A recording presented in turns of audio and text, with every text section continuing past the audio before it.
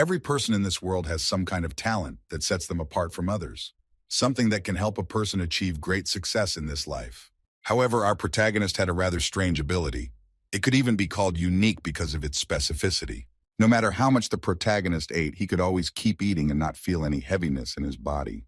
Also, no matter what he ate, herbs, meat of different animals, or even something that was not considered edible, his body was able to digest anything. And so this time, the boy came across a turtle that was just passing by. Grabbing it with his hands, the boy lifted another victim above him and made the first bite, biting off the animal's head. In order to realize his rather strange talent, the boy has already tried many different methods to determine its suitability in various fields. Thanks to his talent, the protagonist decided to become a poacher. After some time, his team received an order, and soon the door to the boy's house opened, and his partner Hispanic came inside and said, "The Lightning General needs gorillas." This white-haired boy worked for the so-called Lightning General. Hearing the request for animals, the protagonist asked menacingly, "Bodies?" To which Hispanic replied, "No, he only wants heads and arms." When the benefit was obvious, the protagonist, loading his gun, said, "How many do you need?" And he heard the answer, 2 animals or even more. To summarize, the lightning-fast general wanted to use gorillas' heads as jewelry and make ashtrays out of their hands. For this purpose, he needed at least 2 gorillas, not necessarily their bodies. When he heard that the hunting conditions were suitable for him, the boy got up from his seat with a loaded weapon and said, "Well, these conditions suit me. Let's go hunting tomorrow." When his partner agreed, Hispanic smiled slyly, then suddenly turned his back and waved goodbye, adding, "All right then, see you tomorrow." The next day, the pair of boys set off into the forest to fulfill the assignment from the Lightning General. Hispanic went ahead to show the place where the gorillas lived. The protagonist followed right in his footsteps, and now they have almost reached the right place to start hunting. Despite the fact that hunters are always more prepared than the prey, there were several pitfalls in this situation that could prevent them from successfully hunting wild animals. One of these problems is, of course, the same poachers who could also go hunting to catch a few wild animals for trophies. But the main problem was the rangers. These guys were patrolling the forest because it was their job, and they earned their livelihood. In the forest, you could also come across rebels who hunted the rangers themselves. And unlike ordinary poachers who were armed with double-barreled rifles, the rebels and rangers had much better and more powerful weapons. They carried assault rifles with them. If you suddenly encountered one of them in the forest, the best solution was to just run away and hope that they would not hit you while trying to stop you. Walking through the woods with his friend, the protagonist thought anxiously as he encountered many enemies in the forest that they passed. Where did so many soldiers come from today? I can't work properly while we're hiding in the bushes. Feeling something strange, the protagonist decided to ask his partner something and said, "Hey, are you sure we're going in the right direction?" Hispanic calmly answered his question. "Don't worry, I know where we need to go. Just follow me." Continuing to follow his friend, the protagonist thought anxiously, "Are we sure we're going in the right direction? Is it just me, or is the forest really thinning out and we can't hear any animals?" Hearing the last words of his friend, Hispanic, who is also called the Italian, exclaimed angrily, "Oh, fuck! We are definitely going the right way. Don't annoy me with your stupid questions." As soon as the Italian shouted these words, soldiers came out from all sides around him, surrounding the guy who was following him and pointing their weapons at him. Taking out his ID so that the boy could see it, Hispanic spoke. "Member of the United Nations, Eddie Montoya of the Special International Police Agency. Mr. Kim, though not. Pat Shop is a most wanted criminal." As soon as his friend began to tell his true identity very nicely and told everything exactly about his partner, Pat Shop asked in surprise, "What? Korean? Do you really know that language?" Hearing this question from Mr. Kim, Hispanic took the handcuffs out of his pocket and began to unlock them, and said menacingly, "Yes, and this is all thanks to the fact that I have been following you for decades." After that, Hispanic looked at the boy with a hungry look and said smugly, "I have mastered not only Korean, Japanese, Chinese, Spanish, Thai, and English, of course." After telling us how many languages he had to learn, Hispanic said with trembling hands, "The languages of all the countries you've been to. I had to learn them all." Handcuffing the boy, Hispanic added, "You're involved in murder, poaching, smuggling, fraud, organizing a criminal group, drug trafficking. Fuck, that's a lot of stuff. And you will be detained on charges of these and other crimes." After some time of reading him his rights and telling him everything he was accused of, Hispanic and the military led Pet Shop to their car. After loading the criminal, everyone went to the police station. With his head down in annoyance at being caught in such a stupid trap, Pet Shop remained silent the entire way, lest he suddenly let out his anger at the people around him. It is still early. There was no need to rush. When the boy calmed down, he decided to ask a little about how he had been spotted and asked, "Poaching, General Lightning. It was all set up, wasn't it?" Hearing this question from the detainee, the joyful Hispanic smiled slyly and said, "That's right. It was all planned. What did you think? That you would be able to do all this with impunity for the rest of your life?" Recalling the path he had to go through to achieve the current result, Hispanic said irritably, "It took me 3 months to get closer to you. It took another 3 months to gain your trust." Talking about the long journey of acting, Hispanic added, "I almost died from the whole performance, which lasted 6 months. You can be nominated for an Oscar for Best Actor." Speaking about his long and thorny journey, Hispanic added, "Now you have nowhere to run." Immediately after these words, the Spaniard heard the phone ringing. Taking him away from his triumphant story, the irritated Hispanic picked up the phone and spoke aggressively. "What do you want? What kind of bullshit are you rubbing into me about 2 months?" Suddenly, after these words, the car in which the police officers were traveling with a particularly dangerous criminal shook. When the soldiers felt it, they were frightened and exclaimed, "Well, what's wrong? What's wrong with the car?" The reason why Mr. Kim became a poacher. The whole reason is his amazing ability to digest everything he eats. And before all that, Mr. Kim could take on the characteristics of everything he ate. Creating shark teeth in his mouth, Mr. Kim thought menacingly, "For example, I can change my teeth into shark teeth." Seeing that something strange was happening to the criminal, Hispanic said in fright, "The most wanted criminal is Mr. Kim, an international criminal who has gotten into the business of murder, poaching, fraud, drug trafficking, and much more."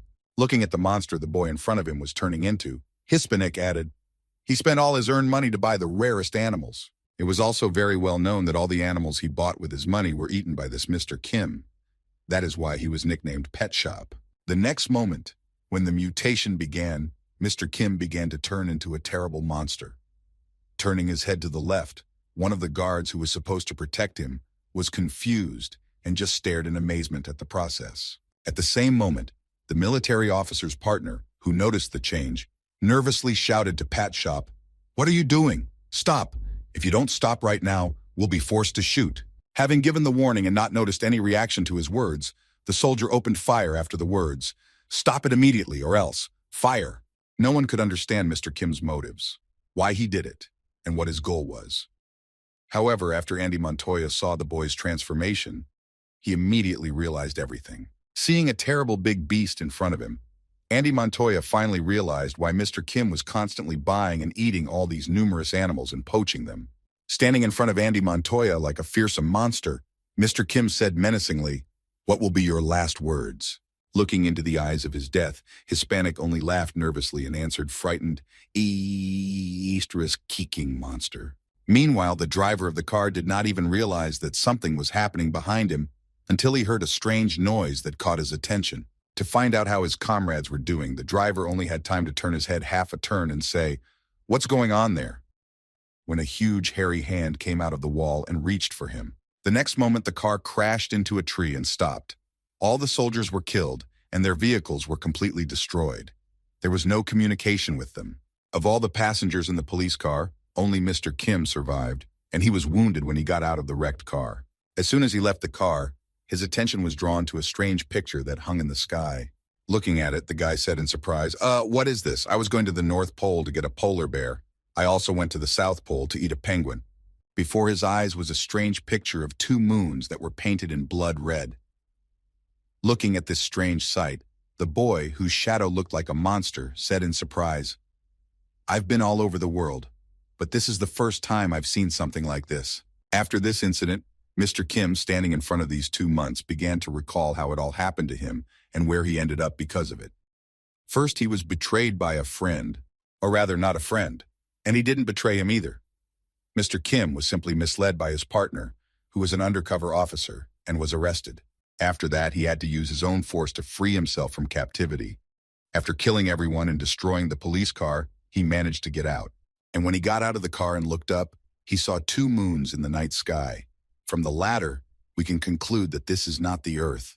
Realizing that he was in another world, Mr. Kim said thoughtfully, "Well, maybe it's for the best. At least I think so for now." Recalling what had happened to him recently, he added thoughtfully, "If you recall what his friend Hispanic said, I have committed many crimes, and all this time I was hiding from justice." Recalling that the police and the UN were always on his tail, trying to capture him, the guy added thoughtfully, "Here, I certainly won't have to hide from anyone." As soon as Mr. Kim said this, he heard a growl behind him. Looking back, the boy said in disappointment, "Oh shit, I'm going to get into trouble here." Looking around, Mr. Kim saw that he was surrounded by a herd of wolves on the prowl. Nervously rubbing his neck, he said, "But they said that predators can sense dangerous opponents. It must have been a complete lie." As he began to analyze the enemies to determine who was in charge, Mr. Kim saw one that stood out and said thoughtfully, "Is it you, the leader of this herd?" While Mr. Kim was analyzing his enemies, they slowly approached him to close his escape routes. When the distance became short enough, the wild animals decided to attack, rushing at Mr. Kim with all their might. Noticing that things were going badly for him, the boy began his transformation. This time he turned into a tiger. His body took on the shape of a gorilla and his head the shape of a tiger, and then Kim roared loudly to scare his enemies. Hearing his opponent's fearsome growl, the predators were frightened, and their legs suddenly gave way. The next moment, all the wolves, except for the leader, fell to the ground. Only the leader himself remained on his feet, frozen in place with fear. Seeing the enemy in front of him, the leader began to run away as soon as his legs began to obey him, but Mr. Kim followed right behind him. Catching up with the fugitive, who had recently tried to hunt him down, Mr. Kim grabbed the leader by the neck and slammed him to the ground. Having received such wounds, the leader died immediately. Seeing what had just happened to their leader, and also to their strongest warrior, the rest of the herd became visibly nervous. The very next second, when they realized that their strength would not be enough to withstand such an enemy, all the predators ran away, tails between their legs, and Pet Shop remained standing there, holding the dead leader in his hand. When all the tension around him disappeared, Mr. Kim looked at the prey he had captured and said happily, "Oh my God, it's been a long time since I've eaten anything. You will be my first meal in this world." After that, Pet Shop took his first bite. His teeth got stuck in the monster's skin, and he was unable to eat the prey he had just caught. After a few more vain attempts to bite through the wolf's skin, the boy said in surprise, "It's strange. The tiger's fangs don't take it." The next moment, the boy said thoughtfully, "Well, then we will try." After saying that, he turned his head into a hippo's head, changed his teeth to shark teeth, and then tried again. After eating the wolf, Pet Shop began to clean up.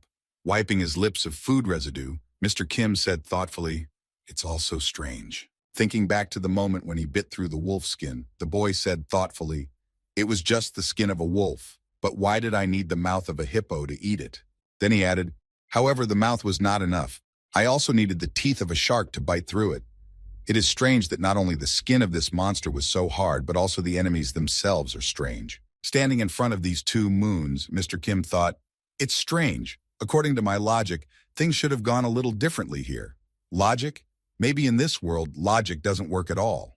After a while, the boy was again enjoying the meat of some strange inhabitant of this strange new world.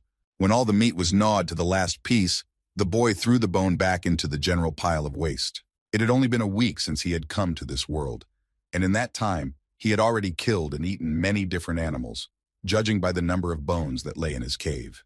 During this short period of time, the guy managed to hunt different animals. First, he caught a bear with disproportionately large front paws. After that bear, there was also some kind of snake. It was not clear whether it was poisonous or not. In addition to these monsters, there was a deer with horns sharp as spikes, and many other things. After finishing his feast, Mr. Kim went hunting again, thinking, all these animals were similar to those on Earth, but with some peculiarities. The logic of this place is different from Earth's. Moving further into the bushes in search of a new victim, the boy added, "There must definitely be some kind of system here. So, in order to find out, I have to learn as much as I can about this place. Today, I'm also—" Before he could say this, his words were cut off, because he noticed a strange, yet familiar image wandering alone in the forest. Turning into a monster to avoid being killed by accident, Mr. Kim thought in amazement, "This is really a human being," and then began to follow him. When he noticed that there were also humans here, Mr. Kim walked toward him thinking, "There are humans here too, unbelievable. Maybe I can even learn something from him." He then put his hand on the man's shoulder and tried to call out to him. The ability to add body parts of eaten animals to your own is far from omnipotent. It is limited by the fact that the body parts must be similar. That is, a hand can be transformed into a bear's paw, but it cannot be transformed into an alligator's mouth. In addition, it is almost impossible to adopt the features of a crayfish or millipede because of the huge difference in the anatomy of these species. And you also can't use inappropriate functions. For example, now that Mr. Kim had an eagle's head, he couldn't speak like a human. His speech was more like a bird's cry. When the man saw such a monster in front of him, he immediately broke free from his hands and ran away, screaming in fear throughout the forest. However, he was out of luck. While running away from one monster, he came across another.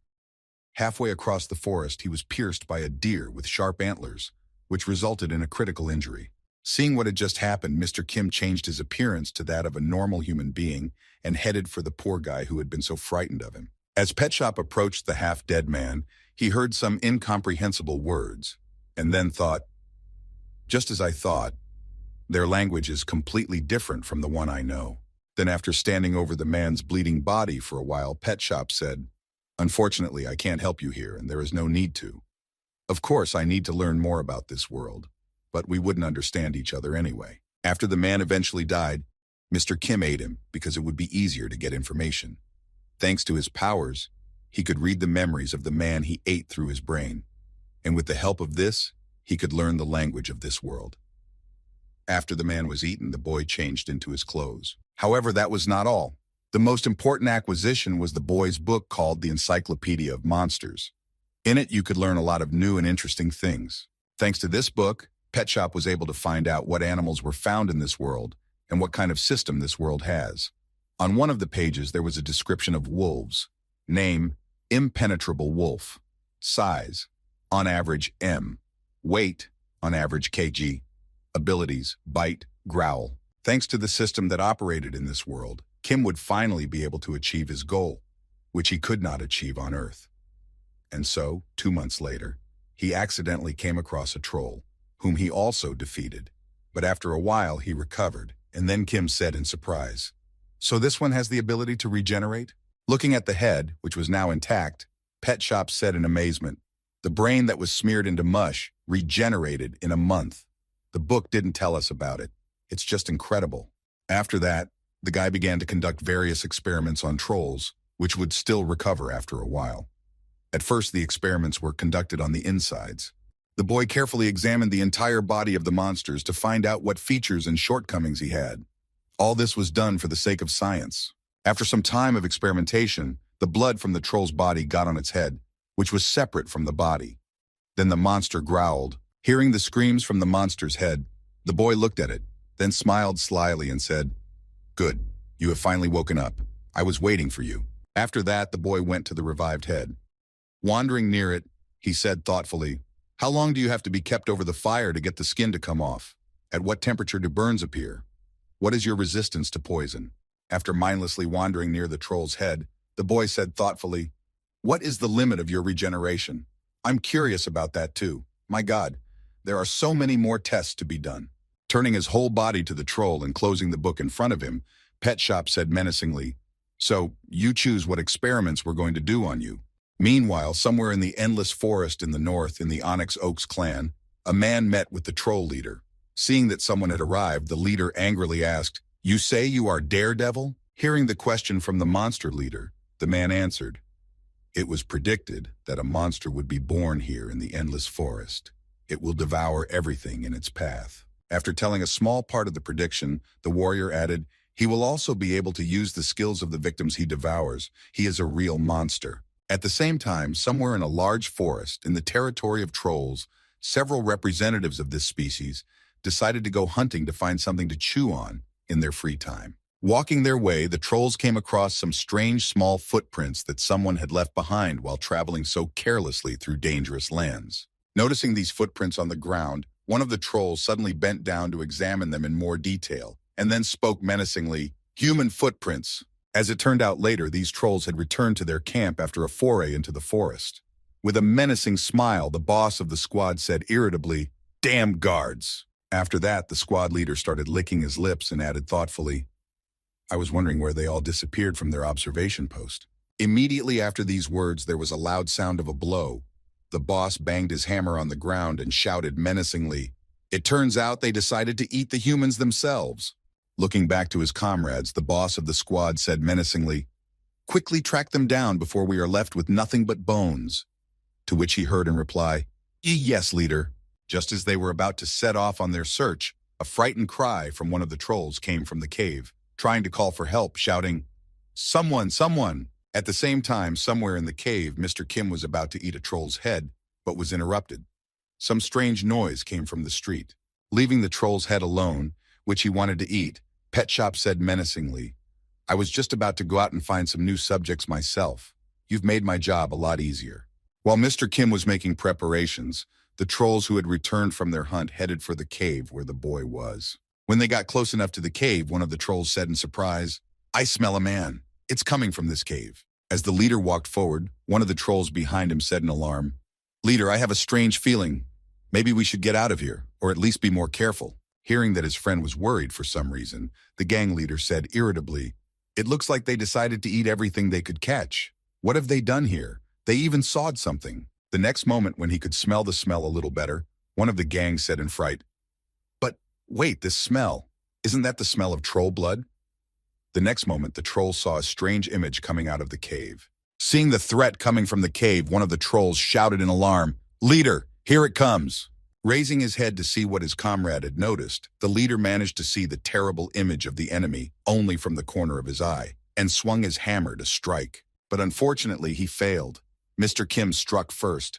His punch was so powerful that it crushed half of the enemy into mush and knocked the hammer out of his hand.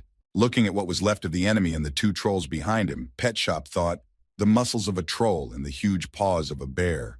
Considering how well he had put his stroke together, and how well it all came together, Mr. Kim added, "It's just an incredible combination." The next moment, when he turned his attention to what happened to the enemy after his punch, Mr. Kim said in disappointment, "Oh shit, I was supposed to save it for later use, but I accidentally killed it."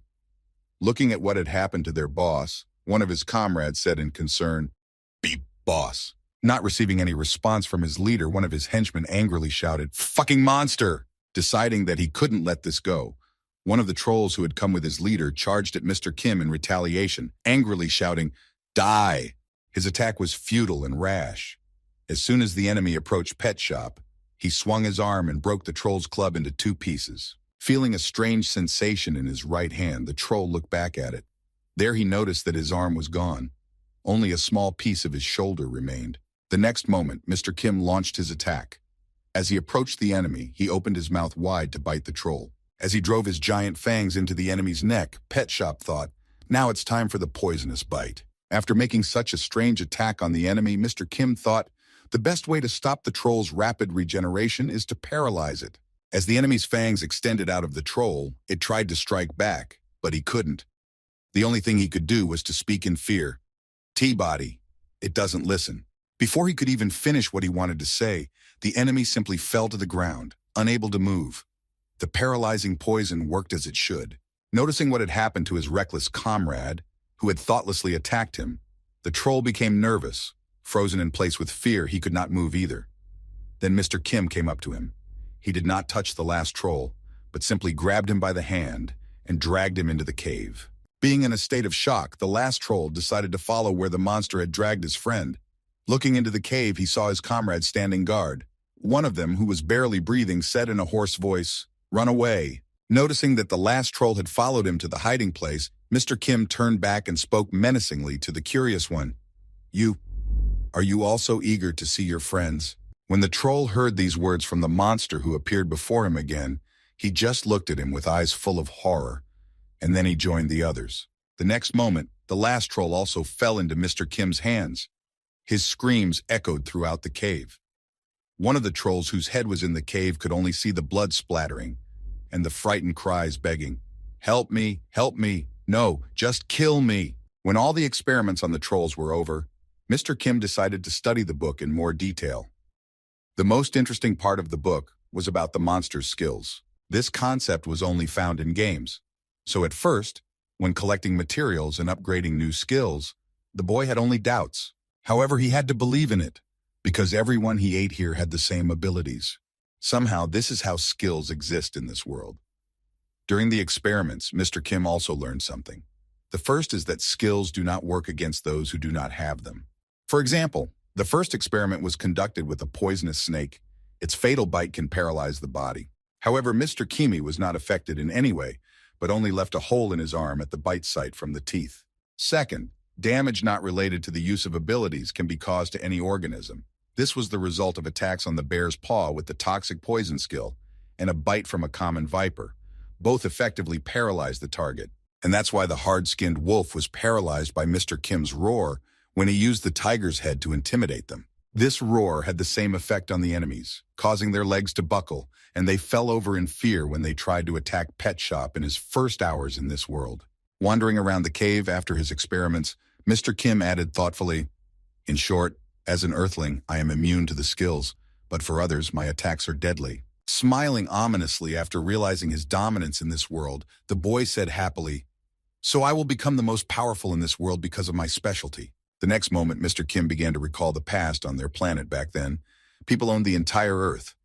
Thanks to their technology and scientific achievements, they were the most powerful people on the planet. And so that is why in the world where he lived, he would not have been able to realize his dream, because no matter how strong a creature he ate, he would not have been able to defeat people. And all because technology is many times stronger than living organisms. Machine guns, tanks, no living organism can withstand military equipment. But everything is different here. After that, Mr. Kim began to recall the very moment when he was first surrounded by a herd of wolves. The next moment, he also remembered the man who was killed by a deer with sharp horns and said thoughtfully, "In this place, many monsters threaten people." Then he added joyfully, "And science as such does not exist here. So there is no nuclear weapon that can destroy everything in its path, which means that nothing can stop me." From the time the protagonist was a child watching stories about powerful dinosaurs on TV, the same idea crept into his head that he wanted to be the most powerful in the world. And this time, when he came to this world, all he had to do to achieve his goal was to devour all those who live here. There is an incredible regeneration that trolls have. There are also powerful orcs in this world whose power can be matched by a small number of creatures. And there are also those legendary creatures that can melt any metal. Dragons that fly wherever they want and live their own lives. While the dragon was flying freely in the sky, he was accidentally noticed by a slime climbing on the ground and said in amazement, "Wow, what is that? A dragon? There are even such things in this world." When the dragon flew on, ignoring the slime, which was not even visible due to its strength and size, the slime, who had been reborn in this world, said in amazement, "I have seen such miracles only in Manhwa."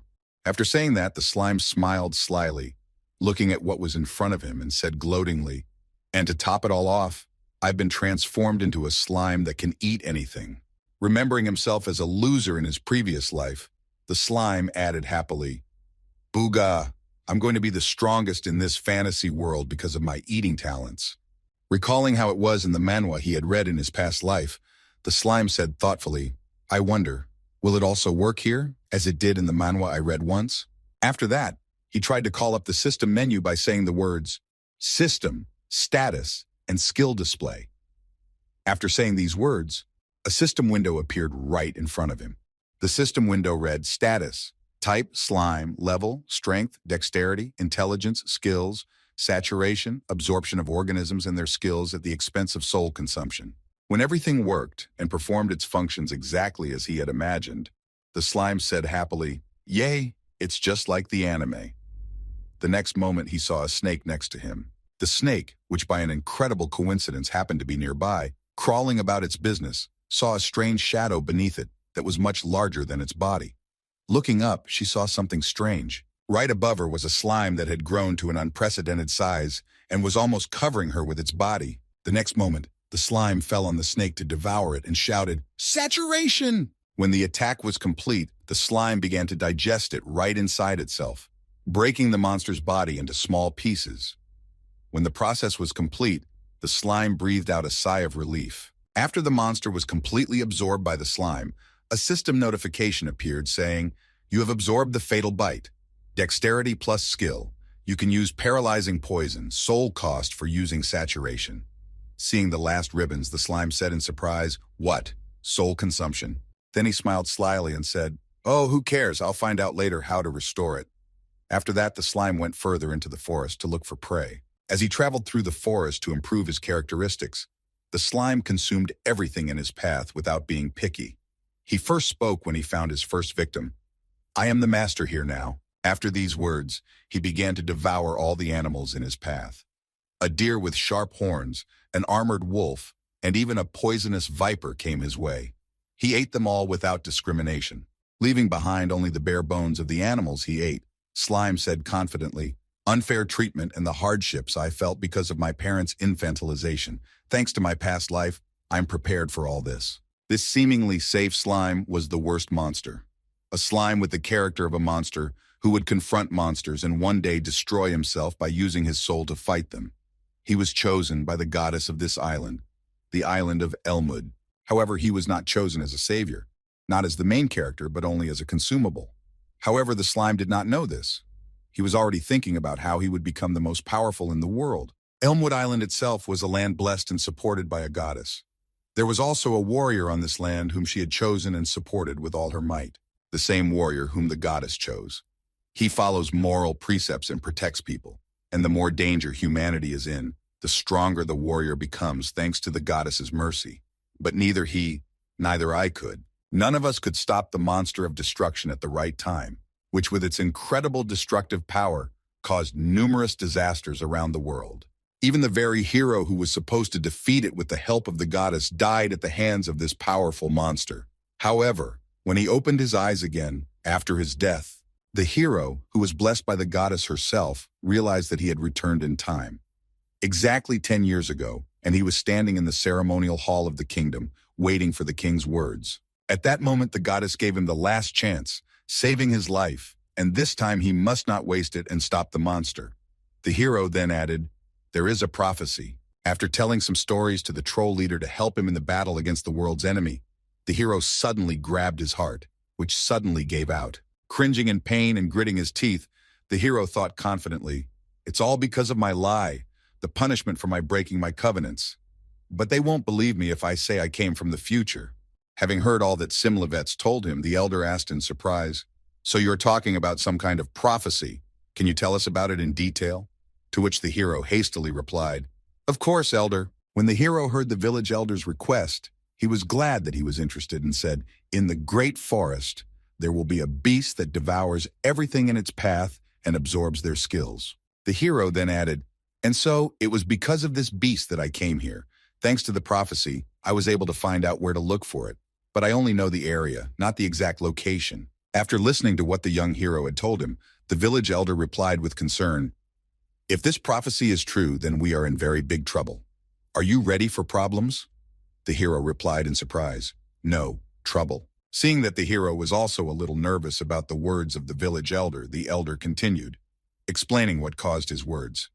To be honest, for the last 2 months, trolls have been disappearing in the area.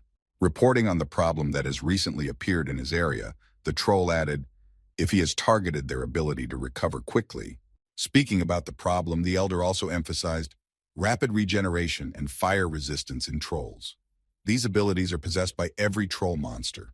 After hearing the message from the troll village elder, the hero suddenly asked, so, if I search all the places where trolls can live in this area, then he looked at the elder's surprised face and added, then I can probably find the monster.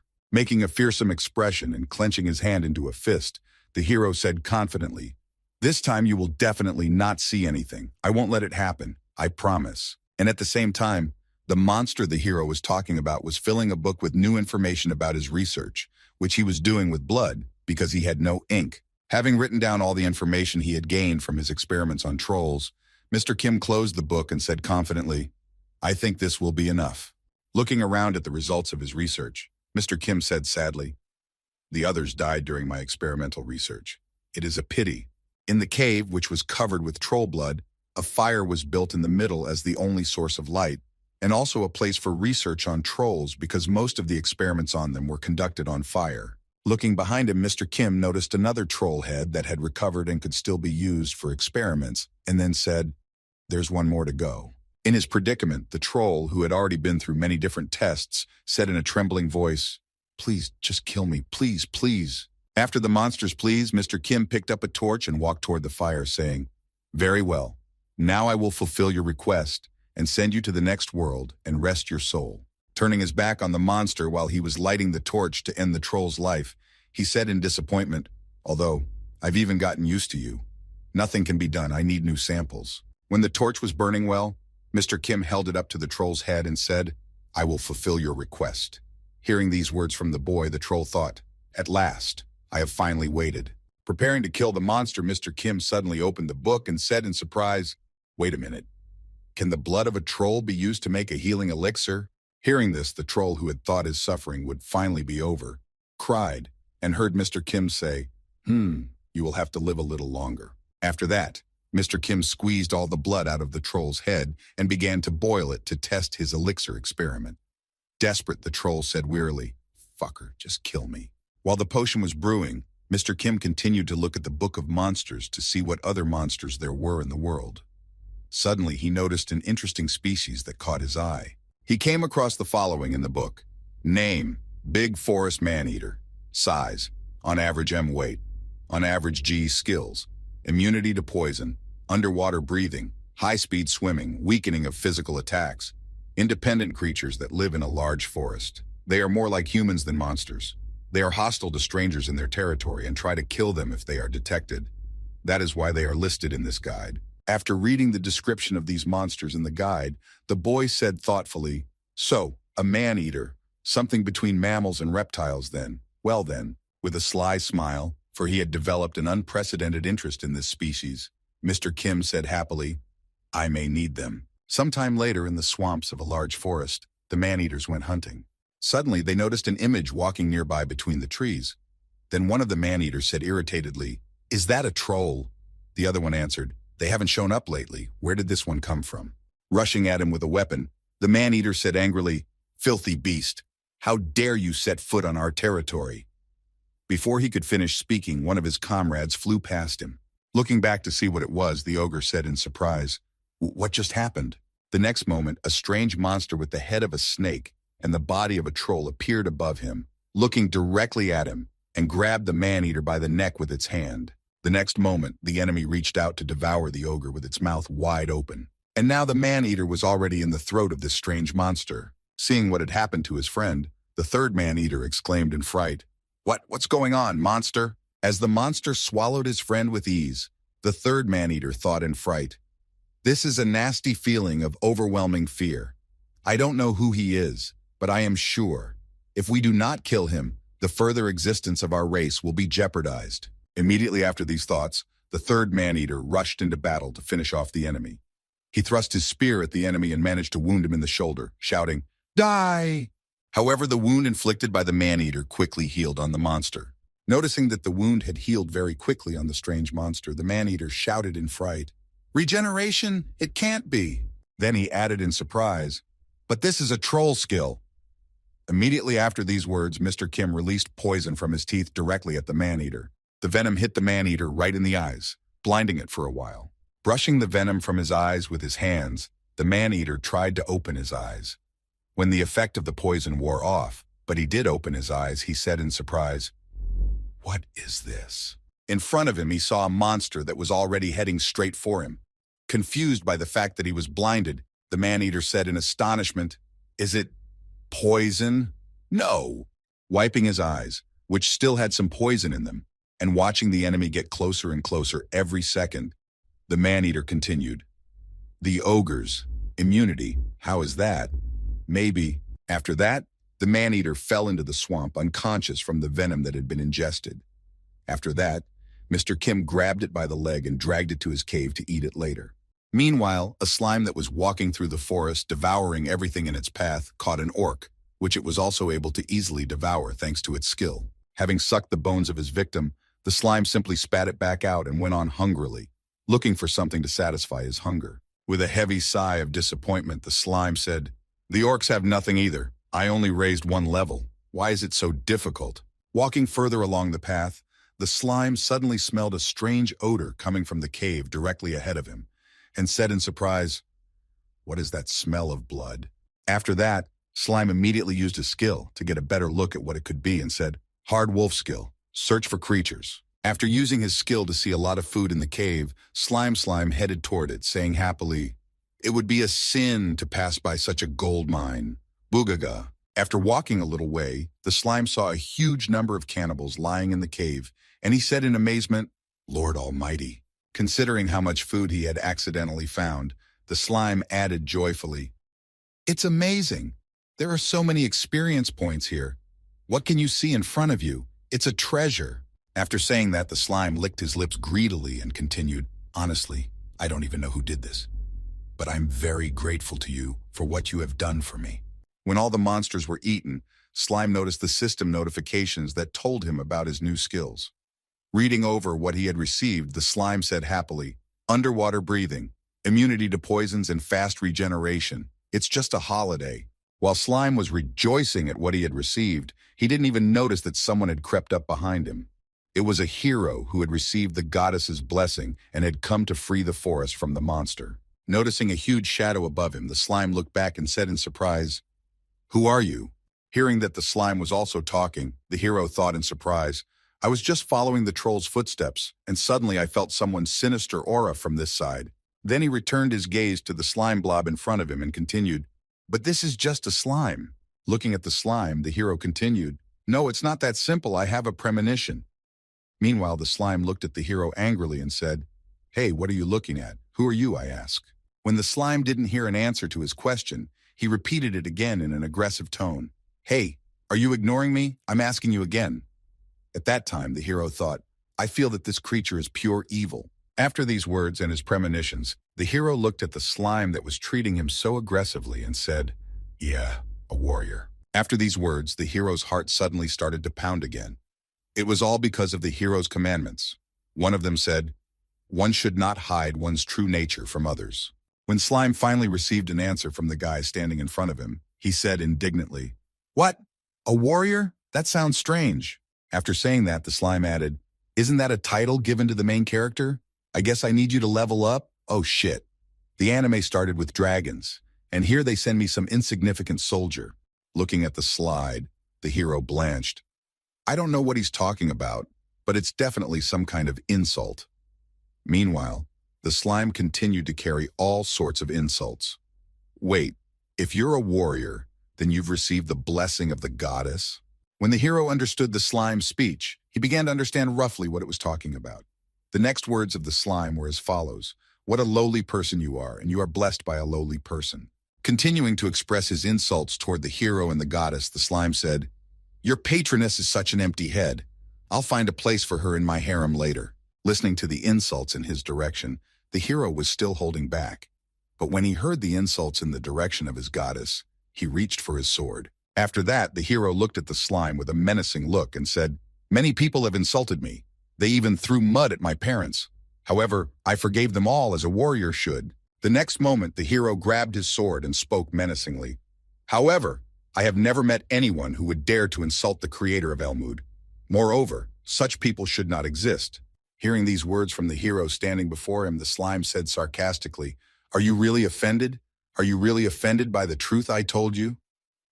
Then, immediately after these words, the hero pulled his sword from its sheath and waved it in the air, stopping the blade behind him. The next moment after this demonstration of his strength, the hero looked at the slug and said menacingly, "Shut up, or I'll make you shut up forever." Seeing that he was serious, the slime said in confusion, "Well, what the hell is this? What's going on here? Why are you suddenly so categorical?" After these words, the slime thought irritably, "What kind of nonsense has suddenly happened? Why is he doing this?" Looking at the hero, who was already prepared for the battle, the slime thought frightened, "Don't you dare do that. I am the best here. I am the main character of this story, so you shouldn't do that." After thinking that, the slime looked at the hero who was preparing for the battle and said nervously, "What, you want to fight me? Great. I'm wondering what rank I'll get if I finish off the warrior." And then he added menacingly, preparing to attack first, "But the most important thing of all is that I will gladly absorb all your skills." Hearing what the slime had just said, the hero thought in confusion, "Really? Did he just say, 'I will absorb your skills'? Is he really that monster?" As soon as the hero was distracted by the slime's words, it attacked him with the words, "Die." However, the hero had time to react, hacking the slime with his sword. and thus repelled the enemy's attack. Having cut the enemy into two, the hero prepared to cast a spell and began to gather magic in his hand, creating a magic seal in front of him. The next moment, the hero burned the part of the slime that he had cut off from his main body so that it could not regain its original form. Looking to his left to catch a glimpse of the enemy he was about to face, the hero thought, no matter how much of a slime he is, if I destroy a part of him, he will not be able to recover. Left with a part of his body, the slime angrily exclaimed, "What a bastard, but I don't care how badly you hurt me because I can do this." After saying that, the slime shouted, "Fast regeneration." After he said that, the troll's skill was activated, and it began to restore the lost cells and return the monster to its original form. Having fully recovered from the boy's attack, the slime said happily, "Wow, fast regeneration, troll. This is just some kind of cheat." Seeing that he could regenerate even without the lost parts of his body, the hero said in confusion, "So it turns out that you are indeed the very disaster mentioned in the prophecy." Immediately after saying this, the hero decided to use his most powerful skill to finish off the slime. He plunged his sword into the ground and shouted, "Die right here, monster of destruction." Hearing such strange words from his opponent, the slime looked at him in surprise and said in a confused voice, "What are you talking about? The destruction monster." Before the monster of destruction could finish his speech, the hero shouted, raising his sword above him and using the skill Judgment Day. The next moment, a pillar of light fell on the slime and began to split it into small pieces, drying out the body parts. Being right in the epicenter of the attack, the slime screamed in fright, feeling pain all over his body from such a sudden attack of light performed by the hero. At the same time, somewhere in the swamps of the endless forest, Mr. Kim continued to conduct his experiments. This time he got something interesting. Before, he could not talk to the animal's head. But now, after he had absorbed a man-eater that he had caught by accident while hunting when it decided to attack him, he discovered a new ability. Now, even with the reptilian head, Mr. Kim was able to talk. It was a hybrid of a mammal and a reptile. Making some sounds to test his speech, Pet Shop thought how interesting it was. After he brought the previous cannibals he had killed to his cave, he went back to the swamps for a new batch of enemies. At that time, there were new warriors in the swamp. It was just perfect because for his experiments, he needed new experimental rats on which he could experiment. While the patrol was walking through the swamp, one of the lizardmen noticed some movement near him. It was a strange shape, but it looked like his comrades. When the enemy came close, one of the man-eaters asked nervously, raising his head up, "Man, lizard?" Seeing the enemy standing right in front of him, one of the members of the man-eating squad shouted out in alarm, "Idiot, he's not our comrade. Attack him. Don't let him get out of here alive." The next moment, the two ogres stabbed Mr. Kim with their spears, piercing him through and through. But he still did not stop his actions. He sprayed poison into his hand. After the poison was ready to use, Mr. Kim grabbed one of the cannibals by the head with his hand so that the poison hit him directly in the eyes. Immediately after the venom hit the cannibal's eyes, it fell to the ground, losing consciousness. When his comrades saw that he was affected by the poison, they became very nervous. The next moment, regrouping, the two remaining cannibals decided that this could not be allowed to happen. Gathering their thoughts, one of them shouted, "Come on, let's attack together." As soon as the second of the cannibals attacked the enemy, he also received his portion of the poison, which neutralized him, and he lost consciousness like his comrade. The last warrior left behind, who had not yet attacked the enemy, spoke in fright when he saw what had happened to his squad leader, Mr. Red Spark. A few seconds later, Mr. Kim took two of the cannibals by the tails and headed for the last one, which was standing still, but he still could not decide what to do next. As he approached the last of the enemies that decided to attack him, Mr. Kim grabbed it by the throat and dragged it into the cave to experiment on it. At the same time, somewhere in the endless forest, the hero was dealing with the slime, whom he considered the main villain of this world.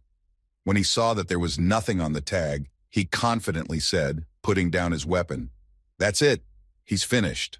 After this battle with a confident victory, the hero went away without making sure that the enemy was definitely destroyed.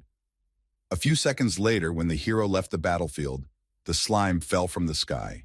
Heavily wounded by the hero's attack, the slime headed for the cave where it found plenty of food. Crawling inside, the slime spoke heavily. "It's dangerous. I need to restore." Trying to find something that would help him recover, the slime said exhaustedly, "Recovery is too slow. Food, some food.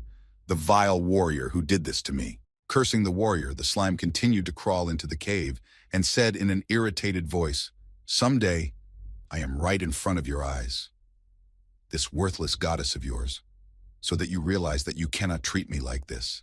Suddenly, a boy entered the cave. When he saw that it was completely empty, he dropped the man-eaters he was carrying in surprise, and then said angrily, "What? Where did everything go from here? What kind of bastard dared to do this?" When the slime heard a human voice, it looked back. Mr. Kim was standing in front of him.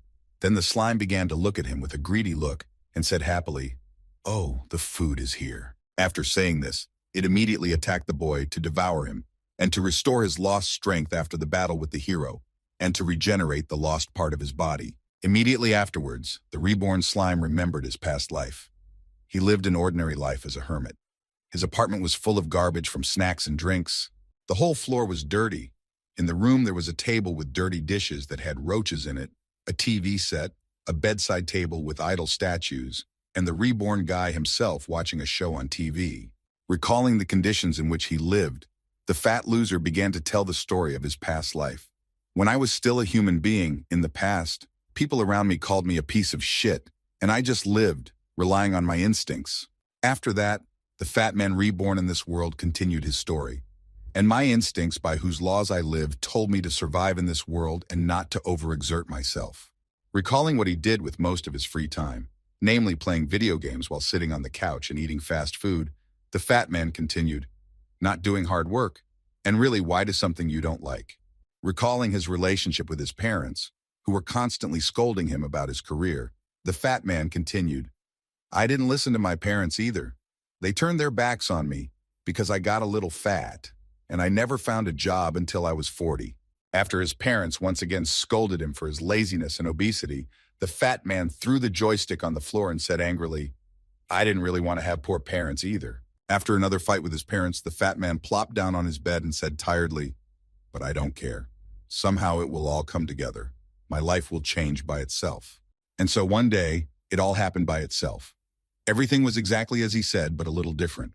One day, the fat man found himself in this world. Even more, he found himself in the body of the strongest slime, which can digest everything and take their abilities and then use them for its own purposes. And it was at that moment that I remembered the anime about my transformation into slime. It was about Rimura Tempest, whose life was similarly fated, and he became the strongest creature in the whole world. After such wet imaginings, the fat man, who believed that he would have the same happy fate, continued happily, "I am the chosen master of this place. From now on, I will be the strongest."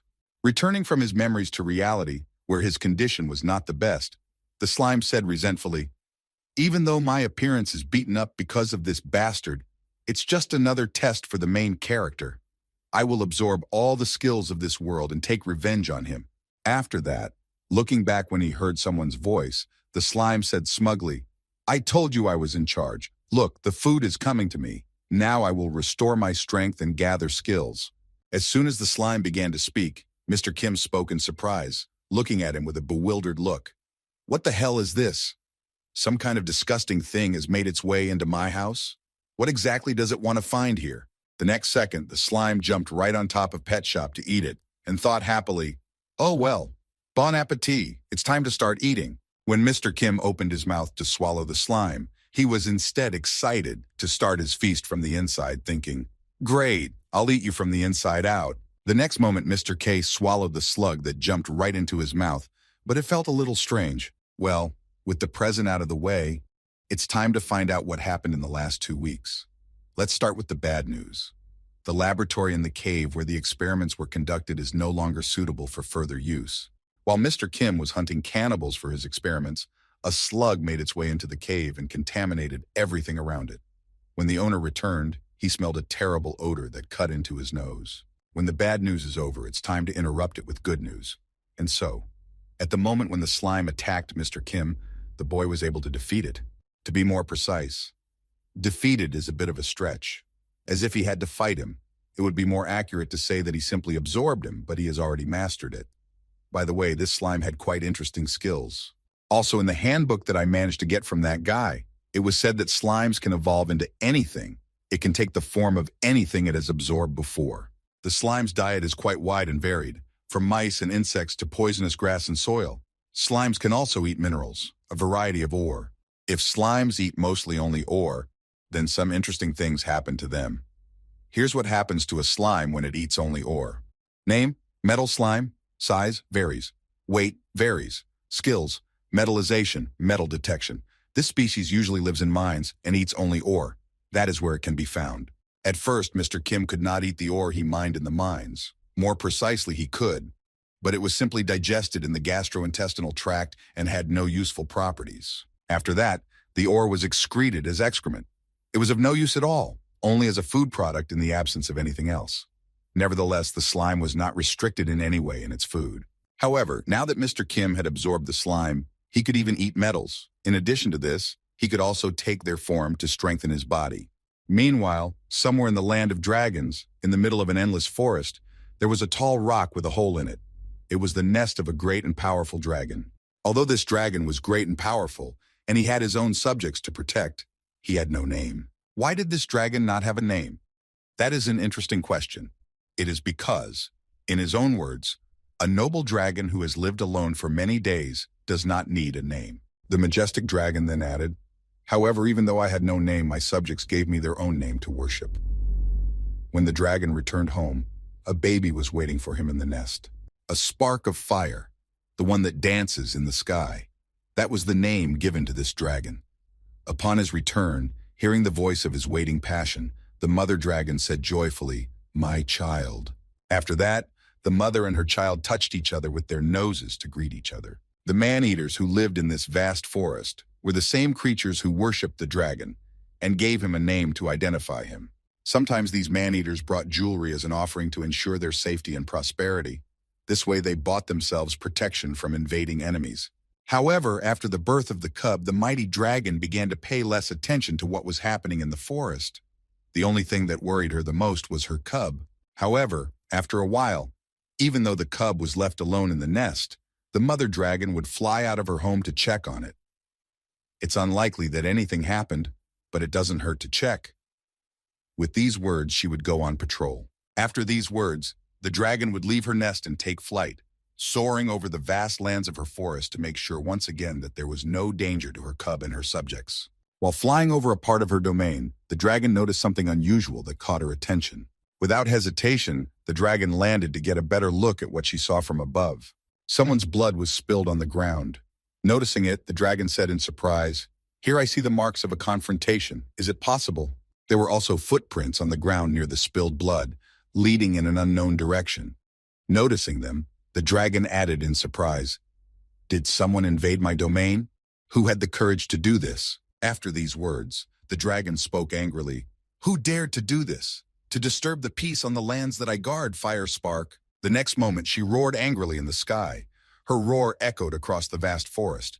This symbolized that the patron saint was on patrol, looking for the robber. At the same time, Mr. Kim was engaged in another examination of his body after absorbing the slime. Raising his hand to eye level, he spoke in surprise, changing his hand into the paw of a man-eater. The lizard's body is covered with impenetrable scales. Then he added thoughtfully, "In terms of protection, it is inferior to the skin of hard wolves. However, this is not the most important thing. What interests me is the layer of slime that covers me with scales." Looking at the layer of slime that was flowing down and new slime was being released, Mr. Kim added in surprise, "Man-eater mucus acts as an antibiotic and disinfectant, and it can also be used as an ointment. But that's not even the most important thing. A layer of mucus has one direction, while slime mucus is a combination of several. That is, if he absorbed metal and transformed the slime into a metal slime, Mr. Kim could definitely become stronger. There was only one problem left. Where could he find pure iron to absorb it and transform the mucus into metal? After thinking about this, Mr. Kim used his eagle-eye skill to look around him and find the iron. Climbing to the edge of the mountain, he began to look for the material he needed. As he turned his head in different directions, he suddenly noticed something that caught his eye and might have some value. Relatively far away from him, Mr. Kim saw orcs mining ore and said thoughtfully, "Yeah, it's probably going to be relatively difficult." After he spotted a place where there might be iron, Mr. Kim opened his inquiry book and said thoughtfully, "This seems to be orc territory." Orc characteristics from the reference book: name, onyx orc; size, on average cm; weight, on average g; skills, develop musculature, survivability, fighting skills; members of the strongest orc tribe on the continent in the Great Forest. These creatures value honor and pride. They are rarely sinister creatures that are classified as monsters. Looking at the monster handbook, Mr. Kim spoke thoughtfully. Approximately 40 individuals. Too hard. After learning the number of enemies, Mr. Kim said in embarrassment, even for me, that's quite a lot of opponents. After thinking about how he could get the necessary minerals, Mr. Kim said thoughtfully, if they would just leave their minds for a Sunday. As soon as he said this, a huge dragon suddenly flew over the boy. Raising his head up to get a better look at who had just flown over him, Mr. Kim said in surprise, what? Is that really a dragon? The next moment, Mr. Kim remembered something, the memories he had received from the man-eaters he had eaten. Then he said thoughtfully, according to the lizard's memories, it is now raising a child. Thanks to his skills, the boy could convert the brains of his prey and read their memories. However, if you convert it completely, you can lose your sanity. That's why he uses only a small part of it. After reading the man-eater's memories, Mr. Kim put down his book and said, the reference book said that a dragon cares a lot about its cub. After saying this, he smiled slyly and added, well, not very interesting. Imagining the baby dragon, he added, I won't even have to interfere. After a while, the dragon returned to his nest with the prey to feed his child. In order not to keep the captured wolf in its teeth for a long time, the dragon threw it on a pile with other captured animals. After that, the mother dragon said to her child, now my child, listen to me carefully. Putting her nose to her cub, the mother said, stay here quietly until your mother returns. After these words, the mother dragon headed for the exit of the cave. Following right behind her, the cub exclaimed nervously, Mom, what about hunting? What about walking? When can we go outside? Hearing her cub's request, the mother looked at her cub with a threatening look and said, do not even think of going out until I return home. After that, the dragon spread her wings and got ready to leave the nest. But before she left, she remembered something important.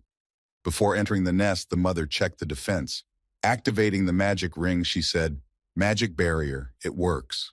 When she was convinced that the magic barrier was working, she immediately flew away from the house, leaving her cub alone in the nest to look for her mother until she returned. However, she didn't have to be sad for long. Sometime after the mother's departure, someone's hand appeared on the horizon, followed by the rest of the body. This creature was heading toward the dragon. Now let's move back in time, half an hour back, so that you can understand what exactly is happening at the moment. So, half an hour ago, Mr. Kim came to a rock with a huge hole in it. To check the traps, he took the monster with him, which he held in his hand. Thanks to the brain of the man-eater he ate, Mr. Kim was able to find out the location of the dragon's nest. While the boy was standing in front of the barrier that surrounded the entire nest, Mr. Kim said in amazement, surprisingly, it was much easier to find it than I thought. Once the object was located, Mr. Kim threw it at the barrier that had been placed around the nest of the sharp-horned deer to test its shielding power. The animal was slightly fried by the barrier and then flew back. Looking at the consequences of hitting the barrier, Mr. Kim said in dismay, I thought so. Then, looking at the extent of the damage and the effect it had on the animal, Mr. Kim continued, the magic barrier. I also saw it in my memories. After that, he decided to try to pass through this barrier himself. First, he put his hand out in front of him and took a step forward. His hand easily got inside. When the boy realized that this power of the dragon barrier did not work for him either, he was amazed.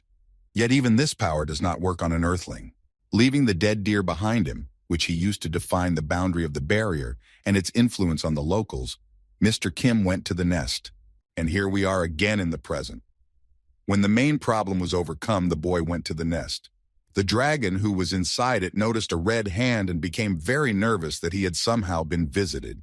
The next moment, he saw the entire body of the uninvited person who had come to his home. Confused by this unexpected visit, the dragon took a fighting stance and said menacingly, "Oh shit!"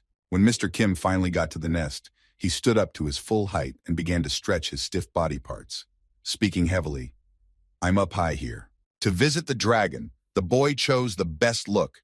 It was the troll's fangs, the scales of the fatal bite, and various other body parts of different animals. This should have been enough to mislead the dragon cub into thinking that a troll had visited him. Looking at the enemy who had invaded his home, the dragon cub said in confusion, "You, who are you?"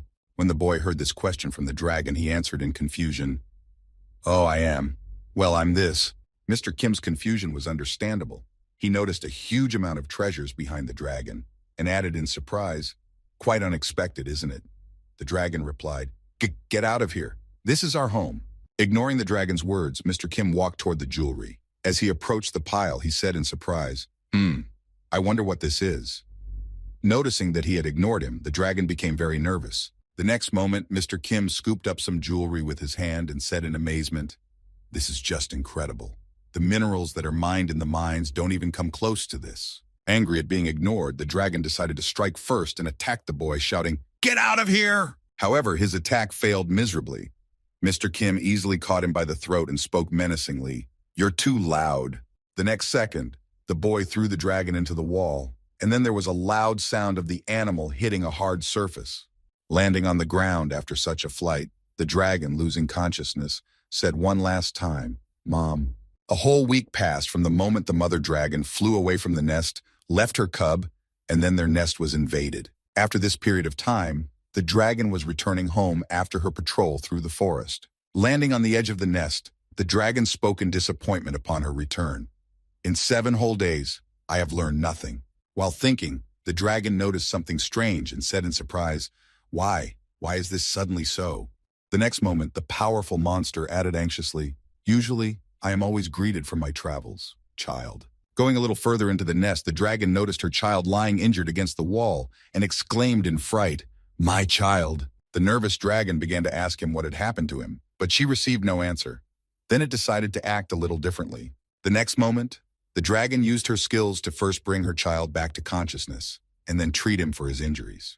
Having used all the healing magic she had, the mother dragon exclaimed in confusion, Healing, recovery, healing. After such procedures, the baby started to slowly come to life, moaning heavily. Seeing that his mother had returned home, the baby threw himself on her head and said with tears in his eyes, Mother. Taking her little child by the skin, the dragon took the baby off her and spoke to him to calm him down. My child, everything will be fine now. Everything is fine. The next moment, the dragon asked him formidably, Now tell me what happened here, and who dared to do this to you? Rubbing her eyes with her paws, the cub said sadly, A boy with big teeth. He also had red skin. He hurt me. After that, the cub added, pointing to the empty cave, He also took my mom's shiny things and food. He took everything. Having received the details of the invader, the dragon spoke angrily, Fangs and red skin. In the great forest, only orcs have such things. Preparing to take revenge for her baby, the dragon accumulated all her hatred and said menacingly, You dare to touch my child. I will send them to the very depths of hell. The next moment, a loud roar of an angry dragon came from the dragon's cave. When the boy heard it, he said joyfully, Good, I didn't even have to wait long. Meanwhile, the orc village became restless.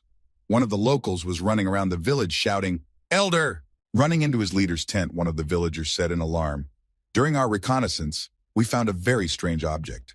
The subject then handed his leader a dagger and added nervously, In the thickets near our village, we found this strange thing. The elder took what his subject had brought him and began to examine the object closely and said thoughtfully, How could such a precious thing be lying in the bushes like this? Then the elder brought the dagger to his nose. When he smelled the fragrance on the blade, the elder said in confusion, And this smell of blood. The next moment he added, Is it really the blood of a dragon? Immediately after that, the roof of his tent began to tear off. Immediately after these words, the elder of the village saw a dragon flying above him, which came after their souls. Noticing the dagger in the hands of the orc, the dragon said angrily, Well, now is your time of reckoning, you lowly people. Immediately after that, the dragon covered the entire orc village in flames to take revenge on the brazen men for such a sudden invasion of her home. The first to fall was the village elder, who was discovered by the angry mother dragon. When the first enemy was defeated, the dragon noticed a dagger lying nearby. Sniffing it, the monster smelled a strange odor. It was the smell of dragon's blood, which was white on it. Realizing that the dagger smelled of the blood of her cub, the dragon exclaimed in anger, So it was you! Reaching out to his people, the elder said heavily before dying, This is a trap. Everyone, run away from here. Quickly. Hearing the last words of his elder, one of the orcs blew the orc horn to warn the rest of the inhabitants of the danger in the village. This sound of the horn summoned all the orcs of the great forest. The battle lasted 4 days and 4 nights. The confrontation was very fierce, but in the end the orcs won their victory, but the price of this victory was too high. After this long and difficult battle, only 15 orcs out of 40 remained. The rest, who survived the fierce battle, simply left this endless forest in search of a new home. The only one who was happy about this was Mr. Kim, who had a lot of goodies left over from the battle, a dragon, and 2.5 dozen orcs that he could eat.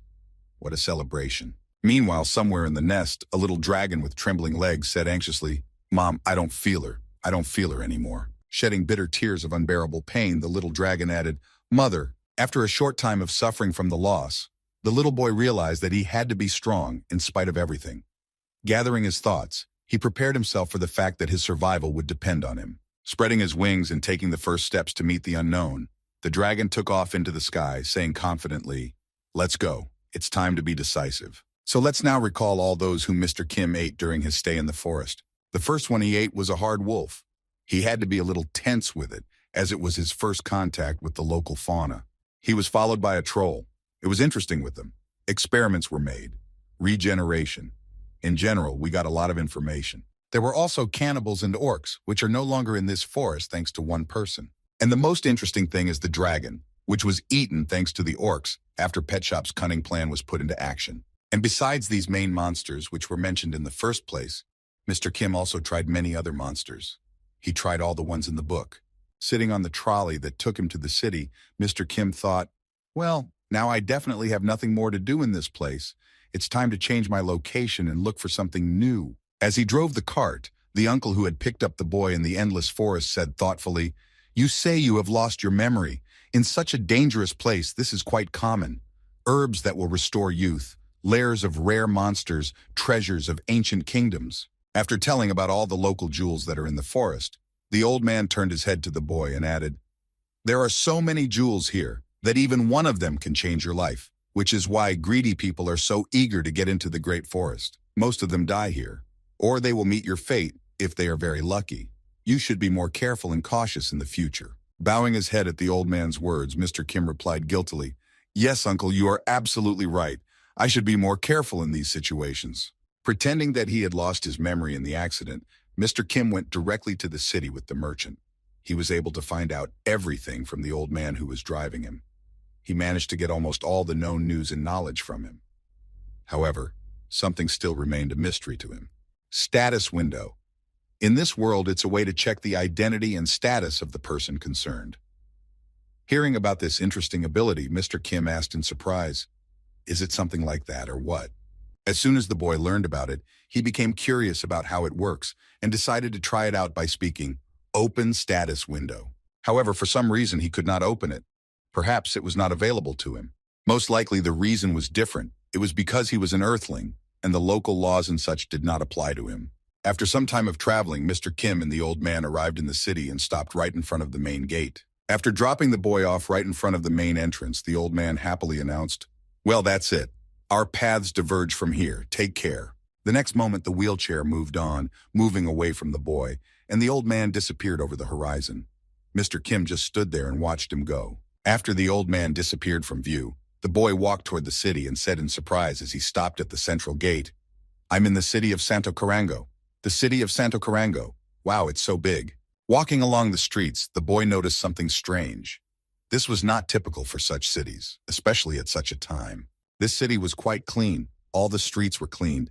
No garbage was lying around. Clean and orderly. It was strange. My expectations did not match the reality, but the reality was quite good, although it was alarming because of this strangeness. Walking around the city, the boy accidentally came across a postcard hanging on the walls. It read, "To prevent infectious diseases, follow the rules of personal hand hygiene. Infectious diseases and personal hygiene." After reading the leaflet with the personal hygiene rules, Mr. Kim said in surprise, "How far has civilization developed here?" Suddenly he heard some local people talking behind him. Then one of them said happily, "This city is surprisingly clean. Don't you think so?" Then one of the passers-by replied to the other, "You will not find such cleanliness in the whole kingdom." The other man replied, "And this is the city where the second prince spent his childhood." After that, one of the passers-by remarked, remembering the prince, "He was the first to realize that diseases are primarily related to hygiene. At the age of 10, he was quite a gifted child." Hearing these words from his friend, one of the passers-by responded happily, "As expected from the second prince." Standing nearby to listen to the rest of the conversation, Mr. Kim overheard, "Next month he is to visit this city in honor of his coming of age." The other man replied in amazement, "Really? I wish I could see him with my own eyes." On Earth, the concept of hygiene became widespread only in the 20th century. And here, at most, well, the Middle Ages no more. And how could a little boy have guessed about this? Isn't it strange? There's definitely something wrong here. We must find out. After that, Mr. Kim stood still and said thoughtfully, "Perhaps I have a hunch." Standing in the middle of the street in a pensive pose, the boy added, "Someone else besides me." As he gazed further and further into the sky to take in the vastness of the place, Mr. Kim's words sounded pensive. "There are memories of Earth." And after a while, Mr. Kim did manage to meet this prodigy prince, who had a clue about hygiene. When the prince first saw the pet shop, he was frightened. "What?" Standing in front of his old friend, Mr. Kim said with a sinister smile on his face, "Ah, yes. It's nice to meet a familiar face again in this strange world." Looking at the dangerous criminal who had become famous throughout the world in his previous life, the prince was frightened. How? How are you here?" It was the same partner of Mr. Kim who had betrayed him in his past life and who had somehow ended up in this world. Seeing him in front of him, the prince shouted out in fright, "Pet shop!"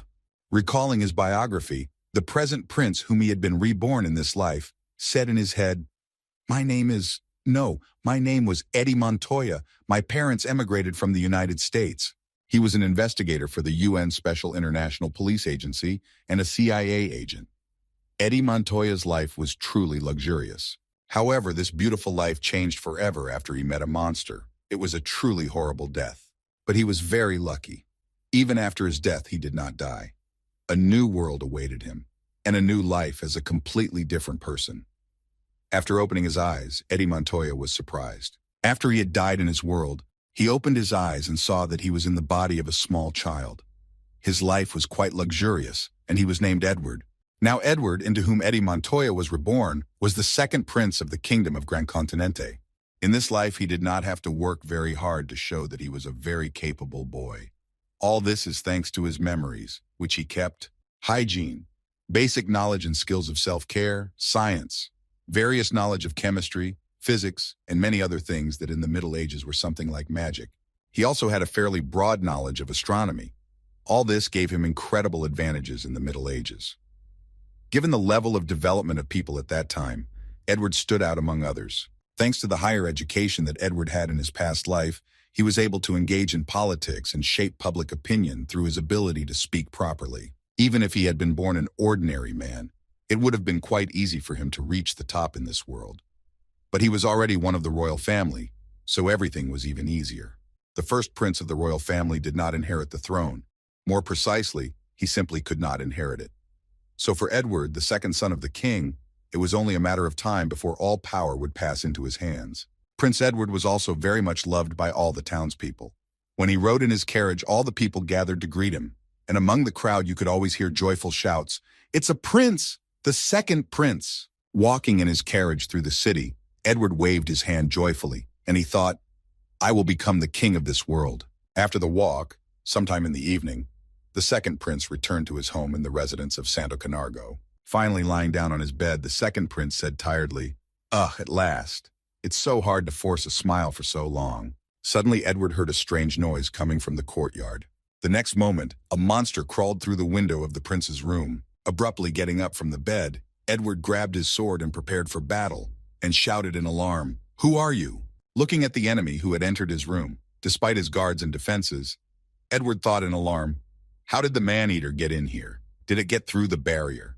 The next moment, as soon as the man-eater was in Edward's room, the monster spoke in a human voice.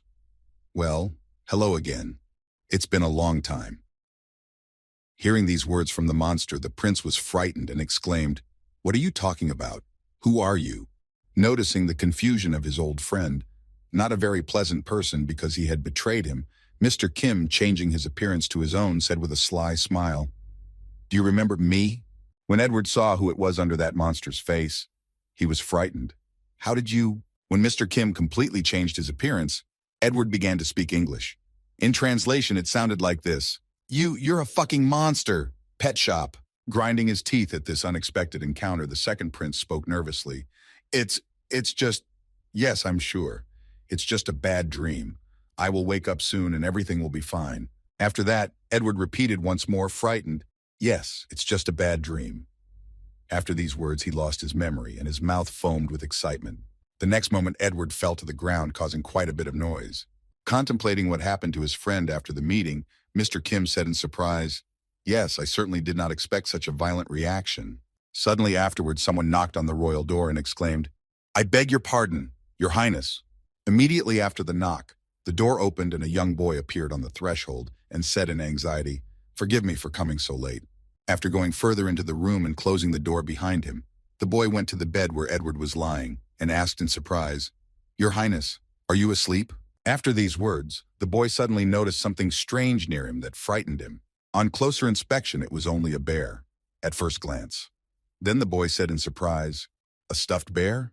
When did it get here?" After that, the servant who came to the prince's room said again, "Never mind, Your Highness."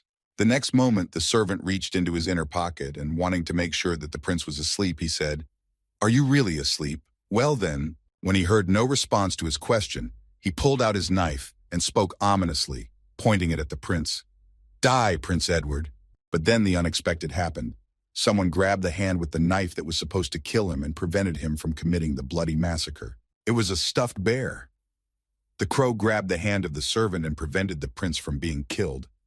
At least that's how the murderer who came to the prince's room saw it. When the murderer saw this strange sight, he was seriously frightened. The next moment, the stuffed bear began to speak in a human voice. It spoke about the murderer. "It is too early for him to die, but it is time for you." After that, a loud sound of a blow came from the prince's room. The screams mixed with the roar and created quite a loud noise. Hearing the strange noise from the prince's room, the three guards immediately rushed to the heir's room and said, "What? What's going on? This sound is coming from the prince's room." After a while, the door to the prince's room opened, and three men appeared at the entrance. Then one of them called out, "Here!" Seeing that the unexpected guests had arrived, Mr. Kim said in confusion, "Shit, it's quite noisy." Then one of the guards exclaimed, "What kind of monster is in the prince's room?" Noticing that there was a monster in the room that prevented them from doing everything quietly, the leader of the guards exclaimed, "In that case, let's go with Plan B." After these words, the crowd of soldiers rushed at the bear, saying, "So let's finish them both. Don't spare anyone." Looking at the first criminal who wanted to finish off the prince, Mr. Kim said thoughtfully, "It seems that this company is in on it." Deciding not to waste time and not to engage in combat, Mr. Kim chose the best option for rescue. He grabbed Edward and jumped out the window. However, the landing was not very soft, at least for the prince. He hit the ground with his face on the way down. Running away from the scene of the planned murder with the second prince in his arms, Mr. Kim said, "Well, live for now." After what happened in the prince's chambers, one of the three guards ran to the king in fear, exclaiming, "My lord, there is a trouble." When the king heard the door to his room open, he asked him menacingly, "What is it?" Hearing the king's question, the anxious guard reported, "An unknown person has kidnapped the prince." Hearing such unpleasant news from his subject, the angry king broke his pen and said, "How dare he to do this in the heart of Santo Canargo?" After that, the king gave an order, holding out his hand, immediately raised the army, saved the prince under any circumstances. Hearing this order from the king himself, his subject smiled slyly and said, "Yes, sir, it will be done." Running out of the city of Santo Canargo, Mr. Kim said in surprise, "There were so many of them after me. They only let go when I was outside the city." Then Mr. Kim heard a groan. Looking at his friend whom he had saved, Mr. Kim said in surprise, "Oh, you're awake?" When Edward regained consciousness and saw the worst of it, he was seriously frightened. Looking at the very person who had caused his death in the other world, the second prince said in fright, Was it not a dream?" Immediately afterward, he sighed heavily again and fainted from fright. After some time, Edward finally regained consciousness and asked calmly, "How did you end up here?" Before he could finish, Mr. Kim interrupted him with his own question, asking, "I want to ask what the hell happened here." Having expressed his question, Mr. Kim decided to shorten it to a minimum by saying, "Or rather, why are you here?" Hearing the question from his enemy, Eddie Montoya thought angrily, "What a brute! What is he up to? Does he want to finish me off by learning the secret of rebirth? Or maybe..." When Mr. Kim saw that his friend was nervous in his presence, he said to relieve the tension, "Don't worry, I'm not going to kill you." Hearing these words from his enemy, Edward was surprised to hear them. "Really? What's your guarantee?" To which Pet Shop replied, "I have no idea what kind of guarantee you want." Then he added thoughtfully, recalling his past experience, "But you have long since paid the price for your betrayal." Hearing these words from Pet Shop, Edward replied menacingly. So it turns out that you are going to kill all the traitors? I'm sorry, but the staff... He was interrupted again by Mr. Kim, who said, "Don't you think it's unfair?" Mr. Kim then added, "I only killed you and your subordinates. General Lightning and the rest of the operation survived."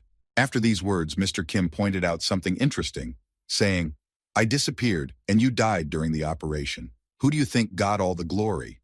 Mr. Kim then added, "They've probably already been promoted and are enjoying life." Hearing these words from his sworn enemy, Edward suddenly thought, "I've been working tirelessly, but am I still stuck in this miserable place?" After these thoughts, the second prince spoke angrily in his head.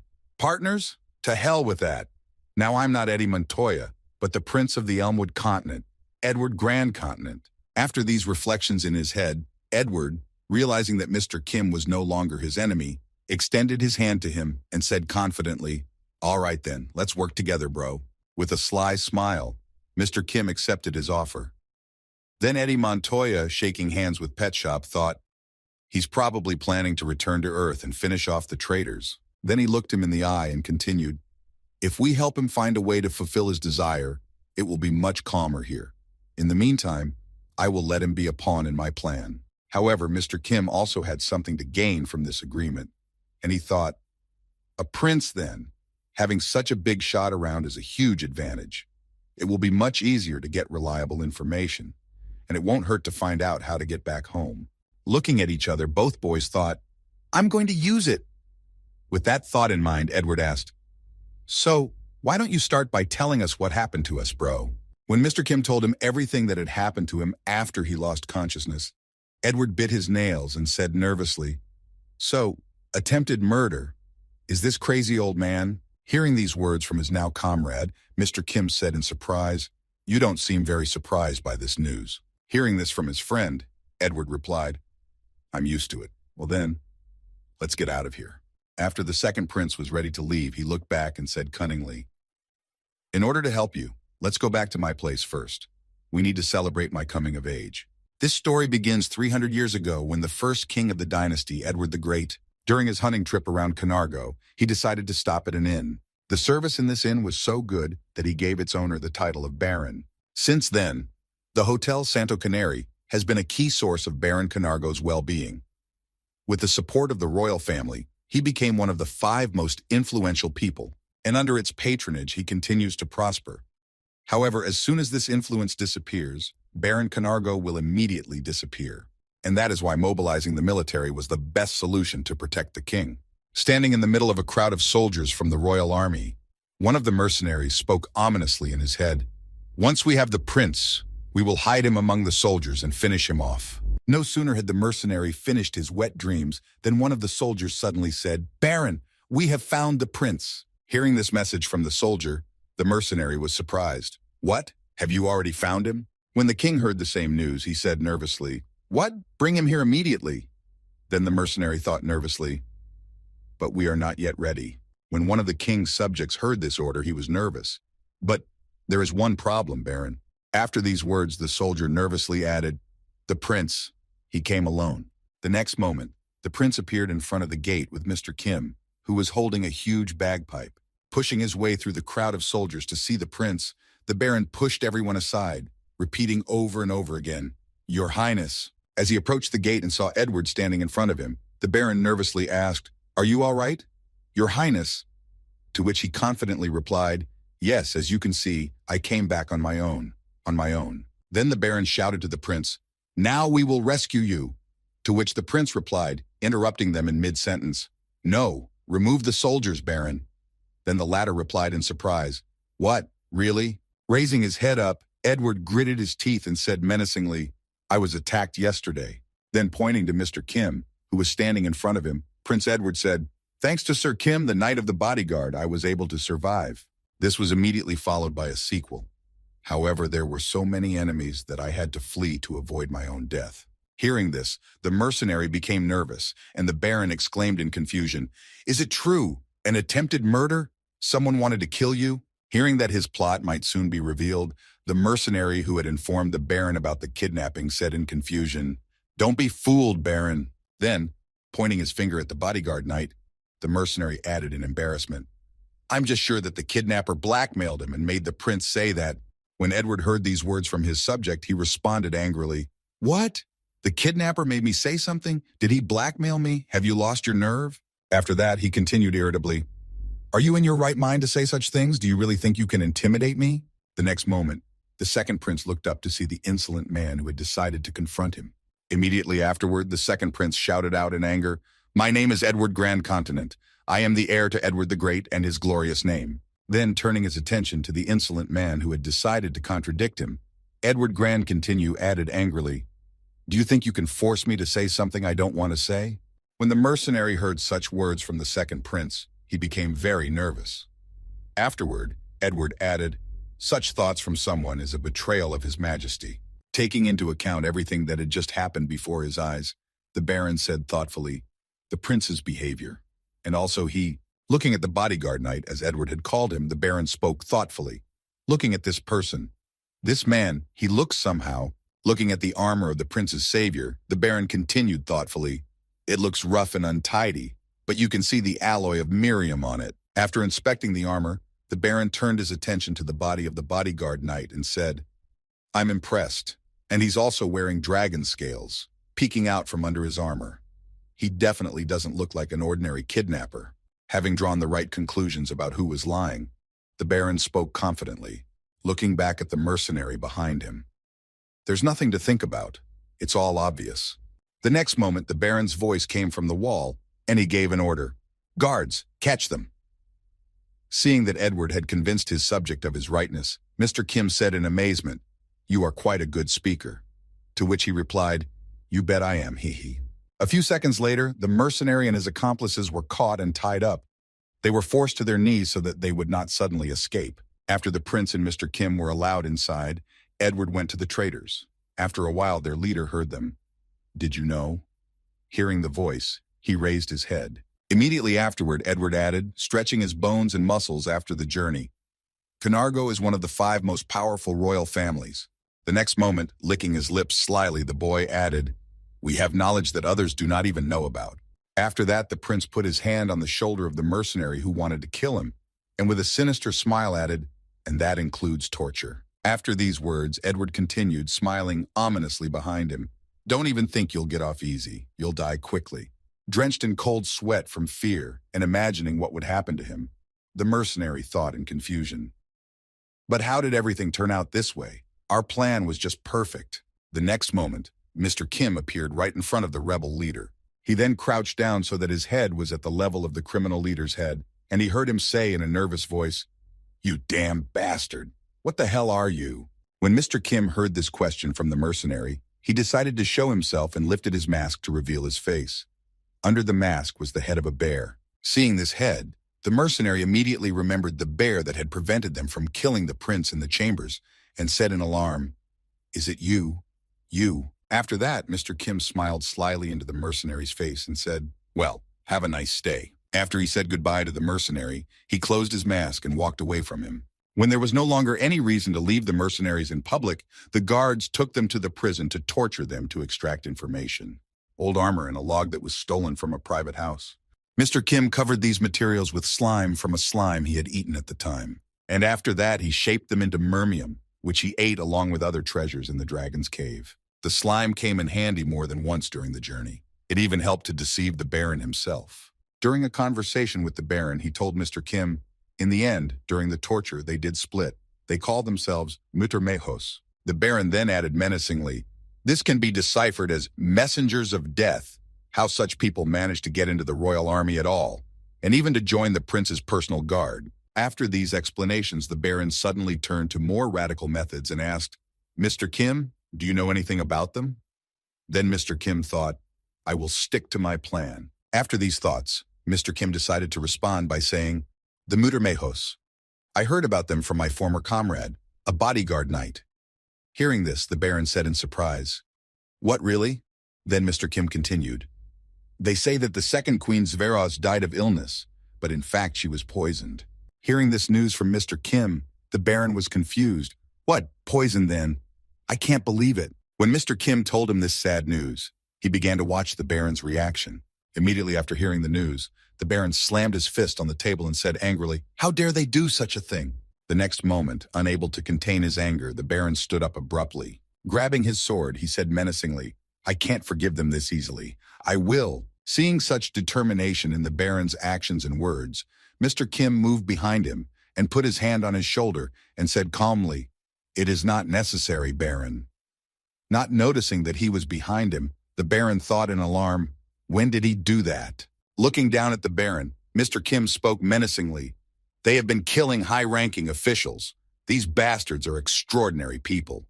Looking back at Mr. Kim, the Baron said in surprise, "And what do you suggest? Just leave them alone?" Gently pressing the Baron to sit him down behind the sofa, Mr. Kim said, "That shouldn't be your concern anymore." Then, using his strength, Mr. Kim sat the Baron down on the couch and calmed his temper.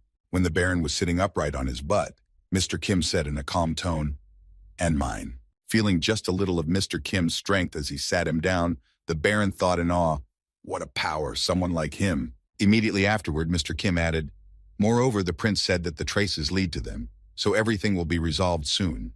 To which the Baron replied, "Well, if you say so, then I'll take your word for it." After he had reassured the Baron, Mr. Kim left the room and thought, "He listens to the prince."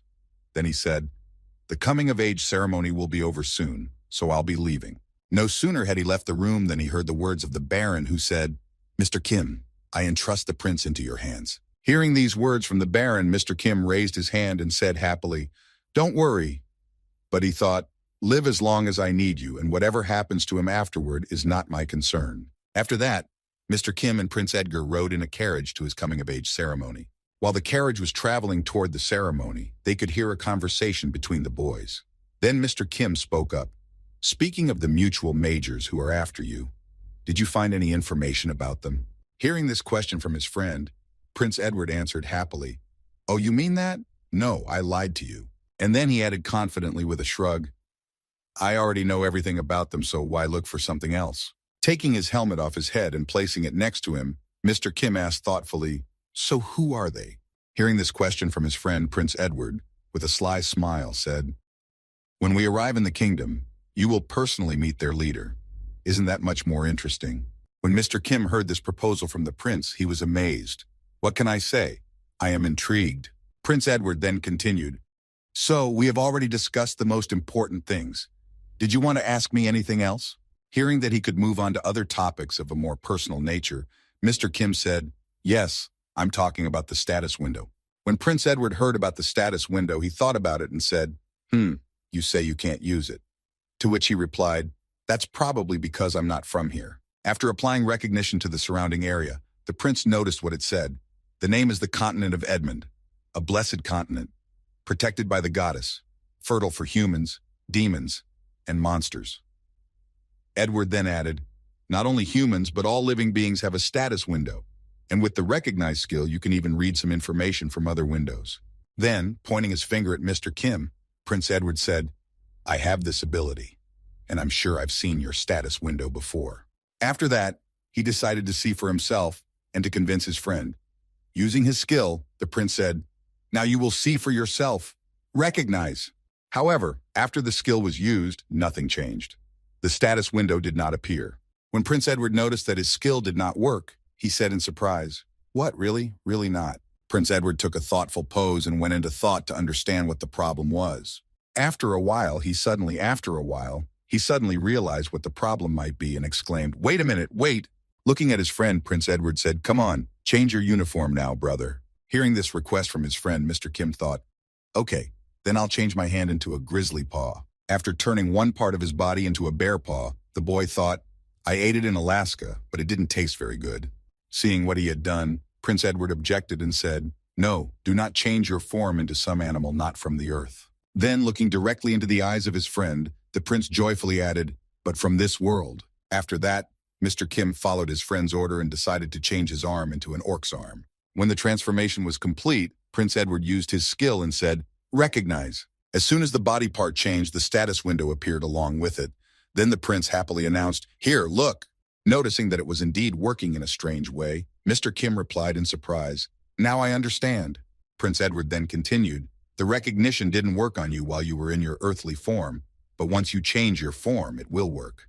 Do you understand?" Hearing these words from his friend, Mr. Kim said with interest, "Then let's try it like this." After saying that, he changed his hand into a man-eater's paw. The next step was to change his skin to that of a troll and also to the fatal bite arrow. But it didn't end there. Mr. Kim also changed his teeth to hard wolf fangs. After that, the following skills began to appear in the status window: strength level, recovery level, regeneration level, resistance to bad effects level, growl level. Then Mr. Kim decided to add some more red dragon parts to his body. When Prince Edward saw what he was doing, he was alarmed. "Hey, brother, let's slow down a bit." After that, they checked each monster Kim ate. And after they decided to repeat the experiment, the information in the window never changed. When Mr. Kim saw that the status window was no longer changing, he was surprised. It was my very existence that caused the error in the status window. After several days of traveling, the carriage finally stopped and the driver said, "Here we are, Your Highness." After this message, the two boys left the carriage. A view of the huge royal castle they were about to enter opened up before them. Walking forward, Prince Edward spoke anxiously to his friend. "Well, are you ready, brother? We're about to meet the leader of those guys." Then he added nervously, "Just don't be nervous when you see him." The next moment, both heroes found themselves in front of a tall door that led directly to the boss's room. Standing in front of it, Prince Edward said anxiously, "Right behind this door is the leader of the mercenaries." Hearing this message from his friend, Mr. Kim replied in alarm, "It's just not surprising." When the door opened, they were greeted by a view of the main person in the land. The leader of the robbers was the king. Noticing that the mercenaries had failed in their task, the king spoke in disappointment, holding his head in his hand. "You have returned, my son." Bowing his head and taking a knee with Mr. Kim, Prince Edward replied, "Prince Edward Grand Continent has arrived." Hearing these words from his son, the king looked at him with a haughty look and said, "I have heard about what has happened. I'm very glad that you are well." And he thought, "What a lucky man." Keeping his anger to himself, Prince Edward replied angrily, "It's all thanks to your retinue." Then he thought, which was actually made up of mercenaries. Immediately afterwards, a spark was sparked between the prince and the king, and competitions and marvels began. Who would win in drilling with their eyes? Watching this from the outside, Mr. Kim thought in confusion, "A mental battle. It is unfolding right before my eyes." After a short mental battle, the king turned his attention to the knight standing next to him and said thoughtfully, "What did you say your friend's name was?" "Sir Kim, I believe." Then he added menacingly, "This is the first time I've heard of this, nor that there is even a title for a bodyguard knight." Feeling some strange power coming over him from the king's words, Mr. Kim thought in wonder, "This must be royal pressure." After thinking this, Mr. Kim immediately got used to this pressure from a powerful person and thought, but in general, this is nothing new. Looking at the soldier his son had brought with him, the king said thoughtfully, "Well, he has knightly courage. Won't you give him to me?" Hearing this request from his father, the king, Prince Edward answered him, "I must refuse you for 2 reasons." When the king heard that his request had been denied, he asked in surprise, "And for what reason?" Then Prince Edward said, "First, he is my friend, not a thing. I do not own him, and therefore I cannot give him away." Then putting his hand on his friend's shoulder, Prince Edward added, "Second, Sir Kim is my best friend. Although I am the second prince, I have no brother." Then he looked at his friend with joy and said, "Because he and I are friends, right?" Looking at his friend, who was asking him to play along, Mr. Kim happily replied, "That's right, brother." After that, the two boys began to talk to each other in front of the king and to do things to show how close they were. When the king saw what they were doing right in front of him, he was angry. "So they are brothers, huh?" The next second, the king slammed his fist on his throne and said menacingly, "If that is all, you are all free." After the king sent them away, the two boys went to celebrate their small victory. Prince Edward drank himself into a frenzy, laughing out loud. Opening another bottle of wine, he said, "Thank you very much, brother. You will not find anyone more grateful than me. I appeared out of nowhere. It is impossible to establish my identity, and I am also hung with Miriam, which the old man considers a secret strategic reserve." Prince Edward then continued happily, "He must be confused, but he's already shaking with fear. Boogaloo. Thanks to you, I was able to fight off the old man. Here is my gift for your help, a special armor imbued with magic." Seeing how happy Prince Edward was that the king had won, Mr. Kim said in surprise, "Have you never won before?" The prince replied, "Uh-huh. From about the age of 10, this bastard began to collect orphans all over the country, providing them with a full education. These orphans were specially trained, They mainly served as servants, but they also had other duties. Prince Edward then added, he teaches them how to get information and even how to kill. After they master everything, the king sends such servants to members of the royal family and aristocrats. It was also with the help of these servants that the king usually removed those who interfered with him. Telling the story of his father, Prince Edward added, using this method he took the royal throne, even though he was only the fourth prince. After this story, Prince Edward exclaimed irritably, but it was actually my idea. Looking at his friend's reaction to his father's story, Mr. Kim thought, this is blood hatred, but the prince's mood changed every second. Now he was smiling slyly again and said, but it is all right. Now that I've made friends with a guy of unknown origin, he can pretend to be calm as much as he wants, but I know that inside the king is shaking with fear. His face today is the best I've ever seen. While Prince Edward was laughing happily because he was able to rub his father's nose in it, the door to his room opened and the image of a girl exclaimed, brother. Running into her brother's room, the princess exclaimed joyfully, I heard everything. What did my father do? Before she could finish, Mr. Kim stopped her in her tracks, not letting her go any further toward the prince. Standing like a huge wall in front of the girl, Mr. Kim said sternly, not a step further. Hearing such impudent words from a warrior who dared to order her, the princess replied angrily, do you even know who I am? Looking at the princess with an angry look, Mr. Kim said menacingly, this is the prince's private room, and you invaded it without even knocking on the door. The outraged princess spoke angrily when she heard herself being addressed. How dare you? Noticing that the girl didn't get it the first time, Mr. Kim swung his sword and stopped it right in front of the girl's throat. Seeing that the blade was right next to her head, the girl suddenly calmed down and stopped making aggressive remarks. Looking at the girl with a stern look, Mr. Kim said menacingly, this is your last warning. Immediately after these words, the girl fell to the ground in fear. Noticing what was happening, Prince Edward suddenly exclaimed, wait, Mr. Kim. Running up to his sister, Prince Edward said excitedly, noticing that she was shaking with fear, hey, are you okay, Eleanor? To which she replied in fright, brother. Then the prince lifted the girl and said, forgive him, he is only protecting me. He did not mean to hurt you. And the girl was only wiping her tears. As Prince Edward walked his sister to the exit, he said with concern, for now, go back to your room. We'll talk to you a little later. As soon as the girl left the room, Prince Edward said angrily, what a stupid woman. Looking at his friend, Mr. Kim asked, so this is your younger sister? You were talking about her? Clenching his hand into a fist, Prince Edward replied angrily, yes, that's right. She received her powers from the goddess. As soon as I become king, the first thing I will do is get rid of her. Eleanor Grankentine, the fourth daughter of the current king, one of the 3 surviving children. Note, 3 lost in the war for the throne and now rest in the royal land. At her birth, the princess received from the goddess the power to go wherever she wished. Eleanor is also romantically interested in Edward Grandcontin. Even though they are from different mothers, they fall in love with their brother. After hearing the story about his sister, Mr. Kim said, she is certainly crazy.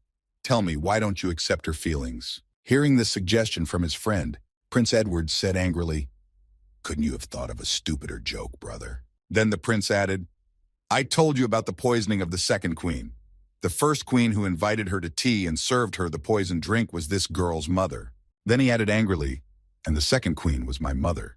Remembering this, Prince Edward said angrily, my mother died, and after that the first one managed to get the king's favor and give birth to a daughter. Hearing this story, Mr. Kim said thoughtfully, the one who was born because of your mother's death? Didn't you say that the second queen was killed by the king? Then Mr. Kim added, otherwise, why do you have such a strained relationship with him? Hearing this question from his friend, the prince answered him, it has everything to do with my older brother. After that, Prince Edward left the room saying, excuse me, but I can only talk about him with his permission or in his presence. Hearing these words from his friend, Mr. Kim said in surprise, really?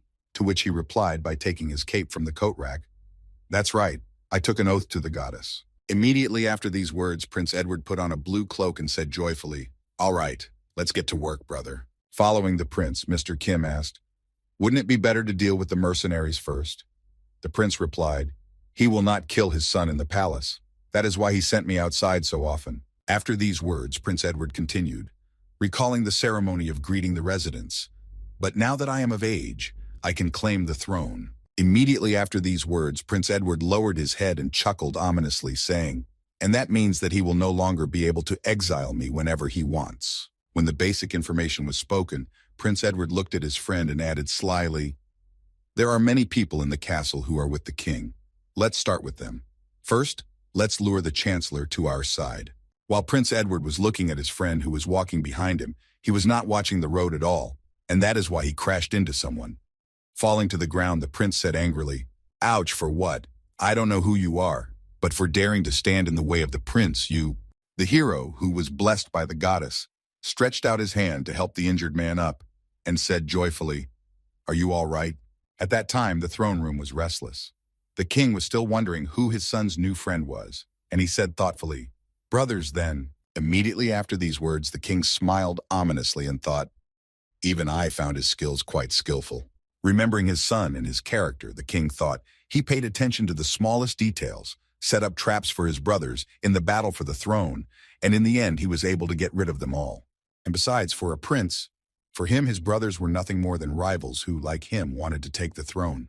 Surprised by this development, the king added in conclusion, "And in the end, did that rotten bastard Edward fraternize with anyone?" Furious at his son's behavior, the king spoke angrily, "He has definitely decided to mock me in this way." After all these thoughts, the king came to the following conclusion.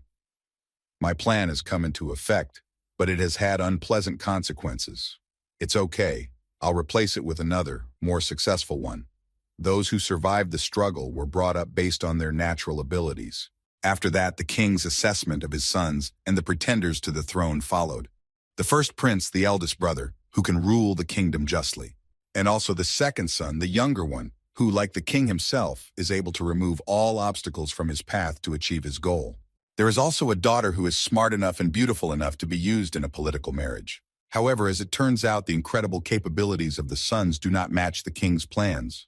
The second son is drunk on blood revenge and is ready to kill for it. And the eldest son, because of his keen sense of justice, thanks to which he almost always makes his choice, was chosen by the goddess as a warrior. And after the goddess blessed him, the eldest son left the kingdom, where only the sinister and treacherous second son and the worthless daughter remained. Then the king thought, "I would rather have her as queen than this treacherous serpent." After reflecting on what a terrible person his second son was, the king thought, "This bastard, he is not fit to be king." At that time, in the corridor of the palace, Prince Edward looked up and saw the one who had knocked him down, and then said in surprise, "Elder brother."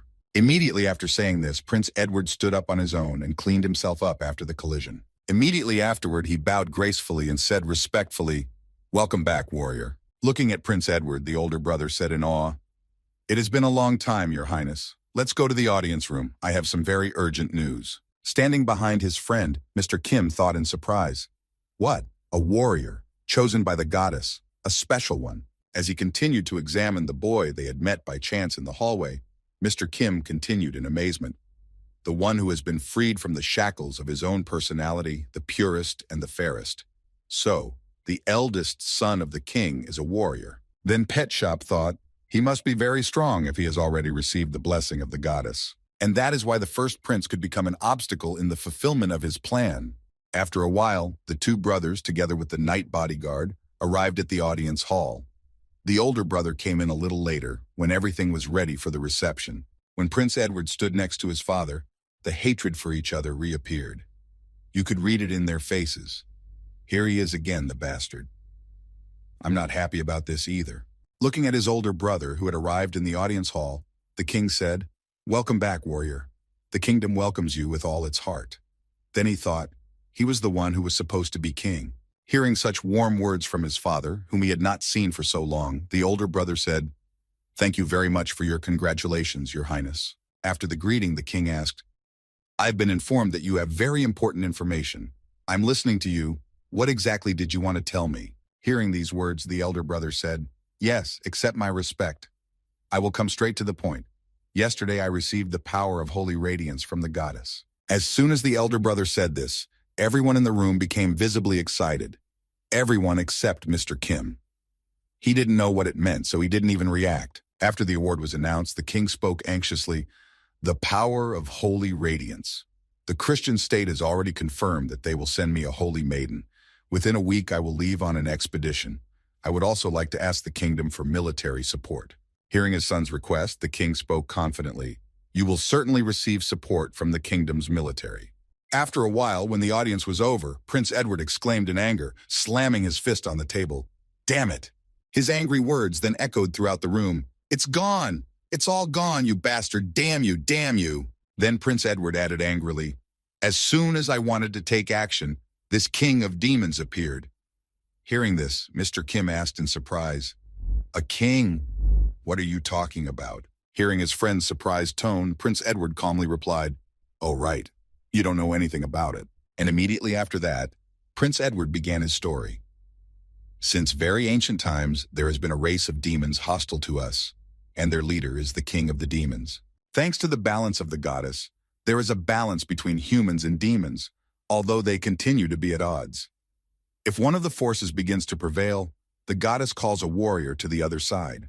However, if after such a call the forces still do not become equal, the goddess grants her warrior the power of holy radiance. With this power, one can kill the king of an enemy race without incurring divine punishment. It would seem that all creatures are the creation of the goddess, and the demon king should also receive something similar. However, only a warrior is granted the power, and it allows him to mercilessly slay the king. After hearing this story, Mr. Kim said in surprise, then what is the problem? To which Prince Edward said angrily, ha, don't you understand anything yet? Then the prince said, after someone receives the power of holy radiance, the nation will be in a very difficult position. And since I am already an adult member of the royal family, I have to protect the kingdom with my life. Immediately afterwards, Prince Edward exclaimed in frustration, this damned old man wants to send me to war, and even if I come back alive, he'll figure out a way to get rid of me in the meantime. Damn! One day later, the king summoned his second son to his audience hall. When he arrived and bowed, the king said, Prince, I order you to join the warrior's escort and get rid of the demon king. Receiving the order from his father, Prince Edward humbly replied, I will obey you. I will be honored to be of service to the warrior.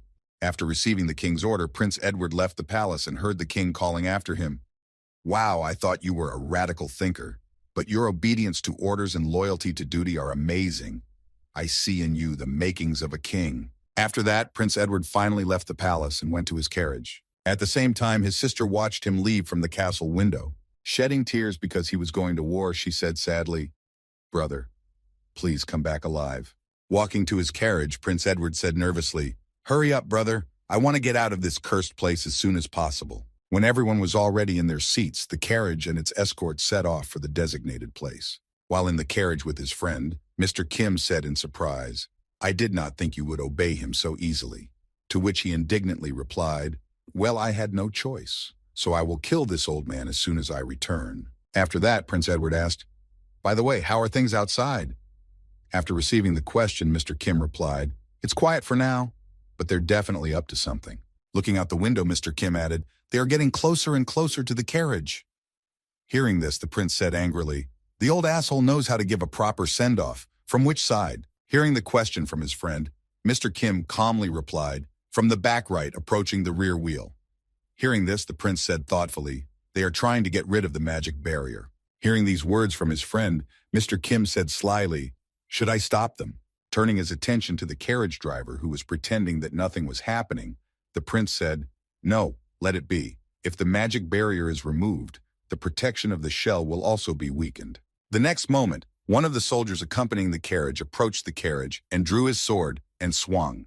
The soldier then stabbed the carriage with his sword, but the sword only broke into pieces. When the goal was achieved, the soldier announced, the first restriction is lifted, now the second. Immediately afterward, the accompanying soldiers began conjuring fireballs to remove the second restriction from the carriage. When the fireballs hit the carriage, the driver said thoughtfully, well, I guess it's time for me to get down. Before he could say this, the monster's hand appeared behind him, right out of the carriage, and grabbed the soldier by the head. After that, a couple of the soldiers who had participated in the process of killing the prince fell victim to the monster and fell to the ground unconscious. Noticing that their comrades had gone down, one of the wizards who had been casting the spell exclaimed in surprise, "Ooh, what's going on?" The horses then broke away from the carriage and the front wheel collapsed, bringing the carriage to a halt. This was visible only to one of the sorcerers, while the other did not notice anything due to the large amount of dust and continued to create the fireball. Having moved a little further, one of the sorcerers exclaimed in fright, "Stop, stop, no! The fireball spell flew straight at one of the soldiers. Seeing what he had done, the sorcerer cried out in fright, "Shit, sorry!" When the carriage stopped, Mr. Kim got out in the form of a dragon. Watching his friend change again right before his eyes, Prince Edward said in alarm, "I am amazed at this sight every time. A real monster." Hearing this, Mr. Kim, who was leaving the destroyed carriage, said confidently, "Whoever is on your side, get used to it." The next moment, Mr. Kim and the prince left the carriage and faced the soldiers who wanted to kill them. When one of the soldiers noticed the enemy charging at them, he exclaimed in fright, "What kind of monster is that?" When the enemies got close enough, Mr. Kim suddenly roared to scare the enemies who were heading toward them. Hearing the terrifying sound coming from the monster, the horses on which the soldiers were riding became seriously frightened and began to flee the battlefield. As soon as the animals turned around and headed in the opposite direction, the soldiers who were riding them used their mind control skills to stop the animals from escaping. When one of the soldiers saw that the animals had stopped, he spoke in alarm. "Commander, it's a spell." The commander replied, "The main thing now is to fulfill the order. We will repair their brains later." Immediately after these words, the commander of the squad exposed his sword and confidently said, "I'm going first." Setting an example for his men, the soldier's commander rushed toward Mr. Kim on a zombie horse, shouting, "Attack!" Noticing that the enemy was coming at him, Mr. Kim decided not to exert himself too much and used his breath of fire. After this breath, the commander, who was moving confidently forward, was left with only ashes, which were scattered across the sky with the first gust of wind. When Mr. Kim saw what happened to the enemy after his attack, he was amazed. So this is what it is, a dragon flame. It's just terrifying power. Besides, you can use it repeatedly at the expense of mana. After that, Mr. Kim thought happily as he looked at the battlefield. "It's a good thing I killed the dragon with the hands of orcs." Meanwhile, the other soldiers were coming toward him, shouting out, "How dare you kill our commander, you beast!" As he approached the monster who had just breathed flames, one of the soldiers shouted, swinging his sword, "Die!" The next moment, the soldier riding his horse past Mr. Kim struck out, hitting him squarely in the neck. But there was a problem. Not only did the sword fail to pierce the monster's scales, but it simply deteriorated. After the unsuccessful attack, the soldier was not able to harm the monster. He fell into the trap himself. Mr. Kim grabbed the horse's tail as it ran past, carrying the soldier. The next second, Mr. Kim threw one horse at the other, which was approaching him, and thus neutralized two enemies at once. After losing two more of their soldiers, the remaining soldiers began to flee the battlefield with their tails between their legs. As they fled, they shouted in fear, "Well, let's run! We need to make a detachment." Running away from danger, one of the soldiers looked back and said in disappointment, "Commander, we will definitely come back for you." Before they could get far, they were caught up in an enemy attack. It was Prince Edward who shouted, "Quantum beam!" Seeing that the fugitives were killed, Mr. Kim looked back and said in amazement, "Magic or something?" Prince Edward replied, "Magic beam attack." After demonstrating his skills, which few people knew about, Prince Edward happily announced, creating a small sphere of light, "I have been good at light-related magic since birth." Hearing this, Mr. Kim replied in surprise, "The magic of light in a person as dark as you, who wanders in darkness. It does not suit you at all." Laughing at his words, the prince happily said, "I completely agree with you, brother." After these adventures, Mr. Kim and the prince returned to the hotel to wait for a meeting with certain people. In order not to waste time, Prince Edward ordered some food to recharge his batteries and spend the time with benefit. Looking at his friend, Mr. Kim said thoughtfully, "Something tells me that if we had gone with the warrior, we would not have gotten into such problems." When the prince heard this, he wiped his mouth with a napkin after eating and replied, "You are right. They would not have tried to kill me with him. That is why the old man gave me this route." Then looking at his watch, Prince Edward said, "We are scheduled to join their unit in the afternoon. So, brother, do you want to go somewhere or talk about something?" Hearing his friend's question, Mr. Kim said thoughtfully, Maybe about the Holy Radiance Force. Doesn't its very existence put the Demon King at a disadvantage in advance? And if they try to kill the warrior chosen by the goddess, won't it be considered blasphemy?" Hearing what his friend had said to him, Prince Edward said, "A good question. I will answer it at once. It is possible to kill a warrior with the power of Holy Radiance. The goddess is just, and that is why the Holy Radiance absolves both sides of responsibility.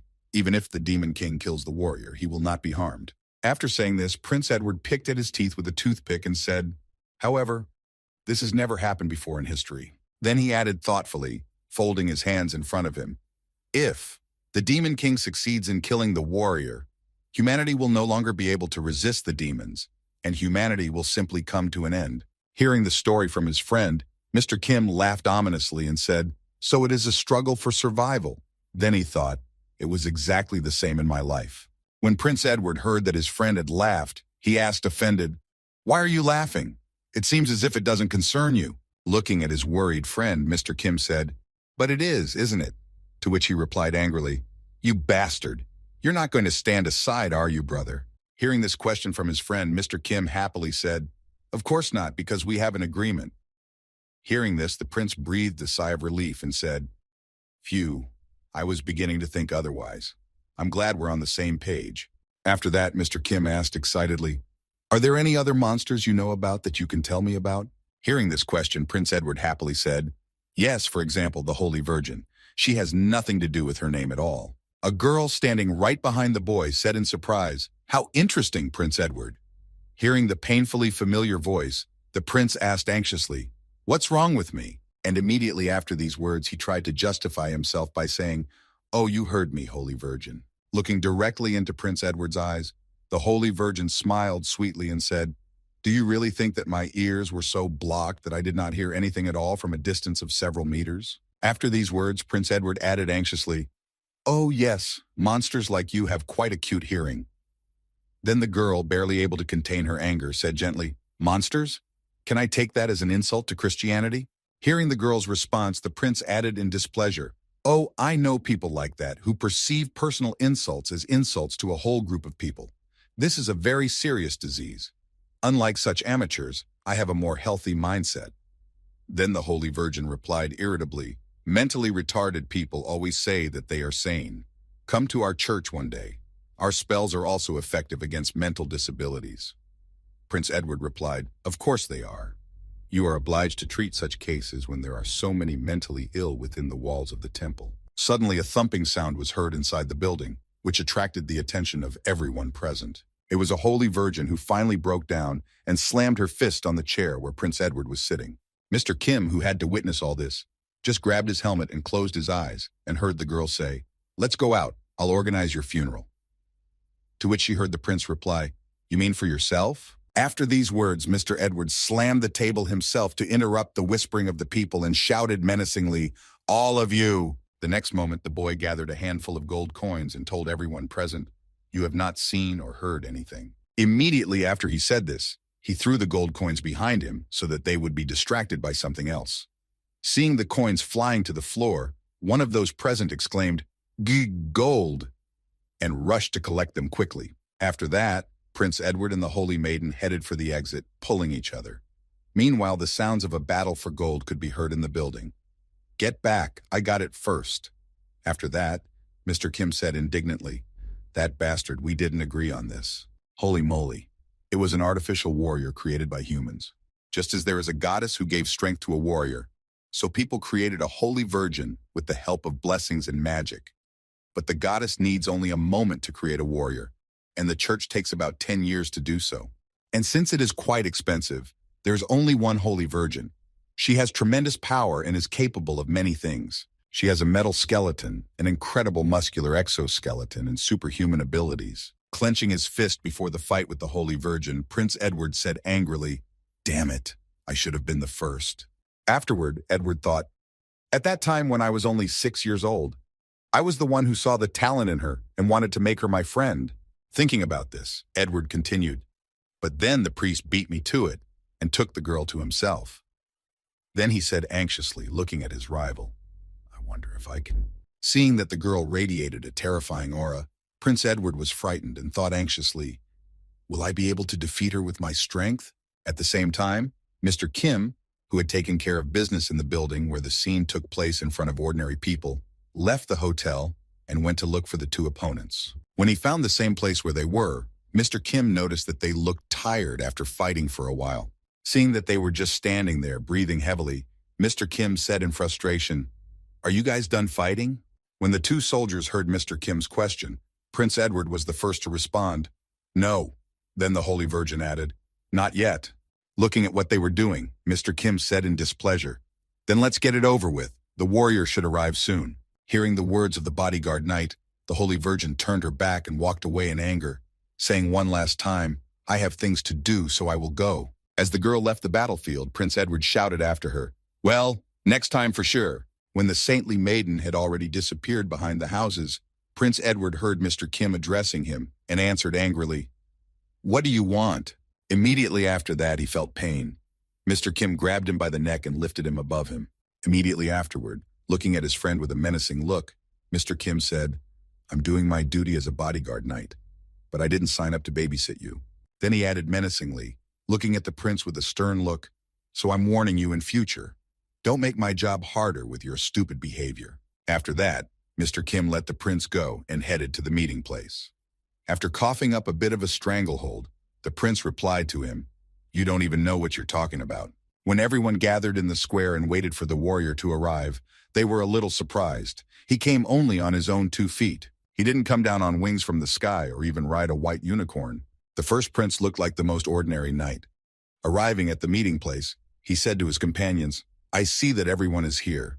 When he noticed the girl, the warrior said happily, "It has been a long time, holy maiden." She replied, "I hope you have been in good health, warrior." Bowing before the girl, the warrior added joyfully, "Yes, by the grace of God." Then the prince broke into the conversation and said, The soldier then looked at Edward and continued, "Greetings, your highness. I am glad that you were able to join us safely." Hearing these words from his older brother, the younger one bowed, remembering all that they had to go through, and said, "We got here easily, except for some obstacles." Hearing this, the warrior laughed and added, "Well, that's good." After that, it was the turn of the bodyguard knight. Extending his hand to him, the warrior said, "This is the first time I have seen you. Or rather, I have seen you in the kingdom, but I have never had a chance to meet you in person. I am a warrior." Accepting the offer of the prince's older brother, the bodyguard knight shook hands with him and said, "Kim." Watching Kim become friends with his brother, Prince Edward looked away from him in offense. Noticing this strange behavior of his friend, Mr. Kim thought indignantly, "What childish behavior? Is he still offended?" After greeting everyone and getting acquainted, the soldier said, "Our schedule is the same as before. The goddess has not withdrawn the holy light. The current demon king is the strongest of those who came before him." Then the warrior looked at his comrades and said anxiously, "On the journey we are about to embark on, I cannot guarantee your safety.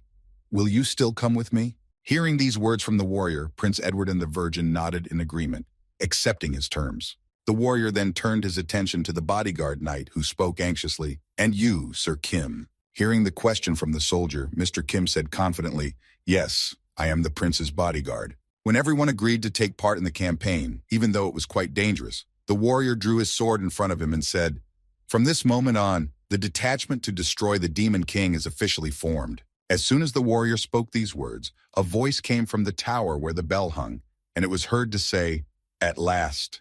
It was an unknown person with a thin build and a sly smile on his face. When the soldier turned back to look at the person who had said this, he exclaimed in alarm, "Demon!" The demon in the bell tower was the general of the 7th Demon Army, nicknamed Pride Francis de Flylord. He then said, "My God, a representative of humanity reports a war on our territory."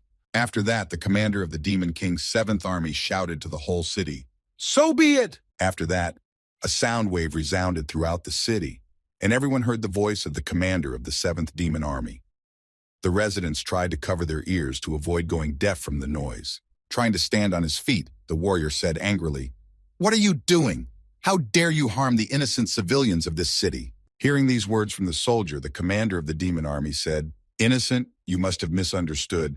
I have already told you." After that, the people began to turn into monsters. Then the general repeated himself, "This is the territory of demons." After the Demon King's killing squad was surrounded by monsters, the general of the 7th Army added, "There are no more humans here, only the Demon King's subjects." Once the commander had said all he wanted to say, he told his subjects, "Now kill them." When the warrior heard this order from the commander of the 7th Division of the Demon Army, he exclaimed in dismay, "What a bastard, caught me by surprise." Werewolves, the lowest demons. They replenish their ranks by infecting people. Those who have been completely transformed can no longer take on a human form, and after that, he remains an obedient dog of the higher demons. Watching what was happening on the battlefield, Francis de Flylord thought happily, Booga, the werewolves are unlikely to be able to resist them. Let's consider this a gesture of welcome. After these thoughts, the commander of the Demon King's 7th Army thought, very well, let us now begin our work. Focusing his attention on Edward, Francis de Flylord spoke, let us begin with the prince. At the time, Prince Edward was being attacked by one of the werewolves. It was the best opportunity to gather information.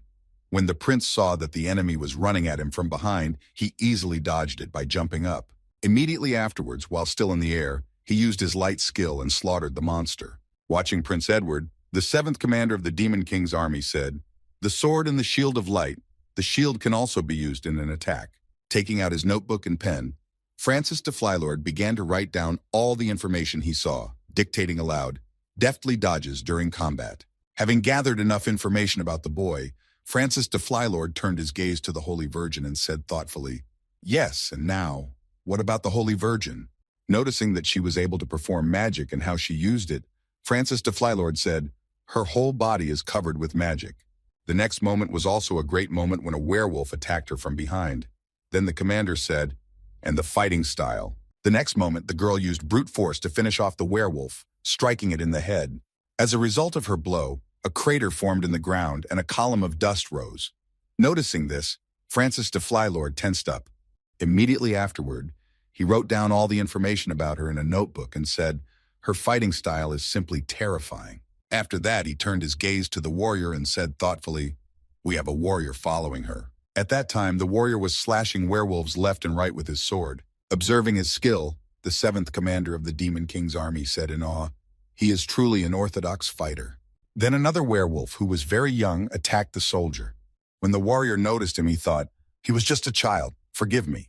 Having written down the information about the skills of each of the soldiers, Franz de Flylord joyfully announced, well, that's it. Now it's time to go back to the name. As he was about to say this, he suddenly remembered something and said thoughtfully, wait a minute, weren't there 4 of them at first? The 4th member of the Demon King's assassination team, Mr. Kim, was standing behind him, preparing to strike. Frozen in place with fear, Francis de Flylord thought in alarm, what is it? When did he get behind me? It can't be. Did I not follow him? How? Feeling that his death had already come, Francis de Flylord thought, this is simply impossible. I am the great general of the 7th Demon Army. The next moment, Mr. Kim struck out and took off the head of the observer, who had turned all the residents into werewolves without even batting an eye. Sensing the loss of his fellow demon, one of the higher demons spoke. He is dead. Now one of the generals is gone. Hearing these words from his fellow demon, another demon answered him. He was so confident in himself that his nickname is not arrogance, but self-confidence. After 2 of the Demon King's army generals had spoken, a third joined in and said, well, the army general tested whether they were capable of killing one of us, even at the cost of his own life. Hearing these words from his comrade, one of the generals spoke to him. Hey, wait a minute, you're joking, right? When one of the Demon King's generals was asked about this, he replied joyfully, Booga, of course I'm joking. He was the weakest among us all. When the Demon King heard his subjects talking, he said, the general was only a disguise to hide the identity of the heavenly king of the 4 sides. In the end, even the warrior is destined to exist in the shackles of the goddess. The end of humanity has already been decided. They cannot defeat us because we are. Immediately after this, the Demon King rose from his throne. When all the generals saw this, they all bowed their heads before him. Then the king added, we have been able to break its chains. At that time, everything was going very well on the battlefield. The enemies were easily eliminated and did not pose a particular threat. After going downstairs with the demon general, Mr. Kim threw his dead body on the ground and said, he is finished. He is dead. The warrior, who was sheathing his sword, heard these words from the knight and came to meet him, and then said, so are the werewolves. Seeing what had happened to the body of the demon general, Prince Edward looked at the body with disgust and said, oh my God, what a horror. Recovery. When half of Francis de Flylord's head was restored, the warrior said in surprise, a rather familiar face. Coming closer to this army general, the soldier said confidently, this is the general of the 7th Army, Francis de Flylord, who was responsible for gathering information, nicknamed Pride. This is the first time I've seen him in person. Hearing these words from his elder brother about the defeated enemy, Prince Edward was surprised to think, General, this is a very high rank. And he was given only werewolves? Wasn't that a bit presumptuous? When someone heard about who this enemy was, he said happily, "He is just a source of information. We are very lucky." Then Prince Edward thought anxiously, maybe he has become useless to them. Then he added in his thoughts, his real enemies were not there at all. Our true enemies are on a completely different level. At that time, Mr. Kim went to look at the corpses of the destroyed monsters. As he walked through the city, Mr. Kim noticed that one of the enemies was in an obscure place and stopped right above him. Assessing the strength of this enemy, Mr. Kim said sadly, "Just lower demon. After I ate the man-eater, my compatibility with reptiles improved. So my compatibility with mammals should also increase if I eat a werewolf." After saying this in his head, Mr. Kim licked his lips greedily and thought slyly, "Why, that sounds quite interesting." Meanwhile, Prince Edward was standing over the corpse of the 7th Demon Army commander, looking at it thoughtfully. Suddenly, he heard a voice behind him that frightened him. It was Mr. Kim who said, "Are you going to eat? If not, I will eat it myself." Hearing these words, Prince Edward heaved a sigh of relief and said, "Brother, Sir Kim, we are not alone here. So why don't you change your tone to a more formal one?" Looking at the dead body of the Demon King's 7th Army commander, Mr. Kim said thoughtfully, "One of the top demons, the general in charge of gathering information, and he died so easily." Hearing these words from his friend, Prince Edward said to him, "Something tells me that they just wanted to get rid of him. Don't you think so?" Mr. Kim replied, "We need all the information we can get right now." After that, looking at the dead body of one of the generals once again, Mr. Kim said thoughtfully, "If they abandoned such an important person, then it can only mean one thing. They are no longer the same demons that humanity has known." Hearing these words from his friend, Prince Edward said thoughtfully, "Do you think so too? Only in this case did they dare to get rid of him because he was no longer needed. What then is going on in the Demon Kingdom?" Hearing his friend's thoughts, Mr. Kim said thoughtfully, "Perhaps there is also a third one." When Prince Edward heard this, he was surprised. "A third? What are you talking about?" Then instead of explaining for Edward to understand what he was talking about, Mr. Kim pointed to him and said, "The first one." Then he pointed to himself and said, "Second." He gave a clear example of what he meant. Realizing what his friend meant, Prince Edward thought, "From the earth? It can't be. Although what am I talking about? Yes, it can." Looking at his comrades carrying the bodies, Prince Edward thought, "Well then." While the soldier was carrying the bodies to the grave, the Holy Virgin was praying. Seeing that they were far away, Prince Edward thought, now the soldier and the Holy Virgin are dragging the bodies, so they will not hear. Then Prince Edward turned to his friend and said, "Listen to me carefully, brother. If there really is a third demon in the Demon Kingdom who has been transferred here from the earth," then Prince Edward smiled slyly and continued, "he will help us to get rid of the warrior and the holy maiden." After a while, all the bodies were already stacked in one large pit for burial. After that, the warrior and Mr. Kim began to fill it with the dug-up earth. And finally, they placed a large stone slab with a cross carved on it, after which the holy lady began to read another prayer. Bowing her head in front of the grave and folding her hands in front of her, the Holy Virgin said sadly, "Today, we are accompanying these people to you who were victims of misfortune. Although their bodies are disfigured by evil deeds, please accept their innocent souls." After the problems in the city were dealt with, the group headed for the carriage they had for traveling. Stopping in front of the vehicle, Prince Edward joyfully announced, "It is so good that we still have the carriage that the church sent to the palace." When the Holy Virgin saw the carriage, she was surprised and said, "Who wants to be the coachman of this carriage?" In the end, Prince Edward himself became the coachman. Mr. Kim rode on the roof of the carriage. Kim could only drive something with an engine. The warrior's commandment forbade a warrior to drive what helps him achieve his goal. And the Holy Virgin had no idea how to drive a carriage because she had never needed to. Prince Edward became the driver of the carriage. Turning to his companion, he said with a smile, "Coachman Prince. Phew, just like in Dragon Quest, right, bro?" Hearing this question from his friend, Mr. Kim was surprised. "What is it?" To which he replied, "Are you serious now? You really don't know? You lived in Japan for several years, right? I'll tell you this, if you missed it, you've never seen life." Hearing this response from his friend, Mr. Kim was offended. "Well, if I've already lived for nothing, will it be easier for me to die myself because I don't know about some bullshit?" Hearing this, Prince Edward thought indignantly, what kind of annoying manners does he have? Hearing what language Prince Edward had just said, Mr. Kim was surprised to hear it. He started speaking Korean. Does he have something to share? Mr. Kim then answered him, "Do you have something to say?" Go ahead and tell me. Hearing that his friend was interested in talking, Prince Edward said cautiously, yes, I do, about the way to kill a warrior. When Mr. Kim heard what the conversation would be about, he was surprised.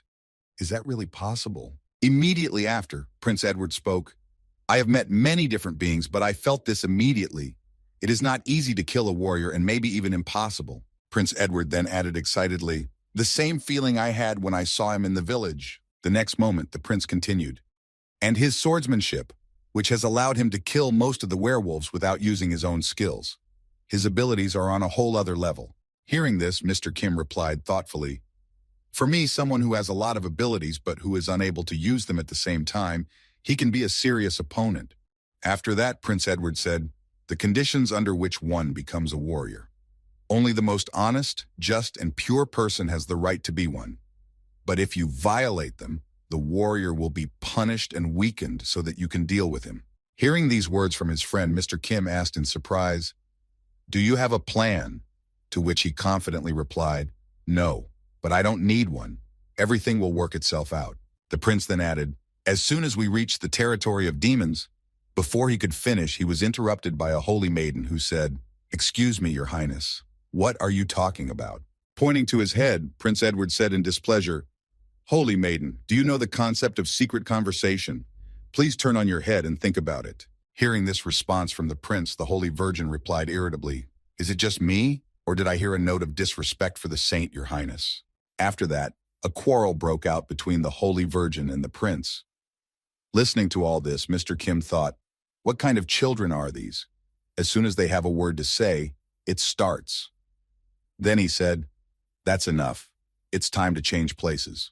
After these words, the door to the carriage opened and a Holy Virgin came out. The warrior just watched what was happening. Then Mr. Kim entered the carriage. When the warrior saw him, he said, it's about time. I was just about to ask you something, Mr. Kim. The next moment, the soldier folded his hands in front of him and said, Sir Kim, if it is not too much trouble for you. Then he looked directly into his eyes and asked him confidently, please tell me how you became the prince's bodyguard.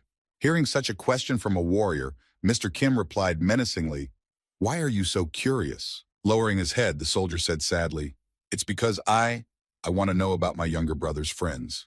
Immediately after these words, the warrior's chest was stabbed. It was then that he remembered the warrior's commandment, be impartial to people. Seeing what happens to a warrior when he breaks the commandment, Mr. Kim thought this is what he was talking about. As the soldier looked at him, writhing in pain and sweating, Mr. Kim said, I guess I shouldn't have asked you that. As the pain subsided, the soldier still held his heart and said, enduring what was left. For this, I am ready to feel pain. Looking at the elder's brotherly devotion, Mr. Kim thought in awe, a brother who cares about his younger brother, who is willing to kill him. After some thought, Mr. Kim answered, we had an agreement with him. Then he looked into the soldier's eyes and added confidently, I am protecting him, and then he will fulfill my wish in gratitude.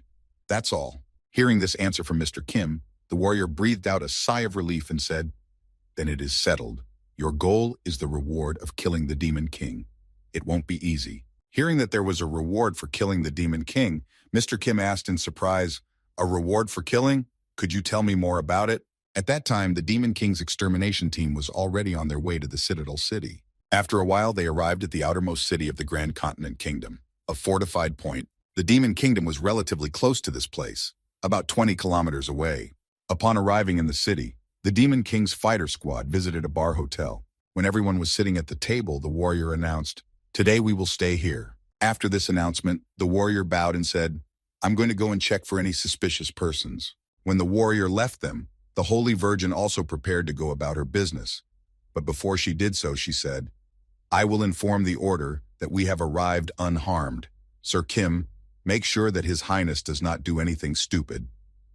Hearing this, Prince Edward shouted out insulted, leave me alone. The two team members then left the prince and Mr. Kim and went about their business. When everyone left the bar, Mr. Kim said to his friend, I have some new information.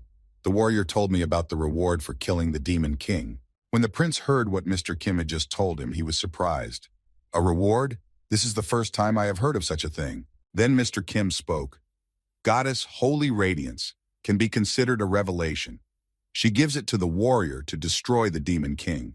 If he succeeds, The goddess will fulfill the wishes of everyone who has done something useful for this. After listening carefully to his friend, Prince Edward said in surprise, "Is this really true?" Hearing some doubts in Prince Edward's words, Mr. Kim answered him, "Yes, he told me that himself."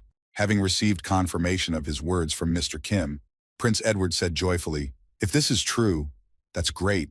Just incredible." After that, Prince Edward drank a whole mug of beer with a gulp of joy. After emptying the mug, the prince put the empty vessel on the table, sighed joyfully, and then said, "Excellent. Brother, today I'm buying you a drink. Drink as much as you like. Hey, bring me another glass." After drinking several glasses of beer, the prince suddenly felt something strange and stopped drinking. Immediately afterward, he grabbed his heart and, gritting his teeth, said, "Yeah, I think I'm going to vomit." After these words, he grabbed his mouth with his hand to hold back. However, the urge to vomit was stronger, and Mr. Kim threw up everything he had recently drunk. As he watched, Mr. Kim exclaimed, "Phew, that's disgusting." However, it wasn't just the prince who got sick. Everyone in the bar felt sick, and they began to faint or vomit their drinks. After that, Mr. Kim felt something strange in himself.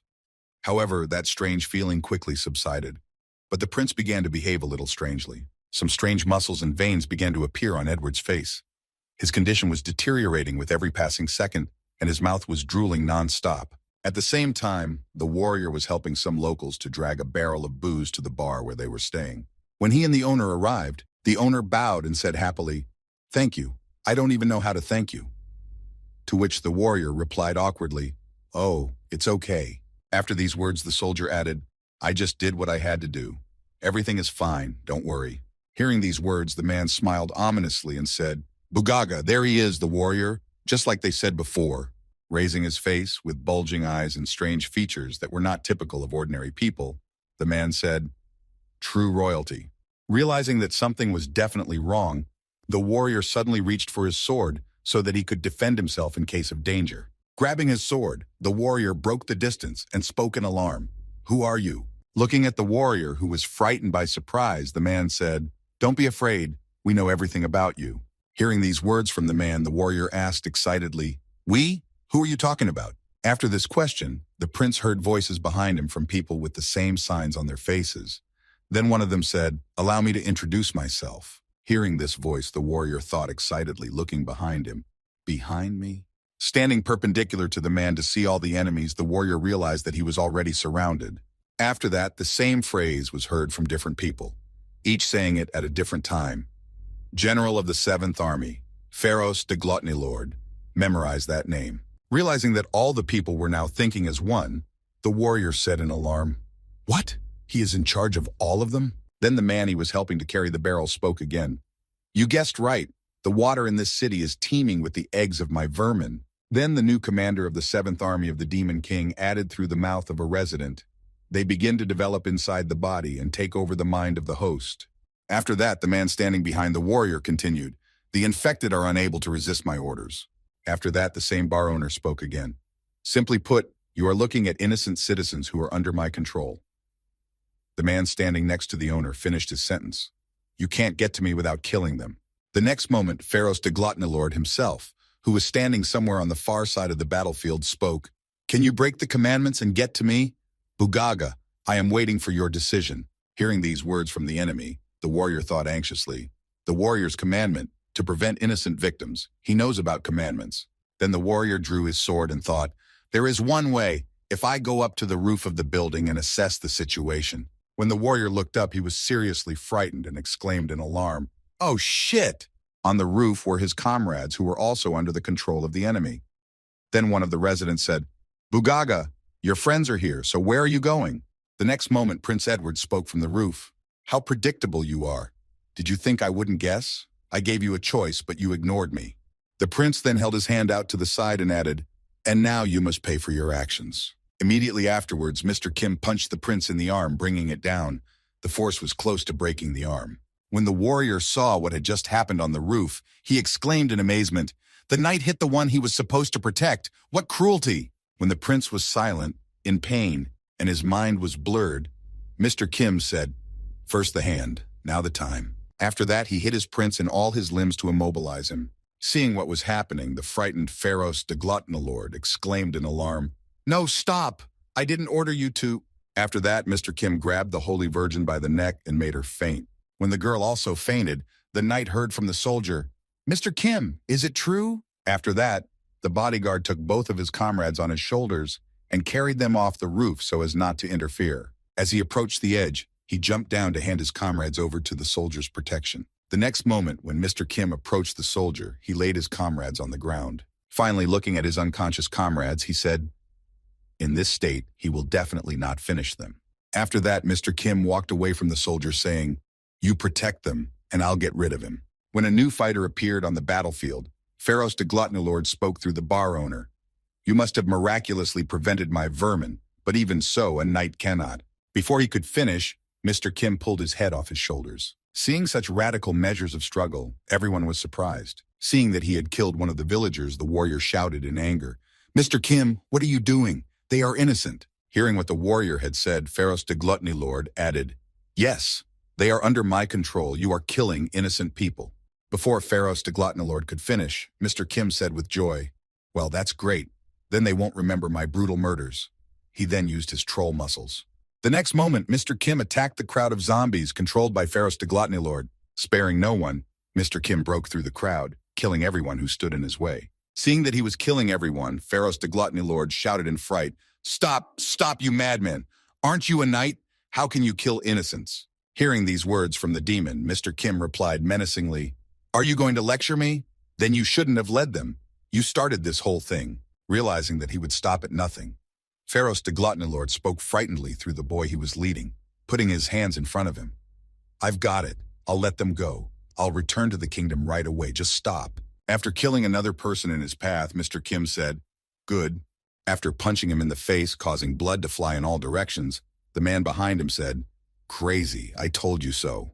After that, Mr. Kim smiled slyly and said, "I see. There are more and more people on this path, which means that I'm getting closer to you. I know where you are." The next moment, the boy looked up and noticed an image on the wall that was hiding behind the crowd. Realizing that he had been spotted, Pharaoh's de Gluttonylord exclaimed in fright, "What kind of a lunatic is he?" Realizing that he had nothing more to catch here, Pharaoh's de Gluttonylord decided to run away and jumped off the wall, exclaiming, "To hell with the warrior, it's time to run." Before he could get far, Mr. Kim caught up with him on the wall and caught him by the cape. The next moment, the guy threw him against the wall, pulling him up to prevent him from running away again. Looking at the opponent who had caught him, Pharaoh's de Gluttonylord said in fright, "Monster, don't come near me. Do not come near me." Hearing these words from the demon, Mr. Kim said joyfully, "Not anymore. I'm going to need you. What an unusual life form. I don't have your abilities yet." Immediately after that, the boy licked his lips ominously and said, "That's why you should stay quiet." Pharaoh's de Gluttonylord froze in his tracks, sweating coldly. Nothing like this had ever happened before. There are no creatures in the world that can live without water. That is why, by launching parasite eggs into the water, Pharaoh's de Gluttonylord would rule over everyone. After that, the seventh commander of the Demon King's army thought, and even if someone is immune, capturing his comrades would immediately decide the outcome of the battle. This is my method, the method of Pharaoh's de Gluttonylord. After that, the demon began to recall what his opponent had done and said in his head, "But this psycho." He began to mercilessly beat his own people. The next moment, Pharaoh's de Gluttonylord also remembered the continuation of his actions and thought, and he also began to kill innocent people without a shred of doubt. Doesn't he have any feelings? If that's the case, then I have nowhere to go. After that, Pharaoh's de Gluttonylord used his skill and opened his eye wide, speaking menacingly, "I will show you the ultimate control, against which your immunity will not help." The next moment, the monster lunged at Mr. Kim to try to take over his body itself. The boy did not even have time to do anything at the moment when he was attacked by Pharaoh's de Gluttonylord. The monster just jumped into his mouth, and Mr. Kim happily swallowed it, because he had planned to do so anyway. Not realizing where he was and what he had done, Pharaoh's de Gluttonylord said joyfully, "I will personally penetrate you and take control." After that, Pharaoh's de Gluttonylord began to dissolve in the boy's gastric juice, but he said one last thing. It may seem like suicide. Clutching his chest, Mr. Kim said in astonishment, "What was that? Suicide?" Feeling the man just melt in a few seconds in his stomach, the boy said in amazement, "It's so soft it was digested quickly." Thinking about the origin of this monster, the boy said thoughtfully, "So it must have been a parasite. I ate many things on the earth." Then he continued, "However, I could not use the abilities of organisms that parasitize insects or fish. The next moment, the boy added thoughtfully, and this one could control a human. I can definitely use at least a part of his skills. Determined to test the abilities he was to receive after absorbing this parasite, the boy prepared to bite off his finger and said, "Shall we try it?" The next moment, Mr. Kim bit off his entire left thumb and spat it out. Immediately afterward, a new finger began to grow in place of the lost one. Then the boy said happily, "I'm lucky to have regeneration." After that, the finger grew into something that Kim could control. When the time for controlling the body part expired, Mr. Kim thought, "I can separate it and control it. However, the size and time are limited." After that, the boy looked at the city, which came back to life after the parasites died. Then he added, "I think by eating other hybrids, I can improve this. In the meantime, let's go back." Meanwhile, somewhere in the demon castle, not far from the village, sitting at a round table with his comrades, one of the commanders of the demon army reported, "Gluttony is also dead." Upon hearing this news, one of the participants in the meeting said in surprise, "How can he be dead?" Then someone added, "Is there any chance that he is alive?" They were answered, "No, all the parasites in his laboratory have also died." Then someone else added, "Except for his old values, he was well suited to the role of king of the four sides." After that, one of the roundtable participants asked, "How did he change?" To which he was answered, "Some lunatic began to kill all his victims and found gluttony." Hearing this, one of the participants said, "This lunatic, he is protecting the prince of the kingdom." Then the succubus girl said, "If gluttony is dead, then only wrath and the king of the four directions are left." Thinking about the girl's words, one of the participants of the round table said thoughtfully, "It's a pity to send wrath to fight a warrior. It is suitable for war with a large number of enemies, so let's use it against an army of people." After saying this, the great monster in red said, "Oh, what should we do?" When everyone paid attention to him, the monster said, "When he heard of the death of the worm, he immediately left the castle." After that, everyone began to look for the person he was talking about. Not seeing the same character, someone suddenly exclaimed, "What?" And after this adventure, Mr. Kim and his friends went on another adventure in another city. However, this time the situation was more tense than usual. After the incident, Mr. Kim was riding in a carriage with a soldier, where he was scrutinized by him. Drilling his comrade with his eyes, the soldier thought, by all means, Knight Kim's method was the most appropriate and effective. Remembering how many innocent people had died in that battle, the warrior thought, but still. After that, the soldier could not stand it any longer and said angrily, "Sir Kim, they were all just under control." The next moment, the soldier added, "With your skills, you could have prevented so many casualties, couldn't you?" Hearing these words from his friend, Mr. Kim said in surprise, "What are you talking about? It was that parasite who started controlling them, and he is the one responsible for their deaths." Hearing this answer from Mr. Kim, the soldier thought, he does not feel remorse, and a knight like him is the bodyguard of a prince. Looking at his friend, who was also his brother's bodyguard, the warrior thought, "Sir Kim, he's like a demon." Before he could finish, the other man interrupted him by touching his teeth and exclaiming, "Oh shit." When the warrior heard such unrestrained words, he thought, he has a terrible temper, and what a feeling this is. Looking out of the carriage and at his younger brother, the warrior asked, "Your Highness, is something wrong?" At that time, Prince Edward was looking up in fear and said, What the hell is this?" There was a gigantic monster standing right in front of them, looking right at them. Their carriage was right in front of this monster, which was of a terrifying size. Then the monster spoke, "I am Dracos the Razlord." The next moment, the monster became very angry, and in an angry voice said, "I have come to take revenge for my old friend Pharos the Gluttonalord." After that, the giant monster took the first step toward the carriage. After his step, the ground shook, and the carriage shook with it. When Prince Edward saw the great monster coming toward them, he was frightened and said, "Dracos the Razlord." Mr. Kim, who heard his name, asked in surprise, "Do you know him?" Nervous at the question, Prince Edward replied anxiously, "Yes, bro. I have never seen him in person, but I have read about him." Then he said, "This is the very Pharos de Gluttonalor we are talking about, a huge monster who burned a demon warrior. It was written that he was twice the size of a dragon." Hearing this answer from his friend, Mr. Kim said in surprise, "That's about 30 meters, and this one is all of 60? When it came to the size of the monster, Prince Edward nervously explained, "It has grown over 50 years. Reptiles, they grow all their lives." Looking once again at the enemy waiting for them, Mr. Kim said, "It's like a mountain. How big is it?" Hearing the two boys talking, the Holy Virgin said, "This is not the time for tongues to wag. We need to do something with this monster." No sooner had the Virgin finished speaking than everyone heard a strange noise of trees cracking. It was a monster that decided to walk through the forest with its tail, clearing the whole area around it. The monster made a circle around its axis and cleared the whole forest, breaking trees on its way. And now the turn came to the Demon King's destruction squad. Having noticed what was coming at them, they did not even have time to react. They were only frightened. The next moment, the monster's tail hit the carriage and broke it into small pieces. After a while, the monster made a complete turn and leveled everything that surrounded it within the radius of its tail. Sometime after this leveling, the members of the squad to destroy the Demon King disappeared. They were buried alive in the debris of trees. After a while, everyone began to crawl out from under these fragments of trees. Everyone except the prince.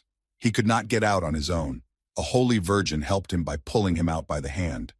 After they survived the devastation, Drykos de Raslord asked them, "Was it you? Did you kill my friend?" Hearing this question, everyone froze in place while they healed from the previous enemy attack and prepared for battle. Trying to answer, the warrior said, "This one." But he was not allowed to say anything. Drykos de Raslord suddenly said, "No, it does not matter anymore." Then the monster added menacingly, "I don't care at all whether it is your work or that of some other lowlife. If I kill all the worms like you that come my way." Preparing to attack, the monster added, "Then I can avenge him." After that, Drykos de Raslord swung his tail again to crush his enemies. Noticing that danger was approaching again, they began to run away from him, shouting, "Run away." Having dodged this attack, the Holy Virgin spoke to Prince Edward. "Prince, Absolute Shield is your special technique, right? It is your turn to come forward." Hearing this, the prince was frightened. "Are you out of your mind? How can I stop him? Even absolute protection has its limits." After that, Prince Edward addressed the warrior with the words, "Warrior, can you use the parry skill?" Hearing this question from his comrade, the warrior replied, "It is absolutely irrational. It will not make any sense. I simply will not be able to resist this thug." Then the prince turned to the Holy Virgin and said, "Saint, will you be able to take the blow and recover from the sweat?" Hearing the prince's question, the Holy Virgin answered, "Only if I manage to stay alive. Such a blow would tear my body to pieces." Then the prince added, "It is too big, what shall we do?" When everyone was quiet, everyone thought of only one thing, to be more precise, about one person, someone who had not yet been mentioned. After that, everyone looked at him. Mr. Kim, who was standing behind them. When he saw them looking at him, Mr. Kim asked, "Do you think I can't beat him?" Realizing that he would not get an answer from them, Mr. Kim began to develop a plan of action. After some thought, the prince's bodyguard sighed heavily and said, "Yes, well then." Then he immediately added, looking at his opponent, "I have one way to defeat him." And at that time, the monster was thinking, "I may look clumsy and stupid, but I am not stupid at all, despite the fact that my comrade died." After that, Drykos de Raslord continued, "I have learned one very valuable lesson from my life experience. If I give in to blinding anger, it will not end well. Because of my recklessness, I still have a scar from the worms that laid a trap for me." Drykos de Raslord had an ideal technique that he invented himself, based on his combat experience.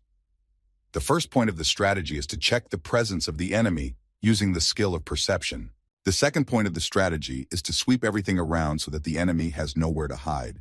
And the third point is to attack the enemy from the ambush after he approaches. Ranged attacks should not work on him. His tough skin is more than enough to protect him. And if he follows the rules that he has made for himself, he should definitely not lose, even if his enemy is the warrior himself. After discussing the plan of action, the warrior went to fulfill his part of the duties. Then the Holy Virgin said to him, "Isn't this too reckless?" When Mr. Kim heard the girl say this, he was surprised and asked, "Why? Do you have any better ways to defeat him?" When the warrior heard his comrades talking, he spoke before leaving, taking his sword from behind his back. "We can certainly run away, but that would most likely put the city in danger." Immediately afterward, the warrior gathered all his will into a fist and charged forward, adding, "I cannot help but fight, even if there is no chance of victory." The next moment, the warrior rushed forward in the direction of the enemy to delay him. After getting out of his hiding place, the warrior went to Drykos de Raslord. When his comrade went to the battlefield, Mr. Kim, changing his hands into the paws of a mole, thought, "Well then, I should get ready too." Heading toward the enemy, the warrior thought, holding his sword in his hand, "The sacred sword of the goddess causes irreparable damage to dark beings. Otherwise, it is no different from ordinary swords." Looking at the enemy he was about to fight, the warrior thought, "However, his fury is fueled by a thirst for revenge. Having approached a sufficient distance, he continued to think, I cannot say that revenge is the right choice, but it is not evil either. The sacred sword of the goddess has not yet shown its true power. While he was thinking, his enemy began to attack him, but the warrior skillfully dodged his attacks. A few seconds later, there were 4 craters on the ground, 4 attempts to kill the flexible warrior. Having studied the enemy's movements, the guy broke the distance and stopped right in front of the monster, knowing he was safe. Coming closer again, the warrior thought, it will be difficult for him to attack me with his tail since I am here. However, his calculations were wrong. Preparing to attack, Dracos de Raslord began to unwind his tail.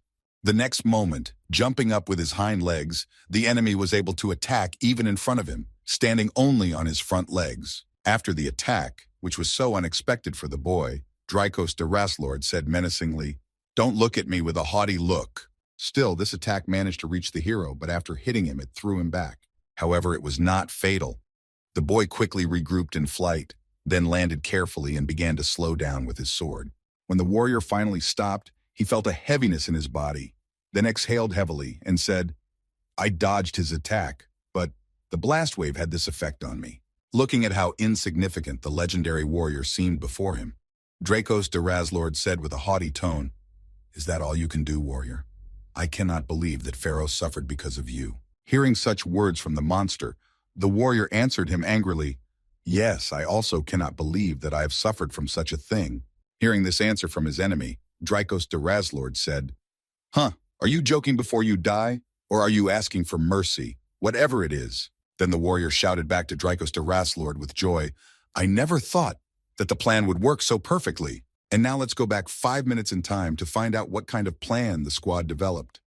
After hearing Mr. Kim's plan, the Holy Virgin said in alarm, Isn't this a bit too reckless? Hearing this question from the Virgin, Mr. Kim replied, It is our only way out. The warrior will distract him, and I will approach from underground. The prince's bodyguard knight then added, There is a scar on Dracos de Raslord's stomach that was left on him earlier. He will be our target. Hearing his comrade's plan, the soldier asked excitedly, Are you sure this will work? When Mr. Kim heard the question, he answered confidently, Yes, we need to distract him well. Then he thought, He won't be able to track me with his skills, but he will be able to notice movements or sounds from underground. And that's why we need a decoy. As soon as the warrior heard Sir Kim's confident tone of voice, he asked, How long will it take you to do this? He replied, 3 minutes, and if it takes longer, 5 minutes. When the warrior heard the time he would need to defend himself against the formidable enemy, he replied, Very well then, let's act according to this plan. As soon as the enemy charged into battle, Mr. Kim asked in surprise, Why do you believe me? I could be bluffing or lying to you. Looking back at his comrade, the warrior replied happily, That is impossible.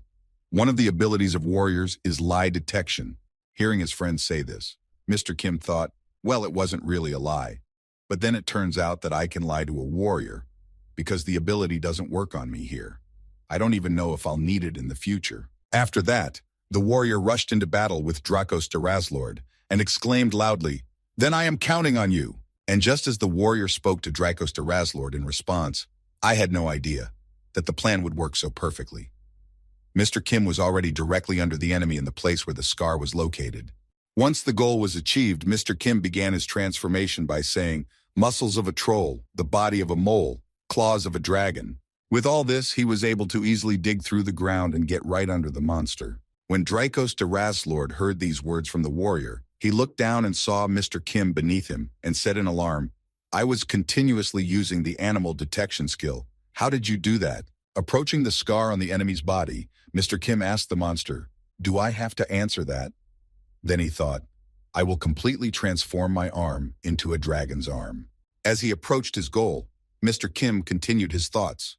I don't care how strong his skin is. I can easily tear it off with my dragon claws. Realizing his situation, Dracos de Raslord exclaimed in alarm, No, I can't lose like that. And Mr. Kim was already at arm's length from the enemy. The next moment, he flew straight into the monster's skin and pierced it. And eventually, the boy got inside the monster. Opening his eyes inside the body, Mr. Kim said, Yes, this is a success. Looking at the monster from the inside, he realized that its size was indeed gigantic, and he put his hand to its body thinking, It's too big to take with me. I will use the parasite ability on him. A few seconds after these thoughts, Mr. Kim attached a large number of parasites to the enemy's body to control the enemy. A few seconds after installing the parasites, the guy said in astonishment, "The information obtained through parasitization goes straight to the head, the heart, lungs, vessels, brain." After these feelings, the guy looked at his hand and said thoughtfully, "And the skills of that parasite are certainly useful. So it turns out that it was his friend?" After saying that, Mr. Kim smiled ominously and thought he died because of his friend's abilities. What an unpleasant story it turned out to be. After gloating a bit about how things would happen in the near future, Mr. Kim felt something strange and said in surprise, "There is something there." Following his senses, Mr. Kim got to the right place and began to tear the body apart from the inside to get to what he was so interested in, saying, "Just bear with me a little longer. I'm almost there." After tearing at the monster's body from the inside, Mr. Kim finally tore out the last layer of muscle and finally broke through to what he was interested in. After that, looking inside, the boy saw what he was so drawn to. Seeing what he had been trying to get to for so long, Mr. Kim licked his lips greedily and said, "Good, very good." While the rest of the team stood below, the monster writhed in pain from the pain Mr. Kim was inflicting on it from the inside. When the enemy lost its vigilance and did not react to anyone, the warrior spoke, "And now, our best chance to strike at him." And at the same time, Dracos the Wraithlord was breaking out in a cold sweat. Tears were streaming from his eyes, and he was saying with a heavy groan, my stomach is on fire." Then he added in embarrassment, "Yeah, I was very wrong, like this boy. Save me." Gritting her teeth, the Holy Virgin said, "How terrible this is. It's just crazy." Then the prince added in surprise, "Wow, I'm just amazed." After that, losing consciousness, Dracos the Wraithlord said with difficulty in the end, I lost to some vile people." He did not even have time to finish his sentence before he fell to the ground dead. It was the end. The giant enemy was defeated thanks to Mr. Kim and his plan. A few seconds later, an explosion came from his eye. Someone was coming out of it. When the eye fell out, someone's hand appeared. The next second, Mr. Kim came out, but he looked like this. He was smeared with the blood of the monster. Seeing how he looked, his whole team was shocked. After the battle, the whole team went on to the Dark Kingdom. All the way, the atmosphere was quite tense. The warrior and the maiden kept their eyes on Mr. Kim the whole time. Feeling the tension, Mr. Kim said awkwardly, "The atmosphere is different than usual. Is something wrong?" Hearing this question from his knighted bodyguard, Prince Edward replied, "Oh well, your current appearance is a bit of a shock.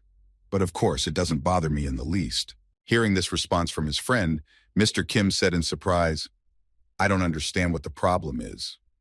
Then he thought, never mind, all that matters is what I ate. The value of the huge dinosaur he had to fight did not correspond to its size. If you take the same amount of muscle, the muscle strength of the trolls would be much stronger. Also, the skin and scales that Mr. Kim received from the dragon are also stronger. However, not everything about it disappointed the boy. No, to be more precise, he got a lot out of it. First of all, it was the dinosaur's lungs. Its lungs are a huge bundle of strong muscles. This was because the monster needed a lot of air to support its giant body. If it can absorb a lot, it can exhale a lot. With the help of these lungs, Mr. Kim will now be able to release even more powerful dragon flames. The second thing that was useful in this monster's body was the circulatory system. Since its body is huge, the heart alone is not enough to disperse blood throughout the body. There are mechanisms on the arteries and veins at a certain distance that look like auxiliary little hearts. Now the blood circulation will not stop even if the heart stops. And the biggest catch was what he found then. After that, Mr. Kim thought cunningly, now that I have absorbed it, now I can fly. Meanwhile, the demons continued to sit at the round table, talking about their own business. Having lost contact with another of his comrades, one of them said, "Even anger, I was defeated, and in the end, only the heavenly king of the four sides remained." Hearing these words, the fat demon in the red jacket added, "In the end, it ended up like this." He replied, "Exactly." The demon then smiled ominously and said, "Everything is going exactly according to the plan of the Demon King." One of those present added to the conversation of his comrades, "Now the warrior is certainly going to attack the Demon King's castle." Hearing these words, the demon with the big roses said thoughtfully, "Since we have destroyed the village, the warrior will want to eliminate the source of the threat to prevent more casualties." Then the demon added happily, "We were able to remove that ancient object without much effort. And we also made him think that he had dealt with the Demon King's key figures. Not a bad deal." Immediately after saying that, the demon slammed his hand on the table and said, "Since it is now complete." And the next moment he added, "Now it is time for the destruction of humanity." After explaining his plan of action, the demon said, "Humans will win this war if they can kill the demon king. The demons will either destroy humanity or surrender." The next moment, remembering the hero, the demon added, "But since they have a warrior, people will definitely not surrender. Besides, he is the strongest being under the protection of the goddess." Folding his hands in front of him, the demon continued menacingly. "And so, in order to win, the demons have nothing else to do. That is why, by the time the warrior finishes off the demon king, we need to destroy all of humanity." Such great words from the new demon king. Devotion to our king. After that, everyone at the round table folded their hands in front of them to salute the new demon king. The next moment, everyone turned their attention to the throne where the king was seated and exclaimed, "Devotion to our king from another world." After some time on foot, the group to destroy the demon king came to some ruins. Remembering the giant monster they had fought, Mr. Kim thought, "He's really gone off the deep end. Surely this is his work as well." Just as they were beginning to climb up the ruins, they heard someone's voice say, "Stop right there, people." Looking around, the warrior said excitedly, "What? These are demon soldiers." Immediately after that, the goblins and other evil spirits attacked Mr. Kim, saying, "Die." The enemies were not bare-handed. They had weapons. They attacked Mr. Kim with a mace and hit him right in the head. However, it seemed so only at first glance. He was able to catch the enemy's weapon by changing his right hand, and with his left hand he drew his sword and cut the monsters. As he lay defeated on the ground, one of the demon army said heavily, "If only the fortress wall had remained intact." And on his body was a map that immediately attracted Mr. Kim's attention. Picking up this tied paper, Mr. Kim untied it and unfolded it, and then began to look at it. The next moment he said in surprise, "What is this?" When the Battle of the Whites was over, all the team members gathered in one place to look at the map that Mr. Kim had found on the battlefield. Putting the map on a tree stump for all to see, Mr. Kim said, "This is a map of the Demon Kingdom. One of the soldiers who attacked us had it." Looking at the skillful way everything was marked on the paper, the soldier said in amazement, "The topographical skills of demons are amazing." Picking up a stick, Prince Edward pointed to some markings on the map and said, "We have something more important. Look here." Pointing to the center of the map where all the roads converged, Prince Edward said, "All the roads lead to one main road, and they meet here. And all the paths to the battlefields also point here. Given this," after listening to Prince Edward's stories, the Holy Virgin said, "It seems that the directions for supplying the army with weapons are marked here." When the warrior heard this, he said, "Excellent. Since we now have a map, let us immediately defeat the Demon King." When Prince Edward heard his older brother's suggestion to go on the assault, he said, "Wait, warrior, there is something that does not give me peace."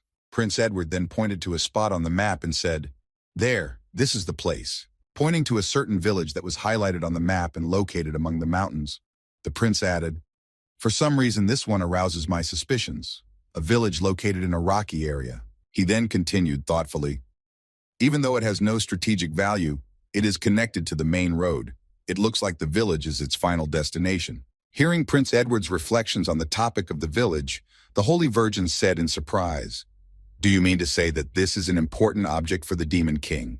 After hearing the question from the Holy Virgin, Prince Edward replied thoughtfully, "Of course, I'm not sure of the truth of what I am saying, but I think it is worth a visit."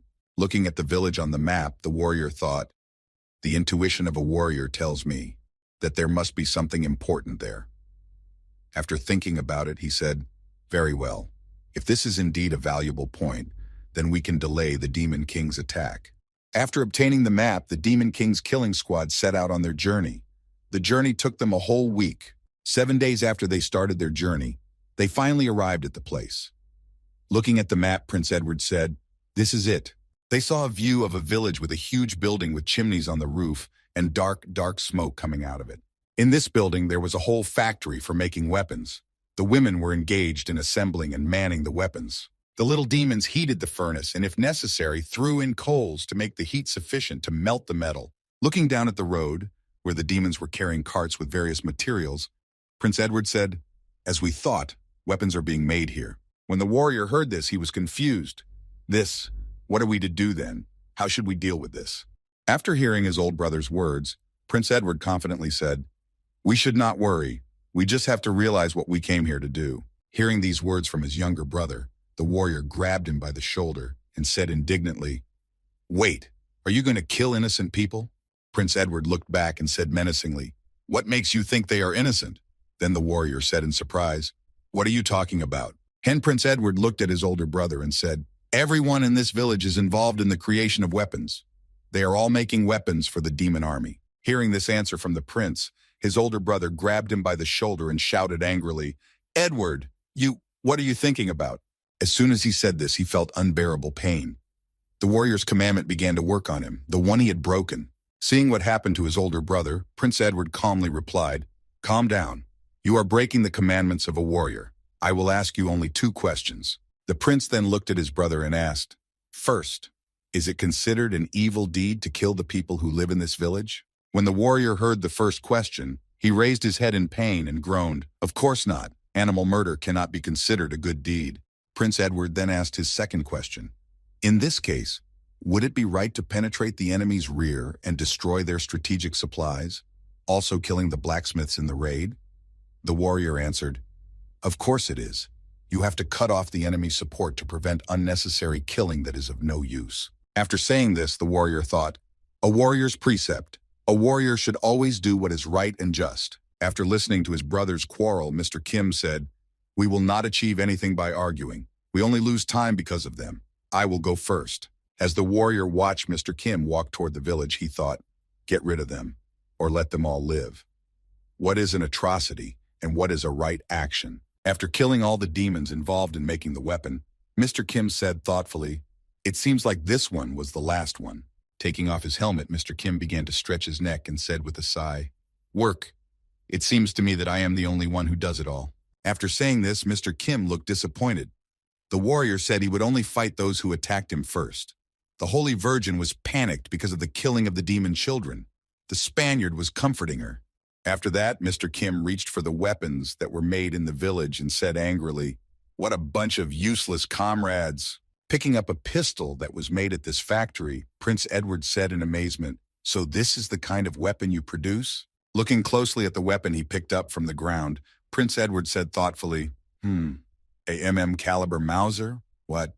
And the asshole seems to be a fan of the Germans." Raising the weapon in his hand to show it to his friend, Prince Edward said, "Brother, do you know what this means?" Hearing the prince's question, Mr. Kim wiped the blood of the demons from his cheek and said, "The third one is on the side of the Demon King." Smiling happily, Prince Edward said, "That's right." Coming up behind Prince Edward, who was talking to his bodyguard, the elder brother asked uncertainly, "Did you find out anything? Did you find out anything?" Looking back to his brother, Prince Edward told him, "Yes, we found out. The Demon King wants to engage his subjects in a war with humanity." When the warrior heard this, he was surprised and said, "What are you talking about?" Raising his pistol in front of him, Prince Edward said, "They can easily teach their citizens how to use this weapon and eventually turn them into soldiers. That is what it is made for." Hearing what Prince Edward had just told him, the warrior said in confusion, "How is this possible?" After these words, the soldier turned back and walked away from the prince.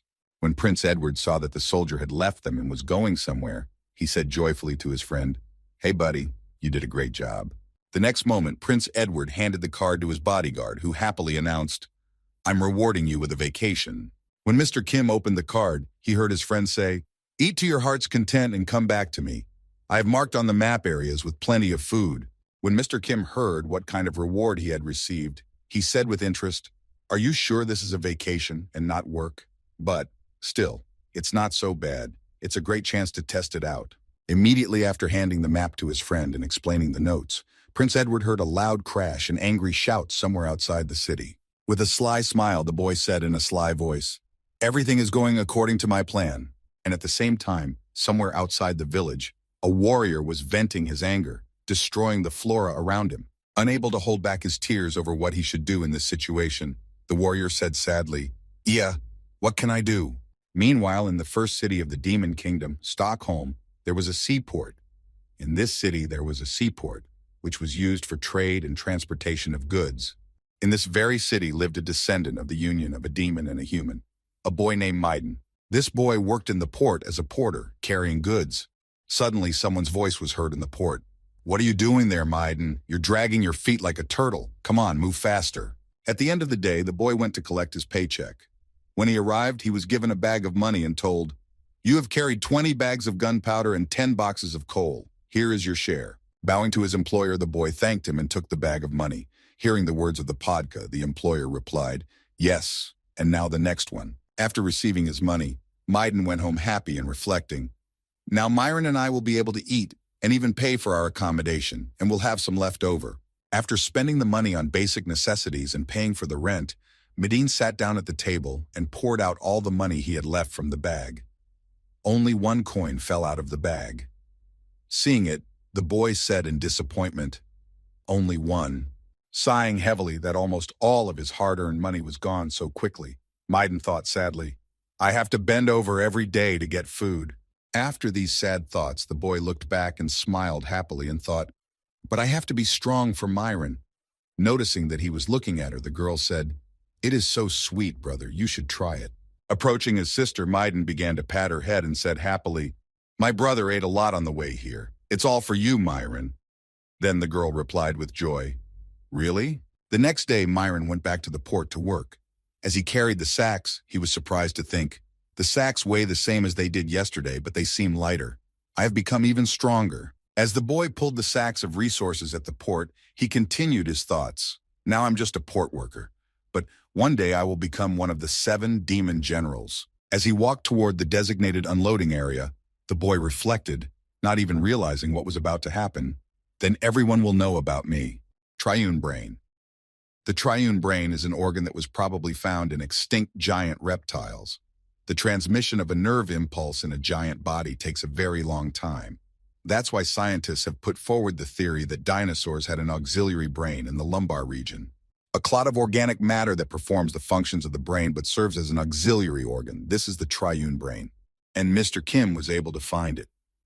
At the same time, when he was wandering through the body of the giant reptile he was fighting, since the boy can recreate the motor center of another creature, he has the opportunity to use unique organs without training.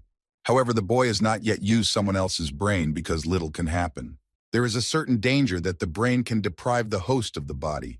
However, the use of a triune brain is safe, and at the same time allows the use of brains from other organisms. In other words, Mr. Kim can now fly, as he has collected all the necessary body parts from different animals to help him in this endeavor. In addition to his brain, Mr. Kim can also transform his entire body into a dragon's body. Dragon scales can be combined with mucus-covered man-eater scales. He can also change it to metal slime, and also improve the lungs and circulatory system thanks to the dinosaur. Blood and bone marrow of the troll, which are capable of regeneration, the elastic and powerful muscles of an orc. After thinking about all that he now has for his body and how he can improve it, Mr. Kim thought, "Now I'm even closer to my goal of becoming the strongest." Then a loud dragon roared over the city. When Maiden heard the loud noise above him, he looked up and exclaimed, "A dragon?" Meanwhile, Mr. Kim had already fired several fireballs at the city. The next moment, as the shells hit, the entire port exploded. What was left was engulfed in flames. Noticing the danger in the sky and the explosions, the boy looked back and saw that the port was over. It was completely destroyed. After that, everyone who was in the port began to run away, shouting in fear, "It is a dragon! Save yourself, who can?" On the surface, the amphibious monster said in fright, "What the hell? How is this even possible?" As soon as Mr. Kim saw such a valuable specimen, he immediately ate it, because this species was quite rare and interesting in terms of abilities. Dropping the cargo, Maiden ran away from the port, running for his life, and thinking in fear, "The dragon. Why did the dragon appear here?" Having chosen his path, the boy immediately went to the hotel where his sister was staying, thinking, "I have to grab Myron and run away from here." After running a short distance, the boy saw the very house where he lived with his sister and thought, "How good it is that our home is close by."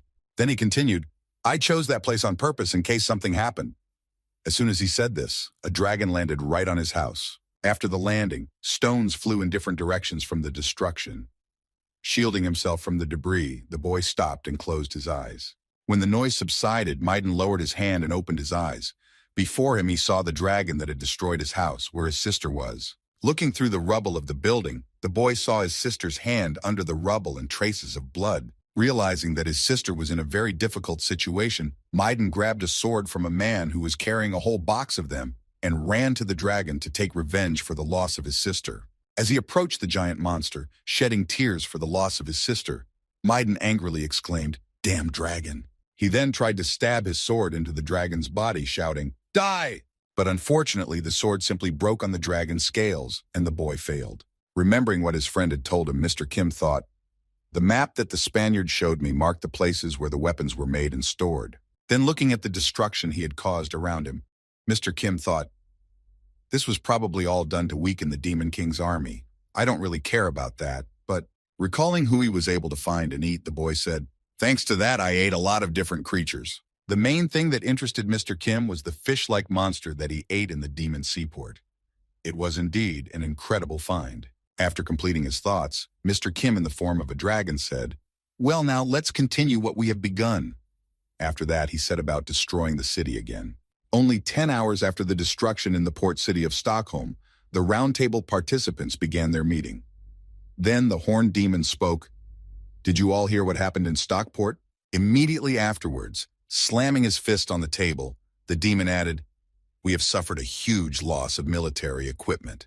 After delivering the news, the demon decided to turn the floor over to his friend and said, "According to the rumors, it was a dragon. What do you think about this, Nat?"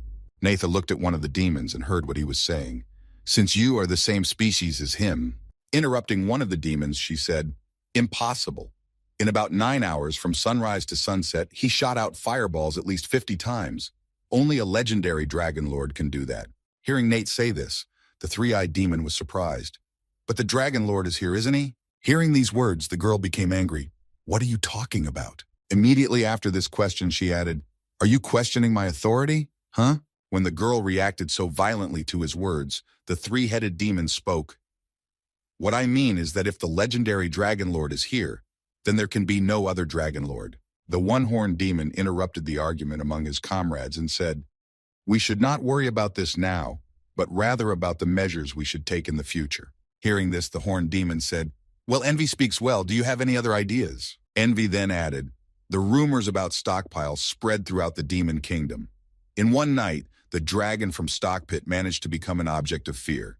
If the celestial king of the four sides, no, the 7 demon generals kill him, it will boost the morale of the country." Hearing this suggestion from Envy, the horned demon said thoughtfully, "You know, it makes sense." Spreading her wings, Nate said confidently, "I'll go." Then she added, "I may be a dragon too, but I'll prove that I'm different." Meanwhile, Mr. Kim was happily thinking, testing his new skills. "The attack on the port city was the most profitable event since I joined the warrior group." After that, looking at his limbs, which were covered with some kind of crystals, Mr. Kim continued his thoughts.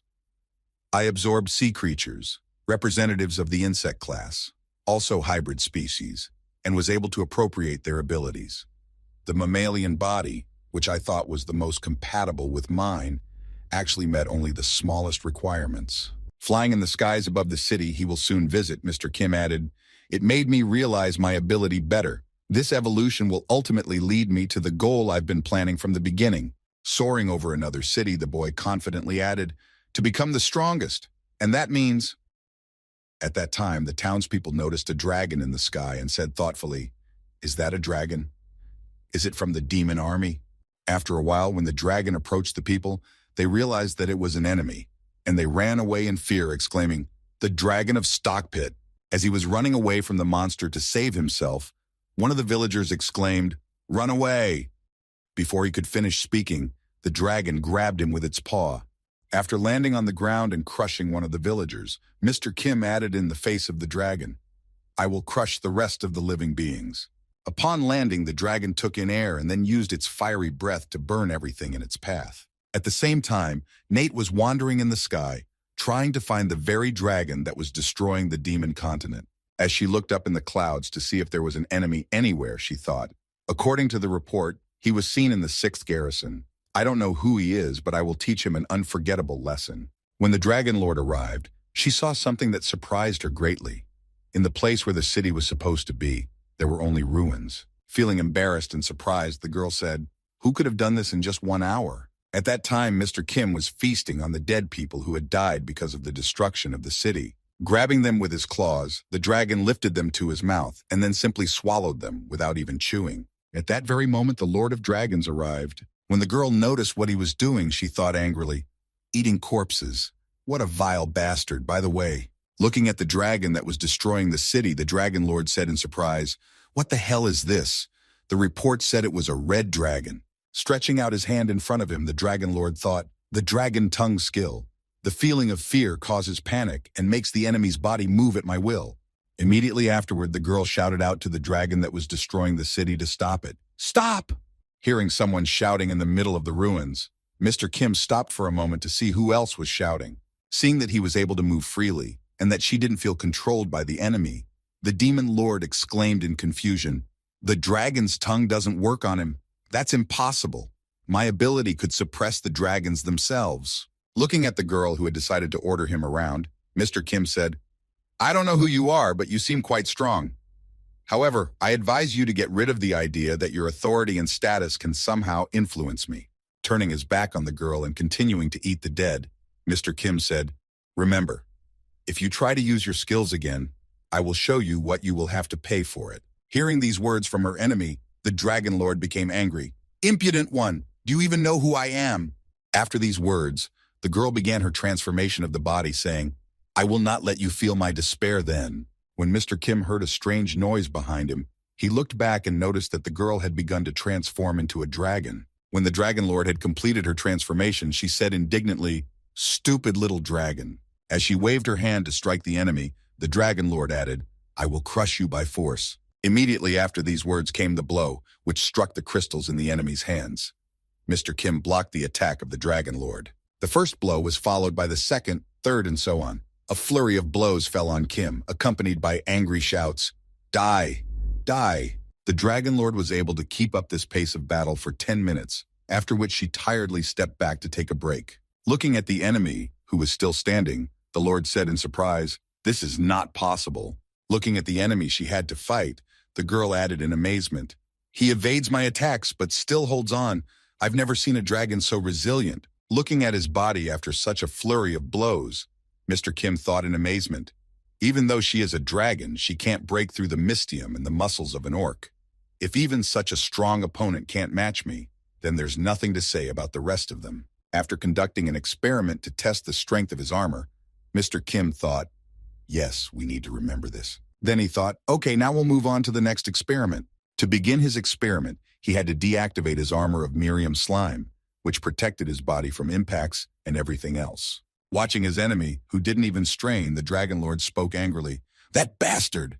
Noticing the gap in the defense that Mr. Kim had removed himself, the Dragon Lord rushed at him, shouting, "Ha, your defense is breaking down." As she approached her enemy, she grabbed his head with one hand, his right arm with her tail, and his left arm with her right hand to immobilize him. Immediately afterward, she turned her enemy's head away and reached for his neck. The next moment, the Dragon Lord's teeth sank into the flesh of his enemy.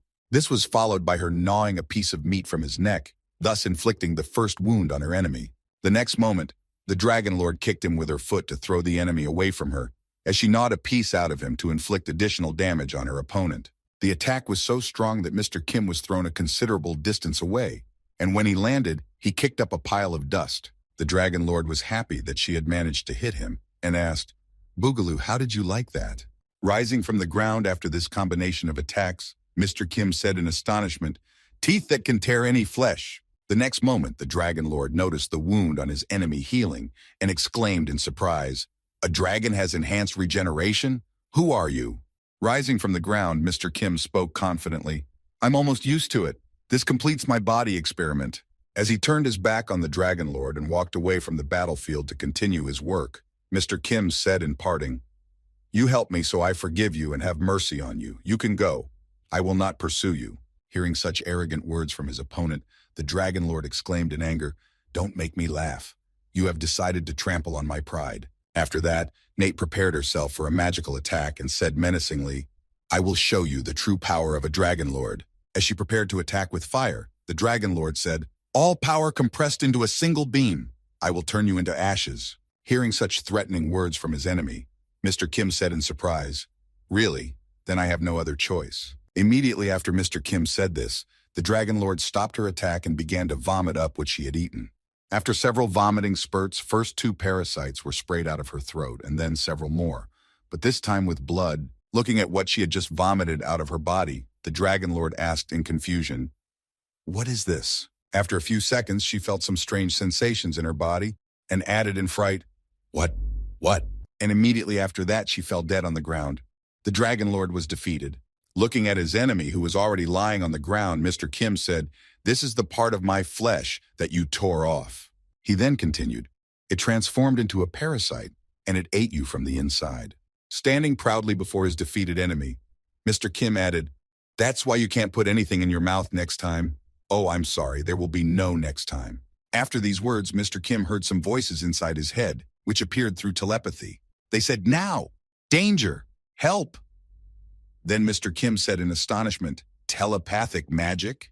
And now the hero's story begins. Memories of a warrior. I am a warrior and an apostle of the goddess, a traveler who came from the future, which will come in 10 years. When in the future time, humans and demons united to defeat a common enemy, the Demon King, the generals of the 7th Army, and the King of the Four Sides, he defeated them all and devoured them. The monster. Along with the representatives of the demon army, the warrior also died in the battle with him.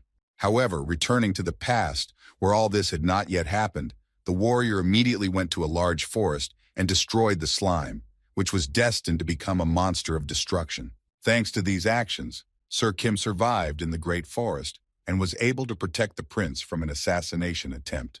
The warrior changed events and saved lives. However, the future of the present world is unknown to him. However, he does not regret what he did. However, the only thing he did not foresee was the actions of the demon army. If the warrior had known about it, he would not have found himself in such a desperate situation. No, if the warrior had known in advance about the skills and abilities of the demon that was now before them. And now let's go back 30 minutes before the situation where the prince found himself at the gambling table with the demon. As the warrior was walking toward the demon capital, he said thoughtfully, "Your Highness, where did you send Sir Kim?" Hearing this question from his elder brother, Prince Edward answered confidently, "I have entrusted him with a very important territory. He can handle it on his own." Hearing such a confident tone from the prince, the warrior replied in surprise, "So that's how it is."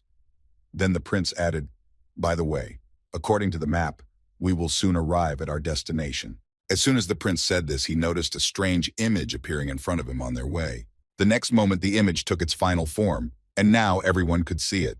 A demon was standing in front of them, which alarmed the travelers.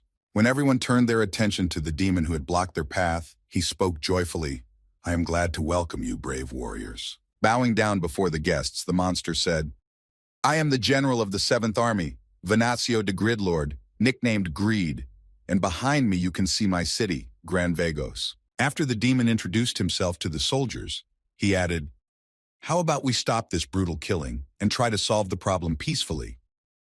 To which the warrior replied in surprise, "What are you talking about? What are you up to?" With a sly smile, Venancio de Gridlord happily answered the warrior's question. "It is very simple. We will determine the winner by simply playing one game." When Prince Edward heard this proposal from the demon, he was displeased. "What? What the hell kind of game? Are you kidding us?" Immediately after hearing his brother's displeasure, the warrior confidently replied, "I agree. I accept your offer." When Prince Edward heard that his elder brother had agreed to Venancio de Gridlord's proposal, he was surprised. A warrior. Then the warrior thought, "So many innocent victims have been killed. I just want to stop it all as soon as possible." When Venancio de Gridlord heard that the leader of the traveling team had agreed to his terms, he smiled slyly and said, "Very well." And he thought, "Bugaga, what an idiot he is." When Venancio de Gridlord brought the guests to his home, he joyfully announced, "Dear ladies and gentlemen, today an incredible event will take place." And then he continued, "A confrontation between brave soldiers and the general of the 7th Army, Venancio de Gridlord." After announcing what was to happen and who was playing against whom, Venancio de Gridlord solemnly said, "Who does the goddess El Munda favor? Will we see the death of a warrior today? Buga, the hope of mankind will perish on this momentous day." After that, Prince Edward was the first to sit down at the gambling table, and he said confidently, "Then I will try to play with him first." Seeing his first opponent, Venancio de Gridlord said with joy, "Great, we will play poker. If the prince wins, then you will cross this place safely." When Prince Edward heard the conditions for his victory, he said with joy, "Excellent." Then he thought, I was a master at poker even before I joined the group of poachers. Even this monster is no match for me. After Venancio de Gridlord saw that they were ready to play and the first player had already sat down, he added in an ominous voice, "However, if you lose, then I will take your souls." At the end of the game, Prince Edward slammed his fist on the table and said angrily, "It can't be, it's all a fraud." Seeing that his opponent was angry, Venancio de Gridlord asked joyfully, "What? Cheating?" Putting the cards in front of him, which included a flush piano, Venancio de Gridlord added happily, "If no one noticed anything, then nothing happened." "Didn't you say that?" Prince Edward replied angrily, "No, this game doesn't count. I'm sure you didn't play fair." Hearing such a statement from his opponent, Venancio de Gridlord calmly said, "Well, as we agreed beforehand." Looking at Prince Edward, who had lost his game, the demon continued, "I will take your soul." Immediately after these words, Prince Edward felt a strange sensation in his body and exclaimed in surprise, "What is happening to me?" At the last moment before he lost consciousness, Prince Edward telepathically contacted Mr. Kim and said, "Now, danger, help, quickly." Immediately afterward, Prince Edward collapsed on the table, showing no signs of life. Seeing what had happened to his younger brother, the warrior said in confusion, "Your Highness." Seeing the soul move into the playing piece, Venancio de Gridlord said, "My unique skill that makes you keep your promise. Strict adherence. Booga." Immediately after these words of the demon, the Holy Virgin became seriously angry and exclaimed, "You creature! How dare you!" After that, the girl attacked Venancio de Gridlord with her fists and began beating him to punish him for his actions. After throwing several punches, but seeing no result, the girl began to slow down. When the barrage of blows stopped, Venancio de Gridlord said, "Brute force will not work here. For now, my second skill, absolute peace, will work." After the demon told about his two skills that were in effect in this gambling hall, he said in his head, "Booga, as long as I have these two skills, I am invincible in gambling." After these thoughts, Venancio de Gridlord suddenly spoke, making the Holy Virgin blush. "It seems to me that His Highness was very important to you." To which the girl replied embarrassedly, "Why would you say that?" Seeing the girl's reaction to his words, Venancio de Gridlord smiled slyly and thought, "She showed her feelings so easily. This is what they call simple-minded, boogeyman." Then the demon looked at the girl and said, "Then you can play with me if you want him back." Having put his offer to the game, Venancio de Gridlord said, "The stakes will be as follows. I bet his soul, and you bet yours." Slamming her hand on the table, the girl confidently exclaimed, "I agree." Seeing that the Holy Virgin so easily succumbed to the provocation, the warrior said excitedly, "Holy Virgin? That's crazy." The girl replied confidently, "Don't worry, warrior." Recalling her past experience, which she had behind her, the Holy Virgin said confidently, "It is not for nothing that they call me the card lady of the monastery." Hearing this from the nun, the warrior exclaimed in surprise, "What? A Holy Virgin is fond of gambling?" She replied, "What do you think nuns do on long winter evenings?" Putting the deck on the table, Venancio de Gridlord said, "Well, what would you choose? Poker? Blackjack? One card?" After this proposal, the girl suddenly threw all the cards off the table. Then, looking at her opponent, she said, "Get the cards off the table. Let's play dice." Taking dice out of his pocket, Venancio de Gridlord threw them on the table and said slyly, "Very well." After a while, a sweaty Venancio de Gridlord looked at the girl who had also lost her soul and was also lying unconscious on the table. Wiping his sweat with a handkerchief, the demon breathed a sigh of relief and spoke excitedly, "It's been a long time since I've met such an opponent." Seeing that the second of his comrades was also unconscious, the warrior said in alarm, "The Holy Virgin too!" Then Venancio de Gridlord looked at the soldier and said in a sly voice, "Well, what are you going to do, warrior? If you want your comrades back, you can bet your soul, boogeyman." Hearing such words from his opponent, the warrior thought nervously, "I have never even gambled. What can I think of? What to do? I cannot leave my comrades in danger. It is contrary to the commandments of a warrior. And even if I reject the precepts, I should leave these two." Then the warrior suddenly shone with happiness, turning his head to the left. When he noticed who had entered the room, he exclaimed joyfully, "Sir Kim!" Worried about what was going to happen to him and what fate would befall him, the warrior thought nervously, "I have never even gambled.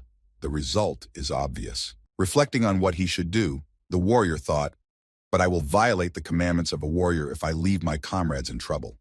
It is not even a matter of commandments, I just cannot leave them here." As soon as he thought about it, he heard someone's voice from behind the door saying nervously, "Stop. Do you even know what kind of place this is?" Immediately after these words, there was a loud bang on the door, after which the door broke open, and the demon who was in the casino flew through it. After flying a considerable distance, he stopped right at the feet of the warrior. When Venancio the Gridlord noticed who had just barbarously entered his casino, he said in surprise, "Ha ha, our new guest has quite a temper." Once inside the gambling hall, Mr. Kim looked up to survey the room and heard Venancio the Gridlord say, "Who is this ill-mannered rude man?" Then someone answered him, "Mr. Venancio, it seems you can add to your collection, Boogaloo." He decided to dig his own grave, Boogaga. After that, Mr. Kim looked down and saw his comrades who had already lost their souls, and he thought with displeasure, "Already lost? What helpless people." The next moment, Mr. Kim looked at his opponent and thought, "I'll finish this as soon as possible and get back to my business." Noticing that the new guest was flexing his fists, Venancio the Gridlord said happily, "Gee, how are you going to solve everything by force? I'm telling you right now, violence against me does not work here. This is my unique ability. Absolute peace, Booga." Hearing these words from the enemy, Mr. Kim turned his gaze to the soldier and asked irritably, "Is it true?" Hearing the question from his new comrade, the soldier nervously replied, "Yes, his skill blocks all attacks." As soon as Mr. Kim heard about his enemy's skill, he smiled slyly and then said, "Oh, a skill then." As Mr. Kim approached the gambling table, Venancio the Gridlord spoke to him. "As you may have noticed, though it is unlikely that they would have realized, even if they had, the Holy Maiden and the Prince lost, and now their souls belong to me." Hearing this, Mr. Kim said in surprise, "So that's it. How can I get them back?" Putting a gambling chip on the table, Venancio the Gridlord said joyfully, "All you have to do is beat me, but the bet must be worthy." Looking at his opponent, the demon saw a soul in him and happily said, "That is why if you want to get their souls back, you will have to put yours on the line." Hearing this, Mr. Kim asked in surprise, "You mean I have to put my soul on the line to make you admit defeat?" Hearing this explanation of the rules from his opponent, Venancio the Gridlord replied joyfully, "Exactly." Immediately after that, Mr. Kim threw the Holy Virgin off the gambling chair to make room for himself. After the chair was free, Mr. Kim said, "Very well then, I bet my soul and the soul of a warrior." Hearing that he had decided to bet not only his own soul but also his, the warrior exclaimed in alarm, "What are you doing?" But the enemy only smiled sinisterly. After the bets were placed, the audience applauded the man for his courage. To bet on two souls at once, it was quite brave. The next moment, the soldier approached Mr. Kim with indignation and said, "Mr. Kim, what are you saying?" To which he replied, "He has two souls. That's why you will have to put in two to get them back." Hearing what Mr. Kim had just said, Venancio the Gridlord laughed out loud and then said, "That's right, you are quick on the uptake." Listening to the soldier's complaints, Mr. Kim said in displeasure, "Don't worry, I will beat him." But the soldier said, "But Eddie, that's what Prince Edward said." Looking at his friend with a stern look, Mr. Kim said menacingly, "In any case, it's better for me to play, not you." Realizing that Mr. Kim was serious, the warrior replied excitedly, "Okay, then I'll leave it to you, Mr. Kim." After the warrior agreed to the bet, Mr. Kim put his hands in front of him and said menacingly, "You heard me, right? I bet two souls." Venancio the Gridlord replied, "Excellent, what shall we play?" As soon as the demon asked what they were going to play, Mr. Kim stretched out his fist in front of him. Then Venancio the Gridlord said in surprise, "Rock, scissors, paper." The next moment, a punch landed right in the demon's face, and Mr. Kim said angrily, "Rock." With a single blow, the boy knocked the demon to the ground, causing considerable damage. After that, we plunge into the memories and thoughts of Mr. Kim. The result he came to, based on his experiments, is as follows. Skills are meaningless against it, but to be more precise, we are talking about those skills that have a direct effect. For example, if we consider the fireball skill, he can still take damage from the fireball itself. Similarly, he can take damage from an arrow that has been accelerated by the quick arrow skill. However, if the homing arrow skill guiding shot is used against him, or burn, which burns the enemy, the effect will not follow. And what about the unique ability absolute peace? As it turned out a little later, it has no effect against Mr. Kim because it targets those who are close to the owner. After Venancio the Gridlord was lying on the ground, Mr. Kim raised his leg over him and prepared to continue. After that, he continued to beat the enemy to surrender and no longer dared to fool his comrades. Venancio could not understand the feeling he was experiencing for the first time. Having felt physical pain, he thought that absolute peace had ceased to work. After he felt what real pain was like, he began to admit defeat, which is why his second unique skill, strict compliance, worked as it should. The moment Venancio de Gridlord admitted defeat, the souls of Prince Edward and the Holy Maiden returned to their bodies. Upon returning to their bodies, the first thing the prince said when he came to his senses was, "This doesn't count." Then the Holy Virgin added, "Fraud." Lying beaten on the floor of his gambling hall, Venancio de Gridlord said in a hoarse voice, "It doesn't count. Fraud." Hearing these words from his opponent, Mr. Kim smiled ominously and said, "Huh? What, you didn't like the fight? Then let's have another one. This time I'll bet your life, and you bet everything you have left." Then, with a sinister smile, Mr. Kim said, "Indicate whether I will strike you next with my left or right hand. As soon as you answer, the bet will be paid." Hearing the question from his opponent, Venancio de Gridlord answered in a hoarse voice, "Right, no, left." Changing his leg to the monster's leg, Mr. Kim happily announced, "The answer is wrong." Immediately afterwards, the boy crushed the enemy with his foot, punishing him for the wrong answer. Seeing what happened to Venancio de Gridlord, everyone on the top floor was talking in a frenzy. "What? How is this possible? Mr. Venancio lost?" "The general, no, the king of the four sides, Mr. Venancio." Immediately after their lord lost, all the demons present ran away, shouting, "Tai, let's get out of here, quickly!" Seeing the commotion from above, Mr. Kim said, "Don't even think that anyone will be able to leave this building alive." Immediately after these words, steel bars were lowered on all the windows and doors that provided a way to escape, preventing anyone from leaving the building. Seeing what had just happened, the soldier was frightened and said, "Mr. Kim, we don't need any more victims." When Mr. Kim heard his friend's words, he was surprised. "What are you talking about? These bastards enjoyed the spectacle of someone's soul being taken away just as much. Punishing such garbage is justice." When Mr. Kim expressed his position on how to deal with the audience, the soldier exclaimed in confusion, "But that's not right." The next moment, the boy pulled his sword from its sheath and said indignantly, "You are so boring." Immediately afterward, the prince's bodyguard knight put his sword to the warrior's throat. Seeing this action, the warrior asked excitedly, "What are you doing, Sir Kim?" When Kim heard such a question addressed to him, he answered menacingly, "His Highness once asked me, will you act mercifully or righteously?" After these words, cold sweat broke out on the warrior's face, and the hero himself was visibly embarrassed. The next moment after that, Kim added, "Now I will ask you, will you choose mercy or will you choose justice?" After removing the sword from his neck, turning his back on his friend, and walking away from him, Mr. Kim added, "If you're not going to help me, then just take these two out. You won't get any help from someone who doesn't even know what he wants." With the rest, the warrior made his choice. He took his comrades and simply took them out of the room to avoid seeing these numerous victims. After the unnecessary people left the room, the frightened cries of the demons could be heard from the second floor of the gambling room. "Help! Get us out! Open the door!" Once everything was ready, Mr. Kim spoke. "So, shall we start cleaning up?" Immediately after saying this, the boy began to transform his throat into a dragon's throat so that he could release fire. After that, in addition to the door itself, iron bars also came down on the windows. All the exits that could have been used to leave the building closed as soon as Kim spoke. "Close everything and don't let anyone out." Grabbing the bars, one of the demons screamed out in fright, unable to get out. "What the hell is this? Open it at once!" Looking for an exit that could save him, the demon tried to shout to the guards or whoever was in charge, and added frightenedly, "There is a murderer here." The voices of other frightened guests could also be heard in the room.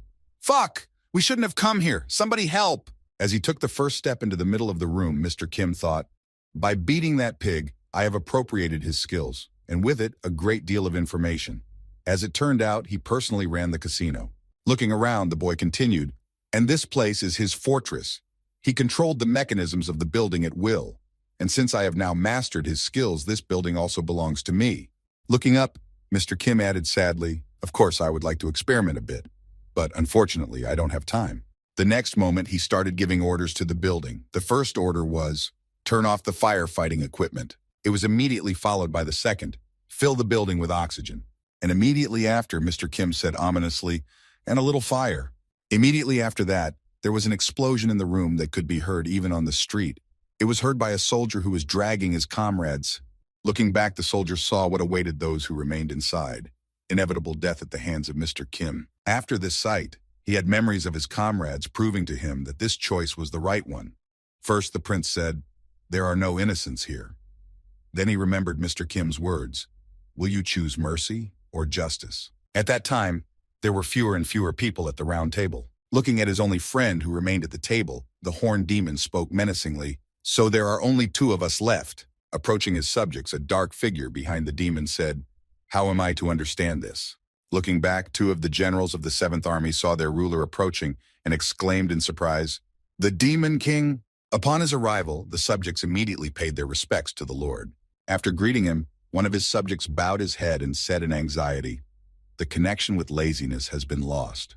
Immediately afterward, the demon added, "Grand Vagos, who was under the patronage of greed, has been destroyed, and his whereabouts are now unknown." When the Demon King heard the report from his subject, he was surprised and asked, "So it is unknown. Then what are the chances that he is still alive?" Hearing the question from his ruler, the demon replied in confusion, "I think." Bowing his head before the Demon King, the army general added sadly, "There is no hope." When the Demon King heard this report from his subject, he was disappointed. "We have lost two masters of our craft." Suddenly, another person in the room broke into the conversation between the king and the general and said, "Your Highness, the plan is still working even in the absence of the kings of the four sides. You should not be so upset." Noticing the jealousy, the Demon King, who was being tried to calm down, asked in frustration, "You want me to just turn a blind eye to the deaths of our comrades?" To which he replied in alarm, "No, of course not, of course not. But they voluntarily stood in the way of a warrior. This is all quite sad. However, if our mourning somehow influences the great work, then their sacrifices will be in vain, won't they?" Hearing these words from his subject, the Demon King thoughtfully said, "So that's how it is, I guess. Thanks to them, the warrior was delayed and the plan is coming to an end, a sacrifice for the greater good. But still." Immediately after that, the Demon King strode out of the round table room, saying in conclusion, "Please forgive me, I am tired." Bowing his head before his master, the horned demon said in parting, "Rest, and we will continue to fulfill the plan." Hearing how indifferent the yogi's friend was toward the Demon King, the envious demon suddenly asked, "Shouldn't you be supporting him at such times, Lust?" Hearing this question from his friend, Lust turned his head a little to see the other person and replied, "You know very well that this is not why I am called Lust. Is it not, Envy?" Leaning on his stick, Envy said, "I agree, our nicknames do not fit at all. However, what does it matter? The main thing is that the Demon King's plan is almost complete." Hearing these words from his friend, Lust added, "So much so that now even our deaths will not be able to change anything." Then Envy got up from his chair and added, "And now we still have to buy some time. You or me? Who will die first?" After these words, Envy said sadly, "Of course I will be the first."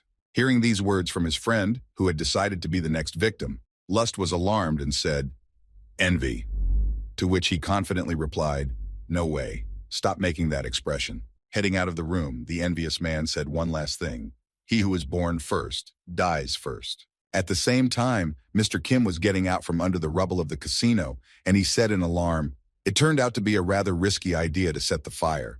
And this is because the troll's regeneration is weakened by fire." Inspecting his wounds after the attack, the boy added, "Even though I hit it with demon scales and ogre slime, if you set fire to a regenerating body part, you can get quite a bit of damage." The boy then added thoughtfully, "Thinking about it, I realize how recklessly I fought that dragon. If it had attacked me with flames while I was recovering my shoulder, I would have had a very hard time." Suddenly his thoughts were interrupted by a noise that came from the rubble of the building. An orange lizard came out from under the ashes and rubble. Looking at it, the boy said in surprise, "What is this? A demonic pet?" When the animal crawled out from under the rubble, it stood on its hind legs to intimidate the boy with its size.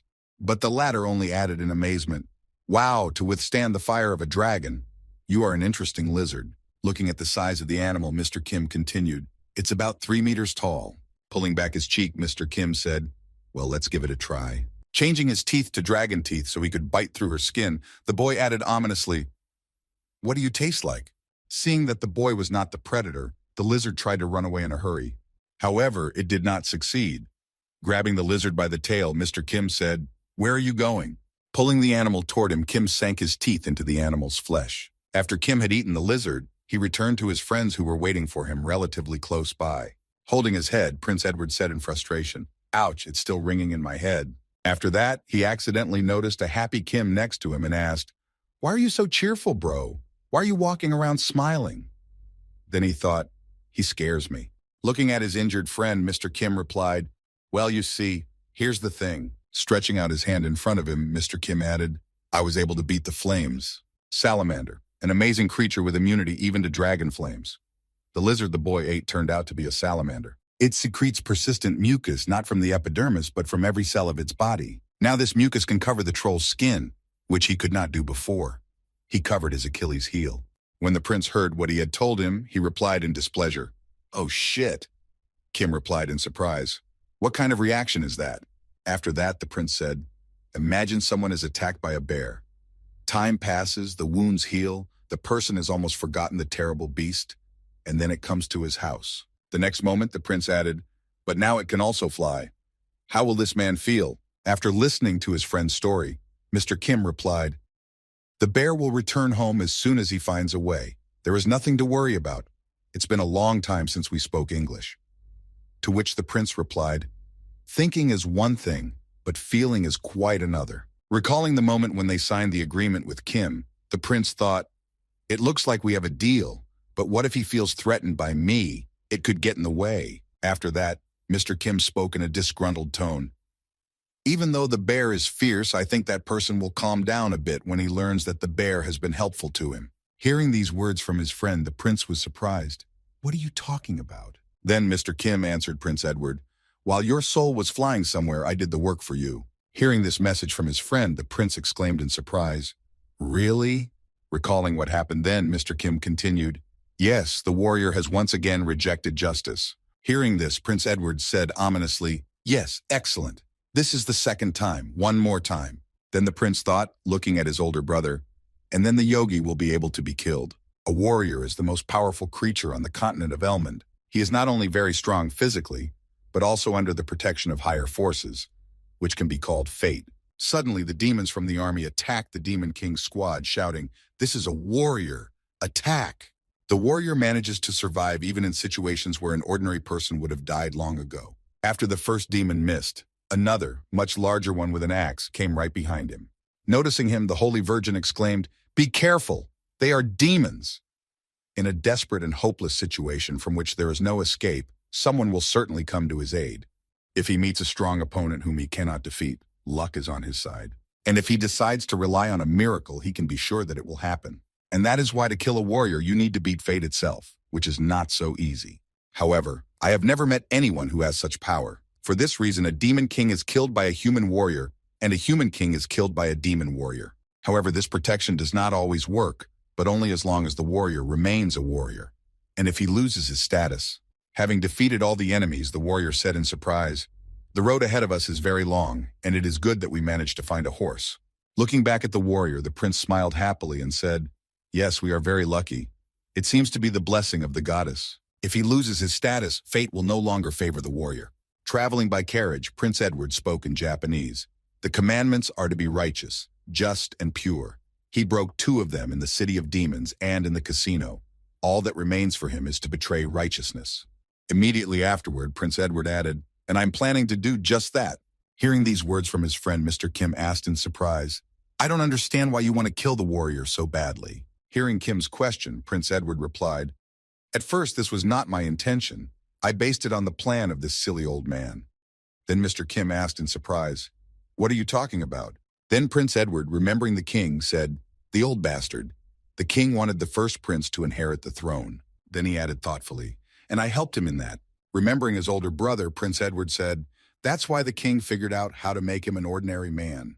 With a sly smile, the prince added, "He decided to create inevitable circumstances under which he would definitely lose his status." Recalling what they were supposed to do, Edward added, "However, the plan remained a plan because he was afraid of incurring the wrath of the goddess. And I saw him, although I had to suffer a little bit with the seals." Prince Edward then looked at his friend and added, "I have finalized the plan a little, and now we are going to carry it out." When Mr. Kim heard this story, he was surprised. "I see, I understand, but I was not interested in whose plan it was. I asked why you wanted to kill him." After this question, Kim added, "It seems to me that you don't have much hatred for him." Hearing this, the prince gritted his teeth and said, "Because as he was blowing out his brother, whom he loved so much. Prince Edward said, "If my brother, no, if the warrior dies." Clutching the ropes tightly in his hands, the prince added angrily, "The king will feel much more pain than I will." After some time of traveling, the Demon King's assassination squad arrived in the vastness of Flatfield. Looking ahead of him, Mr. Kim, who was sitting on the roof of the carriage, said thoughtfully, It looks like..." Raising his head a little higher to see the building, Mr. Kim added, "It's a demon citadel." Looking at the building in front of them, Prince Edward said in alarm, "This is strange." Hearing this from the prince, Mr. Kim asked, "Isn't there a defense force in front of the fortress?" The prince replied, "No, not that." After that, recalling the games he used to play, Prince Edward said thoughtfully, "Usually, in games, demonic fortresses are located in the middle of lava ponds or poisonous swamps. But this one is right in the middle of a field, which is a bit disturbing." Hearing the prince's words, Mr. Kim added, "What kind of idiot would build a fortress in a place like this? If there is such an idiot, I would like to see him." Mr. Kim then turned his gaze to the castle and said thoughtfully, "I agree with you that it is indeed very strange." Hearing his friend's words, the prince asked in surprise, "What exactly do you mean?" The friend replied, "There is not a soul around." The next moment, Mr. Kim added, "Not an ant, not even a bug. I noticed a rabbit hole while we were driving, but it was empty." Looking back at his friend, the prince asked in alarm, "What happened here?" Folding his hands in front of him, Mr. Kim answered, "I don't know." Then he added, "But I'm sure there's something up ahead." Immediately after these words, the horse pulling the carriage suddenly became frightened. Seeing the strange behavior of the animal, the prince exclaimed in surprise, "What is it?" After that, the animal froze in place. When the carriage came to a stop, the prince said in astonishment, "What's wrong with the horse?" Then he decided to get down from the carriage and check the animal's condition. As he approached the horse and examined it, Prince Edward thought, "Is it scared? But why? There is nothing here." Getting out of the carriage to find out the reason for the stop, the soldier asked, "What happened, Your Highness?" Hearing his friend's voice, the prince answered in confusion, "Ah, warrior, our horse is not moving forward." When the warrior heard this, he said thoughtfully, "Really? Maybe it is because she is tired." No sooner had he said this than he saw the castle of the Demon King in front of him and thought, "Could it be because of the castle? Could it be?" Noticing that the warrior was behaving strangely, Prince Edward asked, "What is wrong? Have you noticed anything?" The warrior replied, "No, I just felt something unusual, but I can't put my finger on it." The soldier then continued on foot, saying, "Perhaps I will understand if we get closer to the castle." The prince replied, "But the horse..." When the horse stopped, he did not take another step forward. The prince tried to calm it down and feed it, but it would not even open its mouth. The holy maiden thought it was sick and tried to treat it, but it was also in vain. Even Mr. Kim's attempts to frighten her proved futile, and she just kept shaking. And in the end, the warrior began to tell his speech about how important it was to get to the castle. But of course, the horse didn't even move. When all attempts to get the horse to move failed, the warrior said, "We have no choice but to spend the night here." Stroking the horse's head, the prince said to him, "You have done well. Have a good rest." The next moment, the horse suddenly came to life and gave a frightened laugh. After that, he kicked Prince Edward with his hoof and ran away. Looking after the animal, which suddenly began to move, the prince, who was sitting on the ground, said in surprise, What just happened?" Drawing his sword from its sheath and preparing to fight, the warrior shouted, "Attention, everyone!" The prince looked at his older brother and said in surprise, "Warrior." The latter replied, "We are surrounded." Immediately after these words, someone's hoarse voice came out of the thick darkness. "And these are the warrior's comrades? I am disappointed." Accompanying the words with a thud, someone's figure emerged from the darkness and spoke, too slow and inattentive. A second later, a wooden paw appeared out of the darkness, and a voice said, "And your ability to detect intruders is worse than that of ancient predators." The next moment, Envy appeared in front of the Demon King's extermination squad and said, "I don't know how you all made it here alive." Preparing for battle, all the travelers gathered around the prince to protect him in case of emergency. When Prince Edward saw the enemy in front of him, he asked anxiously, "Who are you? Answer me quickly." Hearing these words from the prince, Envy struck the ground with his stick and said, "Do you need to introduce yourself?" "Well, I have nothing to hide, so I will tell you." Immediately after Envy struck the ground with his stick, something strange happened. The ground around him, in a considerable radius, began to tremble for some reason. Feeling that something strange was happening around them, Prince Edward said excitedly, "What is happening? Is it an earthquake?" And at that time, the earthquake was only spreading over a larger area, and with each passing second, it was getting stronger and stronger. A few seconds later, the hands of the dead began to come out of the ground. It was the spell of envy to summon the undead, which caused such a strange seismic phenomenon. After the hands, the dead themselves began to climb out of the ground. All the warriors of people, various monsters, and other dead people who had fallen on these lands began to crawl out. When the living dead were on the surface, they began to look for a target to attack, because they would not have been called out for nothing. Noticing the enemies coming out of the ground around her, the Holy Virgin exclaimed in fright, the living dead are attacking us." After his army rose from the dead, Envy finally introduced himself, saying, "My name is Richmond." After that, one of the generals of the 7th Demon Army lowered his head and said ominously, "I am an ally of the King of the Four Directions, and I am also the one who will stop you." Richmond de Envelord, nicknamed Envy. He's one of the highest officials of the Demon Kingdom. He has served in the Demon Army for 200 years. Richmond de Envelord himself has accompanied 3 Demon Kings in all his years of service, and has fought a warrior twice. He also spent half of his service managing the internal and external affairs of the state, serving the king himself. Even a demon whose lifespan is twice that of a human is not capable of such a feat. He, Richmond de Envelord, is a living dead man, not some small creature like a zombie or a skeleton. Nor does he have anything to do with a vampire who constantly needs to consume someone's blood to sustain his life. He is an immortal lich, the highest living dead whose power and life are sealed in a vessel. Only by breaking it can he be killed. With each death, he becomes only stronger, and his high-pitched screams pierce the heavens. The officers of the Demon Citadel and even the Demon King himself could not simply ignore him. Until this happened, the former warrior was heading to the demon stronghold. Then Richmond de Envelord tried to stop him with his own forces, raising a large army of his subjects, the dead from the earth, against the warrior. However, the warrior's light shattered the enemies into small pieces. It was not difficult for him to defeat the army of the undead with his abilities, after which he destroyed Richmond de Envelord himself. And so after Richmond died in battle, his vital energy began to collect in the vessel again. When it was full, after the vessel was filled to the brim, Richmond de Envelord was reborn in this world, but it was too late. The warrior had already killed the Demon King. After the living dead rose from the ground, one of them said in surprise, "What? Who are you?" The other one replied thoughtfully, "Isn't this Mr. Envy?" Hearing this answer from his friend, the first living dead man added thoughtfully, "That arrogant, selfish fellow? The Demon King is dead, and he is still standing. Did he run away from the battlefield?" And no matter how high Richmond de Envelord stood, his honor was simply trampled on after that incident. A man would have simply used brute force to shut them up and satisfy his pride, but Envy was not like that. He did not blame someone else for his failure. He, like a true researcher, began to analyze the cause of his defeat. And the main reason for his defeat was that their opponent used the magic of light.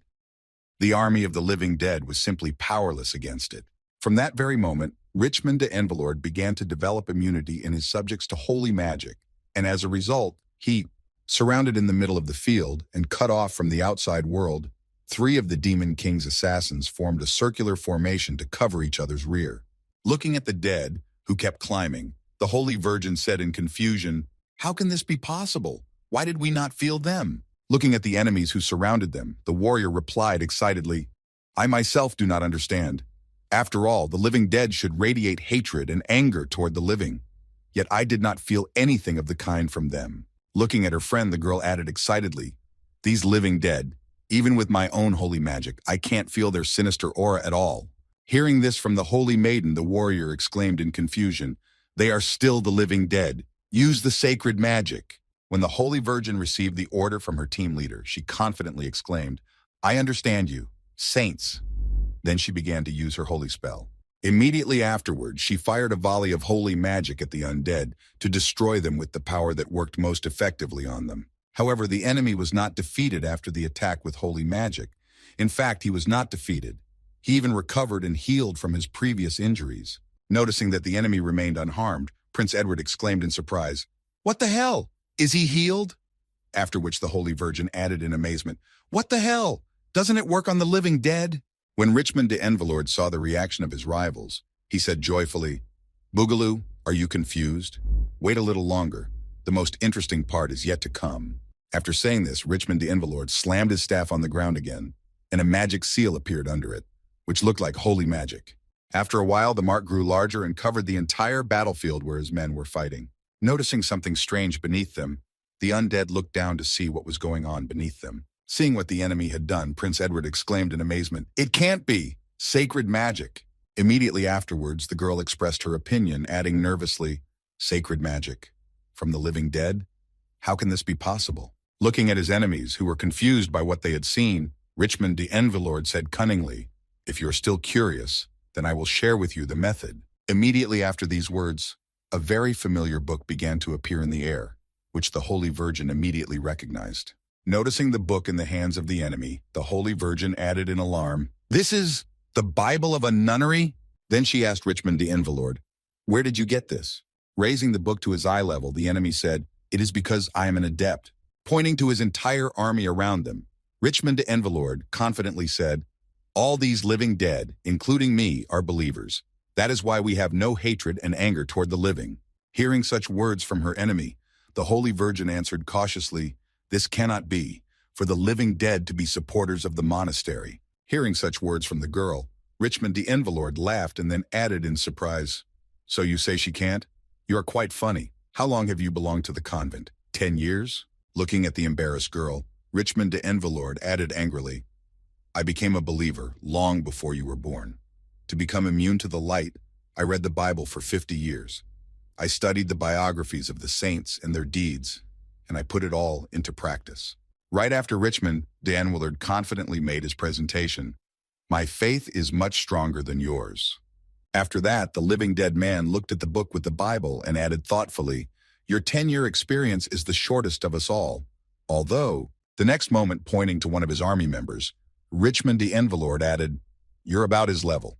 Looking back to see who he was referring to, the girl saw a horrible-looking zombie. After seeing it with her own eyes, the girl added in fright, "What? I'm about his level?" After that, Richmond de Envelord added, holding the nunnery's Bible in his hands, "The anger and hatred that radiates from the living dead, these are all consequences of envy." And then he added confidently, "However, I mastered it by filling myself with faith. Yeah, I was able to overcome it."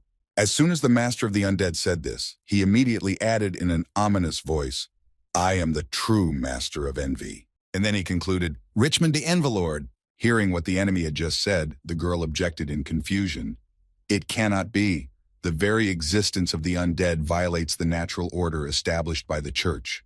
A living dead person cannot receive any kind of faith." Hearing this, Richmond de Envelord replied, "There is nothing in this world that the goddess cannot touch. Faith can be born in a worm, and even in a sandstone. The body of a living dead man was created by a goddess and set in motion by her own magic. That's why even a living dead man can have faith. Didn't you know that?"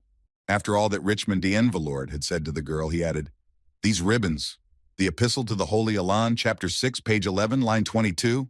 Hearing this, the girl replied angrily, "But even if they are capable of believing, the goddess would never give powers to the dead." Hearing the girl's words, Richmond de Envelord said, "Those who have been able to do the impossible will be honored more than those who have achieved what anyone can." Memoirs of Saint Alexis, chapter 3, page 21, line 7. Pulling out the Bible in front of him, Richmond de Envelord said, "Is it any wonder that power was given to the one who could master pure faith, even if he is an unholy being?" Clenching her hand into a fist, the Holy Virgin spoke angrily, "Filthy undead, using necromancy, which is forbidden in the temple of the goddess." After that, the girl gritted her teeth and thought resentfully, "But everything he says is true. He really is a believer." The next moment, trying to get around the enemy by another way, she spoke to Richmond de Envelord. "Then why don't you give us a little way? After all, we are carrying the will of God." When Richmond de Envelord heard the girl's proposal, he replied, "As there are heavenly laws in heaven, so there are earthly laws on earth. Do not use heavenly laws as a reason to violate earthly laws."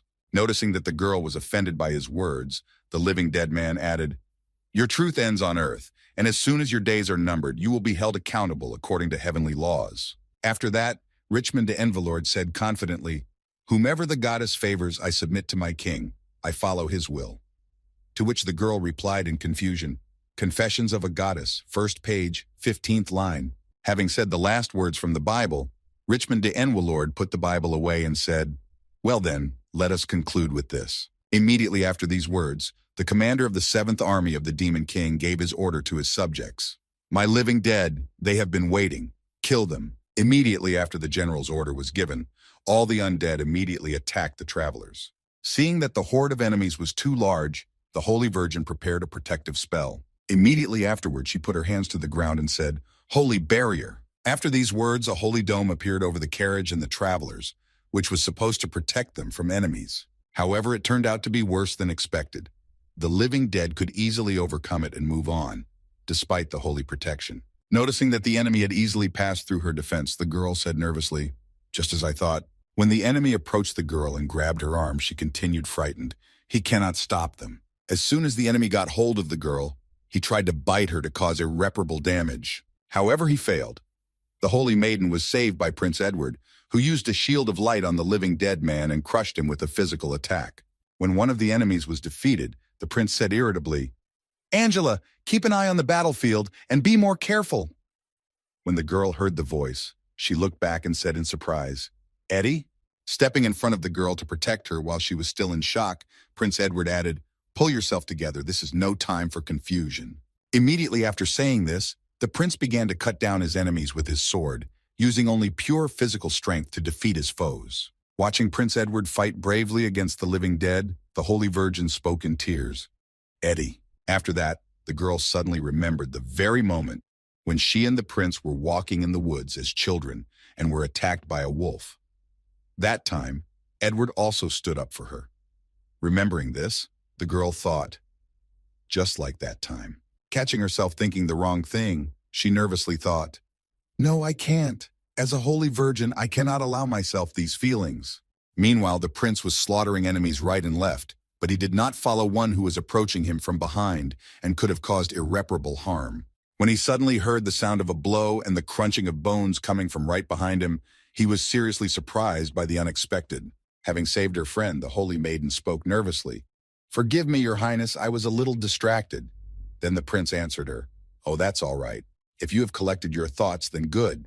At the same time, Mr. Kim was resting quietly on the roof of the carriage, listening to what was happening on the battlefield. However, suddenly his peace was interrupted. One of the living dead decided to climb up on his roof to deal with the reckless traveler. As soon as the enemy wanted to climb up on the roof, he was hit in the head with a rather powerful blow, which immediately neutralized the dead man. After finishing off one of the enemies, Mr. Kim, who was resting on the roof, said insultingly, "My God, everyone is making a lot of noise here." Seeing the undead crawl up to the boy, the soldier said to Kim, "Mr. Kim, are you all right?" Immediately after these words, Mr. Kim jumped off the roof of the carriage and prepared to fight. Noticing that his comrade had jumped from the carriage, the soldier looked back and said nervously, "You look great. These living dead." As Mr. Kim headed for the battlefield, the soldier nervously shouted after him, "They are not affected by the sacred magic." Noticing that he continued on his way to meet his enemies, the warrior added nervously, "Mr. Kim, wait." Immediately afterward, he repeated his words again. "Sacred magic is useless against them. Take your time." Without letting the warrior finish his words, Mr. Kim said in surprise, "So what do I care if it is ineffective?" Hearing these words from his friend, the soldier was surprised to hear them. "What are you talking about?" But at the same time, the soldier did not receive an answer to his question. The enemy was coming toward Mr. Kim. As soon as he approached, Mr. Kim blocked his attack with his sword to avoid being injured. Immediately afterward, the boy grabbed the living dead man's hand with his other hand and squeezed it tightly. After that, Mr. Kim began to twist the monster's arm. With a little effort, the monster's arm came off with very little effort. Looking back at his friend, Mr. Kim said, "All we have to do is tear it into small pieces." Hearing these words from his comrade, the warrior drew his sword and said thoughtfully, "So that's how it is. I was too much focused on the use of sacred magic against the undead." After that, the warrior added confidently, heading straight for the enemies.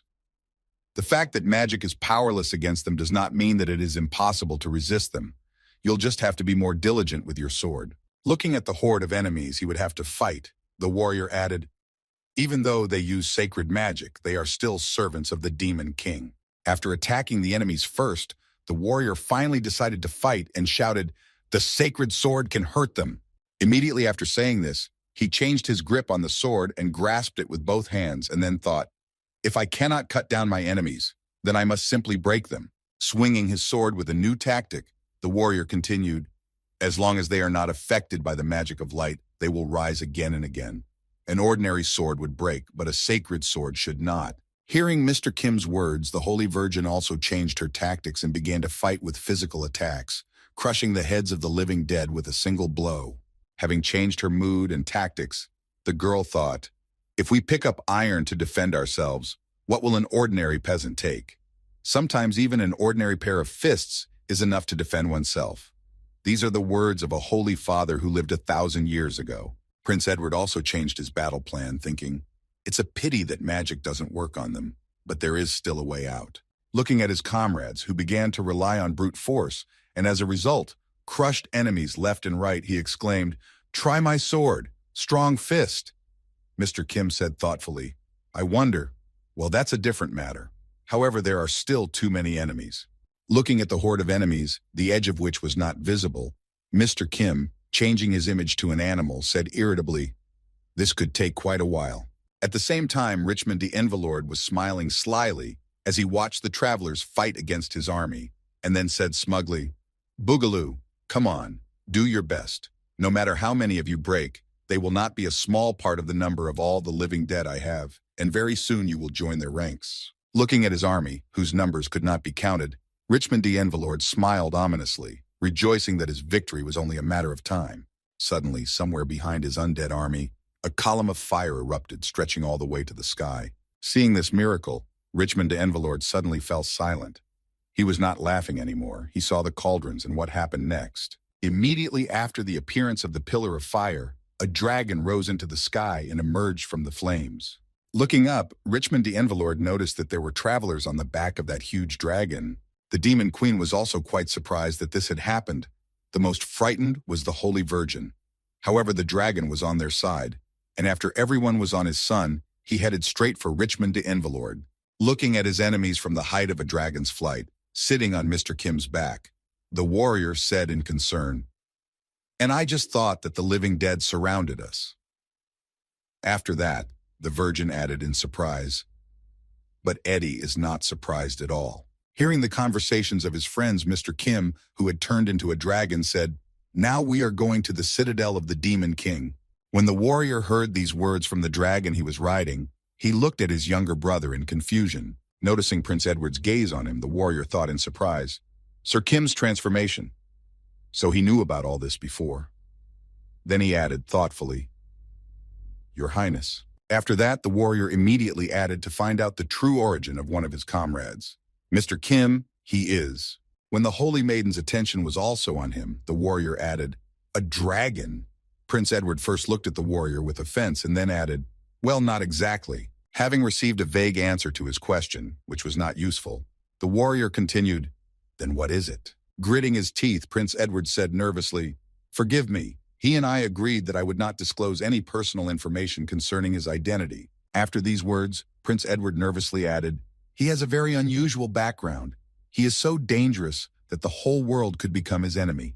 That's all I can say. Hearing these words from Prince Edward, the warrior said thoughtfully, he turns into a dragon but has a very unusual origin. In that case, after thinking about who his friend might be, the warrior exclaimed in confusion, he is a werewolf! Sir Kim is a werewolf!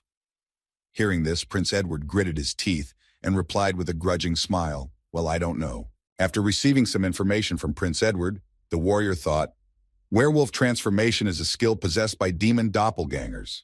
Sir Kim has either betrayed the demons, or there is still the possibility that he is half demon. This would also explain his so-called unusual origin. After thinking about this, the warrior suddenly remembered his participation in his past life and thought anxiously, otherwise, I have no other guesses, but that he is. After that, the warrior pushed away negative thoughts that might offend Mr. Kim and continued excitedly, no, it just can't be. I can't even imagine it. Putting his hand on the dragon's body, the warrior thought, thanks to him, we were able to defeat an extremely large number of demons, and besides, it was he who had just saved us from the living dead, in whose midst we were. After these thoughts, the warrior plunged back into his memories and thought, I personally got rid of the very monster that threatened this world. Traveling on the back of the dragon and thinking about who his companion might be, the warrior sighed with relief and said in his head, how dare I ever suspect Sir Kim? Continuing their journey to the citadel, where they were spotted by the goblins in the tower, who were frightened by the dragon's approach, The warrior continued, "Is he a monster of destruction? It simply cannot be." When Richmond the Envelord's enemies ignored him, simply flying over his horde of the living dead, the general of the 7th Demon Army himself growled in anger and said, "What the hell?" After a while, the dragon arrived at the citadel where the Demon King was staying and headed for the roof to drop his comrades off his back. Seeing that they had arrived so quickly at the Demon King's citadel, the warrior said in amazement, "We have traveled such a long distance in just half an hour, and it was all thanks to you." Noticing a gigantic building in his field again, which was surrounded by a wall, the warrior added in amazement, "This is the citadel of the Demon King. It looks rather ordinary somehow." Hearing his friend's words, Mr. Kim said in alarm, "This is not the time to judge the architecture of the building you see in front of you.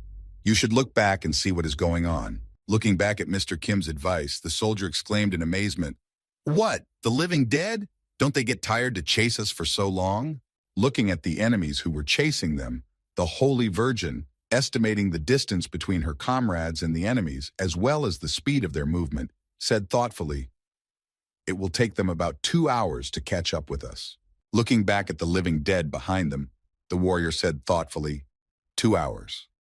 We have 2 hours. Looking down, the warrior thought, "Kill the Demon King and leave this place. We will fly away from here on the back of Sir Kim. But will we be able to do it in these 2 hours? Gritting his teeth as he thought about the right thing to do, the warrior continued his thoughts. "We have too little time. If we don't deal with the Demon King before the living dead arrive, we'll be in the same situation again." After thinking about the fact that someone would have to hold back the enemies, the warrior thought, "Someone has to win some free time for us." He then spoke to Mr. Kim. "Mr. Kim, I have a request for you." After these words, the soldier and his comrades arrived at the right place and landed to storm the citadel. Immediately after everyone got down from the dragon, they headed for the building. As the warrior was moving away from Mr. Kim, he shouted one last time, "I am counting on you." To which Mr. Kim replied, "I hear you. Everything will be done." After these words, the comrades moved further and further away from the dragon. And it was at that time that they were noticed by the guards who were standing guard at the citadel. When one of the demons noticed the invaders who had gotten behind the defensive wall, he immediately shouted out to warn his comrades, "There are outsiders here. It's a warrior and his comrades." Rushing after them, the commander of the guard shouted to his subordinates, "They are heading for the castle. Stop them immediately." Catching up with the travelers who had come to kill the Demon King, the commander of the building's defense shouted angrily, "Wretched human beings, how dare you?" Before he could finish, his sentence was interrupted. Some strange purple liquid fell on them and completely covered their bodies. Not realizing what had just happened, all the demons suddenly stopped. Then the commander, looking at this strange viscous substance, said in surprise, "Ooh, what is this? Oil? Poison?" As soon as he said this, he noticed that the flames that the dragon had just exhaled on the enemies he had recently sprayed with the strange viscous substance were approaching him. As soon as the flames came into contact with the mucus, an explosion occurred as a result of the contact. All the demons who were attacked were immediately engulfed in flames and began to run like crazy to extinguish the fire on themselves. But it was all in vain. Looking at the scurrying enemies, Mr. Kim said thoughtfully, "The combustible from my body, which explodes at the slightest contact with the flame. Now there will be no one to open the gate. As long as everything here is on fire, they will not be able to enter the citadel." And at the same time, Richmond the Envelord was on his way to the citadel with his band of the living dead, who had been flown around on a dragon, making fools of themselves. As he approached the citadel, Richmond the Envelord noticed that a full-fledged battle was already taking place within the walls of the citadel, and the entire wall was engulfed in flames.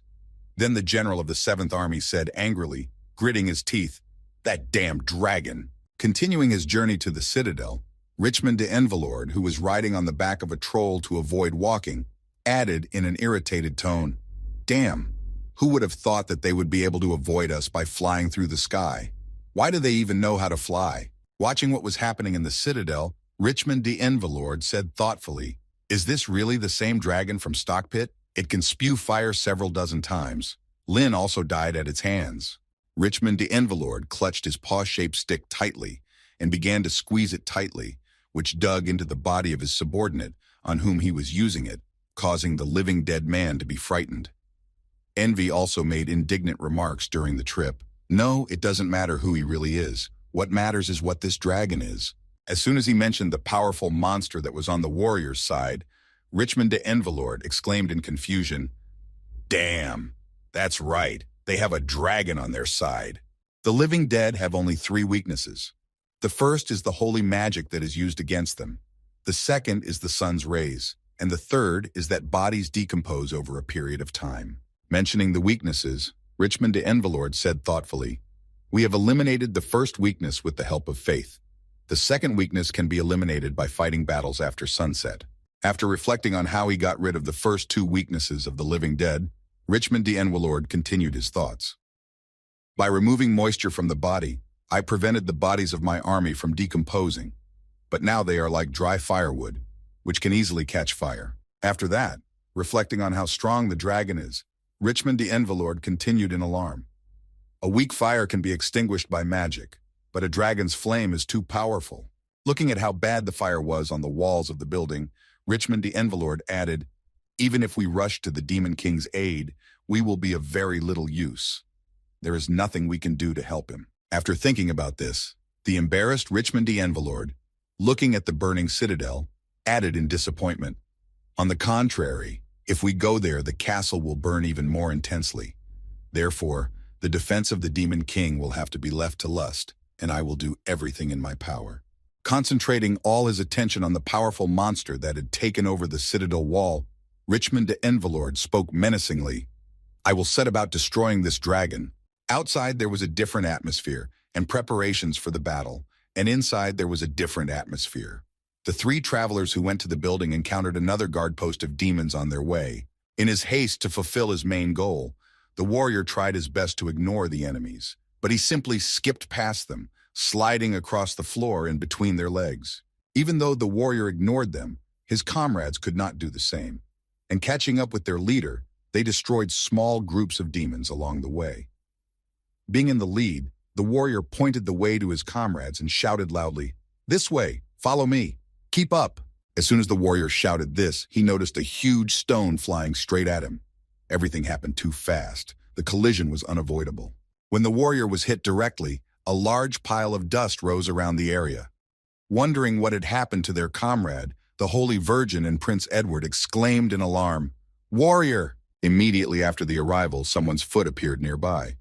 Most likely, it was the same person who threw a stone at the warrior. A lustful man appeared in front of the travelers, holding a piece of a concrete column, and said menacingly, "You can go no further." Julius de Lostlord is the last of the generals of the 7th Army of the Demon King, nicknamed Lust, the last enemy to stand before them and prevent them from fulfilling their original task.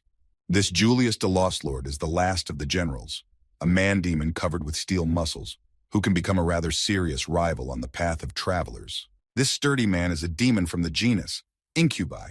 10 years ago, he was not so muscular. He had just a trim physique. Incubi are medium-powered demons wizards who seduce people and absorb their life energy. Incubi cannot improve their bodies, as their specialty is witchcraft. Most of them look like attractive young men and women, but they do not consider it necessary to develop muscles, as they do not find it attractive. Julius also fits this description, but why then does he look so strong and athletically built? Why didn't he just use his magic, which he had developed to a sufficient level? The reason was that he had been pushed to do so by events 10 years ago, starting with the moment he got divorced and suffered a loss. At that time, Julius was extremely self-confident and constantly admired his reflection. But even this appearance was not perfect enough for him. While the enemy was losing his guard, the warrior decided to attack him as suddenly as he had thrown a stone at him. Noticing that the warrior was moving again and was already heading for him, Julius de Lostlord raised a huge boulder above him and shouted angrily, "You bastard!" The next moment, Lust threw this giant stone at the warrior, adding angrily, "You decided to attack me while I was indulging in my memories of the past." Even after the column flew toward the warrior, he did not even think to change his trajectory, but simply moved forward, realizing that he could easily deal with the obstacle in his path. As soon as the warrior broke the column that was launched at him, Julius de Lostlord prepared to strike him with his most powerful blow to try to defeat his enemy, or at least delay him for a while. Noticing this, the warrior also did not just mindlessly attack head-on, but regrouped to take a more favorable position to receive and block the blow from General Lust. The next moment there was a blow, a pile of dust appeared in the very spot where the warrior and Julius the Lost Lord, who was trying his best to hold him off, had met. But it all happened too fast. A few seconds later, an image was seen flying out of the smoke and heading towards the wall. It was definitely not the image of our warrior. It was a demon. Having failed in the duel, Julius the Lost Lord flew backwards and crashed into the wall from a powerful blow of the hero. Lying in the wreckage of the wall he had pierced with his body, Julius the Lost Lord thought in disappointment. A heartbreaking end for the King of the Four Sides. However, even if one thought about the consequences that befell him, one could understand their cause. Everything was too obvious. He did not take hostages, as did pride and gluttony. Nor did he transform into powerful monsters, as his friends' anger and laziness did, to gain an advantage in battle. He also could not fight from a comfortable position, as Venatio the Gridlord did.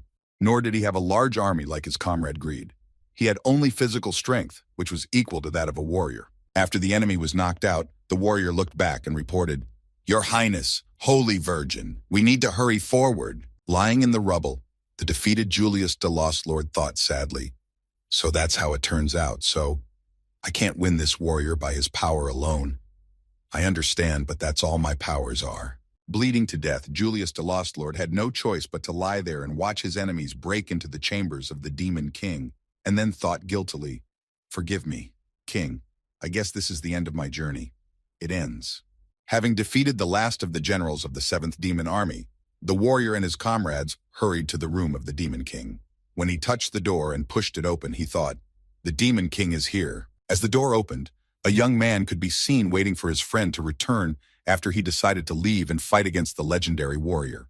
When the door opened and rays of light entered, the Demon King suddenly looked back and said thoughtfully, "Julius?" He hoped that his friend had returned, but it was not so. At the same time, Mr. Kim was circling the army of the living dead and accumulating enough explosives in his mouth to cover the enemy army. Looking at his enemies, lest they suddenly move on, Mr. Kim accumulated more and more, preparing to realize his grand plan. Looking at the enemy circling overhead, Richmond de Enwillard thought in confusion, "Why is he still just circling over us and not releasing his flames on the army? Is he up to something?" Looking at Mr. Kim, Richmond de Enwillard continued thoughtfully, "Or maybe he just can't do it and is just stalling while his comrades over there are dealing with the Demon King." Pressing his staff even harder so that it dug into his subject's body to the point of excruciating pain, Richmond de Enwillard thought, "Perhaps we should send some of our troops to the citadel." When Mr. Kim's cheeks were full of explosives, the boy, flying over the army once again, thought, "It seems to me that this should be enough. I have already accumulated a considerable amount." Immediately after that, the dragon swooped down to throw his explosive on the enemies and blow them up. Noticing that the enemy still decided to attack them and came closer, Richmond de Enwillard shouted in fright, "He is coming down to us!" As soon as Richmond de Enwillard noticed the enemy approaching, he began to cast a fire resistance spell and a fire resistance enhancement spell on all of his subjects to help them withstand the onslaught. When the defense was established on his entire army, Richmond de Enwillard slyly exclaimed, "Well, now come here, dragon. Let's play with you and find out who is stronger." But at the last moment, the dragon straightened up and began to pour the substance accumulated in its mouth on the enemies to cause a grand fire show. Noticing that the attack was successful and they were not hurt, all the living dead were a bit confused by the fact that they were doused with something. Also, a rather large particle of this substance flew at Richmond de Enwillard, who was above all his subordinates and was an easy target.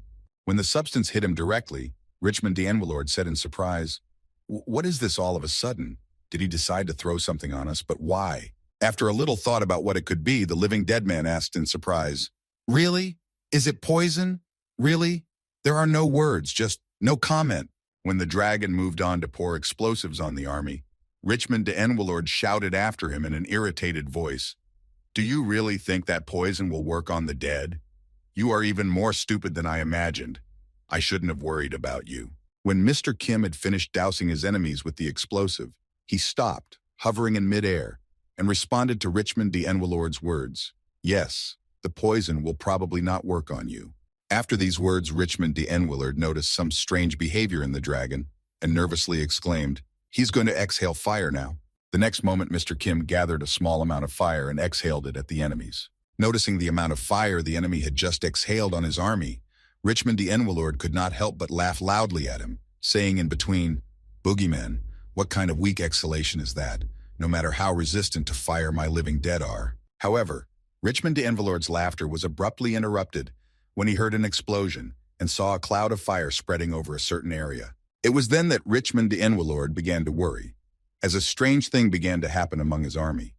Looking at the cloud of fire that had risen, Greed said in astonishment, "What is this?" At the same time, some of the particles from the enemies that had already exploded flew to another part of the troops, who were also covered in explosives. As soon as the fire on the remaining arm of the torn skeleton reached the other part of the army, the substance exploded again due to the reaction with the fire. Watching the explosions from the air, Mr. Kim said thoughtfully, "Even though this substance is quite poisonous, it is actually a fuel that can increase the fire breath 30 times. A chain reaction ensued, with more and more explosions, all of which were headed directly toward Richmond de Envelord, who was behind his troops. As he watched his army visibly thinning, Richmond de Envelord said in disbelief, "This simply cannot be true. I just don't believe it."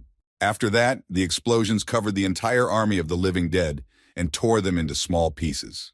As a result, the vessel of life of Richmond de Envelord was not indifferent and suffered from the damage to its owner. It just broke at some point. It split into two parts in the middle and lost all the life energy it had gathered to restore the life of the Lich. Richmond de Envelord. The vessel of life was broken. Now it is the complete destruction of the general. There are no living generals left in the Demon King's subjugation. 0. All the strong enemies were destroyed. After the death of the leader, the entire army of the living dead began to scatter in different directions to escape the inevitable death that was approaching them at a rapid pace. However, no one could escape. The explosions and the punishment caught up with everyone and shattered their bodies into small pieces. Paying attention to the enemies, who for some reason froze in place, Mr. Kim, who was flying by, said thoughtfully, "Strange. Did the living dead stop? Their general is dead, or how else can I explain it?" Realizing that this was the end of the story, Mr. Kim said in disappointment, "How sad. It can't even be called a full-fledged battle. It was over too quickly and easily. So," looking at the dead on the battlefield, Mr. Kim said thoughtfully, "Maybe I should eat those who are still on the battlefield and didn't have time to burn. Thanks to the salamander's ability, I can eat even in the middle of a fire." After thinking about his next steps, Mr. Kim said thoughtfully, "But on the other hand, they are useless.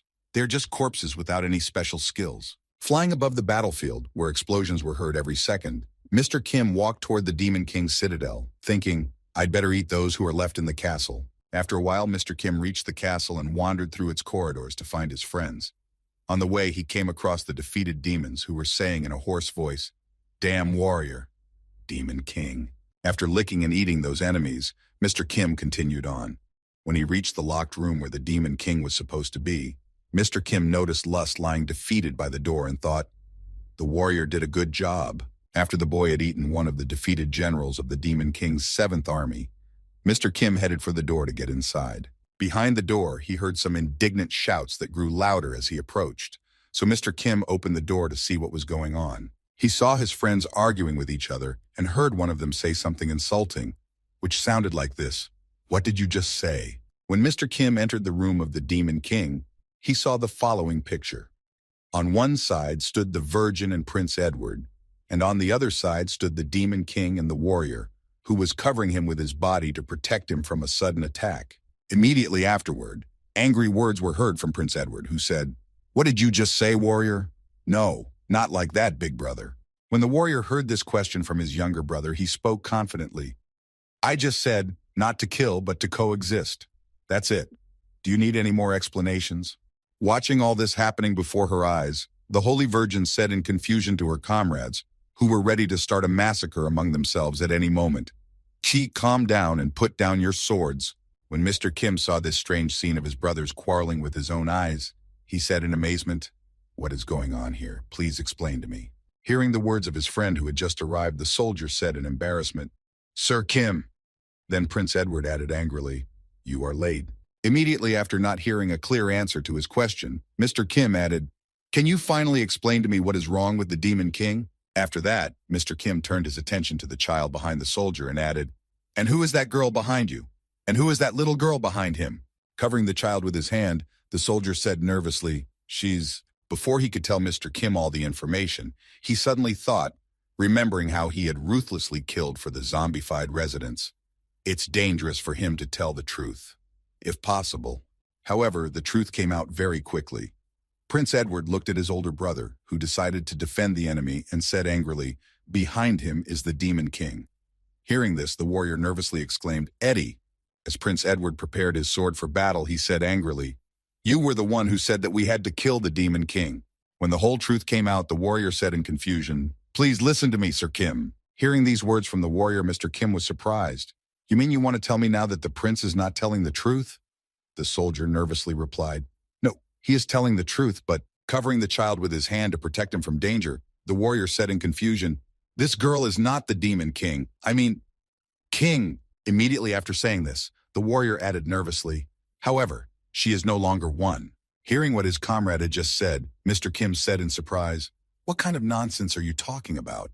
Then the soldier added anxiously, trying to convince Mr. Kim, "Her soul is not of this world, even if it is imprisoned in the body of a demon." Then Mr. Kim repeated his words again. "What kind of nonsense are you talking about?" Putting his hand to his chest, the warrior said anxiously, "I am telling the truth.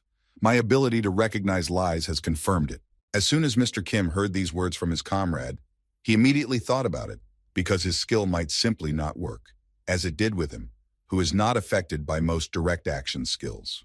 He then looked at the frightened Demon King and continued his thoughts. If she is the third person to be transported from the earth, then the warrior's words are true. Without exception, Prince Edward was reborn in this world after his death in the past. Then he is considered resurrected or reborn. Mr. Kim himself was transported to the continent of Elmond in his own body in a miraculous way. But that's not the point here. From his method of transfer, he can be called simply a former person. But then, who is the current Demon King? The human soul moved to this world and suddenly became a king. He is a transmigrated soul. In his past life, he lived a very sad and monotonous life, working as an ordinary office employee, spending most of his day at the computer. Instead of spending her free time talking to her co-workers, she chose a slightly different type of occupation. She read novels about history and wars. However, as strange as it may sound, the girl's rebirth as a Demon King did not come as a shock to her. She accepted it quite normally, even without any confusion. Why did this happen? Everything is too simple. So simple that even explaining it may be superfluous. The girl read a lot of books, and such adventures and events often happened in the novels she liked to read. And so, thanks to this, the girl was easily able to adapt and apply all the knowledge she had gained on Earth, and easily began to apply it in this world. And as a result, the military power of the demon army increased. It also upset the balance between the forces of people and darkness, and that's when the goddess sent a warrior to the continent. The girl didn't even do anything to organize the meeting, because she knew that the Demon King would definitely meet the warrior anyway, just as it happened to the main characters in the novels. But unfortunately, she was not the protagonist of the novel. Her subjects, in whom she believed so strongly, died before she could even use her powers. And so, at the very moment when Julius, her last protector, died, the girl really felt a real fear of death. And that is why she can only beg for mercy now, shedding tears. Also, as a result of the events, the girl told the soldier everything. Hearing these words from his comrade, Mr. Kim asked in displeasure, "So you were giving orders to your subordinates to cause chaos, and now you are scared for your own life and surrender?" Rushing to Mr. Kim, who was clearly unhappy with this development, the soldier shouted in alarm, "Mr. Kim, please listen to me." Looking at the hero, who was coming to him to convince him of his position, Mr. Kim said in displeasure, "Do you really believe in this nonsense about other worlds?" To which the warrior replied, "It's really too hard to believe." After saying that, Mr. Kim also thought, looking at the warrior with a fearsome look, "I personally believe it, of course, because I am one, but that doesn't change the situation here." After a few attempts to convince his last comrade, the warrior spoke again in alarm, "But she's really not lying." Trying to convince himself of the correctness of his words, the warrior gritted his teeth and added, "And also," after long stories and attempts to convince, the warrior shed tears and added sadly, "So many lives have already been spent. I just want to stop this series of killings that has been going on for so long." After these words, the soldier, shedding his tears, turned away from his comrades to protect the frightened girl.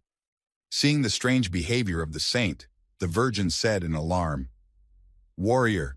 Hearing these words from the warrior, Mr. Kim turned away from his friend and said, "So that's how it is. Then Mr. Kim added, "Well, the time has come." Immediately after these words, Prince Edward drew his lightsaber and charged at his older brother to finish off the Demon King whom he was protecting. Hearing these words from his comrade, the warrior said in surprise, "What are you talking about?" Immediately after these words, Prince Edward's sword was pointed in his direction. Noticing the danger that was approaching him, the warrior at the last second blocked the attack of his younger brother, which was aimed directly at the Demon King. But everything turned out to be a little worse than it could have been. The warrior's sword broke, and Prince Edward pierced through his brother, along with the Demon King who stood behind him. Everyone was amazed by this development. Both the warrior and the Demon King, who was hiding behind him, supporting the warrior so that he would not retreat in case of emergency. A warrior must be perfect and also just and kind to everyone. Although these concepts may seem similar, they can actually clash with each other. The hero himself is obliged to overcome the moral dilemma and make the most correct decision. And so he did. But it worked until the hatred of the prince and Mr. Kim trampled him to the ground. In the same village where the weapons were made, the soldier also took part in a massacre against the inhabitants who were unable to resist. He did the right thing then, but his decision was not merciful. The warrior also did not punish the demon in the casino, but used his powers to save his comrades.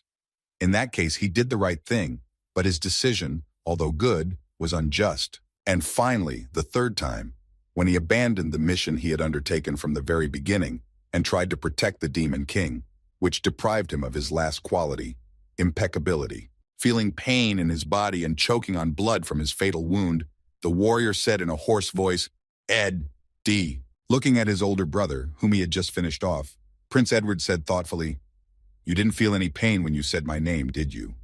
This is because you stopped being a warrior when you decided to protect the Demon King." Immediately after saying that, Prince Edward looked down at the traces of blood and the pieces of iron that were lying there and continued, "And your unbreakable sword is now just a piece of iron." Looking at his younger brother, who had just dealt him a fatal blow, the warrior spoke in a hoarse voice, choking on blood, "Ed, D, why did you—" Taking his sword from his hands, Prince Edward said thoughtfully, "I can guess what you want to tell me. You are disappointed in me, aren't you?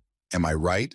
When Prince Edward's sword was removed, the Demon King collapsed to the ground, but the warrior himself was still standing, clinging to his life. Looking at his older brother, whom he had to finish off with his own hands, Prince Edward lowered his head and said, "But I had no other choice." Holding onto his legs with the last of his strength, the warrior answered his younger brother, "Not at all." Having said his last words, so as not to upset Prince Edward, the older brother fell dead to the ground with a huge hole in his body. Noticing that the warrior had been killed by the hands of the prince, the Holy Virgin said in fright, "Whoa, what's going on here?" Turning her gaze to the dead member of their team, the Holy Maiden asked in alarm, "Eddie, why did you do this?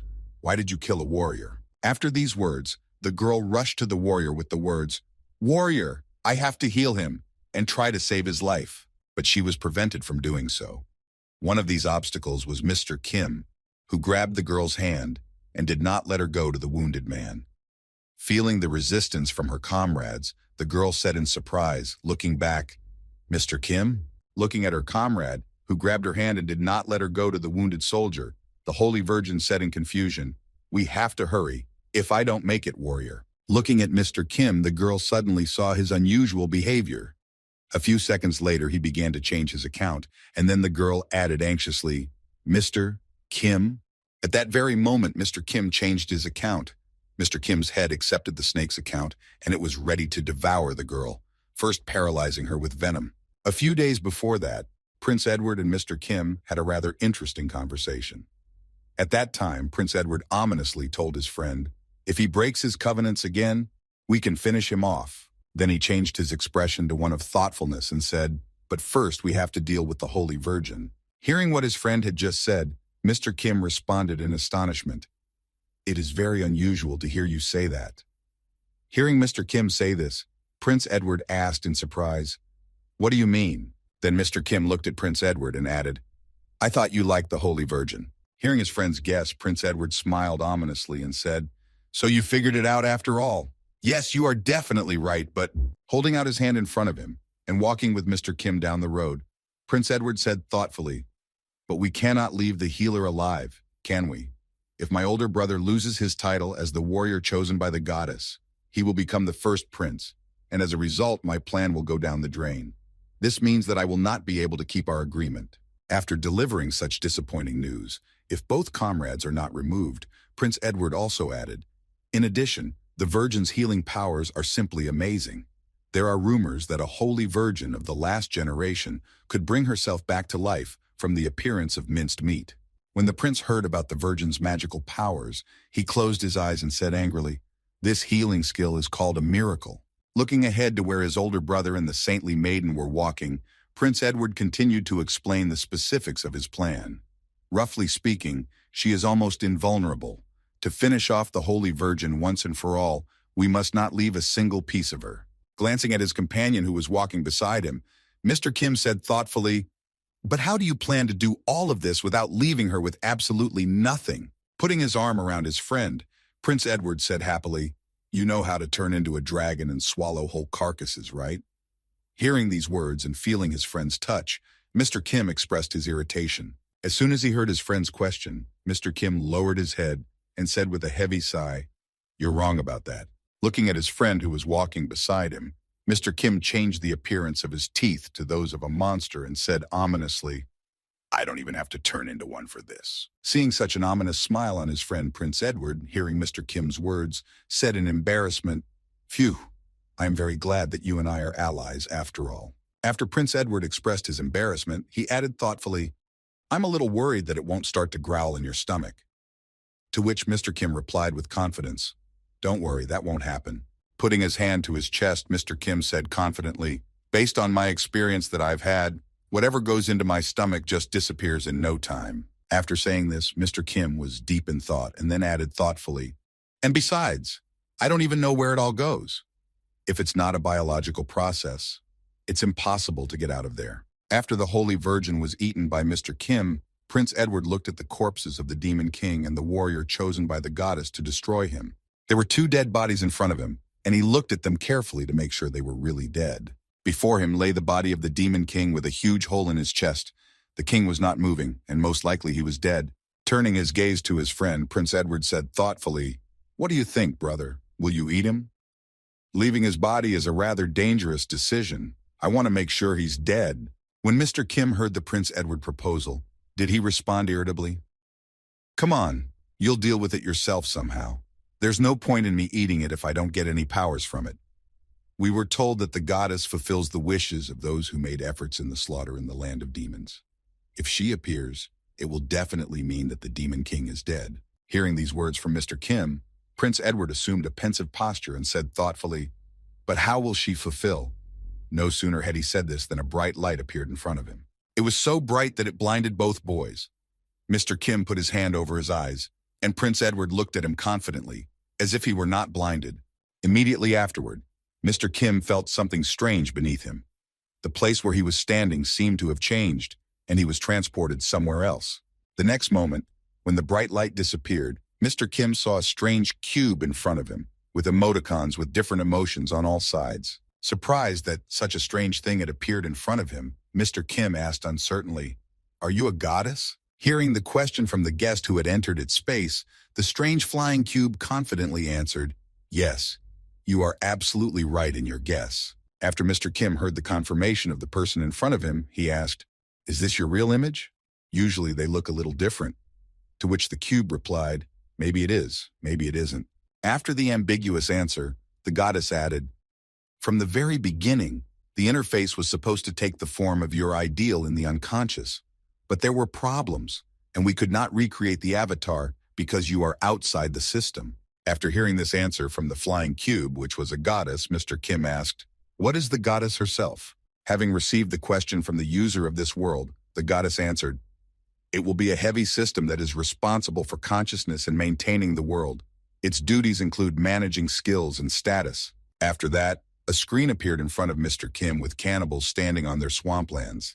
Then the goddess continued, also the creation of monsters and the reincarnation of souls. Hearing the explanation from the cube in which he found himself, Mr. Kim smiled slyly and thought, then you are not a goddess, but a deity who gives life. So that's your true essence. When Mr. Kim understood some of the basics, he spoke to the goddess of this world. I will ask you a few questions. First, how did I come to this world?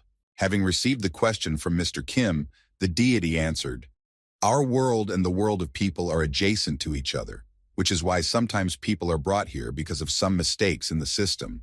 The prince and the demon king are a direct example of this." After that, Mr. Kim mentioned the beasts of this world and continued, "Why do the monsters here look so much like the beasts from fairy tales and biological objects from our world?" Creating holograms in his hands for a more visual explanation, the deity said, "Biological objects and fairy tale monsters from your universe were taken into account when creating them." And finally, Mr. Kim asked anxiously, "And then one more thing.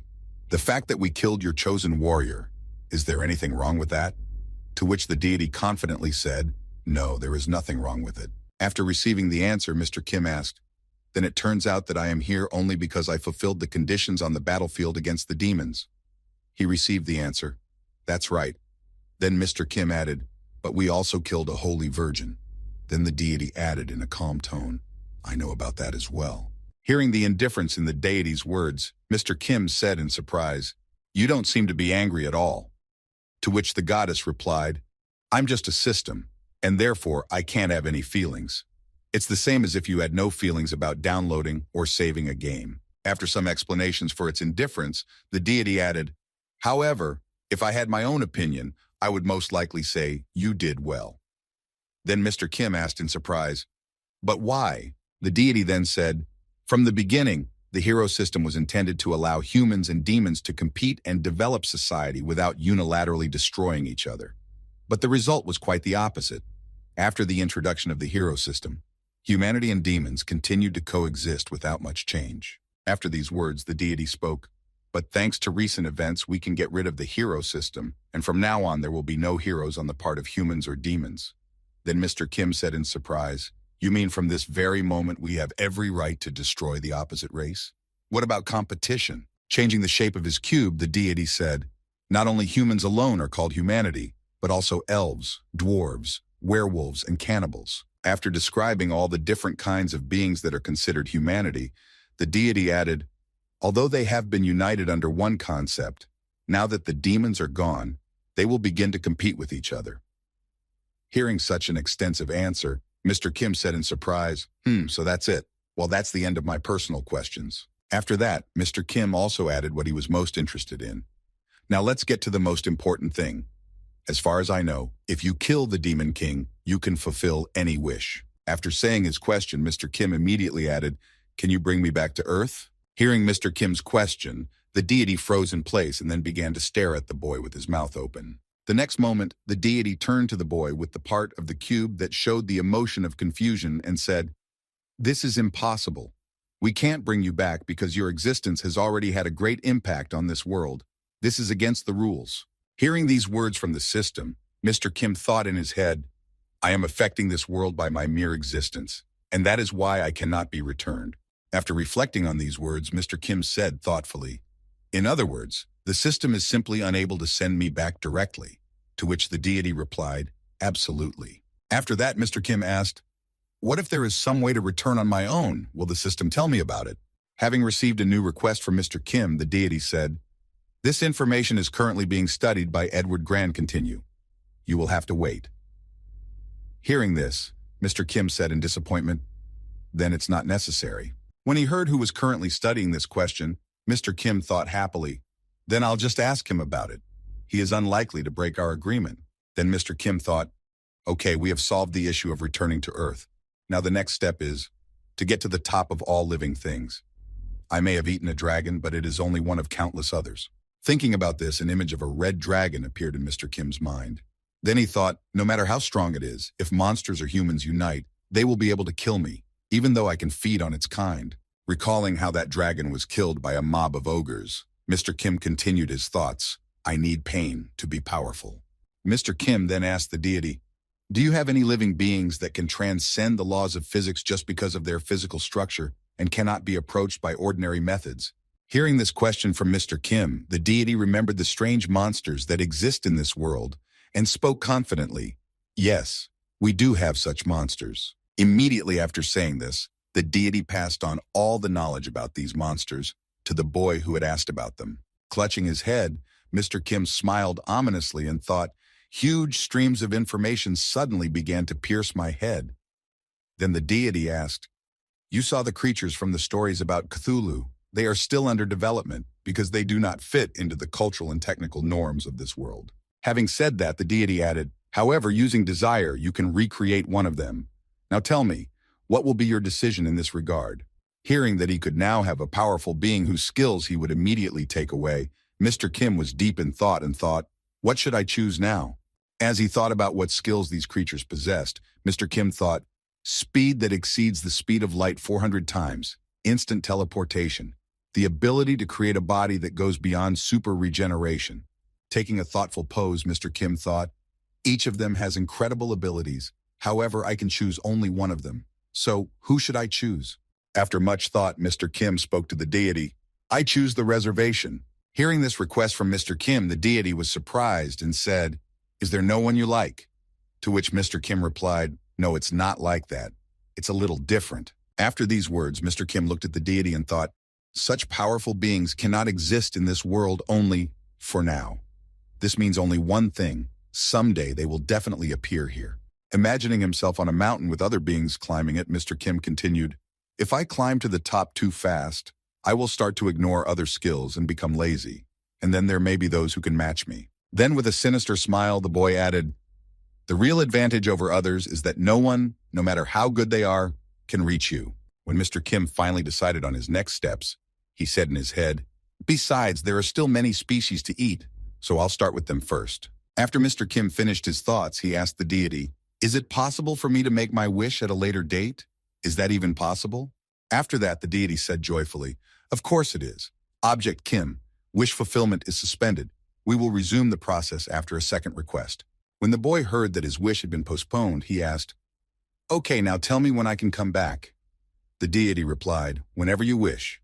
At the moment, the wish of your partner is being fulfilled, so this operation will take some time." After announcing that Prince Edward's wish had been granted, the deity added, "Would you like to return first, or would you like to wait for him?" To which Mr. Kim confidently replied, "I'll go first." After a while, the image of Prince Edward began to appear in the middle of the Demon King's room, and he was also talking to the system. When Mr. Kim saw his friend returning, he said wearily, "Well, you're finally back from there. I've been waiting for you for so long." Wiping away his tears of emotion, Prince Edward said, "Oh, I was a little scared. I did not even know that the goddess looks like this." Hearing these words from his friend, Mr. Kim asked thoughtfully, "Looks like this? What exactly do you mean by this definition?" The next moment, Mr. Kim remembered the words of the deity and said in his head, "Right. She said that the interface takes the form of an ideal, and his ideal." Looking at his worried friend, Mr. Kim asked, "Are you sorry?" Clenching his fists in anger, Prince Edward said sadly, "Every time." But he immediately controlled his anger and turned his head to Mr. Kim and said, "However, there is no turning back now. By the way, don't you want to know what I made a wish?"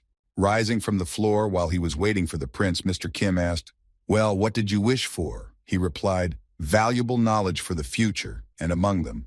Hearing these words from his friend, Mr. Kim asked happily, "I hope it contains information about how to find a way to bring me back to Earth." Hearing this, Prince Edward folded his hands in front of him and said happily, "Well, of course, because I have no desire to leave a nuclear time bomb in the world I'm going to rule. Now I can't even kill you." Hearing these words from his comrade, Mr. Kim said thoughtfully, "And how did we manage to achieve this?" To which Prince Edward said, "We will discuss this on the way home. I think the demon army is about to knock on the old bastard's door."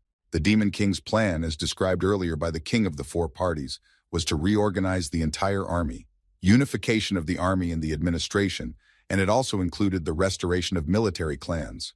In this plan, ideas such as training in the division of command, the introduction of new military equipment and tactics were also considered. She also spread an innovation that said that after the death of a senior commander, a demon below him in rank would take over. She learned all this from books she had read in her past life. And as a result of such large-scale reforms, the combat capability of the Demon King's army increased dramatically. It grew so much that it began to threaten humanity with complete extinction from the face of the earth. And at the same time, the army of the Demon King marched toward the kingdom where Prince Edward's father was. Standing on the wall, one of the guards, pulling his aunt's bow, exclaimed in confusion, "Commander, there are too many of them." The next moment, A bullet from a pistol, which the demon army possessed after the reign of the new demon king, hit the head of this soldier. The soldier fell to the ground dead, bleeding to death.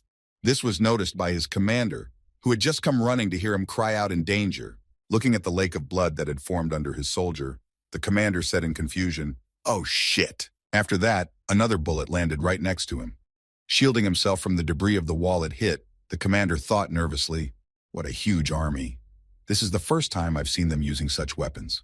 Deciding to peek one eye over the wall to look at the troops again, the commander thought, "What is going on here?" Beyond the wall, a huge number of forces of darkness were advancing on their castle, and accompanying them were so many bullets from guns that no one could even stick their head out and strike back. Then the commander added, "Has humanity come to an end?"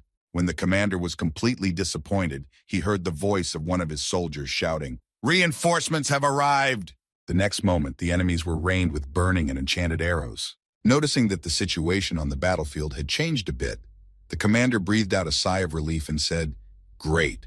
At this rate, we will hold out for another week, and then the reinforcements from other castles will come." But suddenly the commander heard a strange sound. It was the sound of the main entrance gate opening. Noticing what was happening, the commander exclaimed in surprise, "Well, what? Who opened the gate?" The soldier behind the commander, who was at a loss for words, replied, "That's the third nightly order." After that, the soldier also added uncertainly, looking at the gate that was opening, "The third order, the famous one." Immediately afterwards, as soon as the soldiers stepped through the gate into battle, the commander spoke angrily, "The order of aristocrats, or rather, an order of idiots." When the gates were fully open, the aristocrats happily rushed to the battlefield, determined to test their skills. As they were leaving the fortress, one of the aristocrats smiled ominously and said, "Boo-hoo! Is this really the opportunity to prove ourselves? I will show them all my power." As soon as the aristocrat said this, one of the bullets fired by the army of the demon king hit him in the head. Immediately afterwards, the commander shouted out, "Close the gate immediately!" Upon hearing this order, the soldier who was subordinate to him asked in confusion, "But they are." After these words, the commander repeated himself, but in a more aggressive tone, "Shut the fuck up! Didn't you hear what I said? Shall I repeat it again?" After that, an order came from the wall, "Close the gate immediately." Having received it, the soldiers hurried to fulfill it. Grasping the chains that closed the gate, the soldier began to pull them toward him to close the gate, listening to the orders from the mountain, "Faster! The gate!" However, the order was not carried out, and one of the bullets hit the soldier who was closing the entrance. Then the commander heard the demons shouting with joy, "Hurrah! The gate is open! Kill all the humans!" Then the commander said in frustration, "Well, that's it, you bastards." Then he thought, after all, this is the end of humanity. Immediately afterwards, one of the soldiers nervously exclaimed, pointing upwards, "Commander, look at the sky!" When the commander heard the message from one of his soldiers, he began to peer up to see what he meant, and asked thoughtfully, "What did you see there?" A huge dragon landed right in the middle of the demon army, with Prince Edward on its back. They had come to help their kingdom. Raising his sword above his head, the prince joyfully told his soldiers, "Now you are all safe." Putting his majestic figure on display for all to see, Prince Edward added joyfully, "Edward the Grand Continent is now with you." After a while, the commander of the troops arrived at the king's chamber with his report. After hearing it, the king said in disappointment, "Is this true?" Hearing the king's question, the army commander bowed his head and added, "Yes, it is as I said. His Highness Edward has defeated the demon army." Hearing this report from the army commander, one of the people in the room exclaimed, "Wow, this is really our prince. As expected, he is so brave." After hearing the report and thinking about it for a while, the king of the kingdom of Grand Continent said in surprise, "How could he have handled all this on his own?" Then the commander of the troops, bowing his head, humbly answered the king, recalling the very moment. The dragon that Prince Edward rode in on burned everyone to ashes. When the king heard this report from his subject, he was confused. "What? A dragon? Prince Edward controlled a dragon? This is impossible. What nonsense are you talking about?" When the army commander heard the king's surprise, he spoke joyfully, recalling the very moment of his despair when the prince came to their rescue. "I'm not lying to you. What happened on the battlefield was simply incredible." After listening to his subject, the king said irritably, "Do you really want me to believe what you say?" Hearing such irritated words from his king, the army commander added, "Your Highness, I am telling you the sincere truth. I saw it all with my own eyes." Hearing such confidence in the words of his subject, the king was confused. Yet I see that he is not deceiving me. If he really saw it with his own eyes, then I will have to take his word for it. But that was not all. He turned his head to the left, where his guests were. The aristocrats in the hall, the king thought excitedly, as he listened to their whispers. Besides, there were aristocrats near the king who were saying in astonishment, "Controlling a dragon! He is really the prince of our kingdom, and he is an outstanding personality, a true hero of mankind." Hearing these words from the people in the room, the king thought excitedly, "If I continue to treat him badly, it may undermine my authority." Immediately after these thoughts, the king spoke, "He has done a great thing. Well, now you can go back." Hearing the order, the commander humbly said, "Yes, your highness." After that, the king simply watched in silence as his subject, the commander, left the room after telling his story to the dignitary. The next moment, as soon as the door closed behind the commander, the king spoke angrily, "A hero of humanity, huh? This is nonsense. He's just like me." After that, the king continued his thoughts. Did I strike a decisive blow in the fight against the Demon King? Perhaps it was so. I cannot reject this development of events. He is quite capable and intelligent. But that was not all. The king had another problem that worried him. Looking at the door, he remembered the Holy Virgin and his eldest son, and then thought, but how could the warrior and the Holy Virgin have died? After some thought, the king came to the following conclusion. It cannot be otherwise. I think that they died not at the hands of the Demon King, but at the hands of the prince. Slamming his fist on his throne in anger, the king thought, if I were in his place, I would have done exactly the same thing. Immediately afterward, the king thought of a plan he had once made, but had not been able to carry out. Then the king thought, besides, the plan to return the warrior to the place of the first prince has been lost. If this is all the work of the prince. As the king thought about where the plan could have gone, he thought, it is not surprising that Edward did away with his older brother. This was to be expected. Realizing that it was most likely Prince Edward who killed the hero, the king suddenly thought, however, something is definitely wrong here. Why hasn't he been punished for killing the warrior by the heavenly punishment? The king turned his gaze to the other side, to the statue in the room, and thought, royalty is the price of loyalty and devotion to the goddess. Killing a member of the royal family is an unpardonable sin. Recalling the moment when he was visited by a priest at some point in time, the king continued his reflections. However, there was not even a hint of heavenly punishment. I listened to the priest's prophecy, and he said, on the contrary. Recalling the same priest who came to him with the prophecy, the king added, this man made such a great contribution that even no other hero has ever done so. That is why the believers who supported the princess switched sides to the aristocracy faction. Slamming his fist on the throne again, the king thought angrily, what nonsense! Is it really? After calming his anger, the king sighed heavily and said quietly, I have to admit it. Looking ahead of him, the king added thoughtfully, the prince has definitely changed, and also all the rumors about him are true. Immediately after these words, the king continued sadly, yes, he may well have changed. Perhaps I was wrong about him. After all his long deliberations, the king finally accepted the fact that his youngest son had changed and added in conclusion, so it's time for me to start changing. At the same time, Prince Edward, who had returned home so spectacularly, did not go to Santa Canargo. Instead of returning to the safe lands of the kingdom, he was getting rid of the demons that remained in the kingdom of Grand Contin. The sight of Prince Edward controlling a huge dragon left an indelible imprint on people's minds. Even those aristocrats who had previously opposed him began to admire him. And so after a while, loud bugles sounded in Santo Canargo, and the central gate opened. All this testified to only one thing. The glorious warriors who had saved the kingdom from a formidable enemy who threatened to destroy it had returned from the war. One of those heroes who returned from the war was Prince Edward, whom the people of the kingdom had been waiting for so long.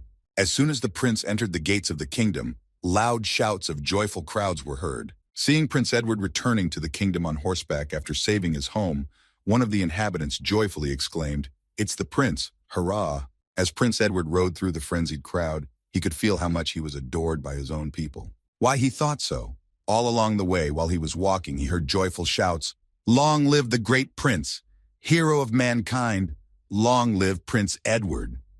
Listening to these joyful shouts from the population, the prince smiled slyly and thought, well, I'm back, you old bastard. After a while, the prince was already at the royal castle of Santo Alma Rouge. and he heard the staff shouting in confusion. "Hey, hurry up! The audience is about to begin." "Oh, wait, my armor." From all sides came the embarrassed shouts of the subjects who were preparing for the reception and trying to do everything as quickly as possible. Then the newly arrived heroes heard themselves nearby. "Butler Eric, where are you? Sir Robert is looking for you." "Sir Cavier, where?" Leaning on the fountain in the palace courtyard, Prince Edward said to his friend, "Everyone is so preoccupied with these preparations for the audience. It seems to me that you and I are the only ones who are relaxed here." Looking back at Mr. Kim, Prince Edward said happily, "The old man is very wary of you. Last time he at least let you in. That was your chance to win the title, don't you think?" Hearing these words from his friend, Mr. Kim said indifferently, "I am not interested in such things. What is more important now is whether this planning is accurate."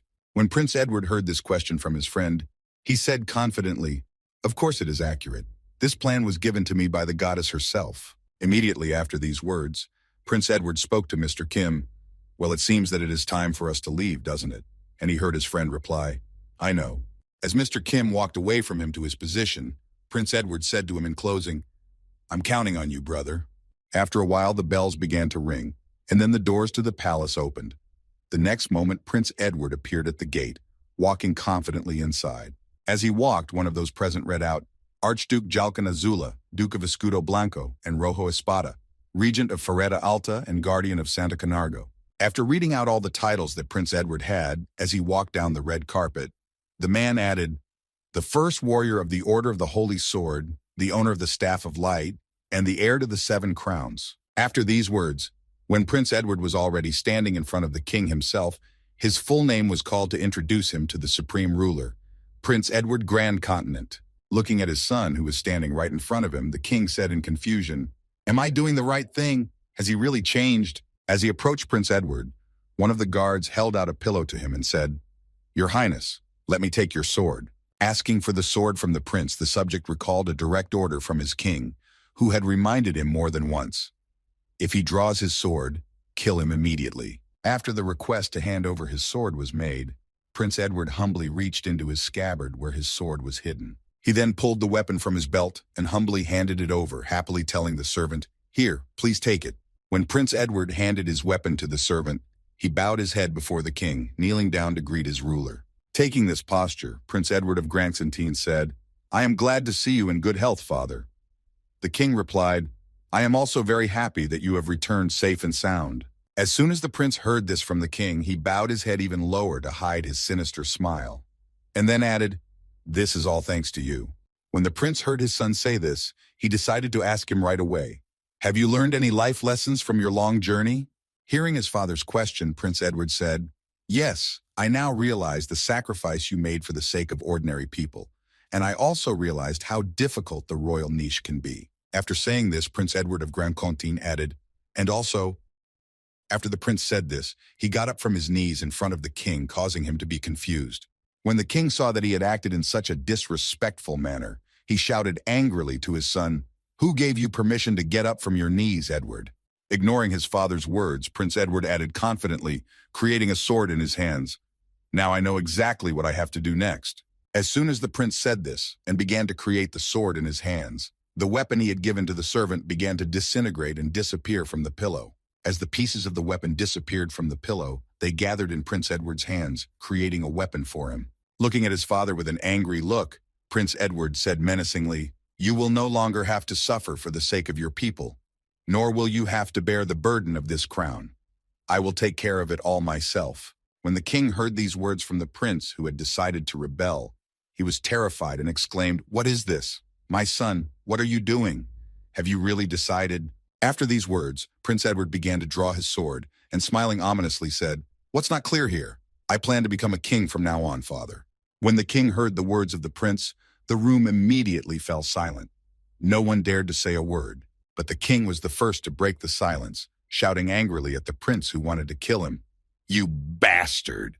How dare you even think of such a thing?" The next moment, the prince was surrounded by 4 soldiers with spears who were to stop him from harming the king. Looking around, the prince assessed the situation, the enemies around him, their length of weaponry, and their number. Having gathered all the necessary information, the prince began to call upon his skills in turn to help him in the battle with his enemies.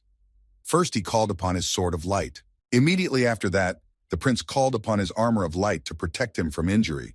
And finally, he summoned a zith of light to repel the attacks of his enemies. As soon as Prince Edward had assembled a complete set and was ready to fight, one of the soldiers who surrounded him exclaimed in confusion, "Your Highness, what are you doing? Stop!"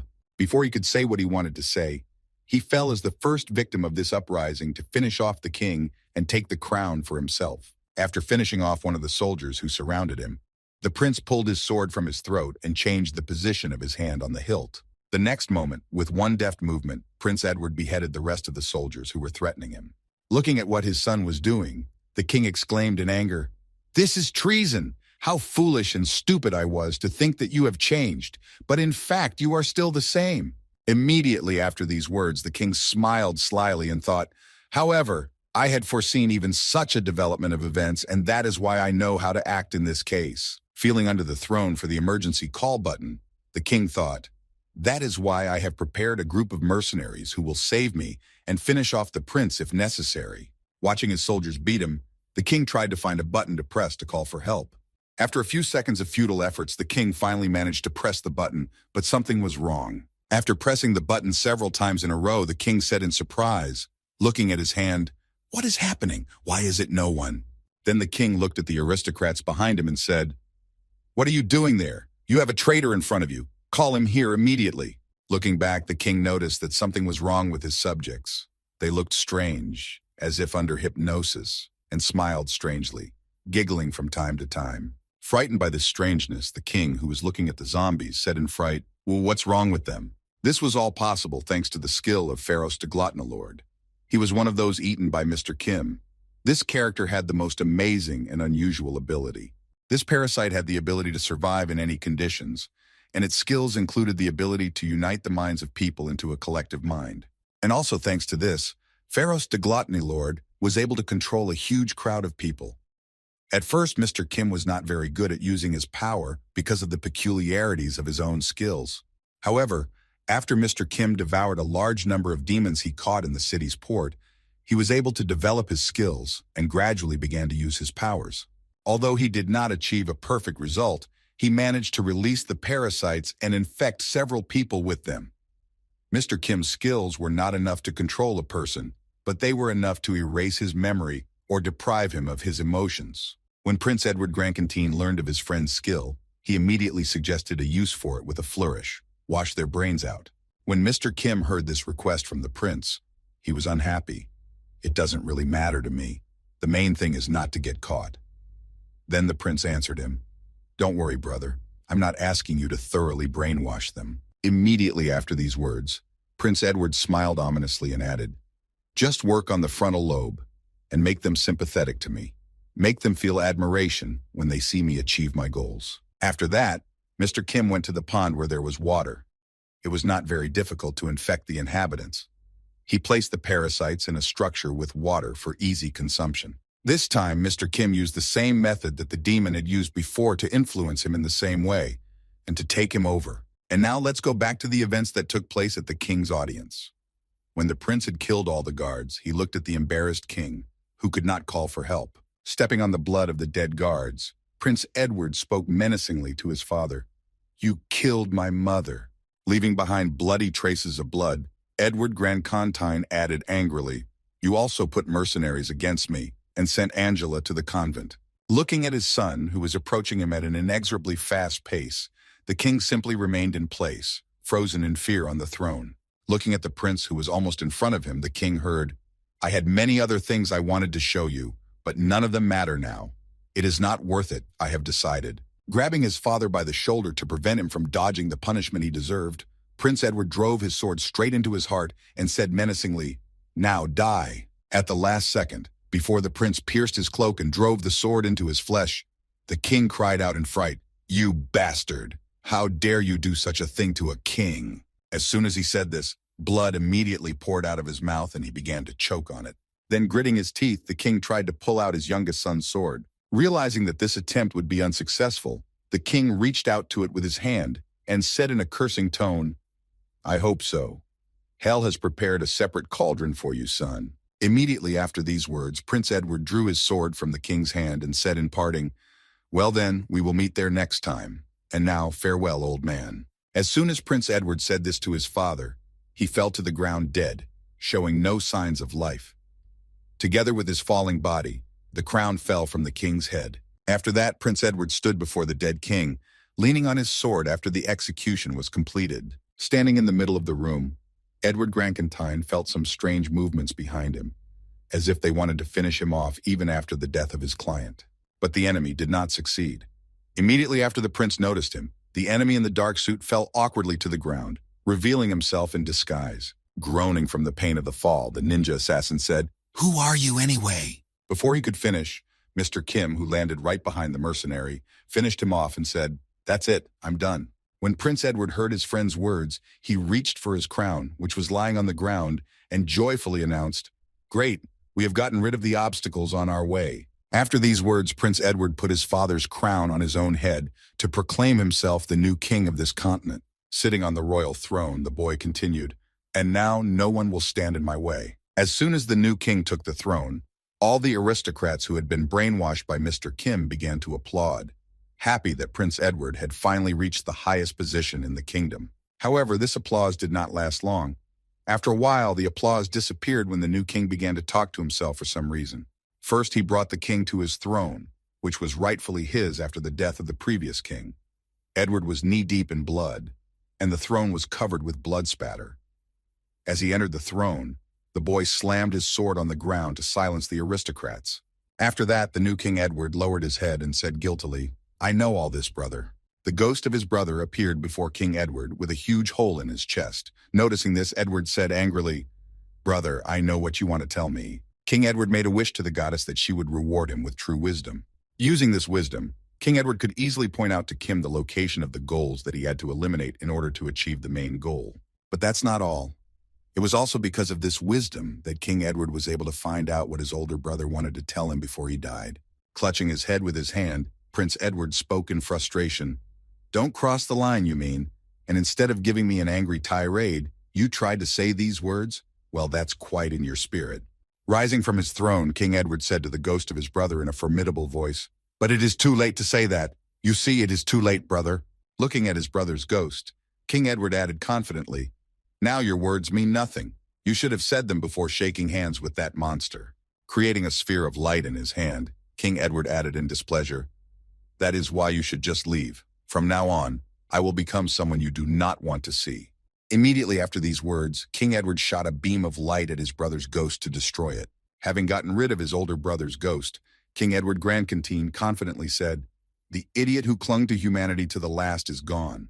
The demons are gone, and now it's the turn of my enemies among men." After these words, King Edward lowered his head and said thoughtfully, "Since I've come so far only because of this monster and its incredible power, I have to do something to thank it and also to bring it back to the earth." As soon as the subject of Earth and the return of his monster back to his world came up, King Edward spoke, "The king of the elves, the king of the dwarves, the king of the beasts, and the king of the man-eaters. The heads of the 4 kings must be placed on the sealed altar in the cathedral." After telling what is needed to bring Mr. Kim home, King Edward added, "Let there be an era of war for one purpose, which must be achieved." Sometime later, Mr. Kim was just finishing something in his book. His last lines were as follows, "The noble prince finally overthrew the terrible king, and his reign was long and just." A journey into a gourmet fantasy world. End of chapter 1. When Mr. Kim finished writing the novel in his book, he immediately closed it, out of sight and out of mind, so that no one could read it. Noticing that he had finished what he had been doing for so long, King Edward suddenly spoke, "Listen, brother, I've been meaning to ask you something." To which Mr. Kim replied, "What is it?" When King Edward heard the title of Mr. Kim's novel, he asked in surprise, "What is this, a gourmet fantasy journey?" Hearing the question from his friend, Mr. Kim said irritably, "Didn't I tell you? I'm going to return to Earth, kill your friends, and live under a different name." Putting the book on the table, Mr. Kim added, "Based on this, it will be quite difficult for me to get money. And that's why I decided to take up writing and selling books. And since I live in a fantasy world and eat everything, the book is called Gourmet." Hearing his friend's explanation, King Edward said with a smile on his face, The title just sucks. Your book won't sell that way. Maybe we can come up with something more interesting. If you are the main character, how about recalling how his friend gained his skills? King Edward said, eating makes me stronger. Hearing his friend's position, Mr. Kim said, the title doesn't make any sense. I'm going to hire a screenwriter anyway. I can eat anything that moves, but writing is not my thing. King Edward replied, and if the book doesn't sell? Hearing King Edward's suggestions about sales, Mr. Kim said joyfully, this is simply impossible because it is an autobiography. Besides, it is set in another world, so millions of copies are guaranteed. And if you make a fantasy trilogy. Hearing this, King Edward suddenly gritted his teeth and winced in pain. After his longing and acceptance passed, the king said, I understand, brother, so you will do this when you return to Earth? Then let's decide how you will do it. The goddess said, hearing what the king wanted to tell him, Mr. Kim said thoughtfully, we have to sacrifice kings. Is it possible to bring back such a thing? Hearing the question from his friend, King Edward said sadly, not yet. Taking out a large amount of paper from a drawer, King Edward added, this is different from killing the demon king. We can certainly assemble an elite force and hunt the king. After speaking of this option for obtaining the heads of kings, Edward added angrily, but when his descendant comes to the throne, he will decide to show the human king for his insolence, and will come here, united with the other races. After that, King Edward spoke thoughtfully. The elf race uses magic and arrows. The next moment, the king began to talk about all the races whose heads they would have to get, and added, dwarves work with iron, which can also be called magic in a way. After that, King Edward also mentioned other races in combination with animals, and said, and the man-eaters and the beasts are many times greater than men in their destructive power. After speaking about all the races, King Edward added, we cannot win, even if our army outnumbers them. That would make my head fall off my shoulders. Rising from his chair, King Edward stood in front of the table, placing his hand on it, and spoke confidently, that is why we are going to do things differently. The new king then left his desk and walked toward Mr. Kim and said, only by centralizing power and uniting with other countries will my frontal attack be possible. King Edward then placed all the letters he had taken out of his drawer on the table and handed them to Mr. Kim, saying, here are some for you to begin with. Mr. Kim picked up the sheets of paper and said, this is astonishing. On the sheets was written all the information about everyone who was to be killed or who could interfere with the plan. Then Mr. Kim added, a list of targets. Feeling some strange pressure from King Edward, Mr. Kim looked back and said in a menacing tone, I don't understand. Are you telling me what to do now? Sitting down opposite his friend at the table, King Edward said joyfully, no, I am not ordering you. I'm just making suggestions. Take this, turn the page. Following King Edward's advice, Mr. Kim turned a few pages, and what he saw was very shocking. The letters contained a map with notes and information on it. The first note was about the habitat of griffins. There was also information that a port had been destroyed by a kraken. And finally, information about the manticore. As he turned the pages further to see what else was interesting, Mr. Kim spoke thoughtfully. The place of laying eggs of wyverns, Lake Sofent, Green Dragon Mountain, and here we have. After turning a few more pages, Mr. Kim exclaimed, is this a treasure map? Looking up to see the king who had provided him with this information, Mr. Kim heard Edward Grancantine say, glad you liked it, bro. After King Edward gave Mr. Kim the treasure map, there was one more thing he needed to do to make his stay in the kingdom easier. So the king reached into his pocket and said, very well, Mr. Kim. Pulling out a royal order, King Edward joyfully announced, as a descendant, I am appointing you as the Royal Auditor General. Looking at his friend who had just spoken some nonsense, Mr. Kim asked in surprise, do they even have such titles here? When King Edward heard his friend's question, he sat down on the couch across from Mr. Kim and said, I just thought of it. But the title of knight-errant didn't exist either, did it? The most important difference between an auditor and a knight-errant is the ability to move freely and remain on the king's side, while a knight-errant would have to give up his title to be free. Hearing this explanation from King Edward, Mr. Kim replied in surprise, I see. Then he thought, I have received a treasure map, freedom, and the ability to avoid public scrutiny. But in exchange for this, I have to get rid of his enemies. Not a bad deal. Picking up the royal coat of arms on the pendant, Mr. Kim replied thoughtfully, well then, we have a deal. Rising from his seat, Mr. Kim said, then I will go. When King Edward heard that his friend was leaving, he said, hey bro, try to come back next year around this time. I have a coronation ceremony to perform. If you don't come, rumors might spread that the heroes who killed the Demon King have a bad relationship. Hearing the request from his friend Mr. Kim, who was preparing to leave the room, said in closing, "Don't worry about it." Immediately afterward, standing on his feet, the now secret auditor, Mr. Kim, was deep in thought, searching his mind.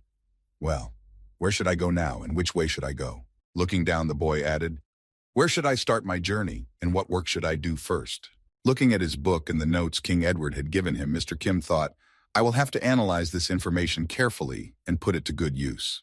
After thinking about what he should do, Mr. Kim finally set out on his journey, saying, "But what I know for sure is that I will be much stronger after this trip around the world." After Mr. Kim left the room, King Edward himself just watched him go, smiling sweetly, happy that his plan had worked out as planned. But suddenly someone's voice came from somewhere and spoke to Prince Edward. "Your Highness, are you sure you will be all right?"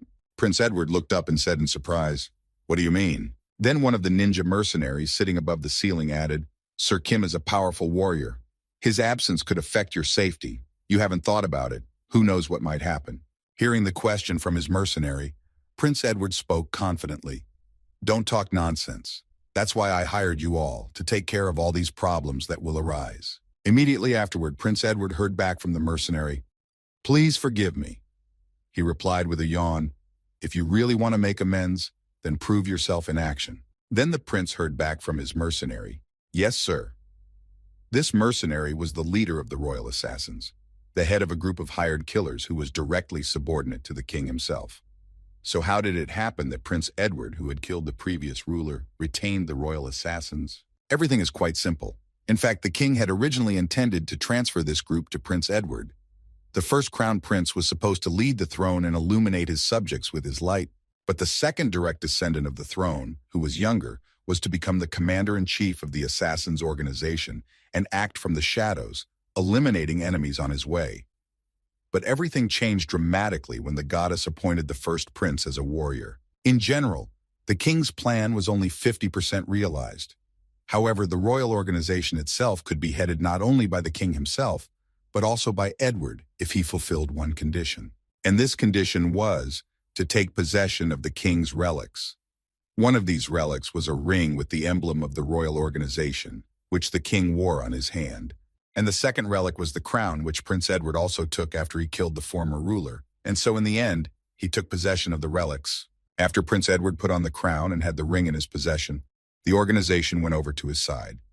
Thus, one of the two armed organizations that had access to the royal castle was under the full control of the prince. The other organization, which was also under the leadership of Prince Edward, was the Royal Guard, which also obediently followed his orders because they were infected with parasites and brainwashed. Reflecting on all that had happened so far, Prince Edward thought anxiously, "But if this monster leaves the kingdom, then the parasites will stop working. I must force them to come over to my side." With a sly smile, Prince Edward, who had gained unprecedented power, thought, "Well, everyone knows that people are united by pleasure, money, and guilt, so let's try it." And at the same time, Mr. Kim, walking through his treasure maps, suddenly began to look at his armor and thought, "The armor he gave me. It is simply amazing in its functionality, but it is not suitable for further use. It is too conspicuous. Moreover, it is remembered by everyone as the armor of a knight bodyguard of a prince." As soon as he thought about it, he immediately changed his mind and added slyly, "And it is not at all suitable for the kingdom's secret auditor to travel in." With these thoughts in mind, Mr. Kim went to the store and ordered a new suit of armor for himself. It was leather, but not as recognizable. Looking at the new armor, Mr. Kim thought, "It doesn't look that impressive, but like the old armor, it has magic, and the most important thing is that it's suitable for traveling." Looking at his new outfit, Mr. Kim said in amazement, "I can't believe it was made in just 2 days. This is what political influence means. This must be the best thing in the world." After placing the sword behind his back and setting off on his journey as a completely different person, Mr. Kim said, "But politics, I'm not interested in it anymore." When Mr. Kim reached the main gate leading to the outside of the kingdom, he said, "Well, it is time to travel."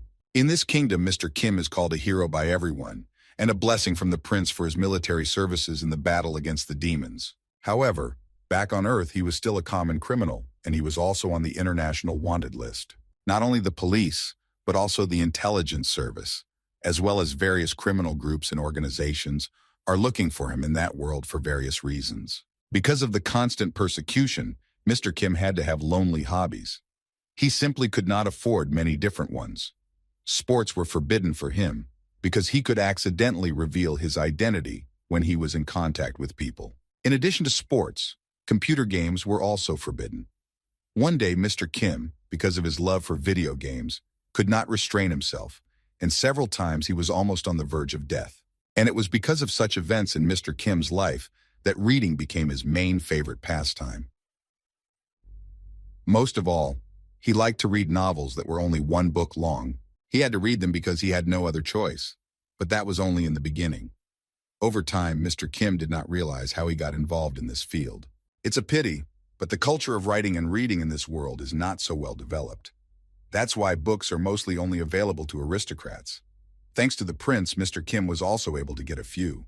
But compared to the books on Earth, they don't compare at all because they are so bad. However, this is not a reason to be disappointed in everything. Perhaps Mr. Kim was not destined to find a good book, but there is always a chance to hear an interesting story. Standing in the square in front of the kingdom, where the common people were gathered, Mr. Kim said, "Before people learned to write, they composed songs and legends, thus passing on their wisdom of life in ancient tales." Meanwhile, on the square among the crowd, there was an old woman on a stage somewhere who gathered the crowd with her stories. This time her story began as follows. In ancient tales and songs sung to children by old people. Smiling sweetly at the people gathered around her, the woman said, "The history of our land should not be forgotten. That is why we need people who preserve this knowledge."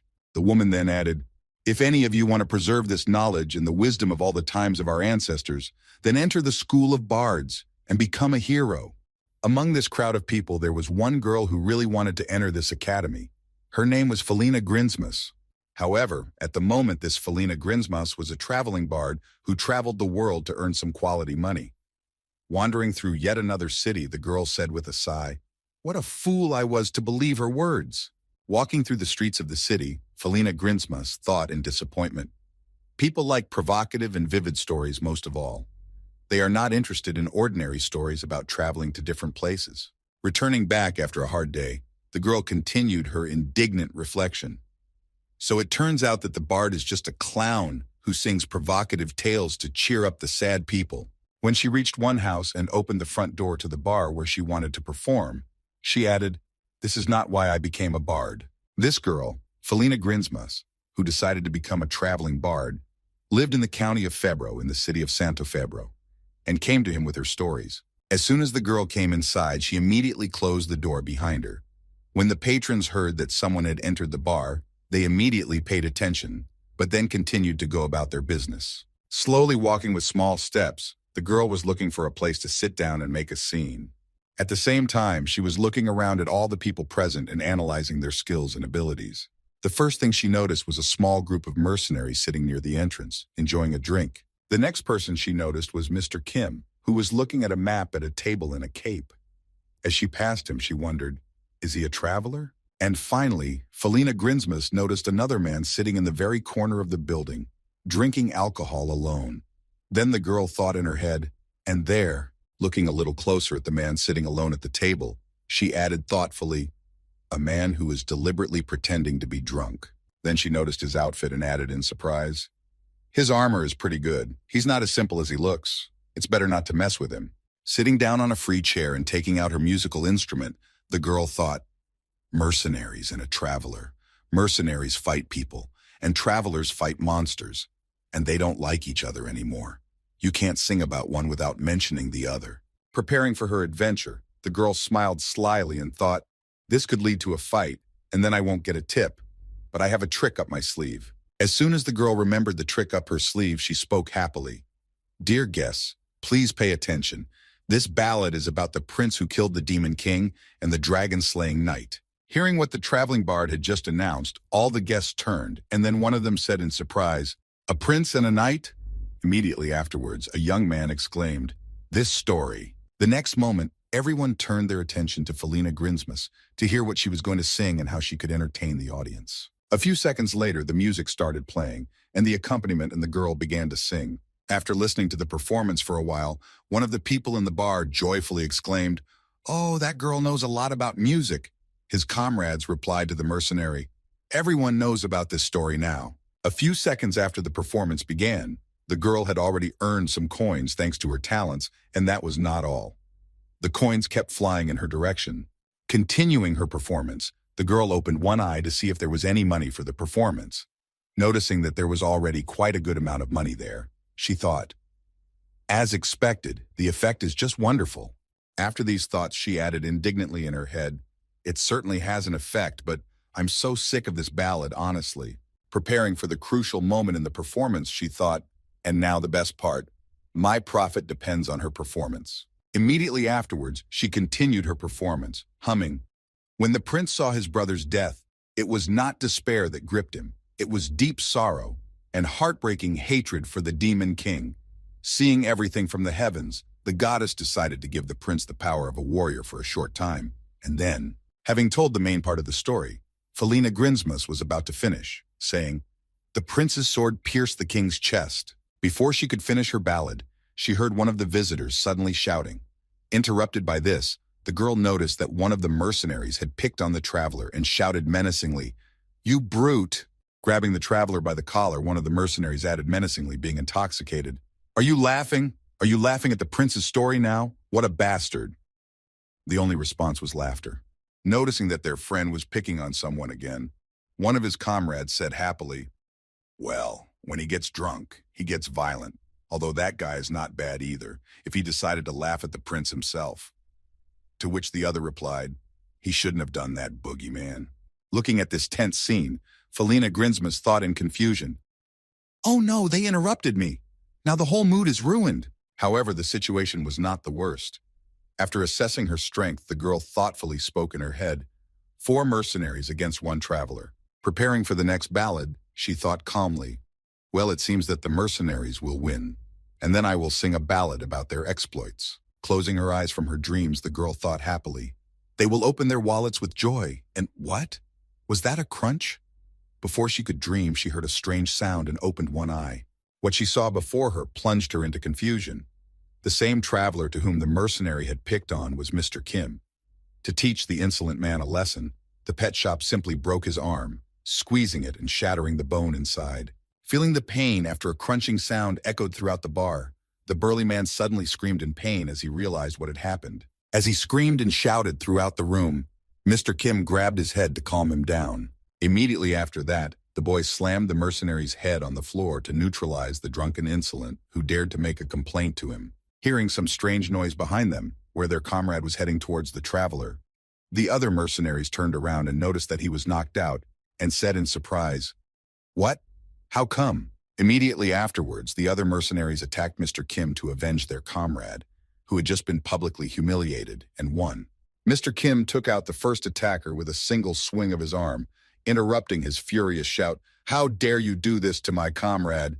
As a result of a wave of his hand, it was not even a punch, Mr. Kim swung the guy into the wall as if he were a man, and he smashed through the bar at breakneck speed. After that, the blond boy pulled out his dagger and attacked Mr. Kim with the weapon, shouting in anger, "Ah, you bastard! Make peace!" When he tried to stab Mr. Kim in the neck, the boy saw the dagger just crumble on contact, just like his hopes of winning the fight. Seeing the fear and despair in the eyes of the boy who attacked him, Mr. Kim smiled menacingly into his face, preparing to strike back. After that, the tavern was filled with loud shouts from the mercenaries, who were screaming in fear, "Ow! Help! Help! Someone!" Immediately after that, Felina Grinsmus collected all her honestly earned money and hastily left the bar to avoid getting hurt in this massacre. Running away from that place, the girl thought in fright, "What was that? It's a real mess over there. I need to run away from there as fast as I can before I get caught." The girl's decision was the most correct and wise one among all those present in that establishment. At the same time in the bar, Mr. Kim was holding someone at arm's length and thinking, "Did I give the prince the strength of a warrior? Did I overcome him with sadness? Booga, this is ridiculous."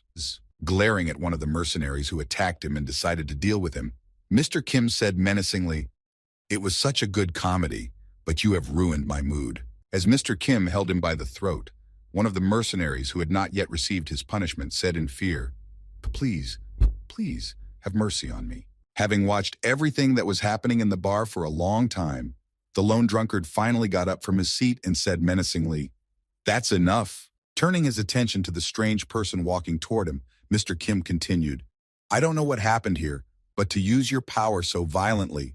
The girl then pulled off her hood to reveal her face and continued, "Against those who are many times weaker than you." Immediately afterward, the drunken girl spoke, "I, the holy knight Fussed, will not allow you to do as you please anymore." After saying this, Mr. Kim began to scrutinize the girl to see if she was a real threat to him and if she was lying.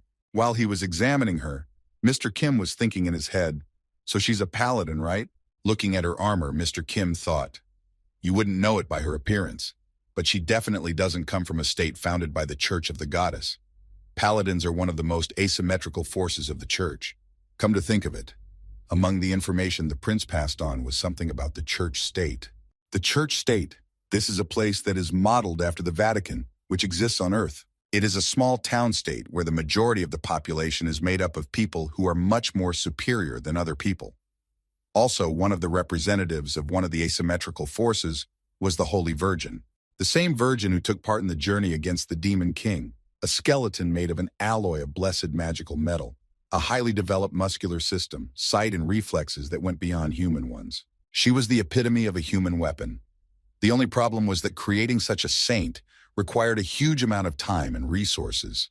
Even the church state, which receives enormous gifts and donations, is able to produce only one saint every 10 years. In order to create a weapon with your own hands that will be similar in strength to the warrior chosen by the goddess, you need to pay the appropriate price. Everything is not as simple as it might seem. That is why the church state invented a way to create superhumans who would be less resource-intensive. And these are the people who became paladins. Paladin. Just like the saints, they are modernized humans, created with the help of blessing magic. One unit requires only 1/200 resources of a saint to create, and its lifespan is 2/5 of a saint's. In addition, by setting up the system, you can mass produce about 15 paladins in the same time. Of course, their effectiveness cannot be compared to the saint. If Sviataya is the latest model of a modern tank, then a paladin can be compared to an old-style assembly line tank. However, even if it is an ordinary old model of a tank or a new one, an ordinary person will never stand up to a tank in a battle. A few seconds later, the girl was right in front of Mr. Kim to stop the outrage he was committing. Looking at the girl standing in front of him, Mr. Kim thought, "A paladin. I must say that compared to the daredevil and the saint, she is incredibly weak. If I can just deform her body, killing her will be easy." After thinking about it for a while, Mr. Kim let the man fall to the ground, thinking, "However, this early conflict with the church state will not end well." Immediately afterwards, rescued by a random girl who stood up for him, the mercenary ran scared to the exit to save his life and not to be seen by Mr. Kim again. When the man left the room alive, Mr. Kim looked at the girl with resentment and said, "Well, are you satisfied now?" Hearing Mr. Kim's question, the paladin girl answered in confusion, "Well, yes, Seeing the girl's confusion, Mr. Kim said in surprise, "What's the matter?" When Mr. Kim asked the question again, the girl hesitated. "Oh, it's nothing. It's just that you said yes so easily. Usually those who bully the weak don't listen to what I have to say." Hearing these words from the paladin girl, Mr. Kim spoke confidently. "I think there was a misunderstanding. I was only responding to their threats and intimidation." Hearing this explanation, the girl was confused. "What? Then my recent actions towards you..." As the girl continued to say her words in confusion, Mr. Kim dusted himself off and said in disappointment, "For a performance, it was rather weak. I'm not going to pay money to see it." Hearing Mr. Kim's words, the girl became very nervous and embarrassed, exclaiming in embarrassment, This one." Immediately afterwards, she ran behind the bar and said in embarrassment, I'll have another beer." Trying to avert Mr. Kim's eyes, the girl hid her gaze in every possible way and pretended to be disinterested. Noticing these actions, Mr. Kim turned to the exit and started walking toward the door and thought, "Perhaps I've already had enough rest." As he left the tavern, he said in his head as he set out on his journey, "It's time to go to the meeting." Fevro County was one of the few domains that suffered little or no damage from the Demon Army's invasion because it was not a strategically important location. At that time, the strategy of the Demon Army was to concentrate on important strongholds for humanity and paralyze their activities. Having lagged behind in terms of technology and development, Fevro with its small population did not pose any threat to the Demon Army, and so they simply bypassed it. However, after the war ended, these lands changed quite a bit. Many new and modern things appeared here. First of all, refugees from the neighboring lands, which had suffered numerous losses from the demon army, came here, and now they supplied the county with a new labor force. Also in the county of Fevro, which had not been destroyed by the demon army, mercenaries who had survived the war gathered and now also lived here, finding work or just living their lives. With the suddenly increased demand, the number of eateries and inns increased, helping the economy to grow rapidly. Fevro County was bathed in luxury like it had never known. However, this also had the opposite effect. Due to the huge number of foreigners, the class system underwent strange changes. The lowest tier of the population was made up of refugees who had lost everything but their bodies.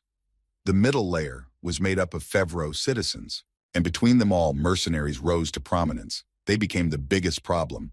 Having occupied the economic layer, the mercenaries squared their shoulders and walked the streets with their heads held high. Since the mercenaries understood that they occupied the highest stratum of the population here and were the main reason for the prosperity of the county, they solved all their problems with brute force and money. But what about the governmental structures that were supposed to prevent the tyranny of mercenaries? Of course, they did not exist. Count Fevro pursued only his own gain. He was not interested in the safety of people. At the same time, somewhere in the streets of a large, prosperous city, Mr. Kim met with a hooded man who, together with him, was drawing up a plan for decisive action. After explaining everything in great detail, the guy added in the end, "This is the current situation in the county." After receiving the information from the informant, Mr. Kim said, "I understand." Immediately afterward, the boy asked Mr. Kim, "So when do we take decisive action?" Folding his hands in front of him, Mr. Kim said thoughtfully, "Well, we can start right now."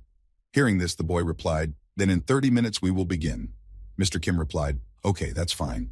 When all the details were agreed upon, Mr. Kim walked away from the informant and said in closing, "I will send a signal when it is time to act." Immediately afterward, Mr. Kim walked off the street and into the city when he suddenly heard a menacing voice. In addition, many mercenaries gathered in the city square. Looking back in the direction of the noise from which the menacing voice was coming, Mr. Kim suddenly heard, "What kind of bastard did this to you?" Not far from him, he saw a whole crowd of mercenaries with torches, and one of them was familiar. It was the same mercenary from the bar, whom he had only managed to break his arm. Immediately afterward, the giant man standing next to the crippled man repeated himself menacingly, "Who is this lowlife who dares to insult our firestorm mercenary group, I ask?" Turning his head toward his leader, the angry mercenary who had been beaten by Mr. Kim angrily shouted, "Hey, you bastard, where are you?" After taking a better look at the crowd, Mr. Kim did recognize the crippled man as the guy in question and said in surprise, "Is this the same guy who was in the bar?" Recalling who he had left for the very end but was interrupted, Mr. Kim added confidently, "Oh, that's right. That's him, the poor guy who escaped by accident." Abruptly hiding behind the edge of the house from the crowd of mercenaries, Mr. Kim said, "Well, I've seen how things work here." As he watched the crowd, which was still standing still and calling him over, Mr. Kim thought, "The plan will have to be implemented a little sooner than I expected." At the same time, the leader of the mercenary squad in that county thought with a grudging smile, "What bad luck. I don't want to strain myself once again." Dripping with anger and gritting his teeth, the leader of the group added in his mind, "But I simply have no choice. My subordinates have been injured, and if I do nothing, my reputation will suffer." After that, the leader looked again at his subject, who was boiling with anger, and shouted over and over again, "Come out, you bastard, I'll kill you." And then thought in confusion, "That guy is quite dangerous. If only this asshole survived in a 4-on-1 battle. Here he is crawling all beaten up from somewhere." After that, the leader looked back at all his comrades and thought, "If we intimidate him with numerical superiority, then this guy will not want to come forward again. Then I'll call him a coward, and after an instant victory, I'll buy all my subordinates a drink. That will be the end of it." After these thoughts, the leader of the mercenary group thought confidently, "Now I will shout one last time, and then I will leave." The mercenary leader then took in a full lungful of air for his last shout. Immediately afterwards, he shouted, "I'm warning you for the last time, if you don't show up right now." In response, he heard someone shout, "Shut up, you thug." Hearing someone's voice interrupting him, the leader of the group began to look around in confusion to see who had said it, breaking out in a cold sweat of fear. A man with a bottle in his hand appeared in front of him. looking like he was drunk, and said, "You are in Santa Favro. This is our city. We live here, and strangers like you have no place here." Clutching his chest, the leader of the mercenary group breathed a sigh of relief and thought, "That's lucky, because he scared me quite a bit. Who is this drunkard?" Then the mercenary leader smiled slyly and thought, "But this is even better. Now we'll beat him up so that others can see him and be afraid to come to us. That's how order will be maintained." Immediately after these thoughts, the leader spoke to his subjects. "Okay, guys, quickly, teach him a lesson." One of the mercenaries replied, "Yes, leader, we will." Having received the order from their leader, the mercenaries went to the drunkard, brazenly saying, "Hey, asshole, you won't dare open your mouth again." And at that time, somewhere on the roof, there was a crossbowman who was shooting at the drunkard. When he noticed him, the drunkard, who was ready to execute the plan, simply laughed in the face of the mercenaries. Immediately after his laughter, an arrow flew straight into the man's heart, knocking him to the ground and killing him on the spot. Having knocked the man down, he flew straight down the stairs, which guaranteed his death and disappearance from the public eye. Seeing that someone had shot an arrow at the drunkard, all the mercenaries froze in surprise, trying to determine who had done it.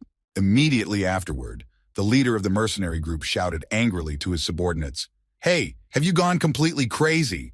I didn't order you to kill him." As soon as the drunkard was killed by an arrow, someone in one of the houses where he was watching the showdown shouted in alarm, "The mercenaries killed a man. They want to take away our Santo Favro." Listening to the shouts of people echoing each other, "We can no longer turn a blind eye to their impunity. People, let's get up." The leader froze in place in fear. Finally, one of the residents confidently shouted out, calling for an uprising, "Let's drive the mercenaries out of Santa Favro." Hearing this, the leader of the mercenary group thought in confusion, "Oh shit, we are really in trouble. We need to do something, otherwise we're screwed." And at the same time, the drunkard who pretended to be Mr. Kim pulled the arrow out of his body and quickly healed the wound, listening to the shouts of the population. This is how Prince Edward did. At that time, Edward was not even a crown prince yet, not the king of the Grand Continent, Count Favreau estimated. At the same time, Prince Edward, sitting in his study drinking strong alcohol, said, "Hopeless sick bastard." Describing the state of Favreau County, Prince Edward added, "Back when his grandfather ruled, you could count on one hand the number of more prosperous counties than Favreau in the kingdom. It's hard to believe, but in just 2 generations, it has become this." After taking another sip of the strong drink, the prince said, "Because of the death of his parents, he became a lord at a very young age. Usually after that, one grows up quickly, right? However, this jerk is already 50 years old and has the abilities and intelligence of a 12-year-old. Looking at Count Favreau's personal information, Prince Edward continued, "Over the decades of his reign, he has only grown older. He is sick. There is no other way to say it. He should be removed first." As he made his way to Favreau County through the jungle, Mr. Kim said thoughtfully, "It was a drunken thing to say, and I thought the prince was just exaggerating, but I should have visited the land once to make sure the assessment was correct." A view of the abandoned city opened before him, where there was almost nothing: old houses, buildings, dried-up trees, and wells. A terrible place. Seeing a part of the property in front of him, Mr. Kim said thoughtfully, "Only the center of the county, Santa Favreau, developed rapidly, and the territories located nearby were still poor villages. Without protection in the form of an army and a fortress wall, they were more like settlements of hunters of wild animals and monsters. People there roasted everything they could catch on fires, even mice." Suddenly, a boy who was preparing his dinner noticed a goblin looking at him somewhere in the bushes with a terrible grimace. Frightened by what he saw, the boy suddenly got to his feet and screamed. Immediately after that, he ran to the village, shouting in fear, "It's a goblin! Save yourselves!" However, it was not a goblin, but Mr. Kim with a goblin corpse. Surprised by this reaction, Mr. Kim said thoughtfully, "To put it simply, this mystery was quite strange to me." And so Mr. Kim's life was such that during the day he wandered around lakes, rivers, and forests, hunting monsters he came across. At night, he sold all his monster trophies to travelers' guilds, and with the money he earned, he listened to the songs of wandering bards in taverns. Killing a large number of monsters in order to sell their trophies and get money, Mr. Kim spent 2 weeks of his life in this county day after day, eating monsters every day over and over again. Mr. Kim said, "These were just ordinary days of pastoral slaughter filled with peace." While eating various monsters on the hunt, Mr. Kim said, "You may ask why I was wasting my time when it was only a short time before I had to return to the castle, but I will answer that it was a necessary process.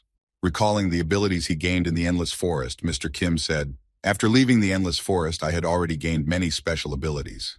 Then recalling how he fought the general of the 7th Demon Army, Mr. Kim added, "Later, after obtaining beautiful specimens, I still think of those two guys from time to time with gratitude in my heart." Remembering his anger and his friend who decided to take revenge for it, Mr. Kim thought, "Thanks to them, my abilities have become much greater. But at the same time, a problem has arisen that cannot be solved by eating a troll or a dragon." Recalling his research on the trolls and writing everything down in a reference book, Mr. Kim said thoughtfully, "I had gained too many powers in a short period of time, and I couldn't know for sure what I was capable of doing and what I wasn't." After that, Mr. Kim said thoughtfully, "And it was because those two generals gave me their abilities for almost nothing that I felt a certain amount of guilt. And that's why, for 2 weeks, I wandered around the mountains, testing my abilities." In order to test his abilities, Mr. Kim spent 2 whole years of his life killing various monsters and wandering in the wilderness. Afterwards, recalling the meeting with the boy, Mr. Kim said, "But finally today, after an altercation in an inn, I came to the place I had booked in advance. The same guy was the prince's deputy, the royal assassin. After reporting on the situation in the city, the guy said, 'That's all, end of report.' Hearing the news, Mr. Kim said thoughtfully, I see. So I can take out the Lord as I please." Then he thought, "With the change of the Lord, there will be chaos in the land, and the threat of monsters will increase. But in my case, these are wonderful consequences." Immediately after thinking, the royal assassin asked Mr. Kim, "So when do we take decisive action?" Hearing the deputy king's question, Mr. Kim answered slyly, "Well, it's not that hard to start a riot in the city. We can do it right now." And so, 30 minutes later, the assassin played his part and shot Mr. Kim, who had changed his appearance and was hit by an arrow. Having accomplished his mission, the assassin showed a gesture of successful completion of his task and walked away from the scene of the shooting. Meanwhile, Mr. Kim fell to the ground dead to play his role as a victim of mercenaries to the fullest and to raise a rebellion in the city. While lying on the ground as a victim, Mr. Kim thought, "To fulfill my plan, we need the support of the majority." Then, as he altered his vocal cords to mimic the frightened voice of a witness with another voice, Mr. Kim thought, "And I already have quite a few allies. Just change my vocal cords a little bit." Changing his voice, Mr. Kim suddenly shouted, "The mercenaries killed a man!" By imitating the voice of a saintly virgin, Mr. Kim set off a chain reaction by shouting this phrase in the voice of a young girl, namely the voice of a saint. After that, Mr. Kim shouted again in a different voice, "They want to take away Santo Fevro." He immediately thought, recalling a moment from his past life, in the voice of a grown man from my world who saw something he shouldn't have. After that, Mr. Kim changed his voice again and exclaimed, "We can no longer turn a blind eye to their impunity." This time, the voice belonged to a young police officer from Los Angeles who was constantly on his heels. After that, Mr. Kim changed his voice to that of the dragon girl he had fought and thought, and finally, with a dragon's roar. And the next moment, a very loud voice was heard saying, "People, get up. Let's drive the mercenaries out of Santo Fevro." Hearing this, the leader of the mercenary group was seriously frightened, realizing that soon they might have a very hard time. And then all the mercenaries ran away from the Duchy of Santa Fevro. Listening to the mercenaries' souls making loud noises gradually fading away, Mr. Kim thought in amazement, "I have no idea who came up with this, but the staging is just amazing." After that, the doors of the residents' houses suddenly opened after loud shouts. Then Mr. Kim thought, and on top of that, all of the residents who appeared on the street late at night as a result of the shouts and calls from various people looked very aggressive. Then Mr. Kim continued, "If the residents infected through the drinking water increased their tendency to violence." Immediately after that, all the residents rushed to the mercenaries to do what the other people were calling them to do. At the same time, Mr. Kim was watching everything from the roof of the building and heard the angry voices of the mercenaries and the residents. "Let's drive the mercenaries away. You've all gone crazy here. Get out of here." Enjoying this painting, Mr. Kim spoke with satisfaction. "This is a masterpiece." After a while, the news reached Prince Edward himself with the scandalous headline, "Madness in Santo Fevro." Upon learning about it, the prince gathered his subjects and said, "The madness of the inhabitants who rose up against the mercenaries has spread throughout the city. The people rose up against the newcomers and began to drive out not only the mercenaries, but also the refugees." Reading further, Prince Edward said, "In the end, the inhabitants, the mercenaries, the refugees, all mixed together, and utter madness ensued. Count Favreau was killed in the confusion." After that, the prince thought, "Perfect, perfectly worked." The prince then spoke angrily, crumpling the paper with the report in his hands. How could this be allowed to happen? Crumpling the paper with the report in his hands, Prince Edward continued angrily, "We need to add additional clauses to the law." Rising from his throne, Prince Edward said, "Even in the case of direct inheritance of the title of Lord, if the Archbishop of the Church and the King decide that the Lord does not meet the requirements, he may lose the right to inherit the lands. Also, the number of mercenaries allowed to stay in the lands for more than a month must be half the number of the army on the ground." Hearing the prince's orders, everyone present was clearly nervous. Noticing the tension in the throne room, Prince Edward thought happily, "Everything is going exactly according to plan." And at the same time, a city was engulfed in flames.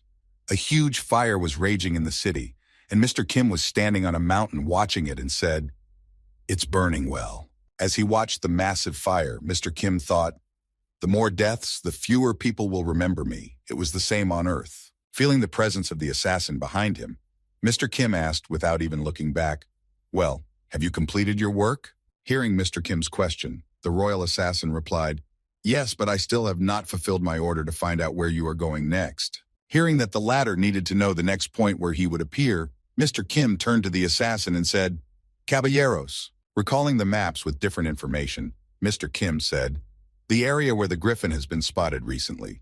This information was marked on the treasure map." Recalling the figure of the strange animal, Mr. Kim said thoughtfully, "A combination of an eagle and a lion.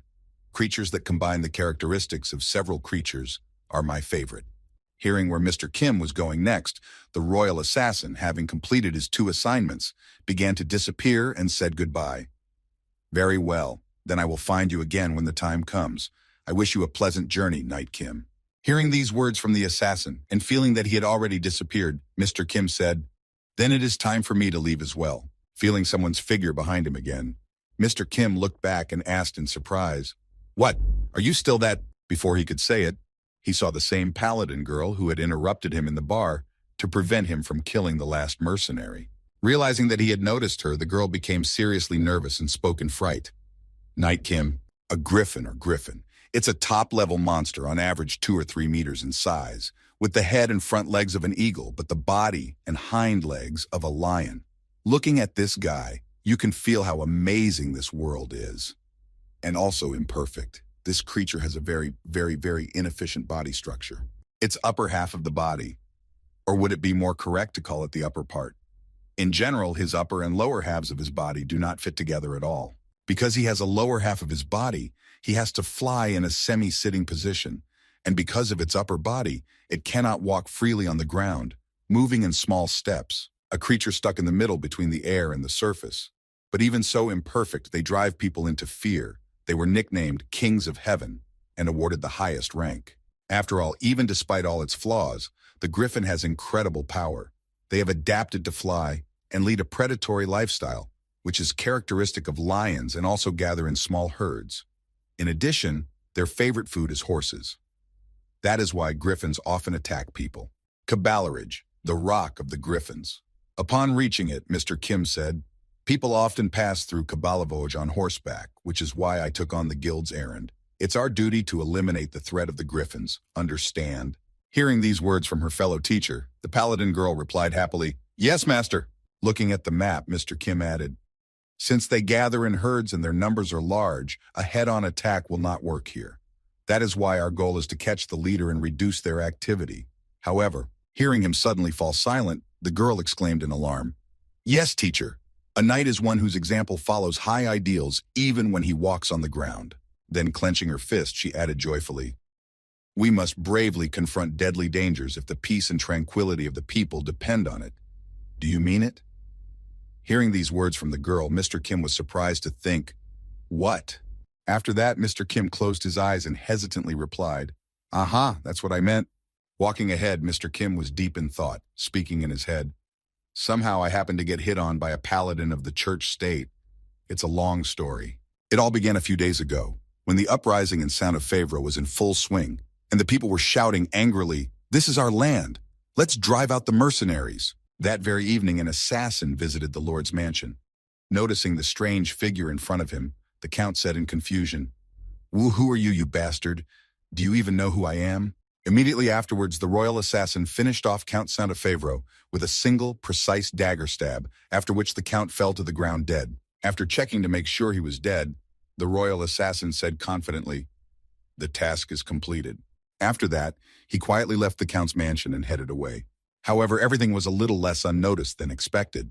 A paladin girl was standing near the Count's mansion and noticed the royal assassin coming from there. Turning to the strange figure who had just left the mansion, the girl said in surprise, "He came out from the Lord's palace?"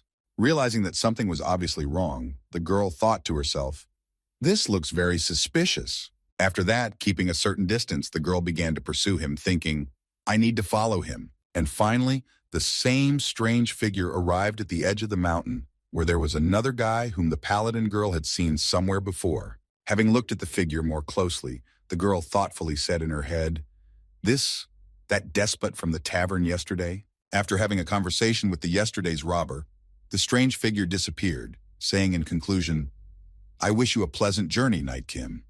That's when the girl became interested in him. When the girl heard the strange figure speak to him, she was surprised. Just now, what just happened? Did he just call him Knight Kim? After that, Mr. Kim also spoke up as his friend disappeared. "Well, now it's time for me to go." Hearing these words, the girl quickly ran out of the thicket and headed toward the knight. Standing right in front of him, she spoke in surprise when he noticed her. "Knight Kim?" Noticing the girl in front of him, Mr. Kim began to transform his hand and thought in confusion, "I need to destroy all the witnesses." Immediately afterward, the paladin girl exclaimed with joy, "It can't be the Knight Kim who traveled with the daredevil, the best of knights, the living legend. Are you really the one?" Then Mr. Kim took out his coat of arms that the prince had given him and thought, "It will be better if we can solve everything quietly." Immediately after that, Mr. Kim said, "That's right, I'm on a secret mission right now. In any case, keep what you saw a secret." Hearing these words from the legendary knight, the girl said happily, "Then take me as your student in return." When Mr. Kim heard the girl's offer, he did not have time to understand the words, but he immediately agreed, and then added confusedly, "Okay, wait, what?" And so after this incident, Mr. Kim had nowhere else to go and had to take the girl with him. Recalling the assassin's words, Mr. Kim heard his voice in his head saying, "Paladins are an asymmetrical force of the church state, and unlike the saint, who could not be wounded, each paladin was tracked by magic to minimize losses in the army. Moreover, in the event of a murder, the tracking magic automatically marks the murderer." The girl had already told the girls this part about the tag. Simply put, by destroying just one witness, I will have the entire church state as my persecutors. And in the end, Mr. Kim had no choice. He decided to simply exhaust the girl with hard tasks to force her to escape. But the girl came out of the cave in the wall and said happily, "Break through the cave with your bare hands without making a sound. Everything is ready, teacher." Gritting his teeth in frustration, Mr. Kim thought, "This girl is absurdly efficient." After that, Mr. Kim and the girl went through the cave to the top of the mountains where the griffins' nests were. Noticing that there was no one on the mountain but the eggs, Mr. Kim said thoughtfully, "Apparently they are returning to their nests with their prey. All that remains is to accept the fight with the griffins. Instead of following the trail recklessly, it would be more useful to be on the lookout." After saying this, Mr. Kim looked back and thought awkwardly, "By the way, to destroy a cave like this with just my fists? I really underestimated the bodies of paladins." When the girl noticed that the griffins had arrived at the nests, she ran to her teacher and shouted, "Teacher, over here!" Running to the other side of the cave, which led to the animals, Mr. Kim and the girl noticed the griffins returning to their nests after a hunt. Looking at the crowd of animals arriving at their nests with prey in their paws, Mr. Kim said in confusion, "They're back." His student then asked, "Teacher, what should we do?" Hearing the girl's question, Mr. Kim said in embarrassment, "Try to deal with them yourself." Hearing these words from her mentor, the girl said happily, "Really, you want to test my abilities? Very well." Immediately after these words, the girl took her sword out of its sheath and sighed heavily, preparing to fight the enemy. The next moment, when the preparations were completed, the girl rushed at the enemies with loud shouts, attracting all the attention of the enemies. Watching the girl recklessly rush into battle, Mr. Kim could not even find the words to describe how amazing it was. He just watched her skills in silence. A few seconds after the fight started, the girl grabbed the griffin by the neck and the tie with her paw by the head. Trying to escape from the clutches of the beast, the girl nervously exclaimed, "Oh, come on, let go of me. Who are they talking to? Let go," I said. Putting his hand to his face, Mr. Kim just sighed heavily, unable to look at what was happening on the battlefield. How inept it all was. After a while, the battle finally ended, and the girl turned to her mentor with the words, "Teacher, I'm done." When Mr. Kim heard that the girl had returned and looked at her, he said thoughtfully, "I've evaluated your fighting ability." After a few seconds of anticipation and intrigue, Mr. Kim took the girl by surprise by saying, "You're a mess." Hearing this, the girl was shocked that her skills were so bad. After Mr. Kim gave his assessment, he added to it by explaining where the mistakes were and what caused them. "Because you were afraid that the sword might break when you attacked with full force, you loosened your grip and then lost the attack." Her next mistake was different. Then Mr. Kim said, "After the strike, you check to see if the sword is intact, which greatly reduces your ability to assess the situation." In addition to these two mistakes, Mr. Kim pointed out another, saying, "Worrying about these two items also reduces your magic speed and accuracy." Hearing this from Mr. Kim, the girl thought sadly as she closed her eyes. "My mentor in the church state always told me exactly the same thing." After these thoughts, the girl made a fist and continued her thoughts. "But after hearing it in person from the teacher, I aspire to..."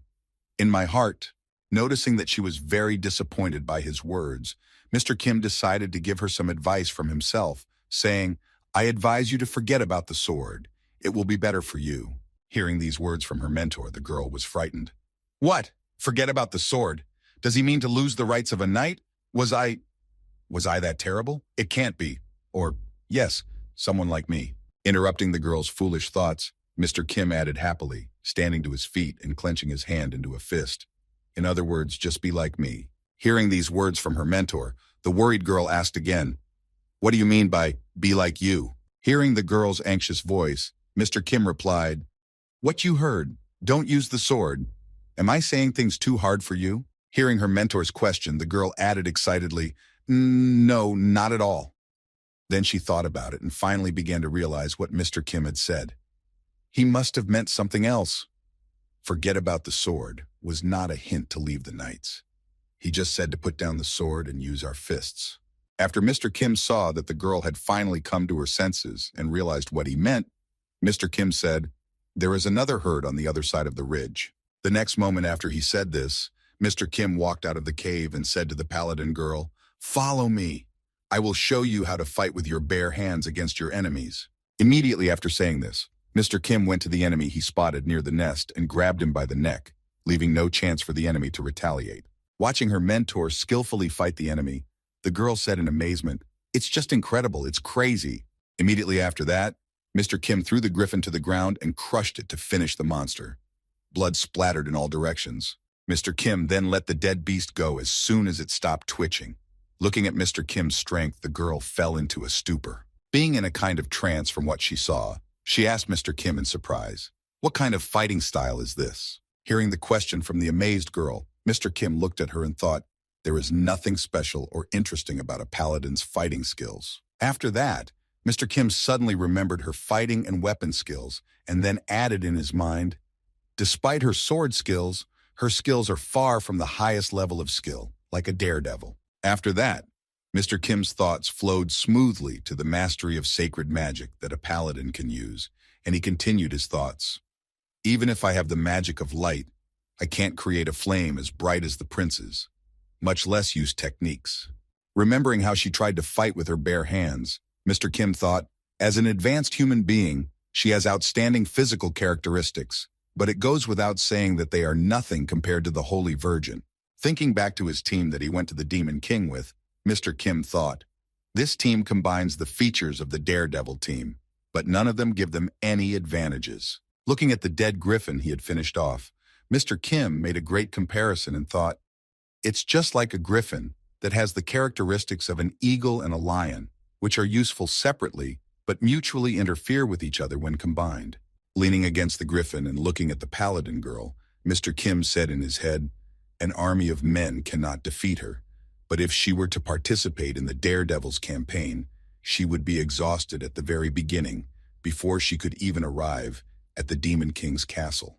After thinking this over, Mr. Kim got to his feet and looked at the girl out of the corner of his eye, then thought, however, there is still some sense in her training, although I was not very willing to accept her as my student. After that, Mr. Kim smiled happily as he remembered her hand-to-hand combat with the monster and thought, but I changed my mind while watching her fight recently. I sincerely wanted to train her. Looking at the girl, who was happy to have mastered a new fighting style that she was much more comfortable with, Mr. Kim thought, why is that?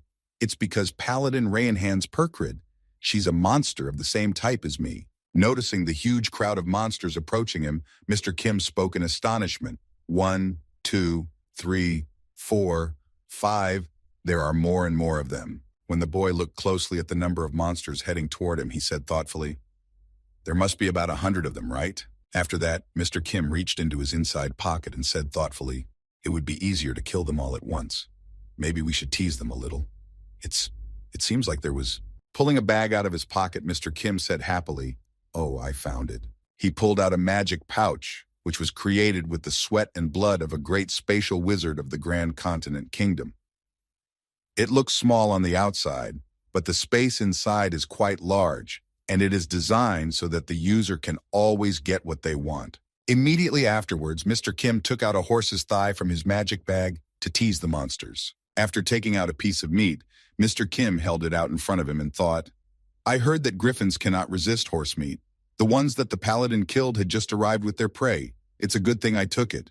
Noticing the piece of delicious meat held by Mr. Kim, the griffins began to lick their lips deliciously, looking at the food.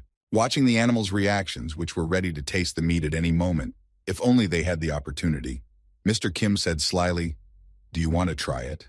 Immediately afterward, Mr. Kim threw the horse's hip to the ground and then stood on top of it with his foot to push it to the ground and tease the animals. Confidently standing with one foot on the piece of meat lying on the ground, Mr. Kim said confidently, if you want to eat the meat, then first try to take it away from me, you fools. When the griffins heard Mr. Kim's provocation, they were a little confused at first, not understanding what he meant. Immediately after that, all the monsters rushed at Mr. Kim, realizing that they just needed to take away the tasty morsel to eat. Noticing that his enemies were eager to take advantage of him, Mr. Kim watched their movements and behavior closely. After that, the boy thought, there is such a thing as the imitation fist. It is a Chinese hand-to-hand fighting technique that, as the name implies, imitates the way different animals attack. Recalling his past life on Earth, Mr. Kim said in his head, I learned it a long time ago while I was in China. At the time, I thought that with my ability to use animal bodies, this technique would make me much stronger, but I gave it up pretty quickly. While learning this technique, Mr. Kim recalled a mentor coming up to him and saying, do it right. After that, Mr. Kim grabbed him by the neck, and then the mentor said in fright, my fault, my fault. Recalling this moment, Mr. Kim thought, after all, in the end, even when imitating animals, you are still using a human body. For me, someone who really uses animal bodies for real, she was not a nice addition. It was the most wasted time of my life. Martial arts were originally created to increase the effectiveness of strength, which is limited by the limits of the familiar. However, for Mr. Kim, who has unlimited strength, it became something like a shackle. That's why he simply trampled his opponents into the ground by force, without any techniques or martial arts. It was a pet shop fighting style. Immediately after these thoughts, Mr. Kim regained consciousness and saw the griffin's claws in front of him, which the griffin was already pulling toward him. In order to repel the enemy's attack, Mr. Kim changed the structure of his hand into a dragon's hand and swatted away the enemy's attack. After the usual attack did not work on the boy, the griffin decided to try a beak attack, and he started to use it, but something unexpected happened. Who would have thought Mr. Kim stopped the enemy's attack with his hand, using it as a shield, but his hand was wounded and pierced through by the monster's beak. Immediately afterwards, Mr. Kim grabbed the monster by the beak and said with joy, I got it. After that, he changed his other hand and said menacingly, rejoice. This is the first large animal I'm going to test this technique on. Immediately after these words, Mr. Kim threw an uppercut to the vulture and easily took its head off its shoulders. Looking at the finished monster, Mr. Kim thought, because of the demonic monsters that were eaten in the stockade, there was not only one merman, but also creatures that were very close to arthropods. Recalling the monster that looked like a large shrimp, Mr. Kim thought, by absorbing it, I was able to synchronize with these forelimbs of the mantis. That arthropod had a powerful punch that was capable of delivering a blow 250 times its own weight. A killing force that can put down even large monsters. That's a lot of luck. Seeing what had just happened to their comrade, the other griffins froze in place, not wanting to approach the monster. After finishing off the first monster, Mr. Kim spoke ominously to the rest of the griffins. Come on, who's ready to be the next one for my experiments? Then Mr. Kim remembered a strange ability of the lizard species and thought, if I think about it, horned lizards had the ability to shoot blood from their eyes. After bleeding from his eyes, Mr. Kim suddenly thought of an interesting idea and said in his head, what would happen if we replaced it with fugu blood? At the same time, Mr. Kim's student was in shock at what she was seeing with her own eyes. This battle was just incredibly horrifying. Mr. Kim destroyed the monsters one by one without exception and without any regrets, simply crushing their heads. As she watched Mr. Kim use his skills and brute force against the monsters, she thought, too rough, too careless. When the blood from his eyes fell on the enemies, it acted like acid and ate away at the flesh and feathers of the monsters. Looking at this, the girl added, there is no skill, no technique, no strategy, only one unbridled violence. Feeling the oppressive atmosphere, the paladin girl thought, a battle that is fundamentally different from the paladin's fighting style. But where did this feeling come from? My heart is beating like crazy. Clutching the sword tightly in her palms with both hands, the girl thought in surprise, everything I learned in the church state was wrong. Looking at how ruthlessly and efficiently Mr. Kim was destroying his enemies, she thought, why do you need a martial art when you can tear steel with your bare hands? After that, she saw Mr. Kim receive a wound on half his face, but it quickly healed, and then she continued her thoughts. Why dodge if you have a supernatural ability to regenerate? After that, she noticed Mr. Kim tearing off the head of another monster and thought, what if your enemy is very good at defense? Then flatten him from all sides along with his defense, and that's all the trouble. After these thoughts, it seemed to dawn on her, and she thought, if I fight like this, I will throw away my fragile sword, and I will obey the inner impulse, using strength. Interrupting herself from her bad thoughts, she thought, shaking her head, no, I am a paladin, a humble servant of the great goddess and the face of the church state. As a knight, I must not give in to this impulse. After finishing the battle against the monsters, Mr. Kim turned to the girl and said thoughtfully, did you follow my battle closely? Hearing that she was being spoken to, the girl opened her eyes and said in confusion, oh, what? Yes, teacher. Then Mr. Kim asked thoughtfully, well then, how did you like the fight? The girl replied, well, this one. Not getting a clear answer from his student, Mr. Kim said, I'm sorry you're hesitating. You don't have to make a decision right now. However, interrupting her mentor's sentence, the paladin girl confidently exclaimed, yes, teacher, Knight Kim's quote, the more balanced the decision, the better, but we have to make them quickly, right? 3 days later, all the enemies were destroyed and the monster nests were empty. The disfigured bodies of the monsters were lying everywhere, and most of them were headless. After finishing killing the griffins, Mr. Kim took out the order sheet to see if they had killed all the monsters that were listed in the order. With his finger on the order, Mr. Kim said, it's done. We have destroyed everyone in the marked area. It's time to go back. Hearing the order, the paladin girl obediently replied, yes, master. As the girl was walking away from the mountain where many monsters had been destroyed, she looked back and was frightened at the mountain of corpses. Sometime later, when Mr. Kim returned to the Adventurers Guild in the city of Santo Caballeros, he heard the rejection and exclaimed in surprise, what did you just said? When he brought his license and order sheet to the guild, Mr. Kim was impressed with the service and bureaucracy. Hearing the adventurer's angry voice, the guild worker calmly said, C-rank adventurer Jack, I understand that you're angry, but no matter how much you protest, we can't cancel your request. Immediately afterward, the female manager of the Adventurers Guild added, we received orders from above to give the credit for killing the griffins to another team. Jack, 27 years old, C-rank adventurer, Sano Almaru's branch, a new ID that allows you to move freely. Hearing these words from the manager, Mr. Kim said in displeasure, I have to give up the credit for killing the griffins. Why would I do that? Hearing the adventurer's question, the manager added in displeasure, that's an order. Mr. Kim asked her, then tell me directly whose order? Hearing the question from the guild's adventurer, the manager replied with a grudging smile, I can't tell you that. When Mr. Kim received this answer from the guild manager, he smiled and said, very well then, I understand perfectly well. After that, Mr. Kim folded his hands in front of him and said thoughtfully, "So there's a sick bastard in the Santo Caballero Adventurers Guild who is arbitrarily taking credit for the work of other adventurers. What's more, the guild staff is in on it." Looking away from the guild manager and smiling slyly, Mr. Kim added, "It will be very funny if such rumors spread to other areas, won't it? Of course, I won't do it on purpose, but once I drink, the crank will be unleashed." Hearing Mr. Kim say that, the manager took off her glasses and sighed heavily. After that, the girl smiled very boldly in his face.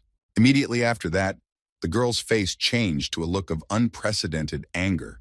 Looking at Mr. Kim with eyes full of hatred, the manager said menacingly, "Know your place, adventurer. Do you think that some street kid has the right to threaten the head of the guild?" Hearing the girl say that, Mr. Kim smiled slyly and said thoughtfully, "So, guild head, I see who's behind this." Putting her glasses back on, the guild manager said sarcastically, "Yes, a very powerful and influential person, but there is no way for you to get in touch with him." Immediately after, with a heavy sigh, she continued, "It makes no sense for a man who is equated with a hero to meet with ordinary adventurers." Extending his hand to the guild manager, Mr. Kim said slyly, "Of course, I never even thought of meeting him on my own." Immediately afterward, Mr. Kim grabbed the girl's arm, which frightened her, and added in a sly tone, "He will come here himself anyway, I'm sure of it." When the girl felt Mr. Kim grab her hand, she thought he was courting her, but she calmly said to him, "What are you doing? I already have a fiancé." The next moment, Mr. Kim clenched his hand in which he was holding the girl's arm to teach her a lesson for such impudent behavior, let alone covering up crimes. The girl's arm was broken the moment Mr. Kim squeezed it, and the guild manager's screams resounded far beyond the guild itself. And at the same time, somewhere in the guild building, Julio Aventuras was sitting. He was a legendary adventurer, the only one who had managed to reach the SSS rank.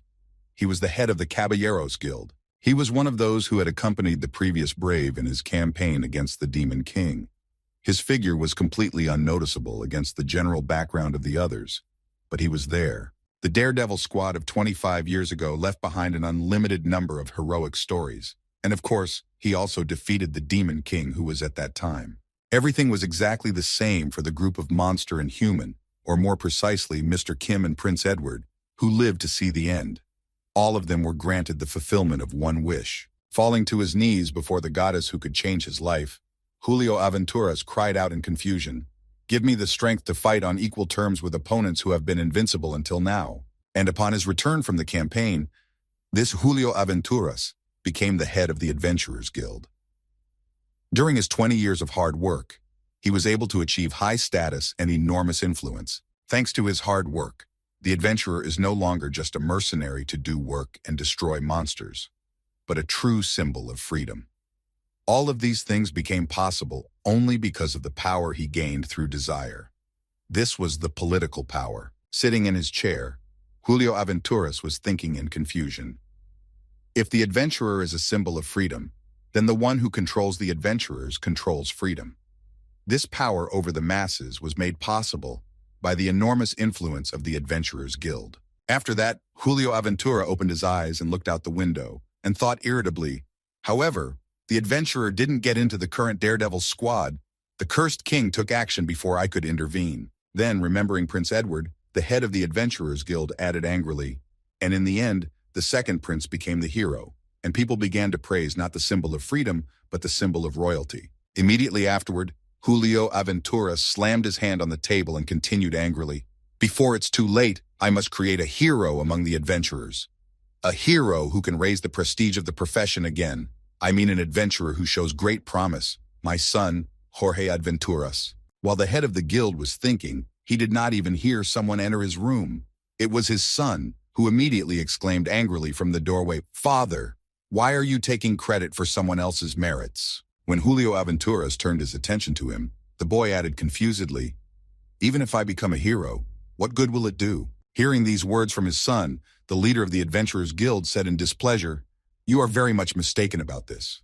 Do you think I'm doing all this because I love you so much?" After these words, Jorge Aventuras' father continued confidently, "You don't become a hero, you make one." After that, looking at his son, who felt even more guilty with every word he said, Julio Aventuras said, "You are my son, the son of the adventurer who, 25 years ago, defeated the Demon King side by side with Daredevil. My so-called support is just an investment for the birth of a hero. Remember, the future of adventurers depends on whether you become a hero or not. After listening to such long lectures from his father, Jorge Aventura said guiltily, "Yeah, I understand you." Suddenly, after these words, the head of the Adventurers Guild and his son heard a scream coming from the guild's office outside the door. In response to the scream, Jorge Aventuras opened the door to the guild house and angrily exclaimed, "What is going on? What is going on here? Why is there so much noise?" In front of him, he saw the guild manager lying on the ground, as well as several adventurers lying on the floor.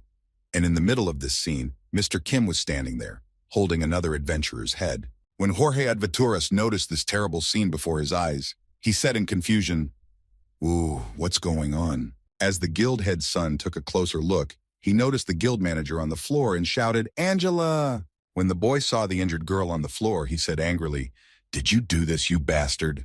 Turning his head in the direction of the shouting and the noise that suddenly ensued, Mr. Kim noticed a boy trying to figure out something. Immediately after, Jorge Aventuras rushed at Mr. Kim with his sword, shouting angrily, "How dare you touch Angela?" As a result of this sudden attack, Mr. Kim stopped the enemy's attack right in front of his eyes. The sword's blade was a few millimeters away from him. Immediately after, Mr. Kim broke the sword of the insolent boy and grabbed it by the throat, while holding it tightly to prevent it from being dropped by accident. His other hand held the blade of the sword of the same Jorge Aventuras that he had broken with his own hand. Raising the blade above him, Mr. Kim prepared to strike back. Holding the boy in front of him, Mr. Kim swung the blade and prepared to attack. At the same moment, the head of the Adventurers Guild also came out of the room and saw what was happening and the position of his son. He only had time to exclaim, Immediately afterwards, Mr. Kim drove his sword blade straight into Jorge Aventuras' head, instantly killing the arrogant boy.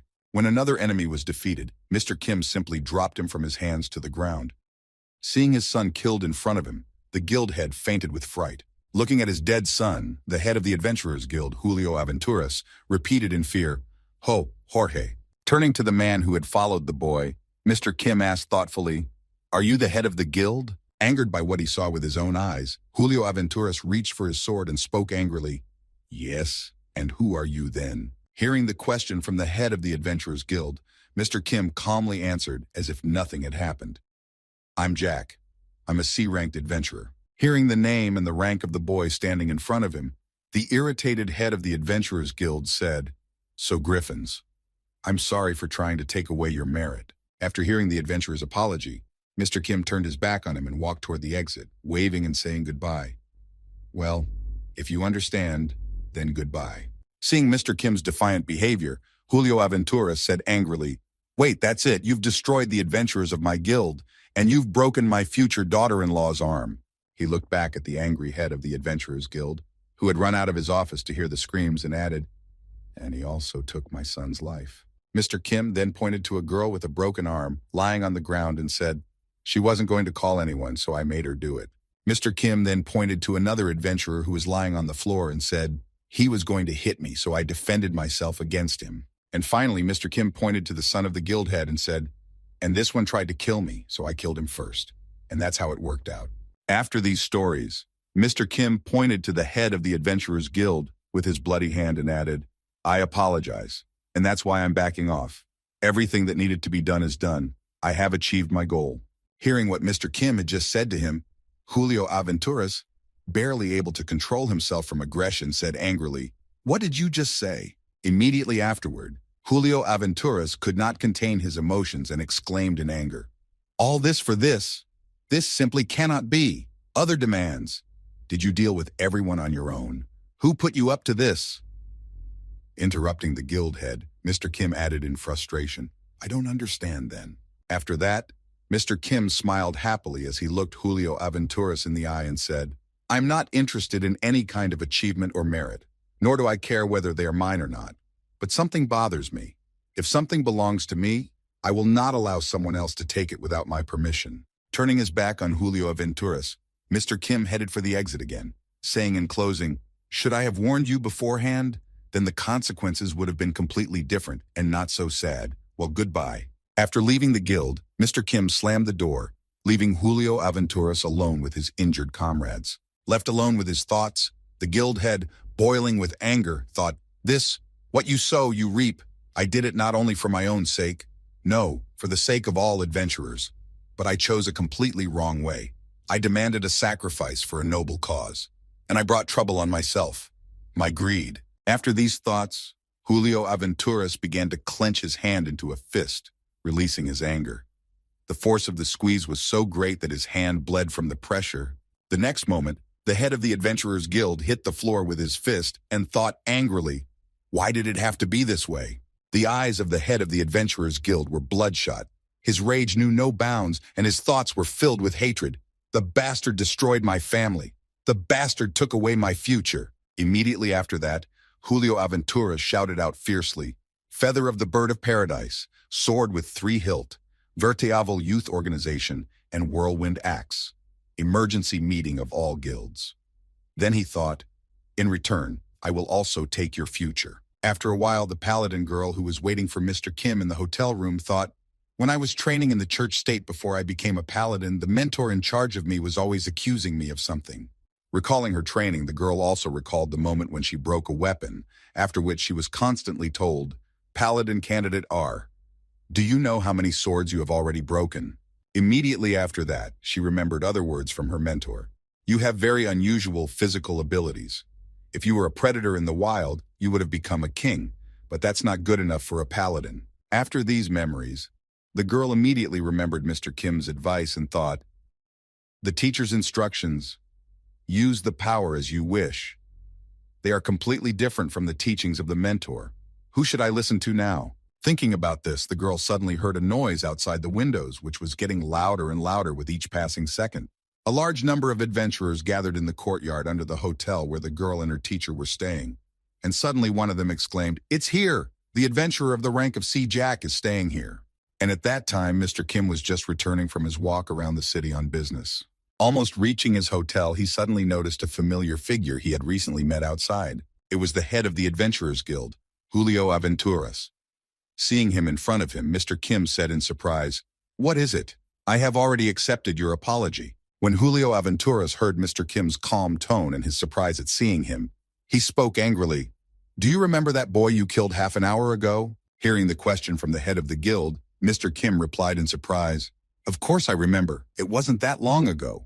Recalling the moment when Mr. Kim killed his son right in front of him, Julio Aventuras said angrily, that boy, he was my son. Immediately after saying this, Julio Aventuras reached for his sword, which was in his belt, and said angrily, how do you know what the heart of a father who has lost his son feels? Hearing these words from the angry man, Mr. Kim remembered his past and gritted his teeth and said, I know how it is. When Julio Aventuras heard that Mr. Kim also knew what it felt like, he exclaimed in surprise, What? What do you mean, you know? Immediately after Julio Aventuras was confused by Mr. Kim's previous words, the boy smiled ominously and added, I have left many orphans and widows, and they all told me that they would take revenge. After these words, Julio Aventuras boiled with anger. The veins on his forehead bulged, and his teeth were grinding. Having calmed his rage a little, the head of the Adventurers Guild asked, And what? What happened to them all after that? Hearing such a stupid question from the angry Julio Aventuras, Mr. Kim said ominously, What? Really? What do you think happened to them if I am alive and standing in front of you now? Seeing a weakness in the boy's defense, as he held up his hands and bragged, the head of the Adventurers Guild thought, There's an opening. He launched an attack. Grabbing his sword from his belt, Julio Aventuras began to close the distance between himself and Mr. Kim, shouting, Fool! Pulling his sword from its sheath, the head of the Adventurers Guild thought, The aura that I have been honing for decades, this power can even cut through dragon scales like a sheet of paper. Swinging his sword to strike the boy, the guild leader thought, I am Julio Aventuras. Though old in years, I am the companion of the past daredevil and the only SSS-ranked adventurer. Feel my power. When Julio Aventuras' sword was almost at the target to avenge his son's death, Mr. Kim was already striking back. Feeling victorious in this battle, the head of the guild thought, Die. However, the result was a little different. Blood splattered the square in the middle of the city. Mr. Kim struck first and beheaded the old man of the Adventurers Guild before he could, thus winning the fight. After that, his mind was filled with silence and peace, but it didn't last long. The euphoria quickly wore off, and Mr. Kim heard some frightened shouts coming from nearby. A few seconds later, the frightened adventurers started running past Mr. Kim, shouting over and over again, "Mo! Monster!" Running for their lives, the adventurers who had thought about beating Mr. Kim were now running with their tails between their legs, not even thinking about fighting, shouting in fright, "Let's run!" Looking at the frightened people, Mr. Kim said in surprise, "What? What is happening all of a sudden? It's not like there was a monster in town." As Mr. Kim walked forward a little in the direction from which the people were running, he noticed pools of blood on the ground. Raising his head a little higher, Mr. Kim saw a paladin girl standing in the street with the bloody bodies of the adventurers lying around her. It's not clear why, but the girl was shedding tears, being up to her elbows in the blood of the adventurers killed by her own hands. Hearing that someone else had come to her, she looked back and noticed a familiar person and then asked anxiously, "Teacher." Looking at the crying girl, Mr. Kim decided not to say anything to her. He simply walked past her and sat down by the wall to rest for a while. Taking out his magic pouch, Mr. Kim began to pull out a griffin's paw from the magic storage. The next moment, when the paw was pulled out, the boy began to eat it. When the girl saw that he did not react to her actions, she calmed down and wiped her tears. After that, the paladin girl simply walked over to Mr. Kim and stood silently next to him. Noticing that she was near him, Mr. Kim stretched out his leg to the girl and asked, "Are you hungry?"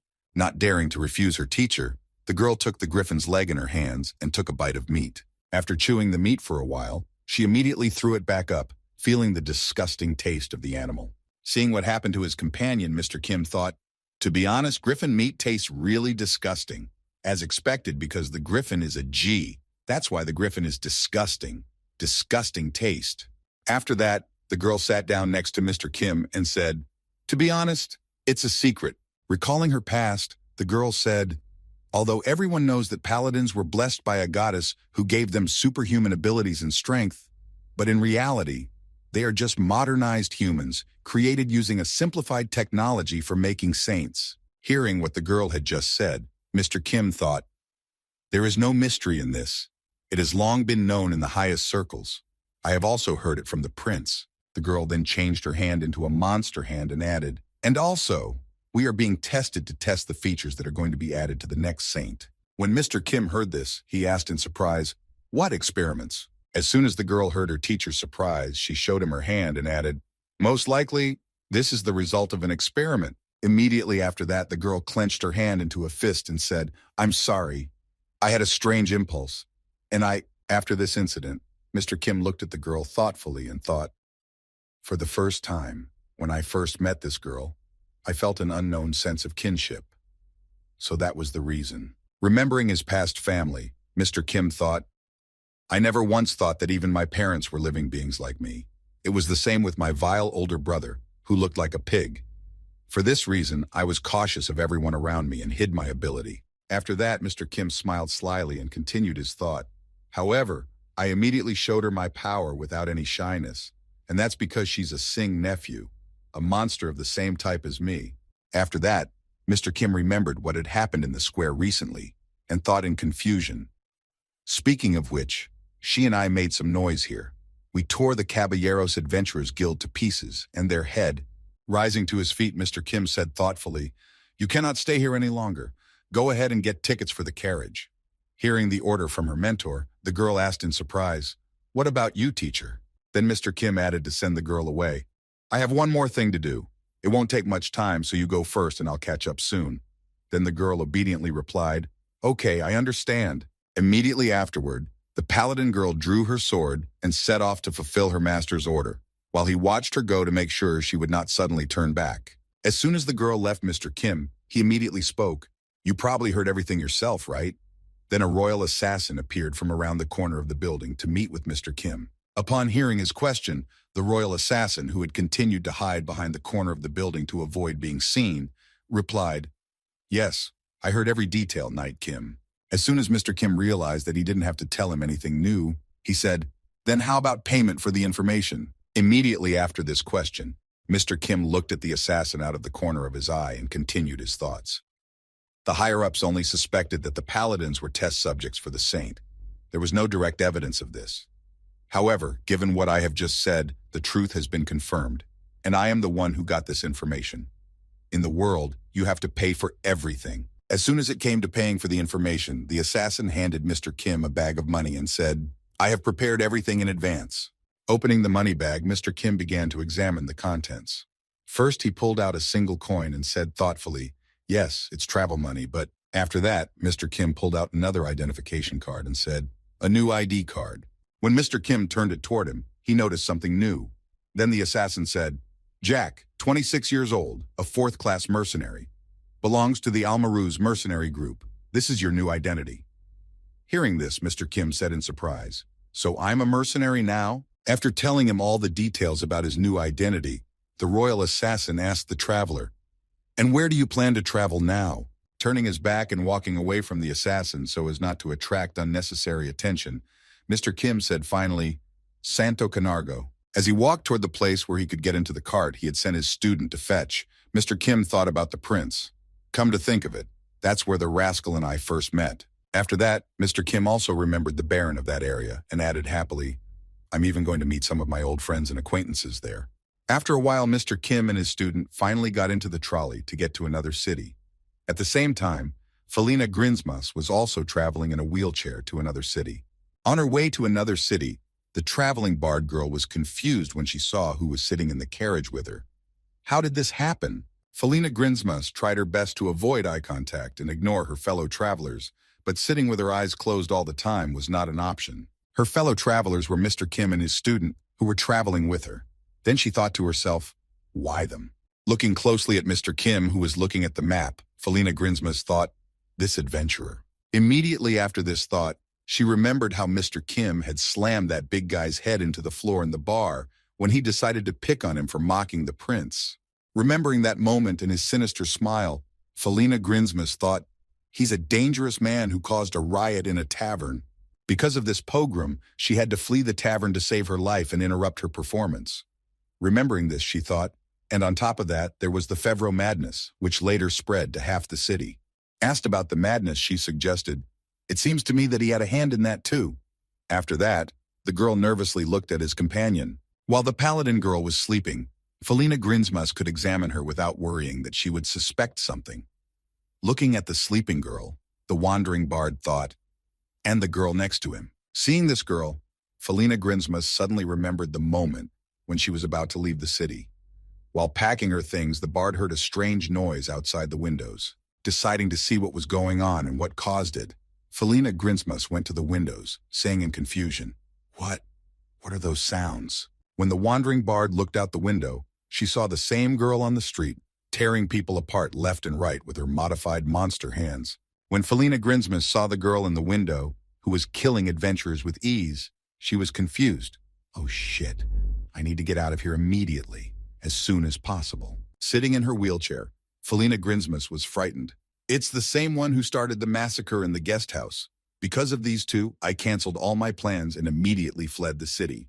To end up in the same carriage with them? Looking down at her companions traveling with her in the same carriage, she thought, as soon as we arrive in Santo Canargo, I will immediately change carriages. It's better not to mess with these guys, or you won't be able to pick up the bones. Closing her eyes, the girl thought in anticipation, besides, we are almost there, just a little more, and... No sooner had she enjoyed that feeling of triumph than she heard the carriage driver say, Hey, there's a dungeon. The dungeon has opened. Right on the road in front of Mr. Kim's carriage, a dungeon appeared in the cave they had to cross, blocking the safe way to the city. At the same time, the Baron of Santo Canargo had also received a message that a dungeon had appeared near his city, threatening him with danger. Holding his head in disappointment at the news, the Baron said, A dungeon then, is it for sure? To which the subordinate replied, Yes, Your Excellency. From the dungeon to the reservoir to the south, everything within a radius of 500 meters has been eroded. Having received additional testimony from his subordinate, Baron Santo Canargo said in confusion, Oh shit, a dungeon. Why did the dungeon appear and why now? Slamming his fist on the table, the Baron said angrily, Only damned adventurers will be happy about this. These lowlifes don't even pay half of the taxes, enjoy all the privileges, and when you need their help, they won't lift a finger, caring only about their own benefit. And all because of this crazy man. As soon as the Baron of Santo Canargo said this, he immediately remembered a figure he hated so much and spoke menacingly. Julio Adventuras. Immediately afterward, the city's Baron added, This bastard has raised the profile of trashy adventurers. He created his own damned adventurers guild. and established a crazy law that dungeons are the property of the adventurer. A bunch of freeloaders who claim to be free and do whatever they want. This whole guild of adventurers does nothing but defend the rights of lazy people. As soon as the Baron of the city said this, he remembered the man he hated so much, and he spoke angrily in his head, "This is all because of this bastard!" After his angry thoughts and statements, Baron Santo Cargano spoke in confusion, looking down at his head. "How about we get permission to destroy the dungeon?" Lowering his head in front of his Baron, the subordinate said in disappointment, "About that, so far no one has responded. It's a risky business, and adventurers are most likely only concerned with making a safe living."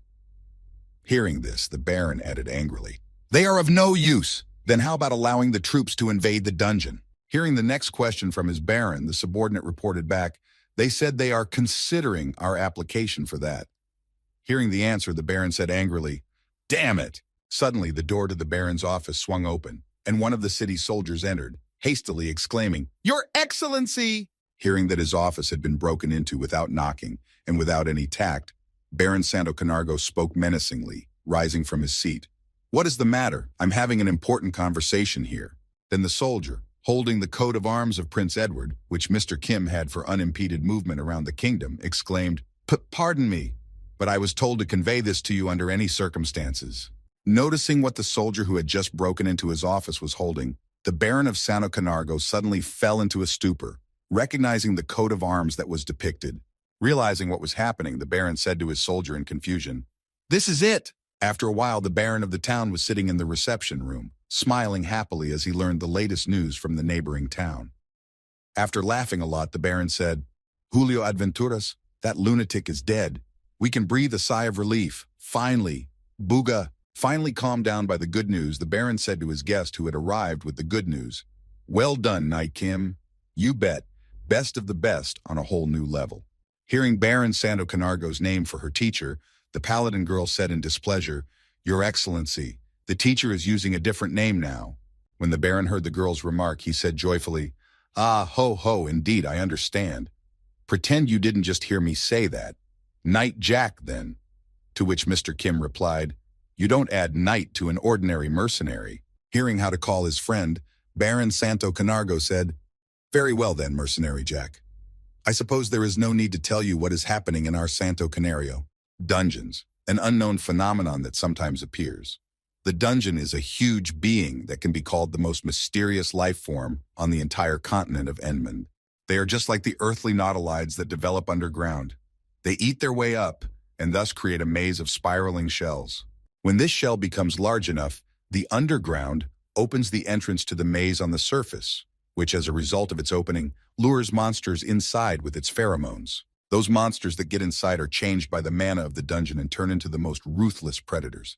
These monsters become the shield of the dungeon, protecting its core, which is located at the very end. However, after a while, this dungeon becomes overrun with different kinds of monsters. After that, the changed monsters break out, attacking all creatures in sight. And it is when this phenomenon occurs that people usually say that the dungeon has overflowed its banks. However, their existence does not only cause damage to people. Eating up the earth in the process of development, the underground separately makes up foreign bodies, which are mostly ores and minerals. Also, these dungeons grow various rare plants that have special power due to the fact that they are full of mana. That's why many adventurers seek out the dungeons that have opened up, and it rarely happens that they are overcrowded. The Lord and the people of the land, not knowing the exact time when the dungeon will overflow, want to end it as soon as possible. However, the adventurers themselves delay the destruction of the dungeon as long as possible, so that it can collect as many different benefits as possible. In this regard, the Lord and the adventurers can only confront each other. After telling everything about the dungeons themselves, what monsters they contain, what minerals and plants they have, the Baron added, "This is the situation we have at the moment in Santo Canargo." After hearing this informative report, Mr. Kim said, "I understand." Immediately afterward, the Baron of the city looked slyly at Mr. Kim and said thoughtfully, "And that is why I have an errand for you." At the very entrance to the dungeon that opened near Santo Canargo, there was already a post of adventurers who made sure that no one accidentally entered without permission. After a while, not far from the dungeon itself, Mr. Kim appeared on the path, confidently heading for the checkpoint. When one of the guards saw the young man heading into the dungeon, he held out his hand and said, "Wait, let us see your adventurer's license so that we can familiarize ourselves with it." Mr. Kim replied, "I am a mercenary." Hearing the profession of the newcomer, one of the guards said, "A mercenary cannot enter the dungeon. Get out of here." Behind the guard was the manager, who said sarcastically, "What is the hired hand doing here?" Mr. Kim was not the type to waste his time. He was confident in his goal and quickly removed obstacles. This time, too, Mr. Kim knocked out a guard who was blocking his path. As he put one of the guards guarding the entrance to the dungeon on the ground, Mr. Kim said angrily, "Who told you that my target was the dungeon?" Noticing how rudely Mr. Kim had treated his friend, the girl went to Kim, exclaiming, "What do you think you're doing?" Before she could finish, the boy punched her in the face, saying, "Don't make any noise. I'm running an errand." When the two comrades were knocked out of action, the impudent manager flew out of his chair in fear and shouted, "Wait!" Hearing the noise near the cave, two guards who were just outside arrived at the entrance. When one of them saw what was happening, he exclaimed, "What the hell? What the hell happened there?" Noticing the guards behind him, Mr. Kim immediately headed inside the cave to hide from the law, ignoring the prohibitions. Grabbing the arm of one of the guards who had arrived at the noise, the frightened manager said, "Help me. This crazy mercenary has attacked my guild members." Hearing the manager's words, one of the guards ran after Mr. Kim and shouted, "Don't worry, we'll arrest him right away. Hey you, stop right there, don't move." Noticing that his comrade was heading toward the dungeon, the other guard called out to him in alarm, "Stop!" A few seconds later, the guard was already catching up with Mr. Kim, who was standing in the cave waiting for reinforcements. As soon as the guard caught up with Mr. Kim, he immediately took off his helmet to make it much easier to breathe and navigate in space. When he took off his helmet, the paladin girl who was traveling with him said happily, "Teacher, I'm here. Everything is as it should be." When Mr. Kim heard his companion's voice, he said happily, "There you are. Good, let's go." Then the girl added, "Yes, the Baron himself will block the entrance." She took off her guardian's armor on the way and went with Mr. Kim into the cave, saying in amazement, "Wow, so this is what a dungeon looks like. I only know about them from stories." Hearing this from the girl, Mr. Kim asked, "Are you really interested in this?" Hearing the question from her mentor, the girl answered happily, "No, but I am interested in being on one of the pages of my teacher's heroic story." Hearing this, Mr. Kim was disappointed. "Okay." As she continued to move forward, the palm tree girl said in amazement, "Teacher, it's so deep." To which Mr. Kim replied to his student, "Yes, and it gets darker with every step." After telling his student this, Mr. Kim thought confidently, "However, with the dragon's eyes, I can still see clearly using mana." After that, Mr. Kim looked at his student, who had also changed her eyes to those of an animal that could see in the dark, and thought in surprise, "Well, of course, her eyes have also changed." Suddenly, after a few steps forward, the girl rushed to her teacher in alarm and exclaimed, "Teacher!" Right in front of the travelers were some strange monsters that looked like nothing else. Their mouths opened on four sides. They were some kind of aliens in the form of dogs. When the enemies appeared on the way of Mr. Kim and his companion, Mr. Kim said joyfully, "It begins." And so began the fulfillment of the Baron of Santo Canargo's order to eliminate the dungeon. And now let's move back a few hours to find out what was happening in the Baron's office and what kind of plan they came up with. After telling the plan of action, the Baron said in conclusion, "Please take care of this." Hearing the request and the idea of destroying the dungeon, the girl Aladdin said in surprise, "But such actions are illegal? According to the territorial law, the Lord is forbidden to use mercenaries for violence." Hearing the girl's remark, Baron Santo Canargo said, "You are very well aware of the Lady Paladins. However, adventurers are not citizens. They are only outsiders who take privileges from the locals." After explaining to the girl that there was nothing illegal here, the Baron added, "So I'll ask you to proceed as planned. Oh, and one more thing, Lady Paladin. I will temporarily assign you to the garrison." Having said that, Baron Santo Canargo added anxiously, "The expansion of the dungeon may affect the reservoirs, which will leave the population without water. Please hurry up." And so we return back to the very moment where Mr. Kim and the Paladin girl are facing a pack of dog-like aliens. Recalling the words of the Baron of Santo Canargo, Mr. Kim thought happily, "Eliminating the dungeon. I will only benefit from this, as I will be able to devour the creatures I find in the dungeon." Stopping in his tracks, Mr. Kim spoke to his student. "Yes, go ahead and try to deal with them by yourself first, and then I will join in if necessary." Having received the order from her mentor, the girl confidently headed for the enemies, rolling up her sleeves. When she reached the monsters, she added, "I understand you, teacher." Having warmed up before the battle, the girl transformed into a monster with horns and wings, and in addition, a tail with thorns on it. Noticing that she could also change her whole body, Mr. Kim thought, "She has the same transformation, but the method is different from mine." Recalling how he ate griffin meat and the girl didn't tolerate it, Mr. Kim thought, "Unlike me, she's not changing because of eating. If this is the result of the experience she mentioned, then there is a high probability of surgical transplantation." At that time, the girl had already changed completely and was ready to fight.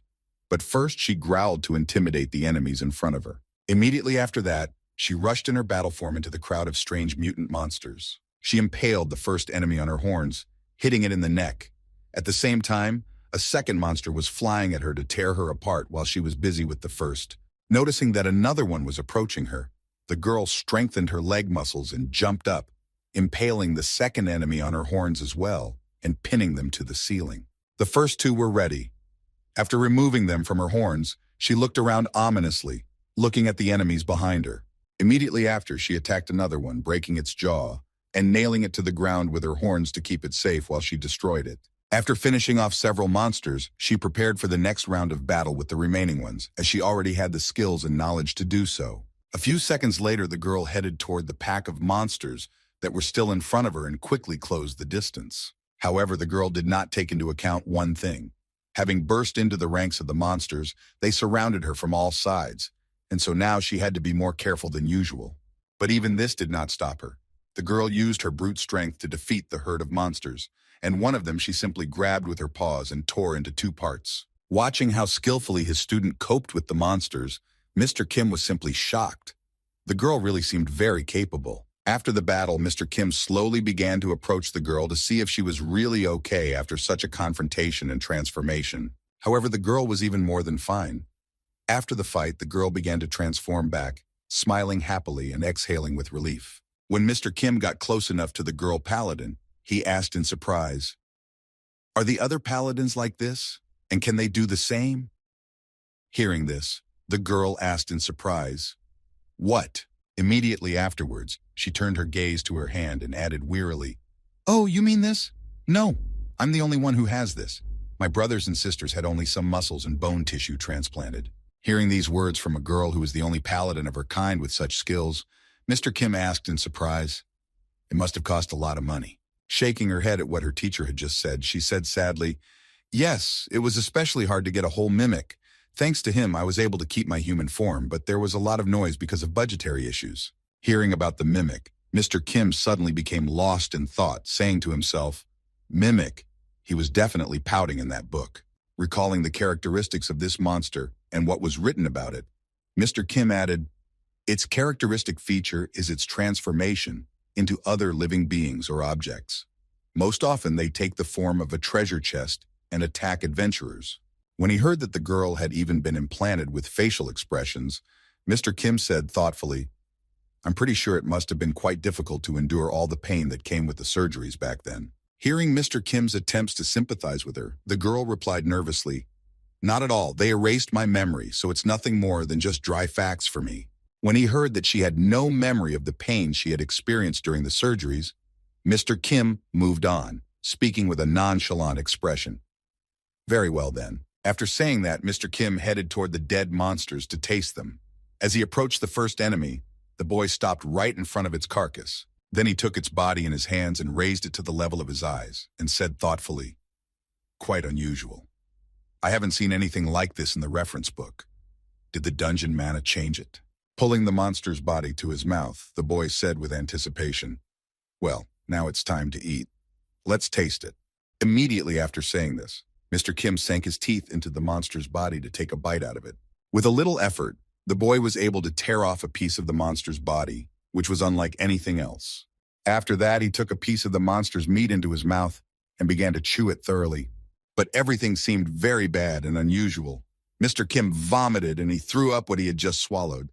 After that, the boy began to smile hysterically. Drenched in cold sweat, Mr. Kim felt a strange sensation in his body, and saliva kept flowing from his mouth, all in order to remove the remnants of the abomination. Turning his attention to the monster's body, Mr. Kim thought in surprise, "What is this? This is not just monster meat. It's the dungeon. It's all because of his mana." Mr. Kim fell to his knees and leaned on his hands and thought in amazement, "They're not alive. They're just bioweapons that are powered by an energy called mana."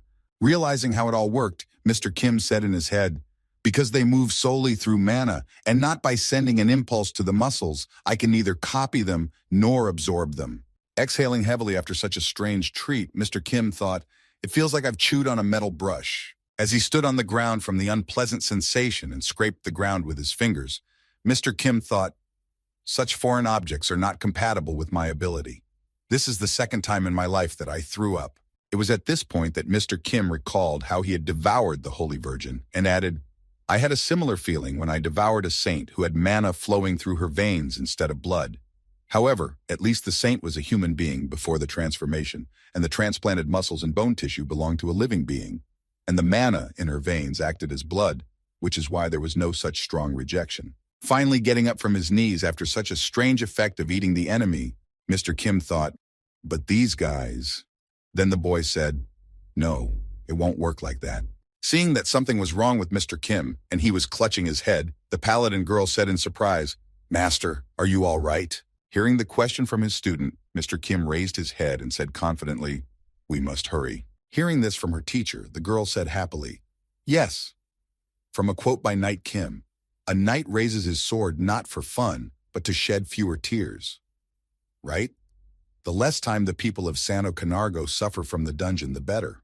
Embarrassed at how well and highly his student thought of him, Mr. Kim said in response, "Yes, that's exactly what I meant." Immediately afterward, Mr. Kim gritted his teeth and thought angrily as he recalled the descriptions and expectations of the dungeon. Compared to the monsters on the surface, the dungeon monsters have more different abilities? Clenching his fists in anger, Mr. Kim continued his frustrated thoughts. Maybe there is a monster here that is stronger than a dragon then. After these thoughts, Mr. Kim became even more eager to clear the dungeon as soon as possible, and he strode forward confidently, stopping at nothing and trampling on several monster bodies along the way. As he destroyed the dead monsters, Mr. Kim thought angrily, disappointed in his premonitions about the dungeon. "What an idiot I was." Confidently stepping forward, making the girl run after him, Mr. Kim thought, "I'll destroy the dungeon as soon as possible, and then I'll go in search of areas where I can eat properly." After these thoughts, Mr. Kim immediately remembered a book, The Encyclopedia of Monsters, written by the SSS-ranked adventurer Julio Adventuras. This is how the famous adventurer Julio Adventuras described dungeons. The first thing that catches your eye is the bizarre landscape, which you won't see anywhere else. A dense flow of mana circulates throughout the space. There are also monsters in the dungeons that evolve in an unusual environment. And that's not the end of the dungeon's features.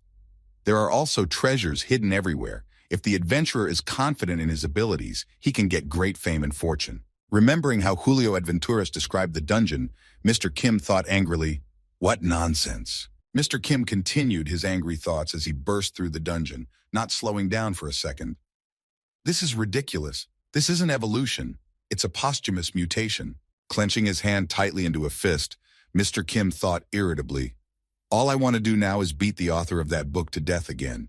It's a pity I can't bring him back to life and kill him again after he's already been torn to pieces." Changing his hand into a dragon's paw when he noticed enemies on the way, Mr. Kim thought, "At least this is the only thing I can do in this situation." Destroying everything he could find on the way, Mr. Kim said angrily, "Just letting my anger out in this place." After that, he destroyed the monsters one by one, stepping on them like a bulldozer, not even thinking of retreating.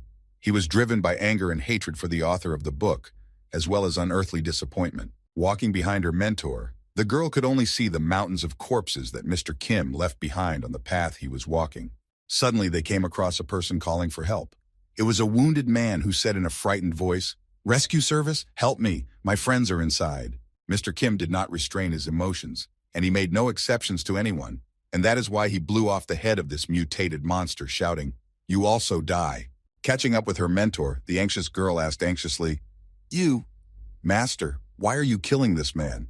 Without even turning to face his student, Mr. Kim continued at the same pace and said, "Be careful, these were the living dead." Looking at the man's body a little closer, the girl noticed that something was really wrong with him and said, Indeed, he has a hole in his chest, Mr. Kim replied. It's still fresh, so you were wrong. Moving on, Mr. Kim not only destroyed enemies, but also explored the dungeon. And so he touched the walls of this dungeon with his hand and felt that they were soft in some places, and his parasites could move along them. Having sent his parasites along the body of the cave, Mr. Kim thought in surprise, it looks like a cave, but in the end, the cave is a living thing. After that, Mr. Kim thought of one of the commanders of the Demon King's 7th Army and thought, in that case, I will use his abilities to find the centerpiece. Sometime later, after traveling through the dungeon, destroying all the enemies along the way, Mr. Kim told his student, we are almost at the right place. Hearing that they were almost there, the girl was surprised. We got there pretty fast, teacher. I have heard that no matter how quickly a dungeon is conquered, it usually takes at least 12 hours to travel 500 meters. Hearing what the girl had just said, Mr. Kim said in displeasure, wasting half a day on such a trifle? Adventurers are just inept losers. Hearing how angry Mr. Kim was at being compared to some adventurers, the girl added, teacher, it's more like you're just incredible. You went straight down without getting lost. An ordinary adventurer, even if he avoided fights, would spend much more time searching for the path. Hearing this from the girl, Mr. Kim said angrily, Rayon Han's pure creed. Hearing her name, the girl said nervously, oh yes, teacher. When the girl was quiet, Mr. Kim said, I understand that you want to praise me in any way you can, but please don't compare me to incompetent idiots because that doesn't sound like praise. Immediately afterwards, Mr. Kim looked at his hand and continued thoughtfully, besides, it might sound like an insult to the guy who gave me this ability. Hearing her mentor's remark, the girl said in embarrassment, I'm sorry, I have no such intentions, but about the gentleman who taught you this ability, was he a friend? Hearing such strange words from the girl, Mr. Kim replied nervously, a friend, you say? We were not close friends at all. We fought more than we talked. Immediately afterward, Mr. Kim recalled the exact moment he met this demon army general and how he had spoken out against killing people. Then Mr. Kim said, however, he did not tolerate innocent people suffering from violence. Mr. Kim's mind also recalled the same memories where he had beheaded people infected with parasites. Seeing that he did not spare anyone in his path, the commander of the demon army nervously shouted, "Since stop, you psycho!" After that, Mr. Kim's memories flashed back to when they came face to face, and the demon army commander said, "I will crush you so hard that you will not be able to stand." Immediately after saying this, the demon army commander rushed at Mr. Kim to try to defeat him. Then Mr. Kim said, even though the battle was doomed to fail, he was so brave that he was willing to sacrifice his own body. Immediately after saying this, Mr. Kim froze in his tracks, immersed in his memories, and saw the same monster who sacrificed himself for the common good. Noticing that Mr. Kim was acting strangely, the girl said sadly, "Teacher," but he just stood there, looking at a single point in the fog in front of him, imagining the figure of the general of the demon army. Trying to reach her mentor again, the girl said nervously, "Excuse me, teacher, if this sounds tactless, but that gentleman has already—" Mr. Kim replied, "That's right, he's dead." Thinking of that monster, Mr. Kim licked his lips and said, "But what he left behind is still inside me, and I will never forget it." After a while, Mr. Kim and the girl arrived at a huge gate that they had encountered during their journey through the dungeon. Noticing this huge door, the girl said, "Judging by the style, the building is very old. It looks like it's over 150 years old. This dungeon must have swallowed the whole village." For some reason, the girl immediately remembered the man who had begged them for help on their way here and said thoughtfully, "Perhaps the man we encountered recently was from there." When Mr. Kim heard the girl's suggestion, he immediately denied it, saying, "No, that dead man was so fresh that he hadn't even realized he was dead yet. Most likely, he was a member of the Adventurers Guild who had entered from the outside, and the hole in his chest." Hearing these words from her mentor, the girl added thoughtfully, "This means that we are facing an enemy who inflicts piercing wounds." When Mr. Kim heard the girl's suggestion, he said, "You are absolutely right." After these conversations, Mr. Kim decided to go ahead and push the front door open.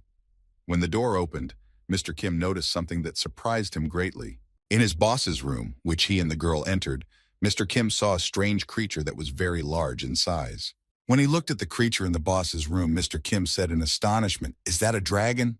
After a while, Mr. Kim looked at the monster and said thoughtfully, "No, the creature looks much bigger, something like a wyvern." Hearing about the monster in front of them, the girl exclaimed in confusion, "What? It's so huge and not a dragon." Hearing this, Mr. Kim replied, "Look closely. Its forelimbs are connected to its wings, so it is a wyvern, not a dragon. No, to be more precise, it looks like a wyvern, but it is not an ordinary creature like the other inhabitants of the dungeon." After taking a closer look at the monster in the boss's room, the girl exclaimed in confusion, "It's—" After the monster stood on its hind legs, she added, "It has the body of a snake. Its wings are from a bat, the head of a horned lizard, legs from a frog. It seems to be one, but there are several of them at once." Hearing the girl's description of the monster, Mr. Kim replied, "That's right. The dungeon combines several creatures into one. That's its essence." Immediately after these words, Mr. Kim, gritting his teeth in aggression, added irritably, "Maybe some stupid sorcerer created a chimera, and it slipped into the dungeon and took root here? Or did the other creatures change under the influence of the dungeon's mana, then merge together and accidentally take on this appearance?" Immediately after his conjecture, Mr. Kim, looking at the strange creature, added, "It's not my place to look for reasons, or rather to think about what the truth is, but there is one thought that stuck in my mind." The only thought that kept running through Mr. Kim's mind as he looked at the strange creature was this: "It annoys me." Looking at the monster in front of him, Mr. Kim said, "It's like looking at a reflection in a crooked mirror. To some extent, I can call it a relative because of its body, which is assembled from parts of other creatures, but is a magical transformation capable of producing only such a miserable result."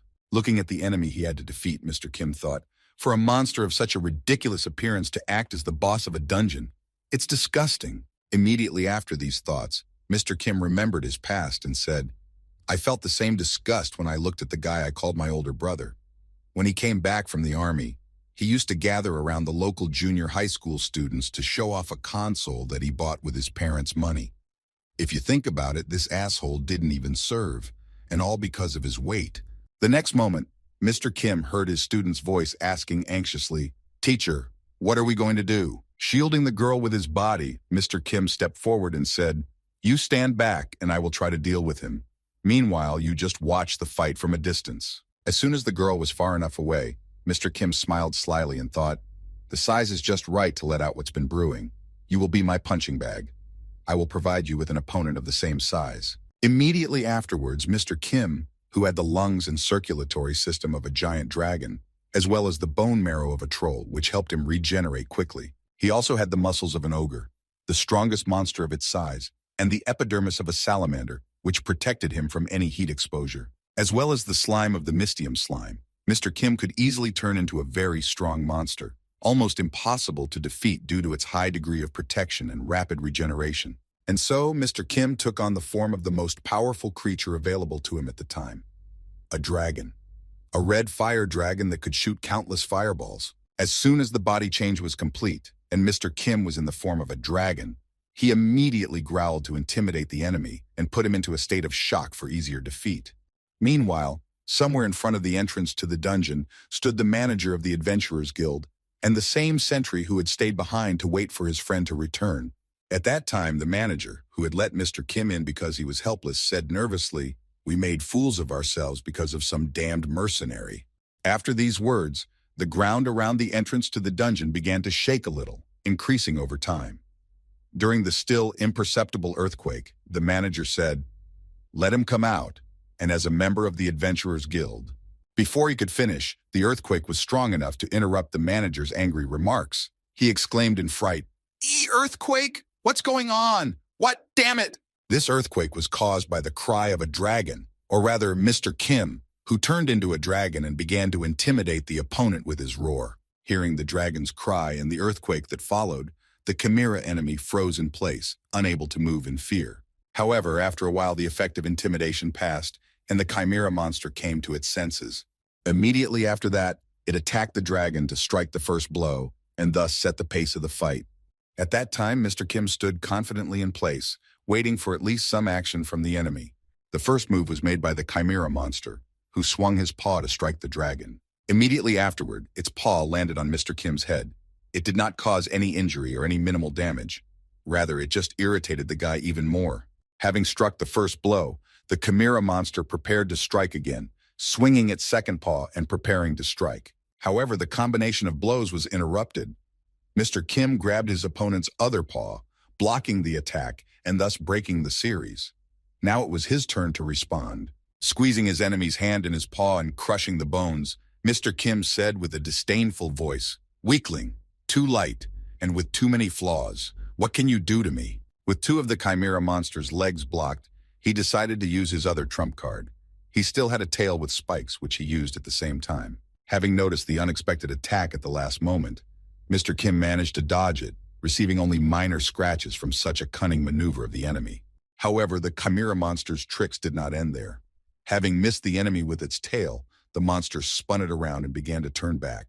It then used the tail as a rope, tying it around Mr. Kim's neck to grab him in a chokehold and immobilize him at the same time. When Mr. Kim was unable to escape, the Chimera monster prepared its venomous fatal bite teeth to poison the dragon with its deadly technique. Noticing what the enemy was about to do, Mr. Kim thought in surprise, "These poisonous fangs, fatal bite fangs." Immediately afterward, the Chimera monster tilted Mr. Kim's head to the side to give itself the opportunity to bite him. Realizing what the Chimera monster was planning to do, Mr. Kim thought in amazement, "Your head is working just fine, but all your attempts are in vain." As the enemy's teeth crumbled from contact with Mr. Kim's skin, the boy thought, "This might have worked if I had the skin of an ordinary dragon, but if the skin of a dragon is covered with mystium, it is a different matter altogether." Immediately afterward, Mr. Kim changed his arm from a dragon arm to an orc arm to increase his muscle mass.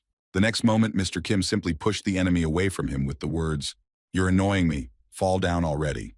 As soon as the distance between the Chimera monster and Mr. Kim was broken, the monster prepared for its next attack. It still had some tricks in its arsenal. As it leaned toward Mr. Kim, the Chimera monster sprayed his face with venom that it released from its eyes. This attack covered Mr. Kim's entire face with a thin layer of fatal bite venom, but it did not affect him. It was a futile way to gain an advantage. Looking himself up and down, Mr. Kim said in surprise, "The blood contains the poison of a deadly bite? If my teeth didn't work, I decided to penetrate the skin." Mr. Kim then began to lick off the venom mixed with the blood that had been poured over his face and said, "This poison was the basis of the skill from the very beginning, and the very first poison I had to learn." Angered by this enemy attack, Mr. Kim said in a disgruntled voice, "If you have nothing else to show me, then let's get it over with. I don't have a hobby of mocking others." As soon as Mr. Kim realized that his opponent would not surprise him anymore, he immediately began to end the fight as soon as possible. Swinging his paw, the boy struck 2 blows to the monster chimera's head and body. Feeling some strange pains, the chimera monster suddenly felt that it had regained consciousness. Then he thought in confusion, "Yeah, what happened?" While he was in a state of confusion, the chimera monster thought, "I remember. I was in the dungeon with the monster boss. But why did I enter the dungeon?" The next moment, the chimera monster saw Mr. Kim, who was returning to his human account after the battle. As soon as the boy came into its field of vision, the monster immediately began to fall to the ground and immediately realized, "Ah, so that's how it happened. I'm sure, then After that, the chimera monster, who was the boss of the dungeon, was defeated.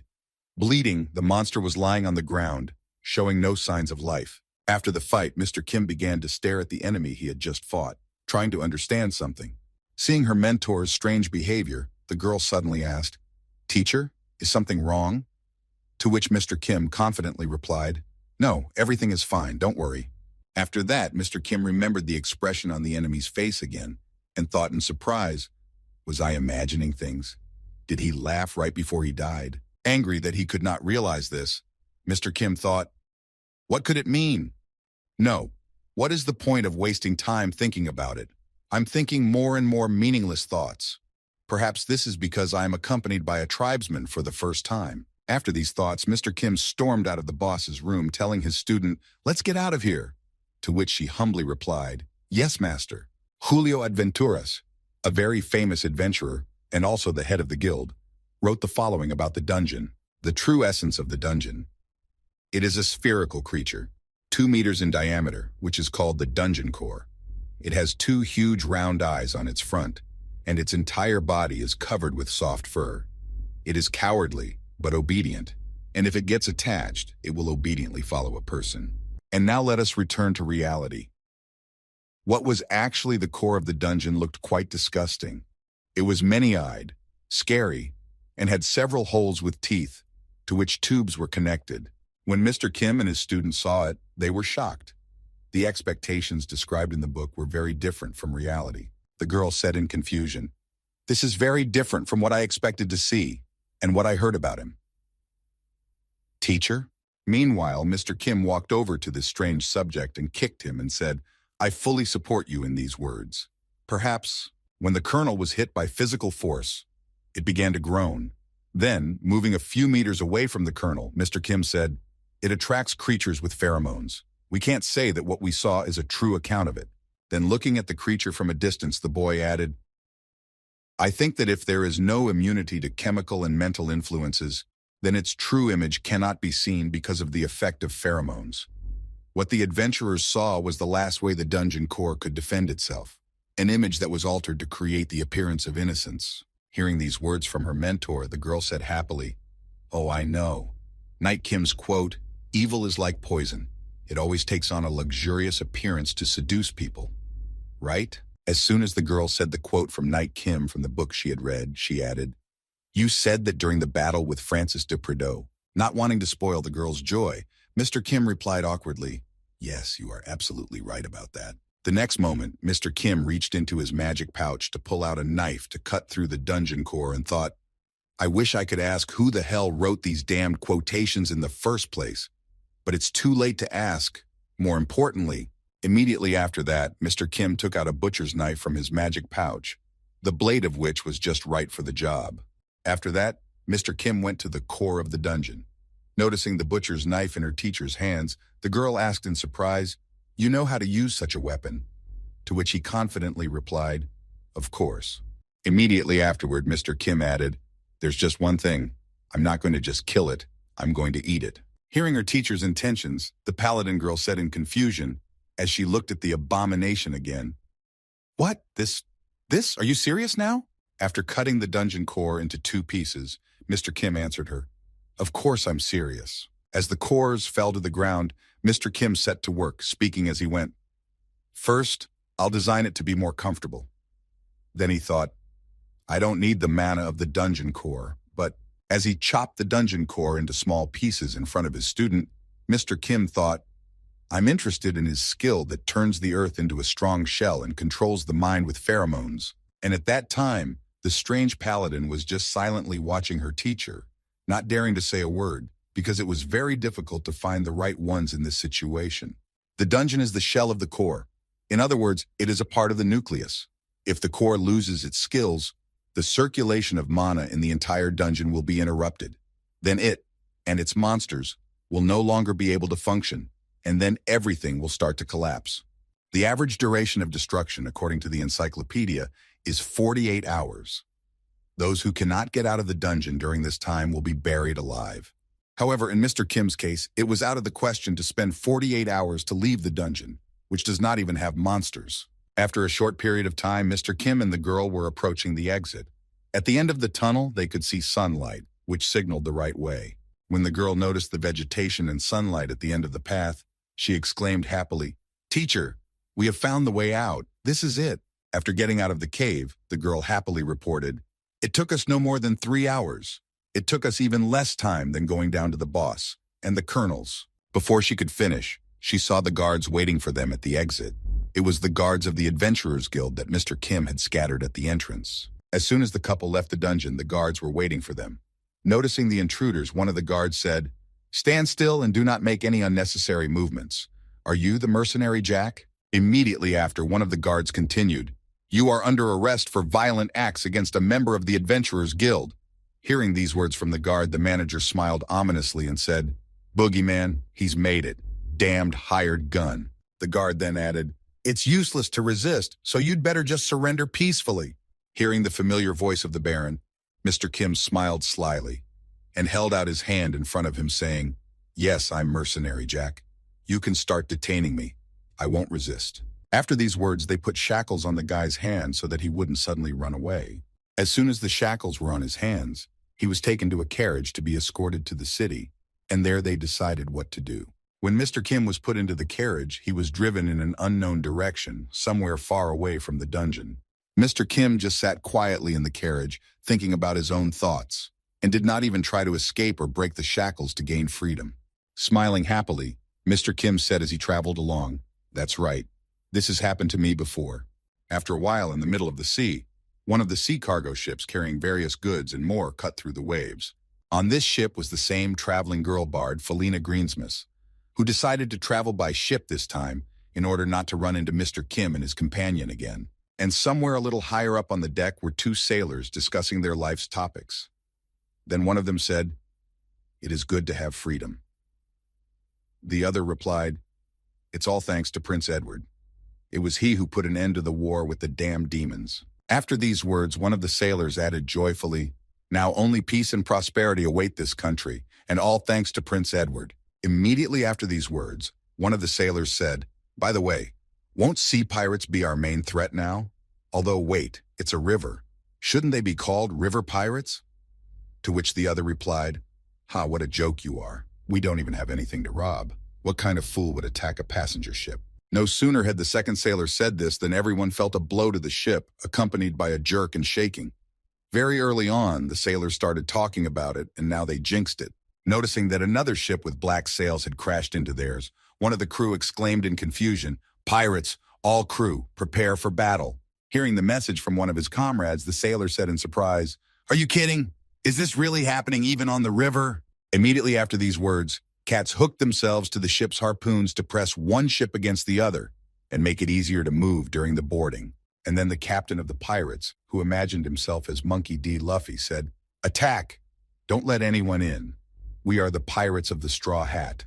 We will tear your vessel to pieces." A few seconds later, the ship was boarded. The pirates from the pirate ship went to the vessel to take away everything valuable that they could use to make money. In addition to valuables, the pirates also captured the crew to sell them as cargo. And that is why the fight was mostly fought with fists, or if with a sword, they tried not to hurt them too much. Noticing that some of his comrades were swinging their weapons too much and confidently, the pirate captain said, "Hey, no serious injuries. They are worthless if they can't do the job." Hearing these words from the captain of the pirate ship, someone on the deck said in alarm, "Do the work?" Rising from the floor, one of the sailors said, "You mean slavery, right?" Immediately afterward, the ship's sailor added, "Bastards! In the Grand Continent, slavery is banned by law." Hearing this, the pirate commander smiled slyly and replied, "You're right.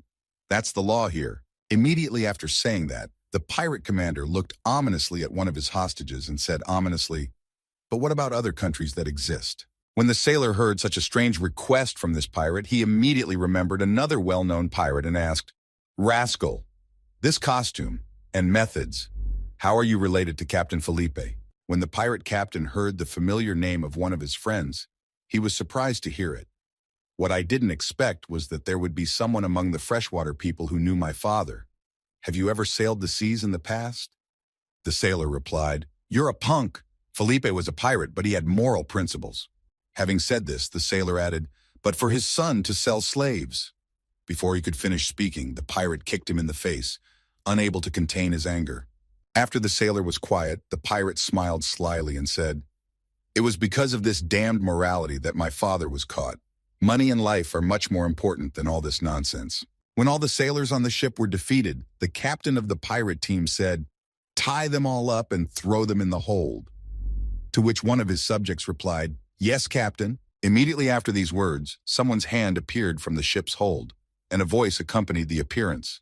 "Yes, of course." After that, Mr. Kim appeared on deck and stood in front of the pirate and said thoughtfully, "You will get less money from the sale of slaves than from the ransom for the hostages, but you will get money without any risks. Considering the miserable armament of the ship, which is inferior to that of a naval vessel, it is the safest option." Hearing this voice, the captain turned his attention to the young man who appeared in front of him, chewing on a fugu fish. After chewing, Mr. Kim added, "Quite clever."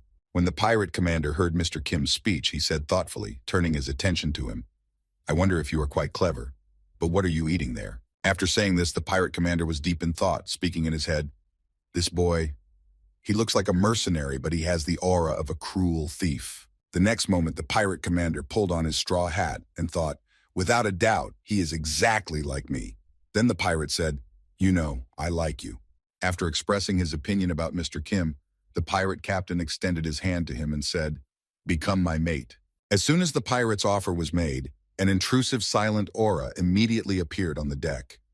Only the sound of the water did not let us enjoy the absolute silence. After a few seconds, Mr. Kim smiled ominously and reached out his hand to the pirates to accept his offer. At least it seemed so at first, but as soon as their hands touched, the paladin girl standing next to them noticed that the teacher's sleeve began to turn a bright, hot color. Then she said in confusion, "Teacher?" As she watched Mr. Kim reach for the pirate's hand to accept his offer, she exclaimed in alarm, "Well, what are you doing? That man, he's a nasty pirate." At that time, the pirate commander was very happy to have such a warrior in his team, but everything turned out differently. Mr. Kim's hand and a bright light. It was the last thing he saw in his life. As soon as their hands touched, Mr. Kim fired a volley of flames at him that no one, especially a human, could have survived. As he burned to ashes the insolent pirate who had offered to join his crew, Mr. Kim said in an ominous voice, "Why should I obey a creature who is inferior to me in development?" Earlier, while they were still in the dungeon, Mr. Kim had been able to eat the dungeon's core, and by doing so he had gained a new ability that the ugly creature had. This ability was that he could now freely control the release and concentration of his pheromones. The dungeon's core rebuilds the liver of the captured organisms, triggering the chemical synthesis of pheromones. The pheromones circulate through the blood vessels and accumulate in the sweat glands on the surface of the skin. After that, they can be dispersed through the pores. A dragon synthesizes flammable chemicals in its body. However, since they are usually formed in the lungs, they can only be released through the mouth. The mucus secreted by lizardmen has a high coefficient of viscosity. That's why sweat glands produce mucus under greater pressure. A considerable number of additional hearts of the giant dinosaur allow the blood to be exchanged throughout the body. If you combine all these abilities together, you can synthesize the dragon's highly flammable substances in the living chemical plant of the dungeon core, directing them directly into the bloodstream. Then, thanks to the dinosaur's hearts, you can supply fuel at all times of the body directly to the sweat glands. And finally, after such machinations, it is possible to release fuel from them under high pressure, which creates friction with the air and causes spontaneous combustion of fuel in flight. In other words, Mr. Kim can now release flames even from his hands. After these reflections, Mr. Kim plunged into memories. Recalling how he was arrested and handcuffed, he thought, "I wonder if they didn't put me in a carriage right after we left the dungeon." Then he remembered being led to the carriage and continued, "Unfortunately, the soldiers who captured me then were in the service of the Baron of Santa Camargo. The arrest of the mercenary Jack was just a little number intended for those adventurers and a distraction to prevent further problems. Otherwise, one might wonder if Mr. Kim had given himself up so easily that he was shackled and led to a carriage." After testing his new skill, Mr. Kim saw that the enemy was reduced to ashes and thoughtfully pronounced his verdict. Surprisingly, it was very practical. Watching what had just happened from a distance, one of his subordinates exclaimed in fright, "Be boss! Shit, that was fire magic, more like a fire barrier." Before the pirate could set up the barrier to protect himself from Mr. Kim's attacks, his back was already wounded. He saw only Mr. Kim as his opponent and completely forgot about the others. Taking advantage of this moment, the girl simply cut the pirate in two with her sword and went on to deal with the enemies on the deck. After one swing of her sword, the girl felt something very strange, something she had never experienced before. Just as she wanted to figure it out, she was interrupted. Noticing that the girl had just finished off one of their comrades, the pirates headed for her to take revenge, shouting angrily, "Damn girl!" However, this was not a problem for the girl. Even though there were a lot of enemies, she dealt with them all in a matter of seconds. After that, she felt the same strange sensation again and said in surprise, "What is this? Where did these strange sensations come from?" Looking at her hands and the weapons in them, she continued, "The sword in my hand. It feels completely different than before." After the battle against the pirates on the deck was over, the paladin girl sheathed her sword and added thoughtfully, "How did this happen? It feels so strange and unfamiliar."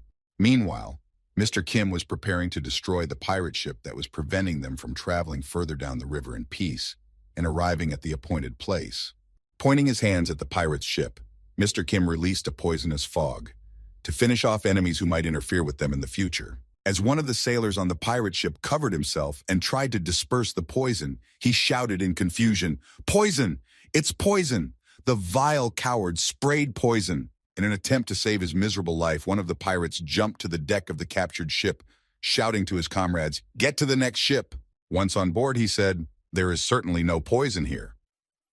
When the same pirate opened his eyes on the next ship, he noticed a white fog around him, which threw him into confusion.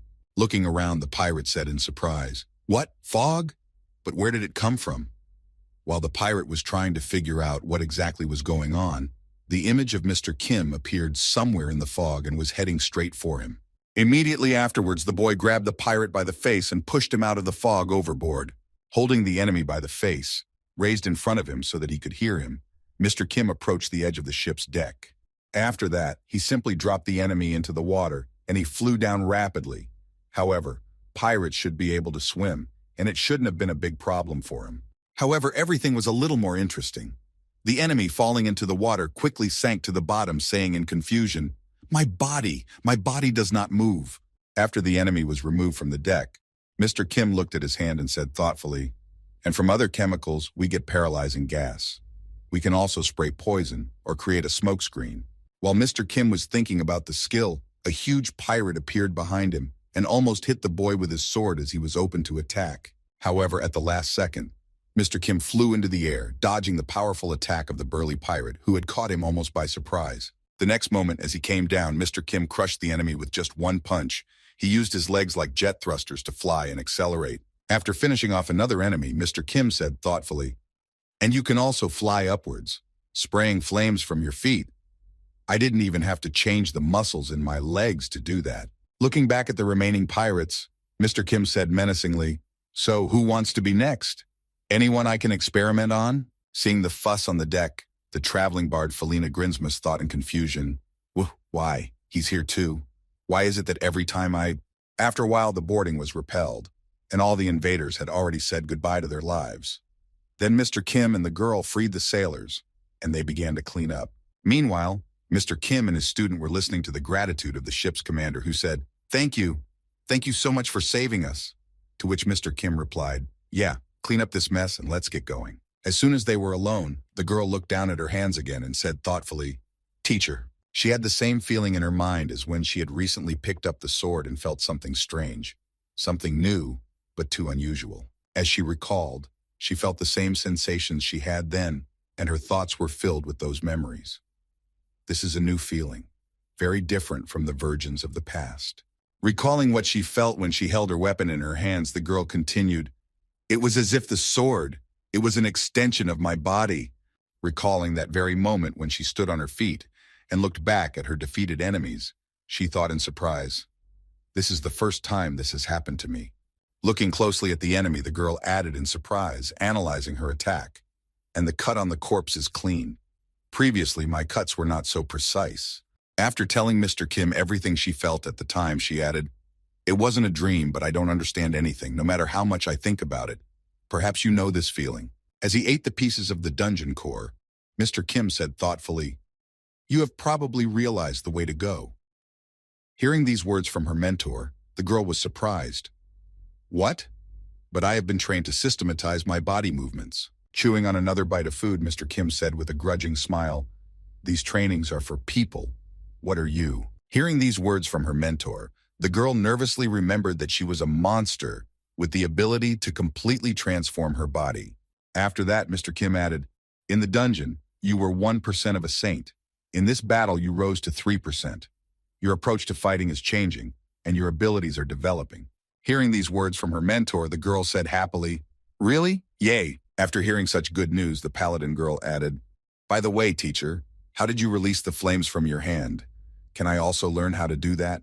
Hearing the girl's question, Mr. Kim recalled what he had to do in the battle with the pirates. "First, I burned a man alive. After that, he also had to cover people's eyes with poison and make them panic." Also recalling how he threw a paralyzed pirate into the water, Mr. Kim thought, "I paralyzed their limbs and threw them into the water. And now you say you want to learn how to do that." Looking at his student, Mr. Kim thought in surprise, "The stronger she becomes, the more she loses her humanity. And at the limit of her development, maybe she can become like me." After a while, the ship arrived at the largest trading harbor and fishing port of the Grand Continent, the Genius of Desielto. Getting off the ship, the girl exclaimed joyfully, "Wow, this is my first time in a place like this. Teacher, have you ever visited a port city?" Before she could finish speaking, she saw a monster that looked like a fish. Immediately grabbing her sword to finish off the enemy, the girl exclaimed in confusion, "A merman? What is a demon doing here?" Mr. Kim gave the girl a stern look and said, "Take a closer look at him. This is not a demon, but a beastman." Hearing the teacher's remark, the girl said in surprise, "What?" Mr. Kim drew the girl's attention to the peculiarities of the body structure and said, "Its skin is not scales but cuticles, and its tail fin grows horizontally." Mr. Kim then added, as the girl looked around the city at the locals, "This is a characteristic of dolphins. Look around you. This is a city of marine mammal beastmen." After a while, Mr. Kim arrived at the hotel with his student. The girl walked forward and said tiredly, I'm a little tired. Maybe it's because I've seen all kinds of strange things." As she walked toward the hotel, she said, "Teacher, our reserved room is here." Mr. Kim felt something strange that was bothering him, and he said to his student, "You go first." And he went off. When the girl heard this, she replied, "Okay." Immediately afterward, Mr. Kim went to the school and entered the door that said staff only. Upon entering, Mr. Kim saw the royal assassin who spoke to him. "Welcome. What is the purpose of your visit?" He replied, "Tourism." After handing Mr. Kim a card, the royal assassin said, "Then you will need this." Taking the card in his hands, Mr. Kim heard, "You are now J. Clark, a 31-year-old knight of medium rank. Your rank is low, but with your knight's ID, you will be able to move around more easily." After learning more about his identity in this city, Mr. Kim said thoughtfully, "A knight means..." After Mr. Kim received his new documents, he left the tavern. It was the key trading harbor of the kingdom of Genius Desierto. The rapid development of this port city is directly related to the rescue of the first king who fell into the water, Edward the Magnificent, as it was said.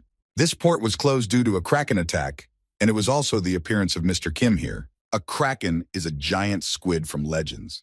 It's not surprising to find a kraken in this world that is teeming with monsters. Thinking about the kraken, Mr. Kim said with a delicious lick of his lips, "A giant legendary beast can't help but be delicious. It makes me salivate. Of course, it will also benefit my abilities." As he traveled around the city, Mr. Kim thought in surprise, "However, this is very strange." As he walked through the port city, Mr. Kim continued his thoughts. Despite the news of the kraken, the city is quiet and peaceful. In fact, passing by a restaurant, Mr. Kim saw a strange sign that read, "Special menu in honor of the kraken." When he read it, Mr. Kim said in surprise, "In honor of a kraken?" Immediately after, Mr. Kim decided to visit the restaurant with the strange sign. When the waiter noticed the new guest, he said happily, "Welcome. A table for one?" Mr. Kim replied, "That's right, about the sign outside." Then the waiter added, "Yes, that'll be 5 pieces of silver. 1 kraken set meal here." When the order was served, Mr. Kim tasted everything and ate every last crumb. Approaching the guest, the waiter asked, "How do you like the food? We are very interested in your opinion about the new menu. If you take part in the survey, you will receive a glass of fruit juice or a cup of coffee for free." Getting a little angry with these questions, Mr. Kim said, "Just put very good everywhere. That's more important." The waiter then added, "Whatever you say, dear guest. Our restaurant has signed a franchise agreement." After that, Mr. Kim said awkwardly, "No, I'm more interested in the kraken." However, the waiter continued to talk. "With the famous restaurants of Santo Camargo, that's why we provide top-class service. When you come back, you get points." Immediately after, Mr. Kim just decided to listen to what the waiter was telling him. "Our chefs specialize in cooking squid, even famous gourmets, in the 5 years we've been open." After listening to the waiter for a long time, Mr. Kim thought irritably, "Maybe I shouldn't eat the kraken. But this boy, I can say with confidence that this employee is the most difficult opponent I have ever met. After all, it took me half an hour to hear about what I was interested in." After that, the events unfolded as follows. There was a performance by the sea, a huge natural disaster from the bottom of the deep sea, the one who crushes all hopes and destroys all life in its path. Holding a fish in his hands as a microphone, the beastman added, "The majestic death of the endless seas." After such a performance, a whirlpool began to appear near the port, and a few seconds later a giant squid emerged from the water and was introduced, a kraken in person. After that, the show's host threw the fish up, and the kraken that emerged from the water caught the delicacy with which it was treated. Seeing the kraken emerge from the sea, all the spectators exclaimed in amazement, "Wow, it's huge! How cute he is!" The only one who was not happy to see it was Mr. Kim, who was among the frenzied audience. Looking at this legendary monster, Mr. Kim said in disappointment, "The Kraken is a local tourist attraction. Besides, it's not as big as I thought it would be." As he petted the Kraken, the host said happily, "There you go, good boy." Watching all this, Mr. Kim thought in disappointment, "And I was dragged here for this thing. If I had known this would happen, I would have slept longer." Suddenly, not far from the port, Mr. Kim noticed a ship rapidly approaching the port. The strange thing was that it didn't even slow down, given that the port was already quite close. After sailing a little further, the ship stopped, moored perfectly near the port, a few meters from the Kraken. After that, dark images of passengers and crew began to appear on board the ship. Immediately after, a beastman in shining armor jumped off the ship with his crew. Immediately after landing, this beastman shouted menacingly, "I come from the Guild of Adventurers, but I hope to hear an answer this time. Cursed water beasts." Hearing the shouts of the newly arrived beastman demanding some kind of answer, the killer whale that was feeding the Kraken just stood there silently, looking at them in confusion. Not having received an answer to his question, the lion beastman who had arrived in the port city shouted again to the whole port, "I have come here on behalf of the Guild of Adventurers, and I hope this time to get an answer to my question." After that, the orca was silent again, trying to ignore the shouter, but behind him, the embarrassed spectators began to whisper nervously, What business could the Adventurers Guild have here?" Immediately after the spectators were plunged into confusion, the killer whispered in displeasure, clearing his ear canals where his ears should have been. "My ears are stuck together. Can you turn up the volume a little?" When the orca finally responded to the lion man's words, he spoke more quietly. "We came here for an answer. Stop talking and answer our question." After that, the newly arrived beastman turned his gaze to the Kraken, who was nearby, and continued menacingly, "Well, what are you going to do?" After the intruder's words, Mr. Orca, who was hosting the show with the Kraken, replied in displeasure, "But I have already told you many times that I refuse. Why do you keep coming back and bothering us?" Hearing such a response from the interlocutor, the newly arrived beastman said angrily, "Talking doesn't work. This is not the answer we wanted." Hearing these words from the uninvited adventurer, the killer whale replied, "That's because you only hear what you want to hear. If you weren't going to negotiate from the beginning, then why did you pretend to be nice?" The adventurer was furious at the orca's response and reached for his sword, saying angrily, "Very well then. Then we will solve everything not by talking but by force." Hearing this, the killer whale exclaimed in confusion, "Have you lost your mind?" Immediately after that, the lion man drew his sword and pointed it at the orca and shouted menacingly, "Everyone, prepare for battle!" To which the killer whale responded with a displeased voice, "We are not deaf. Why do you keep shouting like that?" Immediately after these words, the Kraken show's host spoke menacingly, realizing that they were serious. "Fighting won't solve anything, it won't change anything, and you'd better be more careful." The next second, the sound of an arrow hitting a tree was heard on the deck of the adventurer's ship. Then the orca added, "Unless you want your ship to remain in one piece." And these words were followed by others that had already sounded from the ship itself. Looking back, one could see walruses and seals on the ship, who had already taken the entire crew hostage. And then one of them said, "Master, shall we blow this vessel to pieces?" Noticing that his ship was under serious threat, the newly arrived adventurer said in confusion, "When did you get here?" "Oh shit." When the killer whale saw the anxiety in the eyes of the land beastman, he spoke confidently, "Land animals have invaded our domain on a ship. Have you lost all fear? I advise you to visit the hospital on your way back. Check if your brains are in place." Hearing such words addressed to him, the adventurous beastman said angrily, "You damn dolphin! I will never forget this humiliation I have experienced from you." After that, all the animal adventurers who were in the team with the lion packed up the ship and set sail from the shore. As they were sailing away from the port city, the lion shouted out in resentment, "We'll show you some more, bastards." Hearing this, the killer whale said in disappointment, "What a bunch of bastards." As soon as the troublesome guests left the port, the orca reached for the bucket of fish and said sadly, "We were actually just having a banquet here. I'm sorry, my dear." After that, the sea beastman threw the fish right into the Kraken's tentacle. Because the fish was slippery, it slipped out of his tentacles and flew down. However, the fish did not have time to fall to the ground. In flight, it was caught by Mr. Kim, who for some reason happened to be near the Kraken. Immediately afterwards, the boy took a bite of the fish and began to eat it raw, causing embarrassment to the audience. As he chewed on the treat, Mr. Kim said, It's fresh. Watching the young man eating the raw fish, the host asked in confusion, "Who are you?" In response to the sea beastman's question, Mr. Kim asked a question and said, "Can I ask you a question that I am very interested in?" After all these unplanned events, the Kraken tourist show quickly came to an end, and Mr. Kim followed the sea beastman. After walking for some distance, the sea beastman led Mr. Kim to a table on one of the piers, and then sat down at it and said, "We are here." Looking around at the strangeness, Mr. Kim said, "Is this an office? This is quite unusual. I've never seen anything like it." After hearing Mr. Kim's surprise, the orca asked, "So what did you want to ask?" When Mr. Kim heard that the animal man was ready to answer his question, he suddenly spoke.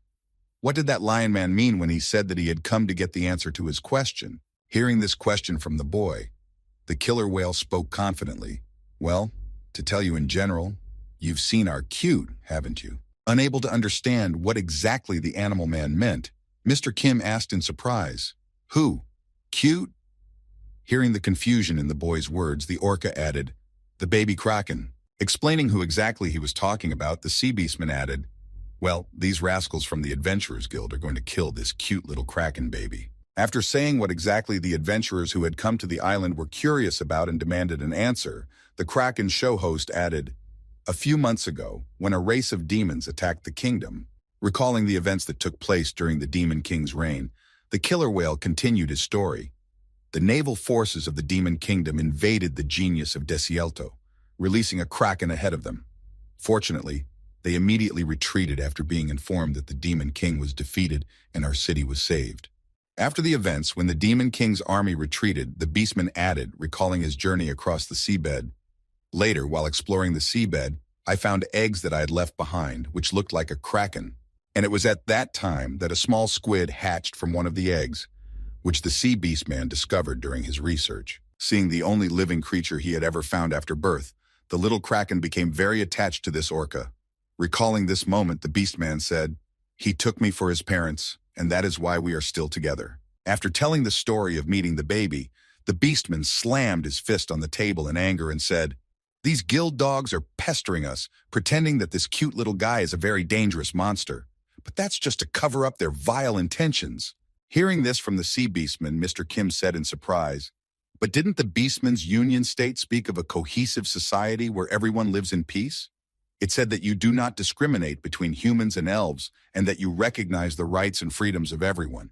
After saying these words, Mr. Kim thought, "These are well-known facts about Elman that Prince Edward told me." Hearing these words from Mr. Kim, the sea beastman spoke confidently, "I can only say one thing. Land animals are not our friends." After announcing this verdict, the sea beastman said angrily, "The history of the Union State of Beastmen is only 50 years old. Before it was created, the land people mocked us and humiliated the mammals of the sea. To get rid of their terror, we established ourselves in genial Desielto and joined the Grand Continent." After that, the sea beastman began to tear off the top layer of the table in anger, saying, "And within a short amount of time, thanks to our work, Genius Desielto became the best trading harbor in the kingdom. And only then did they start saying this nonsense about all beastmen are brothers. And after that, they sent the land forces to my grandfather. 50 years ago, how it all happened. When the messenger arrived in the port city, he asked menacingly, 'Why don't you return to the kingdom?'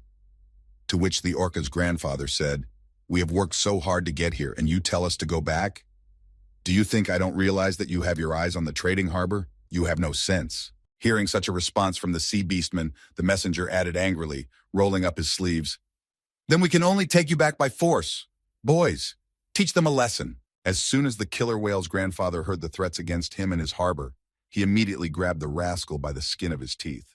Immediately after that, he swung him, lifting the impudent messenger of the land beastman above him. Then he threw the insolent man to the ground so that he would abandon his idea of invading by force and added, "Leave us alone. Get out of here." Feeling the worthy resistance, the insolent messenger's teeth were shattered by the blow.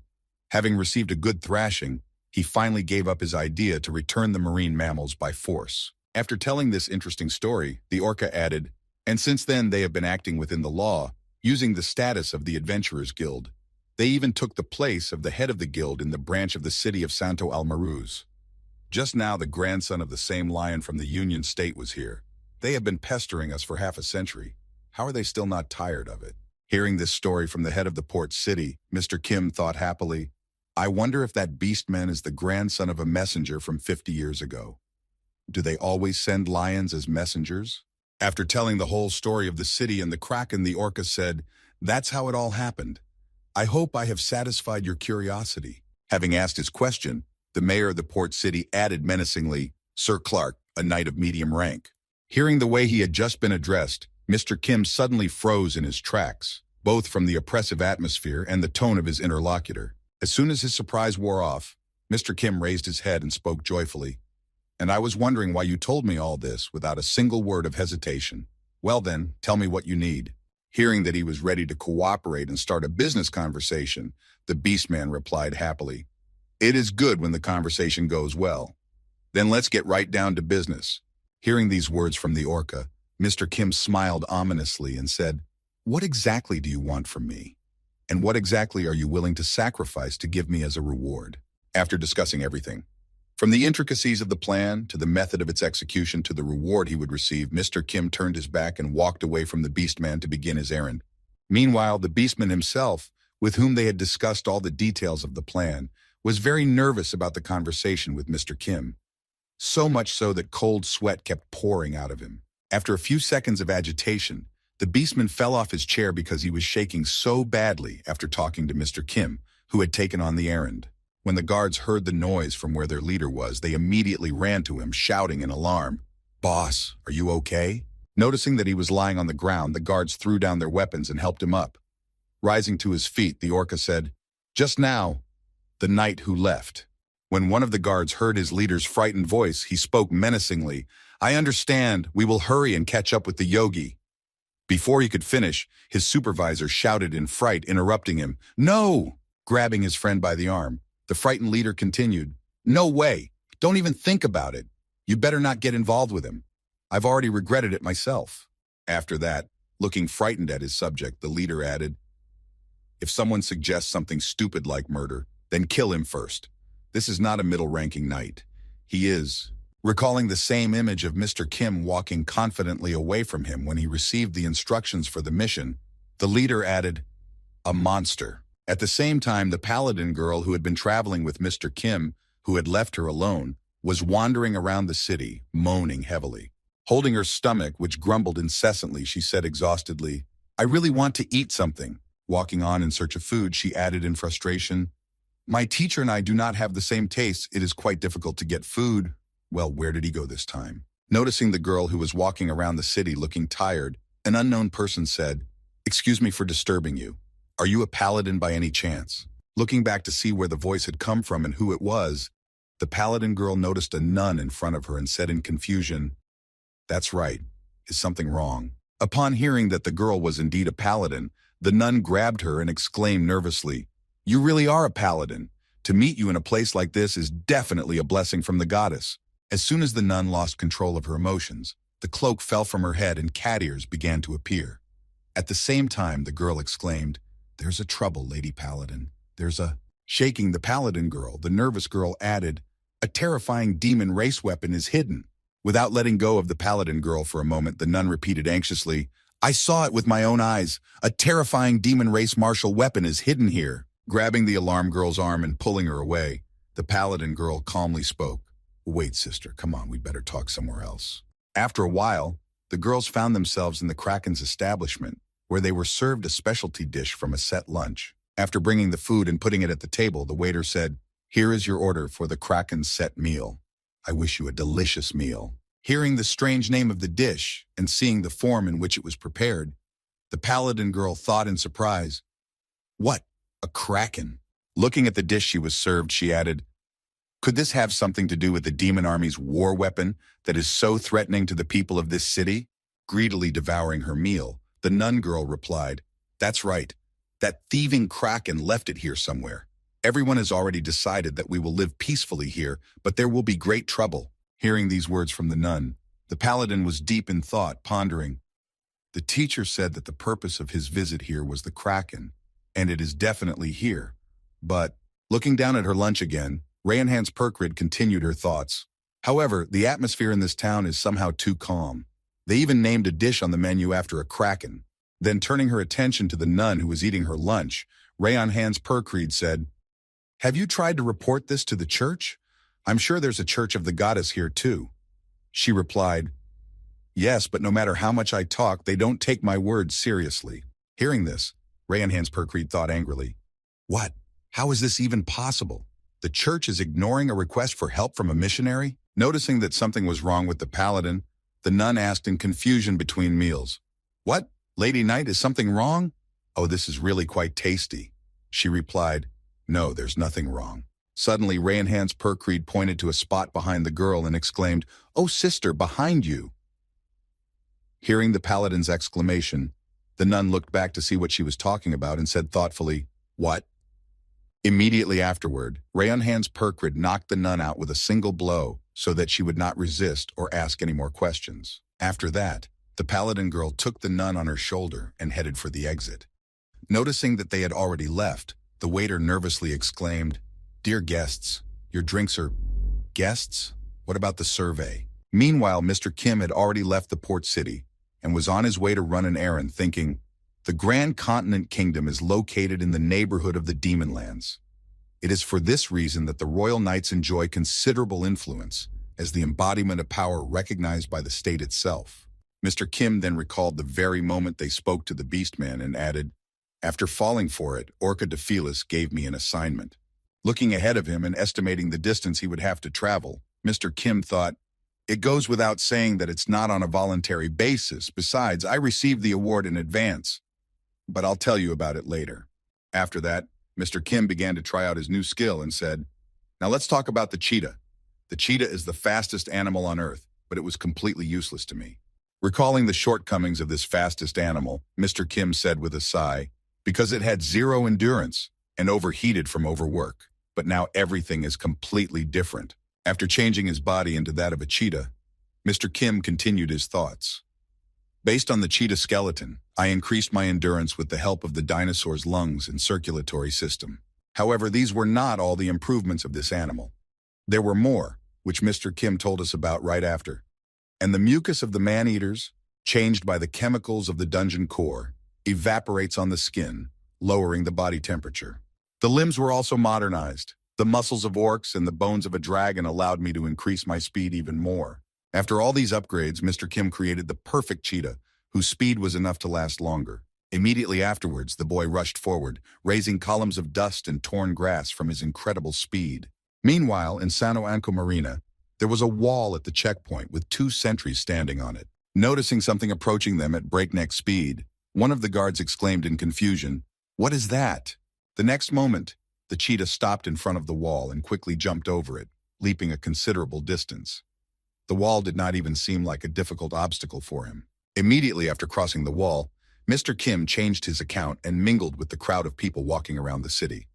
Looking back, the guard said in confusion, "Ooh, what just happened?" Hearing the words of his comrade with whom he stood at the post, another guard added in amazement, "Even a demon would be amazed." See, Mr. Kim walked around the city. He suddenly began to recall what Orca de Felis had told him during their conversation, namely, according to the new amendments to the adventurers' laws, their guild cannot be infiltrated without the permission of the guild itself. But investigating a crime is another matter entirely. Then placing his hand on the table, Orca de Felis added confidently, "A mid-ranking knight has that right. With these forged documents, you must expose the guild head as a spy for the Beastman's allied state. Once their reputation is destroyed, they will lose all their influence here." Hearing the task he was to perform, Mr. Kim said in surprise, "There is only one thing I don't understand about this situation. Is there a reason why I have to do this?" Hearing this, Orca de Felis replied, "You are the only middle-ranked knight." Folding his hands on the table in front of him, Orca de Felis added, "The only one who has arrived at Genius de Cielto right now.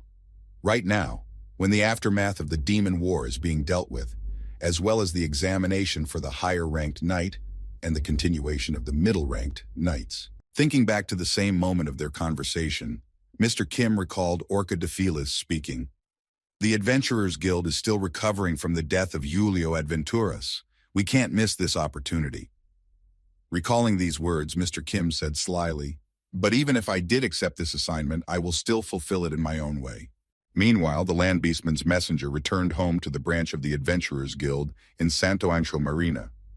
The lion himself was sitting in his office, and he said angrily, "Orca de Feliz."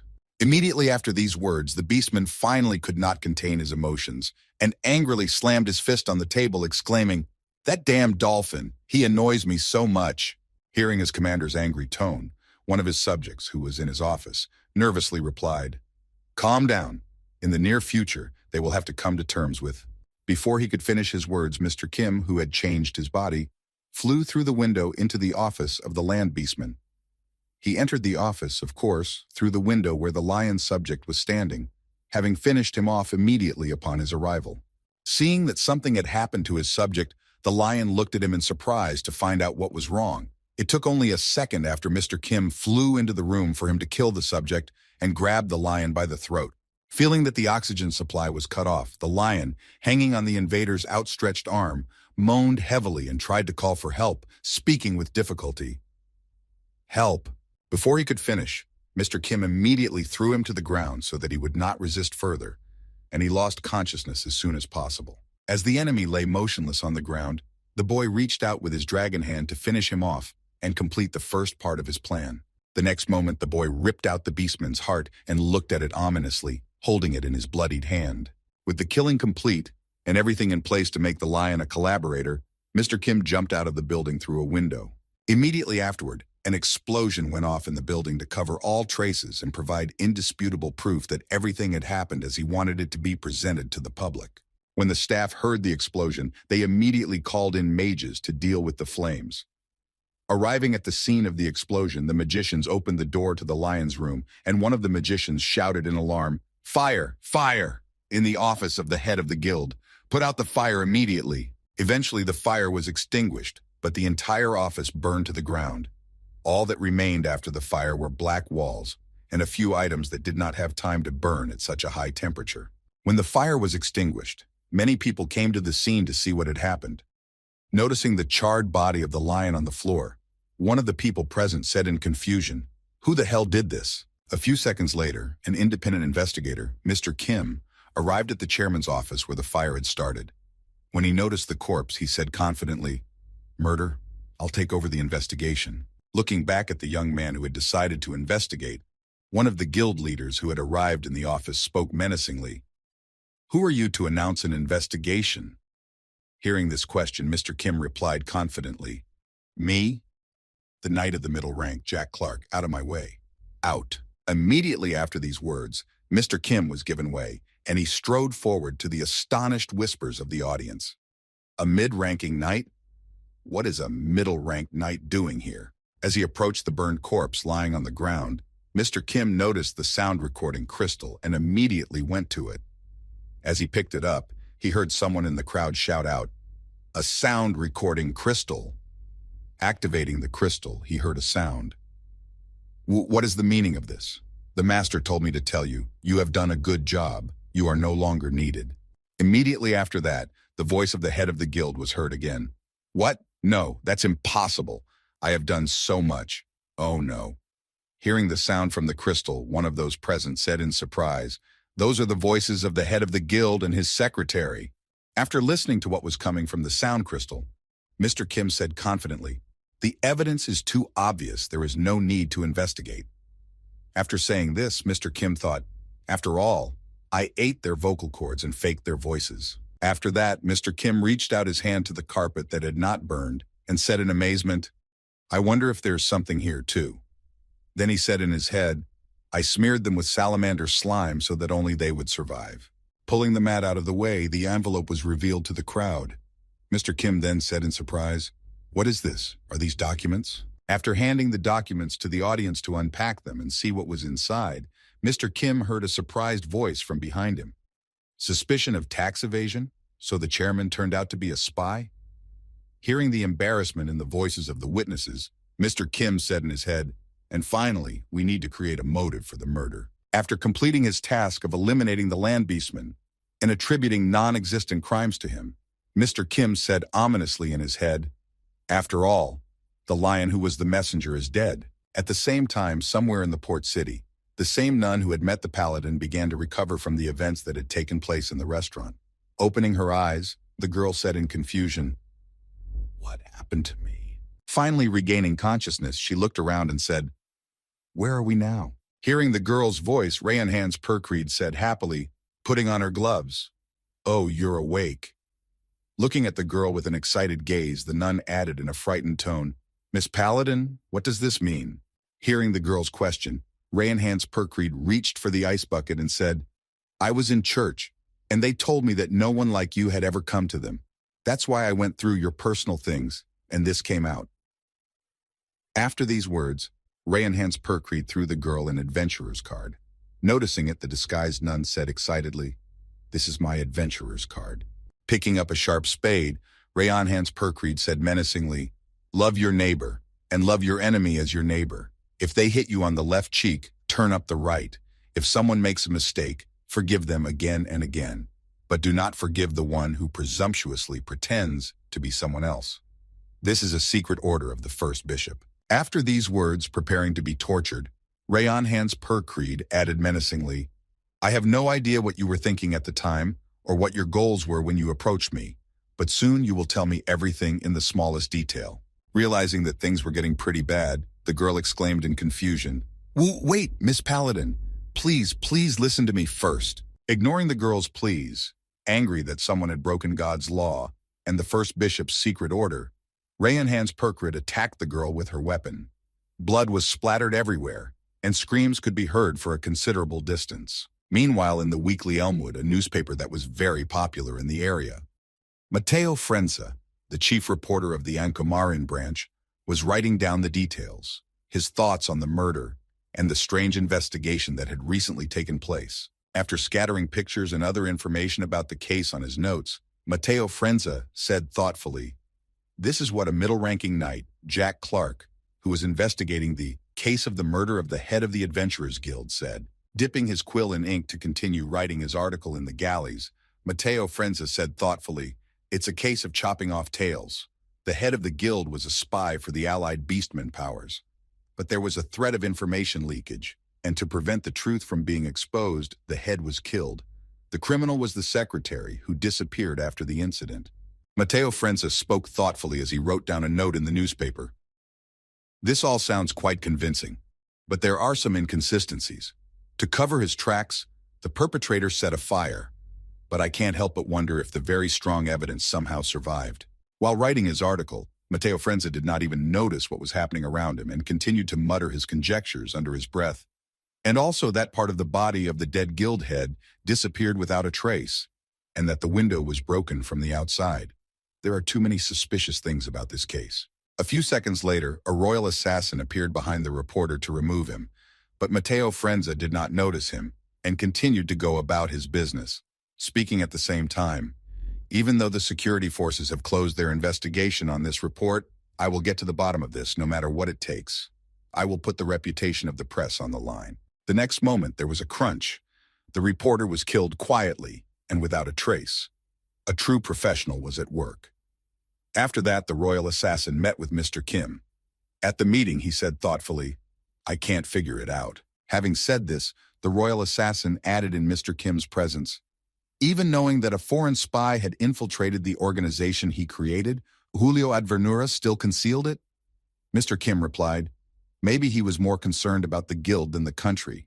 Hearing these words from Mr. Kim, the royal assassin said thoughtfully, "You sound quite convincing. Maybe you know something about this." Hearing this question from his friend, Mr. Kim replied thoughtfully, "No, I just agreed with what you said." Immediately after saying this, Mr. Kim thought of Julio Adventuras and thought, "Just as I am pursuing the goal of reaching the top of the world of the living, ignoring the norms of morality, so he did not put the development of a country above all else, but the development of the guild." After his thoughts, Mr. Kim lowered his head and said in an indifferent voice, "But I don't care." Then he thought, "Why am I wasting my energy on such nonsense? Will someone tell me?" After hearing Mr. Kim's answer, the royal assassin reported, "Very well then. In any case, I have also conveyed this point of view to His Highness.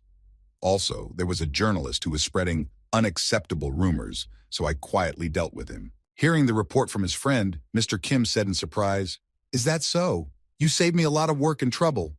The assassin replied, "Yes, I will see you next time." With that, the royal assassin vanished into thin air, leaving Mr. Kim alone on the street to think about what to do next. After reflecting on his conversation with the royal assassin for a while, Mr. Kim said thoughtfully, "Well, it seems that I have also completed all my business here, so it is time for me to go back." After saying that, Mr. Kim immediately left the city, transformed into a cheetah, and headed for the port city where his student, Rayan Hans Perkreed, was staying and with whom he was traveling. As he drove at breakneck speed toward the port city, Mr. Kim thought, "After eating a tiger man, I have a much better understanding of the cat family.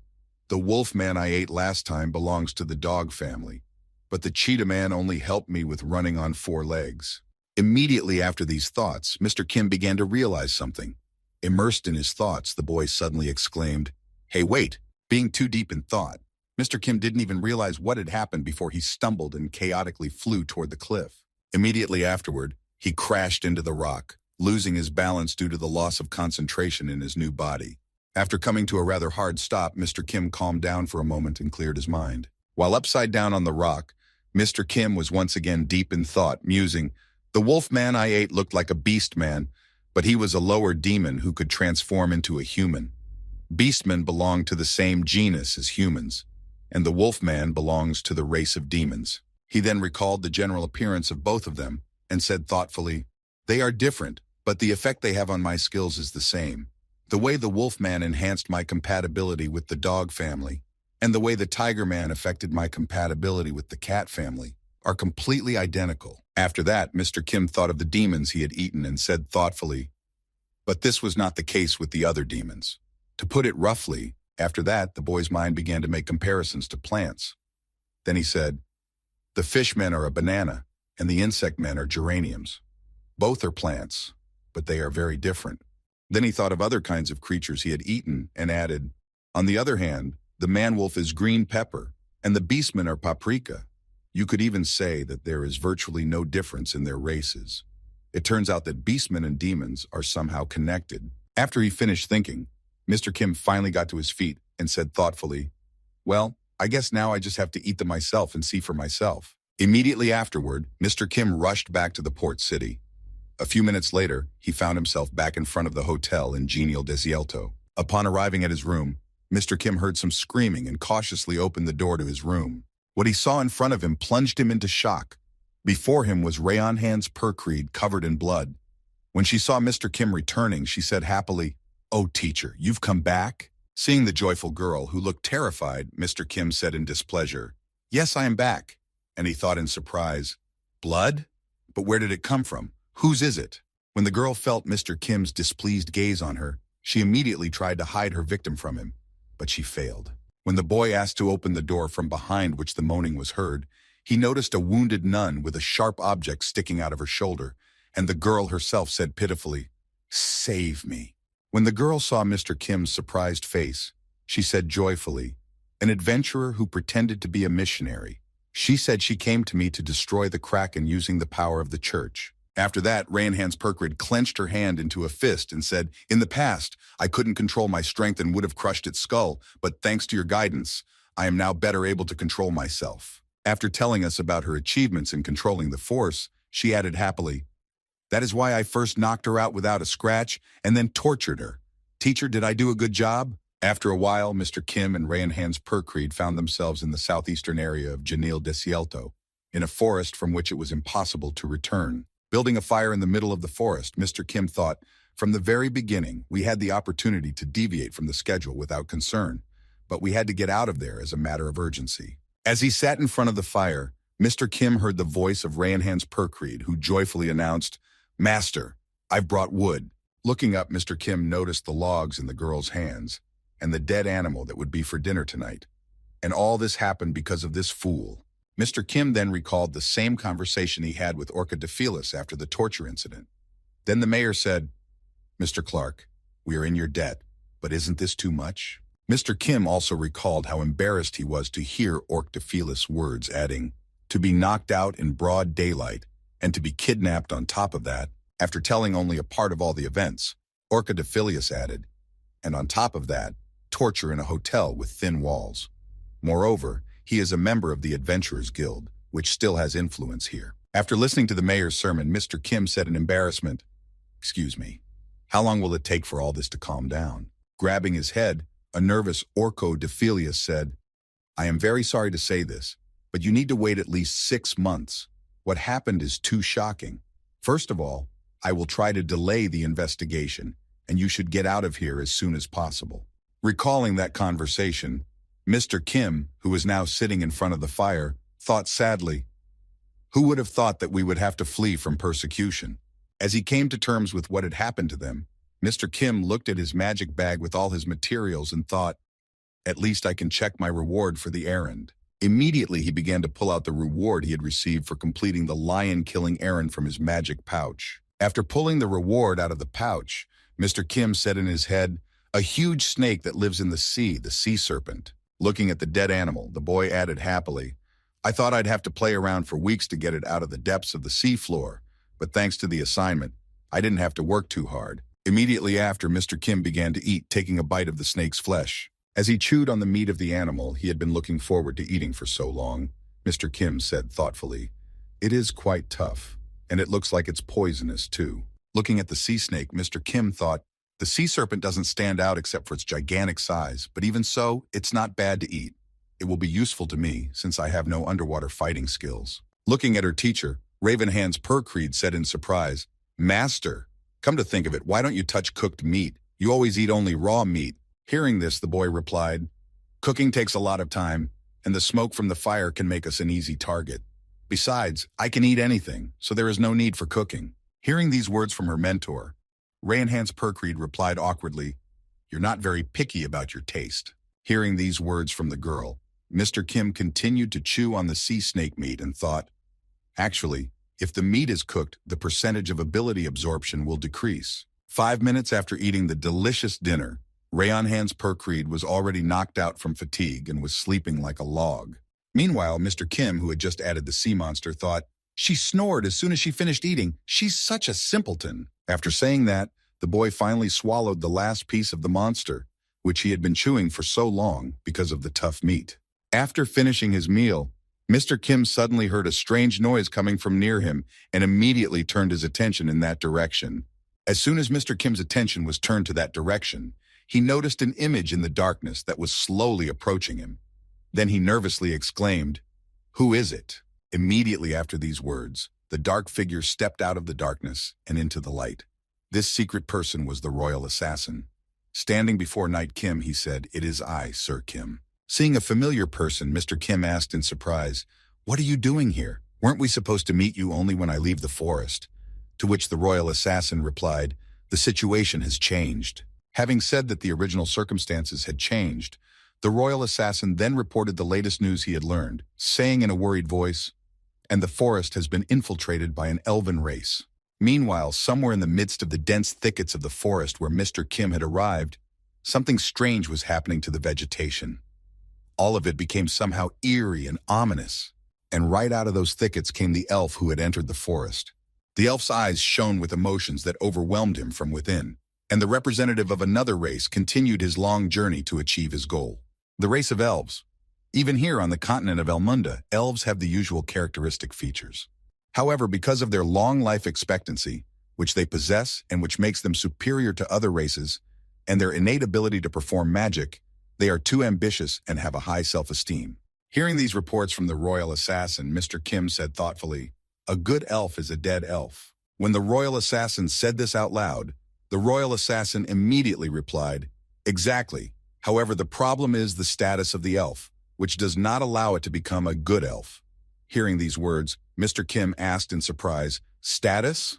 The royal assassin then spoke, "He is one of the contenders for the throne, one of the possible ones who may become the king of this race in the future."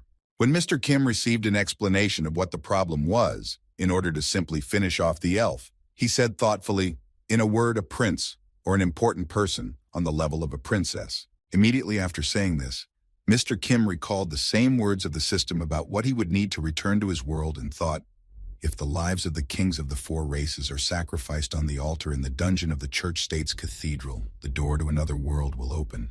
Putting his hand to his face, Mr. Kim continued his thoughts. And of course, elves also count as one of the 4 races.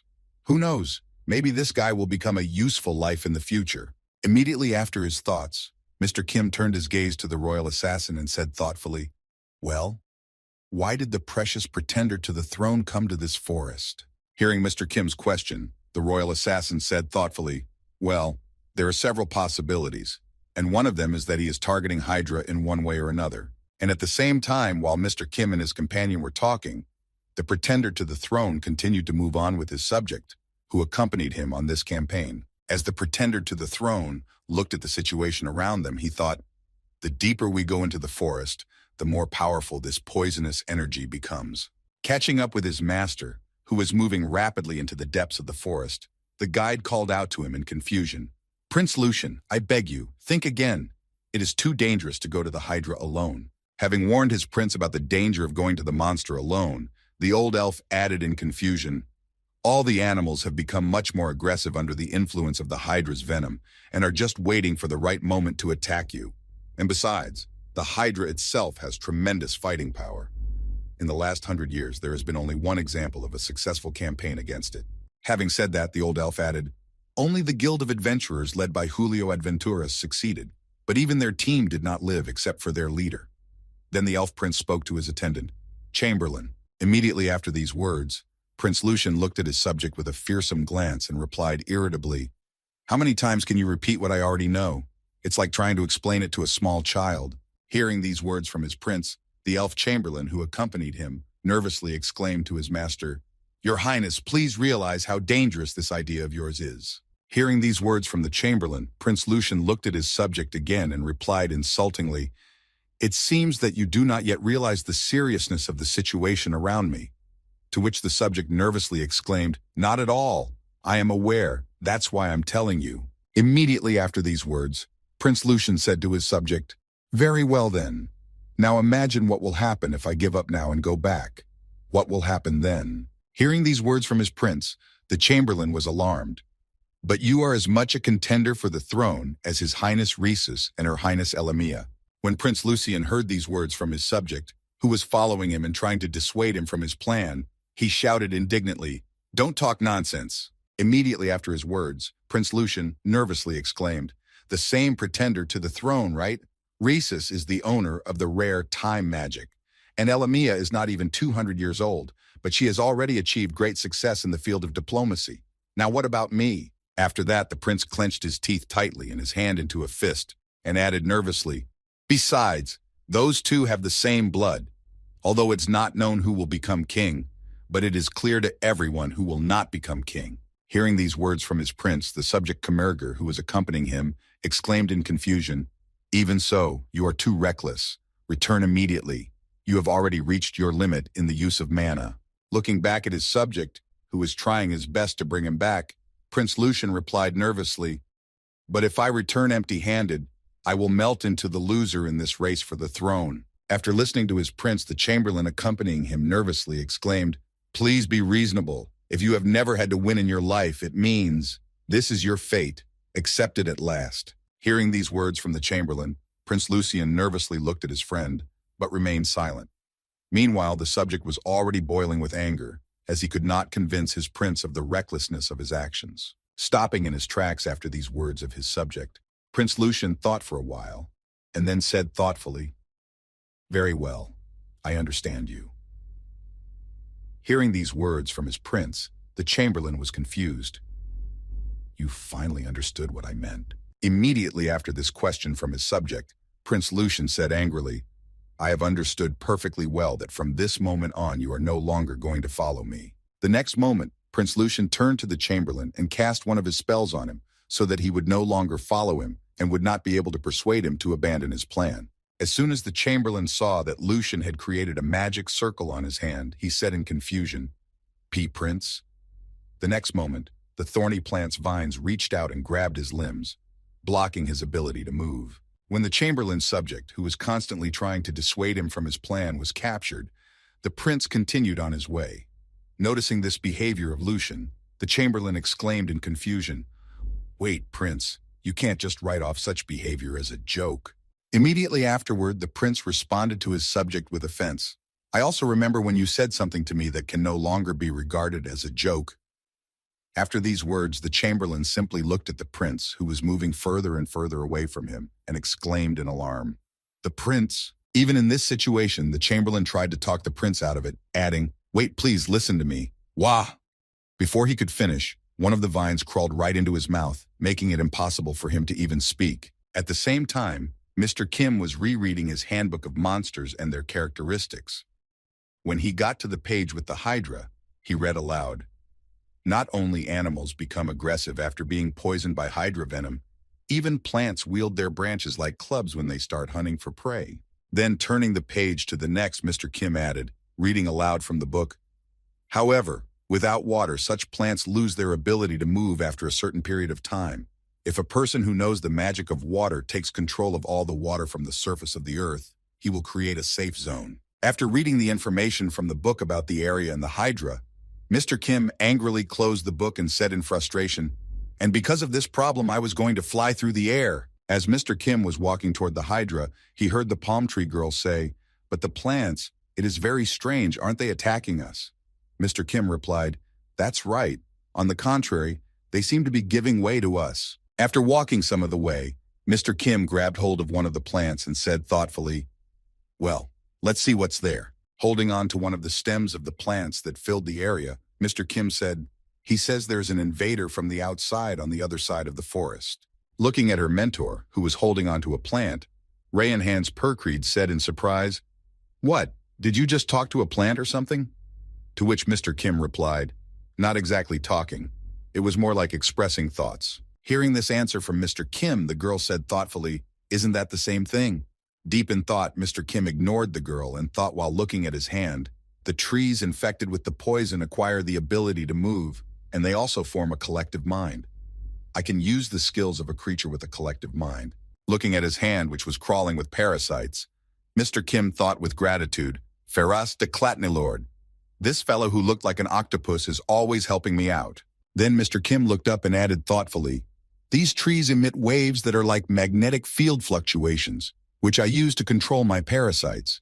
Perhaps that is why I was mistaken for my brother here." Immediately after these thoughts, Mr. Kim heard the voice of the plants in the forest speaking in a pitiful way. "Long ears, danger. Magic, our roots. Drought, there." As he thought about the words of the plants he had just heard in his head, Mr. Kim said thoughtfully, "There's an invader with long ears over there who's using magic to dry up our roots. Help me." Long ears means it's an elf. Magic, roots, drought. He's a water magic user. Mr. Kim added thoughtfully, "Everything is exactly as the information said. Prince Lucian from the kingdom of Elphiris." Deep in thought, Mr. Kim added thoughtfully, "So how can I get closer to him? I need to think about it." Meanwhile, Ray and Hans Perkreed was happily writing something in her notebook. The note she kept read, "From Hero, the biography of Knight Kim.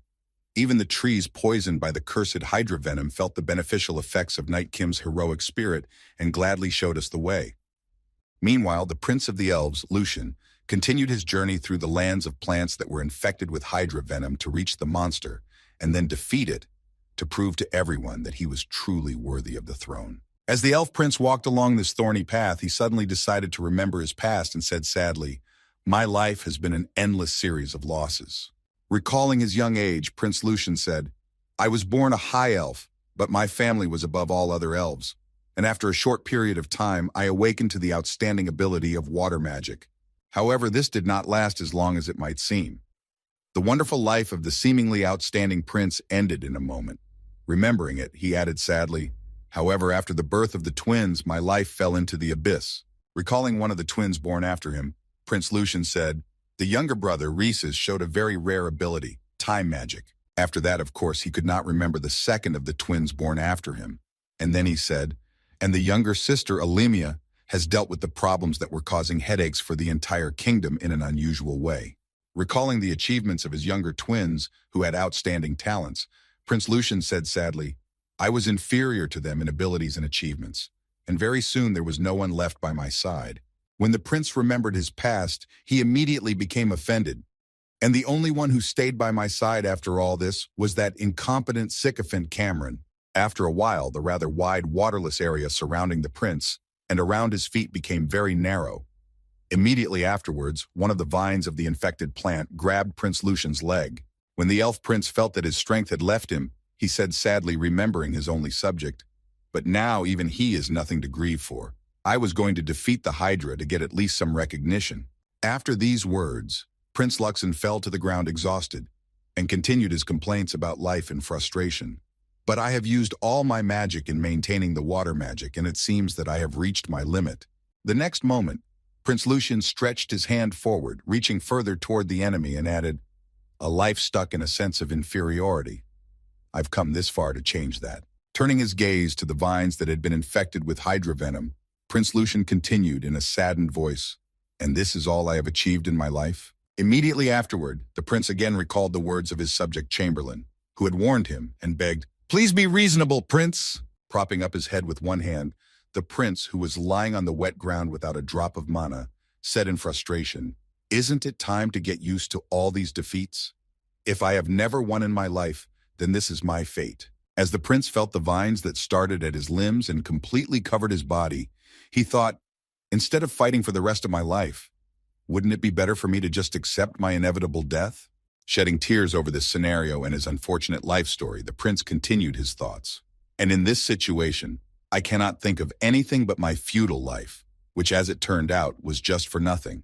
When the prince was almost disappointed in his life and accepted death, the crowns of the trees began to move above him, and a strange noise of leaves appeared. A few seconds after these strange sounds, the image of a boy appeared above the captured elf prince, who froze in the air in the light of two moons shining in the sky. Immediately after appearing in the sky, the same boy landed right in front of the elf prince and freed him from the captivity of the infected plants by cutting all the vines that were binding him.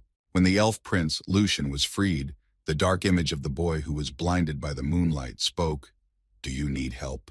Raising his head up, the elf of noble birth noticed a strange image of a man who had come to save him when he had already accepted his fate in this life. Looking at the person who had come to his aid in such a difficult moment, Prince Lucian said in confusion, "Who are you?" At the same time, somewhere in the kingdom of Grand Continent, a document was lying on the prince's desk for his consideration, which read, "A project to reduce government funding for the Adventurers Guild and to revise the laws of adventurers." Sometime later, after the king himself had read the draft and was satisfied with everything in it, Edward Grand Continent affixed his seal to it to confirm its acceptance. Having agreed on the document, Prince Edward said thoughtfully, "The foolish aristocrats began to protest why I did not impose more severe sanctions. But if a mouse is cornered, it can bite a man.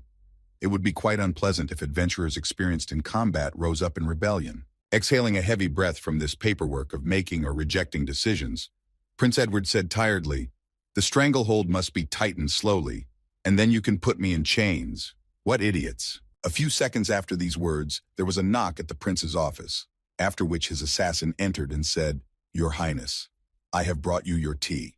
The next moment, the subject placed the tea on his master's table for him to drink and take a break from his work, which had taken quite a while because of the amount of work he had to do. Taking a cup of hot tea brought to him by the royal assassin, Prince Edward suddenly said, "Yes, good work. How are things going in other cities?" Hearing Prince Edward's question, the royal assassin humbly spoke without losing his working appearance. "Sir Kim has met safely with the prince of the elven race, Lucian." Then the royal assassin added, "Also, as you requested, he has donned his royal knight's armor so that he can see who is assisting him." Hearing these words from his subordinate, Prince Edward said thoughtfully, "That's pretty good news." Immediately afterward, the royal assassin added, "Do you think Prince Lucian can defeat the Hydras and become the next king of Elphiris?" Hearing this question from his subject, Prince Edward, enjoying the smell of the fresh tea he had just been served, said, "Of course not. This is definitely not going to happen, under any circumstances." After saying this, Prince Edward took one sip and put the cup of tea on the table, adding, "Whatever the outcome, he will never take the throne. It is simply impossible, even if he catches a dragon instead of a hydra." Immediately after these words, Prince Edward slyly added, "However, in some cases it will be quite useful for us to be curious about their power over the kingdom." Hearing this, the royal assassin said in surprise, "In some respects, what exactly do you mean by that?" Imagining a giant dragon in his head, Prince Edward answered the assassin's question, "You could call it a political preparation for the future. However, the main thing is for our survival." After telling this news to his subject, Prince Edward closed his eyes and thought very anxiously. After all, if the plan I have developed fails, this monster will tear me into small pieces. At the same time, somewhere in the swamps where the elf prince was, Lucian was trying to accept his fate and find out who had saved him, and was just getting to his feet after being rescued by an unknown person. After Mr. Kim had taken care of the bulk of his work of suddenly appearing and rescuing the prince, the boy reached out his hand and ordered the vines to retreat, after which they meekly stepped back, releasing Lucian. When Prince Lucian felt that his limbs were no longer under pressure, he looked back and noticed that the vines were retreating from his feet, and then thought in amazement, "He controls plants that are infected with hydra poison." When the elf prince was rescued, the boy decided it was the best time to introduce himself and said, "My name is Kim, and I am also the commander of the Knights of the Grand Continent Kingdom. Are you not hurt?" The elf prince, Lucian, nervously replied, "Six. Thanks to you, I am safe and sound. Please accept my gratitude for your rescue." Looking closely at the appearance of the individual he had rescued from the infected vines, Mr. Kim suddenly asked, "Are you really an elf or what?" Hearing this question from Mr. Kim, Prince Lucian asked in surprise, "Is there something wrong with me?" Hearing this question from the elf standing in front of him, Mr. Kim said in surprise, "Nothing. I was just surprised that you looked different from my friends. I mean, from the elves I've heard about. I was told that elves despise other races." Recalling the information the royal assassin had told him, Mr. Kim thought, "The life expectancy of an elf is 1,000 years. This is unusually long compared to all other races. For elves, they are like kindergartners. Moreover, only a dead elf could not be proud of his innate talent for magic. Such creatures would never show their gratitude to other races." After these thoughts, Mr. Kim heard the elf in front of him laugh in alarm, and then Prince Lucian said, "Yes, that's right." Standing before Mr. Kim, who had just saved him, the elf prince thought, "I am also no different from the elves he mentioned. However, 200 years of endless comparisons have undermined my self-confidence, and because of this, I have inevitably changed." After his thoughts, Prince Lucian spoke nervously. "I'm well aware of what you've been told about my race, but I'm something special. The rest of my tribesmen are exactly as you have heard about them. But no, there are quite a few exceptions like me." Hearing this, Mr. Kim replied in surprise, "Is that so?" Immediately after he said this, Rayanhan's Perkreed ran out of the thicket, shouting in alarm, "Master!" Then she added, "How could you just take her and—" Before she could finish, Mr. Kim ordered the vines to twist her around and gag her so that she wouldn't say anything stupid. When the vines were grabbed by a girl who ran behind Mr. Kim, preventing her from speaking, the boy looked down and thought in embarrassment, "What a fool! What is she doing?" Immediately afterward, Mr. Kim telepathically transmitted an order to the vines that sounded like this: "Retreat." After that, the vines pulled the girl back and then released her. When Rayanhan's Perkrid was free of the vines again, she thought happily, "And I thought I was going to die." Immediately after that, the paladin girl noticed her mentor's interlocutor and exclaimed in confusion, "Is that an elf?" Abruptly rising from her knees, the girl said cautiously, "This is our first meeting. I am a paladin of the church state, Rayanhan's Perkrid, and who are you?" Bowing his head in greeting, the elf prince began to introduce himself, saying, "Lucian of Elfiris, pleased to meet you." Hearing who it was in front of him, Rayanhan's Perkrid exclaimed in confusion, "The prince of an elven kingdom? Where did you come from?" The elf prince then spoke sincerely, bowing his head. "Once again, I express my gratitude. Dear defender of the kingdom of Grand Continent and paladin of the church state, without your help, I would have died." Hearing these words and seeing his strange behavior, the girl was surprised to think, "Are you sure he is an elf? Not just any elf, but the prince himself would show such courtesy. I guess I was too prejudiced against him." Immediately after these thoughts, the girl heard the prince say, followed by a sparkle in his eyes, "And since you have already helped me, could you help me in one more way? I want you to help me kill the Hydra." Immediately after these words, Rayanhan's Perkreed looked at the prince with a displeased look and thought, "Yeah, judging by his insolence, he's definitely an elf." Hearing these words from the elf prince, Mr. Kim stepped forward and said, "What a coincidence. I was just looking for someone to help me deal with the Hydra." Mr. Kim then looked at his theoretical ally and said, "Can you tell me more about your abilities or special skills?" Hearing Mr. Kim's request, Prince Lucian said, "I am a water magic user. I specialize more in scouting than in falling, and I'm also strong in support and defense against attacks. This will be quite effective when fighting a water creature like a Hydra. What about you?" Hearing Prince Lucian's question, Mr. Kim changed the shape of his hand and demonstrated it, saying, brute force and transformation. Hearing this, the prince replied, I know that you are a master of transformation and can even transform into a dragon, but a hydra is a demonic creature that controls water. You will be at a disadvantage. Hearing this, Mr. Kim told his friend, I can also turn into a sea serpent, and I am not affected by poison. Hearing this, the elf prince said, However, the sea serpent does not live in the waters of the sea, but in fresh water. But no, it will work if I turn the lake into seawater. Hearing this, Mr. Kim said, Then you only need to worry about that. I will do the main attack myself. Hearing this, Lucian added happily, This will be even more convenient than imposing teamwork. Hearing how they had divided the work among themselves, Rainhan's Perkrid squeezed into their dialogue and asked in frustration, Master, what about me? Hearing the question from his student, Mr. Kim said confidently, Of course you will have an important assignment too. When everyone received their assignments and figured out the plan of action, the team headed straight for the monster to finally finish it off. Following her mentor and the elf prince, Rainhan's Perkrid thought in surprise, This is not what I expected. In the heroic stories, everything was somehow more dramatic, or how do I describe it? She gritted her teeth and thought deeply. For example, a knight, Kim, who gave up his own life for the sake of the Lord, Prince, to whom he swore allegiance. Or the prince of a destroyed kingdom, Lucian, who swore revenge. Immediately after her thoughts, the girl turned her attention to Mr. Kim and the elf prince who were walking in front of her. Disappointed in her dreams, she shook her head to clear her thoughts and thought, There is nothing even close to that here. After a while of traveling through the forest, Mr. Kim stopped and said confidently, Well, we have arrived at the right place.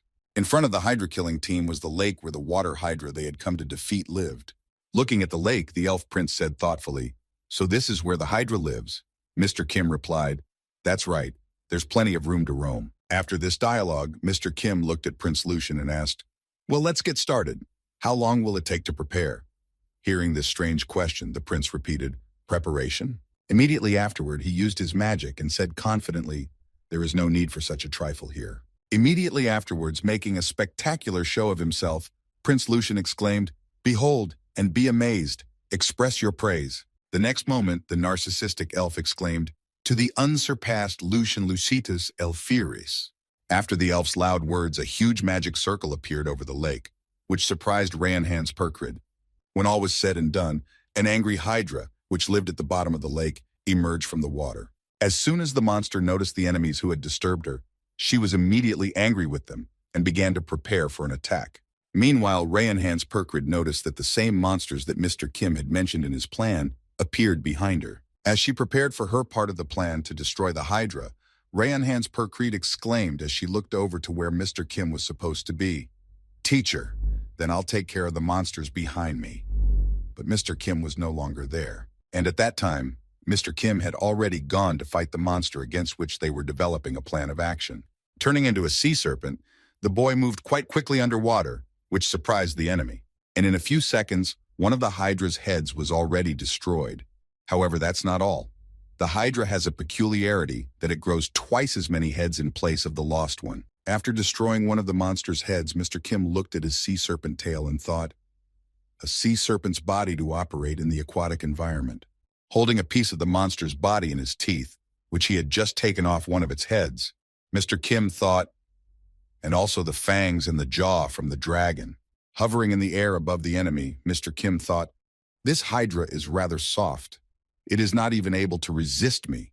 Meanwhile, Prince Lucian, who had been watching the battle and maintaining his water magic, said in amazement, So that's what he is, the master of disguise. Holding a piece of the monster's neck in his teeth, Mr. Kim watched the decapitated hydra and thought, Well, why don't we eat the rest of the neck? As soon as he thought about it, something strange began to happen. In the same place on the neck where the monster's torn wound was, a bubbling began. And a few seconds later, the neck began to grow back. However, in place of one head, two new ones appeared, fully functioning. Seeing this miracle, Mr. Kim came down to earth from heaven and for a moment thought about what to do next. As he pondered what he had just witnessed, Mr. Kim thought, If you cut off one head, two heads will grow in its place, just like in the movie. Then coming out of his thoughts, Mr. Kim looked at the enemy with two new heads and added thoughtfully, The head contains the brain. How is it possible to regenerate such a complex organ so quickly? Its regeneration abilities surpass even trolls. Does this apply to the whole body, or does it only work on the head? After the interesting question about the monster's regeneration, Mr. Kim desperately rushed to the Hydra and thought, well, now we're going to test it and find out the truth. As soon as Mr. Kim got close to the enemy, it pounced on him to strike back. Skillfully gliding on the surface of the water, Mr. Kim easily dodged all 4 heads of the monster that were aimed at him. Immediately afterward, the boy tore off all 4 heads, which plunged into the water in an attempt to hit the rapidly moving target. As soon as the monster lost its heads, it began to regenerate to restore the lost heads. But it was not as easy as it might seem. During regeneration, the Hydra's body shrank. And as the body shrank, tissues from the body moved to the head, making it possible to regenerate the lost head so quickly. Upon completion of the regeneration, the Hydra already had 6 heads, which it regenerated after losing the 3 main ones. Noticing the changes in the monster's body, Mr. Kim said thoughtfully, "At first glance, its ability to regenerate seems to be limitless, but as always, there are some conditions." Recalling the same moment with the change in body shape when regenerating heads, Mr. Kim thought, "It seems to be limited in the materials for this. Every time new heads grow, the body weight decreases in direct proportion." Noticing one of the Hydra's heads above him, which was about to bite him, the boy said thoughtfully, "Well, let's see how much longer you can grow your heads." Dodging the monster's attack, Mr. Kim deftly tied himself around the monster's neck and headed up to begin his plan. After reaching a certain height, Mr. Kim jumped off the monster's neck to get to another one. However, in the air, he was already met by the enemy's jaws, which were confidently closing in on him at breakneck speed. As soon as the boy noticed the danger, he turned into a human and jumped to the side, leaning on one of the heads. Thanks to this maneuver, he dodged the attack and ended up in the right place. However, the power of physics has no exceptions. After this maneuver, the boy flew down, right into the mouth of one of the Hydra's heads. When he got close enough, the boy spread his arms wide and grabbed the monster's head. As soon as the boy found a foothold, he was able to do a trick with lifting and turning over, and then found himself on the back of one of the Hydra's heads. As he stabbed the enemy in the back, Mr. Kim changed his hand into a claw and shouted in his head, "The forelimbs of a mantis!" With his weapon in hand, Mr. Kim began to chop off all the heads that came at him from the right and left. After a few seconds, the task was completed, and all the enemy heads were chopped clean off and rained down. As soon as the Hydra lost its heads, the same process of rapid regeneration and changes in body structure began. Immediately after that, 2 new heads appeared from the severed and torn off heads, and it was necessary to start all over again. Repeating his actions over and over again and cutting off the heads of the Hydra, Mr. Kim achieved the result that now a whole bunch of heads were sticking at him. There were about 30 of them. Preparing for the slaughter that was about to begin, Mr. Kim turned his hands into dragon paws to fight the enemy more effectively. Having done this, the boy began to cut off the heads of the enemy, which approached him into small pieces. This battle lasted for quite some time. Each time, more and more heads appeared and regenerated at a frantic pace. However, Mr. Kim was not going to stop either and continued to tear the enemy's heads. Grabbing one of the ones that came close to him, he began to stretch it, causing it to crack under the tension and the muscles around its spine to tear. Tearing the monster into small pieces, Mr. Kim's expression showed that he was enjoying it. Smiling slyly as he tore the Hydra apart, Mr. Kim said ominously, "Come on, how much longer can you keep this up?" The battle lasted only a few more minutes, after which one of the newly grown heads tried to attack again, but fell to the ground exhausted. Looking at the monster lying beside him, showing no signs of life, Mr. Kim thought, starting with the 30th head, the body lost too much weight and could no longer stand upright. And after the 42nd head grew back, the Hydra was no longer able to regenerate. When Mr. Kim finished his battle with the powerful monster, he heard shouts from his comrades behind him, and then looked back to see what was going on. Holding one of the wolves that lived in the forest by the scruff of the neck, Rayonhan's Perkrid joyfully announced, "Teacher, it's all over here too. I've dealt with the monsters that were near us." After the girl finished her report, Prince Lucian's voice was heard, and he bowed his head and said, "I am indebted to you, and I will certainly repay your favor." As expected, the royal knight is on a completely different level. Hearing these words from the elf prince himself, Mr. Kim looked back at him and said, "No need to worry, we were just pursuing the same goal. I am here for personal reasons as well." Hearing that Mr. Kim was dismissing the fact that he had made a very important contribution to the prince's plan, Lucian nervously exclaimed, "Then don't worry about my intentions to repay you. I will personally pay the debt." After placing a few pieces of the Hydra's body in his water magic, the elf prince Lucian said, "Then I will take only these few pieces, so that I have proof of my victory over the Hydra." Taking the 3 heads of the Hydra with him, the elf prince walked away from the battlefield and into the bushes, saying, "Farewell, and we will meet again someday, Sir Kim." When Lucian was far enough away, Rayanhan's Percreed approached her mentor and said in surprise, "I have never seen an elf bow his head so often." Mr. Kim replied, "It was only the second time." Hearing such words from her mentor, the paladin girl was alarmed. Elves never bow their heads unless it is a baptism in the Church of the Goddess. It would be very good if half of the elves were like this one. After these words, the girl looked in Prince Lucian's wake and said thoughtfully, "First of all, he's a comrade who fought alongside us, and his character seems to be quite good. It would be good if he became a king." Hearing these words from his student, Mr. Kim replied, "Prince Edward said the same thing, although he also said that it would not happen." Immediately after saying this, Mr. Kim looked at the corpses of animals floating on the surface of the water near him. These were the very monsters that had surrounded them during the battle against the Hydra. Realizing exactly what had happened to them, and how many of them the girl had defeated on her own, Mr. Kim said in surprise, "You're getting closer and closer to the combat capability of a saintly virgin." Hearing such words of praise from her mentor, the girl exclaimed with joy, "Really? Thank you very much, teacher, for such words." Meanwhile, Prince Lucian arrived in the elf kingdom, Elfiris, with his trophies after defeating the monster. Looking at the prince, the people shouted joyfully, "Prince Lucian, the prince has defeated the Hydra!" Hearing such joyful shouts, the prince riding on his horse smiled happily and thought, "At last, my achievements were finally appreciated. Now I will definitely regain my place as a contender for the throne." Just as he was beginning to gloat over his achievement, a gust of wind blew right in front of him, followed by a loud sound. It was the second prince, who had brought a dragon with him. Looking around, one of Prince Lucian's younger twins said in surprise, "I don't understand. Why is everyone here all of a sudden?" The next moment, the people, confused by the sudden sound, turned their attention to Prince Rhesus and said, Prince Rhesus, he is..." Immediately afterward, the people erupted in joy, shouting, "He has defeated the dragon! This is something incredible!" And from that moment on, the entire population forgot about Prince Lucian and his Hydra, because the dragon was more prestigious. Looking back at where his younger brother stood with the defeated dragon, Prince Lucian was very angry and nervous that his fame and efforts had been trampled on in an instant. At the same time, somewhere in the endless forest, Mr. Kim was eating the meat of the defeated Hydra and reading the information from the letters while his student was putting all the meat in one pile. After finishing the task Mr. Kim had given her, Rayanhan's Percreed said, "Teacher, I have collected everything. What should I do next?" At the same time, Mr. Kim was going through his options for where to go next, rereading the same papers he had received from Prince Edward. This time, he was proofreading the information about the object. A mountain fortress in the possession of the Marquis of Boscoverde. Upon hearing the message from his student that she had finished her previous assignment, Mr. Kim unhooked a magic pouch from his belt and, throwing it to the girl, exclaimed, "Put everything here, and after you finish your work." Before he could finish his sentence, Mr. Kim suddenly paused. This pause was caused by the fact that he had chewed the Hydra meat well enough and wanted to swallow it. After swallowing a piece of the monster, Mr. Kim tried to change his hand and noticed that he had done something interesting, and then added, "You and I will go to the mountains."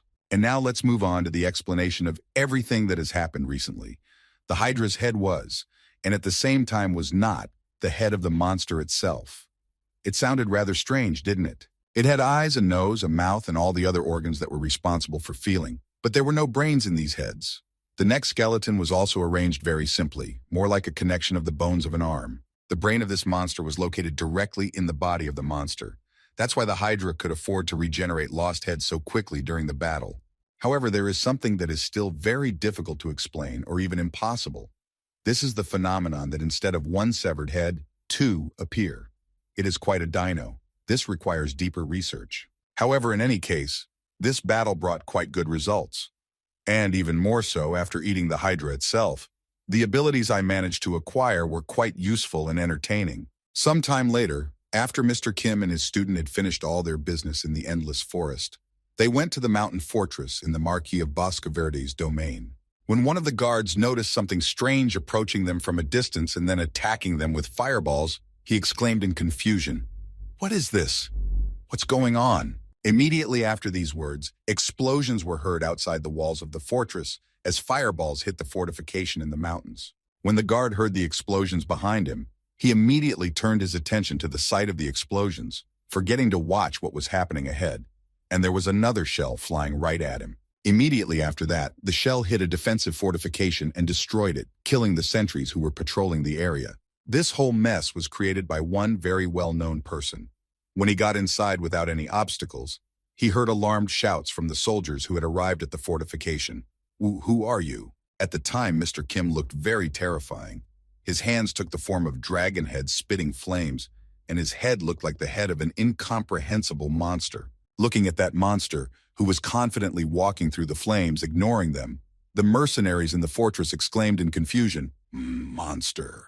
Rushing to save their lives after encountering such a dangerous monster, the mercenaries shouted in fear, "Let's get out of here quickly!" Noticing that the enemies were trying to save their miserable lives by running away, Mr. Kim aimed his fireball at the fugitives and said menacingly, "You can run away, but you will not be able to hide from me." Running behind his comrades, the third survivor of the first garrison ran with all his might to escape the fireball that was chasing them, but it was moving fast enough that it had to stop when it hit something. Hearing the screams of his comrade, who was burning alive, one of the surviving mercenaries said in fear, "This is punishment, heavenly punishment. I'm just sure of it, for our crimes." Gaining momentum in his escape from the monstrous monster that had broken into their defensive post, the same mercenary added frightenedly, "This is retribution, a herald of heavenly punishment sent for us by the goddess." Running alongside his companion, who spoke of the goddess and the messenger of retribution, another mercenary replied, "Don't talk nonsense. If this was the goddess's punishment, she would not have sent such a monster." Continuing to run as fast as they had started, one of the mercenaries said, "Just a little bit more, and very soon we will be at the second mountain fortress. Let's join the guys from there." After a few minutes of running around, the mercenaries finally arrived at the second mountain fortress. However, there was something that surprised them about this defense structure, a huge hole in the wall. As they approached the fortress walls, one of the mercenaries said in surprise, "I don't understand. How did such a huge hole in the wall appear here?" When both mercenaries were near the hole in the wall, they could see the terrible picture that was on the other side of the fortification. There was blood splattered everywhere, and pieces of bodies and heads of guards were lying around. Also, in the midst of all these pieces, their comrades could see one who was still alive, but it was not for long. He was suffocating, being held by the monster's powerful hand, which was holding his neck. Immediately afterwards, a crunching sound was heard, and immediately after that, the head was separated from the body. Seeing the spectacle with his own eyes, one of the mercenaries accidentally screamed, which attracted the attention of Rayon Hands Perkrai, who was engaged in genocide. Noticing two more mercenaries, she said in surprise, "Oh look, more guests have arrived." Immediately after that, the paladin girl dropped the dead mercenary from her hands and went to the guests on the other side of the wall. When one of the mercenaries noticed that she was coming to them, he exclaimed in fright, "Wow, she's coming here." At the same time, another mercenary took his dagger out of its sheath. It was all for a reason. While one of them was pointing at the girl who was heading towards them, he shouted in fear, "Hey, let's run away!" Another took decisive action, interrupting his friend's words. At that very moment, what was expected happened. One of the mercenaries plunged his dagger into the other's leg, thus interrupting his words and taking away his ability to escape. As soon as his companion fell to the ground, the mercenary immediately began to flee the scene to save his own miserable life, which he had snatched from the clutches of death at the cost of his partner's life. Looking back at his comrade, who had to be left behind as a distraction, the frightened mercenary thought, "I'm sorry, but try not to die. Please stall as long as possible and be bait for me." Running away from one monster, the mercenary completely forgot about the other and ran without looking ahead. But he did have to look behind him when he noticed a huge figure suddenly appearing in front of him. It was Mr. Kim. The bait plan had failed, and everyone was dead. After a while, the girl started cleaning up and burned the bodies of the dead, and not entirely the mercenaries, the cats that defended the fortress, in the flames of the burning fortress. While the girl was doing these things, Mr. Kim just stood aside and thought about his own. After a while, the girl appeared before Mr. Kim with the mercenary's hand in her hand and joyfully announced, "Teacher, I'm done. All the mountain bandits in this area have been destroyed, and now the residents can live in peace, right? Mr. Kim replied, "That's right. Good job." Hearing her mentor's praise again, the girl exclaimed joyfully, "Yes, you did!" Despite the girl's joy and sweet demeanor, Mr. Kim still saw something in her that could not be reconciled with her usual behavior and some incidents. This time, he turned his attention to the hand that the girl was holding in her hand from the killed mercenary from the fortress in the mountainous area. Mr. Kim then raised his head and said, "She appears to be too violent. This is a time when she is having trouble deciding whether she is a human or a monster." As he looked at his student, who was oscillating between her two personas, Mr. Kim thought, "I've been through something similar, but my period of raging inner beast didn't last long." After his reflection, Mr. Kim said sadly, "By the way, he never showed up." Hearing this, the girl said happily, "Oh, if you mean the robbers, they are gone. These were the last ones." Hearing this report from his student, Mr. Kim objected and said, "No, my main goal here is not to exterminate the mountain bandits. I think it will come out if all the corms in the area disappear." Hearing these words from her mentor, the girl was frightened. "What? Fodder? Are you saying that the robbers were fodder? If we are talking about a monster that feeds on groups of people..." Immediately after her words, the girl became quiet and looked at her mentor frightened, realizing what the consequences might be. When the girl had calmed down from her anxiety and fear, Mr. Kim spoke to her without any trepidation in his voice.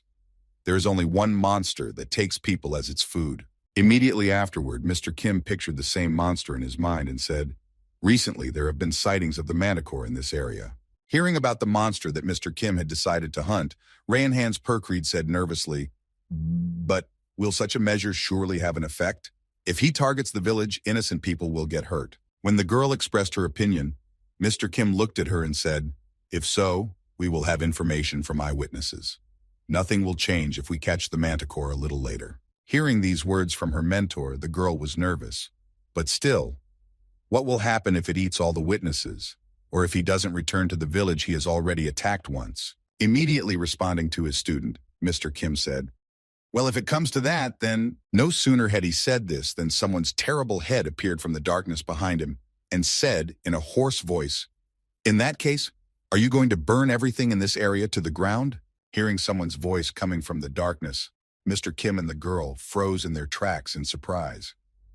Their bodies were filled with fear, and they felt goosebumps running all over their bodies.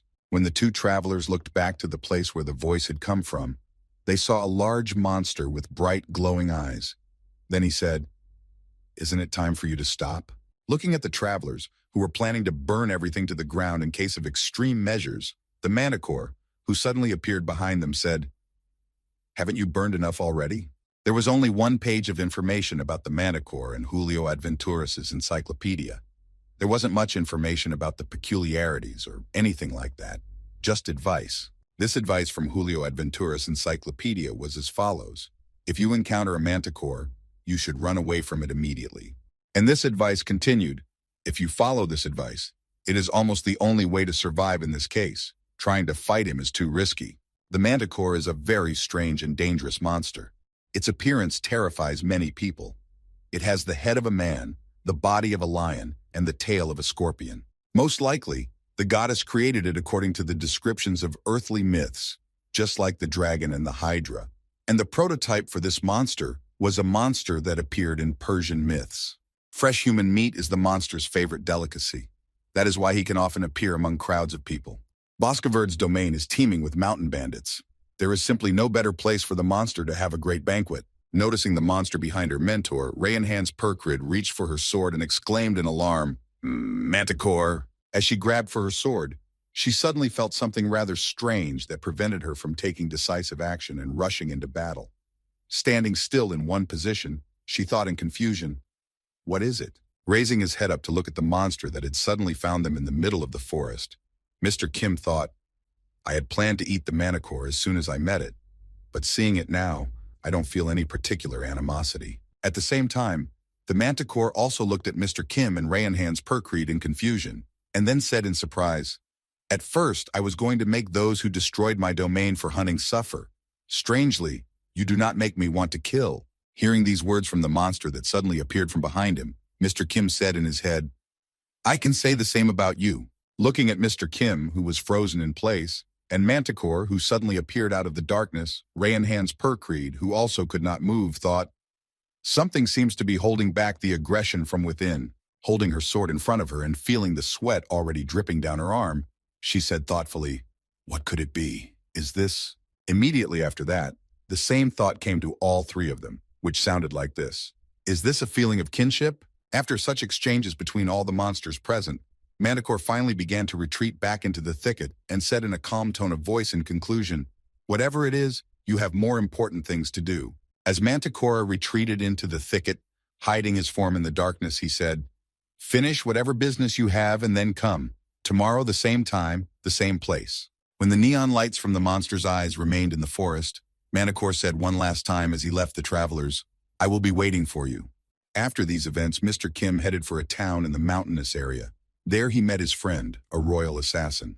Bowing down before Mr. Kim, the assassin said, forgive me, Mr. Kim, it should have been us. Hearing his friend's apology, Mr. Kim said awkwardly, no need to apologize, I did it of my own free will. Hearing these words from Mr. Kim, who was proving that he had done it on purpose and that there was no need to apologize for the trouble he had caused, the royal assassin added, still it would be very rude not to thank you for this.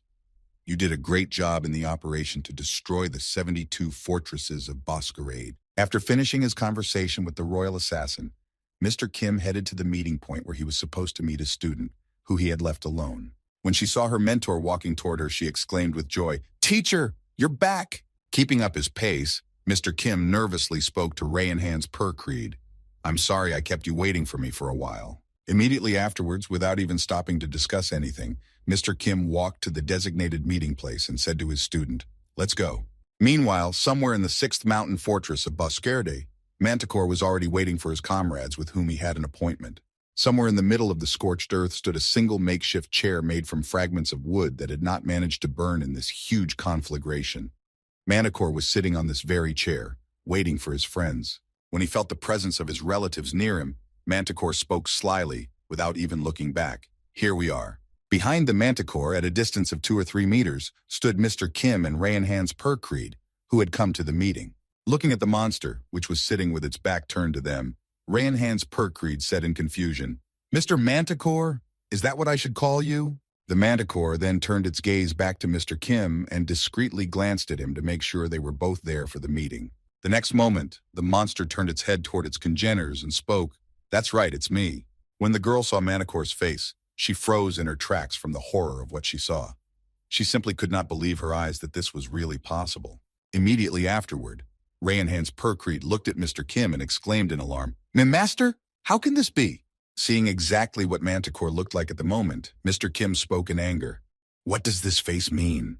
Hearing this question from Mr. Kim, Manticore, whose belt was his tail even though he had transformed into a human, smiled slyly and said, What? Surprised? Although it was expected. Immediately afterward, Manticore added, looking at Mr. Kim, Of course, that's your face. Looking at the enemy standing right in front of him, who looked almost like 2 peas in a pod, Mr. Kim nervously asked, Are you trying to copy me?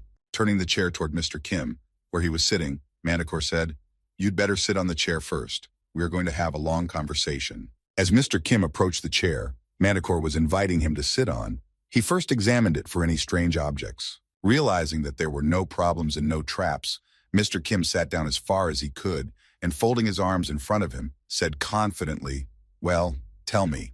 Immediately after these words, Manticore began his story saying, From the very beginning of this world, there was only one goddess. When she created this world, she took most of the information from earthly beings. Manticore continued his story by mentioning the flora and fauna of this world. This includes animals, plants, humans, and other races from literary sources. Also, speaking of different creatures, the different times of beastmen that existed in this world were also mentioned. Then Manticore said, Beasts of fantasy. And finally, among all the living entities that existed in this world, there were also real monsters.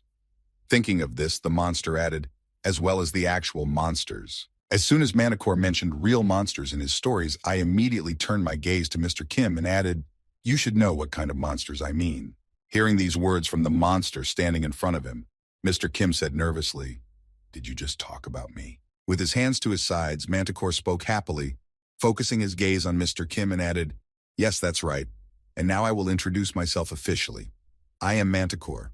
Another name is Pet Shop Duplicate V030B, one of the test specimens created by the goddess. Immediately after these words, Mr. Kim recalled the words of the Spaniard who had detained him in his past life and said then, "The world's most wanted pet shop. You are under arrest for committing a bunch of things," and so on. When he remembered this, Mr. Kim thought, "Pet shop, that's my earthly nickname." Immediately afterward, Manticore smiled ominously and said, "A being who is the embodiment of a monster like you in this world, and that is now me." After announcing this news, Manticore also added a few facts. Before starting to test the ability to change bodies, the goddess set out to successfully combine the bodies of two animals. This is how the griffin was created. Then Manticore added, "But then the goddess reached a dead end. All the creatures that were created after him were failures. Like the griffin, they had the abilities of mixed animals and could reproduce. However, your key ability, transformed by eating, could not be instilled in them."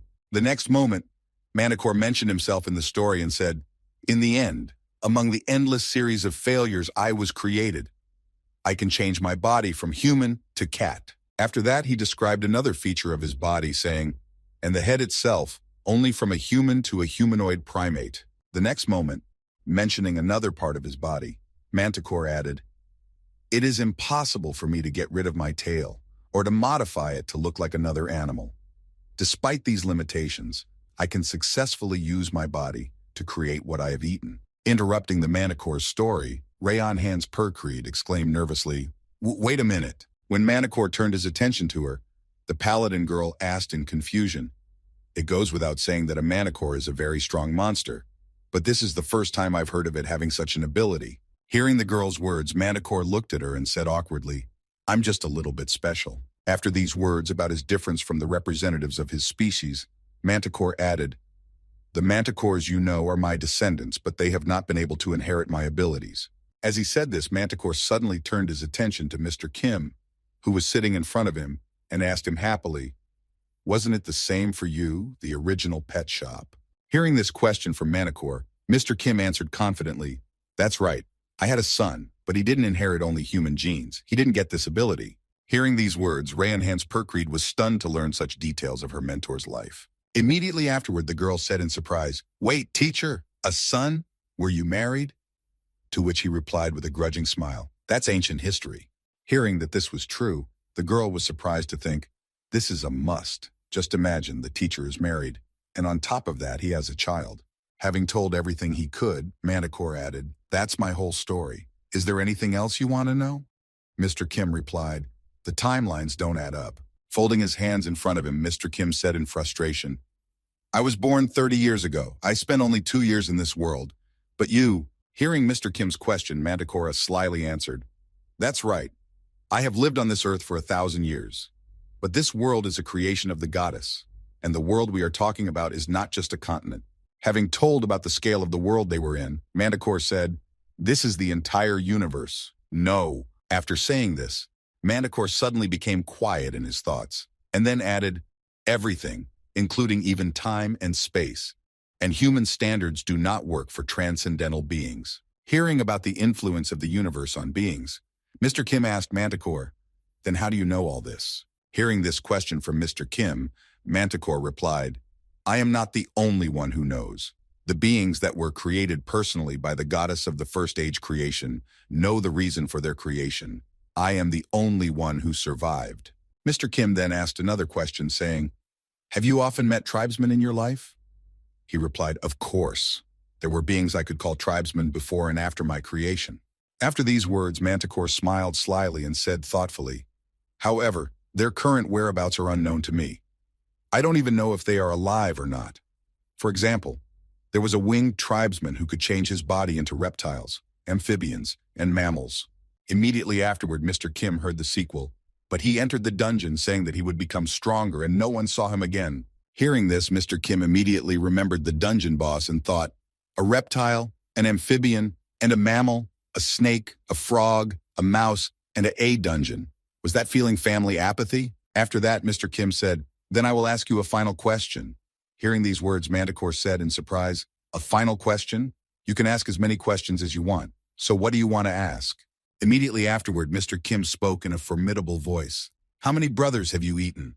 Immediately afterward, Mr. Kim deflected the attack with the tail of the manticore, which was pointed directly at him.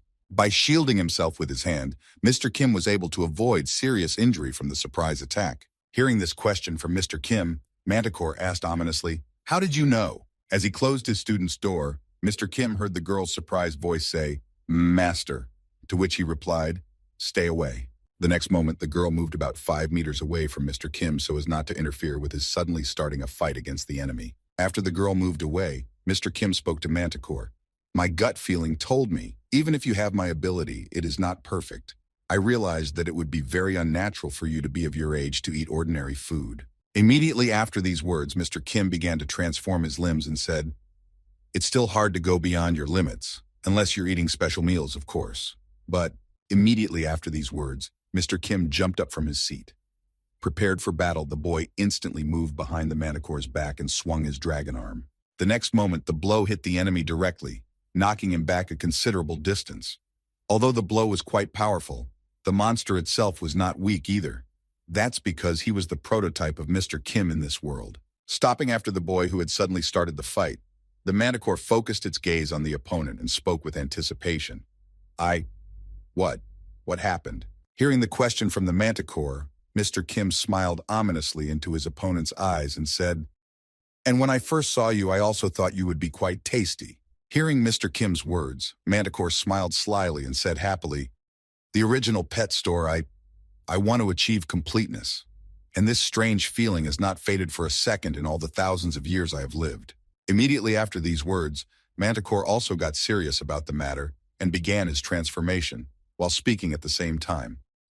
I was very sorry to part with my brothers, whom I had eaten.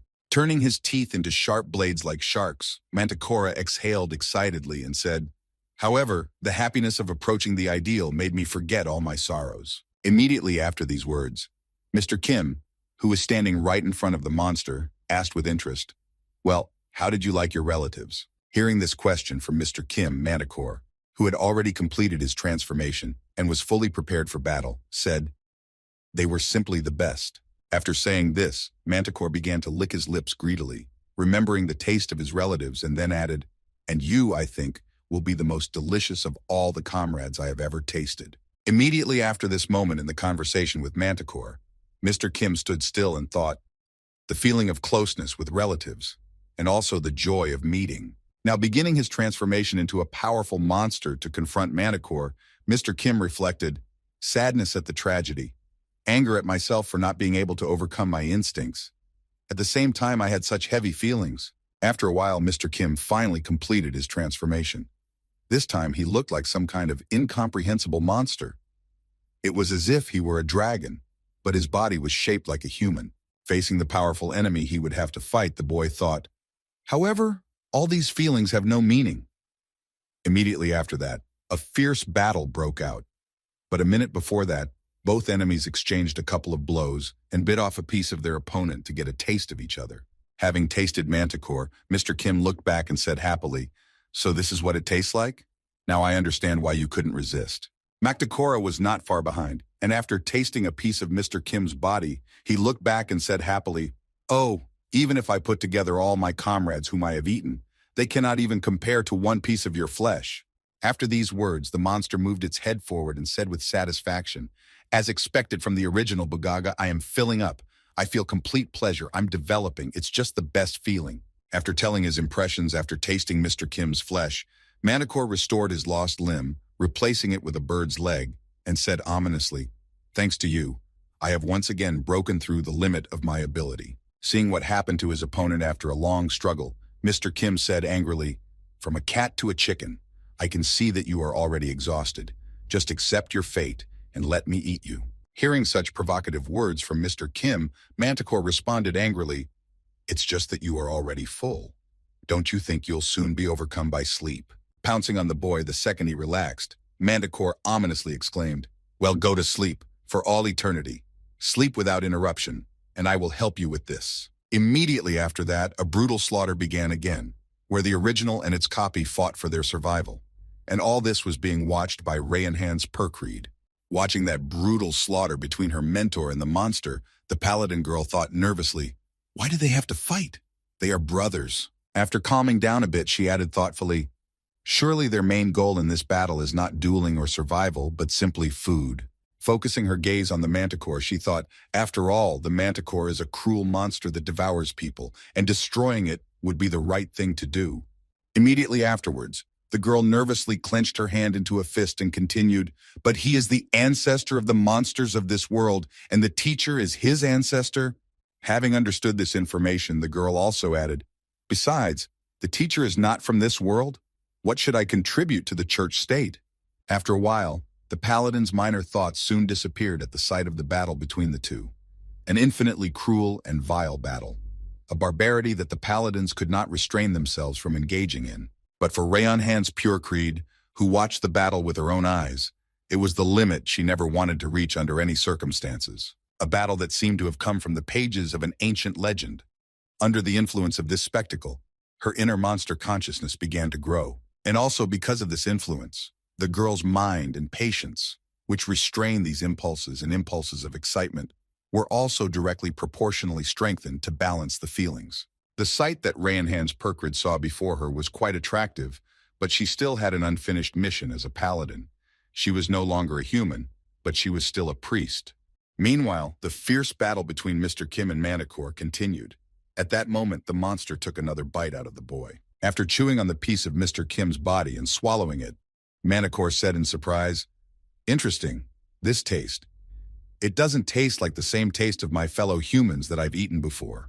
Immediately after these words, the enemy rushed at Mr. Kim, licking greedily, and exclaimed, You ate a very delicious delicacy once before. The next moment, a wall of dust appeared in front of Mr. Kim with nothing to see behind it. This made him very worried. His fears were not unfounded.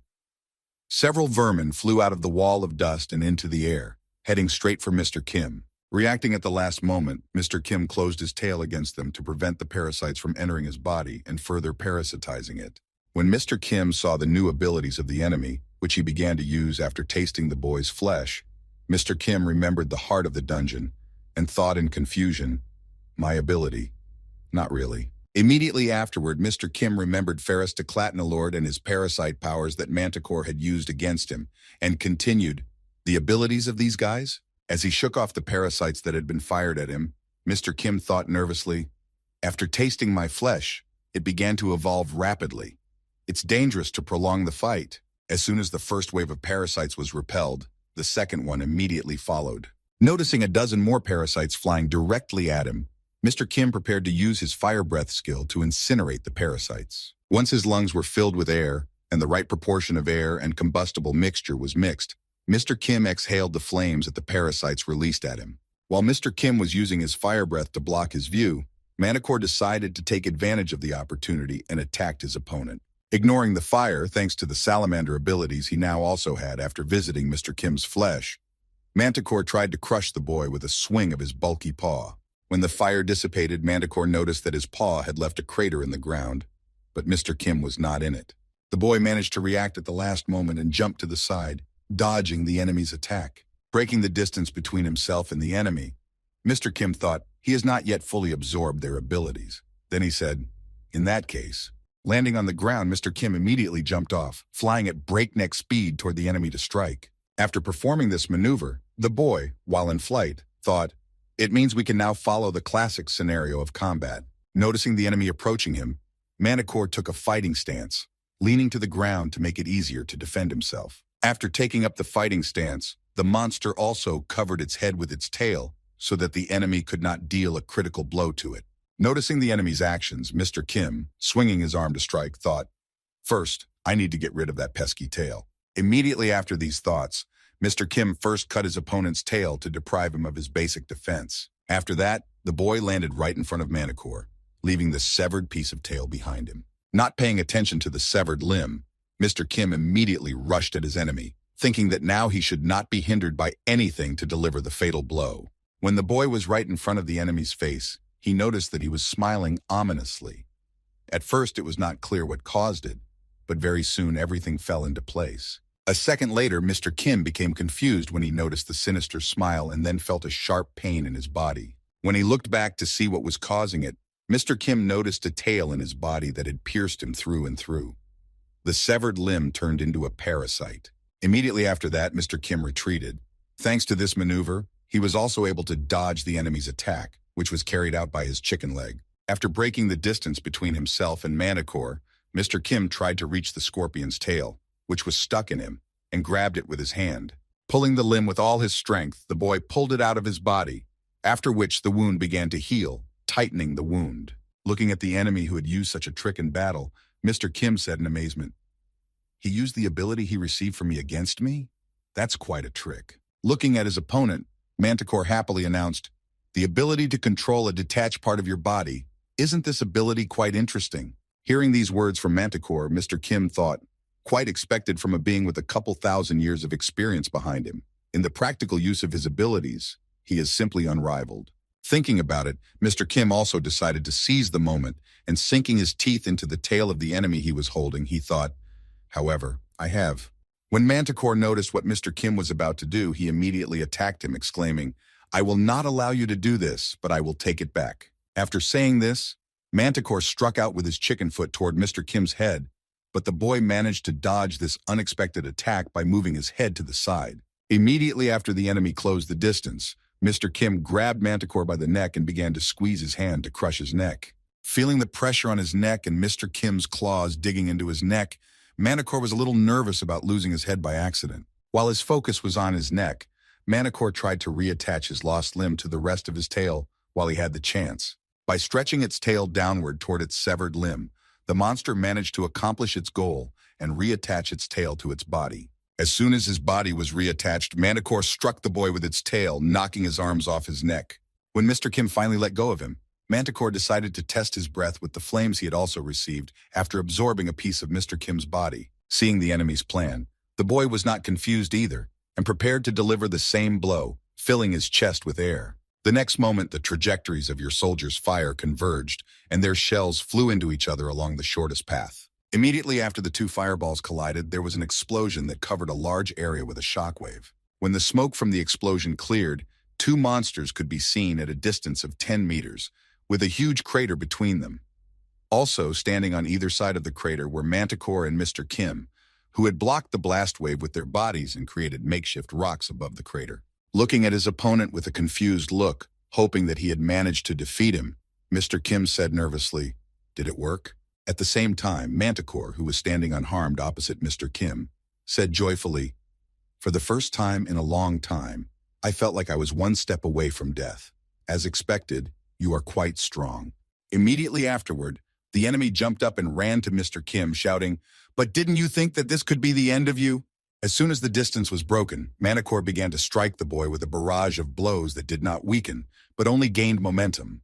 Trying to defend himself from the enemy's blows, Mr. Kim thought in alarm, "Even dragon scales cannot withstand this onslaught." Realizing that he would not be able to withstand this pace for long, Mr. Kim took one of his legs and prepared to regroup, thinking, "I'd better retreat for a while." However, as soon as he lost the initial grip on the ground, the Manticore's tail caught up with him and struck him right in the chest. Noticing that he could even do that, Manticore said joyfully, "Who the hell did you eat? I never thought I could grow my tail to this size." Booga. After delivering a rather powerful punch that knocked Mr. Kim into the ground, Manticore was surprised to see that he was still able to move.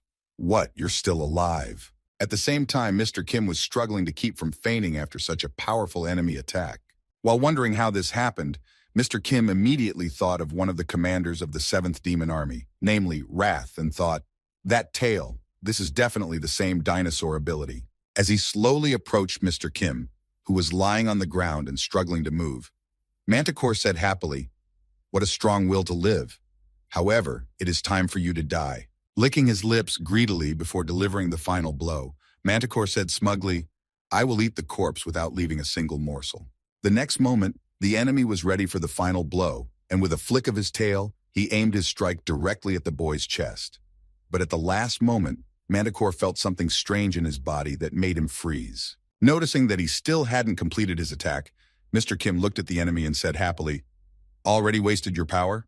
The poison effect has slowly begun to take effect." After that, Manticore began to breathe very heavily, and all this was due to the poison that was in his body, which spread and then began to work with the rest of us. Breathing heavily from the effects of the poison in his body, Manticore said angrily, "Cowardly bastard! Using poison. Besides, poison is not from this world." Seeing that everything was going exactly according to plan, Mr. Kim recalled the very moment when he bit the tail of the enemy that he had pulled out of his chest and thought, "At that moment I poured fugu fish poison into him from the bottom of my heart."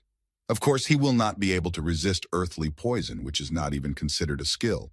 After the enemy lost his enthusiasm for the fight, Mr. Kim rushed at him and said gleefully, "Cowardly, you say? That word is more appropriate for a fight between ordinary people."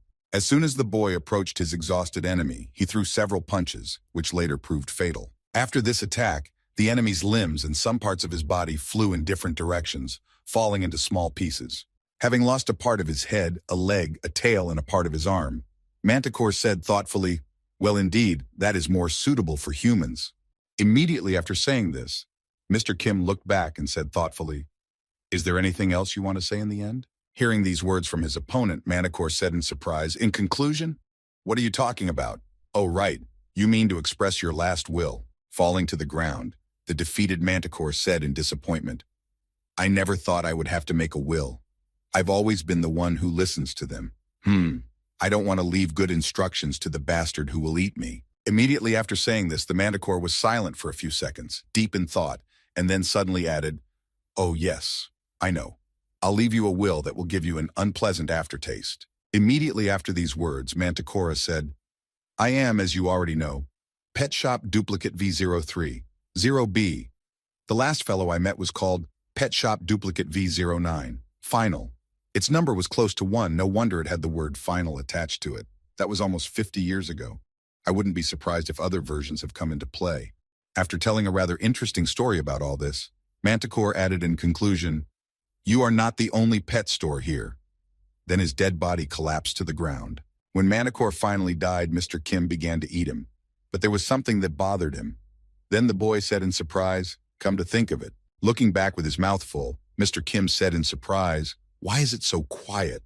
Normally, she would have started making a lot of noise by now, peddling her Night Kim quotes again. After saying this, Mr. Kim looked back to the chair where his student was sitting and was surprised to find the girl gone. "Is she gone?" Immediately after that, Mr. Kim dropped the monster's carcass and walked over to the chair, noticing a piece of paper on it.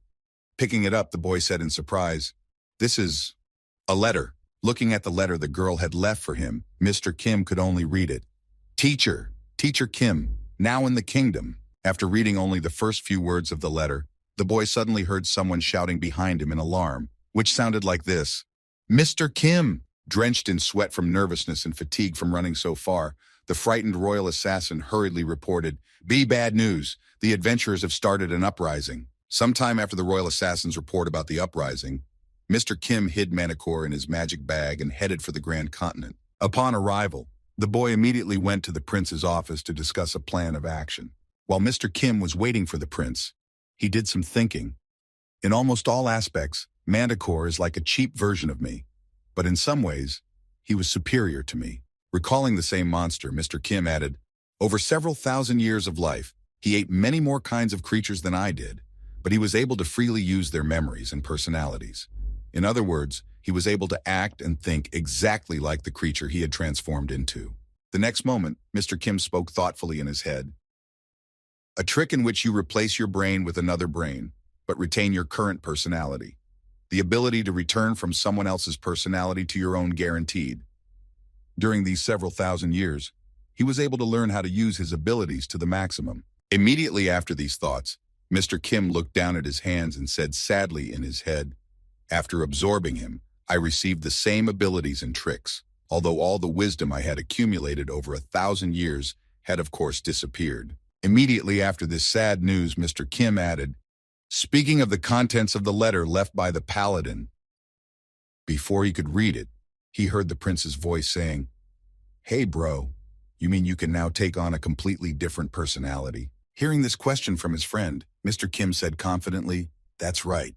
The prince said nervously, "Mamma mia, what the—" Sitting down at the table opposite Mr. Kim, Prince Edward said nervously, "I thought that you could be considered quite a monster, but you don't stop there." After saying these words, the prince suddenly added, But in any case, let's get down to business. Did you hear why I called you? To which Mr. Kim replied, I was told that the adventurers have started an uprising. Immediately afterward, Mr. Kim changed his face and asked menacingly, and what should we burn first? Hearing the question from his friend, Prince Edward nervously exclaimed, No, no, why did you suddenly decide that? Of course we will kill them, but not now. The time has not yet come. Immediately afterward, Prince Edward said, It will be much more profitable to deal with the adventurers after they have killed the lords who are unfavorable to me and turned the people against them. To which Mr. Kim replied thoughtfully, Indeed. Immediately after, trying to hide his sinister smile, Prince Edward added, Nevertheless, we cannot delay too much, and it is better to crush the uprising immediately. I had a good idea when I heard about your new ability. Meanwhile, Filian Sanotamara was speaking at the Adventurers Guild. He spoke confidently in front of a large crowd.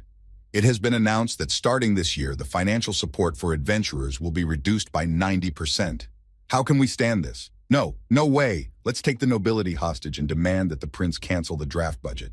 Immediately after these words, Filian Santotamara raised his hand in the air and confidently exclaimed, Let's get back our rights as adventurers. And at the same time, somewhere in the midst of the strange people, there was a strange adventurer who was wrapped in bandages. When he heard Filian Santo Tamarar's proposal, he thought in surprise, So we're going to go to the royal castle ourselves. Thinking about the fact that they would go to the royal castle, the same strange adventurer said decisively in his head, This is a chance for revenge. And now let us recall again the same events that took place a few months ago in the port city of Stockholm. The same mixed-blooded young man, half human, half demon, who dreamed of becoming a demon general, Maiden, who worked as a porter to provide his only sister with food and shelter. And now let's remember the same tragedy? Do you remember the same horror that happened in that town and what the boy had to go through? The very moment when the dragon attacked the city and began to destroy everything there. First, he covered the ships with fireballs and sank them, and at the same time he hit the port. A few seconds later, when people were running away from the dragon, saving their lives, only Maiden stood still, looking for the right moment to run in front of it, because his home was in the other direction. When the passage was clear and a window appeared, the boy threw off all his cargo, which he had been carrying in the port to get money and feed his family. Immediately after realizing the danger in the port, he headed for his hotel, where he had rented a room for himself and his sister so that she could live in peace. However, it was at that moment that the most unexpected thing happened. The dragon landed on the very house where the half-breed boy's sister was living. After the ruins had quieted down a bit and the dust had settled, Maiden noticed his sister's hand, which had been crushed under the rubble the dragon had caused. Seeing that his little sister had died because of the monster's invasion, the boys were overcome with emotions.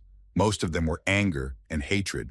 Snatching the sword from the box of a man who was just saving his goods, Maiden rushed with this toothpick, which was the dragon sword, at the formidable enemy to finish him off. The next moment, the boy tried to strike the enemy and pierce his thick scales and then his skin, but his attempt failed. Having failed, the boy flew away from the dragon. Fainting from the impact on the ground, the boy remained there, but not for long. After that, the dragon went to clean up the city. Moving around the city, the same dragon burned everything in its path, leaving only pieces of coal from the demons who lived in the city. And so, a small piece of coal also remained from Maiden, but the anger at the loss of his only family member did not let him die. This anger made the boy's hidden ability come out. That is how the heart of a dead piece of coal came to life again with new strength and began to pump vital energy throughout the body, which eventually saved the boy. This was a case of the skill awakening of the master of reincarnation. Most likely, this Maiden is also one of the test subjects for creating a perfect copy of the pet store in this world.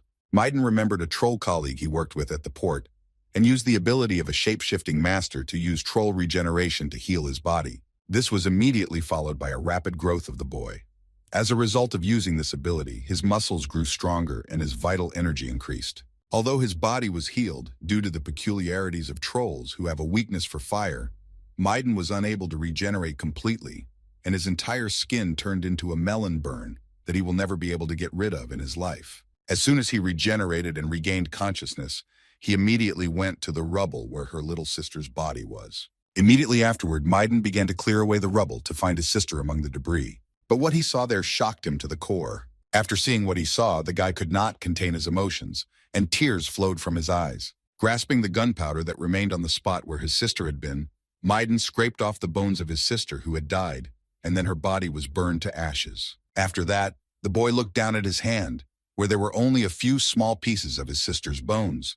And remembering that very last moment of their meeting, he said sadly, Myron. As a result of these events, Myron decided not to forget his sister at any cost, and it was from the remains of the bones that the boy created a pendant for himself, which contained these remains. After the events that took place in the port city, Maiden learned that the prince of the kingdom of Grand Continent had returned to the land of men riding a red dragon.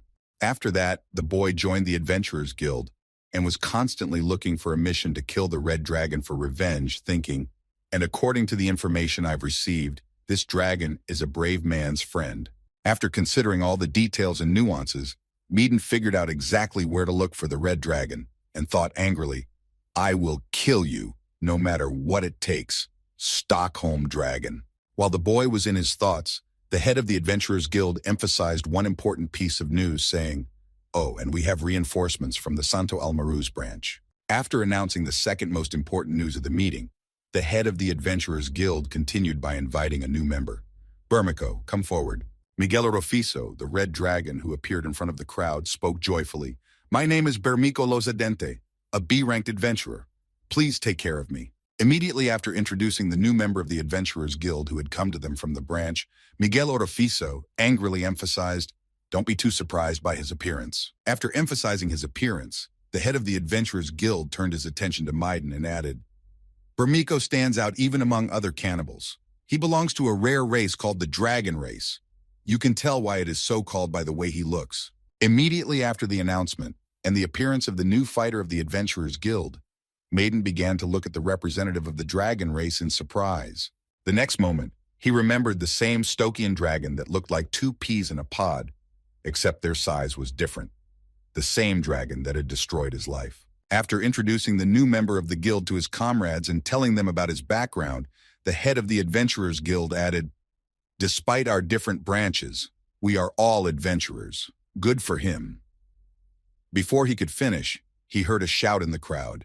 Turning his attention to what had happened among his comrades, Miguel Orofiso saw that Miguel had attacked the newest member of their guild with a sword. Noticing that he had been attacked with a weapon immediately after joining, the new guild member froze in place in confusion. Immediately after this incident, Bermejo Lozadente saw a hand with a sword from one of the guild members approaching him, accompanied by the words, I'll kill you, whatever it takes, but the guy's sentence was interrupted. After a while, Maiden came to his senses after the incident when he attacked the dragon. He did not understand what exactly happened because he had taken the enemy by surprise. Standing over the unconscious adventurer, who had regained consciousness, the head of the guild said with a grudging smile, Are you awake? Hearing such words from the leader, Maiden said in surprise, Chairman. When the boy was able to think straight after what had happened, the head of Santo Tamarar, Miguel Orofrizo, spoke angrily. What just happened? A sudden attack right in the middle of my speech. Immediately afterward, the head of the Adventurers Guild shouted angrily at the reckless boy. I've been constantly covering for you when the guild said you lacked a spirit of unity. And this is how you repay me? Did you take revenge on your dragon? After these words, the head of the Adventurers Guild turned his back on the boy and strode away, angrily saying, So, as a punishment, I'm going to deprive you of your bonuses this month. As he left the room, Miguel Orfiso said one last thing. Also, we're leaving next week. Try to get along with your new friend. Rising from the floor, Maiden noticed the new dragon in front of him. Noticing that he had already regained consciousness, Bermejo Lozadente said, I'm sorry for knocking you out. It was so sudden that I couldn't control my punch. Immediately after apologizing, the new member of the Adventurers Guild approached the guy and added awkwardly, Let me introduce myself again. I'm Bermejo Lozadente. I come from Santo Almaraz. Hearing these words from his new friend, the guy noticed that he was reaching out to him, and after a few seconds of silence, he said unhappily, Maiden. Hearing the boy's name, Bermejo Lozadente was surprised. Maiden? Oh, so you're the same Medine Hullfield whose rumors have even reached our branch. The next moment, the boy got up from the ground and confidently walked toward the door, quickly passing Bermejo. Noticing this behavior, the man-eater looked at him in surprise. Looking in the wake of the guy, who was not very happy with his partner, Bermejo Lozadente heard a disgruntled voice. Follow me. As they reached the exit, Maiden looked back at his friend and gave him a menacing look and said, Since we are already on the same team, it is worthwhile to see your abilities. After that, Mildred Holfield and Bermico Lozadente headed into the wilderness to test the newcomer's strength. The first opponent of the man-eater was a giant lizard. After assessing the enemy, Bermico began to spin his spear above him to create a huge whirlwind. After a few seconds of minor effort, the vortex lifted, bringing with it a small sandstorm in which to hide. Realizing that he was losing sight of his enemy, the monster that Bermico had defeated in his ability assessment looked at the man-eater in surprise. Immediately afterward, he rushed into action before the sandstorm blocked his view. Pawing at the spot where Bermico should have been, the giant lizard roared with joy, rejoicing in its victory. But it was not so simple. Bermico was behind her. While the giant lizard was concentrating on one point, the enemy was already behind it and could strike from the rear. Running along the back of the giant lizard, Bermico Lozadente jumped up and prepared to attack, clutching his spear. When the maximum height was reached, the man-eater regrouped and took the best position for an aerial attack. Upon landing, Bermico Lozadente hit the enemy directly in the eye, causing critical damage. The next moment, the enemy fell dead to the ground, and the victorious man-eater was triumphantly seen on it. Removing his weapon from the body of the defeated monster, Bermico Lozadente breathed out a sigh of relief and said, "For starters, I did what I do in my homeland." After the fight, the man-eater turned to his friend, who had been watching the fight, and asked him with anticipation, "Examiner, what's my grade?" After some thought about what to say, Maiden confidently said, "Pass." Then he thought nervously. He was quite strong. When Bermico Lozadente heard that his skills were recognized, he replied happily, "Wow, I was really surprised to think of the marble basilisk." Immediately afterwards, the man-eater licked his lips in anticipation and said thoughtfully, "I wonder what this bad boy tastes like." Hearing this from his friend, Maiden asked in surprise, "Do you want to eat it?" And he thought, I was going to cause him trouble by confusing the lizard man with hunting for a lizard, but he seems to be completely indifferent to this. After that, Bermico picked up his spear and began to separate the body parts of his defeated opponent, saying, "Having defeated the strong, inherit the strength of your opponent by taking his blood and flesh." After cutting off a piece of the dead monster's body, Bermico took his first bite, and chewing the meat, he added, "This is the tradition of the Ruthmarsh warriors." After this incident, the newcomer's strength tests were over. Back at the guild, Maiden watched Bermico for a long time, and surprisingly, the ogre proved to be a pretty good guy. He always takes on the jobs that everyone else is always saying no to, and he treats all the guild members with respect and honor. Trying to figure out what was bothering him so much, Maiden said thoughtfully, "He's really quite a nice guy, but he doesn't deserve to be suspected of anything." Looking at Bermico, who had always reminded him of the very dragon that had left a mark on his heart, Meter thought, only because of his resemblance to the Stockholm dragon. After a while, Meter saw Bermico talking to the chairman and thought in displeasure, "Although no, there is one more thing that annoys me about him." After that, a dialogue ensued between Bermico and the leader. "So there was this iron golem, and I say to him..." Raising his head up, Bermico continued his story, adding a joke to it. "God, Bo, Iova Gistanza." Hearing this, the head of the Adventurers Guild began to burst out laughing, speaking intermittently, "God, you say it too, you're so funny. Boogaloo." Hearing this ridiculous joke told by Bermico, Lozadente thought angrily, "His sense of humor is beyond description." Looking at the head of the Adventurers Guild and Bermico Lozadente, who were rolling on the ground laughing, Meaden Holfield thought in disappointment, "Where is this funny, you fucking lunatics?" While Bermico was making the head of the Adventurers Guild laugh, he kept his eyes on the boy, thinking, Meaden Holfield, a man who has such a strong hatred for the Red Dragon. After these thoughts, Mr. Kim, who was now Bermico Lozadente, and was trying to join the adventurers, continued, "It would be right to call me the Red Dragon he is talking about." Recalling the same moment of the stockyard tragedy, Mr. Kim thought, "I don't remember exactly all of those who died at my hands that day, and that's why I can't know for sure whose deaths caused his anger." Immediately afterward, the boy looked at Maiden, who was standing right in front of him, and gloated in his head. However, not knowing that the object of your hatred is right in front of your eyes is quite funny. Immediately after this thought, Mr. Kim noticed that Maiden was approaching him and thought, "But I still feel that he is different from an ordinary person. I'd better watch him a little longer. I can't say for sure yet whether he is my relative or not." When Maiden approached the table where Bermico and the Adventurers Guild leader were standing, everyone exchanged glances. Immediately afterward, the leader of the Adventurers Guild said in surprise, Oh, you came after all. I heard that the two of you are getting along very well, although, as I recall, there was a fight recently.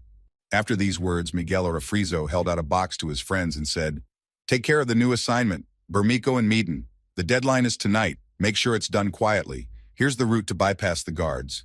Immediately after that, as soon as dusk fell, the two adventurers set off to fulfill the assignment. After a while, they arrived at the right place, namely Lord Tamarar's castle, where their target for the kidnapping was. Having made his way into the room of his target, Bermico Lozadente took out a flashlight and began to shine it in the face of the Lord, who was sleeping peacefully in bed.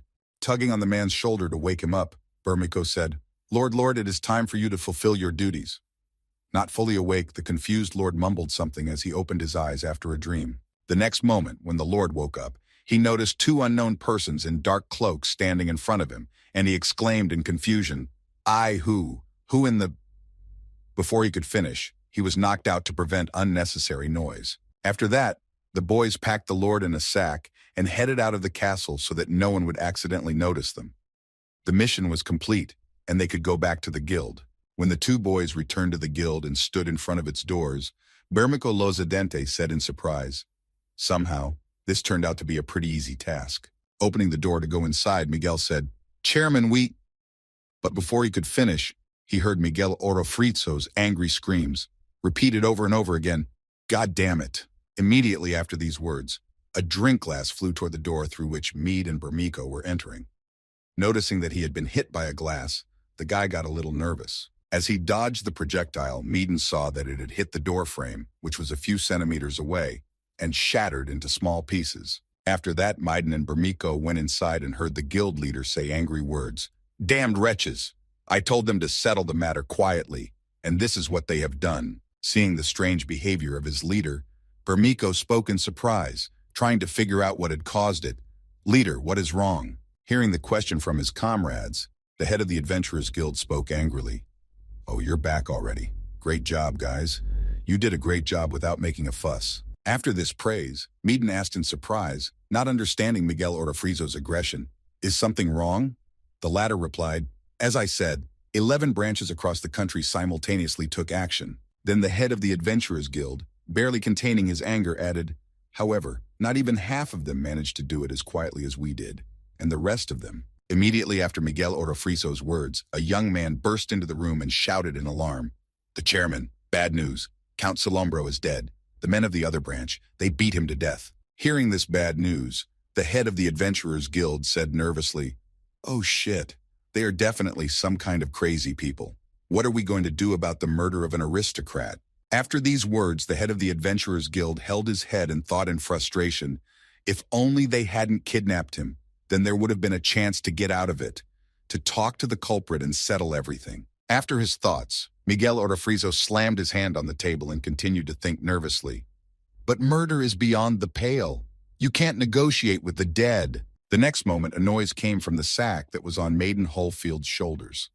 This meant that the Lord was still alive. Immediately afterward, the head of the Adventurers Guild shouted out to his subjects, emphasizing, "At least you must try to negotiate. Don't let Baron Tamarar escape, but without a single scratch." To which he heard in response, "Yes, sir." Immediately after that, I heard a dull sound of a blow. The head of the guild started hitting the table again to let off steam. Having cooled down a bit from his emotions, Miguel Orofrizo said angrily, "Well, how did it all turn out this way?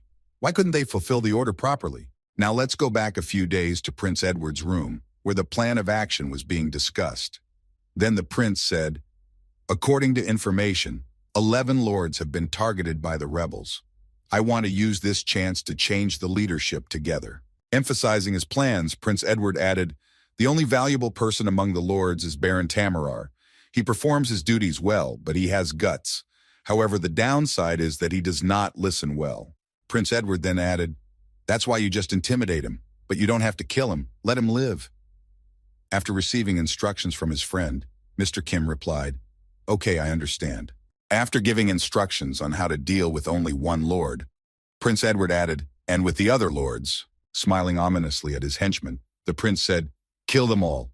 They have no value, so there is no point in them, and their lives are simply useless." When the hostage was in their hands, the head of the Adventurers Guild gathered his comrades and said, "Then we are leaving. As soon as the crowd was about to leave for negotiations, they were interrupted by the voice of Maiden, who suddenly shouted, "Chairman!" Turning his attention to his comrade, the head of the Adventurers Guild heard the nervous voice of his subject, who asked, "Why don't you take me with you?" Hearing such words from his subject, the head of the Adventurers Guild confidently replied, "Right now, the most important link in the negotiations is Baron Tamarar.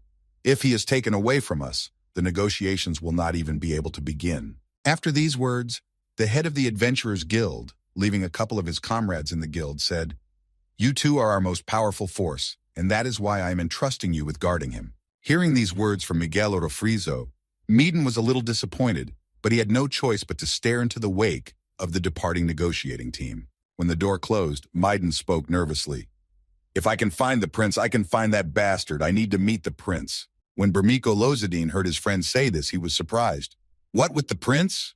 Oh, you want to see the prince of the kingdom of Grin Container?" Noticing his friend's nervousness, Bemiko said thoughtfully, "Of course, he's the hero of the war against demons, and everyone wants to meet him at least once.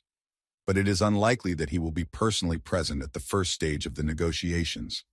But when they are successfully completed, he may show up." Hearing these words from his friend, Meaden grabbed his pendant and thought, "That's right, I don't need to rush anywhere. I'll wait until the next negotiation begins." Holding on to his pendant, which was so dear to him, Maiden continued his thoughts. When the negotiations take place in the kingdom, and at the same time when Maiden was tuning into his own wave, Bermiko was looking at him with an ominous look and was planning something. After a while, there was a noise from behind the door and the tramp of someone's feet. The next moment, the door to the guild opened wide, and the head of the Adventurers Guild entered, looking quite serious, and it was not clear how everything went. However, immediately afterwards, Miguel Orofrizo smiled broadly and said, "We're going to get drunk tonight." Hearing these words, Maiden fell into a stupor, confused by the sudden change in the attitude of his guild leader. While Maiden stood in the same place, everyone else was celebrating the successful conclusion of the negotiations on the return of the adventurers' rights. Sitting at the table with delicious food and drink, the head of the guild happily announced, "The envoy from the royal castle was surprisingly agreeable. At first they looked so menacing that I thought they were going to tear us to pieces.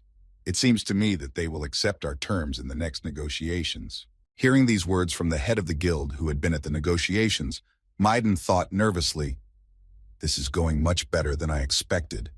With this kind of attitude, he might take me to the next negotiation. Then I can meet the prince in person." Suddenly, Maiden's thoughts were interrupted. All this happened because of the sudden sound of a blow when a mug of drink landed on his desk. Then Bermiko asked him, "Why are you frowning like that?" Holding out the mug of drink, Comrade Maiden said happily, "It's been a long time since we had a drink. Why not relax when there is such an occasion? Here you go, wet your throat." Hearing his friend's offer, Maiden immediately refused, pushing the glass away from him and saying, "I'll refuse, I don't drink." Pointing to the contents of the glass, Mr. Kim replied, "I knew this would be the case, and that is why I brought you plain water." Leaving the glass to his friend, Bermiko turned his back on him and walked away, saying happily, "Be a little more cheerful, boogeyman." Taking the drink in his hands and starting to drink, Maiden thought, "Well, I'm only 17, and I don't know the taste of drink." After taking a few sips, Maiden felt something strange on his teeth and immediately stopped. Putting the glass of water away, he reached into his mouth to pull it out and see what was in the water. Pulling his hand out of his mouth, the boy saw some grains of sand on his finger and said in surprise, "What is this?" After that, the kidnapped Baron began to recall what exactly happened to him. How two people in dark cloaks came into his room and shone a flashlight in his eyes.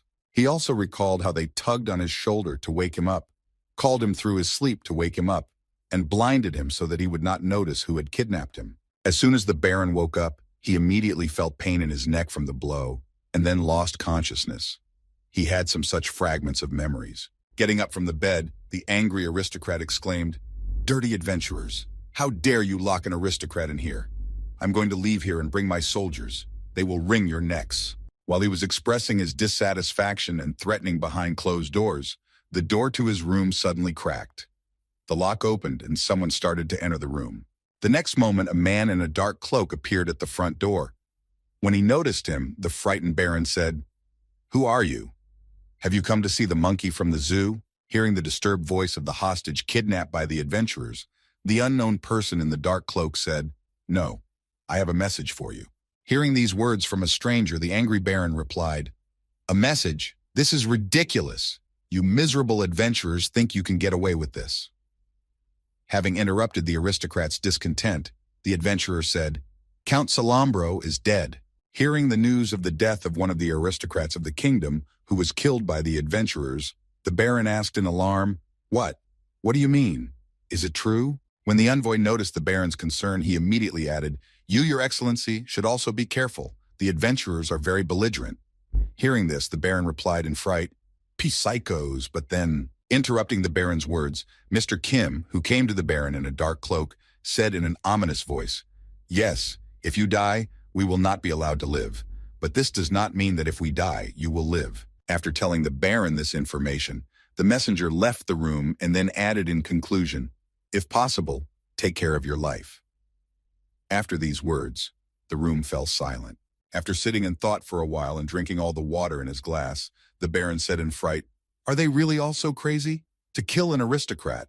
At the same time, Mr. Kim, who was returning from the baron, was thinking, It is very difficult to intimidate someone whom you see for the first time. However, it is quite another matter when you personally get into the cranial nerves. Mr. Kim then continued gloatingly, It took quite a while to breed the parasite eggs in their reservoir, but now the preparations are complete. And so a few days passed, and the moment came when further negotiations were to take place regarding the adventurers' demands for the baron's return. Watching the negotiations from the wall, Bermico Lozadente spoke nervously to his friend. The second stage of negotiations has been going on for quite some time. Let's hope that they go well. Immediately after that, the man-eater turned his attention to Maiden and said in surprise, By the way, boy, are you feeling well? Because I look at your red eyes and it seems that you do not look healthy. Then he added, Although why me? For several days I fought off the soldiers who came to rescue the baron. To which Maiden replied, Don't worry about me. Your own scales have stopped shining. Hearing these words from his friend, Bermico said joyfully, Booga, it's not a problem. This kind of tiredness does not even compare to the birth of a cub.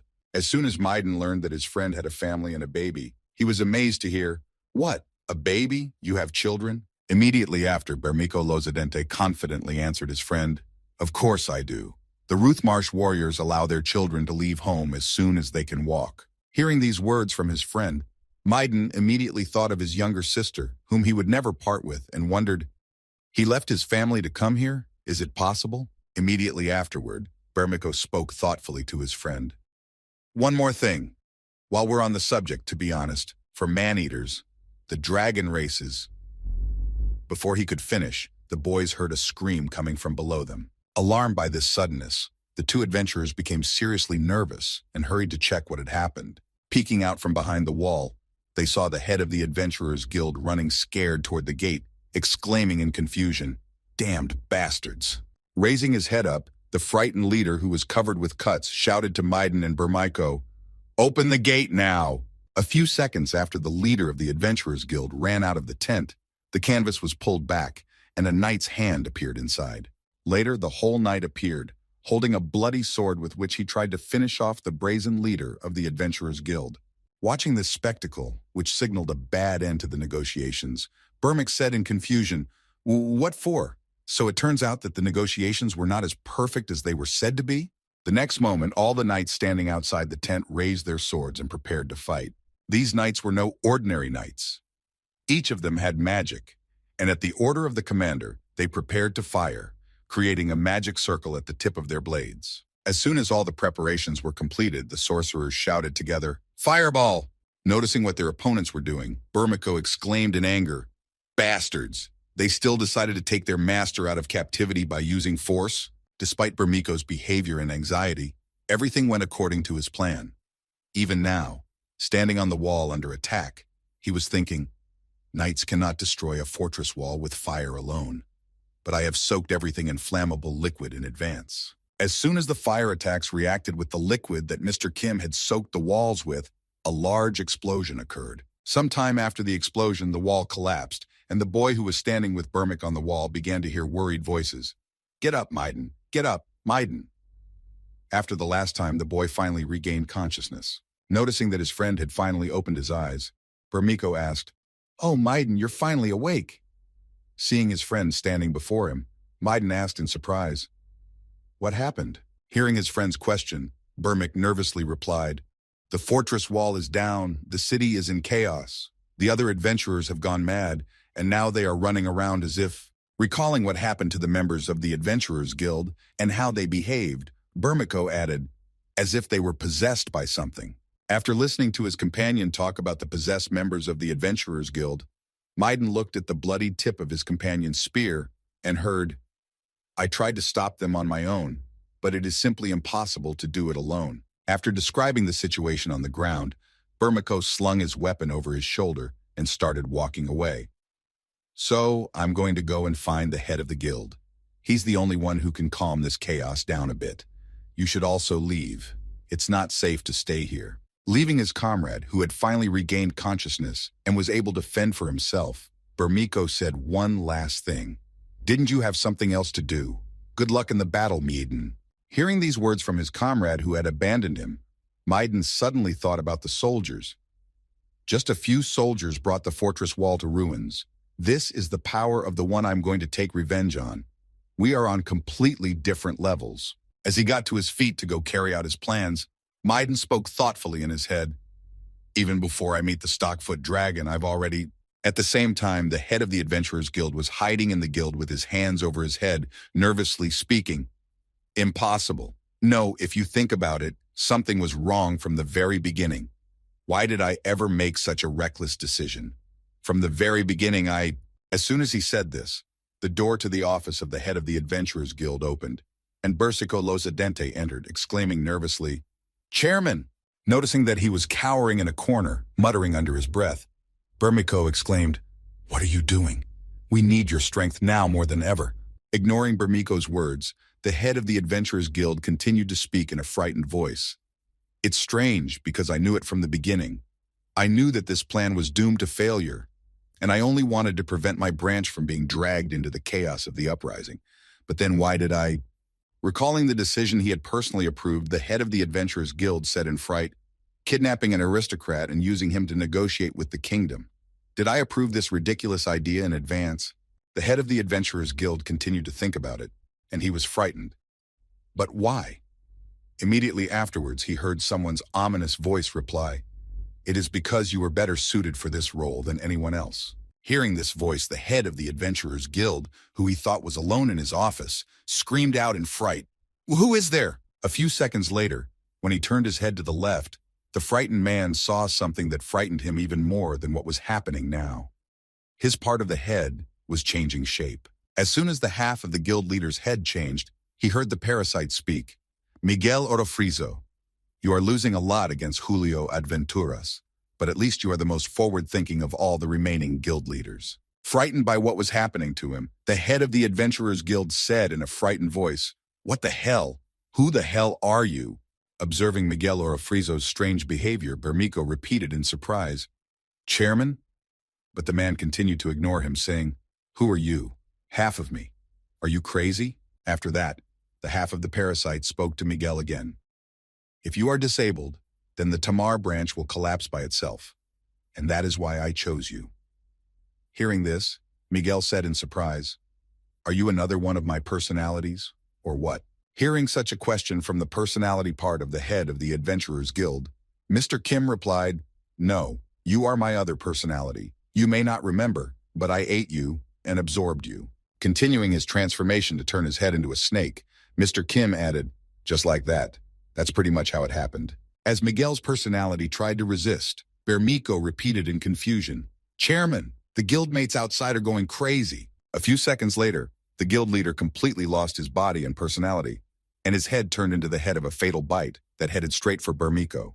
Realizing that he was about to be killed, as the snake was already on top of him and about to eat him, Burmiko had only one last word, Oh shit. When he had resigned himself to his fate, Burmiko Losadente was saved at the last moment by a friend who appeared in time to take him away from the line of attack. When Burmiko saw that he was still alive and had been rescued by his comrade, he exclaimed in shock, Me, maiden?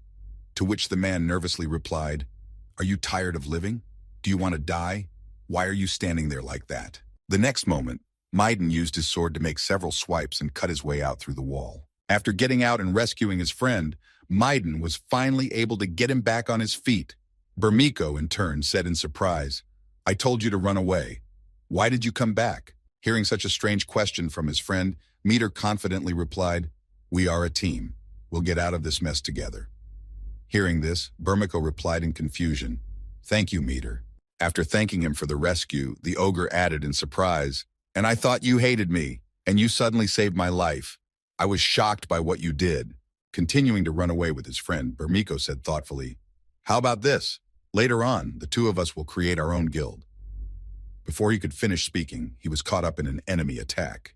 Burmik's entire body was pierced by the enemy's limbs, which inflicted fatal damage incompatible with life. This enemy was Mr. Kim, who completely captured the mind of the head of the Adventurers Guild. Looking at the effectiveness of his combination, the boy said thoughtfully, The ability to cross the legs of an octopus and the claws of a mantis.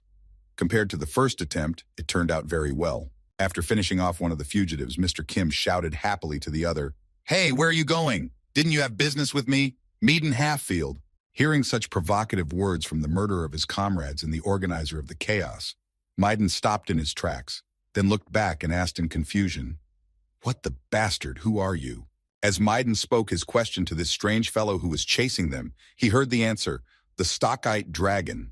Hearing this, Maiden immediately thought of the same monster that had killed his sister. Immediately after that, the boy turned his whole body toward Mr. Kim. He was overwhelmed with emotion at what he heard, and he shouted angrily, Stockholm Dragon, so it was you? Noticing how much the boy had changed, seeing the enemy he had wanted to take revenge on for so long, Mr. Kim said ominously, That's right. Immediately afterwards, Maiden changed his arm into a troll's arm to make his attacks stronger, and he was definitely able to defeat the enemy. As soon as the preparations were completed, Maiden Hullfield grabbed his sword with his hand and attacked Mr. Kim.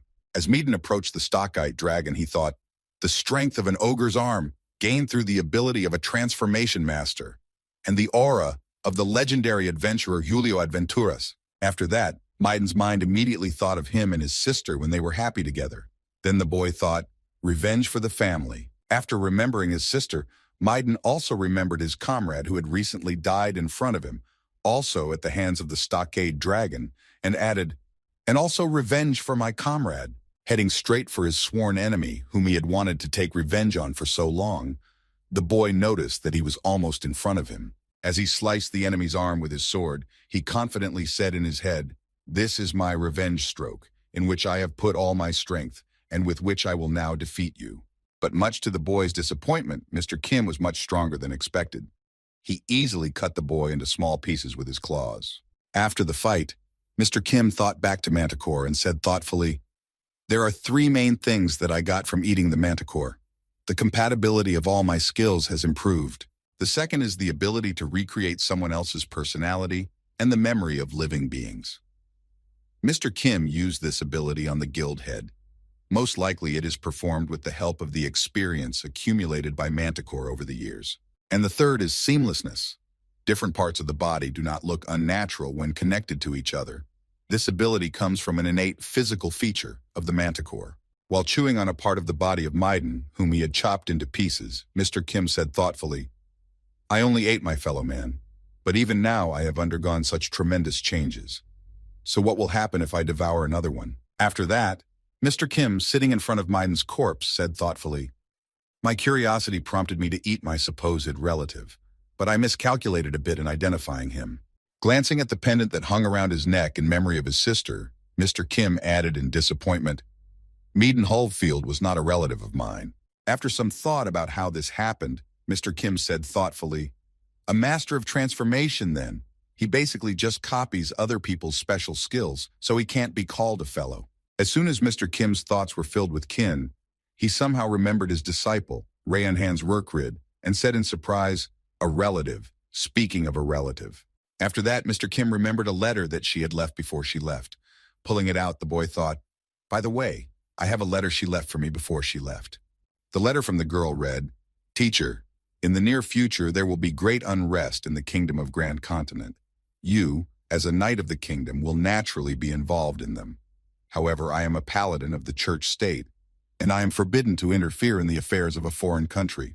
Mr. Kim then met with Prince Edward, who continued to read, That is why we will have to part ways for a while. I believe that the goddess will someday bring our fates together again. Sincerely, your pupil, Rayhan's Perkrid.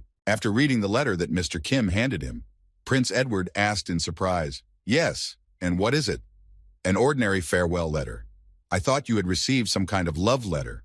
Hearing the prince's dissatisfaction, Mr. Kim said in embarrassment, "The content is fine, but the problem is different. If you think about the timing of this letter." Immediately afterward, Mr. Kim added in embarrassment, "She left this letter long before I knew about the uprising, even though I was one of the first to be informed about it." Hearing such words from Mr. Kim, Prince Edward suddenly realized what was being said and asked in confusion, "Then it turns out that the church state has real-time information transfer capabilities." Looking at the letter the girl had left, Prince Edward added anxiously, "Is it really so? Indeed, now this letter sounds like a proof of the words." Prince Edward took the letter away from his face and said in confusion, "Surely this could be the very divine punishment. When the ruling class goes against its duties to govern the people and lead its country to prosperity, then the goddess takes away the power from him and his representatives and sends them a punishment that should correspond to the severity of the crime." Immediately afterward, Prince Edward said to his friend, "Brother, you also remember, right?" Mr. Kim replied uncertainly, "Do you mean those forgotten installations mentioned somewhere in chapter 12? Yes, I think it was something like that." When Prince Edward heard Mr. Kim confirm what he had heard from the goddess about the general rules of the world, he said, "But you and I both know that this is not how the goddess appears." Thinking about his words, Prince Edward added, "She is simply a system that has constructed this world. I will never believe that she personally interferes in people's affairs." Thinking about these words, Mr. Kim said thoughtfully, "That is also true." Immediately afterward, Prince Edward crumpled up a piece of paper and added angrily, "That is why divine punishment is not the work of a goddess but of the church state. Only they possess the power, resources, and skill necessary for this." Clutching his head, Prince Edward said in frustration, "But I have just suppressed the power of Julio Adventuras, and now the church state. Oh shit." Hearing these words from his friend, Mr. Kim thought, if they really have such power, then the enemy is not weak, but a clash with the church state cannot be prevented. Immediately afterwards, Mr. Kim looked at his friend and continued his thoughts. "And all this is because this guy," recalling the main reason Mr. Kim was helping the prince, he added, "He has to send me to Earth with the help of the sacrificial altar in the dungeon of the main temple." Immediately after his thoughts, Mr. Kim asked Prince Edward, "Brother, will we be able to resist them?" To which he replied disappointedly, "To be honest, it will be too much work." Hearing these words from his friend, Mr. Kim folded his hands in front of him and plunged into his thoughts. After a while, the boy said thoughtfully, "By the way, as I said before, I now have the ability to reproduce the memories of other creatures." Immediately after that, Mr. Kim looked at his friend with a menacing glare and said irritably, "And in your head, you have all the knowledge received from the goddess. Do you understand what I'm saying?" Hearing these words from Mr. Kim, Prince Edward swallowed hard and answered frightened, "Yes, I understand perfectly well." Seeing that his friend was seriously nervous, Mr. Kim said confidently, "But be calm. As long as you don't break your promises, I won't even think about it." Hearing these words from his friend, Prince Edward replied nervously, "I also had no thoughts of going to betray you. I understand perfectly well what would happen if I betrayed you." Continuing his journey in the carriage, Prince Edward also added, "And by the way, at this time, I was also not idle." After some time, the carriage finally arrived at the right place, and then Prince Edward said joyfully, "Allow me to introduce you. Mr. Kim, welcome to the Royal Mechanics Research Center." When Mr. Kim left the carriage, he had a beautiful view of a giant building that was being completed. It was all recently built thanks to Prince Edward. Walking forward to give his friend a tour, Prince Edward said, "All this time here, we've been studying the various demon realm technologies." Hearing this from his friend, Mr. Kim pointed to his left and said, "Then this place must be of great value. You can't tell from the terrible defense." Not understanding what Mr. Kim meant, Prince Edward looked directly at the place he was pointing to and noticed soldiers clustered in one place. A guard stood in front of the entrance to the laboratory, forbidding the passage of strangers, saying, "This is a secret facility of the Grand Continent Kingdom. You must have the permission of His Highness the Prince to enter." Hearing these words, the offended men in armor replied, "That's just it. Isn't the reason why we are not allowed in the development of new technologies?" After one of the guests expressed his guess, another stood up and exclaimed, "Then you should let us in all the more as masters of mechanics, shouldn't you? Huh?" When Prince Edward saw the uninvited guests again swinging their license in front of the entrance, he said irritably, Those damned bearded dwarfs. Approaching the guests who were trying to get inside, Prince Edward said in a mocking tone, "Well, if it isn't the gentleman from the Republic of Evermain." Hearing a familiar voice, the protesting dwarf said, "Oh, a prince." Trying to restrain his negative emotions, Prince Edward said joyfully, "By what fate have you come to this place?" Hearing the name of the place from which these short people came, Mr. Kim thought, "The Republic of Evermain? Isn't that like the land of the dwarves? But the dwarves would be a little shorter, right? One of the prerequisites for my return to Earth is the head of the dwarf king." After these memories, which he received thanks to Manticore, Mr. Kim thought in awe, "Yet, with the memories of my fellow human being, it has become much easier." When one of the dwarves saw Prince Edward, he said thoughtfully, "It's been a long time, Prince of Men. This one in gold foil doesn't understand words at all. You will let us in, won't you?" When Prince Edward heard these words from the dwarves, he said nervously, "Ha ha, the guards are just doing their job. Why don't you come down before you get permission?" Hearing the Prince of Men's suggestion, one of the dwarfs reached for the button behind his neck and said thoughtfully, "Ah, yes, it would be worthwhile. Humans pay too much attention to their manners." Immediately after that, the dwarf's armor opened, and out popped a small man who was much smaller than his costume. Immediately after he left his armor, he shouted menacingly to his comrades, "Hey, everyone down!" The next moment, all the dwarves present left their armor and stood on their feet in front of the prince. And then the leader of the gang said, "Are you satisfied now?" When Mr. Kim saw what had just happened to the dwarves, he was amazed. So it turns out that, to think of it, they are real furs, and they use them as a carriage. The technology of this world is also on top. As soon as the dwarves left their mech robots, Prince Edward said happily, "Yes, I will show you inside. Guards!" Folding his arms in front of him, the head of the dwarf team said thoughtfully, "As expected, the Prince of Men can be negotiated with." The next moment, the prince's guards arrived and tied up all the dwarves present so that they could not escape or get out. This turned out to be a trick to lure them out of the mech robots. When the guards took the dwarves to the prison, one of them shouted out in anger, "You deceived us, Prince of Men!" To which he replied, "How did I deceive you? Didn't you say you wanted to see the research facility?" Prince Edward then smiled ominously and added, "The prison certainly counts as one." As Mr. Kim followed the prince inside the research facility, he asked in surprise, "Who are they?"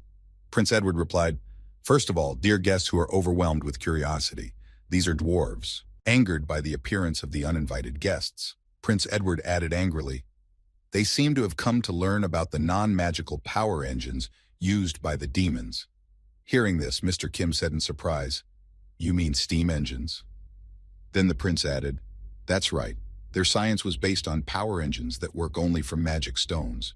After explaining the development in this world, Prince Edward approached the door and said, "Since these annoying bearded men are no longer disturbing us, let us enter." After that, the door opened to the building where the steam locomotives were located and where the steam engines were tested. Noticing how much development had taken place here, Mr. Kim said in surprise, "Wow, it's almost possible to use them in practice here." Hearing the surprise in his friend's words, Prince Edward pointed to himself and added happily, "Of course, because behind all the chi is a person who has knowledge of the earth. Although this is not my specialty, I have been given something." Hearing what his friend had just said, Mr. Kim was surprised to think, so he was just talking about the goddess. Moving on to a room that was far away from the main workflow, Prince Edward happily announced, "But that's not why I brought you here." When the elevator doors opened, Prince Edward and Mr. Kim entered the elevator and then headed down to the secret facility. While they were riding in the elevator, Prince Edward suddenly asked his friend, "Brother, how many people in this world do you think worship the Church of the Goddess?" After standing in silence for a few seconds, without waiting for an answer, Mr. Prince Edward said thoughtfully, "It seems to me that almost everyone." As soon as Prince Edward said this, the elevator arrived at the right floor, the doors opened, and the prince spoke. "So, if we go to war against the church state, everyone in the court who believes in the goddess will become traitors and will go over to their side." Noticing the army created by Prince Edward, Mr. Kim said in surprise, "Is that why you created them?" The boys saw a whole picture of an army of clones who were supposed to obey Prince Edward. After demonstrating his creation, the prince answered, "Exactly." Looking at the possessed, who were locked deep underground and could not resist the prince's orders, Edward said, "To be sure, I did not make them." As Prince Edward walked among the zombies, he thought of his father and said joyfully, "This is the creation of that crazy old man. the last king of the Grand Continent. After that, Prince Edward asked his friend, "Brother, do you know what this is? Leucochloridium paradoxical?" Hearing this, Mr. Kim replied, "Of course I do. You mean a parasitic worm that lives mostly in snails. It seizes control of the snail's body to make the victim easy prey for predators and thus move into the predator's body." Hearing his friend's high level of knowledge on the subject, Prince Edward added, "This world has a version of this parasite for primates. At first they parasitized monkeys, but the old man transformed them, giving them the ability to parasitize humans." With that, Mr. Kim also followed his friend through the rows of parasite-infested people, examining each one. After looking at a large number of possessed people who looked similar and resembled each other, Mr. Kim thought, it's almost the same as the parasite I ate." Noticing the resemblance of these people to those captured by Faraz de Clatnalord, Mr. Kim added thoughtfully, "Perhaps that fellow was a type of them." Looking at his mighty army of zombies, Prince Edward said happily, "This zombie technology will remove all possibilities of treachery. The old man has literally laid a bloody path before me." After that, Prince Edward touched one of the parasite-possessed people and said, "But wouldn't it be rather foolish if I didn't use them? Although there are still some minor flaws." When the zombie leaned back from the sudden interaction on himself, Prince Edward added, "However, I plan to refine them as I continue my research." After his words, Prince Edward looked at his zombie army and said happily, "Besides, this time I got a lot of experimental material. All the adventurers who participated in the uprising were ordered to be captured alive. Bugaga." After saying these words, Prince Edward did not stop looking at his zombie army and continued in an ominous voice, "A person can change, thanks to a strong leader and the elite he chooses." And so, a day passed after Mr. Kim and Prince Edward had reviewed the entire zombie army that would take part in the battle against the church state. Prince Edward arrived at the prison and ordered the dwarves out of the room, after which he freed them from the ropes, giving them complete freedom of action. When the dwarves were released, Prince Edward said, "Generally speaking, this is not allowed, but since you are dear guests, I will give you a special tour of the outer area of the center." Prince Edward then looked back at his guests and added nervously, "Do not go inside under any circumstances, not even by mistake." After warning his guests about the main prohibition, the Prince of the Grand Duchy of the Grand Continent also added, "And if you violate this prohibition, then we will be forced to detain you again." Immediately after these words, the dwarves looked at each other, and the next moment one of them rushed to him, hugging him tightly, and exclaimed guiltily, "Forgive us, Prince of Men." While one was holding the prince to keep him from escaping, and the other was watching to make sure he didn't run away, the third dwarf suddenly ran to the door, exclaiming, "Hurry, now is the best time." Heading for the workshop where the steam engines were being made, one of the dwarves who had rushed to break the ban nervously exclaimed, "You can keep us in prison as long as you want, but we cannot restrain our curiosity." Immediately after these words, the dwarf threw open the door to the workshop where Prince Edward's secret development was located, namely steam engines that were not powered by a magic crystal. Noticing something he had never seen before, the dwarf said nervously, I can't believe my eyes." The next moment, the dwarf saw a beautiful view of a workshop where steam engines powered by heat and compressed water vapor were being assembled and tested. Seeing such technology, the dwarf exclaimed with joy, "This is fantastic! This is fantastic!" The next moment, Prince Edward, who was standing right behind the dwarf, appeared and spoke in a threatening tone. "You did break your promise, and you saw it all." Looking back, the dwarf saw that his two comrades were already lying unconscious on the ground, and he nervously exclaimed, "Wait, we are to blame, but please listen to me." The next moment, the dwarf fell to his knees and bowed his head to the ground, humbly begging, "You can imprison me for as long as you want. Do whatever you want, just let me participate in the research." Dripping with cold sweat as he waited for an answer, Dwarf added, "This is the mother energy that does not use magic stones, which we have been searching for so long." Listening to these pitiful pleas, which he was already tired of, Prince Edward gritted his teeth in frustration and exhaled heavily when he heard, "Please, please let us." Resigned to being begged for a favor, Prince Edward said, "Your seriousness leaves me no choice. I will include you in the discussion of relevant technologies at the talks next month, so get off your knees." Rising from his knees, the dwarf grabbed the prince's hand and nervously began to thank him, saying, Thank you very much. I am so grateful for this opportunity." Seeing that they had indeed fallen for his provocation, Prince Edward gloated, "Obsessed with the steam engine, you will never know what is underneath, until the very moment your king loses his head from his shoulders." Meanwhile, somewhere in the former demon's domain, a search party of the Grand Continent Kingdom was conducting their research and excavations. Suddenly, one of the researchers noticed something strange sticking out of the ruins in the ground, over which the castle of the Demon King used to tower. As he turned the stones from under his feet, one of the researchers saw a lever on the ground and said in amazement, "What can a lever do in such a place?" And immediately after that, according to all the laws of thoughtless acts, the researcher immediately decided to pull it to see what would happen if I did that. Immediately after this foolish act, the ground began to shake violently. Feeling the tremors underfoot, one of the researchers exclaimed in confusion, "Is this an earthquake?" Immediately after the earthquake began, the ground began to part to reveal the passage to the dungeon. Noticing this, the uninformed researchers exclaimed in fright, "The earth is splitting." As the ground parted, a huge structure that had been in the vault until then rose up from below. A few minutes later, a huge building, which was constructed using fairly new technologies, emerged from the ground and was inspected by researchers. The same earthquake was also felt by the demons who were not far from the place where the people were conducting the research. Feeling the ground shaking under their feet, one of them said in confusion, "What's going on?" At the same time, somewhere in the royal palace of Grand Continent, Prince Edward was talking to his friend and said, "First of all, I am going to unite the divided human countries." When Mr. Kim heard this idea from his friend, he was surprised. Unite human lands? Does it make sense to take on such a difficult task?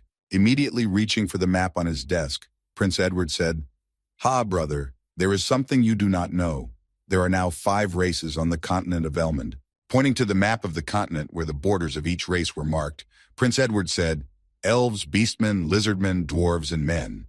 Imagining a picture in his mind where everyone is confronting demons, the prince continued his story. From the very beginning, all nations united to resist the demon race. Then the picture in his mind changed a bit when he realized the current situation and added, "But now that the Demon King is dead, we no longer have anything to unite us." After that, the prince gestured to a map of the continent and added, "In the near future, everyone will begin to build up their power by fighting for power. The problem is that all the other races are represented by one single country, while people are scattered in many different ones." Prince Edward then looked up at Mr. Kim and said, "To bring you to Earth, we need to cut off the heads of the leaders of other races." After explaining his primary intention, the prince added, "Despite the fact that we have already built up quite a large army, it will still not be enough to start a war." After that, Prince Edward pointed to one of the territories on the map and said confidently, "First of all, we will seize the demon's domain.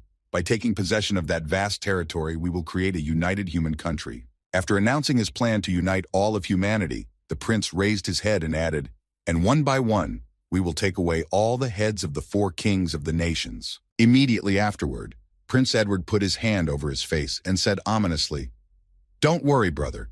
This world will soon be mine anyway. Everything is going as I expected. There are no mistakes in my plans, unless the ancient war machines suddenly come out of nowhere."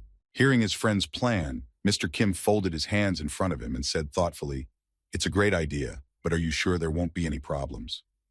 Hearing this, the prince asked in surprise, "With what?" Immediately after the prince's question, Mr. Kim slyly said, "Usually when a thief aiming for world domination voices his plans out loud, important information is received at the same time that destroys his plans." Hearing these words from his friend, Prince Edward laughed out loud, saying, "Brother, have you read something new? Do you dream of becoming a writer in the future?" Wiping away his tears of laughter, Prince Edward added happily, "I have already told you that I have received from the goddess knowledge that will be useful to me in the future." Immediately after these words, Prince Edward leaned over the table and said confidently, "There will be no mistakes in my plan, and I repeat, no way. Leave unnecessary worries." Immediately after these words, one of Prince Edward's subjects flew into the room and exclaimed in a frightened voice, "Your Highness, things are bad." Hearing the embarrassed voice of his subject, Prince Edward asked in surprise, "Come on, tell me what is so urgent." Having received permission to report, the royal assassin said nervously, "The search party discovered ancient ruins in the demon's domain. They are completely preserved. They pose a great threat, and the largest in history." Hearing the report from his royal assassin, Prince Edward said in confusion, "What? It can't be. How can it be?" Immediately after the prince heard the report, Mr. Kim added happily, "Well, here we are. The ruins of an ancient civilization that have been completely preserved to this day." Immediately afterward, Prince Edward rose from his seat and confidently exclaimed to his subject, Not so bad. Send the royal assassins to conquer the ruins. We can't let anyone take them before us. No way." Hearing these words from his comrade, Mr. Kim was shocked. "No way, you say?" Hearing Prince Edward's order, the royal assassin nervously said, "Oh, that one. How do I put it?" The remnants of the defeated demons were the first to enter the ruins. When the prince heard this report from his subject, he said anxiously, "It is not a big deal. It is easy to deal with the remains. Their knowledge is not enough to take advantage of the ruins anyway." Hearing a bit of self-confidence in his prince's words, the royal assassin added nervously, "Oh, that one. Also, it seems that their leader is an archaeologist." After these words, the prince's subject added, driving Edward into more and more terror with each passing second, saying, "They have already restored the ruins, but many more demons have come out than originally entered." After listening to the royal assassin's report about the threat of the ruins that had already been taken over by demons, Mr. Kim mockingly said, "Your words about no way have lost their power." Having fully understood the situation, and having listened to his friend's mockery, Prince Edward dropped his cup of tea and exclaimed in anger, "Oh, shit. What do you propose to do now?" After that moment, the prince just froze in place, and at his feet was a broken cup with hot drink spilling out and slowly spreading across the floor. The prince's eyes showed mixed feelings of dissatisfaction, horror, and disappointment. He just stood there in silence, wondering what to do in this situation. After some thought, the prince decided to play his trump card and immediately turned to Mr. Kim with a request. Listen, brother, I have one request for you." Hearing these words from his friend, Mr. Kim sighed heavily, but only laughed, guessing what Prince Edward was referring to. Throwing his hand behind his head, the prince spoke to his powerful friend in embarrassment. Now it will be easy for you, right? Ha ha ha. Can you do it?" Looking at the stupid face of Prince Edward, who was trying to persuade him to do the job, Mr. Kim thought in displeasure, "What an asshole. Maybe it would be better to just eat him." After persuading Mr. Kim to deal with the problem, Prince Edward clenched his hand into a fist and thought angrily, "Damn this cursed goddess, her words were wrong. Why didn't she warn me about such an important factor?" The prince received from the goddess knowledge that will be useful in the future. So it is also true that the list does not include knowledge that will not be useful. It was not the goddess's fault.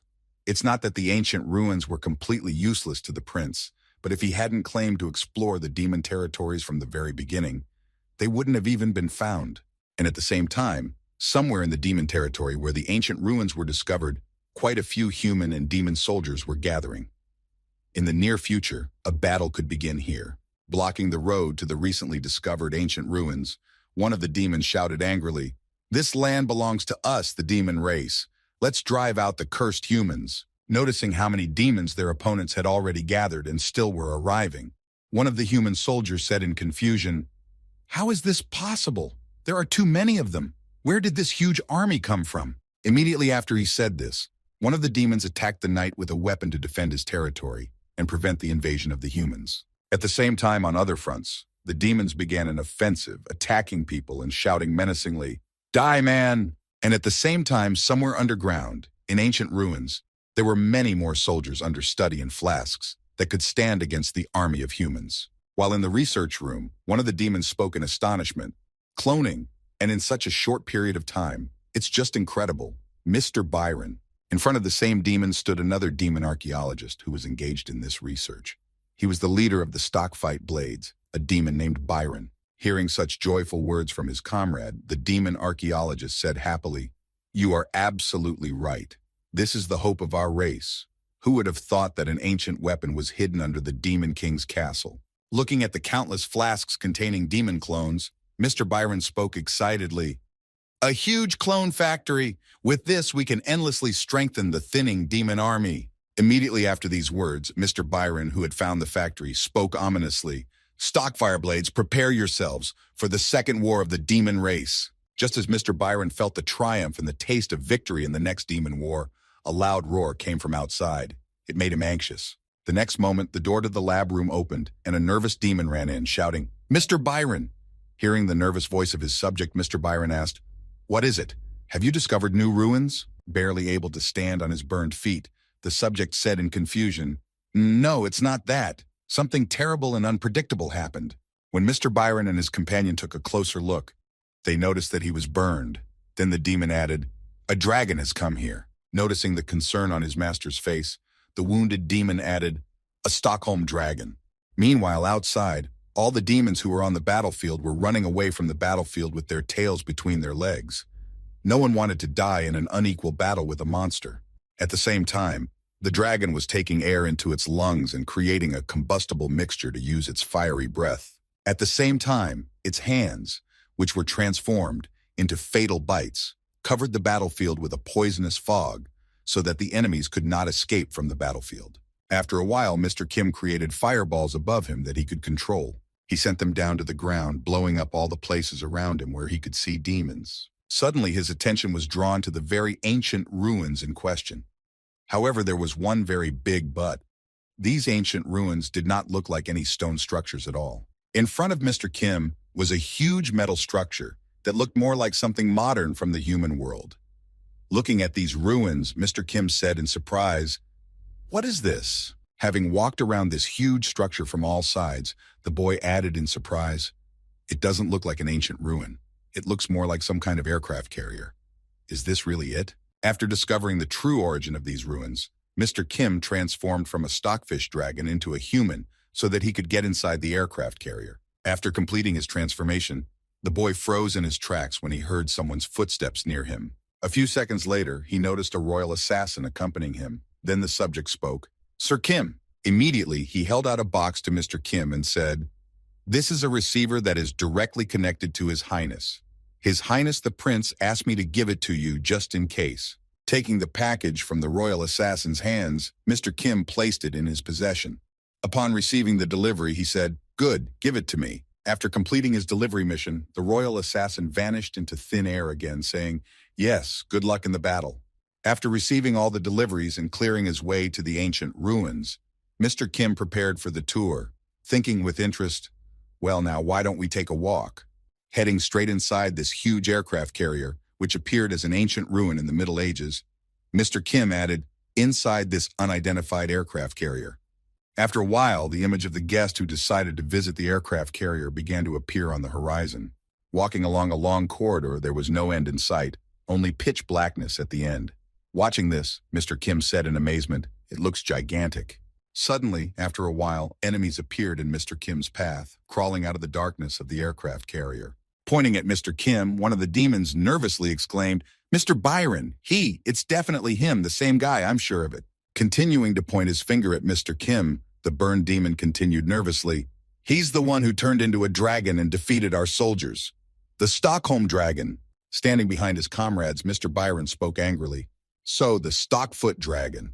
Suddenly changing his calm demeanor, Mr. Byron began to radiate anger and hatred. His eyes glowed red, and he spoke ominously, "So you're the Stockingfoot dragon." After saying this, Mr. Byron added, "The sworn enemy of the entire demon race." Before he could finish, his speech was interrupted by a sudden attack. Mr. Byron felt something unexplainable, and before he could even react, he was already in the air. Mr. Kim grabbed him by the leg with his tail and suspended him above. When the other demons saw this, they shouted in alarm, "Mr. Byron!" Looking at the demons who had come to meet him in a strange place, Mr. Kim said happily, "I was beginning to think that I would have to wander here for a long time, but I was so lucky." After licking his lips deliciously, the boy added in an ominous voice, "The guide came to meet me in person. How beautifully everything is working out." Having eaten the main demon, who had enough information, Mr. Kim simply finished off the rest of them as they were useless, and then calmly walked on among the decapitated corpses. Walking forward, the boy licked his lips after a tasty snack and began to read Mr. Byron's memoirs, thinking, "Well, the time has come to look into his memory.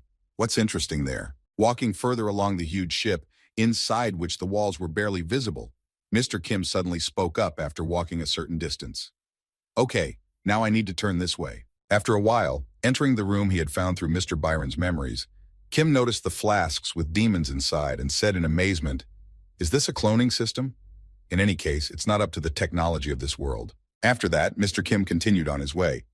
On his way, he noticed a closed door that separated him from something interesting. He tried to open it, but failed. With a little more effort, the door opened, but it was no longer functional.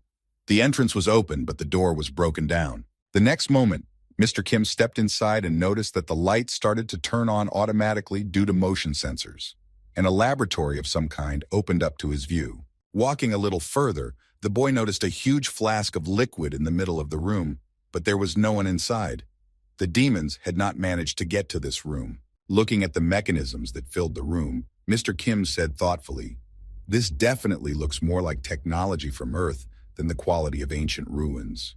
Taking a few more steps around the room to get a better look, Mr. Kim noticed a huge computer that was probably the command center. This computer had an authorization system on it to prevent unauthorized users from logging in and causing damage. Noticing the inscription with the login and password window, Mr. Kim said in surprise, "English?" Wondering how he could properly log in, Mr. Kim began to recall the basic accounts used in his country and said thoughtfully, "Login and password, so..." After entering admin in the login bar and 1Q2W3E4R_ in the password bar to log in, Mr. Kim added thoughtfully, "These or what?" Using the standard Korean password on Army computers, Mr. Kim saw that he was denied access and said in frustration, "Access denied? So not these. Isn't it like in the Army here?" The next moment, for some reason, the boy remembered his experience from his past life and said slyly, "I once had an experience where I ate a guy on the ground who boasted of being a hacker. I never thought I would use it in this world." Immediately after that, Mr. Kim began to find a username and password to log into this military computer on the aircraft carrier. At this rate, several hours of attempts had already passed. After several hours of hard work, Mr. Kim finally managed to find the right characters to log in. Taking his hands off the keyboard, he breathed a sigh of relief and said, "It's finally done." As soon as the correct username and password were entered into the computer, it immediately started up, and a few minutes later the computer said, "Access granted. Welcome, Mr. Senator Wilson Phillips." Looking at the computer he had finally managed to access, Mr. Kim thought nervously, "Somehow I broke in. There were too many combinations. At some point I was just lucky." Having examined the computer completely, the boy added thoughtfully, "It was much harder than I expected, even with the brains of a professional hacker. This thing is definitely from the Earth. Besides, it came from the 50-year future. This machine, which Mr. Kim got inside after killing all the demons and then hacking into the system, was an aircraft carrier with technology from 2072. After reading the date of manufacture of this ship, Mr. Kim thought, given the availability of such military equipment, even 50 years later, all is not well on Earth. Anyway, it does not belong to the knowledge that the prince will need in the future. This means that I won't need it when I return to Earth either." Immediately afterwards, Mr. Kim's eyes glowed red, and he spoke menacingly, "I will destroy it." Mr. Kim then went back to his keyboard to run a self-destruct program that would deactivate the carrier's capabilities. After some time of writing commands, the carrier reported, "Self-destruct command confirmed. The USS Cold Shiv self-destruct process will begin in 15 minutes. The ship added a message after that, but the voice was static. "All crew members to abandon ship, following emergency instructions. Beep, beep, beep." Hearing the intermittent signals, Mr. Kim said in surprise, "Really? Did it break down?" Waving his hand after saying that, Mr. Kim said joyfully, "There is one effective method in Korea that always works to repair a broken appliance." After that, the boy hit the computer system unit with all his might and shouted, "Hit it as hard as you can to make it work." Immediately after that, sirens started blaring in the ship's hold, and the red light came on. It seems that Mr. Kim overdid it and broke something. The next moment, a message was broadcast on the ship. "Attention, attention. Cellular reaction of the Legion of the First Class has been detected. All processes are now suspended, and the reaction zone is being eliminated. From now on, all rights to control the ship have been transferred to the main AI." Hearing this, Mr. Kim said nervously, "What? Why is it him?" The next moment, the ship added one last thing before starting to eliminate the alien bodies from itself. "May good luck be with you." The next moment, there was an explosion that blew up the carrier and was supposed to destroy all the intruders who had entered. This explosion threw Mr. Kim quite a distance, but thanks to the cover of his body, he was not seriously injured, and thanks to his troll ability, he quickly regenerated. Rising from the ground, the boy who had lost consciousness during the explosion, moaning heavily, said, "What the hell just happened?" Looking around after saying this, Mr. Kim noticed a huge crater around him that had been left by the explosion. As he was putting his clothes back on, Mr. Kim thought, "It doesn't look like a self-destruct algorithm has started. Self-destruction of such a hulk would not have been limited to one small explosion." After that, The boy heard a strange rustling near him and turned his head in that direction to see what had happened. Somewhere in the bushes, the boy noticed the same aircraft carrier that had been moving away from him, hiding in the vegetation. The next moment, Mr. Kim immediately reached for his radio transmitter to give Prince Edward the latest news. When the device was pulled out of the magic pouch, Mr. Kim pressed a button to turn on the radio and communicate with Prince Edward. As soon as the connection was established, Mr. Kim heard Prince Edward's voice coming through the receiver. "What's up, bro? What's going on with the ruins? Tell me you did, I beg you." Not receiving an answer to his questions for several seconds, Prince Edward added nervously, "What's the matter? Why are you silent? Are you sure the receiver is connected?"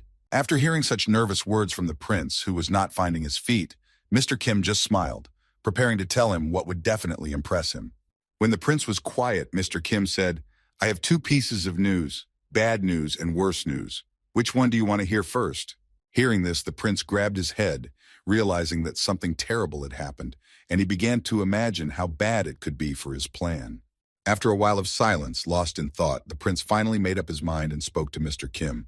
"Then go ahead and start with the bad news. I'm listening." When Mr. Kim heard his friend's wish, he confidently said, "The destruction of the ancient ruins has failed miserably." Hearing this, the prince nervously shouted into the radio, "What do you mean?" Mr. Kim then explained to him, "First of all, those ruins turned out to be a ship, not a building. And moreover, this ship is capable of moving on land." When the prince heard this, he was surprised. "A ship?" Immediately after hearing this news, Prince Edward nervously asked, "Well, what's next? What happened to that cursed ship that escaped from you by land?" Hearing Prince Edward's question, Mr. Kim, who was just recovering from the explosion, gritted his teeth and spoke heavily.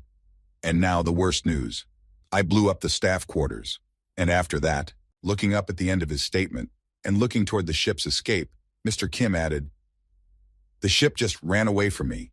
I only saw a piece of it disappear." Then, looking nervously at the direction the ship had run, Mr. Kim added, "It ran away by sea." After hearing the full report from Mr. Kim about what exactly happened to those ancient ruins he had discovered, the prince exclaimed in confusion, "What did you say?" Immediately after the prince questioned him on the impression, Mr. Kim nervously repeated himself, "That the ruins have fled from me by sea." With gritted teeth and hundreds of nerve cells destroyed, Prince Edward finally accepted it and asked, "Okay, bro, do you have any more bad news? Or is that the end of your report?" Recalling everything he had done and seen in detail, Mr. Kim said, "The ruins were not a building, but a ship. Moreover, it was an aircraft carrier that was built on the ground in the year, and it had cloning equipment on board. Apparently, it belonged to the U.S. Army." Hearing what Mr. Kim had just told him, the prince immediately calmed down and said in confusion, "Wait, what did you just say? An American ship?" The next moment, the prince's mood immediately changed. He beamed with happiness and said to Mr. Kim, "Wait a minute, this is just wonderful." Expressing his joy in honor of the good find, Prince Edward said, "Brother, the ancient ruins were a danger precisely because we did not know their origin. But now that we've found out exactly what they are, we can only breathe a sigh of relief." After learning what exactly those ancient ruins were, the prince added thoughtfully, "It is most likely the USS Cold Shiv. I'm more than sure of that, if it's about cloning." Hearing this information, Mr. Kim said in surprise, "How can you be so sure?" With a sly smile, the prince told Mr. Kim over the radio, "Well, it's because Project Overdread was a White Veil affair, and I was on their staff. The Overdread project was a typical conspiracy theory that spread all over the internet, just like the ridiculous rumors." Watching this, the developer of this, looking at what was happening, said happily, "Boogaloo, look at the way they're behaving." The essence of this project was to mobilize all technical specialists and create a weapon that went beyond the limits of what was possible. For the sake of the strongest country, America, to be able to rule the world. Watching everyone fall for the cheap provocation, the author said smugly, "They call it a masterpiece of art. Stupid idiots." The conspiracy theory sounded very ridiculous, and there was almost no one who believed in it. A few seconds later, Prince Edward said a few more words when the volume of the receiver dropped, "And this, to tell you the truth." After that, the only sound coming from the receiver was a hiss and a crackle. A second later, the radio simply broke down. There was a loud squeak. Sparks flew from the mechanism, and it broke completely. Noticing that the connection with the prince had been interrupted, the royal assassin who appeared behind him reported, It seems that the receiver has reached its expiration date. Reaching out to take the broken radio, the royal assassin added, I have prepared a place nearby for our troops to regroup. There's a hologram projection set up there, so use it. Hearing these words from his assistant, Mr. Kim asked on the way to the regrouping place, Where did you disappear to if you just appeared? To which the royal assassin replied, Well, that thing looked pretty dangerous. After a while, Mr. Kim noticed the Grand Continental's troops in front of him, which were stationed on the former lands of the demon race. When he was told which tent housed the holographic projection, he immediately went inside. Once inside, Mr. Kim saw that the hologram of the prince was already waiting for his arrival to continue their conversation. Closing the entrance to the tent behind him, Mr. Kim folded his hands in front of him and said, Tell me about the Overdread project. Hearing this, the prince replied, Well, I'll get right to the point. Starting his story from the middle, leaving out unnecessary details, the prince said, In short, part of the absurd Overdread project is still true. Immediately after this announcement, Prince Edward thought about it and added, However, the landing craft with cloning pods on board was only at the drawing stage. Apparently, with the technology of the 50-year future, they managed to make it a reality. Hearing these words from his friend, Mr. Kim thoughtfully asked, In that case, this ship, the USS Cold Ship, must be very familiar to you. He replied, Only its initial drawing. I'm not sure I know much about its current state. Immediately after that, Prince Edward imagined the work of this aircraft carrier in his mind and said, However, according to the plans, the USS Cold Ship should be equipped with its own resource extraction station. That is, it should be able to maintain autonomous operation and carry out self-repair. And also, as you have personally seen, it has the ability to create a cloned army and has its own aircraft assembly line. Immediately after these words, Prince Edward spoke nervously. In other words, if this bad guy finds an ore vein at the bottom of the sea, then we're in for a rough ride. Hearing this, Mr. Kim wanted to know something else and asked, I see. Oh, and one more thing. What does the phrase cellular reaction is legion mean to you? Hearing his friend's question, Prince Edward said nervously, Legion. Immediately afterwards, he began his long story to tell in detail what the Legion was. March of 18, a police officer in Georgia learns of a man's double life. He seemed to be just an ordinary, slightly cold but exemplary family man. But behind that mask was the boss of a notorious criminal organization. It is not known for certain how it happened, but one day he was spotted in the middle of the city, entering a dark, lonely street. At that very moment, it became clear that he was capable of a high-class artificial transformation that completely changed the contours of his face and even the structure of his skeleton. And that's why no one could have guessed that two such different personalities could be one and the same person, if not for this incident. How did it happen? It's very simple. In the same alley where the man was changing his appearance, a passerby filmed it all on camera and posted it on the internet. He was the first, and before him, there were no people who could accidentally film him using this ability on their phones. And after that, the White Veil gave him the name Doppelganger. A little later, a large-scale operation was organized to catch him. The day after the decision was made on the methods of catching this doppelganger, armed military personnel arrived at his house, where his family lived. The White Veil managed to capture Doppelganger's second son. Although his first child and his wife died during the operation, it did not matter, as they were not carriers of Doppelganger's abilities. But in his second son, unusual cells were found. Since they allowed the owner to have many faces, they were called Legion, miracle cells that could change into anything with certain stimulation. And at the same time, the White Veil was developing the plan to create a super soldier, and the Legion cells helped to advance this research to a great extent. After that, the White Veil's next goal was to capture the original Legion host. And at the very moment when the military thought that they had cornered Doppelganger into a dead end, that they had him captured, their plan turned into a living hell for them. Then Doppelganger turned into a huge monster and simply tore apart all those present who had come to capture him. After telling this story to his friend, Prince Edward added, And that is why the cells of the Legion are your own cells. Hearing this, Mr. Kim asked in surprise, Wait, but the White Veil didn't manage to capture me. You must be talking about your second son's cells. Hearing such a guess from his friend, Prince Edward added, Absolutely right. By the way, for the record, your son is fine. He was adopted by an army commander, and apart from monthly medical checkups, he lives a free life. Hearing about his son's fate and the source of the Legion cells, Mr. Kim said thoughtfully, So that's how it is. Hearing this, the prince nervously asked, Are you okay? Immediately afterward, Mr. Kim replied, I killed everyone who participated in that operation. And besides, didn't you say he was living a free life? Repeating all the words of the prince that he had heard, Mr. Kim also added, and then he inherited the genes, but not the ability. He is my son, but not my tribesman. Hearing these words from Mr. Kim, Prince Edward thought, not the reaction I expected. Nevertheless, even for this monster, family played an important role. For him, it was the last link that allowed him to remain human. Recalling how callous Mr. Kim can sometimes be, Prince Edward thought, it was after the incident when he lost his family that all the human in him disappeared.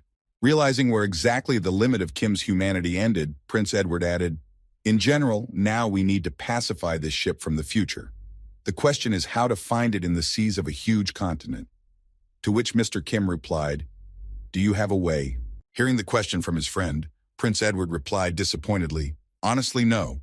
There are no satellites or radars in this world. Immediately afterwards, the prince decided to ask Mr. Kim if he had any target tracking capabilities, and nervously asked, brother, maybe you have one. After these words, Mr. Kim sighed heavily, because he already realized where the conversation was headed.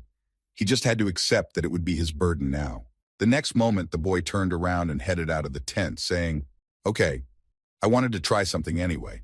When I find it, I'll be sure to contact you. As Prince Edward watched Mr. Kim go off in search of the runaway ship, he said anxiously, I must prove my worth as soon as possible. And then, Mr. Kim's red eyes appeared in his mind, giving him a chilling, goosebump-inducing vision. In a frightened state, the prince added, otherwise, this monster could eat me at any moment. Leaving the tent, Mr. Kim turned into a dragon to get to the sea as quickly as possible and begin his search. He arrived in the port city of Stockholm. He flew up to one of the walls from which he could conduct surveillance and hovered in the air. After that, he began his transformation back into a human. After completing it, Mr. Kim flew down and landed right on the observation wall. The next moment, he walked to the edge of the wall and stretched one of his hands over the water to begin the experiment. Immediately afterward, his arm began to separate from his main body. As soon as the limbs separated from the main body, Mr. Kim threw it into the sea. Once in the water, the limb made a small splash and sank to the bottom. However, everything was planned. Once in the water, the arm began to dissolve, turning into parasitic fish that Mr. Kim could control. Looking at his arm, which was rapidly growing back, the boy said, tuna with the muscles of an ogre, the bone marrow of a troll, and the scales of a dragon. It would be more accurate to call it a chimera than a fish. After that, Mr. Kim stood over the sea again and began to separate his arms so that there would be more parasites in the sea. Having completed the separation, this time 2 of his arms flew into the pond, and when they collided with the water, they created splashes and went to the bottom, simultaneously being destroyed by it.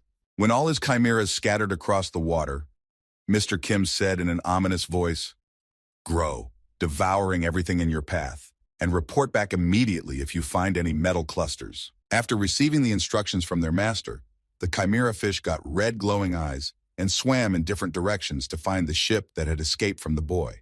2 days passed after Mr. Kim released his chimera fish into the sea. At some point, he became very bored and decided to go fishing. And at that moment, while fishing, the boy said, a few days after I released the scout fish, I could not cope with my sadness. And it was in order to somehow dispel his sadness that Mr. Kim decided to go fishing. Still, he had to wait for the signal from the scouts, and this way, he would be able to benefit from it. Catching a new fish and eating it, Mr. Kim was very happy to do so. Looking at this, I had the idea to change the title to I Become Stronger by Catching Fish. After a while, Mr. Kim heard a rather familiar voice behind him, speaking to him. Mr. Kim, I have come to see you. When Mr. Kim looked back, he saw the royal assassin staring at the space beside him, and he added, well, how's your catch? Noticing the heads of the fish not far from him, which remained after being eaten, the royal assassin said in surprise, entrails. And how did you cook the fish in such a place? The royal assassin immediately covered his nose and said, please don't tell me that this is a fish scrap. Please don't tell me that you ate fish raw. Hearing this from the royal assassin, Mr. Kim said in displeasure, okay, let's finish with your theatrics here. Tell me why you came to see me. Hearing these words from Mr. Kim, the royal assassin said, oh, I apologize. Actually, His Highness. Before he could finish speaking, he caught sight of the fishing rod in Mr. Kim's hand. Looking at it from a distance, the royal assassin exclaimed in surprise, Mr. Kim, is this what I think it is? Running up to the boy, The royal assassin began to examine the fishing rod in detail from all sides, saying in amazement, "Isn't this the legendary Conqueror of the Seas 2000, a masterpiece created 15 years ago, a one-of-a-kind fishing tackle workshop?" At that time, they were the only ones who insisted on preserving the properties of the material itself, while the rest of the best fishing tackle makers among the dwarves, all as one, focused on magic spells. Oh, the gods. It goes without saying that the ancient traditional dwarf technologies were used in the manufacture of the rod, but along with them, a technology that was only at the testing stage at the time was boldly introduced, which unexpectedly allowed for a perfect balance, thanks to which this product of the highest quality was unofficially named the Union of Tradition and New Technology, and has survived to this day in its original form. But that was not all. Mr. Kim just silently listened to what the royal assassin was telling him. But the latter did not calm down and continued.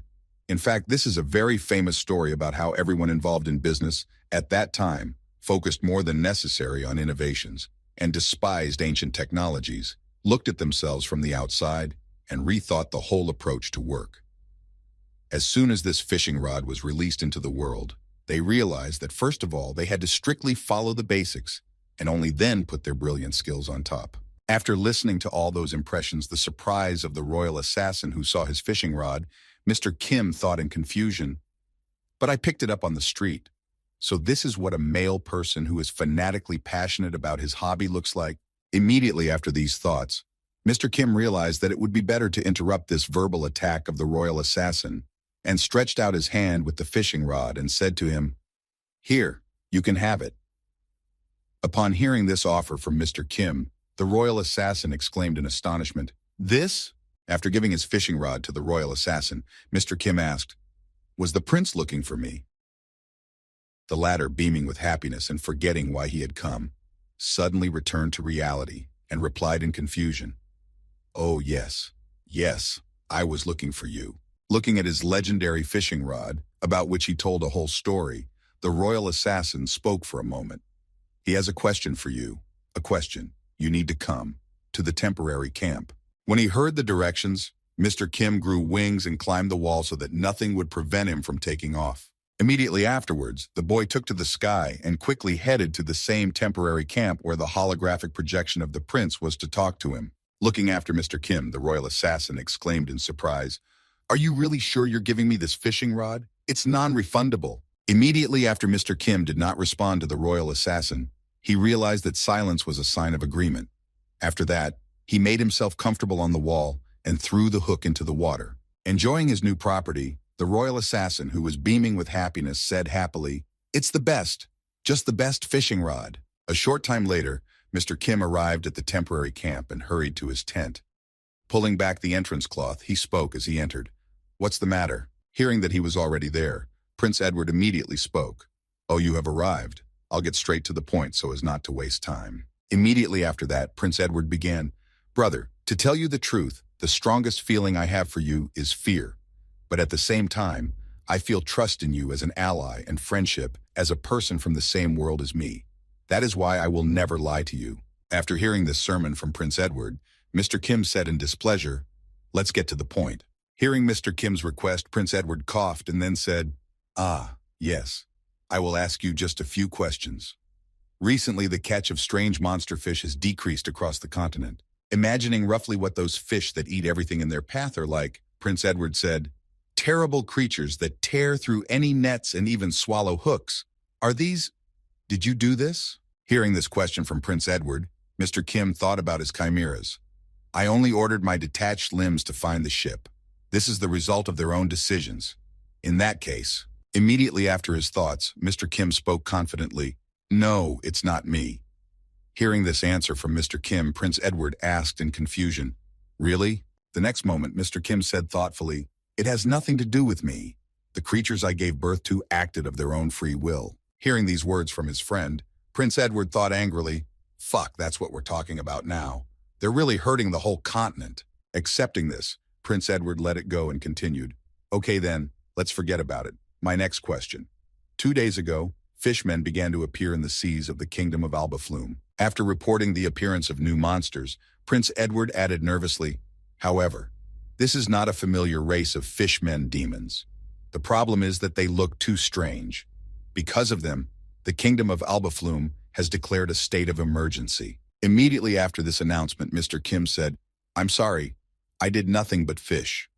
Hearing this, the prince added, "Then they must be a clone army created by the USS Coldshiv. Perhaps its purpose is to limit the movement of our ground forces before it produces deck planes." When Mr. Kim heard where the new monsters had appeared and what they were doing, he said, "Then I will send the fish to that area. After all, I created them for the sake of finding the ship." Hearing these words from his friend, Prince Edward said with gratitude, "Thank you, brother. Now I have one last question." Folding his hands in front of him, Prince Edward said in displeasure, "The royal assassin who was assigned to you suddenly applied for a paid vacation. He said that he had gotten his hands on the Conqueror of the Seas 2000. Prince Edward glared at Mr. Kim and said angrily, Did you give him that fishing rod? Come clean." Feeling the pressure on himself because of a piece of fishing line and a float that he had found on the street, Mr. Kim thought nervously, "That one and this one. A pair of boots." The next moment, Mr. Kim turned on the spot and walked out of the tent saying, "I don't know anything." Noticing that he was running away from the conversation, Prince Edward shouted after him, "Don't lie to me. Where are you going?" Noticing that he was ignoring him and simply walking on, Prince Edward nervously exclaimed, "You should have given it to me first." When no arguments worked on Mr. Kim, Prince Edward decided to shout out in the end, "I'm here toiling like a horse to put you down. No shame, no conscience." At the same time, somewhere in the middle of the sea, the same American ship USS Coldshiv was flying around. The main AI, after being disconnected from the central control of the USS Coldshiv, began to think independently, make decisions, and develop very rapidly in all areas. This all happened at the exact moment when Mr. Kim called the command center and reported, "At the moment, all processes are suspended and the liquidation of the area where the reaction was recorded has been launched. From now on, all rights to control the ship have been transferred to the main AI."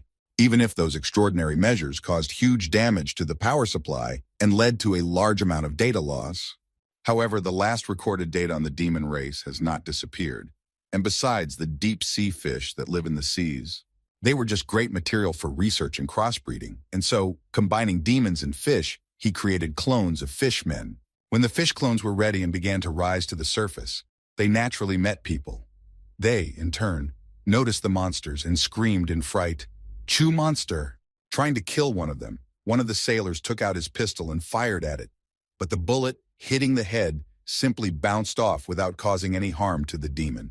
And after that incident, when people could not do anything about those monsters, because their weapons were simply useless, these clones of fishmen easily defeated the kingdom of Albaflume, which had the strongest naval force on the continent. There were countless monsters of fishmen. They kept coming and coming to the kingdom of Albaflume to seize territory and exterminate all the people who could interfere with them. Trying to resist this invasion, many sailors of the Navy died in this battle. The monsters simply devoured them, leaving not even a small particle behind. At the same time, one of the sailors was trying to save a girl he was leading by the hand, running away from the monsters. Running away from the monsters with the boy, the girl, who was also thinking about the other sailors who were now having to face the monsters, said nervously, "Wait, Pietro is still here." Hearing someone's name, which the girl had mentioned while running away from the monsters, the sailor who was pulling her along nervously shouted, "I don't know who it is, but we don't have time for that now." As he shouted this to the girl, the sailor heard someone growling behind him. Looking back, he saw that one of the monsters was running right behind them and was even catching up. Letting the girl go ahead, the boy exclaimed, "Damn, you run first for now." And he stood up to defend her, aiming his gun at the monster's head to stop the pursuit. Aiming at the enemy, the boy waited for the very moment when the monster would come closer and open its mouth to shoot at the mouth and hit the enemy accurately. As soon as it was time to shoot, the boy pulled the trigger to fire, but nothing happened. The bullet didn't hit the enemy after pulling the trigger. The mechanism did not work, but the enemy was not defeated. This meant only one thing. Everything would end here. Life is coming to an end. Closing his eyes in fear, the boy, who was trying to come to terms with his fate, thought frightened, "Well, my end has come." Just as he was getting ready to be torn to pieces, by some miracle nothing happened. The boy heard a strange roar and a huge shadow suddenly appearing above him. When he opened his eyes to see what had just happened, he noticed a huge red dragon that had eaten the enemy and had come to help them fight these fish monsters. Immediately after the potential threat was removed, Mr. Kim spoke to the rescued boy. Are you from the 3rd Flotilla of the Albaflume Navy? Meanwhile, quite important guests from the Grand Continent arrived in the capital of the Kingdom of Albaflume, Al-Kibaple. It was Prince Edward, accompanied by his knights. Leaving his carriage, Prince Edward confidently went to the king of this country, who was to meet them on arrival. When Prince Edward saw the one who was to meet them, he approached him and said joyfully, "It's been a long time, uncle." Prince Edward's uncle was the king of the Kingdom of Albaflume, Leon Albaflume. Noticing the arrival of his nephew, the king was at a loss for words. The first thing he said instead of greeting him was, "You bastard." Hearing these words from his uncle, Prince Edward put his hand to his chest and said joyfully, "You haven't seen your nephew for so long, and instead of greeting him, you use foul language. This hurts my feelings." Hearing this, King Lion answered him, "You are a masterful liar." Looking at his nephew, who had arrived in their kingdom, the king of the Kingdom of Albaflume thought angrily, "Insidious fox, are you plotting again? Is that why you asked me to meet you? How could my angelic younger sister give birth to such a bastard?" Immediately after thinking about it, King Leon Albaflume spoke angrily. "What is it this time? Have you come to sell your toys again, which become useless if they get wet? Or do you want to impose that coal-eating ship you showed me last time?" Remembering that they had been attacked by monsters, the king of the Kingdom of Albaflume said nervously, "I'm sure you know this, but our kingdom doesn't have any extra money right now. The 5th military port has been attacked by monstrous fish people." Hearing these words from King Albaflume, Prince Edward spoke confidently. "This is exactly what I have come to talk about. I think I can help you with this." Hearing that he was offering his help, the king of Albaflume was surprised. "Help? How can I help you? By the time your help gets here, the entire royal flotilla will have been destroyed. Even your much-vaunted spatial mages can only send a small fraction of the soldiers." Hearing these words from his uncle, Prince Edward smiled slyly and said, "Why wouldn't a couple of soldiers be enough to deal with the problem?" Folding his hands in front of him, the king of Albaflume said with a mocking tone, "Of course it is. What, are you going to send a dragon to us or something?" Hearing such words from his naive uncle, who was confidently mocking him, Prince Edward smiled slyly and said, "I have already sent him to you." Hearing these words from his nephew, King Albaflume was greatly confused, not understanding what he meant and whether he was telling the truth. The next moment, the king looked up and heard a strange noise from the flapping of wings. What he saw in the sky shocked him greatly, and he said in astonishment, "What the hell? Something is coming from the sky." A few seconds later, a dragon hovered over the carriage that Prince Edward had brought to the Kingdom of Albaflume, carrying the sailor and the girl he was trying to save. When the king noticed the beast in the sky, he said in surprise, "A dragon?" The next day, after the dragon arrived at the king's castle and brought a couple of other people with it, Prince Edward was invited to an audience with Leon Albaflume, but he looked so-so. Sighing heavily until all the guests arrived, Prince Edward said wearily, "I haven't slept a wink while I've been thinking about what to do today. By the way," Prince Edward looked back to see his friend and asked in surprise, "For some reason I have never seen you sleep, and you always look quite cheerful." Hearing this question from Prince Edward, Mr. Kim immediately replied, "Actually, I was sleeping." Hearing this statement, the prince was surprised to add, "When was that?" After that, Mr. Kim gritted his teeth and said unhappily, "You can think of it as something like dolphins do." Hearing Mr. Kim's sleeping system, Prince Edward asked in surprise, "Do you sleep by turning off the left and right hemispheres of your brain alternately?" Hearing the question from his friend who was in the room with him, Mr. Kim thought, "To be more precise, I rest by alternating between my main brain and my accessory brain." Not knowing the truth, and still thinking that he was resting like dolphins, the prince thought, "What a damn monster." Then he said, "And today you will have to spend the whole day in a formal setting. Can you handle it?" Hearing this question from Prince Edward, Mr. Kim said thoughtfully, "Do you want to know if I will suddenly lose my temper from spending the whole day as your subject?" Immediately after these words, Prince Edward spoke nervously, "To stand on top of all living things. Isn't that your ultimate goal? And returning to Earth is only one of the stages." After that, putting his hand on his knee to wipe his hand from sweating with excitement, the prince added, "But if it seems like you're working for me, then the purpose of the farm—" Before he could say this, Mr. Kim interrupted him, saying, "Stupid. No, that was a stupid question." The next moment, Mr. Kim began to transform his hand into a dragon's paw and spoke as he did so. "The top is not determined by simple things like strength or ability." Putting his heavy hand on Prince Edward's shoulder, scaring the hell out of him. Mr. Kim added, "And it goes without saying that the favor of other living beings does not put you on top either." Immediately afterward, Mr. Kim said, "The top is a creature that can easily get used to any changes from its environment, no matter what kind of changes it encounters. There will be that deep sea without a single glimmer of light, the extreme pole without any hint of warmth, or it could be a dry desert with no moisture at all. It must be able to survive even in outer space. And as soon as a creature reaches the level of such survival to be able to survive in any of the above, only then can it be called a top." After these words, Mr. Kim removed his hand from the prince's shoulder and changed it back to his normal one, saying, "Adjusting to the environment of the human society is nothing more than the foundation of the basics." A second after Mr. Kim finished speaking, the door to the room opened and King Lion walked in. Seeing him, Prince Edward happily announced, "Ah, uncle, I was planning to hold an international meeting this afternoon." Hearing this proposal from his nephew, the king was surprised. "What did you just say?" Immediately afterward, the prince added, "Most of the influential people of the country have agreed to participate, so you should also prepare."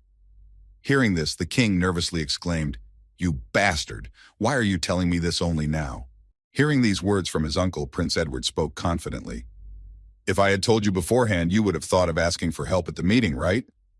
He replied, "Of course." Hearing these words from his uncle, Prince Edward joyfully said, "Then it would make things very difficult. That's why we should ask other countries for union rather than help. The caution and desire of every inhabitant of the Elman continent to protect themselves is much stronger than on Earth. And all this is because local technologies do not allow to achieve the same level of security as there. Given the risks, rulers of states almost never gather in one place. That is why the continental gatherings are organized by the Church of the Goddess. And the meetings themselves are made possible only by a holographic projector, which is equipped in the temples located in each country. And so in the kingdom of Albaflum, there was also a temple with this holographic projector, which was located in Al-Kupela. When the king of the kingdom of Albaflum came to this temple where the meeting was held, he said to his companions, "Since everyone is here, let us begin to discuss." Hearing that the discussion was about to begin, one of those present spoke, drawing attention to himself by coughing. "Then I will speak first. At the moment, the Grand Continent Kingdom has monopolized all the profits from the demon lands." Before he could finish speaking, Prince Edward interrupted him, saying, "I beg your pardon, but there is a much more urgent matter on the agenda." Hearing that he had been interrupted, one of the participants in the meeting spoke up. "And what is so urgent?" Hearing this question, Prince Edward said, "Starting last week, the volume of catch has dropped dramatically. This has affected not certain areas, but all the seas of the continent as a whole." Prince Edward continued, "And almost at the same time, half fish of a mysterious species began to appear in the kingdom of Albaflum. You should all know this by now, as you have received a request for support from the kingdom." Then Prince Edward added irritably, "Although none of you have responded to it." After listening to Prince Edward, another participant in the meeting asked, "We know about that. But isn't the decline in the catch a temporary phenomenon?" Immediately afterwards, the speaker smiled slyly and said, "Besides, if the strongest fleet in the world has been defeated, if we sent help, the number of dead would increase." Hearing this, King Lion Albaflum said thoughtfully, "But is it not your duty to provide your neighbors with help to the best of your ability?" Hearing this question from Lion Albaflum, the first speaker asked in surprise, "Duty? Wasn't the so-called duty limited to matters related to the Demon King?" Remembering the Demon King, Prince Edward said, "Yes, it was. And what is happening now has a deep connection to the Demon King." Hearing what the prince had just said, the second speaker suddenly exclaimed in mockery, "Prince Edward, what are you talking about? What Demon King?" The next moment, the second speaker became very angry and added, "Do you have any evidence for such a statement? Or at least witnesses?" Hearing this question from his uncle, Prince Edward smiled slyly and said confidently, "Of course I have evidence to support my words." Immediately afterward, Prince Edward said, "Sir Kim." After that, everyone's attention turned to the knight behind him, who was waiting for his time to speak. As soon as Mr. Kim heard this command, he immediately stepped away from the wall and walked toward the circle so that the other participants could see him. When Mr. Kim entered the holographic projection circle, he immediately put his hand to his chest and said, "Here and now, I, the illustrious preceptor of the sacred sword order, swear before the goddess that I will tell the truth, and only the truth." Immediately after these words, several dozen spears of light appeared over Mr. Kim, which were supposed to test his words for truth. This was one of the miracles bestowed by such a transcendent being as a goddess. The one who utters the vow of truth is surrounded by spears made of light. These spears serve as a guarantee to the goddess that the words of the speaker contain only the truth. For if someone who has taken a vow to lie, his life will be cut short by heavenly punishment. Since the spears are of divine origin, Mr. Kim's skill neutralizer will not work on them. Nevertheless, the main requirement for the boy was simply not to give them a reason to attack. Immediately after he was surrounded by spears, Mr. Kim spoke. I can't tell you all the details, but what Prince Edward said is the truth. Bending his head slightly down, Mr. Kim began to speak steadfastly about the situation. The reason for the decline in the catch is the strange fish. I have seen them up close. I can tell you that they are definitely related to the Demon King. To speak, Mr. Kim carefully chose each word so that he would not be pierced by the divine spear, and said, as well as the fishmen of a mysterious species who attacked the kingdom. It is obvious that the very existence of these creatures is contrary to the divine will. He looked at Mr. Kim with a worried look as he continued to speak. I was also able to infiltrate the fishmen's base, where I saw with my own eyes what they are like. Prince Edward could only hope and worry. And finally, Mr. Kim added, there is a possibility that they have the same origin as the Demon King. After that, the spears of light began to disappear. The next moment, the spears of light that were created by the goddess's promise began to disappear as soon as Mr. Kim finished his speech. At the same time, Mr. Kim said, the reason for the decline in the catch is the strange fish. I have seen them up close. I can say that they are definitely related to the Demon King. He pondered. Of course they would, because they were created by me, the one who participated in the destruction of the Demon King. The next point was to discuss the monsters that had come to the kingdom. He said, and also the fishmen of a mysterious species who attacked the kingdom. It is obvious that the very existence of these creatures is against the divine will. Mr. Kim thought, the prototype of the fishmen was the deep-sea fish from the Thulu myths. The goddess said that the time has not yet come for them, so there is no mistake here either. And finally, Mr. Kim added, I was also able to infiltrate the fish people's base, where I saw with my own eyes what they are like. There is a possibility that they have the same origin as the Demon King. After saying this, Mr. Kim thought, the source of the fish people is the USS Cold Shiv, and the ship, like the Demon King, came from Earth. In short, they share the same origin. After finishing his speech, the spears began to disappear a little bit. Then Mr. Kim thought, looking at the king's present, all in all, it sounds like the Demon King created monsters before he died to attack humanity. After reflecting on Mr. Kim's words, who had said this under the vow of the goddess, one of the attendees said thoughtfully, it seems that the union cannot be avoided. In that case, the head of the union. Hearing this, Prince Edward broke into the conversation saying, in my opinion, the kingdom of Albaflume is best suited for this role. They have taken the brunt of the attack, but even so, their fleet is still in good shape. It would not be wrong to say that they play a key role in this whole situation. Immediately after these words of Prince Edward, someone in the audience added, yes, that certainly makes sense. The next moment, the rest of the audience added, good. I agree with the decision. Hearing that the alliance was formed, King Albaflo said, I accept the proposal, and then thought, the goal of gaining support has been achieved. But after that, King Lion Albaflo turned his gaze to his nephew and thought in confusion, what the hell is this boy up to? At the same time, Prince Edward, who was able to bring his plan to life, was happily reflecting. Everything is going exactly according to plan. Now, thanks to this, let's lay the foundation for a united army of people. Instead of searching for ore sources somewhere in the middle of the sea, the USS Kolchiv preferred to attack the kingdom of Albaflum. Immediately afterwards, all the clones created by the USS Kolchiv headed for the kingdom, destroying everything in their path to get the results they needed to replenish their supplies. And all this happened because artificial intelligence judged that taking away melted ore was much more efficient than searching for a vein in the sea. Moreover, the creatures that tried to resist it, turned out to be no problem for its soldiers. Creatures weaker than clone soldiers could simply be destroyed. But then a huge reptile that can fly appeared and destroyed the clone army. And now, in order to contain this giant creature, the USS Kolchiv has decided to launch mass production of combat aircraft. And so, 6 months have passed since the USS Kolchiv invaded the kingdom of Albaflo, and the attack was repelled. Back then, Mr. Kim sat on the wall and continued to track that ship. Listening to his fish wandering around in the sea, Mr. Kim could not find the carrier that had done so much damage to them. Suddenly, somewhere in the middle of the sea, he heard a signal from his fish, who had noticed a strange cluster of metal, and he said confidently, "I found it." Immediately afterwards, Mr. Kim and Prince Edward boarded the ship and headed to the territorial waters of the Kingdom of Albaflume to find the USS Koldshiv in person.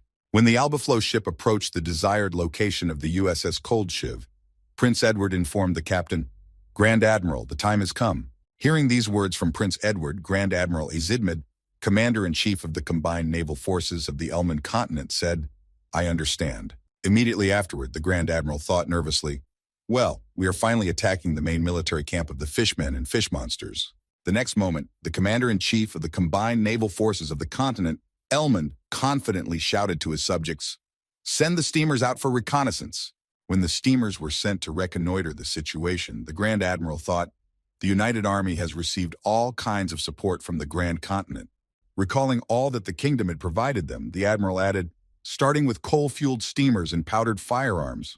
Clutching the ship's steering wheel tightly in his hands, the Grand Admiral continued nervously, "and ending this laundry list with a monster." Immediately after these thoughts, the Grand Admiral thought nervously, "Without the new technology and Sir Kim's support, the Albaflume Kingdom would have been defeated by now." Immediately after saying this, the Grand Admiral looked back and added excitedly, "But if you think about it, is it possible to realize such news in just 6 months?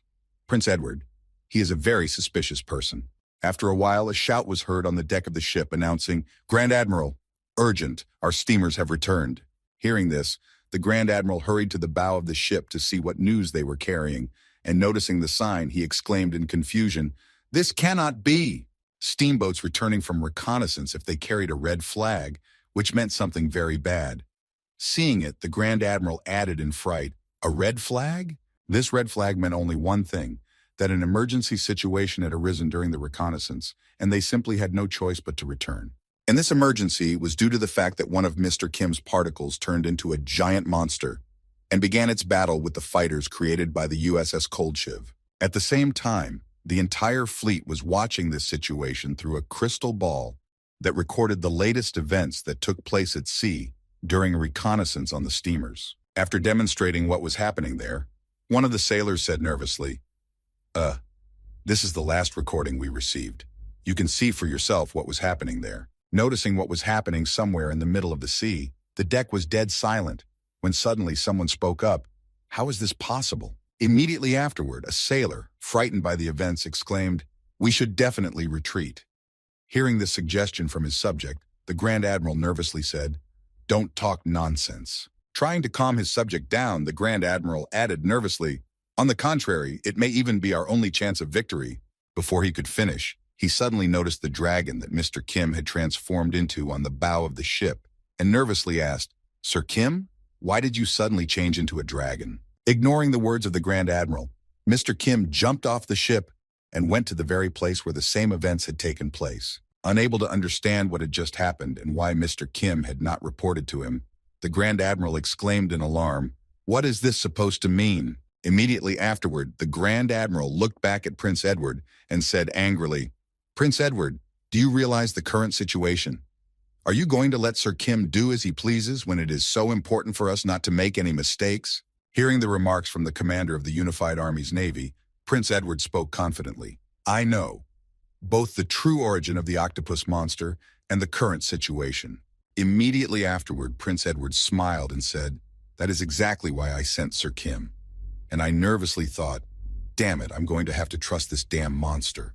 Now let's go back a little bit to find out what really happened and why Mr. Kim flew off the ship so suddenly. Upon learning about the giant octopus monster fighting the fighter jets, Prince Edward nervously asked, "Bro, is that really part of you?" Hearing this question from his friend, Mr. Kim confidently replied, "Yes, it's definitely a part of me, but I have some problems." Hearing this, Prince Edward said in surprise, "What kind of problem? Did the separated part suddenly decide to return?" To which he replied, "No, just the opposite." Referring to the same huge monster that is now battling the fighters created by the USS Koldshiv, Mr. Kim said, "It's mad and it's not going to obey me." After delivering the sad news, Mr. Kim said, "At this rate, our plan will fail. If the USS Koldshiv goes to the bottom, that thing will choose our fleet as a new target." Hearing this, Prince Edward spoke in displeasure, turning his back on Mr. Kim. And you were planning to weaken it so much that the combined army could deal with it. As soon as Mr. Kim heard these words from Prince Edward, he immediately went to the bow of the ship with the words, "No problem. I'll go right away, take care of it, and come back." As he walked to the very spot where the octopus monster was, Mr. Kim was thinking, "I've lost my connection since I put my separate body parts together in one place. And that doesn't mean that the connection is completely and irreversibly lost." When Mr. Kim got to the right place, he noticed the USS Coldshiv below him and the monster octopus that was fighting him, and then said in surprise, "What? Really?" Noticing that the entire USS Coldshiv force was now present on the battlefield, trying to fight off the newly arrived octopus monster, Mr. Kim thought, "Is this a belated resistance?" This was because at first, the planes were only destroyed, unable to do any damage to the octopus monster, as this organism was not fully understood, and therefore many combat units were destroyed in the battle at first. However, sometime later, after the artificial intelligence of the USS Coldshiv learned the structure of this monster, most of the planes began to simply ram it, using the tactics of the Japanese military. Thanks to these actions, the monster received a considerable blow, which caused appropriate damage. Of course, the price is quite high to hit the enemy, but the planes were stampeded to the base quite quickly. Using kamikaze tactics, the USS Coldshiv managed to harm the monster octopus, damaging its tentacle and almost tearing it off its main body. Looking at the progress of the battle between the two monsters, Mr. Kim said in amazement, "Are they fighting on equal footing? The ship is not going to blow itself up again, is it? We have to hurry." Immediately afterwards, Mr. Kim rushed down to investigate the situation and help destroy the USS Coldshiv, which had caused so much damage in this world. At the same time, the USS Coldshiv, having noticed a new enemy approaching on its radar, reported, "Peekaboo, new Legion cell carrier detected." Immediately afterward, one of the fighter jets headed toward it to use a suicide bombing to hit the target as it approached the ship. However, the plane hit the tentacle of the octopus monster again, which protected it and prevented it from bringing down its original body, from which it had separated. The next moment, Mr. Kim flew out of the pile of smoke, from behind a cloud of fire, leaving only his wings to reduce his body area so that he would be harder to hit. The next moment, the boy landed on the deck of the USS Coldshiv to finally try to disable it or destroy it, as the operation would have it. As soon as Mr. Kim was on the deck of the aircraft carrier, the ship reported, "Confirmed, unidentified entity has made an unauthorized landing. Insufficient aircraft to respond." Immediately after these words, Mr. Kim spoke in displeasure. "Calm down. I came here to make a deal with you." Hearing Mr. Kim's offer, the three drones holding guns to neutralize the enemy said, "I refuse. Please leave the ship immediately." Hearing that he would not give in so easily, Mr. Kim added, "I'm here on behalf of Andy Montoya, who used to be a member of the White Veil organization." Hearing the representative's name, the artificial intelligence began to go through all the data associated with this name and spoke. Andy Montoya, a White Veil agent who disappeared during the pursuit of the original Pet Shop Legion. Immediately after these words, the artificial intelligence continued. "Following the special charter laid down in the program, I am starting to communicate. The available time for use is 180 seconds. When he heard that the artificial intelligence was ready to talk, Mr. Kim decided to make a suggestion, pointing back at himself and saying, "Let's team up first and deal with this thing, and then we'll talk." Upon hearing Mr. Kim's proposal, the USS Coldshiv's artificial intelligence reported, "Approved. The original Legion is registered as a temporary ally. I'm directing the ship's resources to destroy the conditional sea monster." Hearing this, Mr. Kim said in surprise, "You are quite understanding, and take away the airplanes, they are in the way." Immediately after the artificial intelligence of the USS Coldshiv removed its planes from the air, Mr. Kim took to the skies to deal with the enemy that dominated the sea. When he spotted a new enemy in the sky, the octopus monster sent its tentacles at him, but Mr. Kim was able to dodge them all while dealing counter damage. After breaking through the enemy's defense, Mr. Kim was also able to get close enough to it to destroy some of its limbs during the breakthrough. Immediately afterwards, the boy decided to use his fire breath to destroy the giant monster, which had decided to separate from him. At the end of the attack, the monster was left with a huge hole from the flames, which did not heal for a long time due to burns. Immediately afterwards, Mr. Kim went to the giant eye to try to have a conversation and find out why it had betrayed him and decided to become independent. However, as soon as Mr. Kim reached the bottom, The octopus monster immediately began to change its shape and prepare to attack while the target was open. The next moment, two small tentacles and dozens of parasitic fish began to attack from the back, where the man was least protected. A second later, one of the tentacles hit Mr. Kim directly, but it did not hurt him. It was more like a formality, that at least some resistance was still present. Feeling a light blow to his back, Mr. Kim, who had approached the enemy, said in surprise, "Is that all the resistance you can put up, or what?" Rising back into the air above the octopus monster, Mr. Kim said, "You must have used all your strength on the aircraft carrier. I guess I'll make you more obedient before I talk to you." After that, changes began. Mr. Kim began to give his hands a different shape to carry out his pacification attack. As soon as the transformation was complete, preparations for the tranquilization operation began. Mr. Kim began to concentrate a flammable substance inside himself and slowly direct it to his hands and mouth. When all the preparations were completed, a bright light began to appear from all possible places on the boy's body, from where fireballs were slowly approaching. Immediately afterwards, the shells fired in a volley flew straight at the restless octopus monster, which decided to rebel against its creator. As a result of the shot, it hit the target. Afterwards, a large pile of dust and various pieces of flesh rose above the same spot, proving only one thing: the target was hit. A few seconds later, the smoke from the hit began to dissipate, but the enemy was not visible in its original location. Had the attack been so powerful that it had completely torn the enemy apart? However, everything turned out to be a little different. Because of the blast wave, the remains of the monster octopus went underwater, but after a while they still returned to the surface, emerging. When only a small piece of the octopus remained, Mr. Kim approached it and asked it menacingly, "Answer me, how did you manage to break free from control?"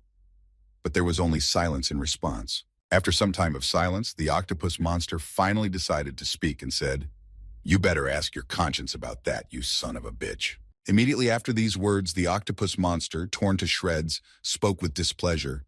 "Sir Kim, or whatever your name is, you take a high position and immediately start acting like a human being? Ugh, that's bullshit. Just look at you." Hearing such words from his own parasite, whom he had created with his own hands, Mr. Kim was shocked. The monster then added, "You have lost your leadership. Reaching the top of all living things is both your goal and mine." The next moment, remembering how he came into existence, the octopus monster added, "But you also created me, and you behaved like a real idiot, just like a human being. Instead of an individual, you launched a whole colony." Reflecting on the words of his former subject, Mr. Kim replied in confusion, "You're right about that. I regret what I did back then." Hearing these words from the former conqueror of the world, the octopus monster exclaimed in anger, "Regret? Do you really think that a couple of empty words will be enough? One word will not erase all the foolishness you have done now and before." Hearing these words from the tattered monster, Mr. Kim was surprised to think, "Not long ago, I thought of him as a tool that is out of my control, but he is not." Immediately after his thoughts, Mr. Kim reconsidered his attitude, and looking at the octopus monster again, he thought angrily, "This is the enemy that I must definitely destroy." Noticing that Mr. Kim had become too angry and his expression had changed to one of anger, the octopus monster spoke joyfully, "Wow, I see that your face has already blossomed." Immediately after saying this, the octopus monster continued to provoke him to return to his previous state of being pitiless and confidently moving toward his goal, saying, "Yes, that's it. Kill and devour everything that stands in your way. This is your true nature." Having said this, the monster added, "Even if you put on the skin of a man, a monster is always a monster." Before he could finish speaking, Mr. Kim poured his fire breath over it to completely destroy it. Having destroyed the monster octopus that had brought him back to the path he had chosen from the beginning, Mr. Kim said thoughtfully, "Can this conversation be considered introspection?" Immediately afterward, turning his back on the remains of the enemy and flying away, Mr. Kim added confidently, "Thanks to you, I was able to regain my leadership." A short time later, Mr. Kim returned to the Alba Flume Navy Yard to take Prince Edward with him. After bringing Andy Montoya to the deck of the USS Cold Shiv, the system began an examination and then reported, "Check complete."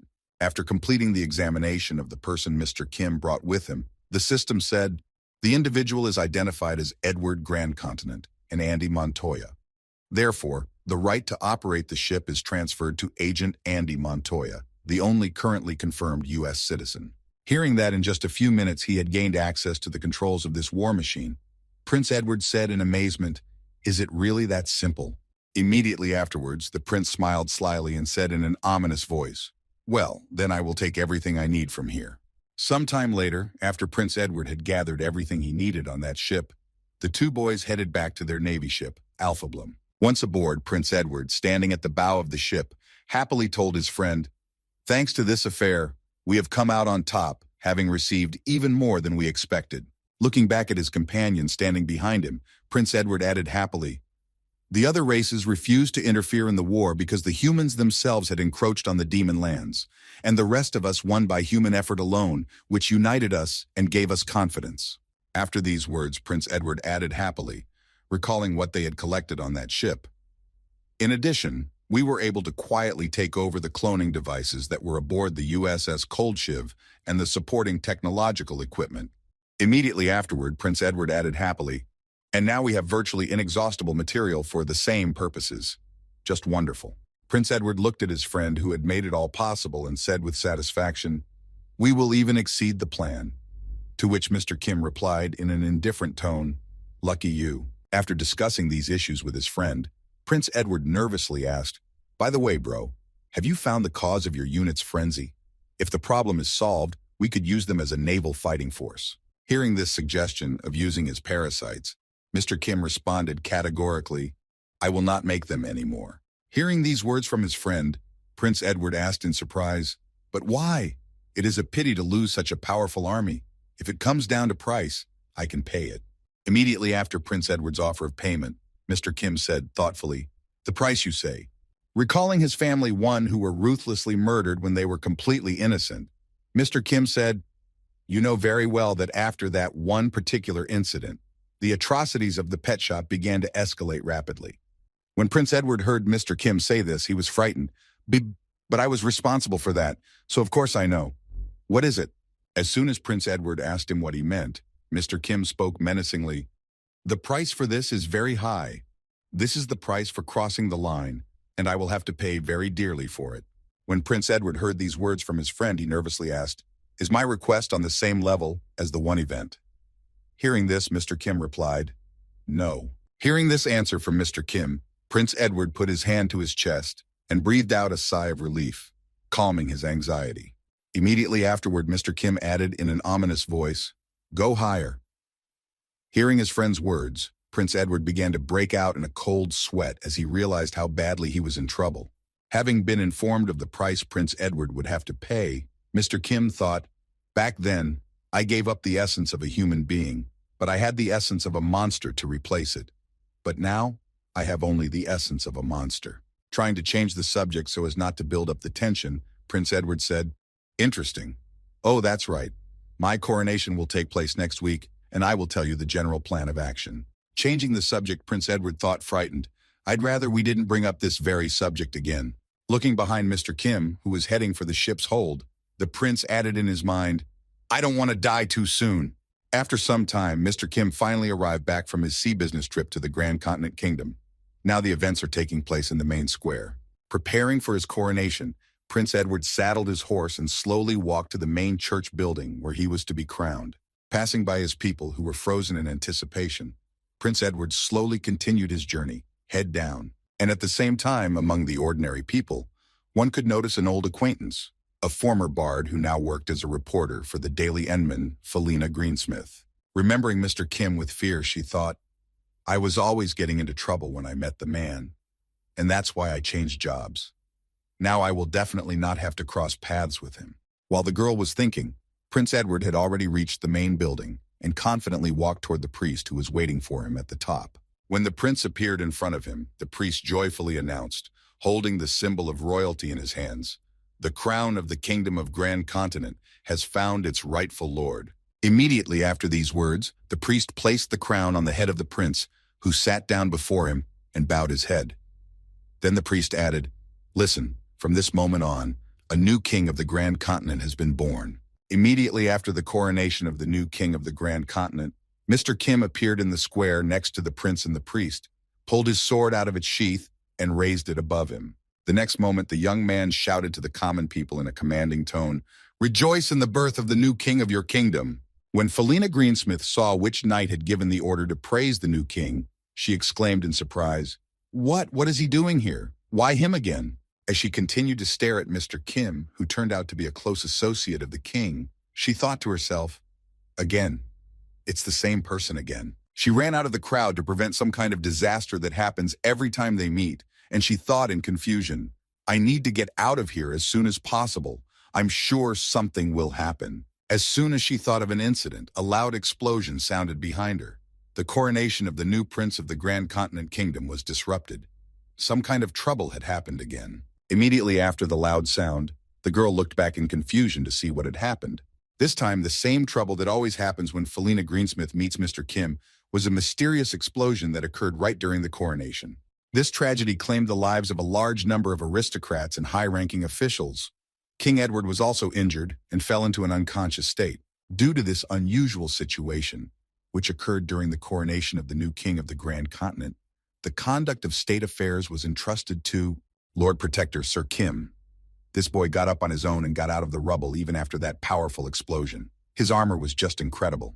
He miraculously managed to survive that disaster, and he became a hero who reunited the kingdom that had been shaken by such a tragedy. This article was written by the reporter of the Daily Edmund, Felina Greensmith, who was personally present at the coronation and who had to see it all with her own eyes. And now 3 months have passed since that moment of tragedy. At the moment, a strange figure in a red cloak has arrived at one of the kingdom's embassies. Noticing that someone was approaching them, one of the guards huffed in surprise and prepared for a sudden defense if necessary. Stretching out his hand in front of him to cast a spell, one of the guards shouted menacingly at the strange figure, "Stop right there!"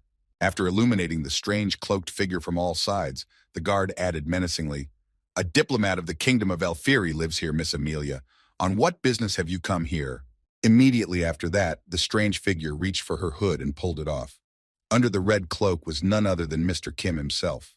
Seeing that the interim commander-in-chief of the Grand Continent Kingdom had arrived, one of the guards said in surprise, "Mr. Kim, what are you doing here at this hour?" Immediately afterward, the guard added, "What could bring you to us at this late hour?"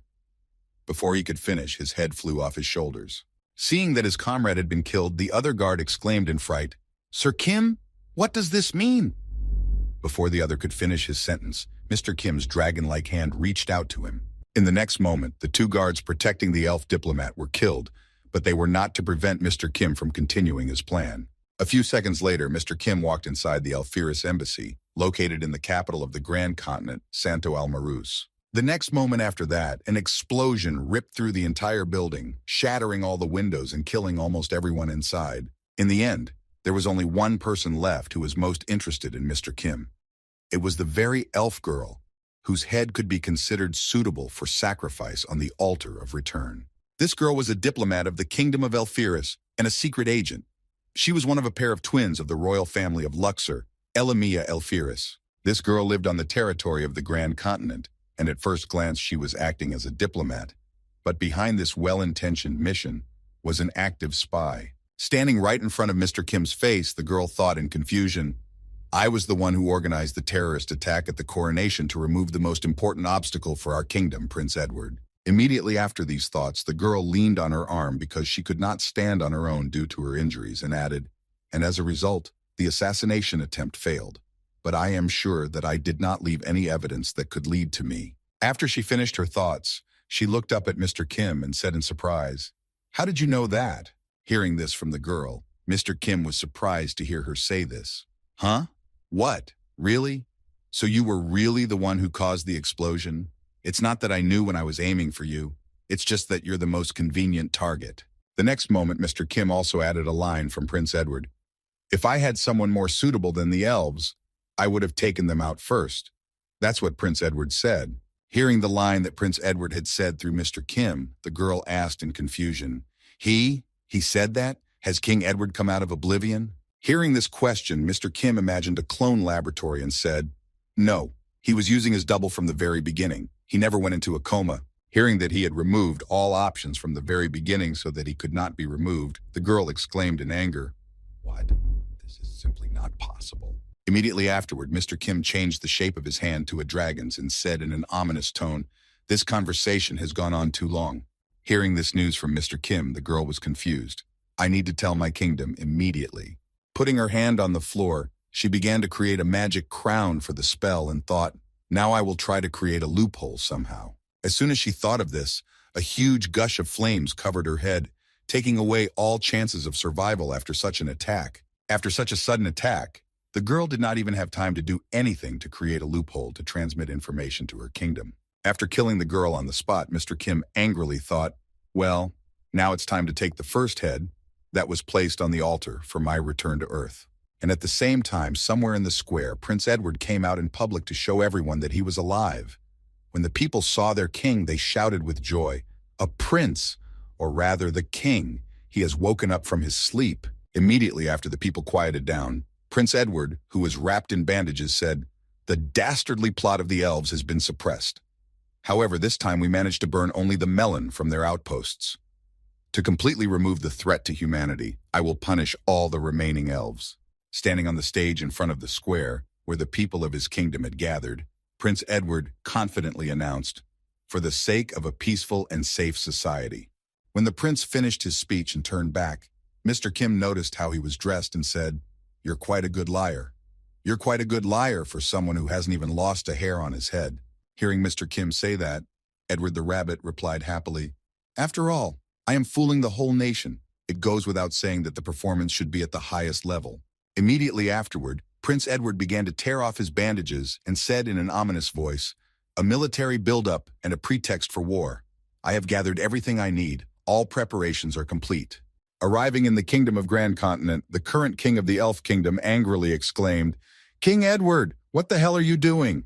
In the room of Prince Edward, who had returned from speaking to the people, stood the current king of Elfiris, Rhesus Elfiris. He was one of a pair of twins of the Lucian royal family, and also the brother of Amelia Elfiris, who had recently been killed by Mr. Kim. While in King Edward's room, the current king Lucian Elfiris angrily exclaimed, arson and closing the embassy, murder and the capture of our diplomats. Having reported only a part of the accusations, the elf realized that the accusations were unfounded, but he could not back down and continued in embarrassment.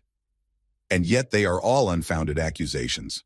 How are you going to take responsibility? After hearing these cries from the elf king, King Edward began to clear his ears from the shouting and said in displeasure, well, you know how to get to the bottom of a person, you eared bastard. When King Rhesus heard the insolent tone of the man's voice and the way he was called, he added angrily, what? King Edward, what did you just say? Pulling his finger out of his ear and beginning to spin it with his hand, King Edward said, listen, what are you doing?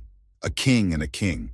Haven't you heard that if a kingdom becomes an empire, then the king becomes an emperor? Immediately after these words, Prince Edward's gaze changed, as did his tone of voice. Glaring at the guest, he added angrily, what else is there?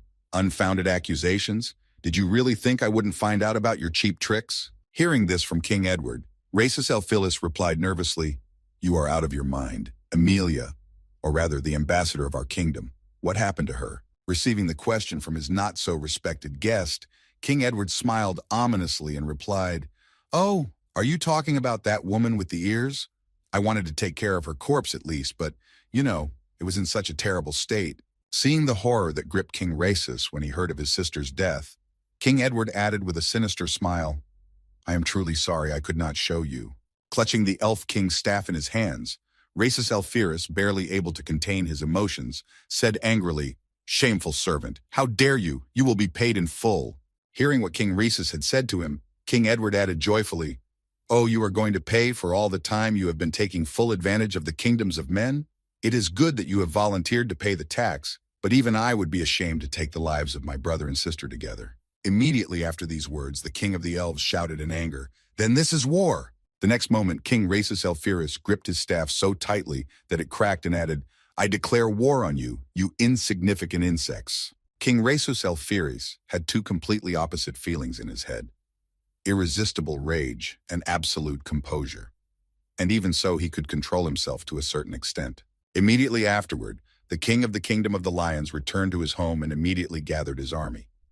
Looking at the soldiers, King Rhesus thought, I did not think that the day would ever come when these feelings would merge together. Immediately after these thoughts, King Elfiris of the kingdom of Elfiris told his soldiers, worthless people dare to dishonor our brothers. After announcing the main reason for the gathering and the declaration of war, the king added angrily, Nothing will stop us until I have the head of the emperor of a filthy, worthless race in my hands. After announcing the condition when this war would end, King Rhesus Elphiris raised his rod above him to use his special skill. Immediately afterward, creating a magic circle around him, the king of the elf kingdom said, "Time magic of Rhesus." His magic allowed him to see into the future, and his skill was called foresight of the future. In the future, the king of the elves saw a kingdom of people burning in flames and a crowd of people standing on a wall. The future, which was manifested by absolute magic, suggested that his army was storming the kingdom that was engulfed in flames. It seemed like it was bound to be a success. The king of the grand continent himself, who stood on the wall, was not very happy about what was happening under the walls of his kingdom. And at the same time, the king of the elf kingdom was smiling ominously, rejoicing that his plan was being implemented in the best possible way. This future was not to change in any way, shape, or form. Seeing the very satisfying results, King Rhesus Elphiris happily told his soldiers, "The future is decided. Victory in this war is already in our hands." Hearing the prediction of their mighty ruler, the army of elves who had gathered to wage war on the kingdom of Grand Continent shouted with joy, "Hurrah for His Highness Rhesus!" At the same time, somewhere in the Grand Continent, King Edward was sitting quietly in his office, talking to Mr. Kim, saying, "In the near future, the head we need will come here." Hearing these words from his friend, Mr. Kim asked in surprise, "How can you be so sure? For the king of an entire country to personally go to the front line." When King Edward heard the surprise in his friend's words, he added confidently, "Well, we killed his younger sister. For the highest elf of the royal family, a sister is a special creature." Recalling the terrible traditions of the elves, King Edward added with disgust, "To preserve the purity of their bloodline, they resort to blood mixing. The Amelia Elphiris we killed was not only the king's sister, but also his wife." As soon as Mr. Kim learned that the elves resorted to brother-sister love to preserve the purity of blood, he said in displeasure, "How disgusting." Hearing this from Mr. Kim, King Edward said thoughtfully, "So let's take his head off as soon as possible. And how about killing all the eared ones, and at the same time testing the new ability, before the real battle starts?" After saying this, King Edward imagined what would happen to the enemies, because in his army there is Mr. Kim, who is the most terrible monster, and confidently added, "These bastards will face not war, but a natural disaster." And at that time, the king of the kingdom of Elphiris was already on his way to the kingdom of Grand Continent to avenge the murder of his sister, as well as Edward's head. As King Rhesus was traveling along the road to the kingdom of his sworn enemy, he thought, "It will only take half an hour before we arrive at the main headquarters of Santo Almarus." As he watched the soldiers on the road fleeing, the prince of the kingdom of Elphiris thought in surprise, "But they don't seem to be very eager to defend their own capital. On the contrary, they just run away, nodding their heads." Feeling something strange about the fact that they were not being opposed at all on their way to the capital of the Grand Continent, King Rhesus continued his thoughts. "It seems to me that they are planning to concentrate all their fighting power in the capital itself and fight back there." Looking back after another escape of the soldiers who had come across him, King Elphiris shouted to his soldiers, "Everyone be on your guard! Perhaps this is one of the evil plans of humans." Hearing such words from their prince, who was leading them to victory, the soldiers of the kingdom of Elphiris confidently exclaimed, "Yes, your highness." At that very moment, when King Rhesus saw all the soldiers of the Grand Continent scattering in different directions, it could be said that Rhesus's assumptions were half right and half wrong. After a while, the elf army finally reached the capital of the Grand Continent Kingdom, Santo Almarus. Their journey seemed quite easy, because there were no traps along the way. Stopping right in front of the wall of the kingdom, the king of the elf kingdom, Rhesus Elphiris, shouted out, "Ruler of the miserable race of humans, come out here immediately and pay the price for your actions." After shouting these words and receiving no response for some time, the king repeated himself, "If you do not show yourself right now, I will turn this place into a burning mow." Before he could finish, a huge shadow appeared over him. Then he added in surprise, What appeared before them plunged the king into chaos. He and his army had not expected to see such a thing. At the same time, somewhere in the castle, King Edward was tasting the cookies that were brought to him and talking to his friend, saying thoughtfully, "By the way, brother, I have been wanting to ask you something for a long time." After he had cut into the biscuits with his light magic, using it instead of a fork, the king continued, "Can you use something like magic?" Hearing such a question from his friend, Mr. Kim answered confidently, Of course I can. Looking at his friend who was eating a cookie, Mr. Kim added confidently, I have accumulated the magical knowledge of those I have eaten. Hearing this, King Edward was surprised to hear this. But I have never been told that you have ever used it. Turning his hand into a dragon's hand, Mr. Kim answered his friend menacingly, That's only because I've never had a reason to use it before. As he stabbed a cookie with his guest fingernail, Mr. Kim said, There is a time for magic to work, and there is also a danger that things will get messed up in the process. Picking up the cookies from the plate, it was obvious that there was a crack in the plate where Mr. Kim's fingernail had left a mark. He continued, At the same time, the abilities of absorbed beings do not have these limitations, and they are much easier to use. Bringing the cookie to his lips, Mr. Kim finally added, What's the point of using magic spells when there are abilities with high compatibility? Hearing this, King Edward, chewing on a cookie, replied thoughtfully, But there is a romance in this. It's not every day that you find yourself in a world that looks like a fantasy game. Hearing these words from his friend Mr. Kim, remembering the fantasy games, said menacingly, But even in games, magic is only the initial stage. The strongest ones are one-handed warriors and stealth archers, who have an advantage over any sorcerer. And now let's move directly to the combat zone. That thing that created such a huge shadow over the elven army, it was just one creature. Flying out of the castle walls, Mr. Kim headed for the landing. Noticing that the monster was falling on them, King Rhesus rushed to escape from the landing site. The next moment, a huge red dragon with 3 heads and a huge tail that resembled a mace appeared in front of the army of elves. As soon as Mr. Kim landed, he stood on his 2 hind legs to make himself look even bigger and to be able to wield his arms. Immediately after landing, one elf warrior was already finished, the one who had relaxed a bit, but did not have time to escape from the fall zone. Being in the body of a huge freakish monster, Mr. Kim thought, I turned my hands into the heads of a hydra, and then I turned them into the heads of a dragon. Then, looking at his replaced arms and tail, he continued to think, I replaced the functions of the missing arms with wings, which I recently learned from a wyvern. In addition, instead of the usual tail, I used the tail of an ancient dinosaur. Seeing such a formidable opponent, someone in the crowd of King Rhesus's army shouted out in fright, What? What the hell kind of monster has appeared before us? Immediately after these exclamations, Mr. Kim used the technique of his old enemy, the Demon Army King, Rage, by making a spin around his eye and destroying all enemies within his range. Seeing his soldiers flattened to the ground, the alarmed king of the Elf Kingdom exclaimed in alarm, What the hell is going on here? Immediately after the Elf King's frightened words, one of his soldiers ran up to him and confusedly reported, The rear guard was attacked by a dragon. No, was it a hydra or a wyvern? We were suddenly attacked by something unknown. Hearing the report, the king of the Elf Kingdom, Pisus Elphiris, looked at the enemy to determine what they were fighting and noticed that he was preparing to use his fire breath. Worried about the danger they were about to face, King Rhesus shouted out to his soldiers in alarm, His breath! Immediately afterwards, raising his staff up and casting a spell at the same time, the Elf King nervously shouted, Everyone, listen up! Immediately start using your magic to reverse the fire defense. A few seconds later, all the elves on the battlefield used their magic and cast the fire spell, creating a barrier around the dragon that was supposed to contain its fiery breath. However, this did not bother Mr. Kim in the least. He was going to use his breath anyway, and he used it, not paying attention to the fact that a barrier was placed around him. After using his attack, poisonous jets flew from all the monsters' heads, piercing the barriers that had been created around him. Noticing this, someone from the crowd of soldiers shouted in confusion, Well, where did that come from? Watching how easily the giant's attack broke through the elves' barrier, one of the soldiers nervously exclaimed, Did he get through the fire protection? The next moment, as soon as the attack was over, all the elves who had been hit by that poisonous jet from the monster's mouth began to melt like sugar in water. All the parts of their bodies that had been exposed to the poison simply floated away. Looking at his confused enemies, who did not understand what had just happened, Mr. Kim said in a menacing tone, This is acid, a corrosive substance that was extracted from the acid slime.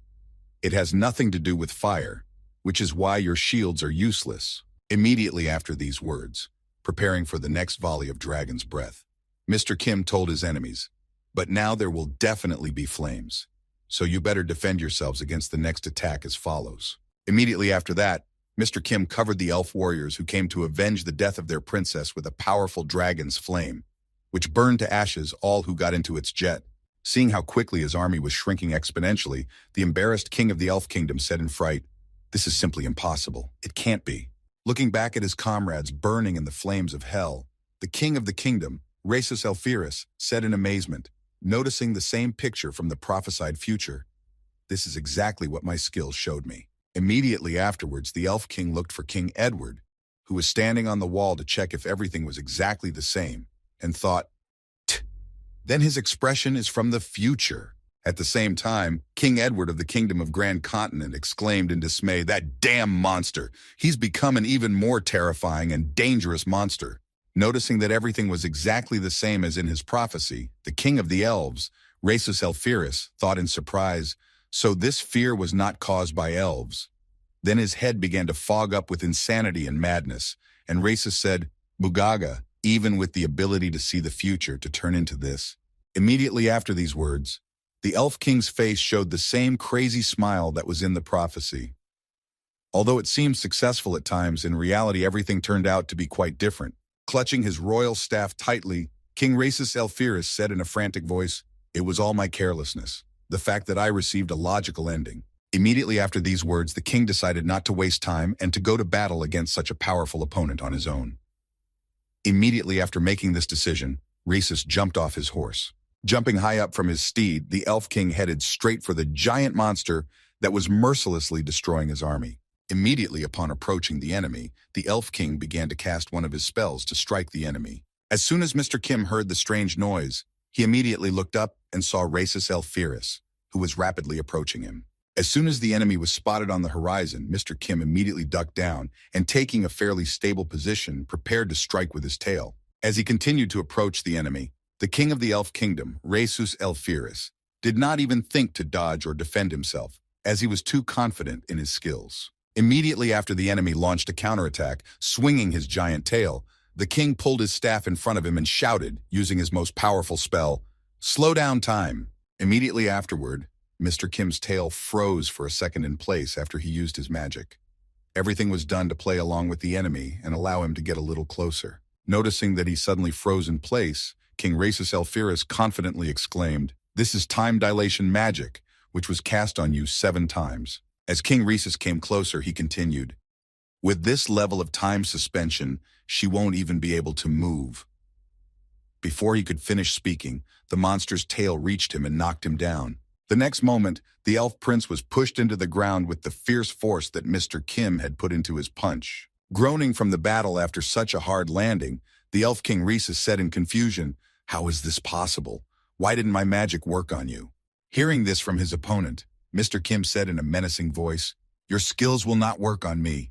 How sad is that? At the same time, one of the guards standing on the wall watching the fight shouted out to Edward in astonishment, "Your Highness, look at this! Victory for the Empire!" Watching the triumphant victory in this fight, the soldier said joyfully, "This is simply incredible. With Sir Kim, the Empire will be able to rule the world." Before he could finish, King Edward interrupted him, saying, "No, that is impossible." Immediately after his words, the king looked at the monster that was ruthlessly destroying the army of elves and added, "It does not obey me.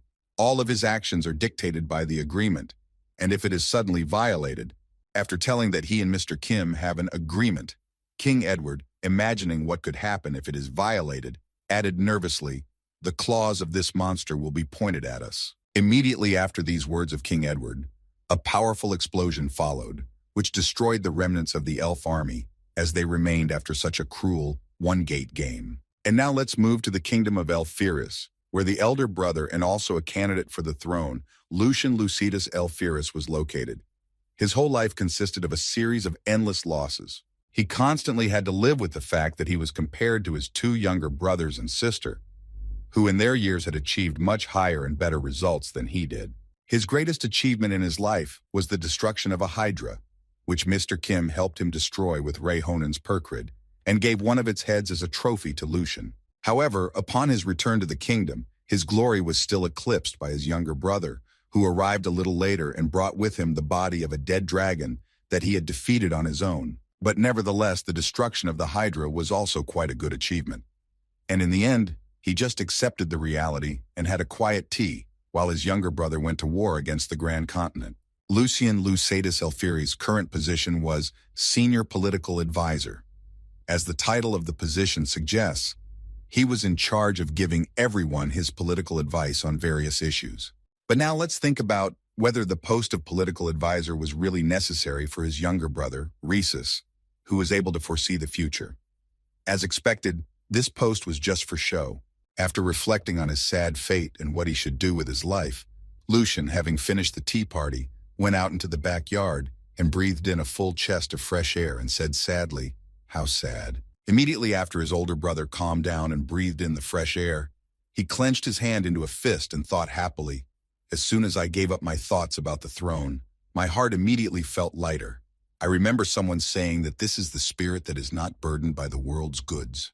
Such a life also makes sense."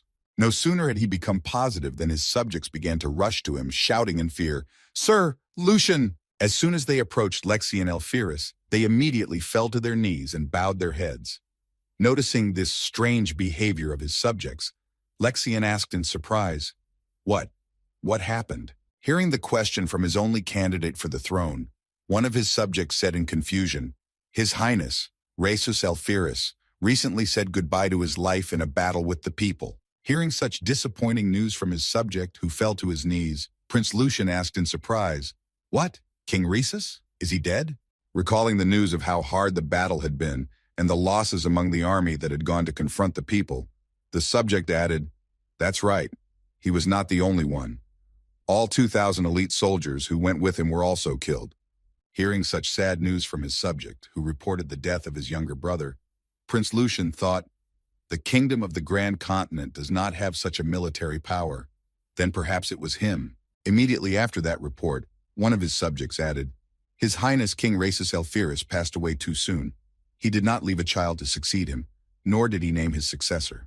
Immediately afterward, one of the servants appeared from the garden carrying the crown. Then one of the nobles added, "And at the moment, the only living high elf who possesses the purest blood." When the pillow with the crown was held out to Lucian, one of the elves said, "Now you appear, your Highness King Lucian." Hearing that he was now the king of the kingdom of Alfierius, Lucian nervously wondered if he should accept it. He had recently come to terms with the fact that he no longer had much responsibility. At the same time, somewhere in the royal castle, in the king's room, Edward was whistling happily to himself after defeating the elves who had attacked them. Suddenly, the door to the room opened with a loud noise. Mr. Kim entered without even knocking. Upon the boy's arrival, King Edward broke out in a cold sweat. Looking at his friend, who had recently destroyed 2,000 elite elves, King Edward said in confusion, "Come back, bro. Why do I feel like you're becoming a bigger monster every time I see you?" Immediately afterward, Mr. Kim took his seat opposite King Edward. Not receiving an answer to his question, the king said, "By the way, news has come that the eared ones have surrendered." Hearing this, Mr. Kim responded in surprise, "Is that so?" Immediately afterwards, King Edward held out the surrender agreement that the elves had sent them and added thoughtfully, "Interestingly, there is one condition in the surrender agreement." Hearing about the condition, Mr. Kim picked up the treaty and read, "The Lord Protector of the Grand Continent must be present at the conclusion of the agreement." When he heard that he had finished, King Edward nervously asked, "If you have no objection, will you go with me?" After this conversation, Mr. Kim and King Edward began to prepare to go to the kingdom of Alfierius. After a while, they arrived at the right kingdom. Together with them, a large number of royal knights arrived in the kingdom of the elves to guarantee the safety of their king in case of an emergency. Upon arrival, King Edward and Mr. Kim were invited to the royal reception room, where they were already waiting for a meal and glasses of wine. After taking a few sips of wine, King Lucian suddenly slammed his glass on the table and exclaimed nervously, "Sir Kim, it." After calming his emotions so as not to provoke reciprocal aggression, King Lucian continued in a calm tone, saying, "After that incident, I recognized my weakness. It was as if a weight had been lifted from my shoulders." Turning his attention to Mr. Kim, who was doing his best not to make eye contact with him, King Lucian said, "I left the struggle for the throne and tried to find something that I could do on my own, regardless of my origin." After these words, the elf king put down his wineglass and continued his confession. "But in the end, that blood did lead me to the throne." Looking at the elf king, Mr. Kim was simply amazed at his behavior and thought, "What is wrong with this mustachioed drunkard? Is he really the king of the elf race?" Taking a sip of wine, King Edward thought. I was wondering why he called that damn monster, but he's just going through puberty. Then he said, oh, I know. I also had to stand in the shadow of an outstanding older brother. I understand your feelings perfectly. Hearing the words of support from the king of the Grand Continent Kingdom, King Lucian said in a calm voice, phew, so you were also in a similar position. Hearing this, King Edward said, in a nutshell, I wanted to do something on my own, but the environment was not conducive to it. Hearing these words from a kindred spirit, the king of the elves, who had already had too much to drink, said with an intoxicated voice, that's right, ick. At the same time, Mr. Kim didn't even think about contributing to the conversation, but simply helped himself to the treats that were left on the table.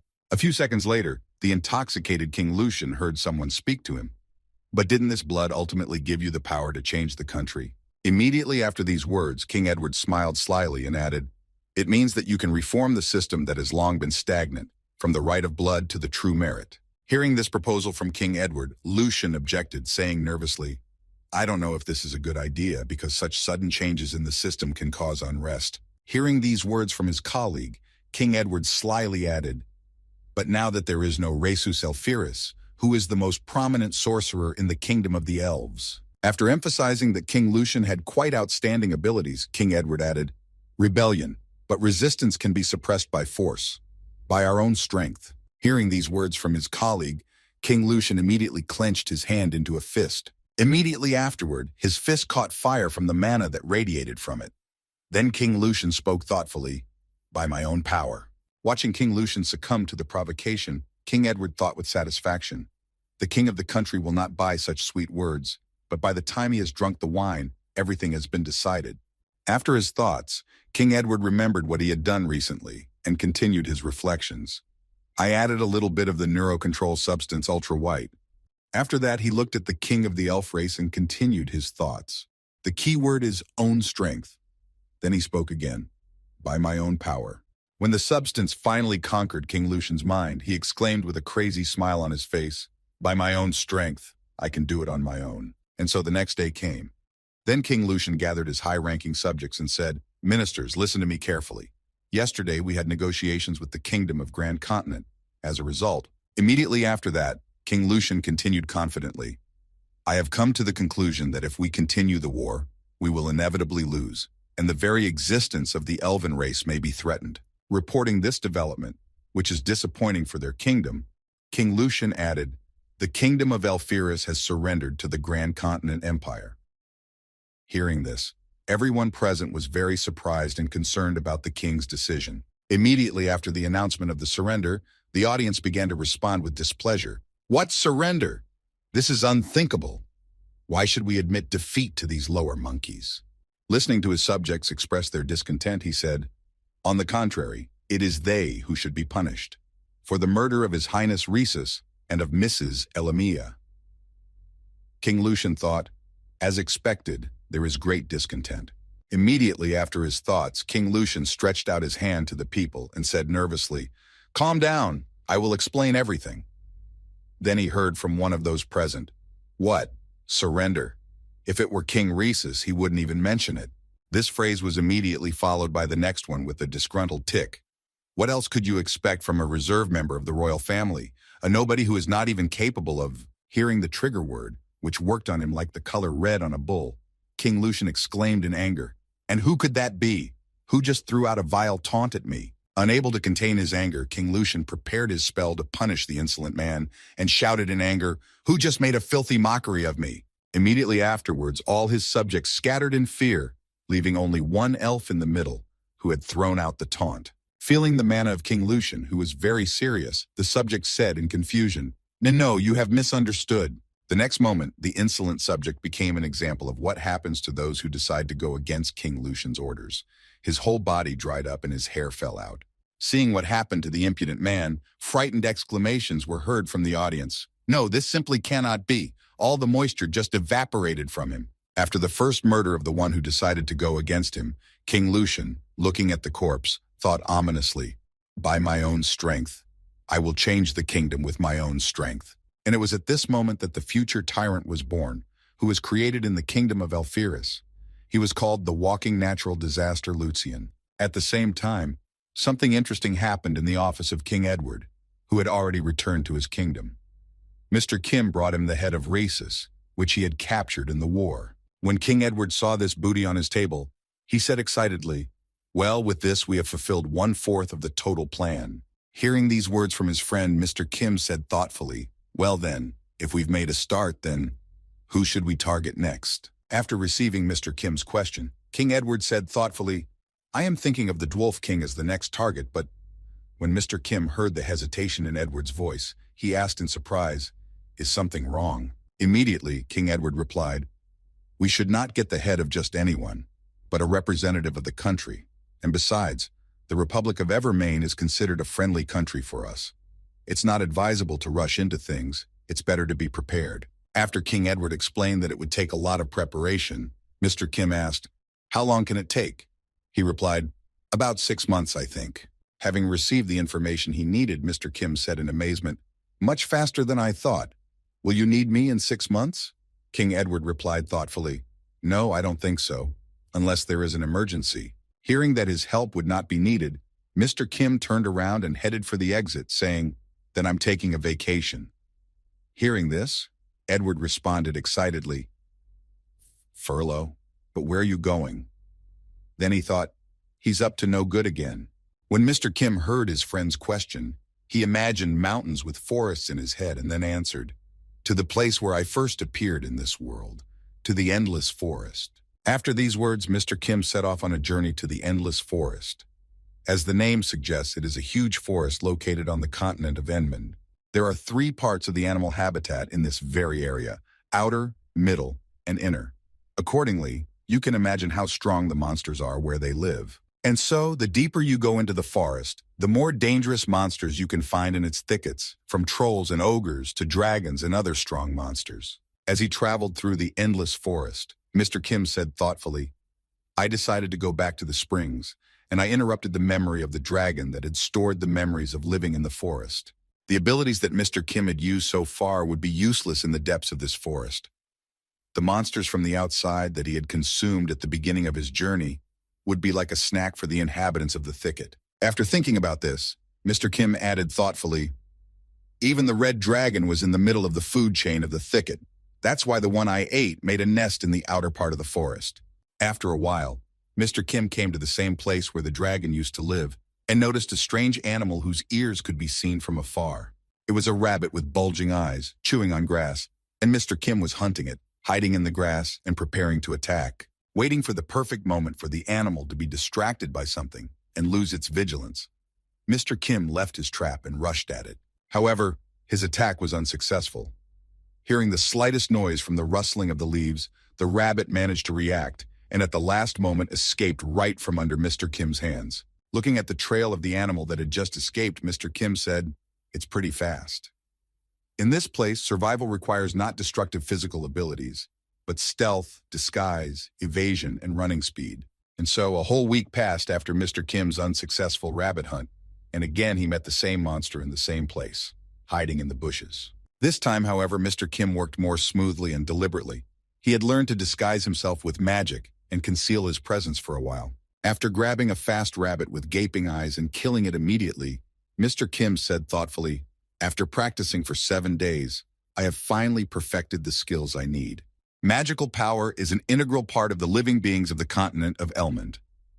Accordingly, in the interest of secrecy, Mr. Kim must prevent the emergence of magical resonance, and that is why he used the skills of only earthly beings.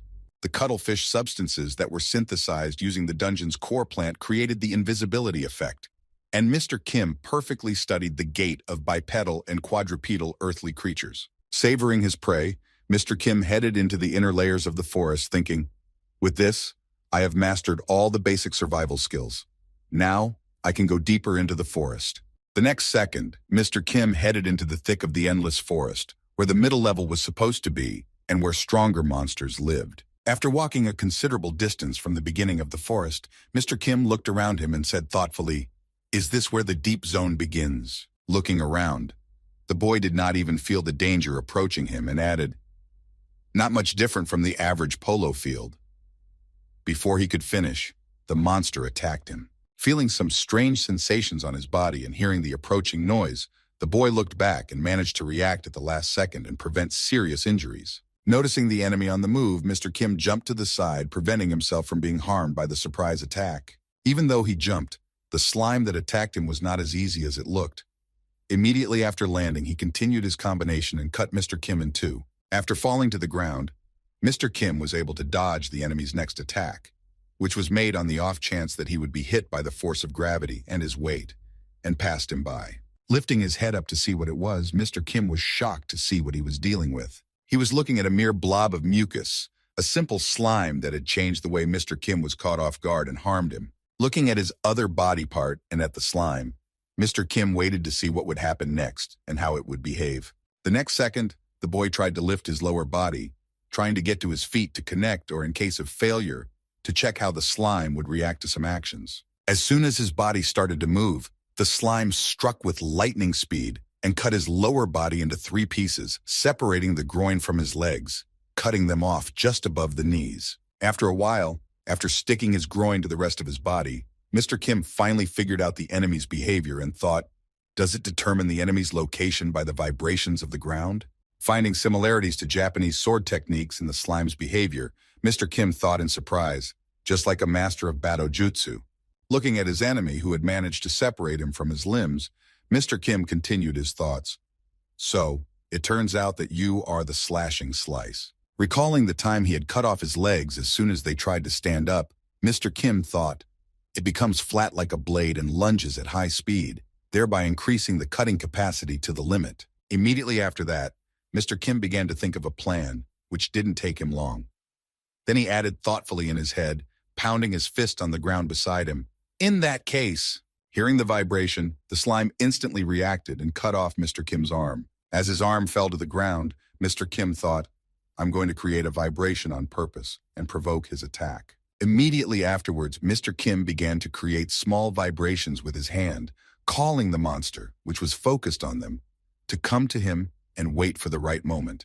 Looking at the enemy slowly approaching him, the boy licked his lips greedily and thought, and the moment he gets close enough. Seeing that the moment was right and he could act, Mr. Kim thought ominously, and then I will eat it.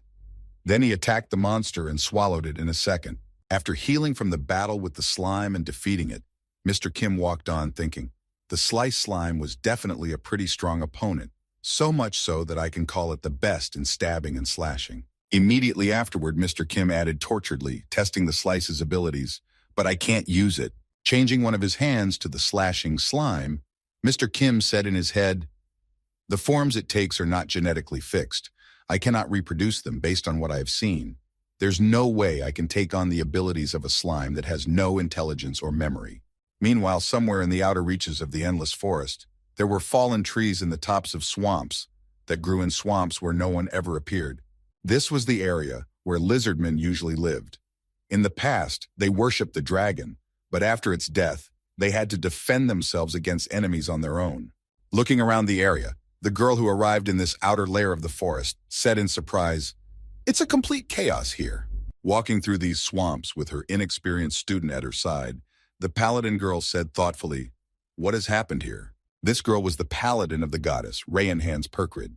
Looking around, she said in confusion, where have the many tribes of lizardmen gone? As she walked further and further to find out what had happened here, Rayanhan's Perkrid said thoughtfully, though, since there are no corpses, it's highly likely that they simply moved somewhere else. Immediately afterward, the paladin girl said nervously, it can't be helped.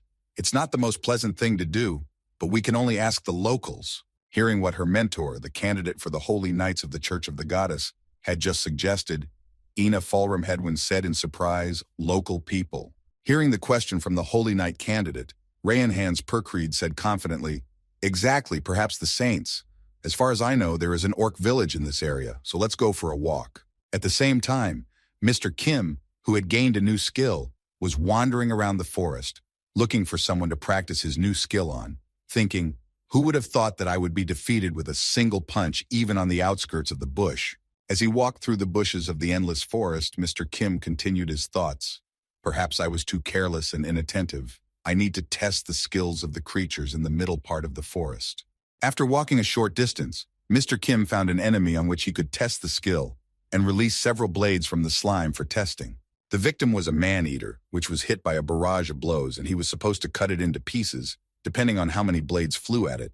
Nevertheless, the enemy fell to the ground without losing a single piece of himself.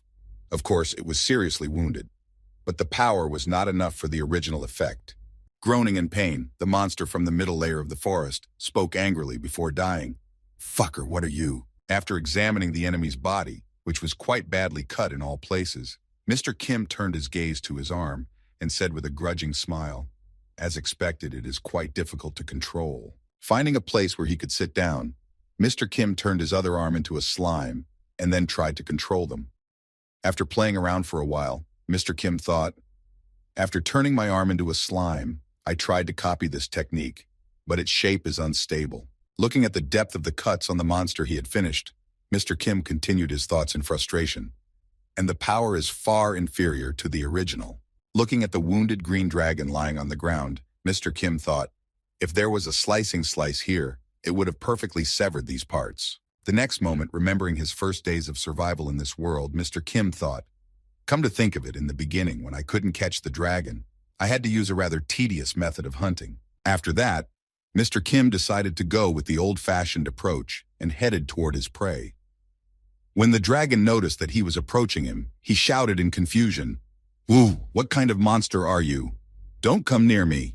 Don't come." Determined to finish the monster off himself, Mr. Kim stood on the wounded enemy and gave it an evil look, shocking it into submission. Immediately after that, a brilliant idea came to him. Looking at the wounded monster, he thought, "I have definitely become much stronger." Meanwhile, Rayan Hans Perkrid and Ina Fulram Hedwin, who was traveling with him, finally reached the former lands of the Orc clan, Onyx, to find out what had happened there. When she noticed the ruins of the Orc camp, Rayan Hans Perkrid said in surprise, "Here too. The situation hasn't changed much, even when we came here." Walking a little further, she saw mounds of earth and said in surprise, "What? I thought all orcs were barbarians, but it seems that this is not quite true." Noticing the fresh flowers near the mounds, she realized that these were the graves of her fallen comrades. Then the girl added in surprise, "I see that they have a culture of grieving for the dead." As she approached one of the coffins, Rayan Hans Perkrid noticed a bouquet and said in surprise, "These flowers are fresh, so—" Before she could finish, her words were interrupted by the shout of an orc standing nearby, who exclaimed, "Who are you?" Hearing the voice of the enemy, the paladin girl immediately reached for her sword to fight the enemy if necessary. Before the girl stood the traveler Brat, who used to be one of the orcs of the Onyx camp. Looking at the uninvited guests, the monster asked again, "What are you doing here?" Moving the knight candidate away so as not to hurt her in the event of a fight, Rayan Hans Perkrid cautiously replied, "We come from a church state." Hearing such a response from the paladin girl, the orc asked in displeasure, "And what could the church be doing here?" The girl replied, "Perhaps you know what happened here." Hearing the question from the girl, the orc named Brat immediately bared his teeth, recalling the details of what he had to go through because of one person who appeared here. Recalling Mr. Kim, who had recently arrived in their village, the orc Brat said nervously, "A monster has appeared in this place."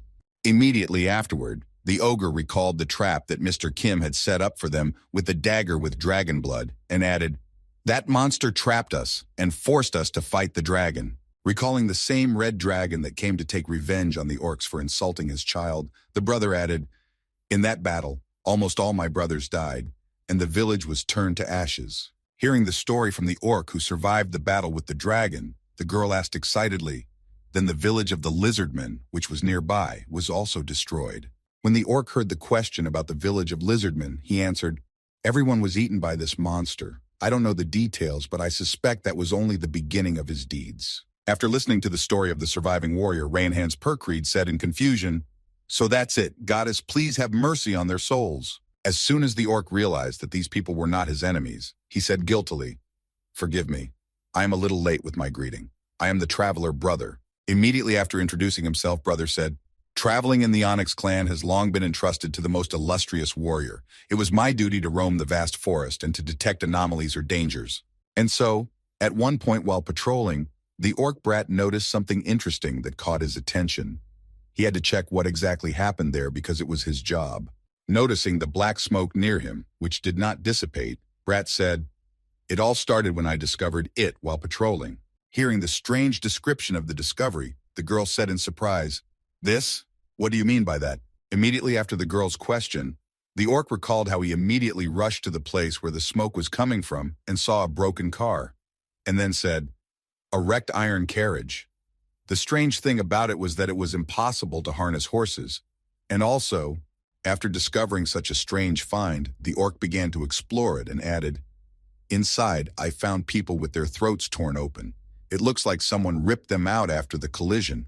Then looking at his clothes, which he had taken from one of those people, Brad added, "The armor they were wearing was also strange." After that, the orc raised his head up, and looking out over the mountains of the endless forest, he said, "And in addition, the door of the carriage was kicked in from the inside by someone." After this discovery, many things happened in the forest that cannot be explained.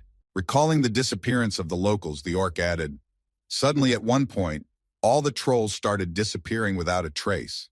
The same thing happened to the ogres who lived near us." Upon learning the disappointing news of the disappearance of the locals, the orc said, "It was at that moment that I was overcome with anxiety, and I hurried home. But when I returned to the village, she was already gone." Listening to the very terrible things that her brother had to go through, Rayanhan's Perkrid said hesitantly, "This one, excuse me, but may I ask you one more question?" Immediately afterward, she looked at the orc and said nervously, "It seems that you have not been in the village since these events. How did you know what happened here?" Immediately after that, the brother reached behind his back and pulled out a dagger. Noticing him, the girl became nervous, imagining that he wanted to attack her. However, the orc was not hostile, and used his magic on the hand that held the weapon and held out the other hand to the girl to take her hand. Immediately after these strange actions, brother spoke confidently, "If you want to know everything that happened, take my hand." Hearing this offer from the dagger-wielding monster, the girl wondered whether it was worth the risk to trust some monster from the endless forest, but she made up her mind and stretched out her hand to the ogre. After that, their hands touched, and the orc could use his skill. The next moment, a magical circle appeared around their joined hands, created by Brat to show the girl the memories of the dagger he had taken out. Feeling the mana flowing into her and bringing back some memories, the girl was shocked, not understanding how it could be possible for a monster to be able to do magic. As soon as the memories in her head began to become clearer and appear in the form of pictures, she said in surprise, "Wow, what is this? How does it even work?" The next moment, a dark image of a man holding the same dagger appeared in her mind. She could also feel his sinister aura and bloodlust. Immediately after that, the next memory appeared of a small, frightened dragon who remained in the nest and tried to protect his mother's shiny things by driving away the intruder. This was followed by the memory of the sword when it was found in the bushes. One of the orcs on patrol accidentally noticed something shiny and picked it up, dragging it to the head of the village. As soon as the village head picked up the dagger and realized whose blood was on it, it was too late. A red dragon had come to their village to take revenge for the fact that they had hurt his child.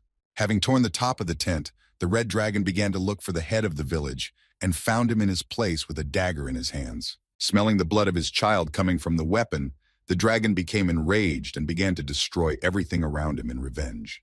Seeing the memories of the weapon that the ogre showed her with his skill, the girl said in confusion, "Is it really?" Nervous about what kind of skill the monster from the endless forest was using, Rayanhan's Perkrai asked, "Time magic? So someone other than the king of the elves, Rhesus Elphiris, can use it?" Hearing the girl say that, the orc looked at his hand and answered, "No, it's just spiritual magic and the low-level skill psychometry. They allow you to read the memories of objects." Hearing how brother used these skills, the paladin girl asked in surprise, "So you found the thief with the help of this magic?" Sitting down on a rocky outcrop, the brother answered, "That's right. That iron carriage, the village of cannibals, the dagger. All of them, as one, kept memories of the same creature." Immediately after these words, the brother looked angrily into the void and spoke in a voice full of hatred. "This bastard left the endless forest many years ago. Yet not long ago, he reappeared here." After saying this, brother placed the dagger on his hand and used the skill, saying, "Spiritual resonance." Immediately after this trick, the dagger turned in one direction, pointing to the exact location of the monster from his memories. Noticing that the dagger had stopped, the brother said confidently, "Right in that direction." At the same time, Mr. Kim wandered through the endless forest, looking around. After walking a long distance through the forest, he said, "The endless forest looks quite ordinary." After walking some more, when he saw an active volcano and an ice mountain relatively close by, Mr. Kim added in amazement, "But in the deepest part of the mountain, it's not quite like that. It's a devilish sight, and it's amazing." As he approached the edge of the forest where the ice and fire locations began, Mr. Kim realized that there was a balance of ice and an active volcano. They became the basis of this strange ecosystem. All living things here have evolved, struggling to survive in very harsh conditions. The first place Mr. Kim decided to go to was the top of a glacier, over which a mountain towered alone. It was this place that became the first goal in his journey to acquire new skills. Why this particular place? It's very simple. According to a rumor that Mr. Kim had heard somewhere, it was said that a rather powerful monster lived on this snow-covered peak. This powerful monster was the only kind of dragon in the world, and it lived on the middle level of that very endless forest. It was he who was able to adapt to life in the depths of the endless forest in such harsh, icy conditions. We are talking about the same ice dragon. Meanwhile, Ina Falrum Hedwin, who was traveling with her mentor and the orc brat, began to see sudden memories that for some reason began to appear in her head. The first one was about a red dragon. The next one was about how a red dragon burst into the port city and began to destroy everything, burning to ashes all the demons that came across it. And also the very moment when Maiden tried to avenge his sister, who was covered in rubble after the destruction of the building where she lived with her brother. Noticing that Ina Falrum Hedwin was floating in her thoughts, Rayan Hans Percreed suddenly shouted out to bring the girl to her senses, "Miss Candidate for the Holy Knights!" Hearing this exclamation, the brother also turned his attention to the girl to see what had happened. Hearing her name, the girl came back to reality. After that, the paladin girl asked again, "Mistress?" Looking at the girl, Rayan Hans Percreed asked in confusion, "Are you sure you're okay? If you're worried about something, you can tell me, and I will help you." Hearing such words of support, Ina Falrum Hedvin replied nervously, "No, I'm fine. I'm just thinking a little bit." Hearing the two girls talking and that the younger one was fine, the brother, who continued to walk in the direction of the dagger, said, "Gather yourselves. There is no telling when that monster may appear again." Immediately after these words, the girl felt some pain in her head. She kept having this strange feeling that came and went in waves. Once again, the image of the red dragon appeared in Ina's mind. Trying to make sense of it, the girl thought, and yet what were those memories? Every time they pop up in my head at certain intervals. Then, looking up and noticing that they could already see the ice mountain and the active volcano in front of them, Ina Falrum Hedvin added thoughtfully, "It seems to have gotten worse since I was last here." At the same time, Mr. Kim had already reached the glacier zone in the middle of the vast forest and witnessed a very interesting confrontation. It was a great opportunity for him to observe the behavior and skills of the locals. At that time, a herd of ice dragons were hunting a mutant deer that they had recently tracked down and started chasing it. The mutant deer, who also looked like a pretty strong enemy, was running away from his enemies on his two legs. He had mutated into a humanoid individual, had a pair of hands instead of front hooves, and a pair of legs for anticipation. Looking at this strange sight of a deer running on two legs, Mr. Kim thought, no matter how fantastic this world is, living things move according to the laws of physics. And if everything here has a reasonable explanation, then what is the principle of operation? Eruption of cold. Looking at the ice dragon, which was preparing to attack with its icy breath, Mr. Kim said thoughtfully under his breath, "At first I thought it might be releasing liquid nitrogen, but..." Before he could finish his sentence, Mr. Kim witnessed the effect of the ice dragon's icy breath when it used its skill to catch its prey. As a result of the breath, the enemy simply froze on the spot. His entire body was a thick layer of ice. It was not at all like the effect of liquid nitrogen. It was clearly something else. The next moment, Mr. Kim saw that the same icy breath was reaching him as well, and he decided to check for himself what the principle of this strange monster attack was. Changing his finger into slime, Mr. Kim pulled it out from behind a tree, right into the jet of the icy breath. The next moment, the boy saw that he was covered in a layer of ice that very second, and instantly froze. When he pulled the frozen finger closer to him to examine it, Mr. Kim saw it break off and thought in disappointment, "What a disappointment. It's ridiculously simple. It's just water." As he watched the ice dragons retreat, taking their victim with them, Mr. Kim said thoughtfully, The breath of an ice dragon does not freeze by itself.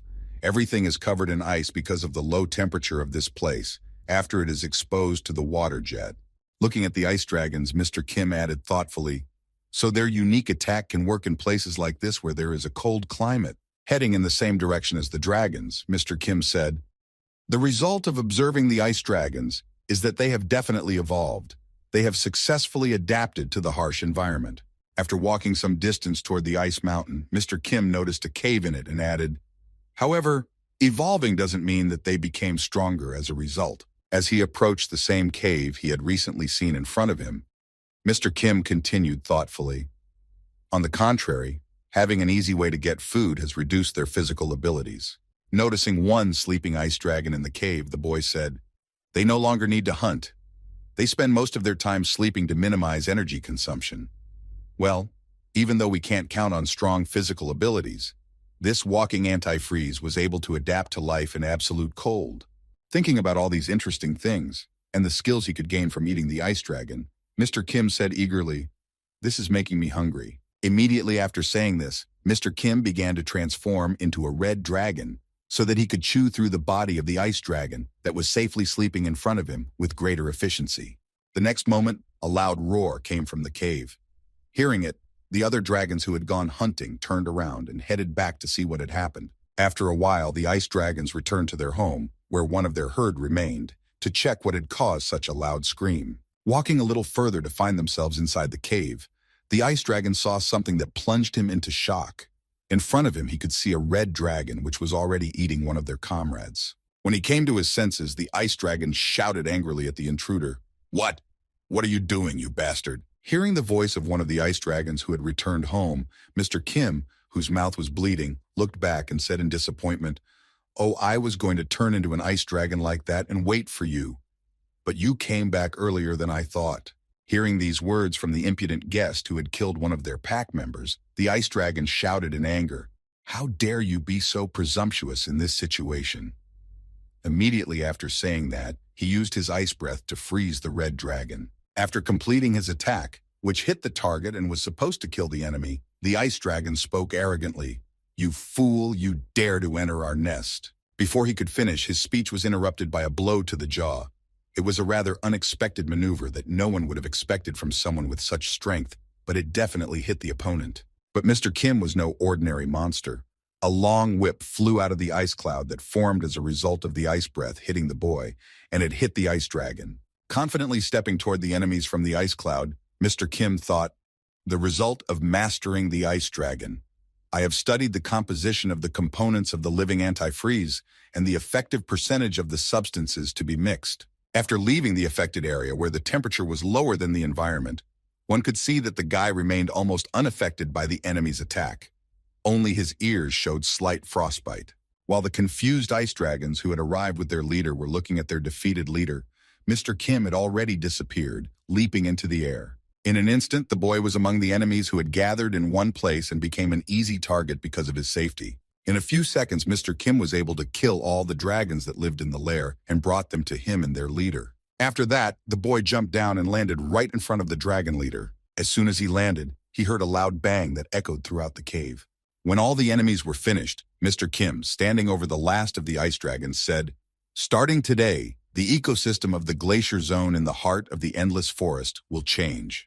The next moment, he squared his shoulders proudly and turned his head in the opposite direction of the ice mountain and said, And then Mr. Kim stood on the top of the glacier, watching the active volcano he was going to visit in the near future. At the same time, somewhere in the thicket of the endless forest, which was located between the volcano and the foot of the glacier, a paladin girl asked Ina Fulramhedwin anxiously, Possible saint, how is your physical condition? With a sigh of relief, the girl answered confidently, You don't have to worry, I'm definitely fine. After conducting a physical examination of the girl she was traveling with, Rayan Hans Perkreed said in her head, There is no hyperventilation. There is no anoxia either. There are no symptoms of powerlessness. Conclusion, she is telling the truth. Immediately afterward, the paladin girl leaned over to Ina Fulramhedwin, who said in a worried tone, I understand, but if you ever feel uneasy, tell me at once. Trying to take care of her ward, the girl turned her gaze to the guide and saw that he was somehow unhappy that there were such delays. Immediately after the girl turned her attention to the brother, he spoke, "If you are finished, then let's go." Immediately after these words, the full company of the paladin girl, a possible future saint, and the orc monster set off in the direction the dagger was pointing. After some time of traveling, the brother noticed that his dagger, which pointed the way, began to behave in a very strange way. As soon as the orc noticed this, he raised his hand above him, signaling that they needed to stop and figure out what was wrong. Taking the blade in his hands, the brother saw someone's footprints burning on the ground. Then the monster said, "Our enemy is close," and these footprints left on the ground. After examining them in more detail, the brother added confidently, "Definitely an unnatural fire." Then Rayanhan's Percreed added in surprise, "Are these the footprints of that monster?" Hearing the girl's question, the brother turned his attention to his weapon, which was pointing the way, and replied in confusion, "Look at the reaction of the blade. It looks like it's exactly like that." Immediately after that, the entire team followed the trail that led them to the active volcano. After a while, the two girls felt the intense heat radiating from the volcano, forcing them to stop at this point in their journey. Trying to shield herself from the infernal temperature with her hand, Rayanhan's Percreed said in confusion, "Is it that hot?" At the same time, a brother who was able to walk a little further began to break out in a cold sweat, not because of the heat radiating from the volcano, but because of what he saw in front of him. Not far from him, literally 100 meters away, stood a monster that was burning from the heat. Noticing this monster, brother confidently said, "That's him. It is definitely him." The next moment, a man appeared before the girls, his hair on fire, but he could not burn. Most of his body was also engulfed in flames. The area of an active volcano in the middle part of the endless forest, where quite powerful monsters lived, and Mr. Kim had come to fight them. The creatures that lived in this volcanic area of the endless forest, where the heat was always infernal, had no names. Although there were many animals living there, such as flaming birds and fish swimming in lava, the landscape of this place was constantly changing because the surface of the earth was so hot. There was no other person in the world who could get here and do the research to give the names to all the local people. And this applied to absolutely all the earthly inhabitants who had not evolved to withstand such high temperatures. However, there was one monster who was not afraid of such temperatures. It was Mr. Kim, who confidently walked across the hot lands of this region. Looking at his clothes, which were occasionally set on fire by the high temperatures, Mr. Kim thought about a salamander he had accidentally caught. For the first time in a long time, the salamander's scales came in handy. Rubbing his cheek to remove the ash that had fallen on it, Mr. Kim said thoughtfully, "I was lucky to meet her. These creatures have long been considered extinct." Immediately after saying this, Mr. Kim, who could travel confidently through hellish terrain, said thoughtfully, "So what do I have in the end?" Recalling the enemies he had defeated and eaten, the boy said, "The chemical plant of the dungeon core produces the components necessary for the synthesis of fuel, and the ice dragon's water pocket allows us to store them in huge quantities. The giant dinosaur's blood vessels distribute the fuel throughout its body." After these words, the boy added, "The sweat glands of lizard men release it on the surface of the skin. And finally, the temperature of the lava creatures ignites the fuel at the slightest contact." Mr. Kim was the monster who combined all of this and became like a real fire monster, with hair on his head and hands on fire. After finishing his thoughts, the boy felt someone's presence and said in surprise, "Who is that behind me, so quietly approaching me? What an unexpected union." Realizing that they had been spotted, Rayanhan's Percreed stared at the monster in front of them in fear, but only until he turned around. Then she said in surprise, "Master." Without waiting for the conversation between the old friends who had not seen each other for a long time, the brother rushed at Mr. Kim with a dagger, avenging his family, and angrily shouted, "Monster, you destroyed my tribe." Hearing the orc's shouts as he charged at him, Mr. Kim was able to get a better look at him as he approached him a few steps closer. Immediately afterward, Mr. Kim spoke in surprise to the offended monster that was charging at him. "You, traveling brother?" Hearing that he called him by his nickname, the orc immediately stopped and asked in surprise, "Do you know me? But how does a human know my name?" After receiving this question from the orc, Mr. Kim just smiled slyly and began his transformation into a well-known person. Taking on the guise of the elders of the village that the dragon had destroyed and where his brother lived, Mr. Kim said with a slight mockery, "Was there anyone among the orcs who did not know you?" Seeing a very familiar face that Mr. Kim was able to recreate, the brother said in confusion, "Elder. As soon as brother regained consciousness after seeing the familiar face, he immediately rushed at Mr. Kim to confront the brute for his mockery and shouted out in anger, "You bastard! How dare you use an elder's face?"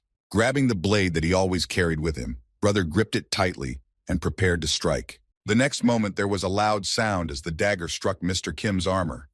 My brother had struck his first blow at the enemy he had been trying to take revenge on for so long. As a result of the hit, a rather powerful airwave appeared behind Mr. Kim, which even managed to extinguish the flames on his hands for a few seconds. Although the attack was quite strong, it did not manage to hit the boy's flesh. Traveler Brother stopped at the last second in front of Mr. Kim's body, just to intimidate him and demonstrate his skill with the weapon. The next moment, the traveler spoke angrily to the man he had just spared. "I have been training for years and waiting for this moment, and now it's time to take revenge on you." Clutching his dagger in his hand, the orc prepared to fight. The next moment, he swung his weapon, prepared to deliver a fatal blow that would strike the enemy, and shouted in anger, "Die!"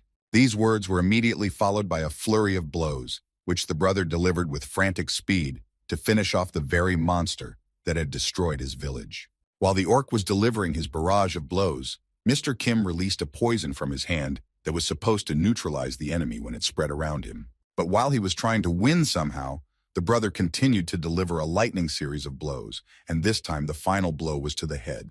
Although it might seem so, at the last moment, the trajectory of the dagger changed, and it flew straight through the boy's body. Immediately after the series of stabs ended, a cloud of dust appeared at the site of the massacre. A bewildered Rayon Hans Perkreed watched from a distance, not knowing how to react. Watching the fight between two fighters, one fighting for his comrades and the other just to gain skills, she thought in confusion, "What the hell is going on here?" After a few seconds, the dust cloud dissipated a bit and the outlines of the two figures fighting each other became visible. Seeing them, the girl thought, "They are fighting. In that case, I need to help." Immediately after thinking about helping, the girl plunged into a stupor because she had to choose one of her two friends to support in this fight. The first candidate was the orc traveler Brat.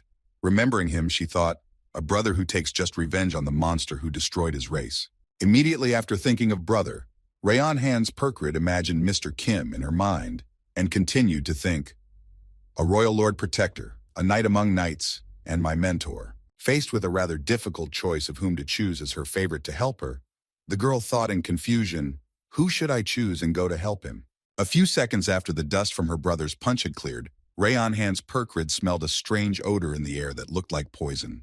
Sensing the danger, she immediately stepped back to avoid being exposed to the sprayed poison, as well as to protect her ward from its negative effects. Immediately afterward, the paladin girl grabbed her ward by the waist and exclaimed, "Hold on tight, it might be a holiday." The next moment, Rayon Hans Perkrid threw the girl over her shoulder and quickly stepped back and exclaimed, "We have to get as far away from here as possible or we're in for a very embarrassing fate." Unable to understand the reason for her mentor's strange behavior, Ina Fulram Hedvin asked in surprise, "But why do you say that?" Continuing to pick up her pace to escape from the poisonous cloud sprayed by Mr. Kim, the paladin girl said, "This, a deadly poison. It is sprayed in the air on the battlefield." Meanwhile, the entire area around Mr. Kim had already been filled with a thick cloud of hydra venom that could have killed anyone. Feeling that he was getting worse and worse with every breath, the orc traveler brother said in surprise, "You bastard! Did you really spray poison? Coward!" Realizing that he would not last long, Brat grabbed the dagger with both hands, and preparing for his last stroke, he said angrily, "I cannot do this. At least I will make one last stroke." The next moment, the orc gathered all his remaining strength and struck his enemy with a dying blow to defeat him, or at least to inflict critical damage. But unfortunately, the orc's attack was in vain. Mr. Kim's skin was so strong that that miserable dagger would not have pierced it under any circumstances. Coughing up blood from inside his body, the orc spoke in confusion when he noticed that Mr. Kim had not been struck by his most powerful blow and had not been scratched. How is this even possible? Slowly losing consciousness from the poison, the orc traveler brother said one last thing before he died. "I could not leave you even a wound." At the end of the battle, the enemy fell, breaking the dagger against Mr. Kim, who finally walked through his body. Immediately after the death of the orc brother, Mr. Kim looked at him angrily, wondering what to do with him. Burn it, or perhaps eat it, but it was of little use. And then Mr. Kim still preferred the first option, namely to simply burn the enemy's dead body by blowing it up. After the explosion, a piece of coal flew far, far away from the boy. At the same time, the paladin girl was trying to get away from Mr. Kim, who had turned into a real monster since the last time they met. While on the girl's back, Ina Forum Headwind said nervously, "Paladin, let me go. Mr. Brother is still there." Hearing these words from her ward, Rayanhan's Perkrid replied nervously, "I will not let go. I must protect you at all costs." When Ina Falramheden heard her mentor's refusal, she said, "It's not too late, at least if we join forces." As soon as Ina's proposal reached the ears of the paladin girl, she replied in confusion, "No, you are mistaken. We are already late." Immediately after this answer, the girl asked in surprise, "How can you be so sure?" And she replied, "The outcome of a battle is not determined by a simple comparison of forces. A combat priest entering the order is told to remember this first and foremost." Pointing out her mistake to Ani Fulram Hedwin, the paladin girl added nervously, "Please have a good assessment of your own abilities. I don't want to watch a candidate for the saintly life commit suicide. The value of your life is incredible." Hearing these words from her mentor, Ina Fulram Hedvin said thoughtfully, "Undoubtedly that man's life force is enormous, but he has very little mana and no aura at all.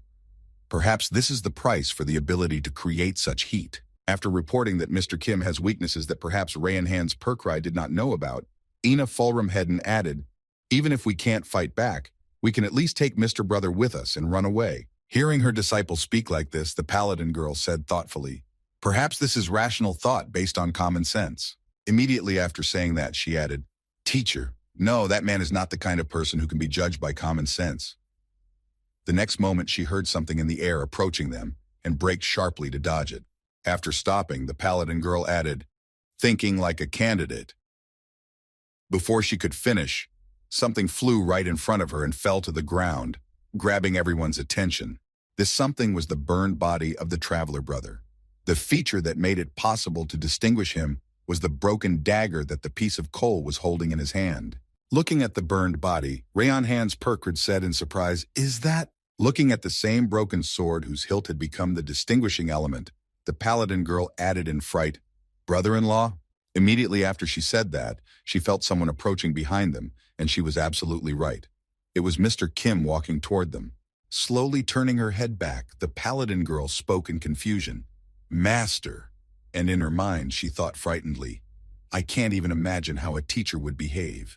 Immediately after these thoughts, cold sweat broke out on the girl's body, and she thought, "If he thinks that we are Mr. Brother's henchmen, then we are definitely in trouble." But surprisingly, everything started well. Mr. Kim said in a calm voice, "It's been a long time, my student."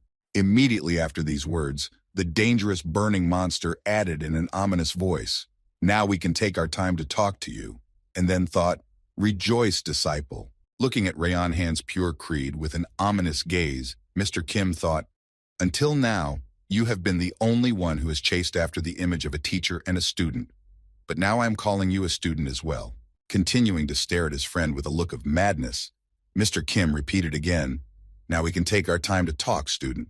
Realizing that there was no point in running away, because it could be seen as aggression, and he would attack, Rayanhan's Perkrid thought, "Now, we are definitely doomed."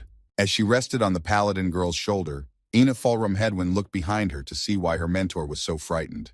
The next moment, the girl broke free of her mentor's grasp, and the latter loosened her grip in excitement. It was the perfect chance to escape from the girl's arms. A second later, Ina Fulram Hedwin decided to show all her courage and stood right in front of Rayanhan's Perkrid to protect her in case of danger. The next second, Ina Fulram Hedwin shouted angrily at Mr. Kim, "Why did you kill Mr. Brat? Depending on your answer, you bastard." Before the girl could finish, the paladin girl immediately calmed her down and tried to take over, speaking nervously to her former mentor, smiling nervously, "Aha, it's been a long time, teacher." Hearing her address the enemy standing in front of them, Ina Fulram Hedvin asked her mentor in surprise, "Teacher, do you really know this monster?" Hearing such a question from her mentee, Rayanhan's Perkrid was confused. "I will explain later, but for now, please be quiet so that you cannot be heard." Immediately afterward, Mr. Kim spoke in surprise to his student, with whom fate had brought them together again. "Indeed, it's been a long time since I've met my relatives." As soon as the conversation turned to his fellow soldiers, Mr. Kim remembered one bandaged boy, and said thoughtfully, although there was one guy who seemed to be a relative, but it turned out he wasn't. Hearing the words of her former mentor, the paladin girl immediately asked, "How interesting. And what was the person who met you after the manticore?" Then she thought nervously, "We need to gain time. We need to contact the church state." Hearing the girl's question, Mr. Kim began to recall what it was that made him feel like he had met his brother and said thoughtfully, he was able to transform. His name was, after some thought to remember, the boy said, Maiden Holfield. Hearing this, Ina Fallrum Hedvin immediately plunged into shock. Then everything began to fall into place in her head. Grabbing her head, which began to buzz and everything in it began to stir, she groaned and spoke with difficulty. Maiden, Halffield. Seeing what was happening to the girl, the paladin said nervously, "Could it be a holiday?" Ina Fallrum Hedwin ignored all the words that were said to her at that time. She simply did not hear them. The noises in her head interrupted them. After a while, she repeated the boy's name again, Maiden. And so, at last, the possible Saint Ina Fallrum Hedwin remembered her forgotten memories from the beginning of her unconscious life. Her eyes opened sharply, and the girl, looking through her fingers at her opponent, spoke confidently, "Brother." Now let's fast forward 3 years to the very moment when a giant dragon first appeared in the demon port city of Stockfleet and destroyed it to the ground. After the dragon attacked the city, it killed a large number of residents and infrastructure, leaving only destruction and despair. At the same time, somewhere under the rubble was a girl who had been buried in the debris of a house because the dragon had landed on it. After some time in a coma, the girl finally woke up, looking at the ruins around her. This girl was the younger sister of Maiden Holfield. She was the result of the mixing of two races, a half-breed from the union of an elf and a demon, Myron Holfield. When she regained consciousness after being trapped in the rubble, the first thing Myron did was call out for her older brother. After getting out from under the rubble on her own, being left without a home and losing her arm, the girl continued to wander around the neighborhood, trying to find Maiden. After a while, she finally heard a rumor that there was a boy in the world who was completely covered in bandages. That's how she found out that Maiden had gone to the human world. Then she went to the human world after him. However, despite the fact that she had her own plans for her life, the girl, whose body was filled with elven blood and mana, could not prevent the church from becoming interested in her. And so, when the church took the girl in, luring her with sweet promises as a result of their activities, the order gave Myron a new arm and subjected her to memory alteration. With age, even her skin color changed. And that is how a new candidate for the Virgin Saint Ina Fallrum Hedwin was born. The paladin Perkrid was entrusted with protecting the potential virgin during the pilgrimage to the Holy Land. A microchip implanted in her head evaluated her behavior in real time, and the data it collected gave rise to a revision of her rank, according to the position she held. And it was because of such life events that these two girls, the one who had completed 3 years of holy training, Ina Fallrum Hedwin, and the student of the monster, the paladin Rayon Hans Perkrid, were born. These two, due to their circumstances, went on a pilgrimage together in the endless forest. Mastering herself and suppressing the pain that came with the girl's old memory, Ina Fallrum Hedwin gritted her teeth and asked, "Maiden Holfield, what happened to him?" Hearing the question from the possible saint, Mr. Kim, remembering the young man, said thoughtfully, "He died. Although no, not even like that." Immediately after these words, Mr. Kim changed his mind and added confidently, "I killed him." Hearing this, the little girl was overcome with feelings of revenge, rage, and fear. Because of the sudden rush of adrenaline in her blood, she immediately began to prepare for a fight to take revenge on Mr. Kim for killing her brother. The next moment, the girl shouted out in anger, "I won't leave you alone." Before she could finish, Rayon Hans Perkrid knocked her out so that she would not accidentally bring trouble on herself through rash actions. The next moment, Ina Fallrum Hedwin fell unconscious to the ground. Only the teacher and his former student, who had escaped after the fight with the Hydra, remained standing. Seeing how skillfully she knocked the girl out, Mr. Kim said in amazement, "Now you can control your strength much easier. Before, it was definitely difficult for you to cope with it." After asking that adventurer girl who had disguised herself as a nun, Rayon Hans Perkrid said in confusion, "Oh, you mean those days. That's because I've been practicing properly all this time." Immediately after she said this, Perkrid threw Ina Fallrum Hedwin over her shoulders and said awkwardly, "Teacher, your pupil is now on official business. Why don't we postpone our joyful reunion until another time?" After saying this, the girl continued to pretend that everything was fine, nervously thinking, I tried to contact the church state through the communicator. But because of the high density of magic in the endless forest, it was not possible. Hearing these words from his student, Mr. Kim suddenly stamped his foot on the ground and prepared to do something. When she saw that he had somehow dispersed, she exclaimed in confusion, Master, I never even thought of being at odds with you, and we just met that orc. We came here only to make a pilgrimage to the Holy Land. Immediately after that, the girl added nervously, If we die now, it will be in the church state, to tell you the truth. Before she could finish, Mr. Kim told her, You have the wrong place. Immediately after that, Mr. Kim began a transformation. Looking at her teacher, she exclaimed in surprise, What did you just mean, teacher? After transforming into an almost normal human being, Mr. Kim confidently walked back toward the outer level of the endless forest and said, They say that you can't make a connection until you get out of the thicket. Follow me. As the girl followed her teacher, who took on the appearance of an ordinary person and walked off somewhere, she could breathe a sigh of relief, realizing that they had escaped the terrible disaster. Immediately after Mr. Kim told her to follow him, Rayan Hans Perkreed said with relief, What a blessing. Obviously, the fate of dying right here has passed us by. One of the sacred places in the Church of the Goddess in the Endless Forest is the settlement of the Lizardmen. Back in the early years of the church state, the name of the sacred Lizardman Knight was heard, and that's because he came from Longtail Folly Haven. And that's why Mr. Kim headed to the outskirts of the Lizardmen's territory, where the very Holy Land his student was looking for was located. Arriving at the right place, Rayan Hans Perkrid said thoughtfully, The Lizardmen of the Endless Forest are closed-minded and quite aggressive. But since it is also the sacred lands of the church, the objects that were previously installed in the vicinity are still there. Immediately after these words, the girl sighed heavily and said thoughtfully, If you are here, then the connection. She then tried to contact the church by sending a message through the receiver. Houston, do you have contact? The next moment she added through the receiver, We have a problem. Immediately after that, it was as if someone had possessed her. Immediately after this incident, the girl began to speak in a different tone of voice and spoke to Mr. Kim. This is our first meeting. My identification number is RR St. Knight's Management, and I am observing a sector and one person, Supervisor Houston. After these words, the supervisor added, It is a great honor for me to meet the knight among knights. When he heard that another personality had entered the girl's body, Mr. Kim spoke menacingly, Stop insincere speeches and get to the point. He replied, As you wish. What brings you to this place? Hearing this question, Mr. Kim said thoughtfully, Why did you come here? It is not right to ask, What do you want from us? He replied, Mr. Kim, are you sure you understand the situation correctly? Immediately after these words, Mr. Kim said insultingly, I was following on the heels of a knight of the church state and a candidate for holy knighthood. But what a disappointment.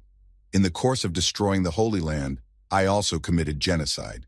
Hearing these words from Mr. Kim, Houston said in surprise, Tell me, what makes you think you can demand anything from us? Hearing these words from Houston, Mr. Kim said in surprise, What would happen if I say let these two return safely from the endless forest? As soon as Mr. Kim put his question in this way, Leader Houston thought, The loss of a saintly candidate and a paladin is quite a loss.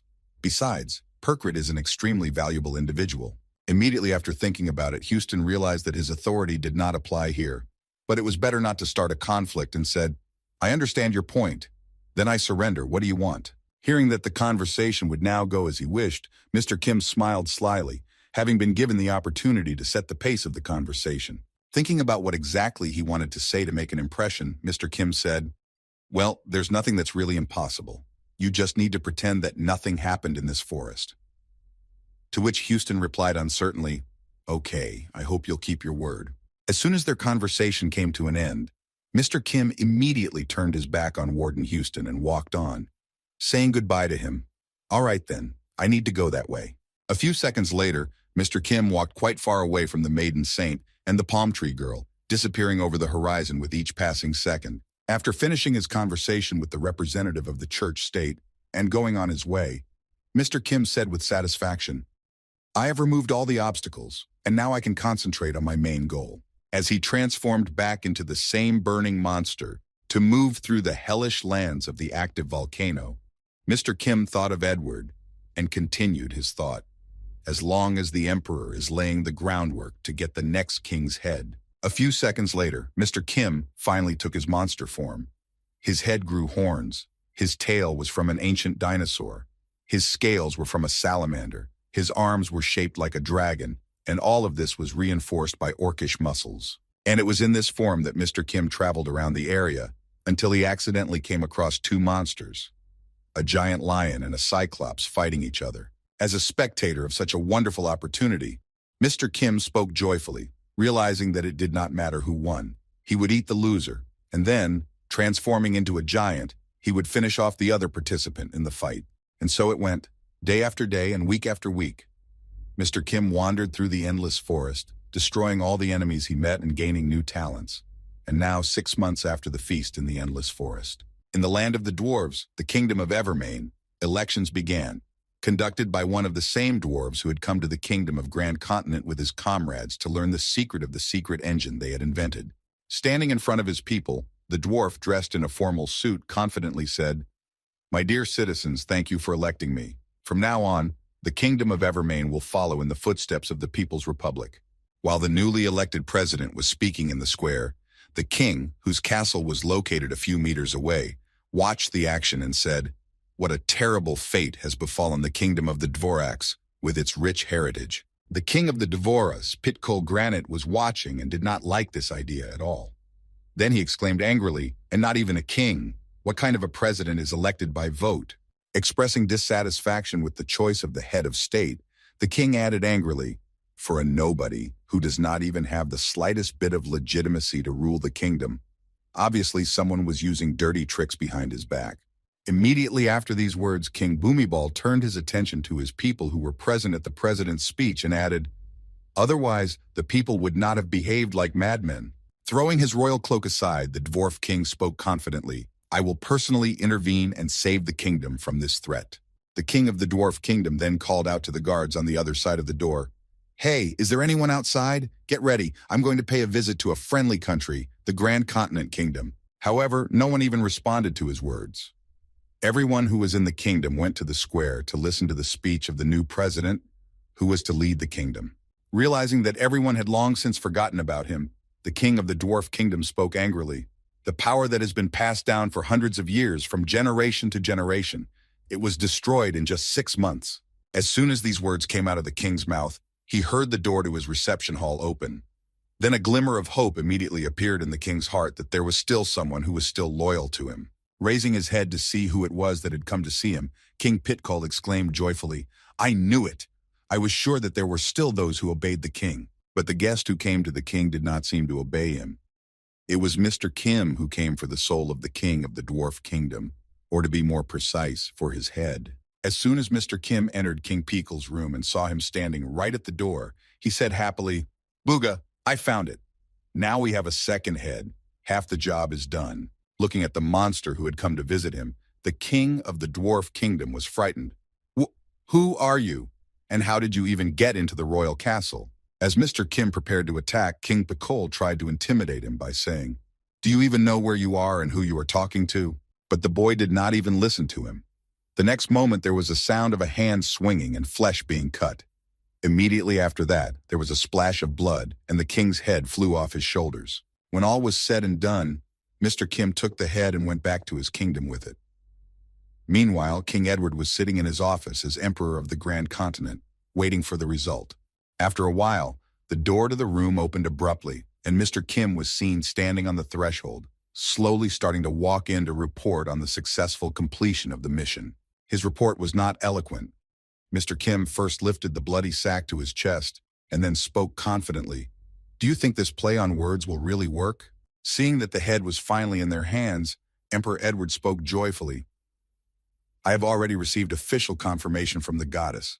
She said that the king and the president are completely different, so don't worry." Hearing that the head was definitely suitable for the ritual, Mr. Kim remembered those zombified locals and said thoughtfully, "I see. Speaking of which, this brainwashing technique has clearly progressed." Hearing this news from his friend, Mr. Kim said thoughtfully, "Ah, indeed. We can say that it is close to completion.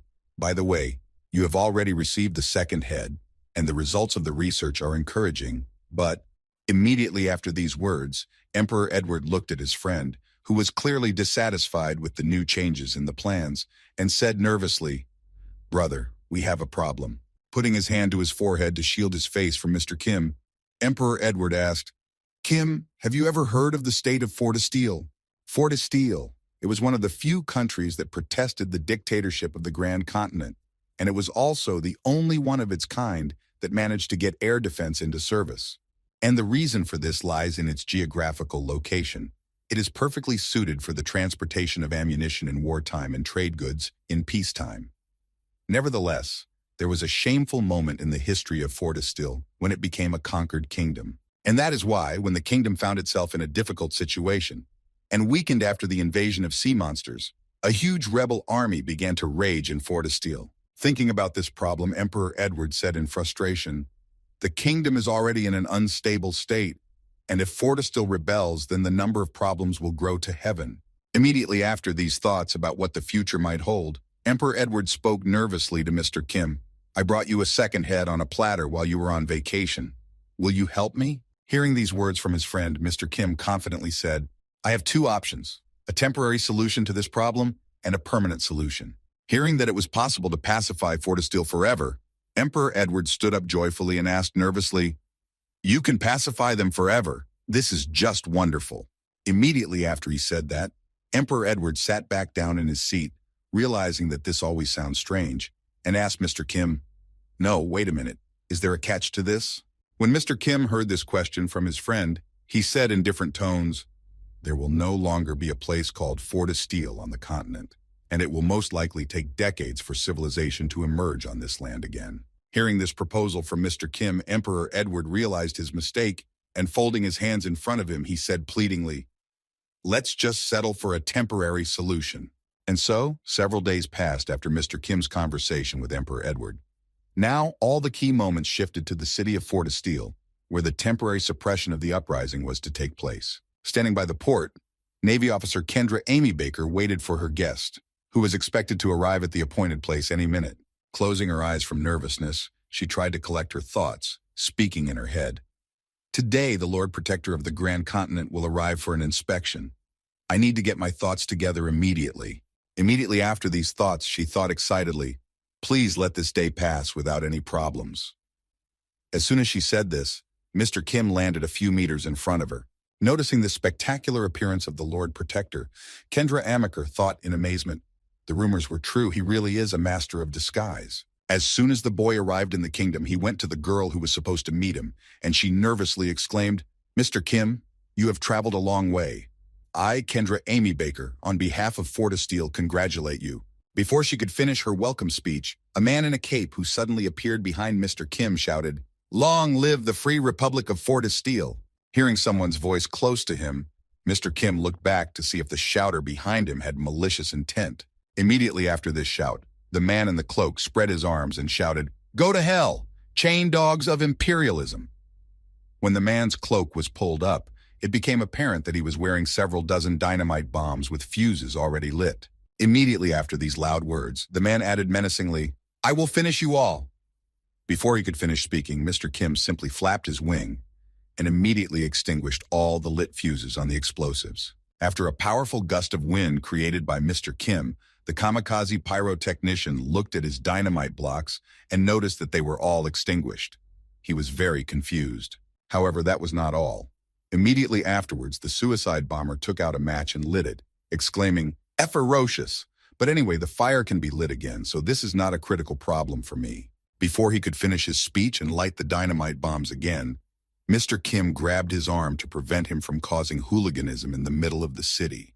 The next moment, Mr. Kim squeezed the man's hand tightly, shattering all the bones in his wrist and knocking him to the ground in pain.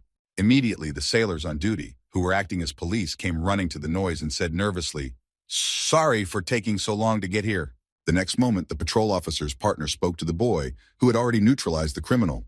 "What's the matter with, are you okay, Mr. Kim?" Hearing the voices of the patrol officers, Mr. Kim looked back and handed the criminal over to them, and said in a stern tone, "Take this guy to the interrogation room.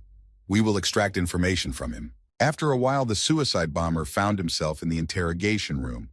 There was dynamite on the table, and opposite him sat Mr. Kim, who had volunteered to conduct the interrogation himself. With a stern look at the man who was about to commit a terrorist attack in the middle of the city, Mr. Kim asked, "Where did you get these explosives? Do you have the support of the rebel army?" Not realizing what a mess he was in, the terrorist brazenly spat on the table and said in a loud voice, "Fuck you! I won't shave my head to tell you anything."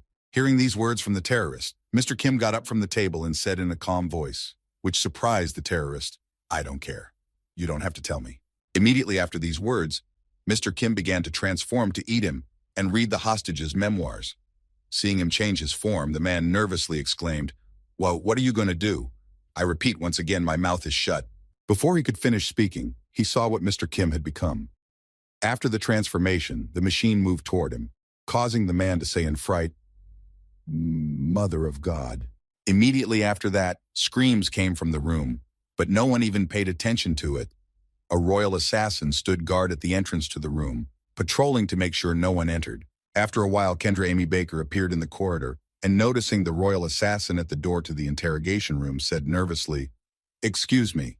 As soon as the boy standing at the entrance to the room noticed her, she added, "First Lieutenant Kendra Amy Baker of the Alba Flume Navy.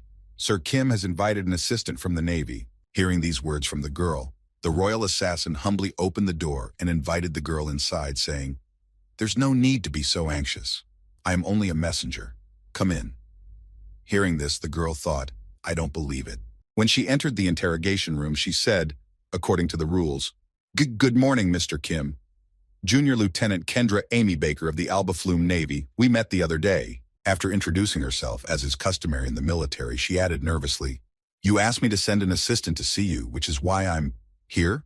Noticing only Mr. Kim in the room, the girl abruptly fell silent. She stepped aside to see if the terrorist had accidentally hid behind Mr. Kim, made sure he was gone, and then said in surprise, "Didn't you interrogate the terrorist?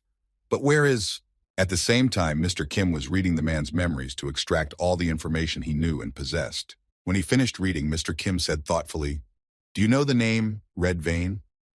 Hearing the familiar name, the girl wondered what it could be about. Immediately afterwards, she replied nervously, "Yes, I know the name." Immediately after answering, Kendra Amabaker thought, "It's a diner on a shopping street."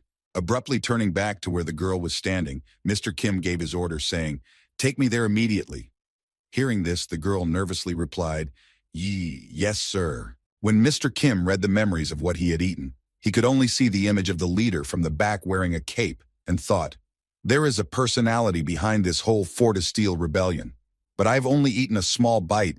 His memories are not enough to find out exactly everything." Immediately after these reminiscences, Mr. Kim sighed heavily, realizing that it would take time to solve this case, and thought sadly, "I'm always running behind schedule, and I still have 2 heads to get." As she walked forward to show him the way to the same eatery, she thought nervously, "Scary." Walking right behind her, Mr. Kim was also thinking, "When I finish my business, I'll have to stress the Spaniard out. He surely knows the value of his life." Meanwhile, that strange person was walking freely around the city.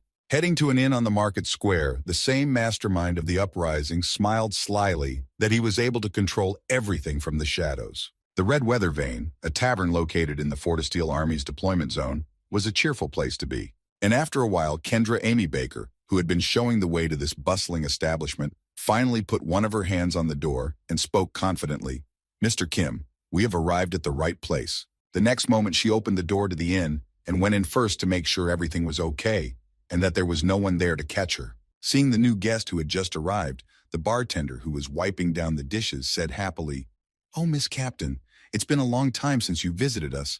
You must have been very busy lately." Approaching the bartender behind the bar, the girl said awkwardly, Heh, the rebels have been very busy lately, and this is Sir Kim."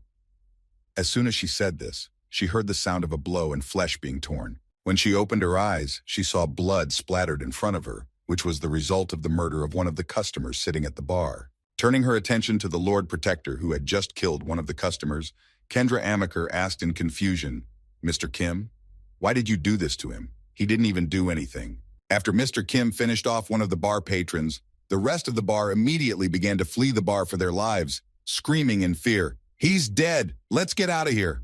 The bartender, who had just witnessed the murder of his customer, had the same reaction. Playing his role to the fullest, he said in confusion. "What are you doing in my bar?" Hearing these words from the bartender, who pretended to know nothing, Mr. Kim spoke menacingly. "I know everything, so you don't have to pretend. Tell me, where are you hiding the ammunition?" Hearing such words from the Lord Protector, the bartender realized that there was no point in breaking the drama, and he had to take decisive action immediately. The next moment, the bartender pulled out his pistol from under the bar and pointed it directly at Mr. Kim's head to let him know that he had no business coming here with his interrogations. Immediately afterward, without further ado or delay, a shot was fired, almost at point-blank range. As she watched the events unfold before her eyes, a confused Kendra Amabaker screamed out in fright, "Mr. Kim!" Having fired a shot at the Night Protector, who decided to play detective, the bartender smiled ominously and said, "Try to crack my skull. Maybe then you'll find out what you need." Mr. Kim caught the bullet fired at him with his teeth, angry at the insolent behavior, and said, "It's amazing how our thoughts coincide. That's exactly what I wanted to do." Immediately afterward, the Night Protector grabbed the bartender's head and swung it at high speed against the wall to pierce his impudent head, as he had suggested. The next moment, the bartender's large carcass pierced the wall he had his back to. It was all thanks to Mr. Kim's sufficient effort. A few seconds after Mr. Kim completed his attack, he noticed that the wall began to crumble inward. This was quite surprising, as the inn was small, and no secret passage was expected. A few seconds later, the wall completely collapsed, and behind it, a staircase leading downward began to appear. Seeing them, the royal assassin said in surprise, "Ho ho, a secret passage." Immediately afterward, the royal assassin said to Mr. Kim, "If you had entrusted this matter to me, I would have found it without any fuss." He replied, "It would be faster." Noticing where the boys were headed, Kendra Amaker was surprised. What, a secret passage? Where could it come from in a modest inn? After some time, the three finally made it down to the warehouse where the secret passage in the inn led. Approaching the boxes in the storage room, the girl saw a rather familiar label and said in confusion, "This can't be right." Putting her hand to the anchor mark with a star on top, Kendra Amberbaker said thoughtfully, "Our army supply, and the crates have a Navy mark on them. Very interesting." After examining the crates from the outside, Kendra Amberbaker opened them to see if everything was in place. Seeing that there was dynamite inside, she added thoughtfully, "Is there a traitor in the army?" Immediately after her guesses, which she said out loud, the girl added angrily, clenching her hand into a fist, "While our soldiers are dying at the hands of the rebels, how could they even dare to do this?" Seeing that Kendra Amy Baker could no longer control herself and keep a cool head, Mr. Kim, heading for the exit, said, "Leave this investigation to me, Lieutenant." After saying this, Mr. Kim turned to the body of the bartender, whom he had knocked out with a single punch in retaliation for the point-blank shot fired at him. As soon as he was in front of the body, he transformed into a fatal bite to be able to swallow the fat man whole and read his memories. After swallowing the fat man, Mr. Kim sat down on the floor to sort through all those memories and draw lines of correspondence. As soon as the enemy was swallowed, Mr. Kim chewed on the remains of the man he had killed first, in case he knew something valuable. Meanwhile, the Navy trader was changing his location again, walking through the city in his blue cape. Leaving a crowded place, this man went into an alleyway so that no one would notice him, and at the same time to make sure he was not being followed, because it would be easier in a deserted place. When he reached the gathering place, the man looked around to make sure he was not being followed, pulled back the curtain, and went inside, where he was already expected. Taking his place among his accomplices, one of the insurgents spoke. "Our comrade Schaffler from the Red Weather Vane has been defeated." Hearing this, another replied, "Then all that remains is to switch to Plan B." Hearing the suggestion of one of his associates, the man with the eye patch said worriedly, "No, that might be difficult. The one who attacked the Red Weather Vane was the Lord Protector of the Grand Continent." Hearing who was standing in their way, the man in the green cloak said nervously, "By Lord Protector, you mean that hero? Sir Kim, right? What is such a famous person doing here?" Immediately after these words, another man in a blue cape appeared on the threshold of the meeting room and said, "I apologize for interrupting the meeting." This character who interrupted the meeting was John Funder. He was half man, half ape. When attention was drawn to him, he held out a bottle of red liquid and said, "I could barely get it." When they saw what their companion had brought, everyone in the room stood up and said, "It's the same thing." "Is this the same thing you told us about?" Then the half-ape pulled back his cloak and showed us a bag with 5 more vials of the same liquid and said, "Yes, This is our springboard for the transition to the new age. Seeing that the henchmen had enough vials, everyone present exclaimed with joy, "Oh, great! Just great news! With this, we can even resist the cursed Lord Protector." Immediately after these exclamations, the sound of someone's feet was heard, and a few seconds later, Schaffler appeared at the doorway, breathing heavily. What good news! When the insurgents saw their comrade in arms, who was beaten up but standing on his feet, they were surprised to hear him say, "Comrade Schaffler, it can't be. It's you. How could you survive asterisk?" Looking at the potion that the beastman was holding, Comrade Schaffler said happily, I was very lucky. I could barely get out of there. But we'll talk about that later. Comrade Funder, is that what I think it is? That ancient thing?" Turning to his partner in the uprising, Fonder answered happily, "Bugaga, that's right. This is the very magic elixir that will help us step into a new..." Before he could finish, Comrade Schaffler's voice changed dramatically, his tone becoming quite ominous, and he said, "The evidence and the criminals themselves are all in one place." Immediately after these words, Mr. Kim began to release gas from his body, which quickly filled the entire room.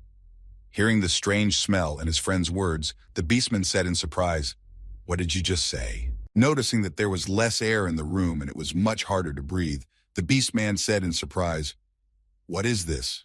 The next moment, everyone in the room began to sweat profusely. Tears were pouring from their eyes and saliva was flowing from their mouths.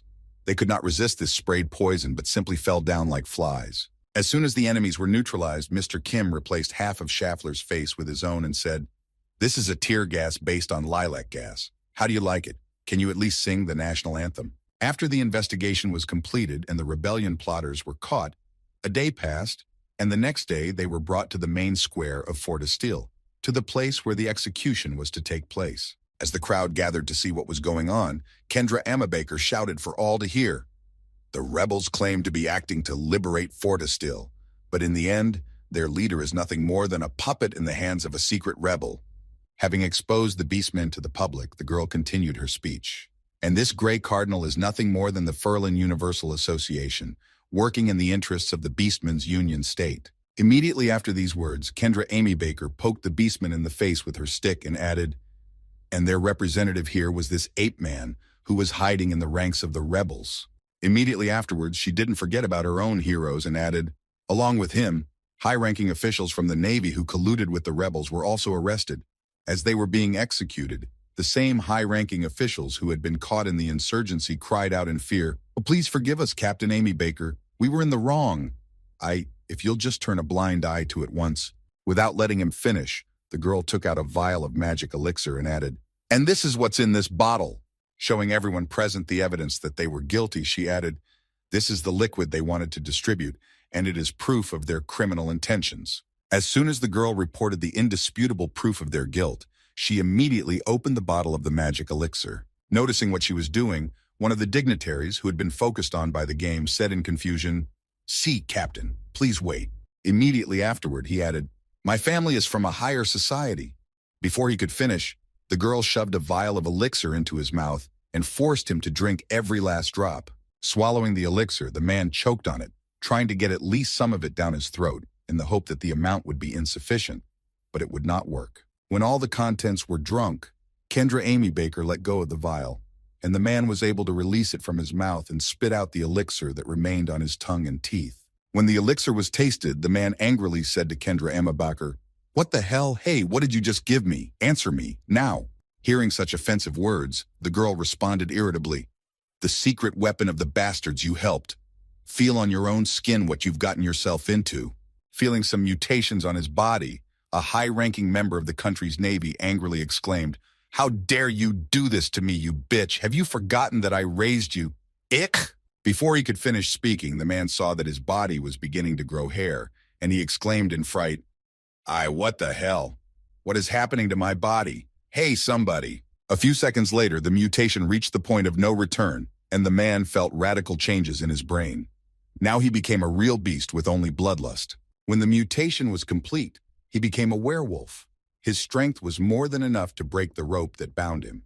This proved that the vials contained a dangerous substance. Seeing what the experimental rebel turned into after drinking the magic elixir, the frightened people began to run away from the square, shouting, "Whoa, Wolf, let's run!" Looking back to see if it was following them, someone in the crowd shouted, It's a man-wolf. It's a demon. After that incident, I had to tell my superior everything that had happened. First, how the experiment was conducted on one of the rebels who was caught red-handed. Also about what he had been transformed by the magic elixir. He turned from a demon into a werewolf. The lowest demon, the Kori, have always been subordinate to higher-ranking demons. That magical liquid was a mixture of the blood of an ordinary dog and that of an animal man, which had this effect on ordinary people, turning them into monsters. Those people who drank it turned into a beastman demon. And as a result of this incident, it was reported that beastmen and demons are somehow strangely connected. Moreover, when the investigation revealed that the Beastmen's Union State spy, John Funder, was related to the demon race, following this, it was also revealed that the ruler of the Beastmen Union State is the demon race. These are the results of the trip to Fort Estille. Having described in detail everything that happened in the country of Fort Estille, the royal assistant added in conclusion, "These are all the results of Sir Kim's investigation." After hearing the information received after the investigation, Emperor Edward said thoughtfully, "Beastmen and beastmen. It was already difficult to distinguish them from each other, but who would have thought that they would use this to seize power in an allied state?" Immediately after these words, Emperor Edward recalled the campaign against the Demon King and said thoughtfully, "If we had waited a little longer to eliminate the Demon King, the Beastmen's allied state might have joined in the war against us." Thinking about the fact that they had chosen the optimal time to attack the Demon King, Emperor Edward thought, "But no, because they have already set their hands on Fort Estille.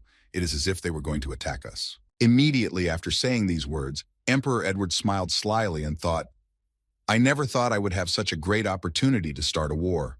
For someone who just devours everything in his path, this monster will do me a great favor." Immediately after his thoughts, Emperor Edward announced, "I hereby declare the Beastmen Union State and the Furlan Universal Association to be minions of the Demon King." Immediately after announcing the new status for the two cooperating countries, Emperor Edward added in a menacing tone, "We will declare war on them." Sometime after declaring the country of the Beastmen and their allies to be the minions of the Demon King and declaring war on them, Emperor Edward led his companion to the place where the ships were moored. Looking at what was in front of him, Mr. Kim said in amazement, "Are those battleships?" Hearing this question from his friend, Emperor Edward answered him, "I have just thought of a very cool thing." The next moment, looking back to his friend, the Emperor told Mr. Kim, "We're going to launch these battleships on land." Hearing such a brilliant idea, as Edward wanted to launch ships on land, he said unhappily, "You better go and get some sleep or you'll be delirious when you wake up." Immediately after his advice about sleep, Mr. Kim added, "Wouldn't it be easier to use a white shark body on land?" Hearing this, Emperor Edward responded in surprise. What? Listen, brother, what are you talking about? Sharks cannot move outside the water." Hearing that Emperor Edward understood the basics of navigation, Mr. Kim said to his friend, "Can battleships do that?" Hearing this, Edward was surprised, not understanding what he meant. After a while, having thought about all of Mr. Kim's words and what he had said, Emperor Edward hit himself on the head with his fist and said embarrassedly, "Ah, ha ha, what a garden head. I did not tell the most important part of the plan." Immediately afterward, Emperor Edward smiled slyly and said, "The world's most powerful water wizard will be our ally in this war." Hearing this, Mr. Kim began to understand how those ships should move. At the same time, in the kingdom of Elphiris, the king of the elves, Lucas Elphiris, spoke to his loyal subjects. Elphiris will take part in the War of Fairland as an ally. Upon hearing such sudden news from their king, the high-ranking officials who heard the news all exclaimed as one, "But your highness, despite the circumstances, isn't this too sudden?" As King Lucian went about his business, he continued to listen to the objections of his advisors, who tried to dissuade him from his plan by saying, "Our kingdom has not even had time to recover from the previous war." After picking at his ears and blowing the dirt off his finger, King Lucian heard, "In my opinion, it is best to concentrate on the internal." Before he could finish, the king interrupted him, shouting angrily, "Shut up!" Immediately afterward, the king explained to his subjects, "It seems to me that you have not fully understood me. This decision is final and not negotiable. Young nobles like you should be preparing for war, not wagging your tongues." Immediately after that, King Elphiris gathered a small amount of mana in his hand and spoke menacingly to his subjects. "But if anyone has any objections, you can voice them right now." Immediately after these words, King Lucian looked at his subordinates and said ominously, I have already made up my mind to take away the lives of a couple of loyal subjects anyway. As soon as the rabbit Lucien spoke these words, a picture of the elf whom the king had already executed by sucking all the moisture out of his body appeared in everyone's mind. The next moment, all the subordinates present in the hall fell to their knees and bowed their heads to the floor, exclaiming in fear, "How can there be any objection, Your Highness? It would be improper." When King Lucian heard that his subjects had accepted his decision under pressure, he said in conclusion, "Then immediately prepare for war." The kingdom of Alphyrus enters the Furlan War by force. The kingdom of Albaflume was also expected to help in this war. In the fifth military port of the great maritime power, everything was also being rapidly reorganized for military needs. It was an allied army under the leadership of the Grand Continent. The commander-in-chief of this army was appointed from the Grand Continent's kingdom, Sir Kim. The commander-in-chief of the navy from the kingdom of Albaflume, Grand Admiral Azidmel. And also the third ally who joined this war was the commander-in-chief of the kingdom of Alphyrus, Lucian Alphyrus. And so, after some time, the three commanders-in-chief gathered on the bow of the ship, waiting for the order to sail from land and begin hostilities against the enemies. Looking at the fully prepared army that had been assembled, King Edward said joyfully, "Everyone is here," to which his uncle decided not to answer. The next moment, Emperor Edward added joyfully, causing King Albaflume to look displeased, "Uncle, thank you for helping me in this war." The displeasure of King Albaflume, Leon of Albaflume, was obvious. He thought, "I would never have agreed to this in my life if it weren't for one debt for helping with the invasion of the fish people. The Grand Continent's power has grown too large to refuse them." When most of the questions were agreed upon, King Albaflume asked his nephew, "By the way, how are you going to attack the Beastman's allied state from here?" Thinking about his nephew's tactics, King Lion Albaflume said thoughtfully, "If by sea there are ports that are closer than the fifth, why this one?" Hearing the advice from his uncle, Emperor Edward happily announced, "We will not have to use the waterway. We will attack their capital directly." Hearing these words from his nephew, the King of Lyon immediately pictured the same map in his mind, but with the direction of attack crossed out through the pore. A new line appeared, directly to the capital. When King Alphablum heard this proposal from his nephew, he was surprised. "What? You are suggesting that we break through the mountains? Then why did you bring all these armored ships here in the first place?" Hearing this question from his uncle, Emperor Edward smiled slyly and said, "I have brought them here for the purpose of crossing the mountains on them."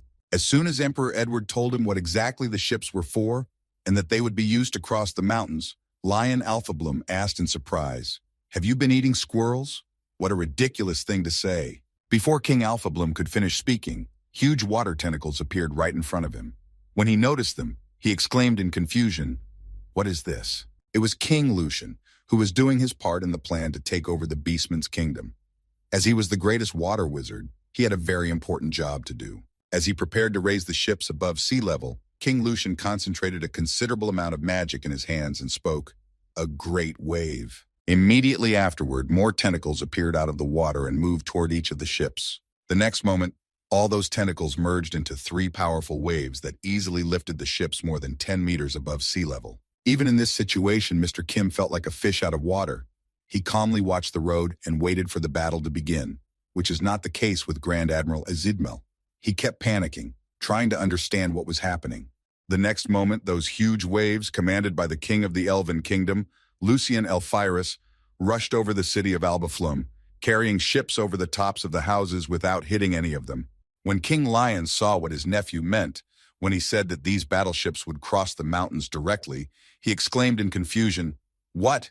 Moving armored battleships with water magic?" And that's about how the journey of all three battleships and their crews continued on land. The king of the elves was responsible for the movement.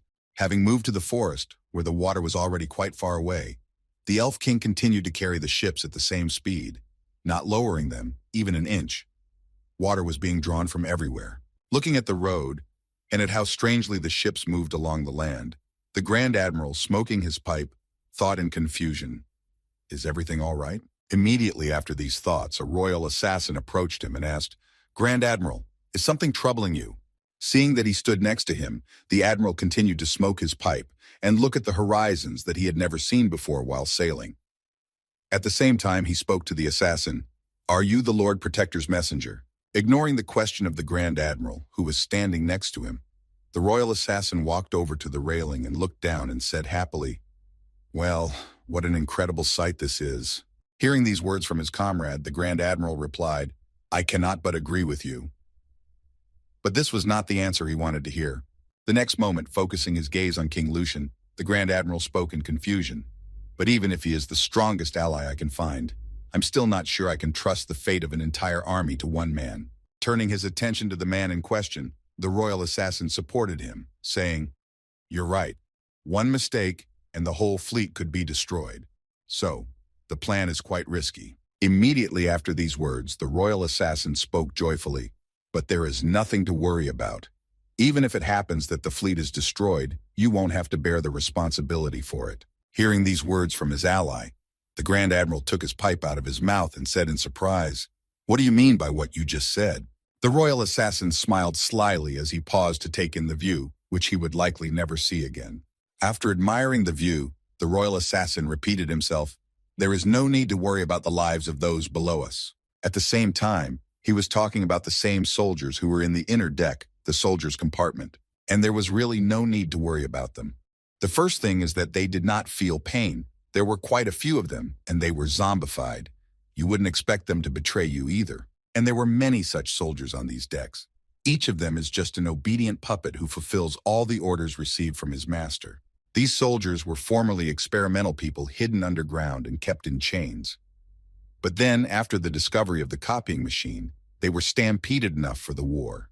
After some time, the royal assassin and Mr. Kim crossed paths, and he spoke, I entrust the command to you. Surprised by so many new responsibilities, the royal assassin said in surprise, What? Immediately afterwards, Mr. Kim explained in more detail what he meant by that, saying, I'm talking about the ones below us. It's much easier for me to act alone. Seeing him spread his wings and prepare to fly, the royal assassin nervously asked Six, Sir Kim, wait, where are you going? Hearing the question, Kim answered, I'm going on a scouting mission. Hearing his commander's intentions, the royal assassin said, Why can't you let the scouts do it? I'm just a messenger. What kind of command do I have? But Mr. Kim ignored this and took off into the air. After Mr. Kim left the ship, the royal assassin had no choice but to accept his new duties and fulfill them faithfully until Mr. Kim returned. Immediately after the boy left, the royal assassin thought nervously, My plan to live safely until retirement is falling apart right before my eyes. And all because of this man. Mr. Kim disguised himself as an eagle and scouted the area to find out if there were any traps set up by the beastmen. Suddenly, from below him, Mr. Kim saw someone walking happily along the path. There was an animal man carrying a letter and saying happily, So much to do, so much to do. Immediately after this discovery, Mr. Kim came down with lightning speed, grabbed the letter with his beak, and jumped into a nearby tree to see what it was. After untying the letter carried by the animal man, Mr. Kim began to read what it said. After reading the letter, Mr. Kim said in surprise, A message about the Grand Continent declaring war on the Beastmen Kingdom? Has it really just reached them now? Looking at what else was in the letter, Mr. Kim said thoughtfully, It doesn't look like the messenger was headed to Sharpen. But then where would it be? Isn't Sharpen the capital of the great state of the Beastmen? While reading the letter to himself, Mr. Kim felt a strange shaking of the tree, which did not bode well, and looked down. From below, the tree was being chopped down by a beast man with his sharp claws to get his lost letter back and to capture the bird that had stolen it from him. As soon as the tree was cut down, it fell to the ground with a loud noise, but the bird and the leaf were not there. Alas, it didn't work. Raising his head up to see where the bird had flown to, he noticed a man with the wings of a bird above him and said in surprise, A bird man? Immediately afterward, the beast man spoke in a threatening tone to Mr. Kim. Who do you think you are? Do you have any idea how important this message is? Unable to stand such a superior attitude, Mr. Kim went downstairs and beheaded the monster in one fell swoop to keep it from running away. Immediately after the murder, Mr. Kim examined the letter again and said thoughtfully, Something is definitely wrong here. I'd better check it out myself. He then left the beastman's corpse on the road and went to the very place that is considered the capital of the beastmen to check his guesses. After a while, Mr. Kim arrived in the capital of the great beastman state, Sharpen. What he saw in front of him was quite impressive. Looking at this infrastructure, the boy said thoughtfully, And this village is the capital? Looking at the level of development and prosperity here, Mr. Kim added thoughtfully, This was very unexpected. Maybe no one could have known about it because of the closed policy of the country of the beastmen. Flying a little further, Mr. Kim also saw a giant statue standing in the middle of the city and said in amazement, There is even a temple here, so that the church state has no doubts. After flying over the city for a while, Mr. Kim finally realized the situation and said angrily, "We've been deceived. Their capital is just a fake to mislead us." Meanwhile, the ships continued to move with great intensity. They continued to conquer the land horizons thanks to the king of the elves, Lucian. At that very moment, somewhere on the deck of one of the ships, a royal assassin was sitting, sighing heavily at his fate, and saying sadly, "How did I come to this?" Reflecting on his wonderful old age some 50 years later, the royal assassin said, "My dream was to retire peacefully and spend the rest of my days fishing." Immediately afterwards, the assassin recalled the moment when he was presented with the Wave Conqueror and said, "Of course, I am very grateful for the gift of the Conqueror of the Sea's 2,000 fishing rod, but it is disconcerting that the number of cases and assignments that I am given is growing more and more." Looking down, the royal assassin muttered under his breath, "Do I have to work until I die, eh?"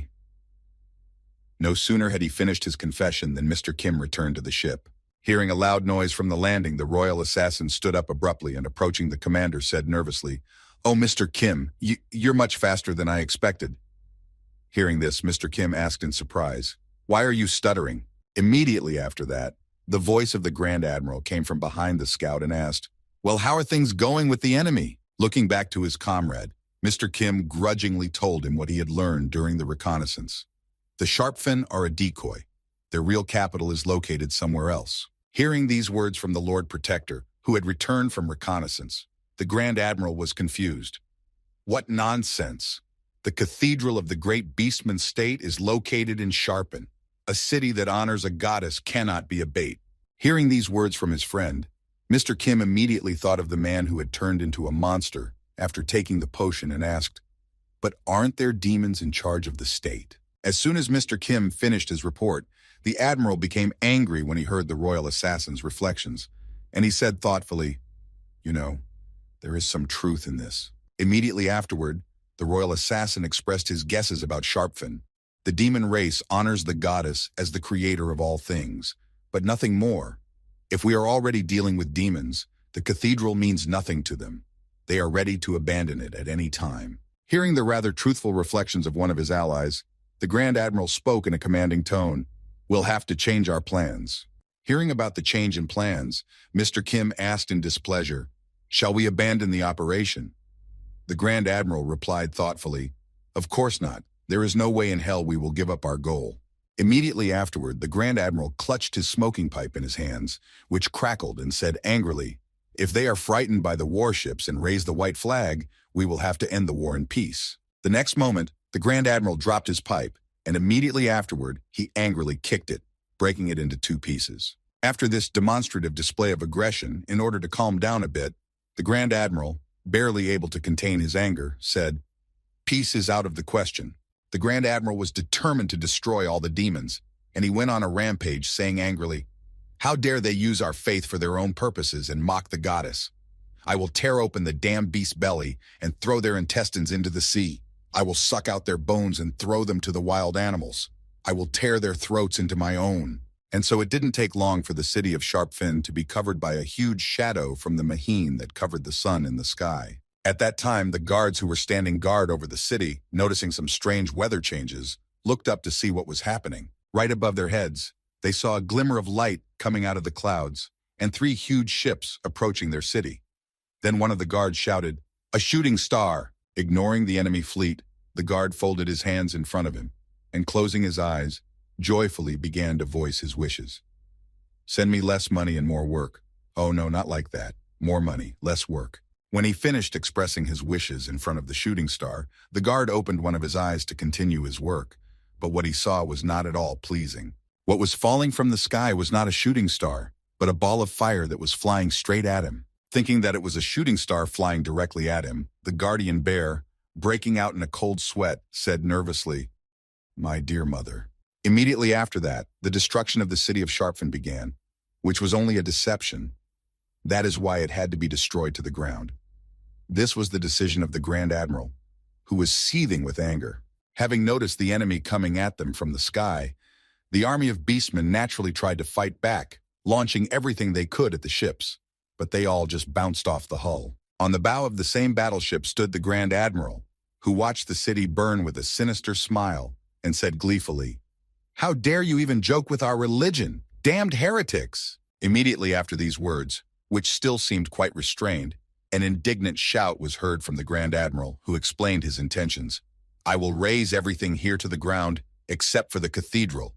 As soon as the Grand Admiral said these words, cannon muzzles appeared from the ship's hold and began to actively fire at the city of the Beastmen. Inside this hold were the same zombie and cloned soldiers who were reloading the guns and firing them. As King Lucian led the entire fleet in the assault on the Beastmen's country, he heard the gloating shouts of the Grand Admiral standing beside him. "Die, filthy heretics! Perish here, all of you!" Embarrassed by how much his ally in this war hated those Beastmen, Lucian Alphyrus thought, "Lord, what a noisy man he is." And so 2 hours had passed since the assault on the total destruction of the city began. Everything was in ruins and it had been razed to the ground. At the same time, the Grand Admiral descended from the ship and stood in front of a statue near the temple. Bowing his head and folding his hands in prayer, the Grand Admiral said, "This could not have been prevented, but I repent for the chaos I have caused in this place, Goddess. Forgive me for my sins." As soon as the prayer for forgiveness and absolution was completed, the Grand Admiral reached for his cap, which had fallen off during his prayer and repentance. Taking his cap in hand, the Grand Admiral abruptly threw it over his head and bowed once again to the statue, this time holding his headdress. After this action, the captain of the naval squadron looked up at the statue and said thoughtfully, "By the way, this is the first time I've seen a statue of a goddess represented by beastmen." Noticing that she had horns on her head and wings behind her back, the Grand Admiral added in surprise, "Of course, I have heard that each race has its own vision of the goddess, but this one seems to be molded in someone else's likeness." Looking at the details of the Beastmen's goddess, the Grand Admiral said thoughtfully, "Is there really a saint among the Beastmen who is worthy of being immortalized in stone? Even if there is, it doesn't seem to be like the Beastmen, rather." Before he could finish, Mr. Kim came up behind him and said in surprise, "What do you mean? What is she doing here?" Hearing these words from the boy, the Grand Admiral said in surprise, "Do you know this face?" Hearing this question from his ally, Mr. Kim spoke thoughtfully, looking at the statue. "Of course, I haven't seen it for a long time." Hearing that he knew the girl depicted in the stone, the Grand Admiral was surprised. "Does Mr. Kim know her? Does someone from the Beastman state have something to do with him?" Immediately after his assumptions, the Grand Admiral changed his approach to his thoughts and continued, "Well, no, it doesn't have to be a Beastman. Still, it does not look like one of them. Maybe someone from the church state." Having come to the conclusion that it could be someone from the church state, the Grand Admiral thought nervously, "Wait a minute. If Sir Kim knows someone who is close to the church, then it must be someone from the Demon King's assassination squad." After completing his thoughts, the Grand Admiral decided to dispel his doubts and ask Mr. Kim directly. And as a result, he turned around and asked, "So this is the last holiday?" Before he could finish, the boy interrupted him, saying, "It's the Demon King." As he said this, Mr. Kim immediately recalled the image of the Demon King they had met in the castle upon arrival. When the Grand Admiral saw that statue standing in front of him, he suddenly froze in his tracks, unable to say a word. He was simply overcome with shock at the information he had learned. After a few seconds, when he realized what had just happened, the Grand Admiral exclaimed in confusion, looking at Mr. Kim with frightened eyes, "Did you just mention the Demon King?" Immediately after these words, the Grand Admiral, who was very religious to the point of fanaticism, realized how great a sin he had committed. The next moment he grabbed his face with one hand and his uniform with the other, and tried to tear it apart, saying in fear, "No, no, I have to tear it out now." With his foot firmly on the ground to endure the pain, the Grand Admiral said, "The tongue that inspired the prayer in honor of the Demon King. I will also have to tear out these hands." The next moment, blood spilled from the eyes and some parts of the face, which began to flow to the ground from the actions of the religious fanatic who added, "And also these eyes." In an attempt to justify his sin, the Grand Admiral exclaimed in confusion, "I need to tear it all out." Before he could get started, Mr. Kim slapped his hand on his neck to calm him down and stop hurting himself. Due to the rather large force applied, the Grand Admiral fell to the ground unconscious. The method was not very tolerant but quite effective, and it always worked. Looking down at his fanatically religious comrade, Mr. Kim said, "If I leave you like this, you might as well kill yourself. For now, get some sleep and cool off." After knocking his friend out, Mr. Kim heard someone coming from the building behind him and asked the stranger, "Are you the priest of this temple?"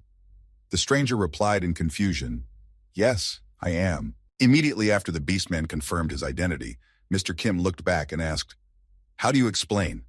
Did the church state allow the creation of such a statue of a goddess?"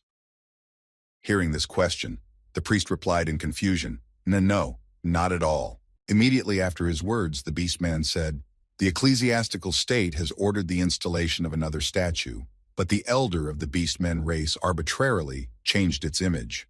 Until now, I thought that the statue was changed only in accordance with the preferences of the beastmen.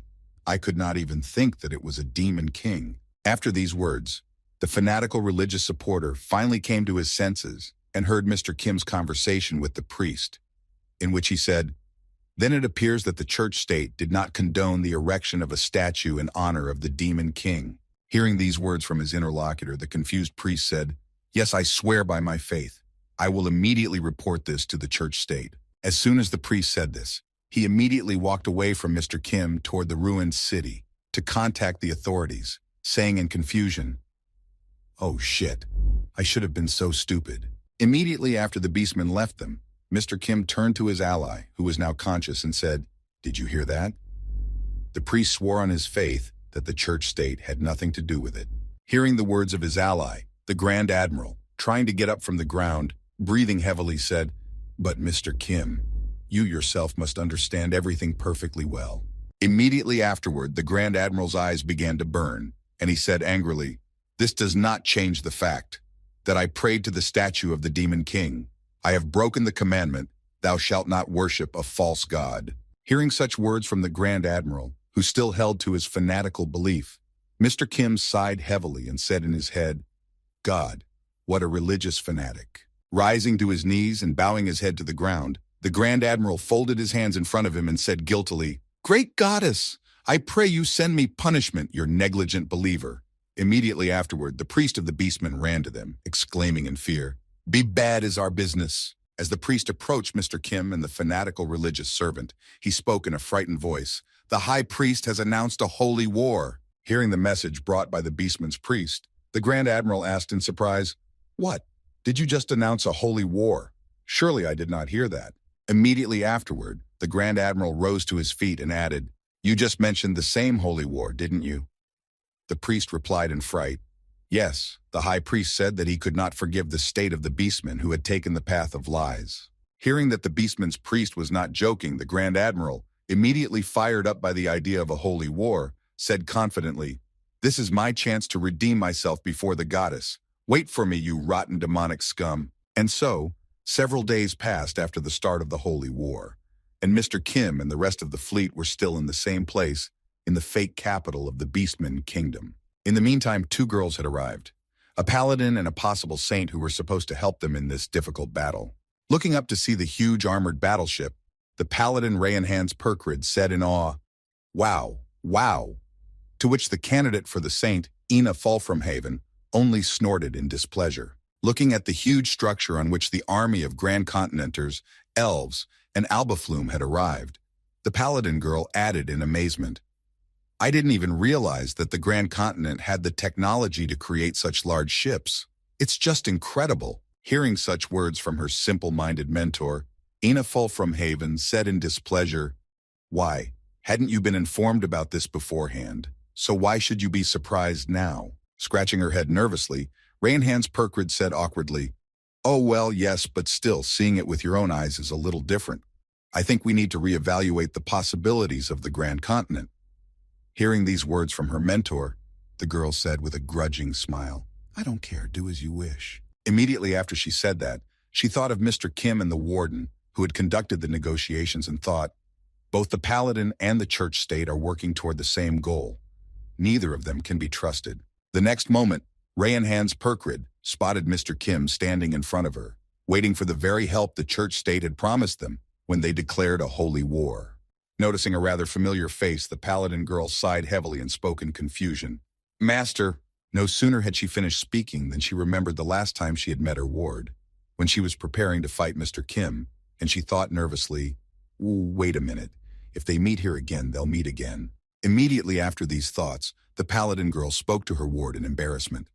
My honorable candidate for the saint, You should keep your temper. Before she could finish, Ina Fulframhaven spoke up in displeasure. I was sent by the church state to help in the holy war. Seeing the strange behavior of her ward, who did not immediately rush into battle when she saw Mr. Kim, Rainhands Perkreed wondered, doesn't she remember anything from the last time? At the same time, Mr. Kim, who saw the two girls who had come to him, thought in surprise, so these two are the reinforcements from the church state. Looking first at Ina Fulframhaven, who was a candidate for sainthood, the boy thought, one of the grassroots is a living weapon that is as good as a brave man, artificially created by the church. Mr. Kim then turned his gaze to the nervous Rainhands Perkreed, who was hiding her eyes and avoiding eye contact, and added, and the other one is a monster like me. After analyzing the reinforcements sent to him for the holy war, Mr. Kim said thoughtfully in his head, even before this war is over, one of this pair will have to be disposed of. As he finished his thoughts, Mr. Kim heard Ina Fulframhaven ask him a question that sounded like this. Lord Protector, may I ask you about the military situation at the moment? Hearing this question from the candidate for the saint, the royal assassin behind them said, I will speak about you. When everyone turned their attention to him, the royal assassin said, throughout this time, we have been searching for the true capital of the great beastman state. In the end, we were able to figure out several possible options. Immediately after this announcement, the royal assassin turned his attention to the reinforcements from the church state and said, we are planning to divide our forces and thus attack several cities simultaneously. We wanted to send you to the city that is most likely the capital. Hearing such a report from an ally in this holy war, the paladin girl immediately asked, where exactly is this place? Hearing this question from Rainhands Perkreed, the royal assassin held out a map to her and said, here, you can look at this. Here are its coordinates and the essence of the strategy. As the girls began to look at the map and reread the battle strategy, the royal assassin said, this is a beastman's industrial miso factory called Round Year. And at the same time, in the Great Beastman State, the Furlan Universal Association, the industrial city of Round Year, was holding an immediate meeting of its key representatives. While holding a meeting of the heads of the key positions of the Beastman State, someone's nervous voice came from the office. Something has happened that is hard to believe. Sharpfin has been destroyed, and it happened in just one day. Having delivered some rather bad news, one of the participants of the gathering of beastmen continued angrily. But the bad news does not end there. The church has also declared a holy war on us. Hearing this news, the behemoth beastman said thoughtfully, this is all because of the Demon King's statue. I was hoping that someone would think of dismantling it. Hearing whose fault it was, the Lion Man spoke indignantly, it was necessary to stop it from the very beginning. Who even thought to put the face of the Demon King on the statue? The behemoth man answered him, if you want to know, it was your predecessor's idea, as if no one would recognize it anyway. Listening to the verbal altercation between his comrades, the Panther Beastman spoke calmly, trying to stop the noise. This is not the time to find fault. When everyone at the table turned their attention to him, the same animal man added nervously, don't you understand?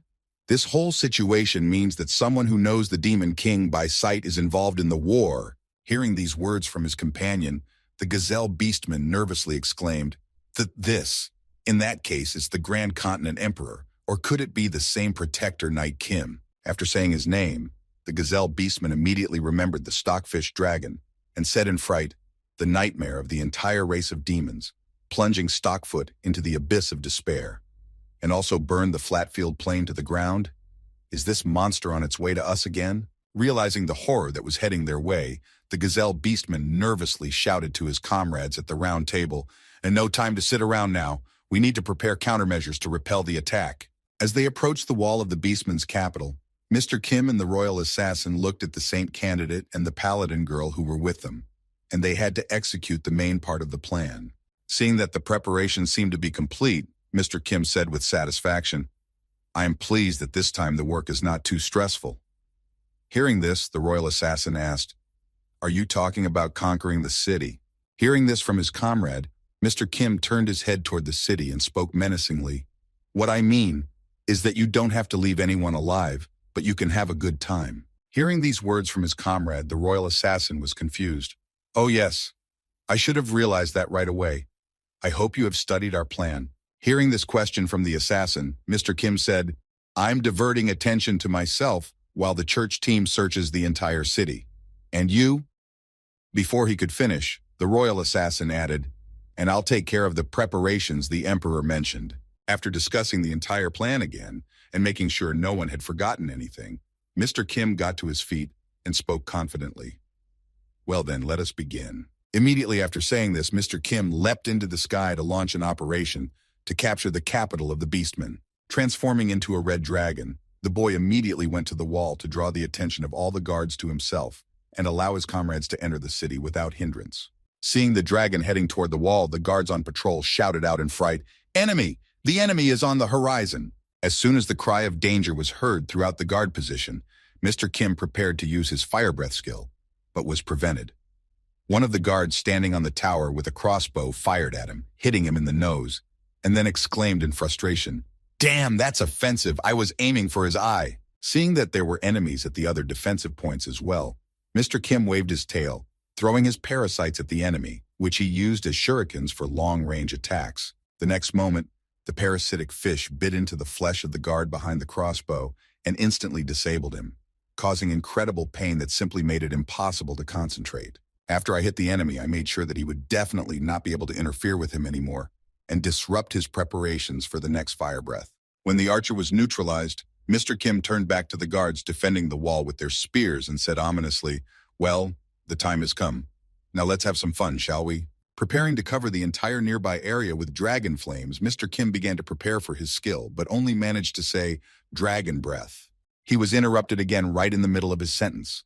This time, however, it was not an arrow, but a fireball, which put him in a state of confusion, as if this was not supposed to happen. Immediately after the attack dissipated, Mr. Kim turned his attention to the direction from which the fireball had come and saw Ina Volframhaven. Realizing that it was that girl who had prevented him from launching his attack to destroy his enemies, Mr. Kim spoke angrily. "What the hell are you doing on such an important mission?" Hearing the question from her sworn enemy who had killed her brother, Ina Volframhaven exclaimed in anger, "Did you think I would forget? You son of a bitch, you are my brother's sworn enemy."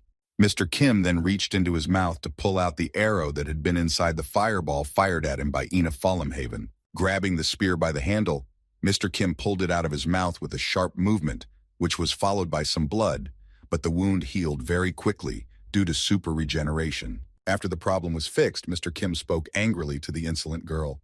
"Your actions do not fit into our plan of action." "What do you mean?" Hearing these words from Mr. Kim, the girl began to draw the arrow back into the crossbow, preparing for another attack that would fly at Mr. Kim again. As she pulled the bowstring and prepared for the next shot, the offended girl spoke menacingly, "You don't know how to interpret it? Then here, get some more." Immediately after these words, Ina Volframhaven fired another arrow at Mr. Kim to hurt him and to avenge the death of her older brother. This time, the arrow hit him in the shoulder and made a piercing wound, tearing the boy's shoulder open. Seeing that the arrow flew on without lodging in his body, the boy did not worry too much about it. Turning his head back to Ina Volframhaven, Mr. Kim said, "With my super regeneration, a scratch doesn't pose any." Before he could finish, he saw another arrow flying straight at him. This arrow hit Mr. Kim in the eye. This surprise attack managed to hit the guy and even put him out of action for a while, preventing him from concentrating on the battle. However, that was not all. Immediately after the hit, the girl used her skill to cast magic circles on the spear handle to inflict additional damage on her opponent. After completing her spell, which was sure to work and destroy the boy she hated so much, Ina Volframhaven shouted out, "Explosion!" The next moment, an explosion occurred right inside Mr. Kim's head, most likely causing serious damage to his body. At that time, the girl had already tasted the victory over her hated enemy. When the smoke from the explosion cleared, she could see that his head was gone. It was simply blown to pieces after such an attack, and the body began to fall to the ground. Hoping that she had already won, Ina Volframhaven shed tears and said, "And all this because of a nobody like you, my big brother." Before she could finish, she turned her back on the enemy and thought smugly, "But still, I managed to realize my revenge for my older brother. Now he can sleep in peace." However, everything was not as good as it seemed to the girl at first glance. At some point, the body stopped in midair, the smoke almost completely dissipated, and some changes could be seen on the neck. A few seconds later, the neck began to recover rapidly. It was as if something was boiling in the place where the wound from the attack on the candidate had started. Having already grown 2 heads instead of 1 as the Hydra did, Mr. Kim spoke angrily to the girl, who had already turned her back and prepared to leave. "Hey, where are you going?" Ina Fallhaven. Hearing the voice of Mr. Kim, whom she had just a minute ago finished off with her own hands, Ina Volframhaven immediately looked back and noticed that he was completely unharmed and said in concern, "But how? I blew your head off." After completing his body restoration, Mr. Kim asked the girl who had used quite powerful magic against him, "I think you used a magic arrow, unless I'm mistaken." Immediately afterward, curious about this skill that he could acquire, Mr. Kim spoke angrily, "This is quite an interesting skill, the one you have." As soon as Mr. Kim had finished praising Ina Wolframhaven's skill, he immediately added with dignity, "So will you show me some other skills you have?" Meanwhile, the city was in chaos. All available forces took up arms and immediately headed for the invasion site, obeying the orders of the military command. Enemy invasion, the southern fortress. Hearing that all the troops were leaving the city for the attack site, Rayan Hans Perkreed thought happily, "The teacher has drawn attention to himself, and they have weakened the defense on the borders." Immediately afterwards, she was surprised that she was still massive, wishing enough time had passed, and then thought, where did the candidate and the party go? According to the plan, we were supposed to reunite around here. The next moment, Rehoboth Perkreed heard a loud splash and looked up to see Mr. Kim, who had just exploded. Looking a little closer, she noticed that he was fighting with someone and added in confusion, "A teacher? And with him? It can't be." At the same time, Ina Wolframhaven was with Mr. Kim and joined him in the fight. Noticing her partner, who did not keep her moves smooth and began to act on her own, the paladin girl exclaimed in confusion, "A key candidate and a saint? Why are these two fighting with each other?" The saint was just preparing to attack, approaching Mr. Kim and concentrating her strength in her next punch. As she prepared, she suddenly exclaimed, "Boost your morale." Then she delivered a punch to Mr. Kim, piercing his head right through his mouth. After that, Ina Volframhaven grabbed Mr. Kim's wing and held it tightly in her hands. Gathering her will into a fist again and using her power, Ina Volframhaven tore off the boy's left wing in one swift movement. Feeling pain in his body, as well as loss of balance and ability to stay in the air, Mr. Kim exclaimed in anger, "Oh shit, my wing." Watching the fight that was taking place right before their eyes, one of the guards of the Beastman's capital said in surprise, "What the hell? What is going on here? Why are they fighting with each other?" Immediately afterward, his other comrade, who was standing next to him on the wall, replied in confusion, "That's not important right now. First of all, we need to figure out who is our enemy and who is our ally." As they were talking, one of the guards noticed that the dragon's blood splashed directly at them. But the most interesting thing was that this blood worked like acid, and when it hit the skin, it burned it, leaving burns. The next moment, all the guards who had been exposed to the dragon's blood began to run in panic along the wall, trying to hide from the acid rain. Meanwhile, the fight between Ina Wolframhaven and Mr. Kim continued. The girl was preparing to strike again, frozen in midair, and gathering her strength again. Creating a magical cue in the air to push herself off of, Ina Volframhaven created momentum for herself to make her attack as strong as possible and headed towards the red dragon. Forgetting about everything else in the world and being so engrossed in the battle, Ina Volframhaven didn't even notice that Mr. Kim had a tail that was already approaching her. Thanks to it, the boy was able to easily deflect the girl's attack and launched her right up to the wall of the capital, destroying a large part of it. After the hard landing of the self-confident Ina Volframhaven was over, she tried to get up after being seriously injured and moaned heavily, "You're a real monster." Immediately afterwards, the girl began to use a technique forbidden to her, saying angrily, "So this is the only thing left? The church forbade me to use it until I officially become a saint, but nothing can be done." Immediately afterwards, the girl's hands began to be covered with thick blue mana. Using high concentration, she managed to create gloves from her mana. This was a special technique of the saint. Preparing herself for the next round with all her strength, Ina Volframhaven began to slowly rise from the ground. Standing up on both legs after a heavy punch, one could see Ina Volframhaven use her unique saint skill, mercilessness. Looking at his opponent, who was willing to continue the fight even after that, Mr. Kim said in surprise, "So it's all because of that shape-shifting master. Are you taking revenge for him? You showed me something very interesting." Immediately afterward, Mr. Kim's voice changed, and he said menacingly, "Then it's only fair that I show you something quite interesting as well." As she ran at her enemy at top speed, Ina Volframhaven exclaimed with confidence, "You won't have a chance, because you will die before that happens." The next moment, Ina Volframhaven's most powerful attack came right at Mr. Kim. The girl thought she had won, but after her strike, Ina Volframhaven felt that her attack suddenly stopped in one place. Nervously raising her head to figure out what had happened, she saw a girl standing in front of her who was completely unfamiliar to her. She couldn't understand what was so interesting about her. Surprised by what had just happened, Ina Volframhaven thought nervously, "One hand to block my equipment." Then she said, suddenly taking the form of a woman, "Is this a psychological attack?" Immediately after these words, Mr. Kim heard a follow-up to the previous words. "Were you trying to undermine my morale?" To which he replied, "So you don't recognize this face?" After that, Mr. Kim clenched his hand into a fist and prepared to strike and said, "No, not in spirit." Immediately after saying that, he launched his attack on the enemy. At that very moment, the place was still relatively quiet and no large-scale events had occurred, but everything was yet to come. As a result of Mr. Kim's strike on Ani Fallenhaven, there was a loud splash that spread to a third of the city for sure and raised a huge pile of dust. Remaining standing in place after his attack of incredible power, Mr. Kim said, "This was done for the sake of physical strength." After completing his attack, the boy began to stare into the distance, or to be more precise, into the place where his enemy had flown. While his attention was focused on one spot, a figure watched him from the roof of the building. This observer was Rainhands Percreed, who witnessed the familiar image that Mr. Kim had transformed into. Looking at him, she said in confusion, That face." Drawing lines of resemblance between Mr. Kim's current appearance and that of the past saint, the paladin girl said in surprise, "The past saint?"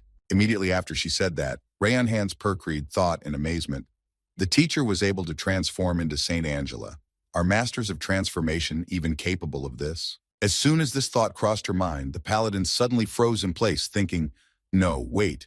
My teacher said that their transformation was just an appearance, a fiction to distract attention." Then Rainhands Percreed remembered what Kim's mentor had said and added, "And the true power of my teacher is in the ability to change your body into the one you previously absorbed and use all their skills and body features." The next moment, the girl's head was filled with horror as she realized, and if he transformed into Saint Angela, it means only one thing: he ate her. Immediately after these thoughts, something like a fog appeared in Percreed's mind. Her body began to break out in a cold sweat, but she spoke eagerly. "So that means..." The girl's body began to undergo a transformation. She began to breathe heavily from the excitement that suddenly gripped her body. Changing her image into a monster, the girl said thoughtfully, "What if I eat this saint now? I can become one myself." Meanwhile, Mr. Kim was already hovering over the body of the candidate for saint and noticed that even though it was critically wounded, it still showed signs of life. Surprised by this will to live, the young man said in amazement, "Still alive? A body enhanced by the church-state's technology is incredible." The next moment, Mr. Kim added more orcish muscle to his arms, and as he swung to strike, he shouted menacingly, "But now I'm going to put an end to this." Before he could deliver the final blow, Mr. Kim heard his student's voice suddenly exclaim, "Stop!" Listening to him, the boy postponed his intentions for a while. After being told to stop, Rainhands Percreed stood in front of the body of the virgin candidate and confidently declared, holding out her hand in front of her, "Do not come any closer. Although you are my teacher, I am a paladin." Turning her gaze to Ina Fulframhaven after these words, the paladin girl added, "I can't just stand by and watch this anymore." Hearing these words from his student, who clearly looked different from her usual self, Mr. Kim spoke slyly. "You mean you have your eye on my food, don't you?" Receiving such a question from her partner, the girl said nervously, "Oh no, of course not. Why would you think that?" Noticing the appearance of the girl who had begun her transformation, Mr. Kim said, "How can your objections convince anyone when you look like this?" Hearing her mentor's remark, the girl began to fight for her body again with her inner monster, and replied, "It's not like that." Hearing these words from his student, Mr. Kim changed half of Angela's face to his own and said, "Even though you have realized your essence, you are trying to resist this impulse. Are you afraid?" When she received this remark, the girl answered with a grimace of pain, I'm not like you, teacher. Although I am half a monster, I am still a paladin." As soon as Mr. Kim heard these words from his student, who continues to struggle with her second personality, afraid to accept it, Mr. Kim just smiled slyly. Immediately afterwards, he suddenly turned his back on the girl and added, walking back, "Well, that's still true for now." Immediately after saying this, Mr. Kim looked back at the girl and said menacingly, Very well then, I'm retreating. After announcing his withdrawal, Mr. Kim also turned his attention to the saint and added in closing, do as you wish. Having expressed all his thoughts on his students' actions, Mr. Kim added in conclusion before leaving the church representatives. In any case, in this state, she will not be able to interfere with my plans for some time. As soon as Mr. Kim left the battlefield with the Holy Virgin, Ryeonhan's Percreed immediately thought, first, we need to immediately report what has just happened. Using her church's communication magic, the Paladin girl spoke, this is Paladin Percreed. I have an emergency. A saintly candidate has been badly injured. Immediately afterward, the girl added, we are immediately returning back to the church state to recover.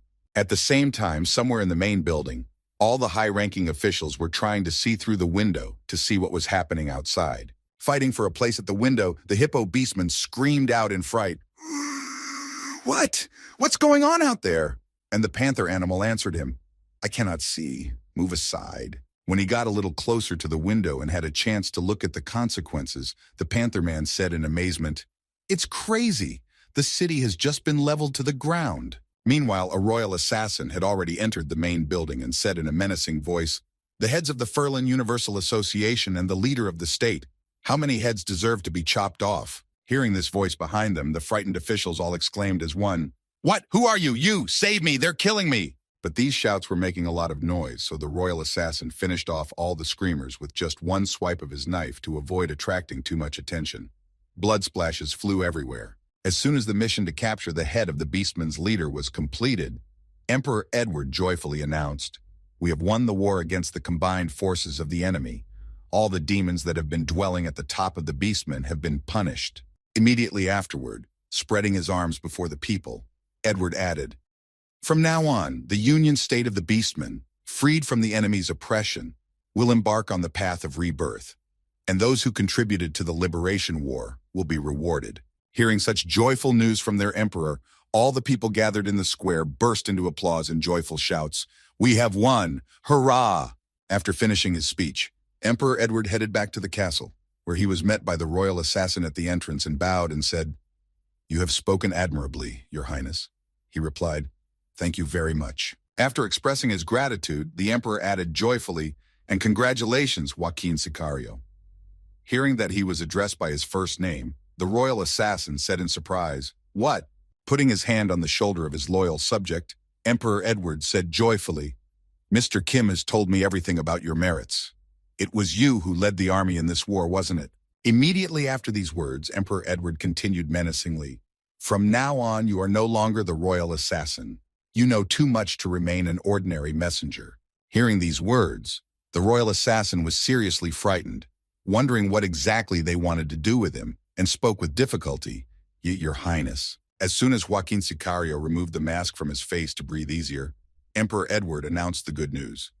You are now a brigadier general of the ground forces of the great empire of the Grand Continent. Going on about his business, Emperor Edward said finally, stepping inside his castle, I look forward to your success in your new position, Brigadier Sicario. Immediately after these words, Mr. Kim himself put his hand on his shoulder and said happily, yes, you did a great job, and you're up. After these words, Mr. Kim followed the emperor into the castle, leaving poor Joaquin Sicario alone with his thoughts. Realizing how much he had gotten himself into trouble with this military rank, the royal assassin thought nervously, imagining how he would fish every day with his conqueror of the seas in his old age, and thought, what about my plans for retirement? At the same time, somewhere in the church state, an operation was underway to rescue a candidate for the saints. As Anna Wolframhoven was coming to a little bit of consciousness, she heard someone in the office say, okay, I'm going to start the audio recording. Unique number PP009001A. Turning his attention to the girl, who had not yet opened her eyes, the voice in the office continued. There was an unforeseen situation during the making of the saint. Opening her eyes after a lengthy rescue operation, Ina Volramhaven heard, the estimated threat level is XXX. There is a high probability of leaking top-secret information. After a little bit of coming to her senses and contemplating where she was, the girl heard, in this regard, it was decided to combine production lines A and B to complete the process as soon as possible. From now on, we will initiate obtaining the consent of the higher-ups to carry out this procedure. The next moment, the doctor who had said all this came into Ina Wolframhoven's field of vision and said, Candidate for sainthood, Ina Volframhaven.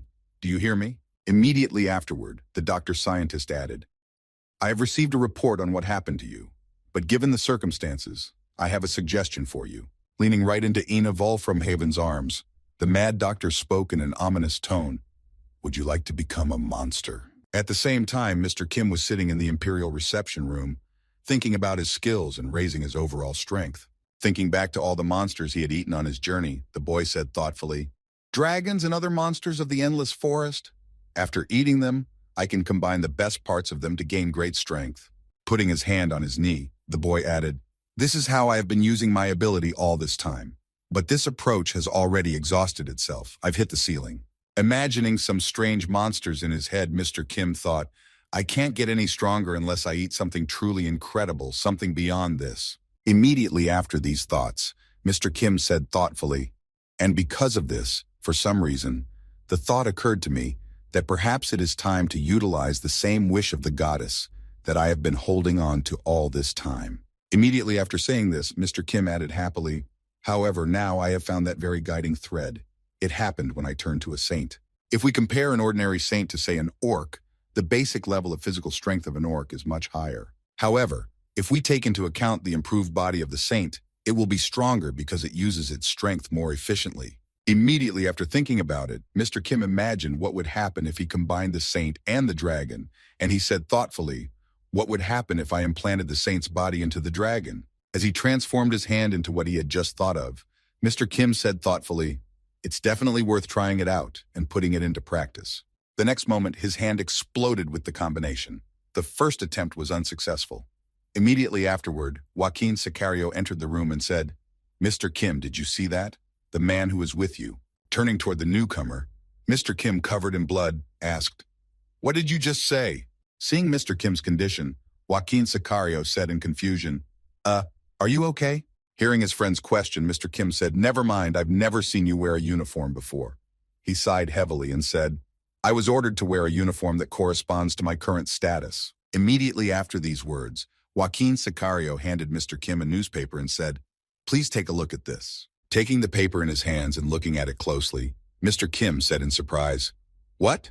A newspaper? I don't really care much about any of the events that have happened there. But suddenly Mr. Kim took back his words. He saw something in the newspaper that really touched him. It was an event that even he was interested in. This newspaper was writing about Rion Hand Perkridge, namely the church state reported that this paladin girl had died. The headline of the article with Mr. Kim and the paladin girl read, Paladin Rayan Hands Perkrid dies, only student of Lord Protector Grand Continent. Immediately after reading this newspaper, the events are transferred to the best publishing house in the entire Grand Continent, the Daily El Munda.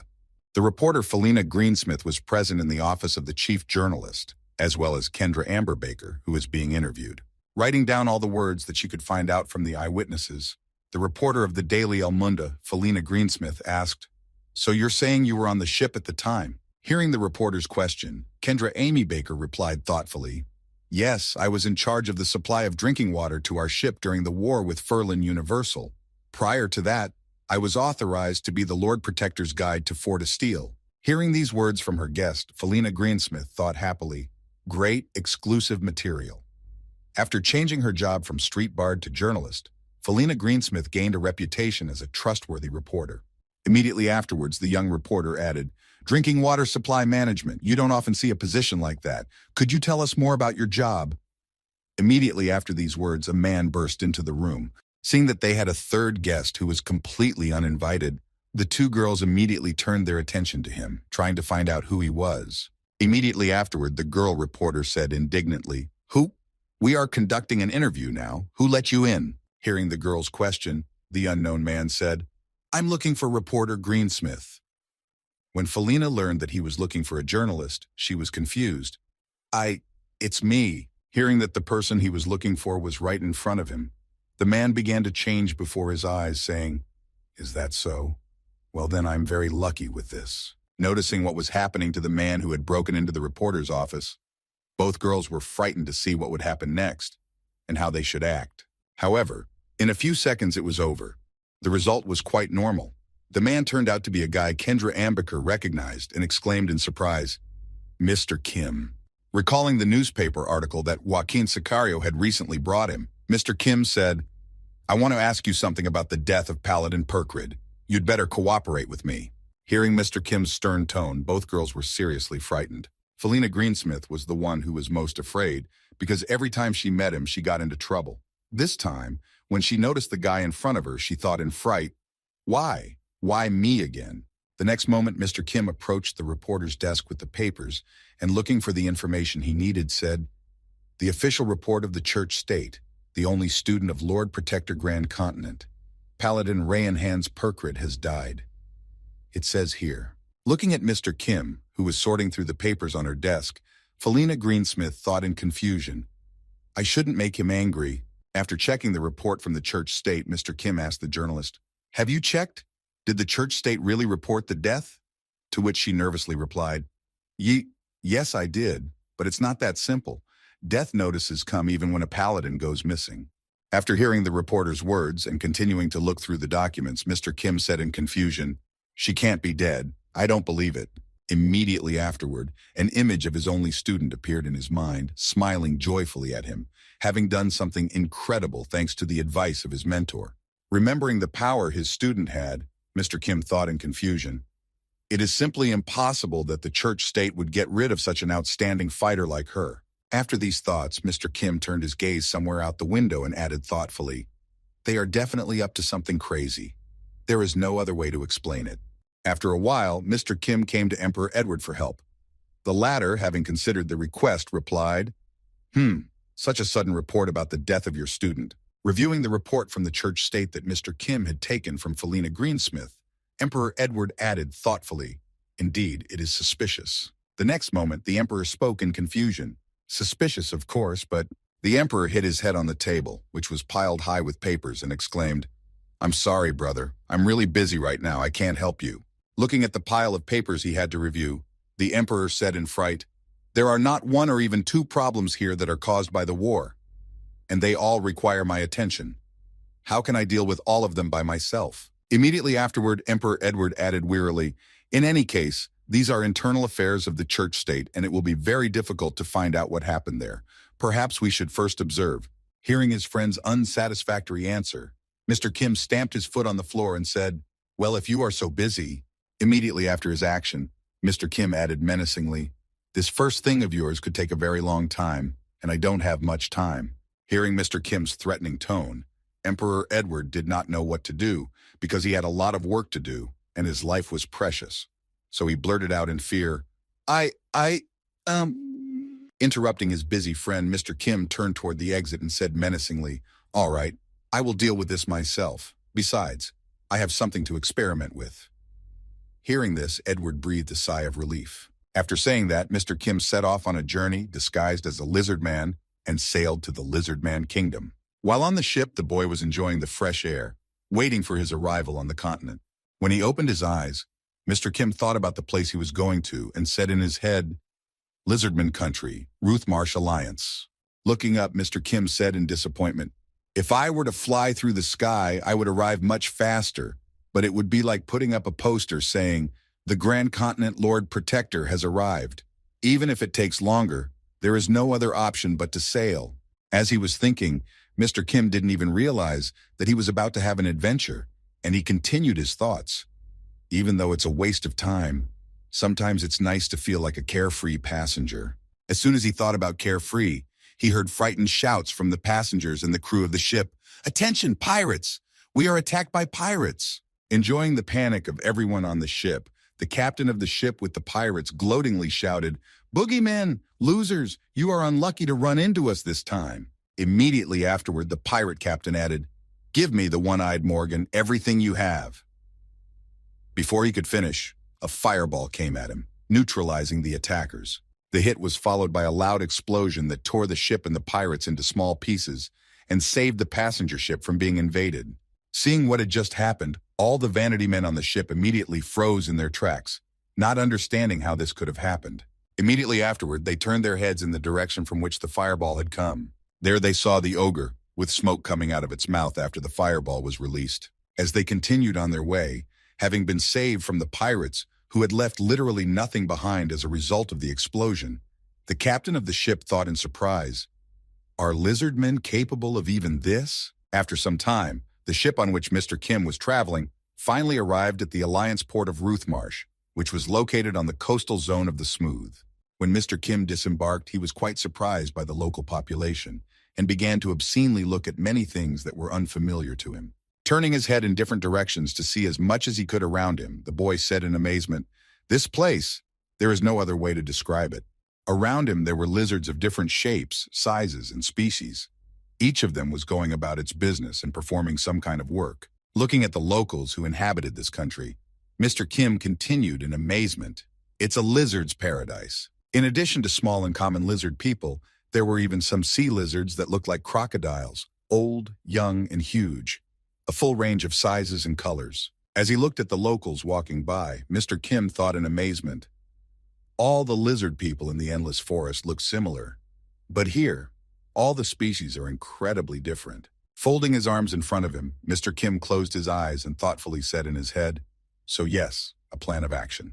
First, I need to gather information." As he thought about how to identify the leader of all these beastmen, Mr. Kim thought, until now, the head of the lizardmen has never come out and shown himself to the public. After these thoughts, the boy began to look around again and added thoughtfully, "And if I have so little evidence, where do I start?" After that, Mr. Kim climbed to the highest point in the city to look over the city from above and thought, "I'll start with what I do best." A week after Mr. Kim arrived in the country, an angry shout came from the office of the head of the Smooth Coastal District. "That son of a bitch!" Clutching a piece of paper with a report in his hand and slamming it on his desk, the coastal chairman added angrily, "What the hell is going on here?" Looking at his secretary, who had brought him the report, the head of the port city continued in confusion. "In just 1 week, he destroyed 5 villages, and you still haven't learned anything about this monster?" Hearing such a question from the head, the nervous secretary replied in fright, "Yes, everyone describes it differently, which is why we do not know its true nature. But we have identified his next target." Opening a map of the attacks on the villages, the secretary marked the most likely location of the next attack and said, "It looks like he's headed for the mud mine." Hearing this news from his speaker, the mayor of the town angrily exclaimed, "Immediately issue an evacuation order and send adventurers there, only the most experienced." And so, after a while, a large number of adventurers gathered at the swampy mines to confront the same monster that had stormed various villages. Looking back, one of the participants in the campaign told his comrades, "Everyone be on the lookout. This thief does not leave a single piece of flesh from the victims he captures." Immediately after these words, he added, "If you see him, give a signal immediately." Before he could finish, a shark jumped out of the swamp and devoured him. After jumping from one body of water to another, the shark disappeared into the swamp without a trace, along with one of the adventurers who had arrived at the swamp mine. Seeing what had just happened to their friend who had been giving them instructions, the adventurers from the group exclaimed in fright, "That's a shark? Where could a shark come from in the swamp?" Immediately after that, one of the lizardmen adventurers used his magic skill and cast the spell Stone Pillar. Immediately afterwards, a magic circle appeared over the shark and chased it for a couple of seconds. The next moment, the adventurers had a magnificent view of the monster they would have to defeat. Thanks to this magical ability of the Stone Pillar, one of the adventurers threw the same shark into the air that had eaten their friend. However, his hand was still on its tongue. When the monster appeared on the surface, having been thrown out of its natural environment, it growled, trying to intimidate its opponents. When one of the adventurers took a closer look at what they were about to fight, he exclaimed in fright, "Wow, it's a monster!" His other comrade said to him, "Hey, pull yourself together." Having calmed down his friend, one of the adventurous lizardmen prepared his spear to throw at the shark, and said thoughtfully, "It is unlikely that it can move freely in the air." Immediately after these words, the spear, which was tightly clenched in the lizardman's hand, flew straight toward the monster that had just been pulled out of the water. Although the attack was aimed at the monster and was likely to hit it, the shark, thanks to its fins and constant bending, was able to dodge the spear. When one of the adventurers saw that the attack did not reach the enemy, he said in surprise, "He dodged it." To which the other replied, "This is impossible. Can a shark fly?" Seeing that he was almost down to the swamp, one of the adventurers exclaimed, "He's going to dive back in. Don't let him do it at any cost." As soon as this message was heard, another little lizardman wizard began to cast his stone shield spell to prevent the enemy from escaping. Immediately afterward, bubbles began to appear from the water, signaling that a column of earth was beginning to rise from the bottom of the swamp. A few seconds later, right in the place where the shark was supposed to land, an island of stones appeared into which the monster was flying and had to crash. The next moment, it landed very hard. The monster's head got stuck in this newly formed island, and a dull thudding sound was heard. The next moment, the monster froze in place, showing no signs of life. It was the perfect moment to finally finish off the dangerous enemy. As soon as the adventurers noticed this, they immediately grabbed their weapons and prepared to attack the monster, which was immobilized. Also, one of the adventurers who wielded a sword grabbed his weapon and exclaimed joyfully, "Aha! I got him!" With a quick maneuver, the pair of adventurous lizardmen struck and cut the monster shark into two pieces, sending its tail flying into the air. While the monster's tail was flying in the air and regenerating, one of the lizardmen who had made this leap to destroy the enemy said wearily, "It seems that I have aged 50 years. Immediately after these words, the monster shark had already regenerated two heads instead of the lost one, and having adjusted its flight, it landed directly on the adventurers' heads, clinging to their flesh and swallowing half of their bodies. Noticing what had just happened to their two comrades, the rest of the adventurers exclaimed in alarm, "What? What just happened there?" After that, the shark dived back into the water, and after swimming some distance, jumped out of the water again, appearing right in front of the surviving lizardmen. After finishing his meal, Mr. Kim transformed into his human form and went to the severed head to take it as proof that the threat was eliminated. Pulling the fish's head out of the ground, Mr. Kim held it up to his eye level to see if it would be enough to make him believable. After placing the head on his shoulder, Mr. Kim walked back to the port city to announce his victory over the monster, saying thoughtfully, "Well, shall we begin?" A short time later, the boy arrived in the port city and was allowed into the room of the mayor. Once inside, the boy threw the monster's head on the mayor's desk.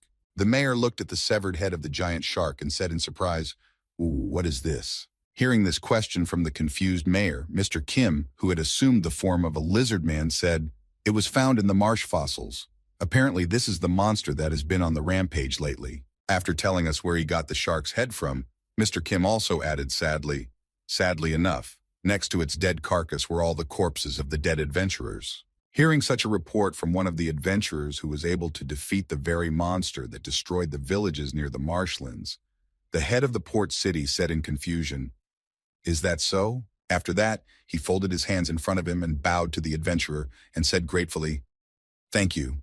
You helped to preserve the honor of the adventurers. Thanks to you, we now know that they fought bravely to the end and did not spare their lives to save us from this disaster."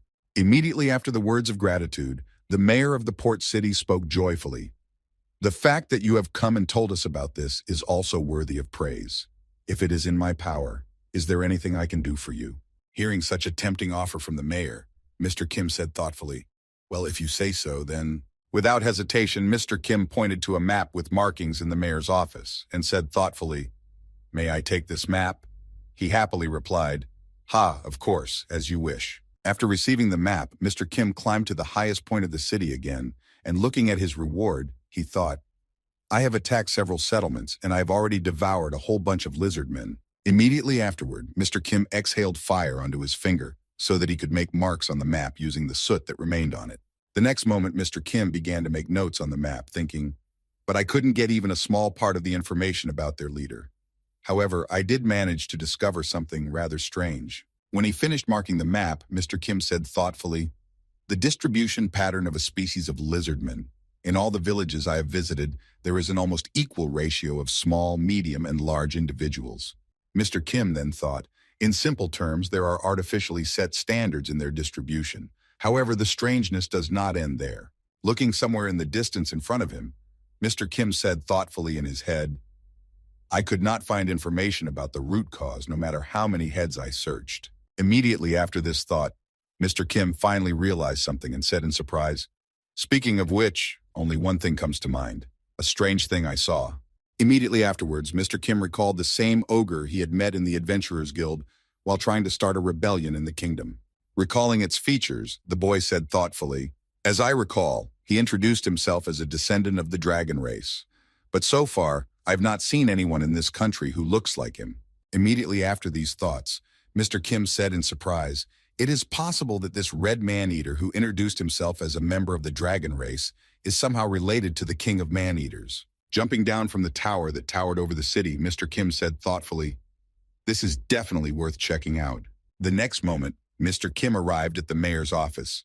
Hearing that someone had broken into his office so tactlessly, the mayor was displeased. Who is it that breaks in without knocking? Before he could finish, he saw Mr. Kim standing in front of him and said nervously, "Ah, so it was you. What is the reason for your visit this time?" Hearing this question from the mayor, Mr. Kim immediately got down to business, asking, "Mr. Mayor, do you happen to know anything about the dragon race?" Hearing such an unexpected question from the guest, the mayor suddenly became quiet for some reason and was afraid to say a word. Sweat began to pour down his face from nervousness. Tilting his head down to break eye contact, the mayor nervously replied, "No, I don't know. I have a lot to do, so if that's all, please leave my office." After hearing this response, Mr. Kim approached the mayor and said angrily, usually when asked about something unknown, the response is, "What is it?" Hearing such an ominous tone from his guest, the mayor nervously replied, "That's right. The dragon race? What is that? This is the first I've heard of it." Hearing this response, Mr. Kim added menacingly, "I have already realized that you are not going to tell me anything." Immediately afterward, Mr. Kim grabbed the mayor by the head to get his own information on the matter he was interested in. As he pulled the terrified mayor toward him, Mr. Kim said angrily, "Then I will have to get into your head myself." When Mr. Kim took one look at the mayor, he transformed into him and began his everyday life, giving him control of his body. When the mayor arrived at his home, he went to bed to rest after a very hard, busy day at work. Unable to sleep for a long time, the mayor said in frustration, "Everything is a headache. First the monster shark attack, now a traveler looking for the dragon race." Immediately afterward, the mayor of the city said thoughtfully, "Yes, we'll have to ask him in the report how to handle this fellow." Immediately after, another voice in the mayor's head said, "That's enough."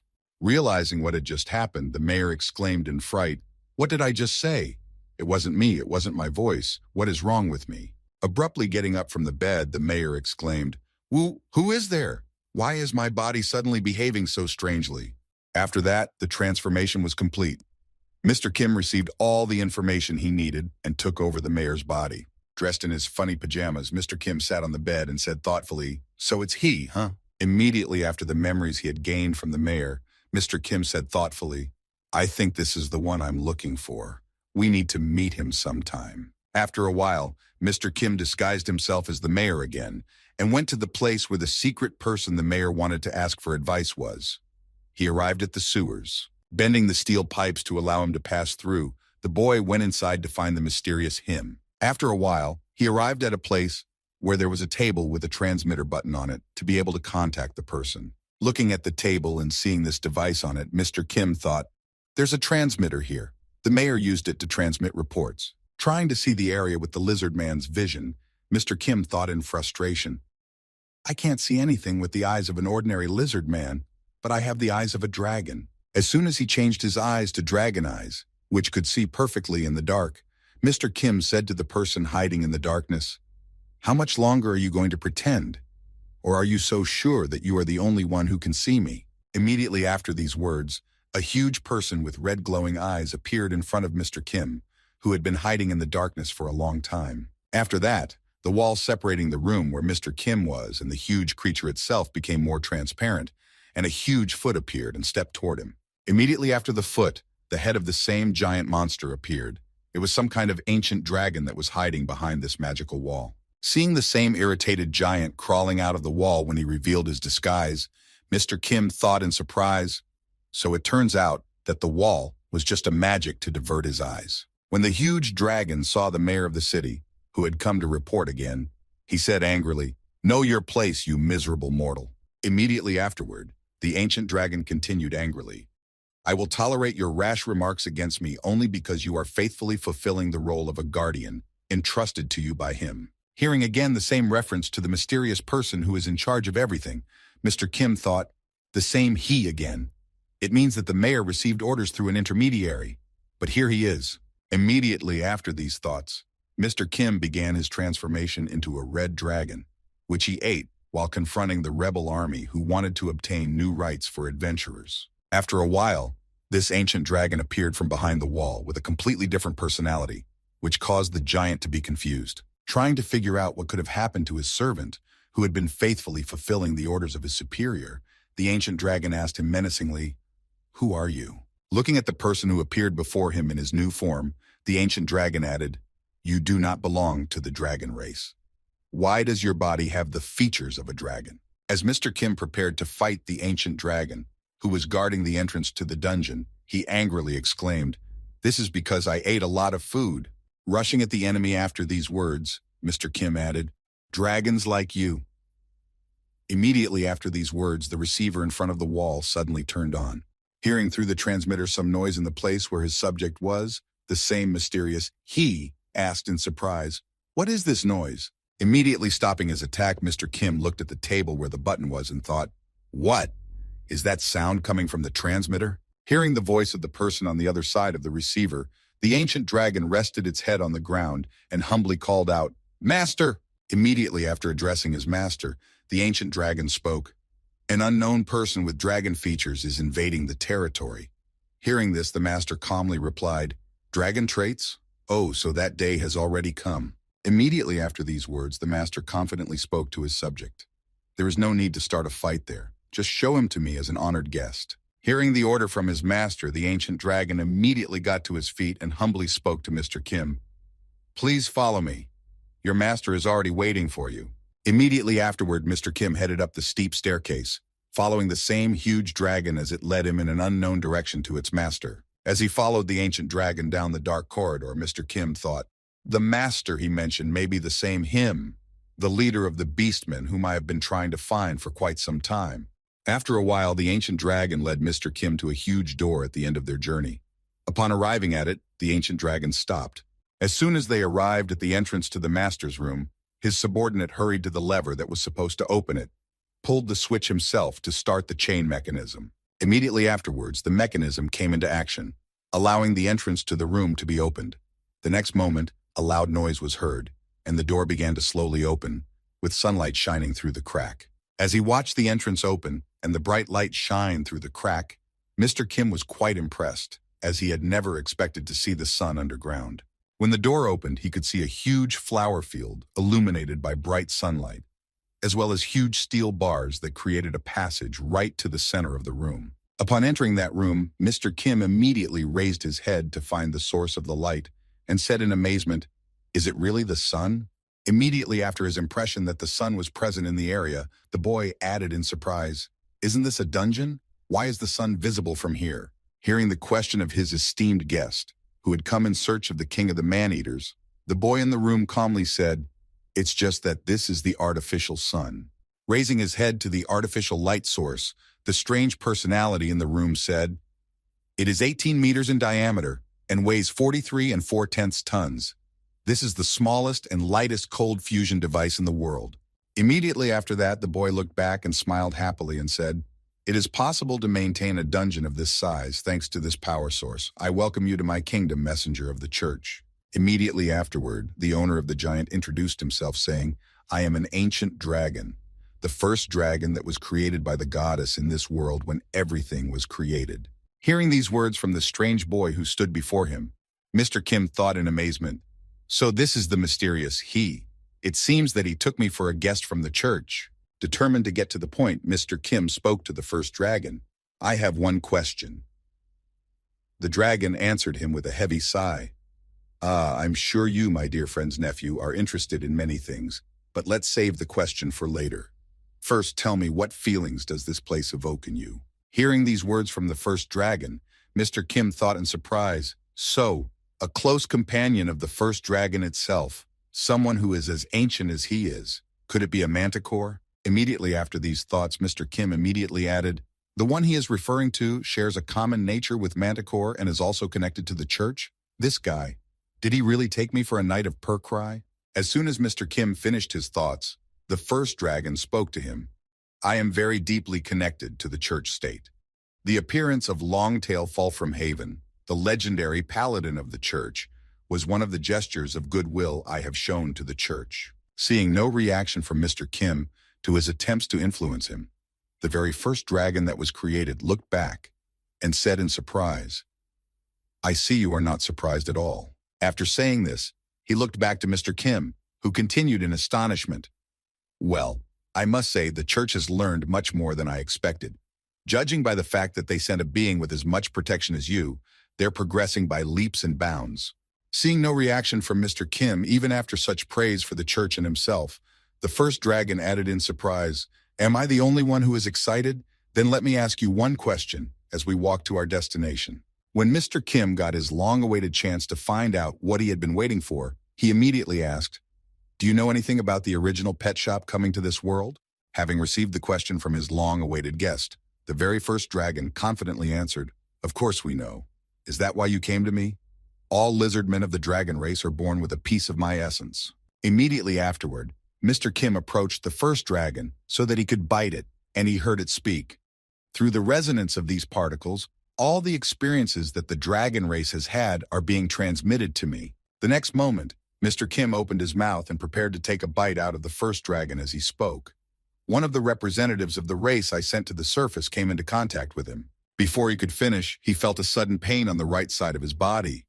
Blood spatter also flew in all directions after Mr. Kim's sudden attack. Changing his left arm to his dragon arm to prepare for defense, the world's first dragon exclaimed in confusion, "What the?" The next moment, he tried to grab the man-eating dragon that had decided to attack him from behind with his huge arm. However, Mr. Kim, sensing the danger that was approaching him, tore off the first dragon's arm and immediately retreated with the severed body part of his target, holding the arm of the world's first created dragon in his teeth, who was too reckless.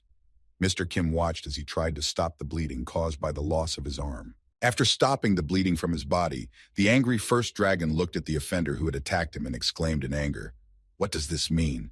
Why did you do this to me?" Hearing such words from his target, whom he had been trying to track down for a long time, Mr. Kim said joyfully, "Have you not realized what is happening here?" Baring his fangs in anger, the first dragon shouted out in offense, "This is treason? Corrupt bastards! Have they already forgotten how many different good deeds I have done for their church?" Hearing that he still considered him a representative of the church, Mr. Kim said in disappointment, "I never thought you would be so stupid, even though you are a first-class being."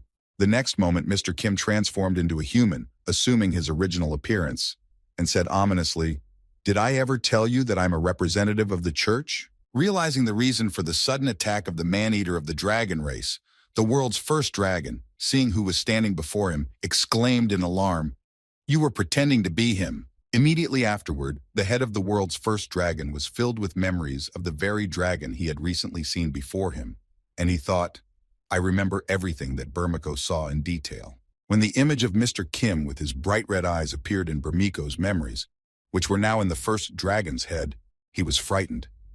This is the same face. Immediately after that, the world's first dragon turned its attention to the boy standing in front of it and exclaimed in astonishment, "It's him, the very original pet shop?" While the world's first dragon was thinking, Mr. Kim wasted no time in changing his right hand to the targets and immediately pounced on him. Noticing a huge fist coming at him which he could not dodge, the world's first dragon nervously exclaimed, "That's it, that's my hand." The next moment, Mr. Kim sent his target flying with a devastating right punch that he could neither dodge nor block. As a result of this blow, the enemy flew away for a considerable distance and raised a mountain of dust and dirt above him, destroying a beautiful meadow of flowers. Flying into the bushes, the world's first dragon, who was taken by surprise, shouted indignantly, transforming into his original form, "No way! I will never let you live after what you have done to me." With the magic circle amplifying his magic, the world's first dragon prepared for his destructive fire breath, shouting menacingly, "I will kill you no matter what it takes." Because the world's first dragon was seriously on the move, an earthquake occurred somewhere on the other side of the land above the dungeon, and Ina Fallfromhaven, who was just passing by, felt it. Feeling the tremors that suddenly appeared in a certain part of the ground, Ina Fallfromhaven said in surprise, "Is this an earthquake?" With a magic circle to amplify his magic, the world's first dragon prepared for his destructive fire breath, shouting menacingly, "I will kill you, no matter what it takes." Immediately after the spell was completed, magical circles also appeared on all the pillars on the field, and sunballs appeared on them. The next moment, all of these towers opened fire on Mr. Kim with a powerful and rather dense stream of sunlight. After the attack was over, there was a huge pile of smoke from the fire, but inside it was the image of Mr. Kim, which meant that he was unharmed, if not already on the ground. He was saved by dragon wings covered with salamander scales. The ground around him was hot and looked like coals, and his wings were burned through and still smoldering. Peeking out from behind his wings to check his readiness for the next attack, Mr. Kim thought in displeasure. These steelies are attacking me. I'm in its territory, so the situation is not in my favor. Realizing that he could not defeat his enemy with simple attacks, Mr. Kim got to his feet and looked up at the sun, which was under the ceiling, and thought, in that case. Immediately after these thoughts, Mr. Kim took off from the ground and quickly walked toward the only source of light in this lonely dungeon to destroy it. Noticing that he was trying to move, the world's first dragon shouted in anger, casting his spell again. Have you decided to run away? Where are you going to go from here? Immediately after these words, the steelies with the magic circles and sunballs began to glow brightly again, charging for the next volley at the enemy, who took to the air. As the beams of light began to shoot at Mr. Kim in turn, he was able to deftly dodge each of them, thanks to the fact that he had learned to use the power of the saint. After dodging all the enemy attacks, Mr. Kim continued his ascent and thought, thanks to this new form, which is complemented by the special structure of the saint's body, my speed has increased in direct proportion to my strength. When the world's first dragon noticed that he had skillfully dodged all his attacks, he exclaimed in anger, "This is my kingdom. Do you really think you can escape from here?" Watching the boy continue to climb up, the world's first dragon added, "There is a barrier around you that you will never be able to pass through unless I remove it myself." Before he could finish speaking, he realized what Mr. Kim was trying to do by lifting himself up all the time and exclaimed nervously, "This can't be happening." As he walked toward the sun, which was under the ceiling, Mr. Kim remembered what his enemy had said. 18 meters in diameter and weighing 43 4/10 tons. It is the smallest and lightest cold fusion device in the world. It is possible to maintain a dungeon of this size because of this power source. And finally, Mr. Kim has almost reached the very sun he was heading for to destroy the entire system of the dungeon in which he was locked. When he was about 2 meters away from the sun, Mr. Kim said ominously, "Everything in this dungeon is powered by one single power source, and I'm going to destroy it now." Realizing that something irreparable was about to happen, the world's first dragon shouted out to Mr. Kim in confusion, Stop! Do you even realize what you are going to do? If it explodes!" However, Mr. Kim simply ignored his enemy's warning and crashed into the dungeon's only power source at high speed to bring it down. As soon as he hit the sun, the lights in the entire dungeon went out and the power source itself sparked. Noticing that the room had become quite dark, the first dragon nervously exclaimed, "Light!" A few seconds later, the same power source fell out of a cloud of dust and smoke, and it powered the entire dungeon where the first dragon lived. It resembled a shooting star with a bright tail. However, this one was made of smoke. Watching this, the first dragon simply remained silent, preparing for the worst. Realizing that he had a chance to save his dungeon, the first dragon, having calculated the trajectory of the fall, immediately rushed to the source to try to catch it in the fall, shouting in fright, "No." A few seconds later, he was almost there, approaching the falling, glowing ball. Loudly shouting out his words of experience, the first dragon had already stretched out his paws to catch the ball, which was flying down rapidly. When the balloon was just a few centimeters away, the dragon was about to catch it, but was prevented. A couple of millimeters away from the ball, something pulled him back. Having missed his chance for salvation, he saw that Mr. Kim had interfered with him by grabbing his tail and preventing him from grabbing the dungeon's energy source. Realizing what had happened, the first dragon looked back at Mr. Kim, who had interrupted him, and said in confusion, "You bastard." And so the dungeon's energy source finally fell to the ground, causing a huge explosion of great power that quickly spread throughout the room. The same explosive wave quickly covered everyone in it, destroying everything in its path due to the high temperature of the wave. And at the same time, somewhere in the port city of Smudshore, a new holy virgin, Aina Fulframhaven, arrived, having been saved by implanting body parts of another paladin into her. A few minutes before the incident in the dungeon, Aina Fulframhaven was walking around the city, fulfilling her errand given to her by representatives of the church state. After asking the locals, the Holy Virgin headed for the building where the mayor was supposed to be, saying thoughtfully, "I was told to first find the mayor of this city."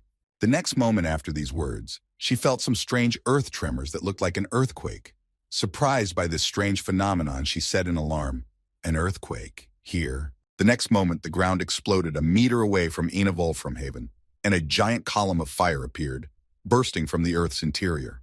When she saw this strange phenomenon, which was accompanied by an earthquake, she was shocked by what she saw. This huge explosion affected a large part of the city, destroying the very building where the mayor was supposed to be. After the eruption of this earthquake, two dragons began to appear in the air, leaving the sinkhole with the explosion. One of them was the first dragon, who had been shaken by the explosion caused by the destruction of the dungeon's energy source. The other was Mr. Kim, who, although injured by the explosion, began to regenerate very quickly thanks to the skills of the orcs. As he healed his wounds, Mr. Kim spoke in his head. The heat from the explosion is so high that it even damaged the dragon's scales. But thanks to the super regeneration skill, which is based on the revival gene, I can survive even this. Looking at his enemy, who had been shaken by the explosion even more than he had been, the world's first dragon said with a haughty voice, "Bugaga, look at your face." Hearing such words from his rival, Mr. Kim replied with a grudging smile, "It's better than being a one-armed man like you are now." When Mr. Kim spoke such a provocative phrase, the world's first dragon became very angry because he had been hurt, and immediately afterwards he rushed at his enemy, shouting angrily, "You bastard!" The next moment, the world's first dragon began to strike his opponent with a flurry of blows. Even though he was missing one arm, the speed was enough to prevent him from counterattacking. Immediately realizing that his opponent's punching power was so insignificant that he was ashamed, Mr. Kim thought in surprise, "Wait a second, this power." Immediately afterwards, Mr. Kim interrupted the series of blows of the world's first dragon, who did not beat him, but rather played with his striking power. At the same time, Ina Volframhaven looked up to see what was going on. Noticing the two dragons fighting in the air, she exclaimed nervously, "What the hell is going on here?" The next moment she exclaimed, "Is this some kind of dogfight or something?" Immediately after saying that, Mr. Kim grabbed the world's first dragon by the throat and squeezed its throat until it groaned from the difficulty of breathing. When the enemy calmed down and stopped flailing its paw, Mr. Kim said in surprise, "What's wrong with you? Haven't you ever fought anyone? You're ridiculously weak." Grabbing air in small gulps, the world's first dragon replied in embarrassment, "I am. I just used up all my mana defending myself from the explosion. If only I had magic. Done, I've lost. Let's end this." Hearing such a ridiculous suggestion from his enemy, Mr. Kim said in surprise, "Why should I stop? I have no special reason to do so." When the world's first dragon heard what he had said, he said in a hoarse voice, "Do you have any idea how much knowledge I have gathered over hundreds of years of life? Ancient wisdom known only to me, ancient secrets. Can you imagine how priceless they are?" Immediately after that, the world's first dragon added angrily, feeling at a disadvantage, "And this majestic body, is it just to be your snack?" Hearing this question from the world's first dragon, Mr. Kim licked his lips deliciously and said, "Don't worry, I'll inherit your vaunted knowledge." Hearing Mr. Kim's words, the first dragon, frightened, asked the manticore and exclaimed in surprise, "What? Can you, like my friend, copy the memory of those you have eaten?" The next moment, the world's first dragon decided to commit suicide so that his knowledge would not be acquired by this scoundrel. Immediately afterward, the very first dragon created a magic circle over his head to destroy himself. Noticing the spell, Mr. Kim said in surprise, "What are you doing?" Hearing the question from the original pet shop that had defeated him and wanted to eat him, the first dragon confidently exclaimed, "I would rather die than have such a fate." Finally, the dragon exclaimed, "I will never give you my knowledge." After these words, the spell worked and pierced the dragon's head, killing him instantly. When Mr. Kim saw what he had done to himself, he could only accept it, as there was nothing he could do about it. Tearing off his opponent's head to take it with him, Mr. Kim said in frustration, "Oh shit." After that, the monster's dead carcass fell to the ground. After finishing the fight, Mr. Kim went downstairs with the head of his defeated enemy, separating it from the body to take home. Afterwards, he looked at it and thought in disappointment, "Although my goal was achieved, it didn't work out exactly the way I would have liked. However, we have what we have." The next moment, after considering the outcome of the battle, Mr. Kim, although he was unable to gain the knowledge of the enemy, said, "And yet, I was still able to collect all the necessary heads for the ritual." At the end of the battle, Mr. Kim brought the monster's head directly to Emperor Edward's palace to be taken to his vault. Seeing the size of the last head, Edward was simply speechless. After some time of thinking about what could be done with it and how to preserve it, Emperor Edward said thoughtfully, "Maybe I should have prepared a bigger shelf." Then taking a step forward, the emperor heard something squishy under his feet. Looking down, he realized that he was standing in the blood of a monster and said nervously, "Brother, Don't you think it's too big? Hearing this question from his friend, Mr. Kim was surprised to hear it. Why? Is it my fault in your opinion? To which he nervously replied, that is also true. Well then, let it be so. After this dialogue, Emperor Edward again looked at the scale of the last head and said, all the heads have been gathered. Now it is time to fight the church. After announcing the plan, which would come but not yet, Emperor Edward added joyfully, you might have thought so. However, unfortunately, we have one more thing to do. Immediately after these words, Emperor Edward looked back to see his friend's reaction and happily told him his news. I am getting married. And so a long time has passed since the emperor announced that he was getting married. Now there is not much time left before this event. Just 1 week to get everything ready. Trying on the suit he would wear to his wedding ceremony in front of the mirror, Emperor Edward asked his friend, as a man who has had experience of married life, what do you think of marriage? To which he answered firmly, don't get married. Hearing such a sharp answer from his friend, Emperor Edward asked in surprise, eh? Why? Is family life that bad? To which Mr. Kim answered him with displeasure, things are not going according to plan. Immediately after these words, Mr. Kim plunged into his memories of being a model family man and what it cost him. Recalling the tragedy, he spoke angrily. For example, reminding Emperor Edward of the operation when his family was ruthlessly shot, Mr. Kim said angrily, you are living a normal, happy married life, when suddenly, out of nowhere, special forces pop up and kill your wife. Looking angrily at the perpetrator of this story, Mr. Kim added angrily, and they kidnap your children and don't let you see them again. Hearing Mr. Kim's story, which he had arranged on his own by participating in the liquidation of the pet store, Emperor Edward was seriously frightened. After this story, Mr. Kim added in a calm tone, but if you don't care, then go ahead. Dripping with cold sweat from worry, the emperor, who was reminded of his sin, asked frightenedly, by the way, I'll ask you just in case. You are not joking, are you? Looking at his friend, who was already pale with fear, Mr. Kim looked at him joyfully and replied with a smile on his face, of course I'm joking. So, who is your chosen one? Hearing the question from his friend, Emperor Edward spoke joyfully. A pretty princess from a neighboring country, pleasant to talk to, so much so that she is even frightening. She is from a royal family whose genealogy has a considerable heritage. An alliance with them will help to strengthen my power a little. Immediately after these words, Emperor Edward told his friend, by the way, during the ceremony, I plan to use an understudy to take your place. Upon hearing this news, Mr. Kim asked in surprise, is there anything you want me to do? Hearing that he had asked about the task, the emperor said happily, brother, as always, you pick up on everything on the fly. To be honest, the consolidation of power I mentioned is nothing. The real reason for the wedding is to divert attention. Adjusting his tie to create the perfect image in front of the mirror, Emperor Edward smiled ominously and said, to create an opportunity to strike a devastating blow against the church. And so, finally, the very moment came when the wedding ceremony of Emperor Edward and his bride were to take place in the church. Edward was already at the altar waiting for his bride. Before she arrived, the emperor looked around at all his guests, searching for his loyal subject, Joaquin Sicario. Noticing him in the crowd, the emperor began to stare at him intently for several seconds until he signaled that everything was ready and that he could begin. After receiving the signal of readiness, Emperor Edward began his speech to the audience. I thank all of you, dear guests, who have come from different countries to attend my wedding. Someone once said that every man is the protagonist of his own life. After saying these words, the emperor immediately turned his attention to the guests present to see how their faces would squirm and added, but I'll get right to the point. Smiling sinisterly into the faces of the audience, Emperor Edward said angrily, all this is stupid nonsense. Hearing what Emperor Grand Continent had just said, the faces of the guests immediately twisted in surprise, and the crowd began to shout in confusion. What? I didn't hear that alone, did I? As soon as the discontent of the audience began to be heard, the emperor added irritably, I know what everyone here is thinking. You are deluded into thinking that you occupy a role of importance to humanity and think like parasites, trying to establish your positions by all means necessary. When the guests finally shut up, Emperor Edward, looking at their distorted faces, added happily, sometimes a very obsessive thought enters my mind.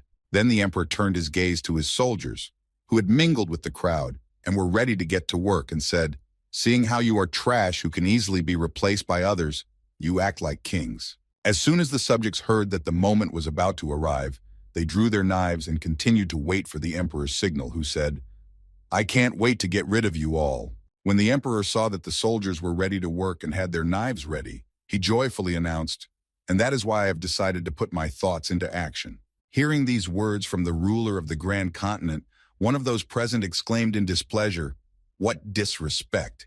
Even an emperor is not allowed to speak like that." Before he could finish speaking, one of those present had his throat slit. Noticing how the head of this brave man flew off his shoulders after his attempt to challenge the king's words, the hall was silent. Immediately afterward, a ruckus ensued. All the dignitaries present tried to save their lives by running for their lives, while the emperor's soldiers slaughtered everyone indiscriminately, destroying the garbage of the empire. Noticing what was happening around him, one of the representatives of the kingdom of Almaruz, the cardinal of the Santo Almaruz branch, nervously exclaimed, "Whoa, what does all this mean?" Immediately after this exclamation, the cardinal of the Santo Almaruz branch exclaimed in anger, "King Edward, what do you think you are doing? Are you not afraid that heaven will punish you for this?" Immediately after these words, the same man bit the pill in his teeth to use his attack and punish the evil one. Feeling the influx of power into his body, the cardinal of the Santo Almaruz branch thought angrily, "Reckless bastard." Aiming his eyes at the body of Emperor Edward, from which he was to shoot, the branch cardinal said in his head, "I will show you the power of the church's secret weapon, the heavenly punishment." Looking at the church representative, Mr. Kim was just glad that he was able to get his attention, because he had not heard the alarm from his branch. At the same time, considerable excitement also began to take place in the large church of Santo Almaruz. Soon a grand slaughter would begin here. Standing on guard at the temple, one of the guards, yawning tiredly, said, "Everyone has gone to the emperor's wedding. How sad it is here. One could die. I wish I had something to do until then." No sooner had he relaxed than a strange creature appeared on the horizon, approaching the great temple of Santo Almaruz. Standing guard, one of the guards noticed this creature, which was dressed in dark colors and did not bring anything good. It was like a beast, but rather unpredictable.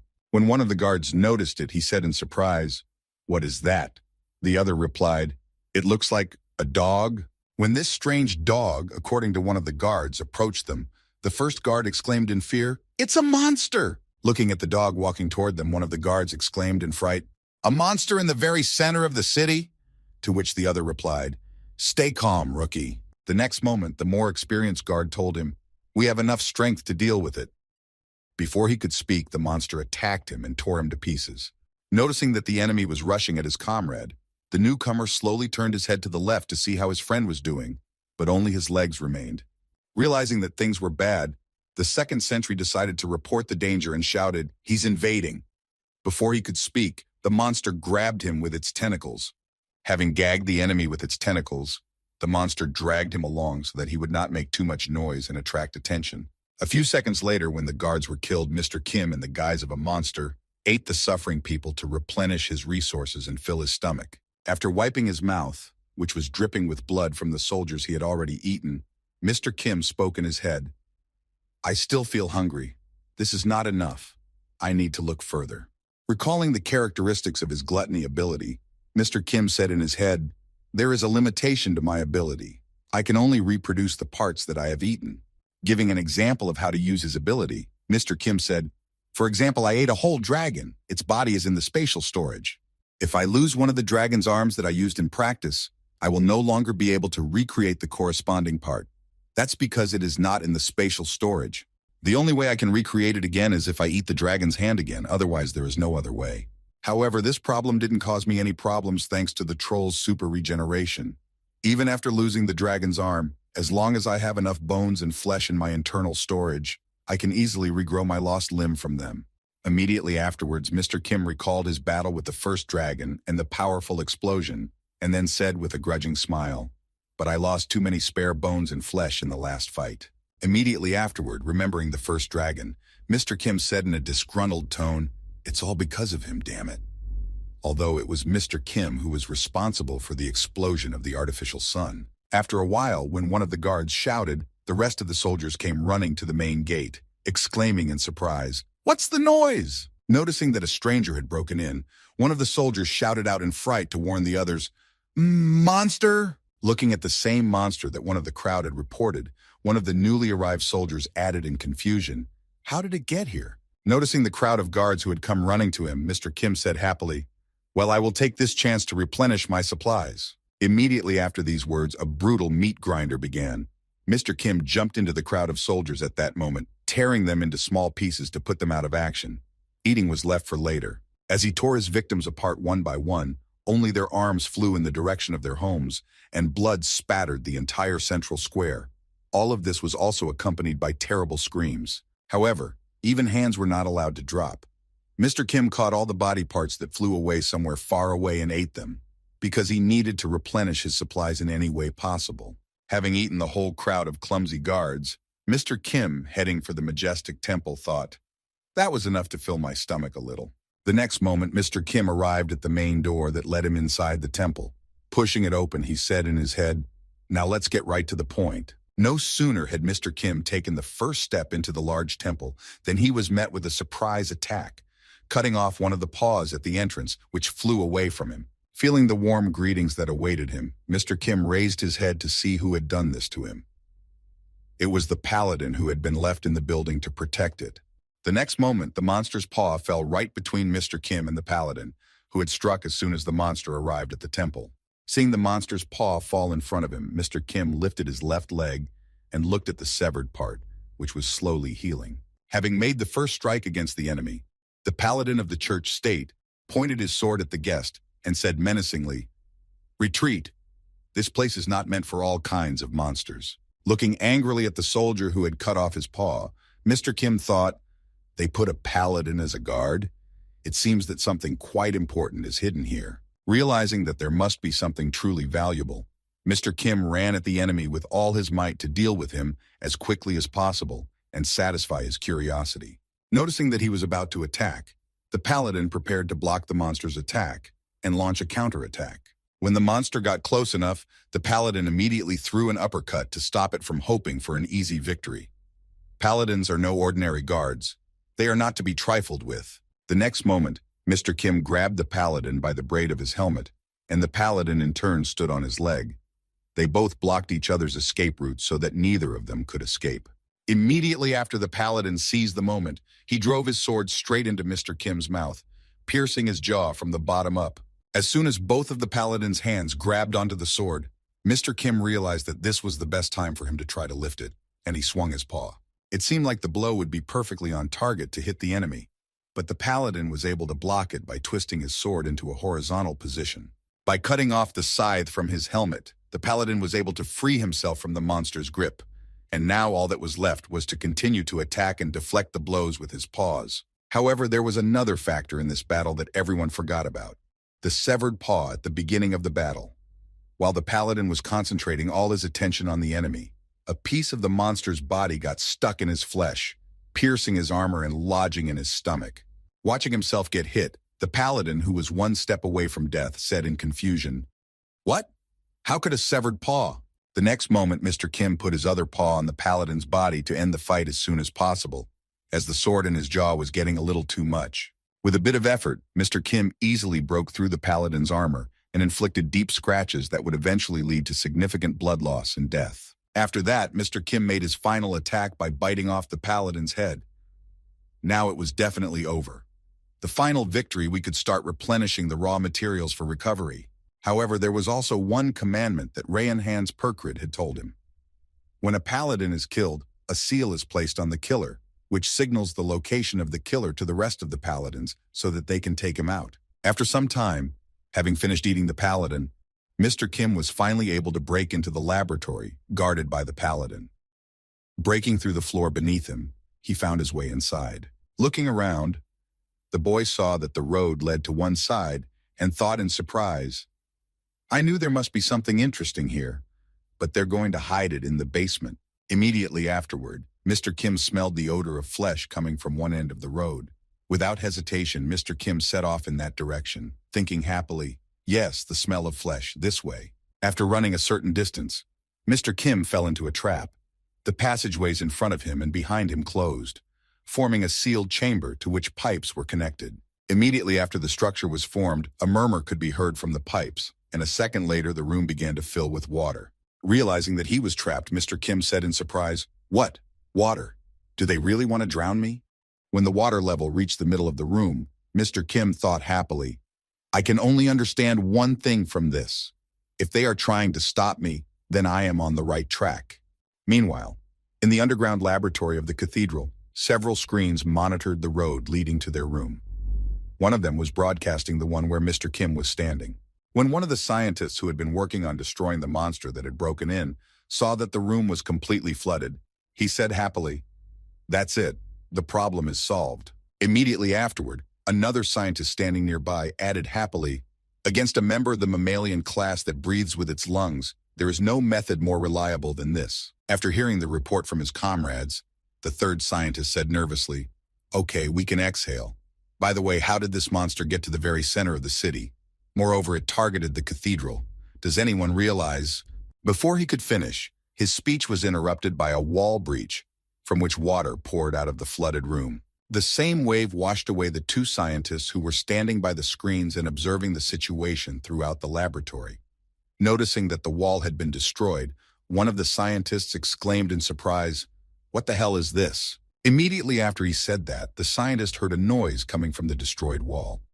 Turning his attention, he noticed the same monster, which was peeling away from the moisture, and exclaimed in fright, "That monster! How did it manage to survive?" After taking a closer look at the monster that had survived in the completely flooded room, the same scientist exclaimed in fright, "I don't believe it. This is simply not possible." Mr. Kim changed his image according to the environment in which he found himself. Noticing the monster's tremendous changes, the man exclaimed in amazement, "Gills and fins?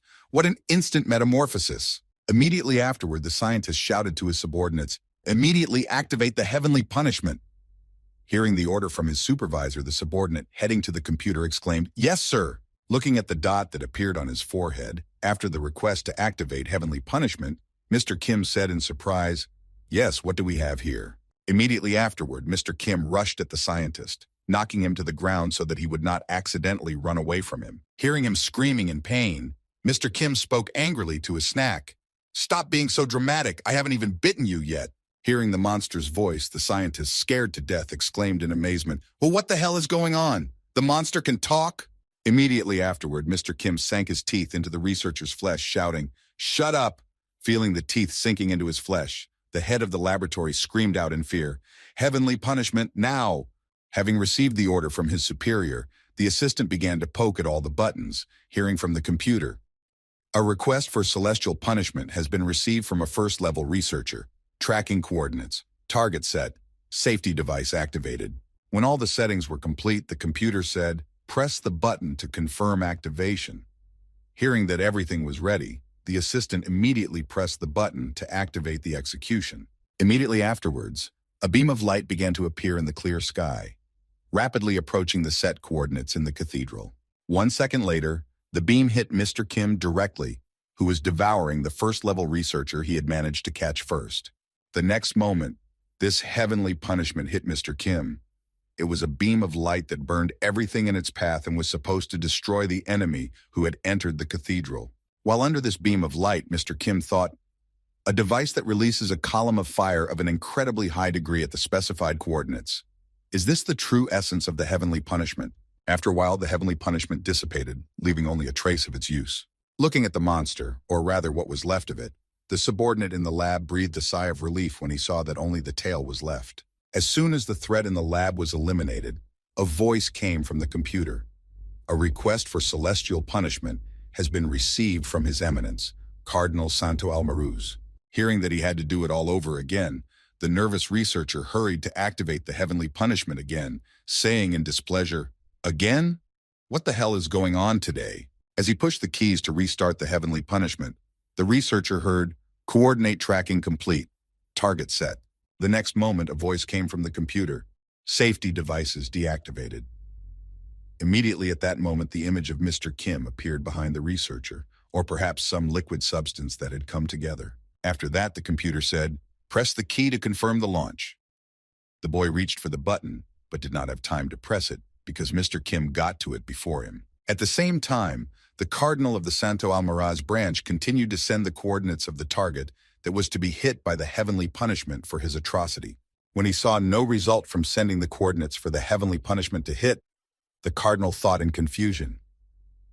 Why are they taking so long? A considerable amount of time had passed since the request to activate the heavenly punishment, and the cardinal continued his disgruntled thoughts. Damn it! How long has it been? But why is this so? Turning his gaze back to Emperor Edward, who was standing right in front of him, the cardinal thought in amazement. Has my request been rejected, after all the carnage he has caused? Seeing that he was acting strangely, and that quite a bit of time had passed, Emperor Edward spoke joyfully. Mr. Cardinal? Immediately after he spoke, Mr. Kim's eyes lit up with a bright light, and he said, You've been quiet. Is there a problem? If not, I would like to continue the ceremony. Do you mind? Realizing that heavenly punishment would not befall him, the cardinal of the Santo Almaraz branch replied in fright, well, yes, of course. A short time later, Emperor Edward was sitting in his study, sharing what had happened at the wedding, saying between laughs, Boo-hoo! You should have seen the cardinal's face. It's a separate art form. Having told everything that happened there, the emperor added in conclusion, well, in the end, he could not say a word about the cleansing of the ceremony or about the unidentified monster that entered the cathedral. Immediately afterward, Emperor Edward added joyfully, well, that's understandable. He cannot explain why, after all that carnage, I was not covered by heavenly punishment.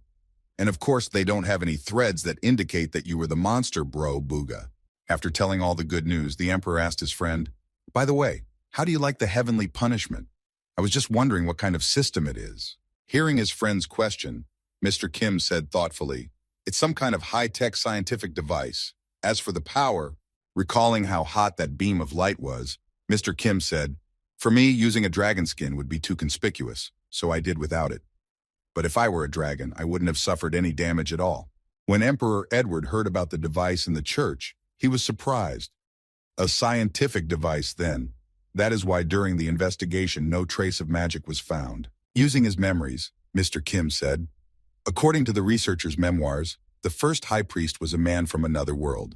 Apparently technology originates from there. Immediately after this report, Mr. Kim added nervously, oh, and during the implementation of the plan, a small problem arose. Just a small thing, but still worth mentioning. Hearing that something had happened, the emperor asked in surprise, a problem? What do you mean? Immediately afterwards, someone's voice was heard outside the castle windows. Lord Protector Kim of the Grandentiner Kingdom.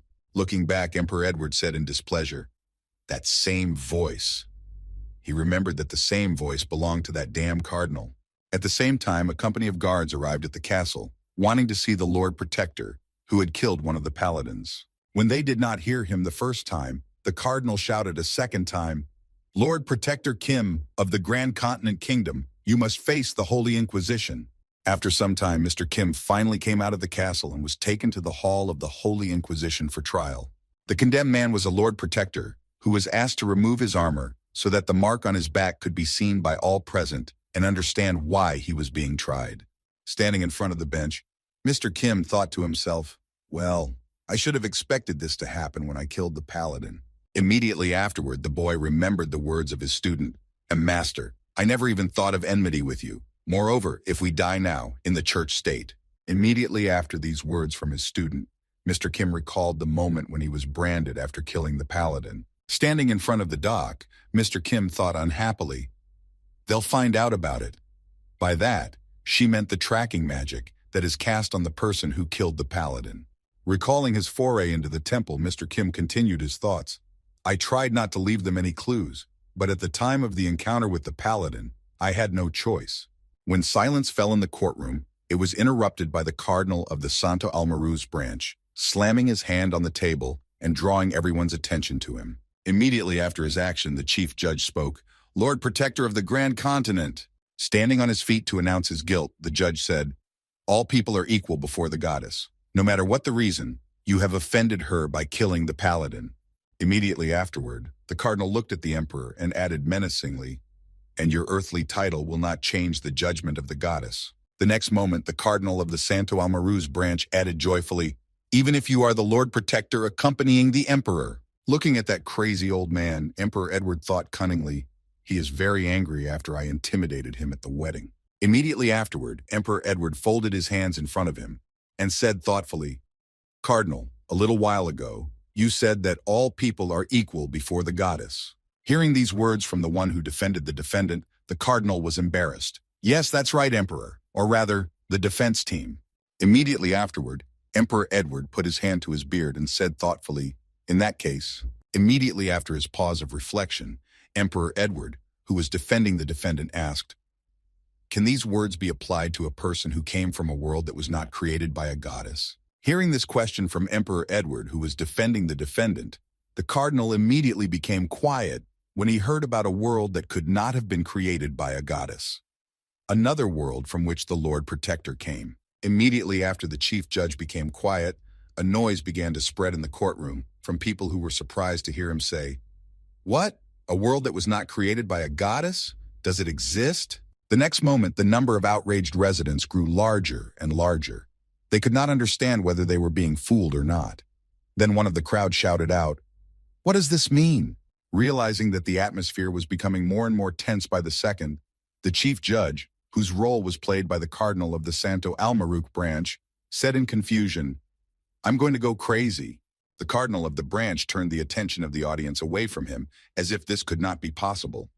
"This cannot be. What he just said.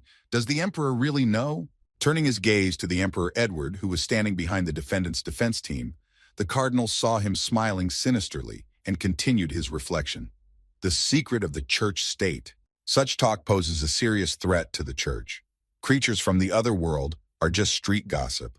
Under the sky, created by the goddess, the existence of other worlds is denied. However, if rumors start to spread that this is not the case, and if everyone learns the truth, including the origin of the first high priest, then the entire continent of Elmond, which is united by a single religion, the Church of the Goddess, will be united.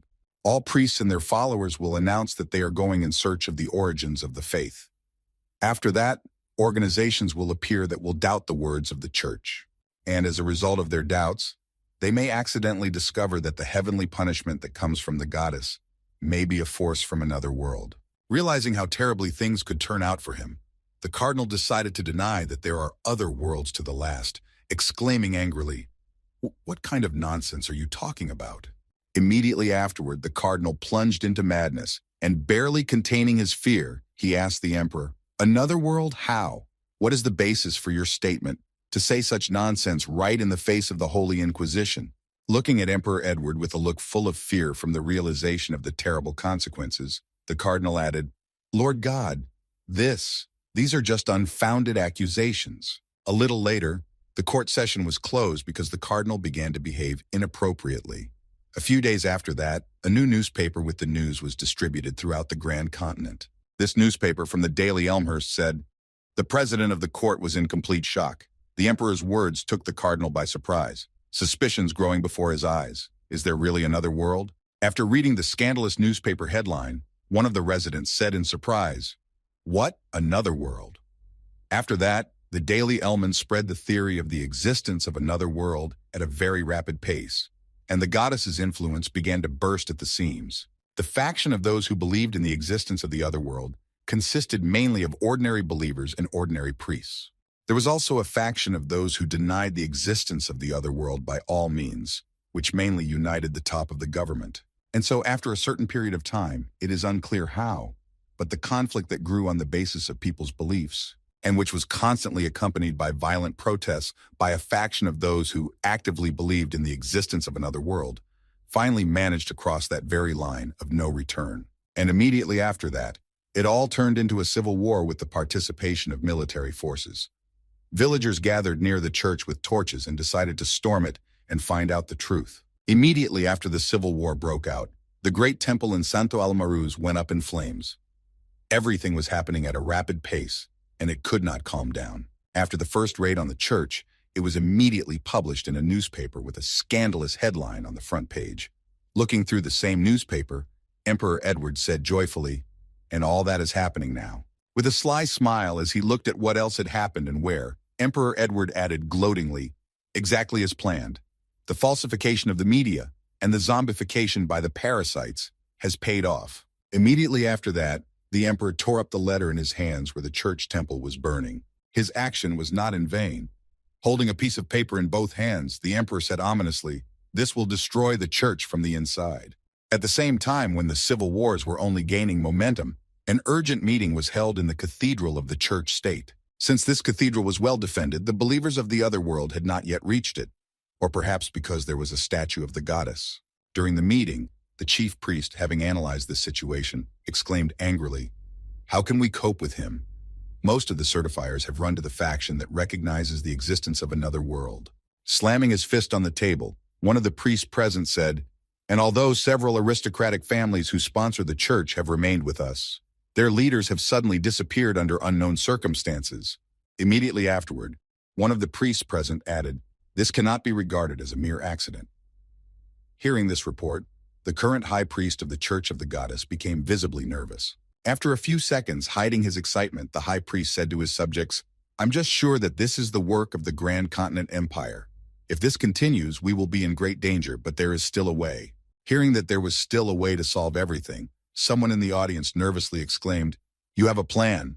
Then you need to put it into action as soon as possible, before it's too late. What exactly do you propose, great priest?" Noticing that his subjects were interested in what he had said, the high priest added menacingly, "We will kill the emperor." Hearing this suggestion from the high priest, everyone present was shocked. They expected different things, but not this. Although it makes sense. It could have worked. Immediately after these words, the door opened to the room where the negotiations were taking place, and the soldiers who were to carry out this order stepped in. Looking at the main weapon of the church state, which had already arrived, accompanied by paladins, the high priest added menacingly, "We will use our main fighting force." And so, several days passed since the day when everyone in the church state unanimously decided to kill the emperor. After that, a strange figure in a dark cloak began to approach the main gate of the Grand Continent. Noticing him, the soldier guarding the passage could not simply let this strangeness pass by. When one of the guards pointed a spear at the cloaked traveler, ready to attack her, the other immediately spoke, "Stop! Answer me immediately. Who are you?" After a few seconds, when the traveler did not respond, the other guard also pointed his spear at her and nervously shouted, "Show your face and confirm your identity." Immediately after being asked to prove her identity, the traveler finally started to do something. She pulled her hand to her head as if to remove her cloak, but this was followed by a swift attack that beheaded the guards. At the same time, a pair of guards standing on the wall noticed that their comrades had been killed and exclaimed in confusion, "Wee, what's going on?" However, these were their last words. A couple of paladins who had followed them quickly eliminated them. After all the guards were out of the way, the traveler and her squad of paladins could finally set out on their mission. When all the guards in the immediate area were eliminated, the 4 paladins who had jumped from the walls, accompanied by the Holy Maiden, headed for the castle of Emperor Grand Continent. All of them, of course, had to pass the corpses of the soldiers who had died for the interests of the church, which feared for its position in this world and tried not to fall from its current height. However, when the last paladin was running past the corpses, one of the corpses grabbed his leg, preventing him from continuing his journey. His grip was strong enough to shatter the armor. Seeing that someone was still alive, the paladin, trying not to fall, immediately stopped to look around to see who had grabbed him. Taking his sword out of its sheath, he nervously shouted to the corpse, "Are you alive even after your head was cut off?" Immediately after the exclamation, the headless soldier drew his sword and delivered one fatal blow that was incompatible with life. At that moment, his comrades were already walking a few meters ahead. Hearing the cry of her assistant, who for some reason had fallen behind them, Ina Volframhaven immediately looked back to find out what the noise was about. As soon as her head was turned enough degrees, she saw a headless knight behind her, holding his own head in one hand and a dead paladin in the other. Immediately afterwards, 3 paladins attacked him with weapons to avenge their comrade, shouting in anger, "Who the hell are you?" Not even a second had passed. The paladins didn't even have time to launch an attack when they were already defeated by that mysterious headless knight. He was a truly powerful opponent. And at that time, Ina Volframhaven was just standing behind, watching as her subjects were supposed to deal with the enemy. But all they did was to fly blood in different directions. The next moment, the Holy Virgin saw a picture of only one knight, whose head had been cut off, and 4 of her already dead subjects, whom he had finished off in an instant. Whoever he was, Ina Volframhaven was quite shocked. Such a strong opponent, and at the very beginning of the journey. Of course, this is not normal. However, in a few seconds, everything became clear. The same strong knight who had finished off the paladins changed his armor and exposed his face, and then said ominously, "Long time no see." Looking directly into the eyes of his old rival, Mr. Kim said in surprise, "Have you really become even stronger since then? You must have eaten something very good." Hearing such words from the enemy who suddenly appeared before her, the Holy Virgin spoke angrily. "Could you not be quiet, Lord Protector?" Immediately afterward, the girl's eyes glowed red and she exclaimed in anger, "No, it would be more accurate to say, Maiden's sworn enemy." Hearing these words from Ina Wolframhaven, Mr. Kim immediately interrupted the girl's aggression, saying in a calm voice, "I don't know what you're talking about." Hearing such words from her rival, the girl exploded with anger and shouted out in insult, "Don't tell me you don't remember anything anymore. I heard you say that you killed my brother." Before she could finish, Mr. Kim interrupted her, saying the opposite. "Actually, no, that didn't happen. I meant something completely different. Didn't you understand me?" Immediately after these words, Mr. Kim scrutinized the girl standing in front of him and added angrily, "I'm asking you why you're taking someone else's hatred on your shoulders." Holy Paladin Perkrid. Nervous at being called by a different name, even though she is now a different person, the Holy Maiden said in confusion, "What do you mean by that? I am Saint Ina Wolframhaven." Hearing these words from the girl who was standing right in front of him, trying to prove her point, Mr. Kim said, "You just want to believe it. That's what you're saying." Realizing that there was no other way out, the girl became a little nervous and irritated that her perfect disguise was revealed. Immediately after that, the processes of changing the account started in the body of the Holy Virgin, after which Ina Wolframhaven began to take on the account of Rayon Hand's Perkrai. As she took on her new persona, the new Holy Virgin smiled with a disgruntled smile, biting her lip in disappointment. The next moment, Rayon Hand's Perkreed finally gathered the courage to look her former mentor in the eye and spoke angrily, "Teacher, how did you know it was me?" Upon hearing this question from Rayon Hand's Perkrai, Mr. Kim did not take long to respond. "Saints are the strongest asymmetric force of the church-state in this war." As if to summarize the power of the girl he was fighting, Mr. Kim continued, "Such great power. It simply cannot fall into the hands of a girl in puberty who is obsessed with her own revenge." Immediately afterwards, Mr. Kim began to look closely at his student and confidently added, "Even though you can copy her image, your abilities are not enough to fully recreate the personality of another person." Hearing these words from her former teacher, an angry Rayon Hand's Perkreed said, "I will give you one piece of advice as your former student and fellow human being. Give up." Hearing such arrogance in the words of his rival, Mr. Kim responded insulted, "What arrogance? Do you really think that after you combine the strength of that girl you can really defeat me?" Immediately after Mr. Kim spoke so angrily to Rayon Hand's Perkrai, she replied, "Not at all. I'm just a decoy, a small part of the distraction." With that, Rayon Hand's Perkrid swung her head back to point at Emperor Grand Continent's castle and said happily, "The paladins must have already arrived at the Emperor's palace." Immediately after saying this, the girl smiled maliciously and spoke sarcastically to Mr. Kim. "Will they be able to protect Emperor Edward from the paladins without you, teacher?" At the same time, somewhere in the imperial palace, everything seemed quite ordinary. Emperor Edward was sitting in his throne waiting for a visit. The next moment, 4 paladins jumped down from the ceiling on 4 sides. Drawing their swords and heading toward him, one of the assassins said, "It is the will of the goddess." Immediately after these words, one of the paladins lunged and pierced the king on his throne with his sword to fulfill the order entrusted to him by the church state.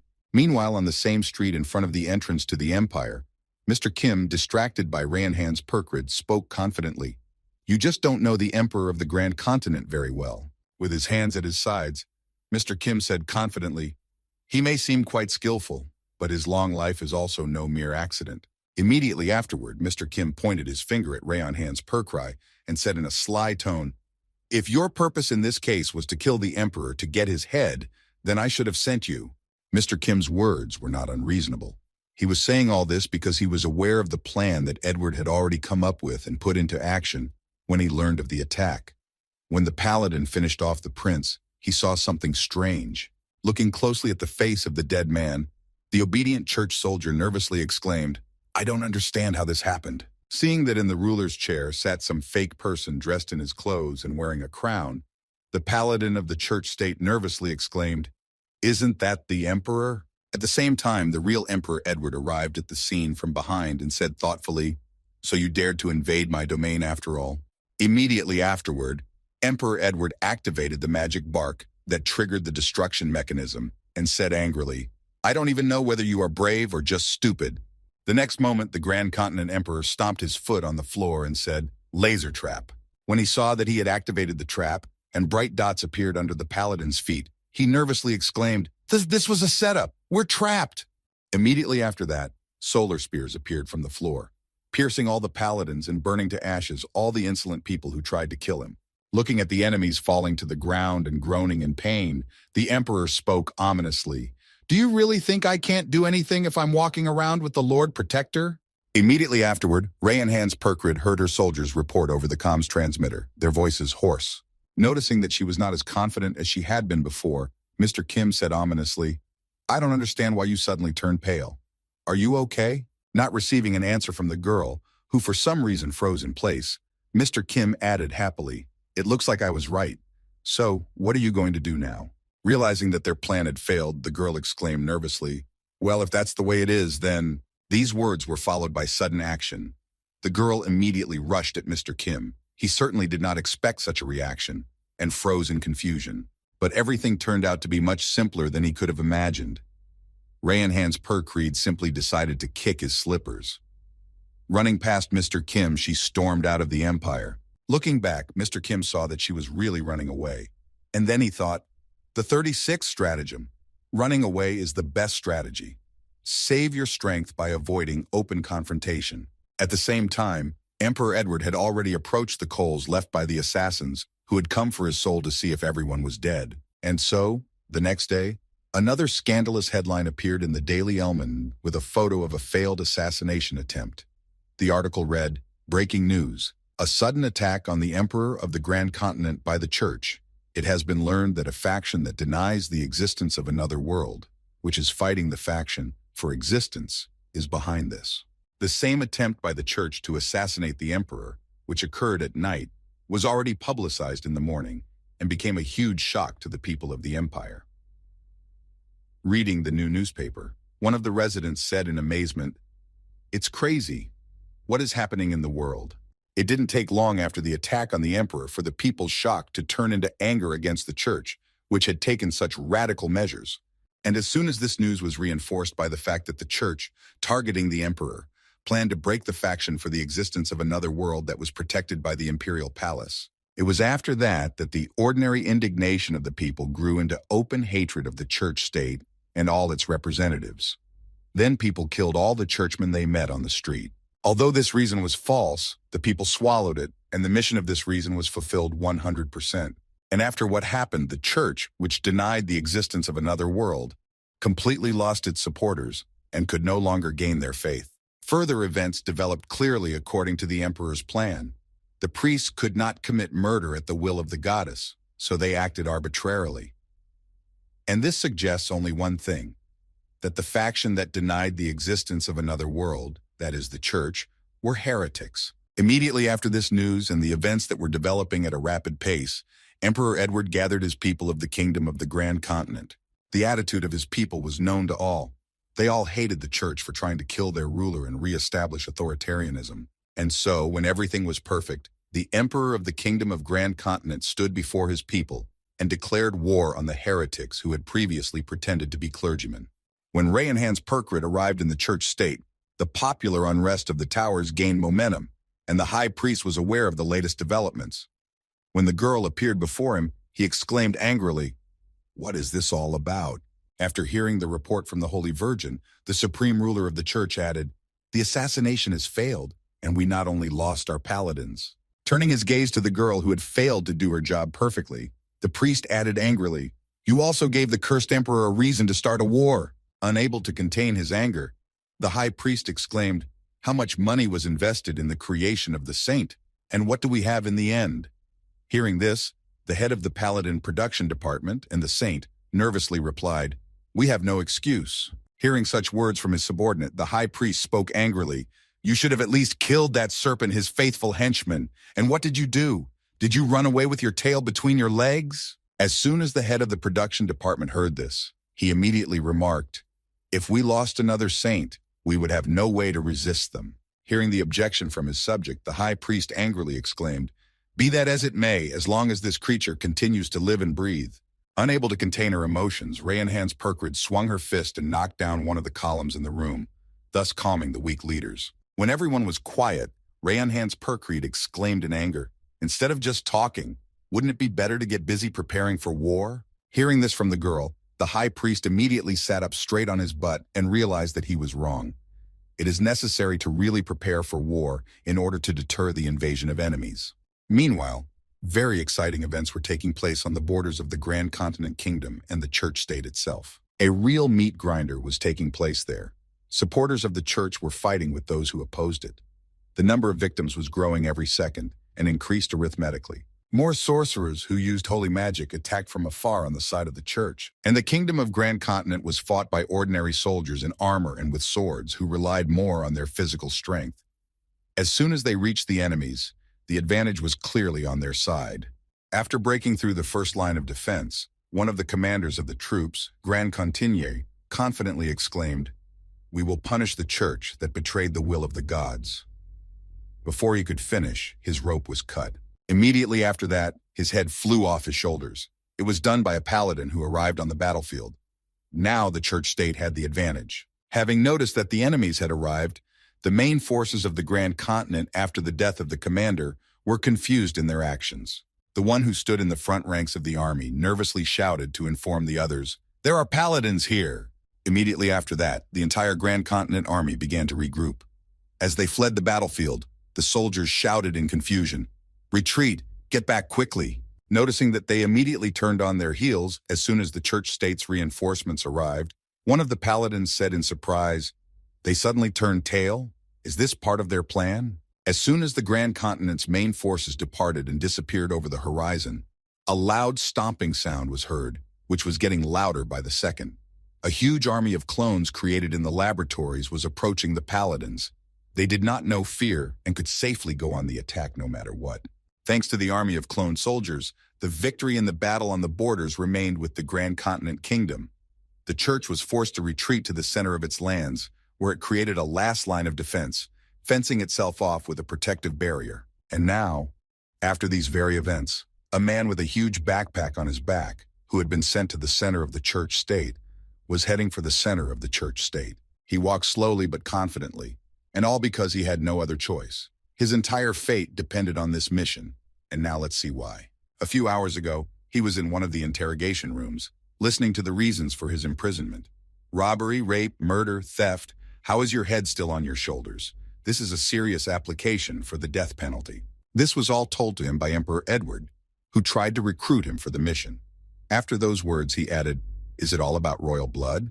Well, in any case, now you are more suitable than anyone else for this work." Clutching a piece of paper that contained all the man's accusations, Emperor Edward said menacingly, "Listen carefully, you trash."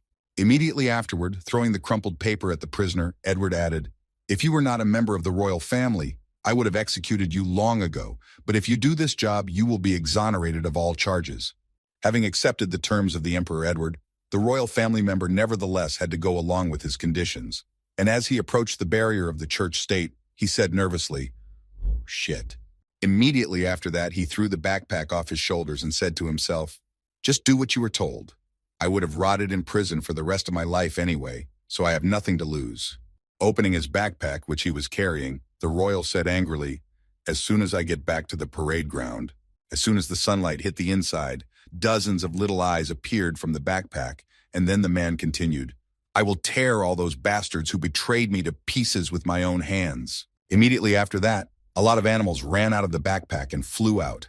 A large number of mice and birds flew toward the church state's barrier. Looking at the animals that had escaped from the backpack, the royal family member said in confusion, "I'm doing the right thing, right? However, what is the point of releasing these animals?" As the man stood there for a while, he heard a bullet land right next to his foot, which made him hurry. Time was running out, and he was doing nothing. Looking back angrily, the royal family member noticed Emperor Edward, as well as his loyal subject, the commander-in-chief of the army, who was shooting at him. Having fired a shot at the prisoner, Joaquin Sicario said in displeasure, "What are you doing there? Move, move." Hearing such a dismissive attitude, the imprisoned member of the royal family began to move forward quickly, saying with displeasure, "Curse him. Does he even know who I am?" After taking another step, the man added, "When I'm done with this, you'll be in trouble too." Before he could finish, he crossed the barrier and immediately burst into flames. Watching what was happening through his binoculars, Emperor Edward said in amazement, "Wow, I expected anything, but I never thought they would install something so deadly." After these words, the research was completed. Emperor Edward found out what exactly the last frontier of the church-state was. As experiments have shown, it poses no threat to small creatures. But as soon as creatures whose mass is close to human mass cross the barrier, they immediately spontaneously combust. Realizing that their defense was quite powerful, the emperor took the binoculars away from his eyes and said in confusion, "Well, how are you going to get through this thing?" Immediately after these words, Emperor Edward thought in confusion, "Of course I have an acquaintance who can change his body as he pleases." Not long after, Mr. Kim's voice was heard in the temporary camp of the Grand Continent Kingdom asking, "So, what is the radius of the barrier?" Hearing his friend's question, Emperor Edward drew a circle on the map and said, "Well, it's about this big." After reporting the approximate size of the barrier, Emperor Edward added, "Here and there we threw both beasts and prisoners into it. As a result of these actions, we were able to draw a circle of this size." Immediately afterward, Emperor Edward grabbed his pen and said, "By the way, for the record, the sparrow flew calmly through the barrier back and forth, but the ostrich caught fire spontaneously, although both were birds." According to this report, Emperor Edward also added, "Even among dogs, small breeds survived and large ones died. The experiment with monsters showed similar results." Immediately afterwards, Emperor Edward said, "After that, the conclusion suggests itself. Large individuals die, and small ones survive."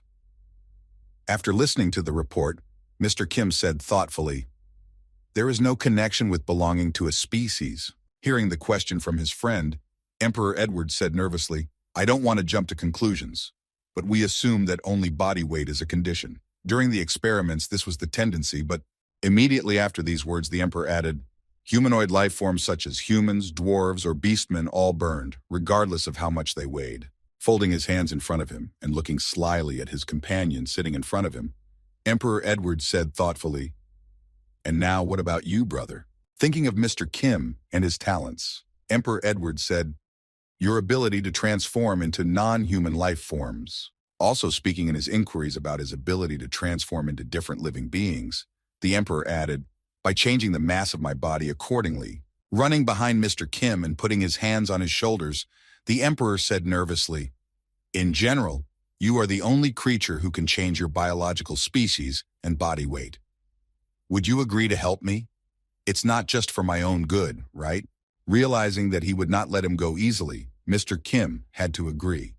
The next moment, the emperor took his chair and said, "The plan is that you will take the form of a small animal that can bypass the barrier. After that, you will sneak in and reconnoiter the interior. How about that?"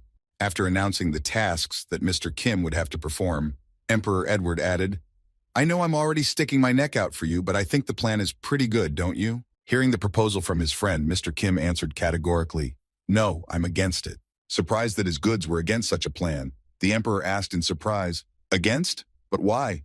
Mr. Kim then explained why he could not agree to it, saying, "If I shrink my brain too much, my intellectual capacity will also decline." Imagining the consequences, Mr. Kim added, "And if, for some strange reason, the barrier works, I might just burn to death before I even start regenerating." Explaining why he does not agree to this, Mr. Kim added, "This is too risky a plan for me." Hearing this, Emperor Edward replied thoughtfully, "But I don't have any other ideas." Hearing that he was out of ideas, Mr. Kim got up from his chair and said, "Then let's go from the opposite. I have just recently come across something big enough." Hearing these words from his friend, Emperor Edward said in surprise, "Big?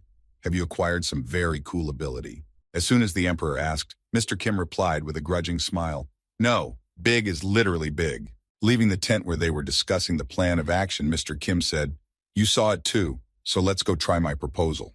Hearing what Mr. Kim had just told him, Emperor Edward said in astonishment, "What do you mean? I've seen him before too. What did he mean?" As soon as Mr. Kim left the tent, a memory came to the emperor's mind. It was the same memory with the head of the first dragon whose head Kim had brought him.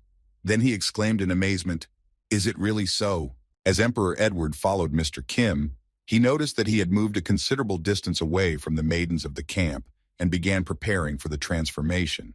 In a few seconds, the preparations were complete. and the process of taking on a new form began. The very first dragon he had recently eaten. Seeing that he had already transformed into a dragon, Emperor Edward exclaimed in surprise, "Wait, brother, where are you going? What?" When the transformation was complete, a giant shadow covered the temporary camp. This shadow came from the very first dragon in the world. It was truly gigantic. When the emperor saw its true size, he exclaimed in amazement, "What is this?" After taking his final form, Mr. Kim spread his wings and appeared even larger. Looking at this giant, Emperor Edward exclaimed in fright, "You can go crazy!" A few seconds later, Mr. Kim jumped off the ground and went to storm the church state in the form of a dragon. It didn't take long for Mr. Kim to find himself in front of the barrier guarding the church state and begin to choose where he would best break through. Having found a great place, he rushed down, hoping to be inside and survive the fire with the help of regeneration. However, everything did not go according to plan. As he approached the barrier, a holy maiden jumped out in front of him and decided to prevent him from realizing his plan. Noticing that someone was approaching him, Mr. Kim concentrated his vision on one target and was able to see that it was his student. The next moment, she pulled out her new skill, which was 2 lightsabers. When they appeared, they blinded Mr. Kim for a second, but it was enough. The next moment, she jumped on her teacher's back and cut off his wings. Feeling the loss of his limbs, Mr. Kim thought nervously, "They cut off my wings, I'm losing my balance." Falling down with no way to correct the situation, Mr. Kim prepared for a hard landing, exclaiming in anger, "Ah, you bastard!" Holding on to the scales on Mr. Kim's back, the girl shouted out in a crazy loud voice, "Let us begin our battle, teacher!" Now let's go back a few minutes, when the dragon had just approached the church state and began to choose a place to attack. Looking at the dragon hovering over the church state, one of the researchers said in confusion, "Will this really work?" After saying this, the same researcher looked at his friend standing next to him and added nervously, "No matter how you slice it, this is really, really crazy." Folding his hands in front of him, the first researcher's partner nervously replied, "From time to time, there comes a time when, even with a clear mind, you have to do something so crazy." As he loaded the cannon that was to be used to shoot the dragon, one of the researchers exclaimed, "And besides, it was the saint's idea." Immediately after these words, one of the researchers confidently exclaimed to his partner, clenching his hand into a fist, "Answer me, Richard. What is our duty?" Hearing such strange words from his friend, Richard said in confusion, "We just do what we are told. Isn't that right? We follow orders, but we don't decide anything for ourselves." After some thought, the same researcher, Richard, pressed the key to activate the plasma cannon and reported, "Launching projectile." As soon as the launch button was pressed, the plasma cannon began preparing to fire, storing kinetic energy for release. The next moment, a beam of pink light shot straight to the target, to impress the threat that hung over the church state. And at the same time, the Holy Virgin Rayanhan's Percreed was already on her way to Mr. Kim, holding 2 lightsabers with which she was going to resist the enemy. Giving herself the impetus to get to the enemy, the Holy Virgin climbed into the eyelet herself, and she was shot like a projectile, launching it directly at the dragon. As she approached the enemy, Rayanhan's Percreed was finally able to use her lightsabers, crossing them before the battle began. Swinging her weapon, the girl cut off both wings of the dragon in one skillful movement. Upon completion of the attack, in order to deprive the enemy of the ability to move, Rayanhan's Percreed began trying to land on his body. Flying near the back, Rayanhan's Percreed drove her swords directly into the dragon's flesh, braking to avoid flying past her opponent. Due to her high speed, she thought she was about to take off, but at the very end of the back, she was able to stop and stay on Mr. Kim's back. Holding onto her swords, she gathered her last strength, pushing them deeper and deeper to avoid accidentally flying off. At the same time, Mr. Kim, who was flying down uncontrollably, was thinking, "If I burn up without being able to break through the barrier head-on, regeneration speed." After flying through the barrier, the huge body of the dragon flew directly toward the main building of the church state, which was conical in shape. The next moment, the dragon landed on the roof, piercing its way through the cone and getting stuck on top, barely holding on to her enemy's body in case she had to finish him off. Rayanhan's Percreed finally felt him stop and not move anymore. Now she could breathe a sigh of relief. The next moment, she began to put away her glowing sword so that she could climb down. As the weapons dissipated, Rayanhan's Percreed landed squarely on her feet, creating a loud thud in her wake. Glancing back at her teacher, who had been pierced through and through, she just huffed, disappointed that it was over so quickly. At the same time, the monster's blood was splattering in all directions, covering the entire church state. Seeing the body of the dragon on top of the main building, one of the residents exclaimed in surprise, "Look at that!" Watching to see if the enemy was moving, the resident added joyfully, "He's dead! That damn monster is dead! What?" Before he could rejoice, he noticed that the blood pouring from the sky was burning his clothes and leaving burns. Realizing that this blood was acid, the frightened resident nervously exclaimed, "This is poison! Acid poison! Everyone, get out of the rain!" At the same time, Mr. Kim was trying to regain consciousness and heal his injuries from the fall. Looking down at the people gathered around him, as well as the paladins who were using magic circles to shield themselves from the acid rain, the dragon thought, "Are there paladins here? I'm too vulnerable now, and I'm taking a big risk if they attack me." As he began to think of a plan of action to avoid being killed, Mr. Kim said in his head, "First of all, the most urgent thing, lung regeneration. If I can use them to belch out a fire breath." Having healed his lungs, Mr. Kim was able to create a small spark, and with it, a powerful explosion occurred in the center of the church state, which caused a chain reaction, blowing up everything around where the dragon's blood had entered. After the explosions, almost nothing remained of the main building. Only one researcher survived, who was also injured, but tried to get up, having come to his senses after the incident. Rising to his knees, the frightened researcher said in a confused voice, "In an instant melt the thick inner wall of the engine room." He was barely breathing. Immediately afterward, Houston tried to contact Rayon Han's Percry by pressing the receiver and asking in confusion, "Saints, are you okay? Saints, over." After not receiving a response from Rayon Han's Pure Creed for a long time, Houston said in his head, "This doesn't sound like a communication device malfunction. In that case, is the saint also defeated?" Looking up, Houston thought in astonishment, "The cathedral is the place where all the basic supplies of the church are gathered. At this point, the state is beyond repair." Putting his head down and punching his fist on the floor, Houston added in frustration, "In other words, the church is finished. Damn it. This is exactly why there was no point in killing that monster." The next moment behind him, Houston heard a noise coming from the rubble and debris. Reacting to what was happening behind him, the man froze in place in surprise. Turning his head slowly behind him to see what was happening, Houston said in fright, "Is that so?" Behind him, in the flames of the church state, he saw that the dragon that had barely been breathing a few minutes ago was now standing up and walking around the city as if nothing had happened. Realizing that everything he had been told was true, Houston, backing away from the monster, said in fright, "Fuck, this is crazy. I read the reports, but I didn't think it was that serious." Immediately after these words, the man put his hand to the ground and created a magic circle on it.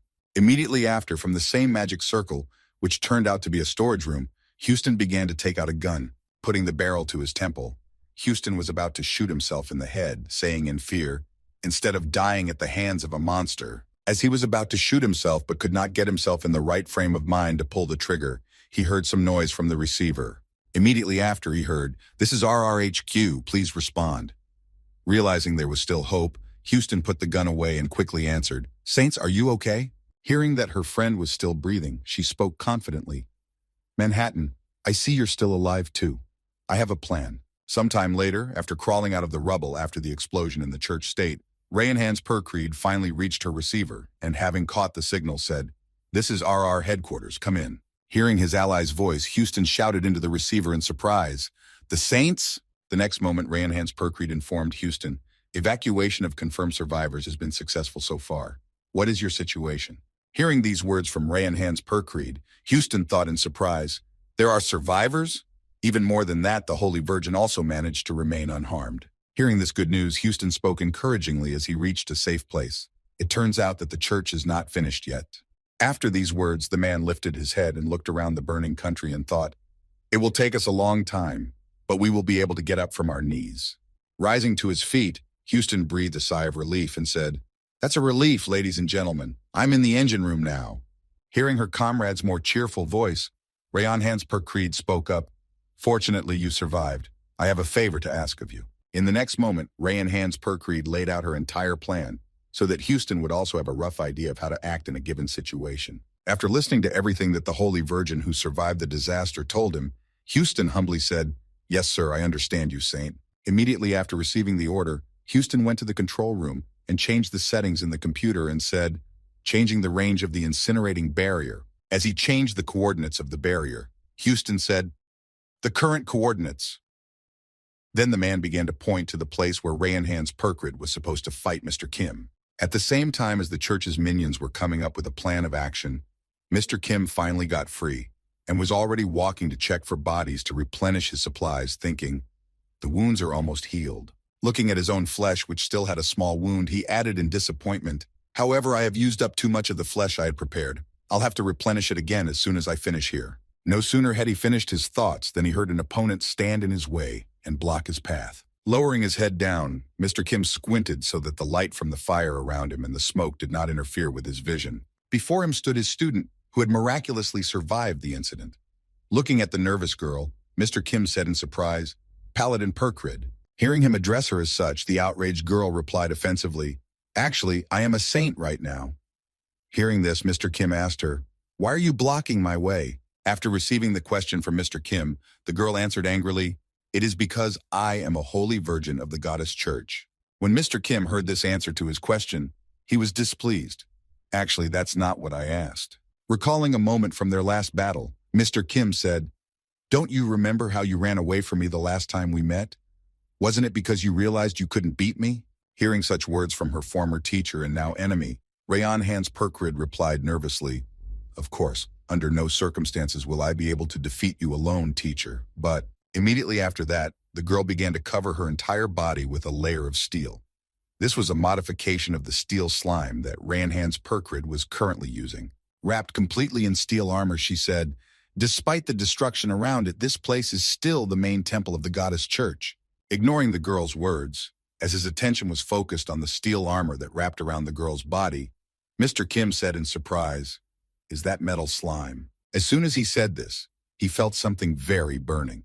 It was the same church barrier that Houston had reconfigured to different coordinates to cage Mr. Kim. Recalling how he had experienced this phenomenon once before, Mr. Kim exclaimed in surprise, What? Is this the same one again? The barrier? Looking at Rayanhan's Perkrid, who remained trapped with him in the makeshift cage, Mr. Kim asked the girl, Did you really change his coordinates? Immediately afterward, Mr. Kim added in confusion, But you will be hurt by it too. Then he thought, The damage will definitely be tremendous, but I just need to break out of the barrier before I am burned to ashes. While Mr. Kim was lost in thought, Rayanhan's Perkrid immediately rushed at him to strike first while he was thinking, Still, even in this body, I didn't last long. Before he could even finish his thought, he felt a pain in his leg. It was caused by the fact that Rayanhan's Perkrid had driven her lightsaber, created by sacred magic, into his foot. Looking down to see what had happened, Mr. Kim said in surprise, You think you can hold me back? How can you even move inside the barrier? When he received no response from the girl who attacked him inside the church-state barrier, Mr. Kim turned his attention back to the Rayanhan's purple circle and thought, Is it the metal slime coating? Immediately after these thoughts, Mr. Kim added in his head, She knew from the very beginning how she could compensate for the damage she would receive from this barrier. Slowly burning into this barrier that kept him from moving, Mr. Kim said in his head, I can also use a metal slime. The next moment, the boy covered his tail with metal slime after thinking, But I don't have enough material to cover my whole body with slime. And if I shrink first, I won't have time to regenerate. In that case, staying in place to prevent Mr. Kim from suddenly escaping from this barrier, Rayanhan's Perkrid spoke confidently, Since we are tribesmen, I know, regeneration is not omnipotent. Feeling that she had the upper hand in this battle, Rayanhan's Perkrid said confidently, This place will be your grave. Before she could finish, she was struck by a tail strike. This attack threw the girl out of the barrier and launched her in the direction Mr. Kim had planned in advance. The next moment, as soon as the attack was successful, Mr. Kim felt that he was able to move again and said happily, Judging by the fact that the barrier is disappearing, I was marking in the right direction. Looking back to the place where the girl had flown, Mr. Kim said in surprise, I was wondering why there were traces of human presence here, and it turns out that a rat was hiding here. At the same time, Houston, who had been flown in by Rayanhan's Perkrid and hacked into his computer, asked nervously, Holy Mary? Standing up after such a powerful and unexpected attack, Rayanhan's Perkrid spoke with difficulty. Damn, set up the barrier. Manhattan, leave this place immediately. When Houston ran away from Rayanhan's Perkrid, Mr. Kim had just approached the place where he had thrown the girl. When he saw the condition of his student, Mr. Kim said in shock, It looks like it's over. Standing in front of Rayanhan's Perkrid at full height, Mr. Kim said, "Your magical powers are at their limit, and you've removed the coating from the metal slide. You did a great job, but even though you are my tribeswoman, this is too much even for you." After saying these words, Mr. Kim began to change his image into a human one and finally spoke menacingly. "You have no more trump cards left. This is definitely the end for you." As soon as the girl saw that he had succumbed to the provocation and changed his image to a human, Rayanhan's Perkreed spoke heavily. "You're right. That's the limit."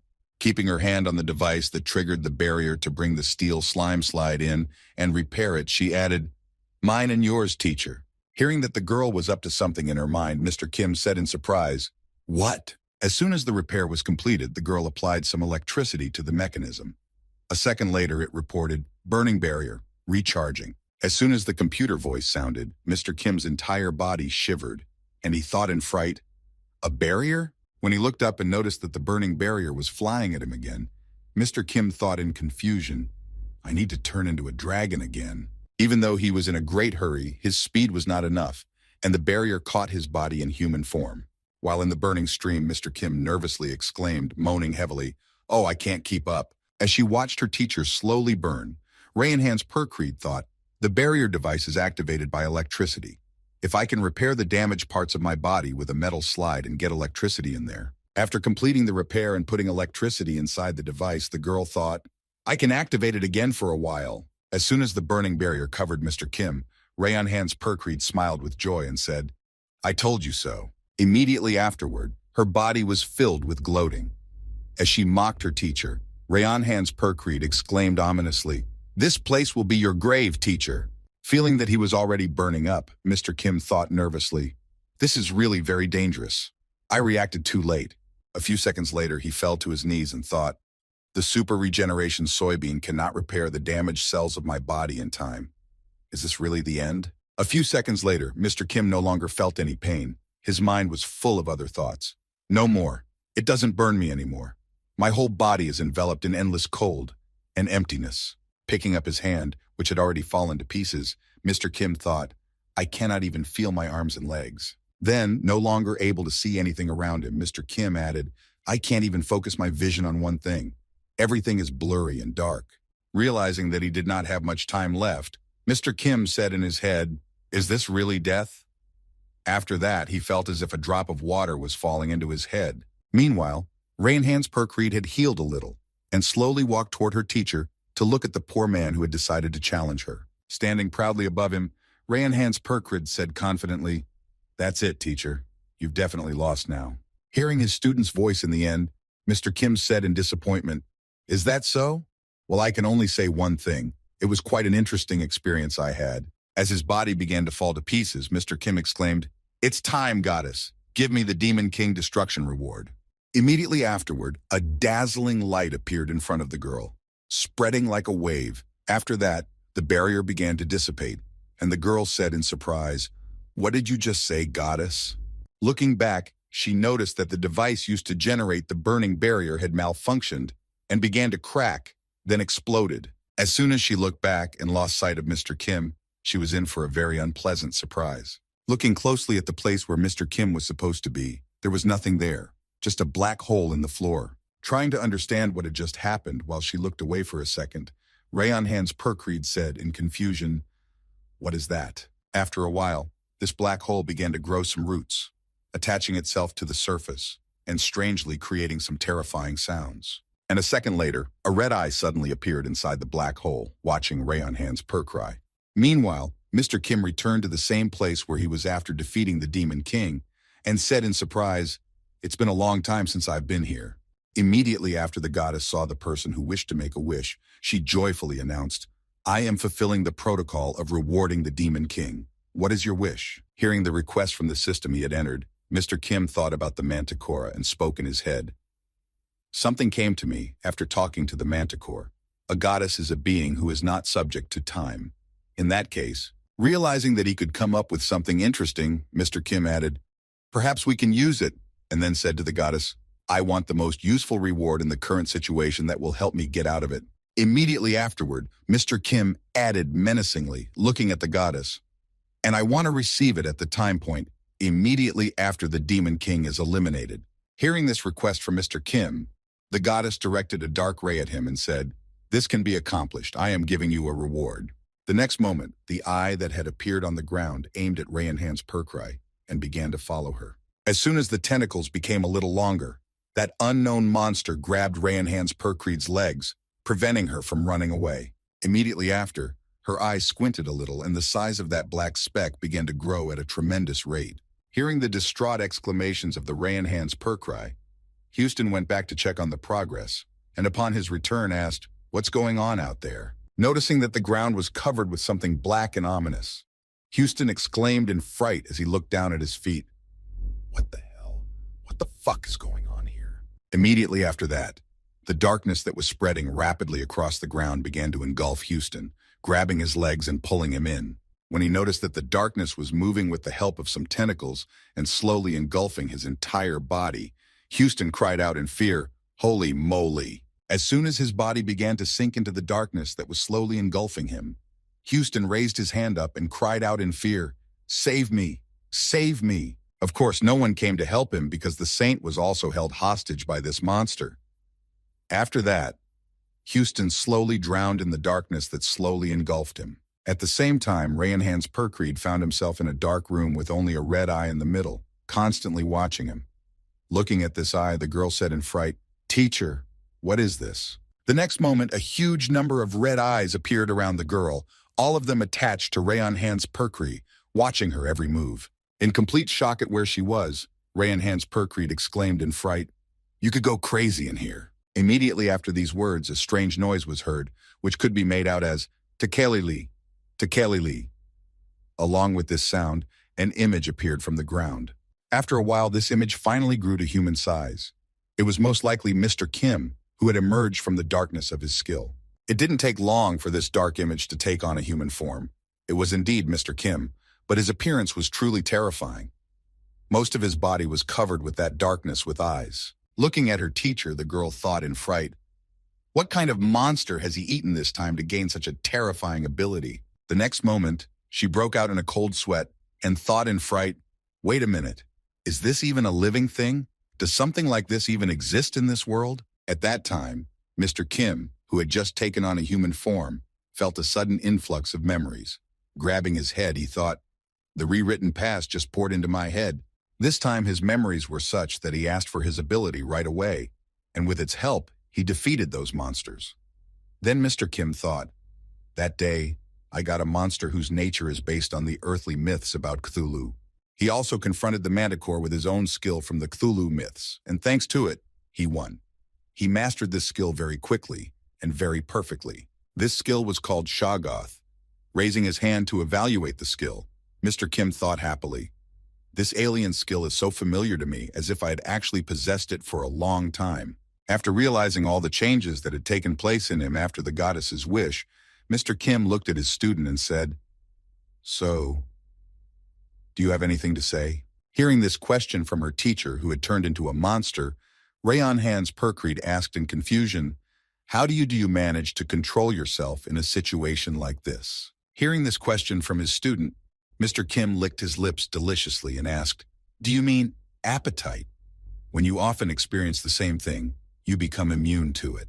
After receiving the answer to her question, the girl said in surprise, "If I hadn't suppressed my true self until now, would it have changed the course of our battle and its results?" Hearing this question, Mr. Kim raised his hand and said thoughtfully, "Perhaps you would be where I am now." Having received the answer to her question, Rayanhan's Perkrai, who was already being absorbed by Mr. Kim's skill, laughed hysterically and said, "Instead of living like a monster, it's better to die like a saint." Finally, as she died in the battle against her teacher, Rayanhan's Perkreid made her dying wish, "Don't hurt the other people of the church state."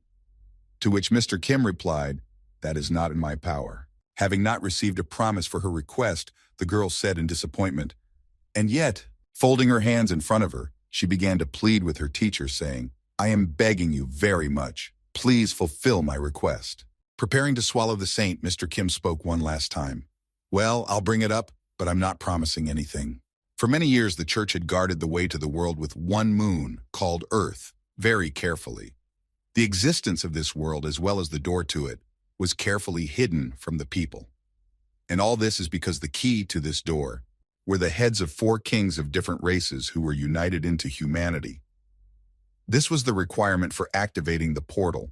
In order for the activation to be successful, it was necessary to get the heads of the Elf King, the Dwarf King, the Beastman King, and the Cannibal King. In other words, this condition could only be fulfilled by the conqueror, someone who is ready to simply trample on other races just to get his way and open this door to another world. Will these madmen, who decide to open the door to another world, be able to devastate the sacred lands that were opened by the first high priest? Will the continent of Elman drown in fire as a result of achieving the goal created by the goddess? Whatever the outcome of all this, for the church and the goddess herself, it was all just a trifle. By trampling everything in his path, Mr. Kim became the very collector of heads to achieve his goal.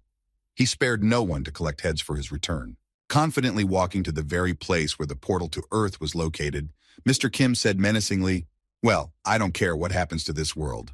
Wherever Mr. Kim walked, the whole Earth was covered with darkness and many eyes peering out of it. So he walked toward his goal. After a certain period of time, Mr. Kim arrived at his destination, and since he was already in the church state, his journey was not long. Using his tentacles, the boy was able to easily open the passage inside, which led him to the portal.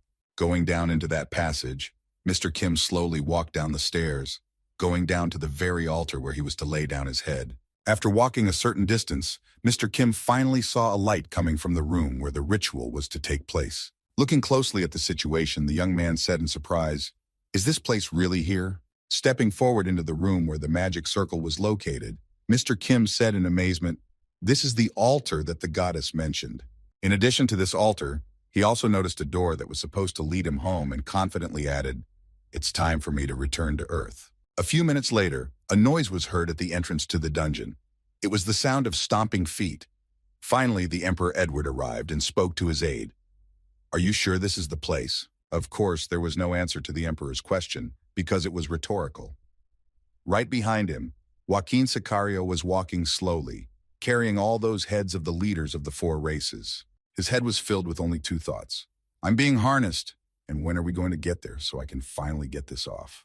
When Emperor Edward got low enough, he saw his friend and said in surprise, Well, brother, you have been waiting for us here?" Hearing his friend's voice, Mr. Kim looked back and said with a grudging smile, "You're the one who's late." Hearing the accusations against him, Emperor Edward replied nervously, "Oh, leave it alone, brother.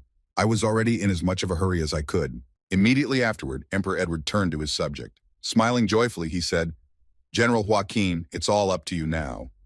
Hearing the order, he humbly replied, "Yes, sir." Taking all the heads on his shoulders, Joaquin Sicario went to the altars to put them in their places. As he passed Mr. Kim, he said nervously, "Excuse me, I'll pass." While the subject was placing the heads in their places, Emperor Edward said happily, "By the way, brother, very soon there will be a ceremony to celebrate the victory." Before he could finish, Mr. Kim interrupted him, saying, "I decline." Immediately after the refusal, Mr. Kim added, "It will be much better for you if it happens soon." Hearing these words from his friend, Emperor Edward suddenly became quiet. After a short pause, he said thoughtfully, "Well, yes, you are absolutely right." Immediately afterwards, the emperor folded his hands in front of him, and a smile appeared on his face. Then he added, "Considering that we will have to deal with the consequences, it would be much better if you disappeared now."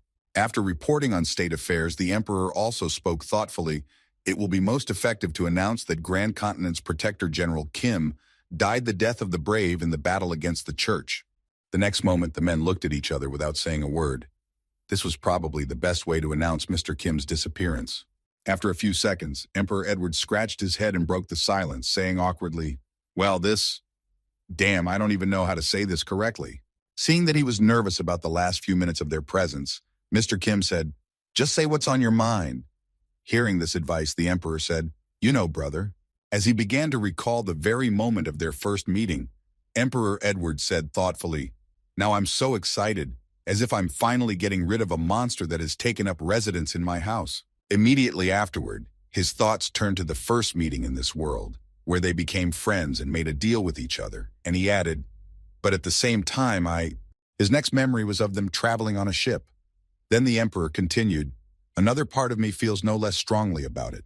And finally, the same memory appeared in Emperor Edward's mind when he asked his friend to help him deal with the church. Scratching the back of his head awkwardly, Emperor Edward said nervously, Damn it, what is happening to me? Noticing that his friend was still unable to sort out his thoughts, Mr. Kim suddenly put his hand on Edward's shoulder, taking him by surprise. Immediately afterward, changing the part of his face that remained in the shadows, Mr. Kim said, "Don't worry, it's nothing." Immediately afterwards, bringing his full image with half of the monster's face into the light, Mr. Kim added ominously, "Your own mistakes." When Emperor Edward saw the very monster he had been so afraid of again, he realized that his sense of pity had completely disappeared. Immediately afterwards, the Emperor fell to the ground and began to vomit from what he had seen. The Emperor made such sounds that the monster Kim himself was surprised. Watching his friend suffer, Mr. Kim said, "Human beings are so designed that they get used to everything." He unconsciously distorts his own perception and concentrates only on the positive aspects, trying to ignore everything else. After saying such terrible things before saying goodbye, Mr. Kim also added in an ominous voice, "You are also mistaking a wild beast for a friend based on the fact that it does not seem to be going to attack you." Hearing these words, Emperor Edward looked back at his companion and heard, "But that is only a superficial judgment." Immediately after these words, Mr. Kim added, "As soon as I change my appearance even a little bit, you immediately forget what you said earlier." The next moment, Mr. Kim changed his image and turned completely into a monster and then asked, "Well, do you still consider me your friend?" Seeing the direct example of what Mr. Kim was trying to convey to him, Emperor Edward sat down on the floor and wiped his mouth and said, "You son of a bitch, you are still the same damn monster." Immediately afterward, Joaquin Sicario ran up to Emperor Edward and Mr. Kim and said in a tired voice, "Everything is ready. The preparations are complete." The next moment, Joaquin Sicario added in surprise, "But for some reason, I don't see any changes." Before he could finish, a light source appeared behind him and shone brightly. This bright light also caught Mr. Kim's attention. It could only mean one thing. The ritual was successful and the portal was activated. The next moment, all four heads of the newly won leaders of the human races shone brightly and created vibrations. But it took a long time. In a matter of seconds, all the heads disappeared and the dungeon began to shake. The next moment, the door in which I was hanging began to glow, and a green thread began to run in front of it, creating a passage to another world. Seeing what happened in the dungeon, Mr. Kim said in surprise, "It seems to me that the mechanism activated as it should. Is what appeared before us a passage?" Immediately after his question, Mr. Kim added happily, "Well then, I'm off, bye." Watching his friend go to the ground, Emperor Edward shouted angrily after him, "Yes, go on, get out of here, you damn monster, and never come back." Stopping just before the door to the other world, Mr. Kim waved to Emperor Edward and said goodbye. "You did a great job." After entering the portal, Mr. Kim finally moved to his long-awaited world. Breathing in deeply, the boy said, "The air smells so stale." Looking around at the ruins, Mr. Kim said happily, "There is no doubt in my mind that I am breathing in earthly air." Immediately after these words, looking around the area where the Eiffel Tower used to be, Mr. Kim said thoughtfully, "But there is one strange thing." Noticing that there were ruins of a metropolis around him, Mr. Kim said in surprise, "I remember that I disappeared somewhere in Central Africa." Immediately afterward, looking up at one of the world's landmarks, Mr. Kim added in surprise, "But judging by the Eiffel Tower, I'm in France now. But why am I here?" After that, Mr. Kim went on to find something interesting on Earth and said thoughtfully, "Although, assuming that Central Africa is connected to the endless forest, it is not surprising that I was thrown to a different region when I changed my starting point." The next moment, Mr. Kim looked up and saw the red moon and said thoughtfully, "Okay, now what's important is different. What happened here in the first place? Did the land turn into ruins in just a few years?" Immediately after asking this question, Mr. Kim heard the sound of a car's wheels. Looking around, he saw that a car was heading straight for him. Licking his lips, the boy said happily, "People of the earth? Very good, I need some information. I know a great way to get it." Squaring his shoulders and holding his hands out in front of him, Mr. Kim shouted ominously, "Come here, earthlings!" Crouching down a bit to take a more stable position, Mr. Kim prepared to catch the car coming at him. But the next moment it just fell off. It was hit by a fireball and blown to pieces. Seeing what happened in front of him, Mr. Kim was very disappointed and just stood there looking at the remains of the car. Immediately afterwards, a dragon appeared behind the car and killed the people who tried to escape from it in the vehicle. Seeing this mythical creature in his world, Mr. Kim said in surprise, "What? A dragon? But where did it come from in this world?" The next moment, the dragon landed on the very top of the Eiffel Tower. Watching the monster that destroyed the car, Mr. Kim said in amazement, "Isn't this the Earth?" The next moment, the dragon that had stopped on the tower suddenly exclaimed, "I can smell it! That smell! It is the same!" Remembering the orc who had broken into his nest when his mother dragon left him, the dragon said, "The smell of a vile crook." Then he remembered how the monster had thrown him against the wall and started to take his jewelry, and the dragon added, "You, the one who killed my mother and injured me." The next moment, the dragon shouted loudly, "There was not a single second when I did not think of you. Show yourself now." Hearing the dragon say this, Mr. Kim was surprised. "I don't understand. Is this the official language of Elmond?" Immediately after that, it was as if something switched in Mr. Kim's head. Someone else's memories began to fill his head. Looking at them, Mr. Kim saw the one with the giant mother dragon and the little dragon. Then Mr. Kim said thoughtfully, "These memories." Realizing what kind of memories he was having, the boy added, "The memories of the very first red dragon I ate, so this is the cub that was with it." Realizing that it was his old friend, Mr. Kim said nervously, "How the hell did it get on the ground?" Immediately afterwards, Mr. Kim said thoughtfully as he looked at the enemy, "This is certainly very interesting, but more importantly, he, like the foreigner, also has special abilities." Immediately afterwards, Mr. Kim began to turn into a monster himself and said greedily, "And my appetite, which has begun to grow at a rapid pace, is proof of this." Immediately afterwards, changing his account to a giant dragon that was combined with Thulu, Mr. Kim attacked the dragon and added, "For a while, even on Earth, I won't have to worry about tasty food. The end."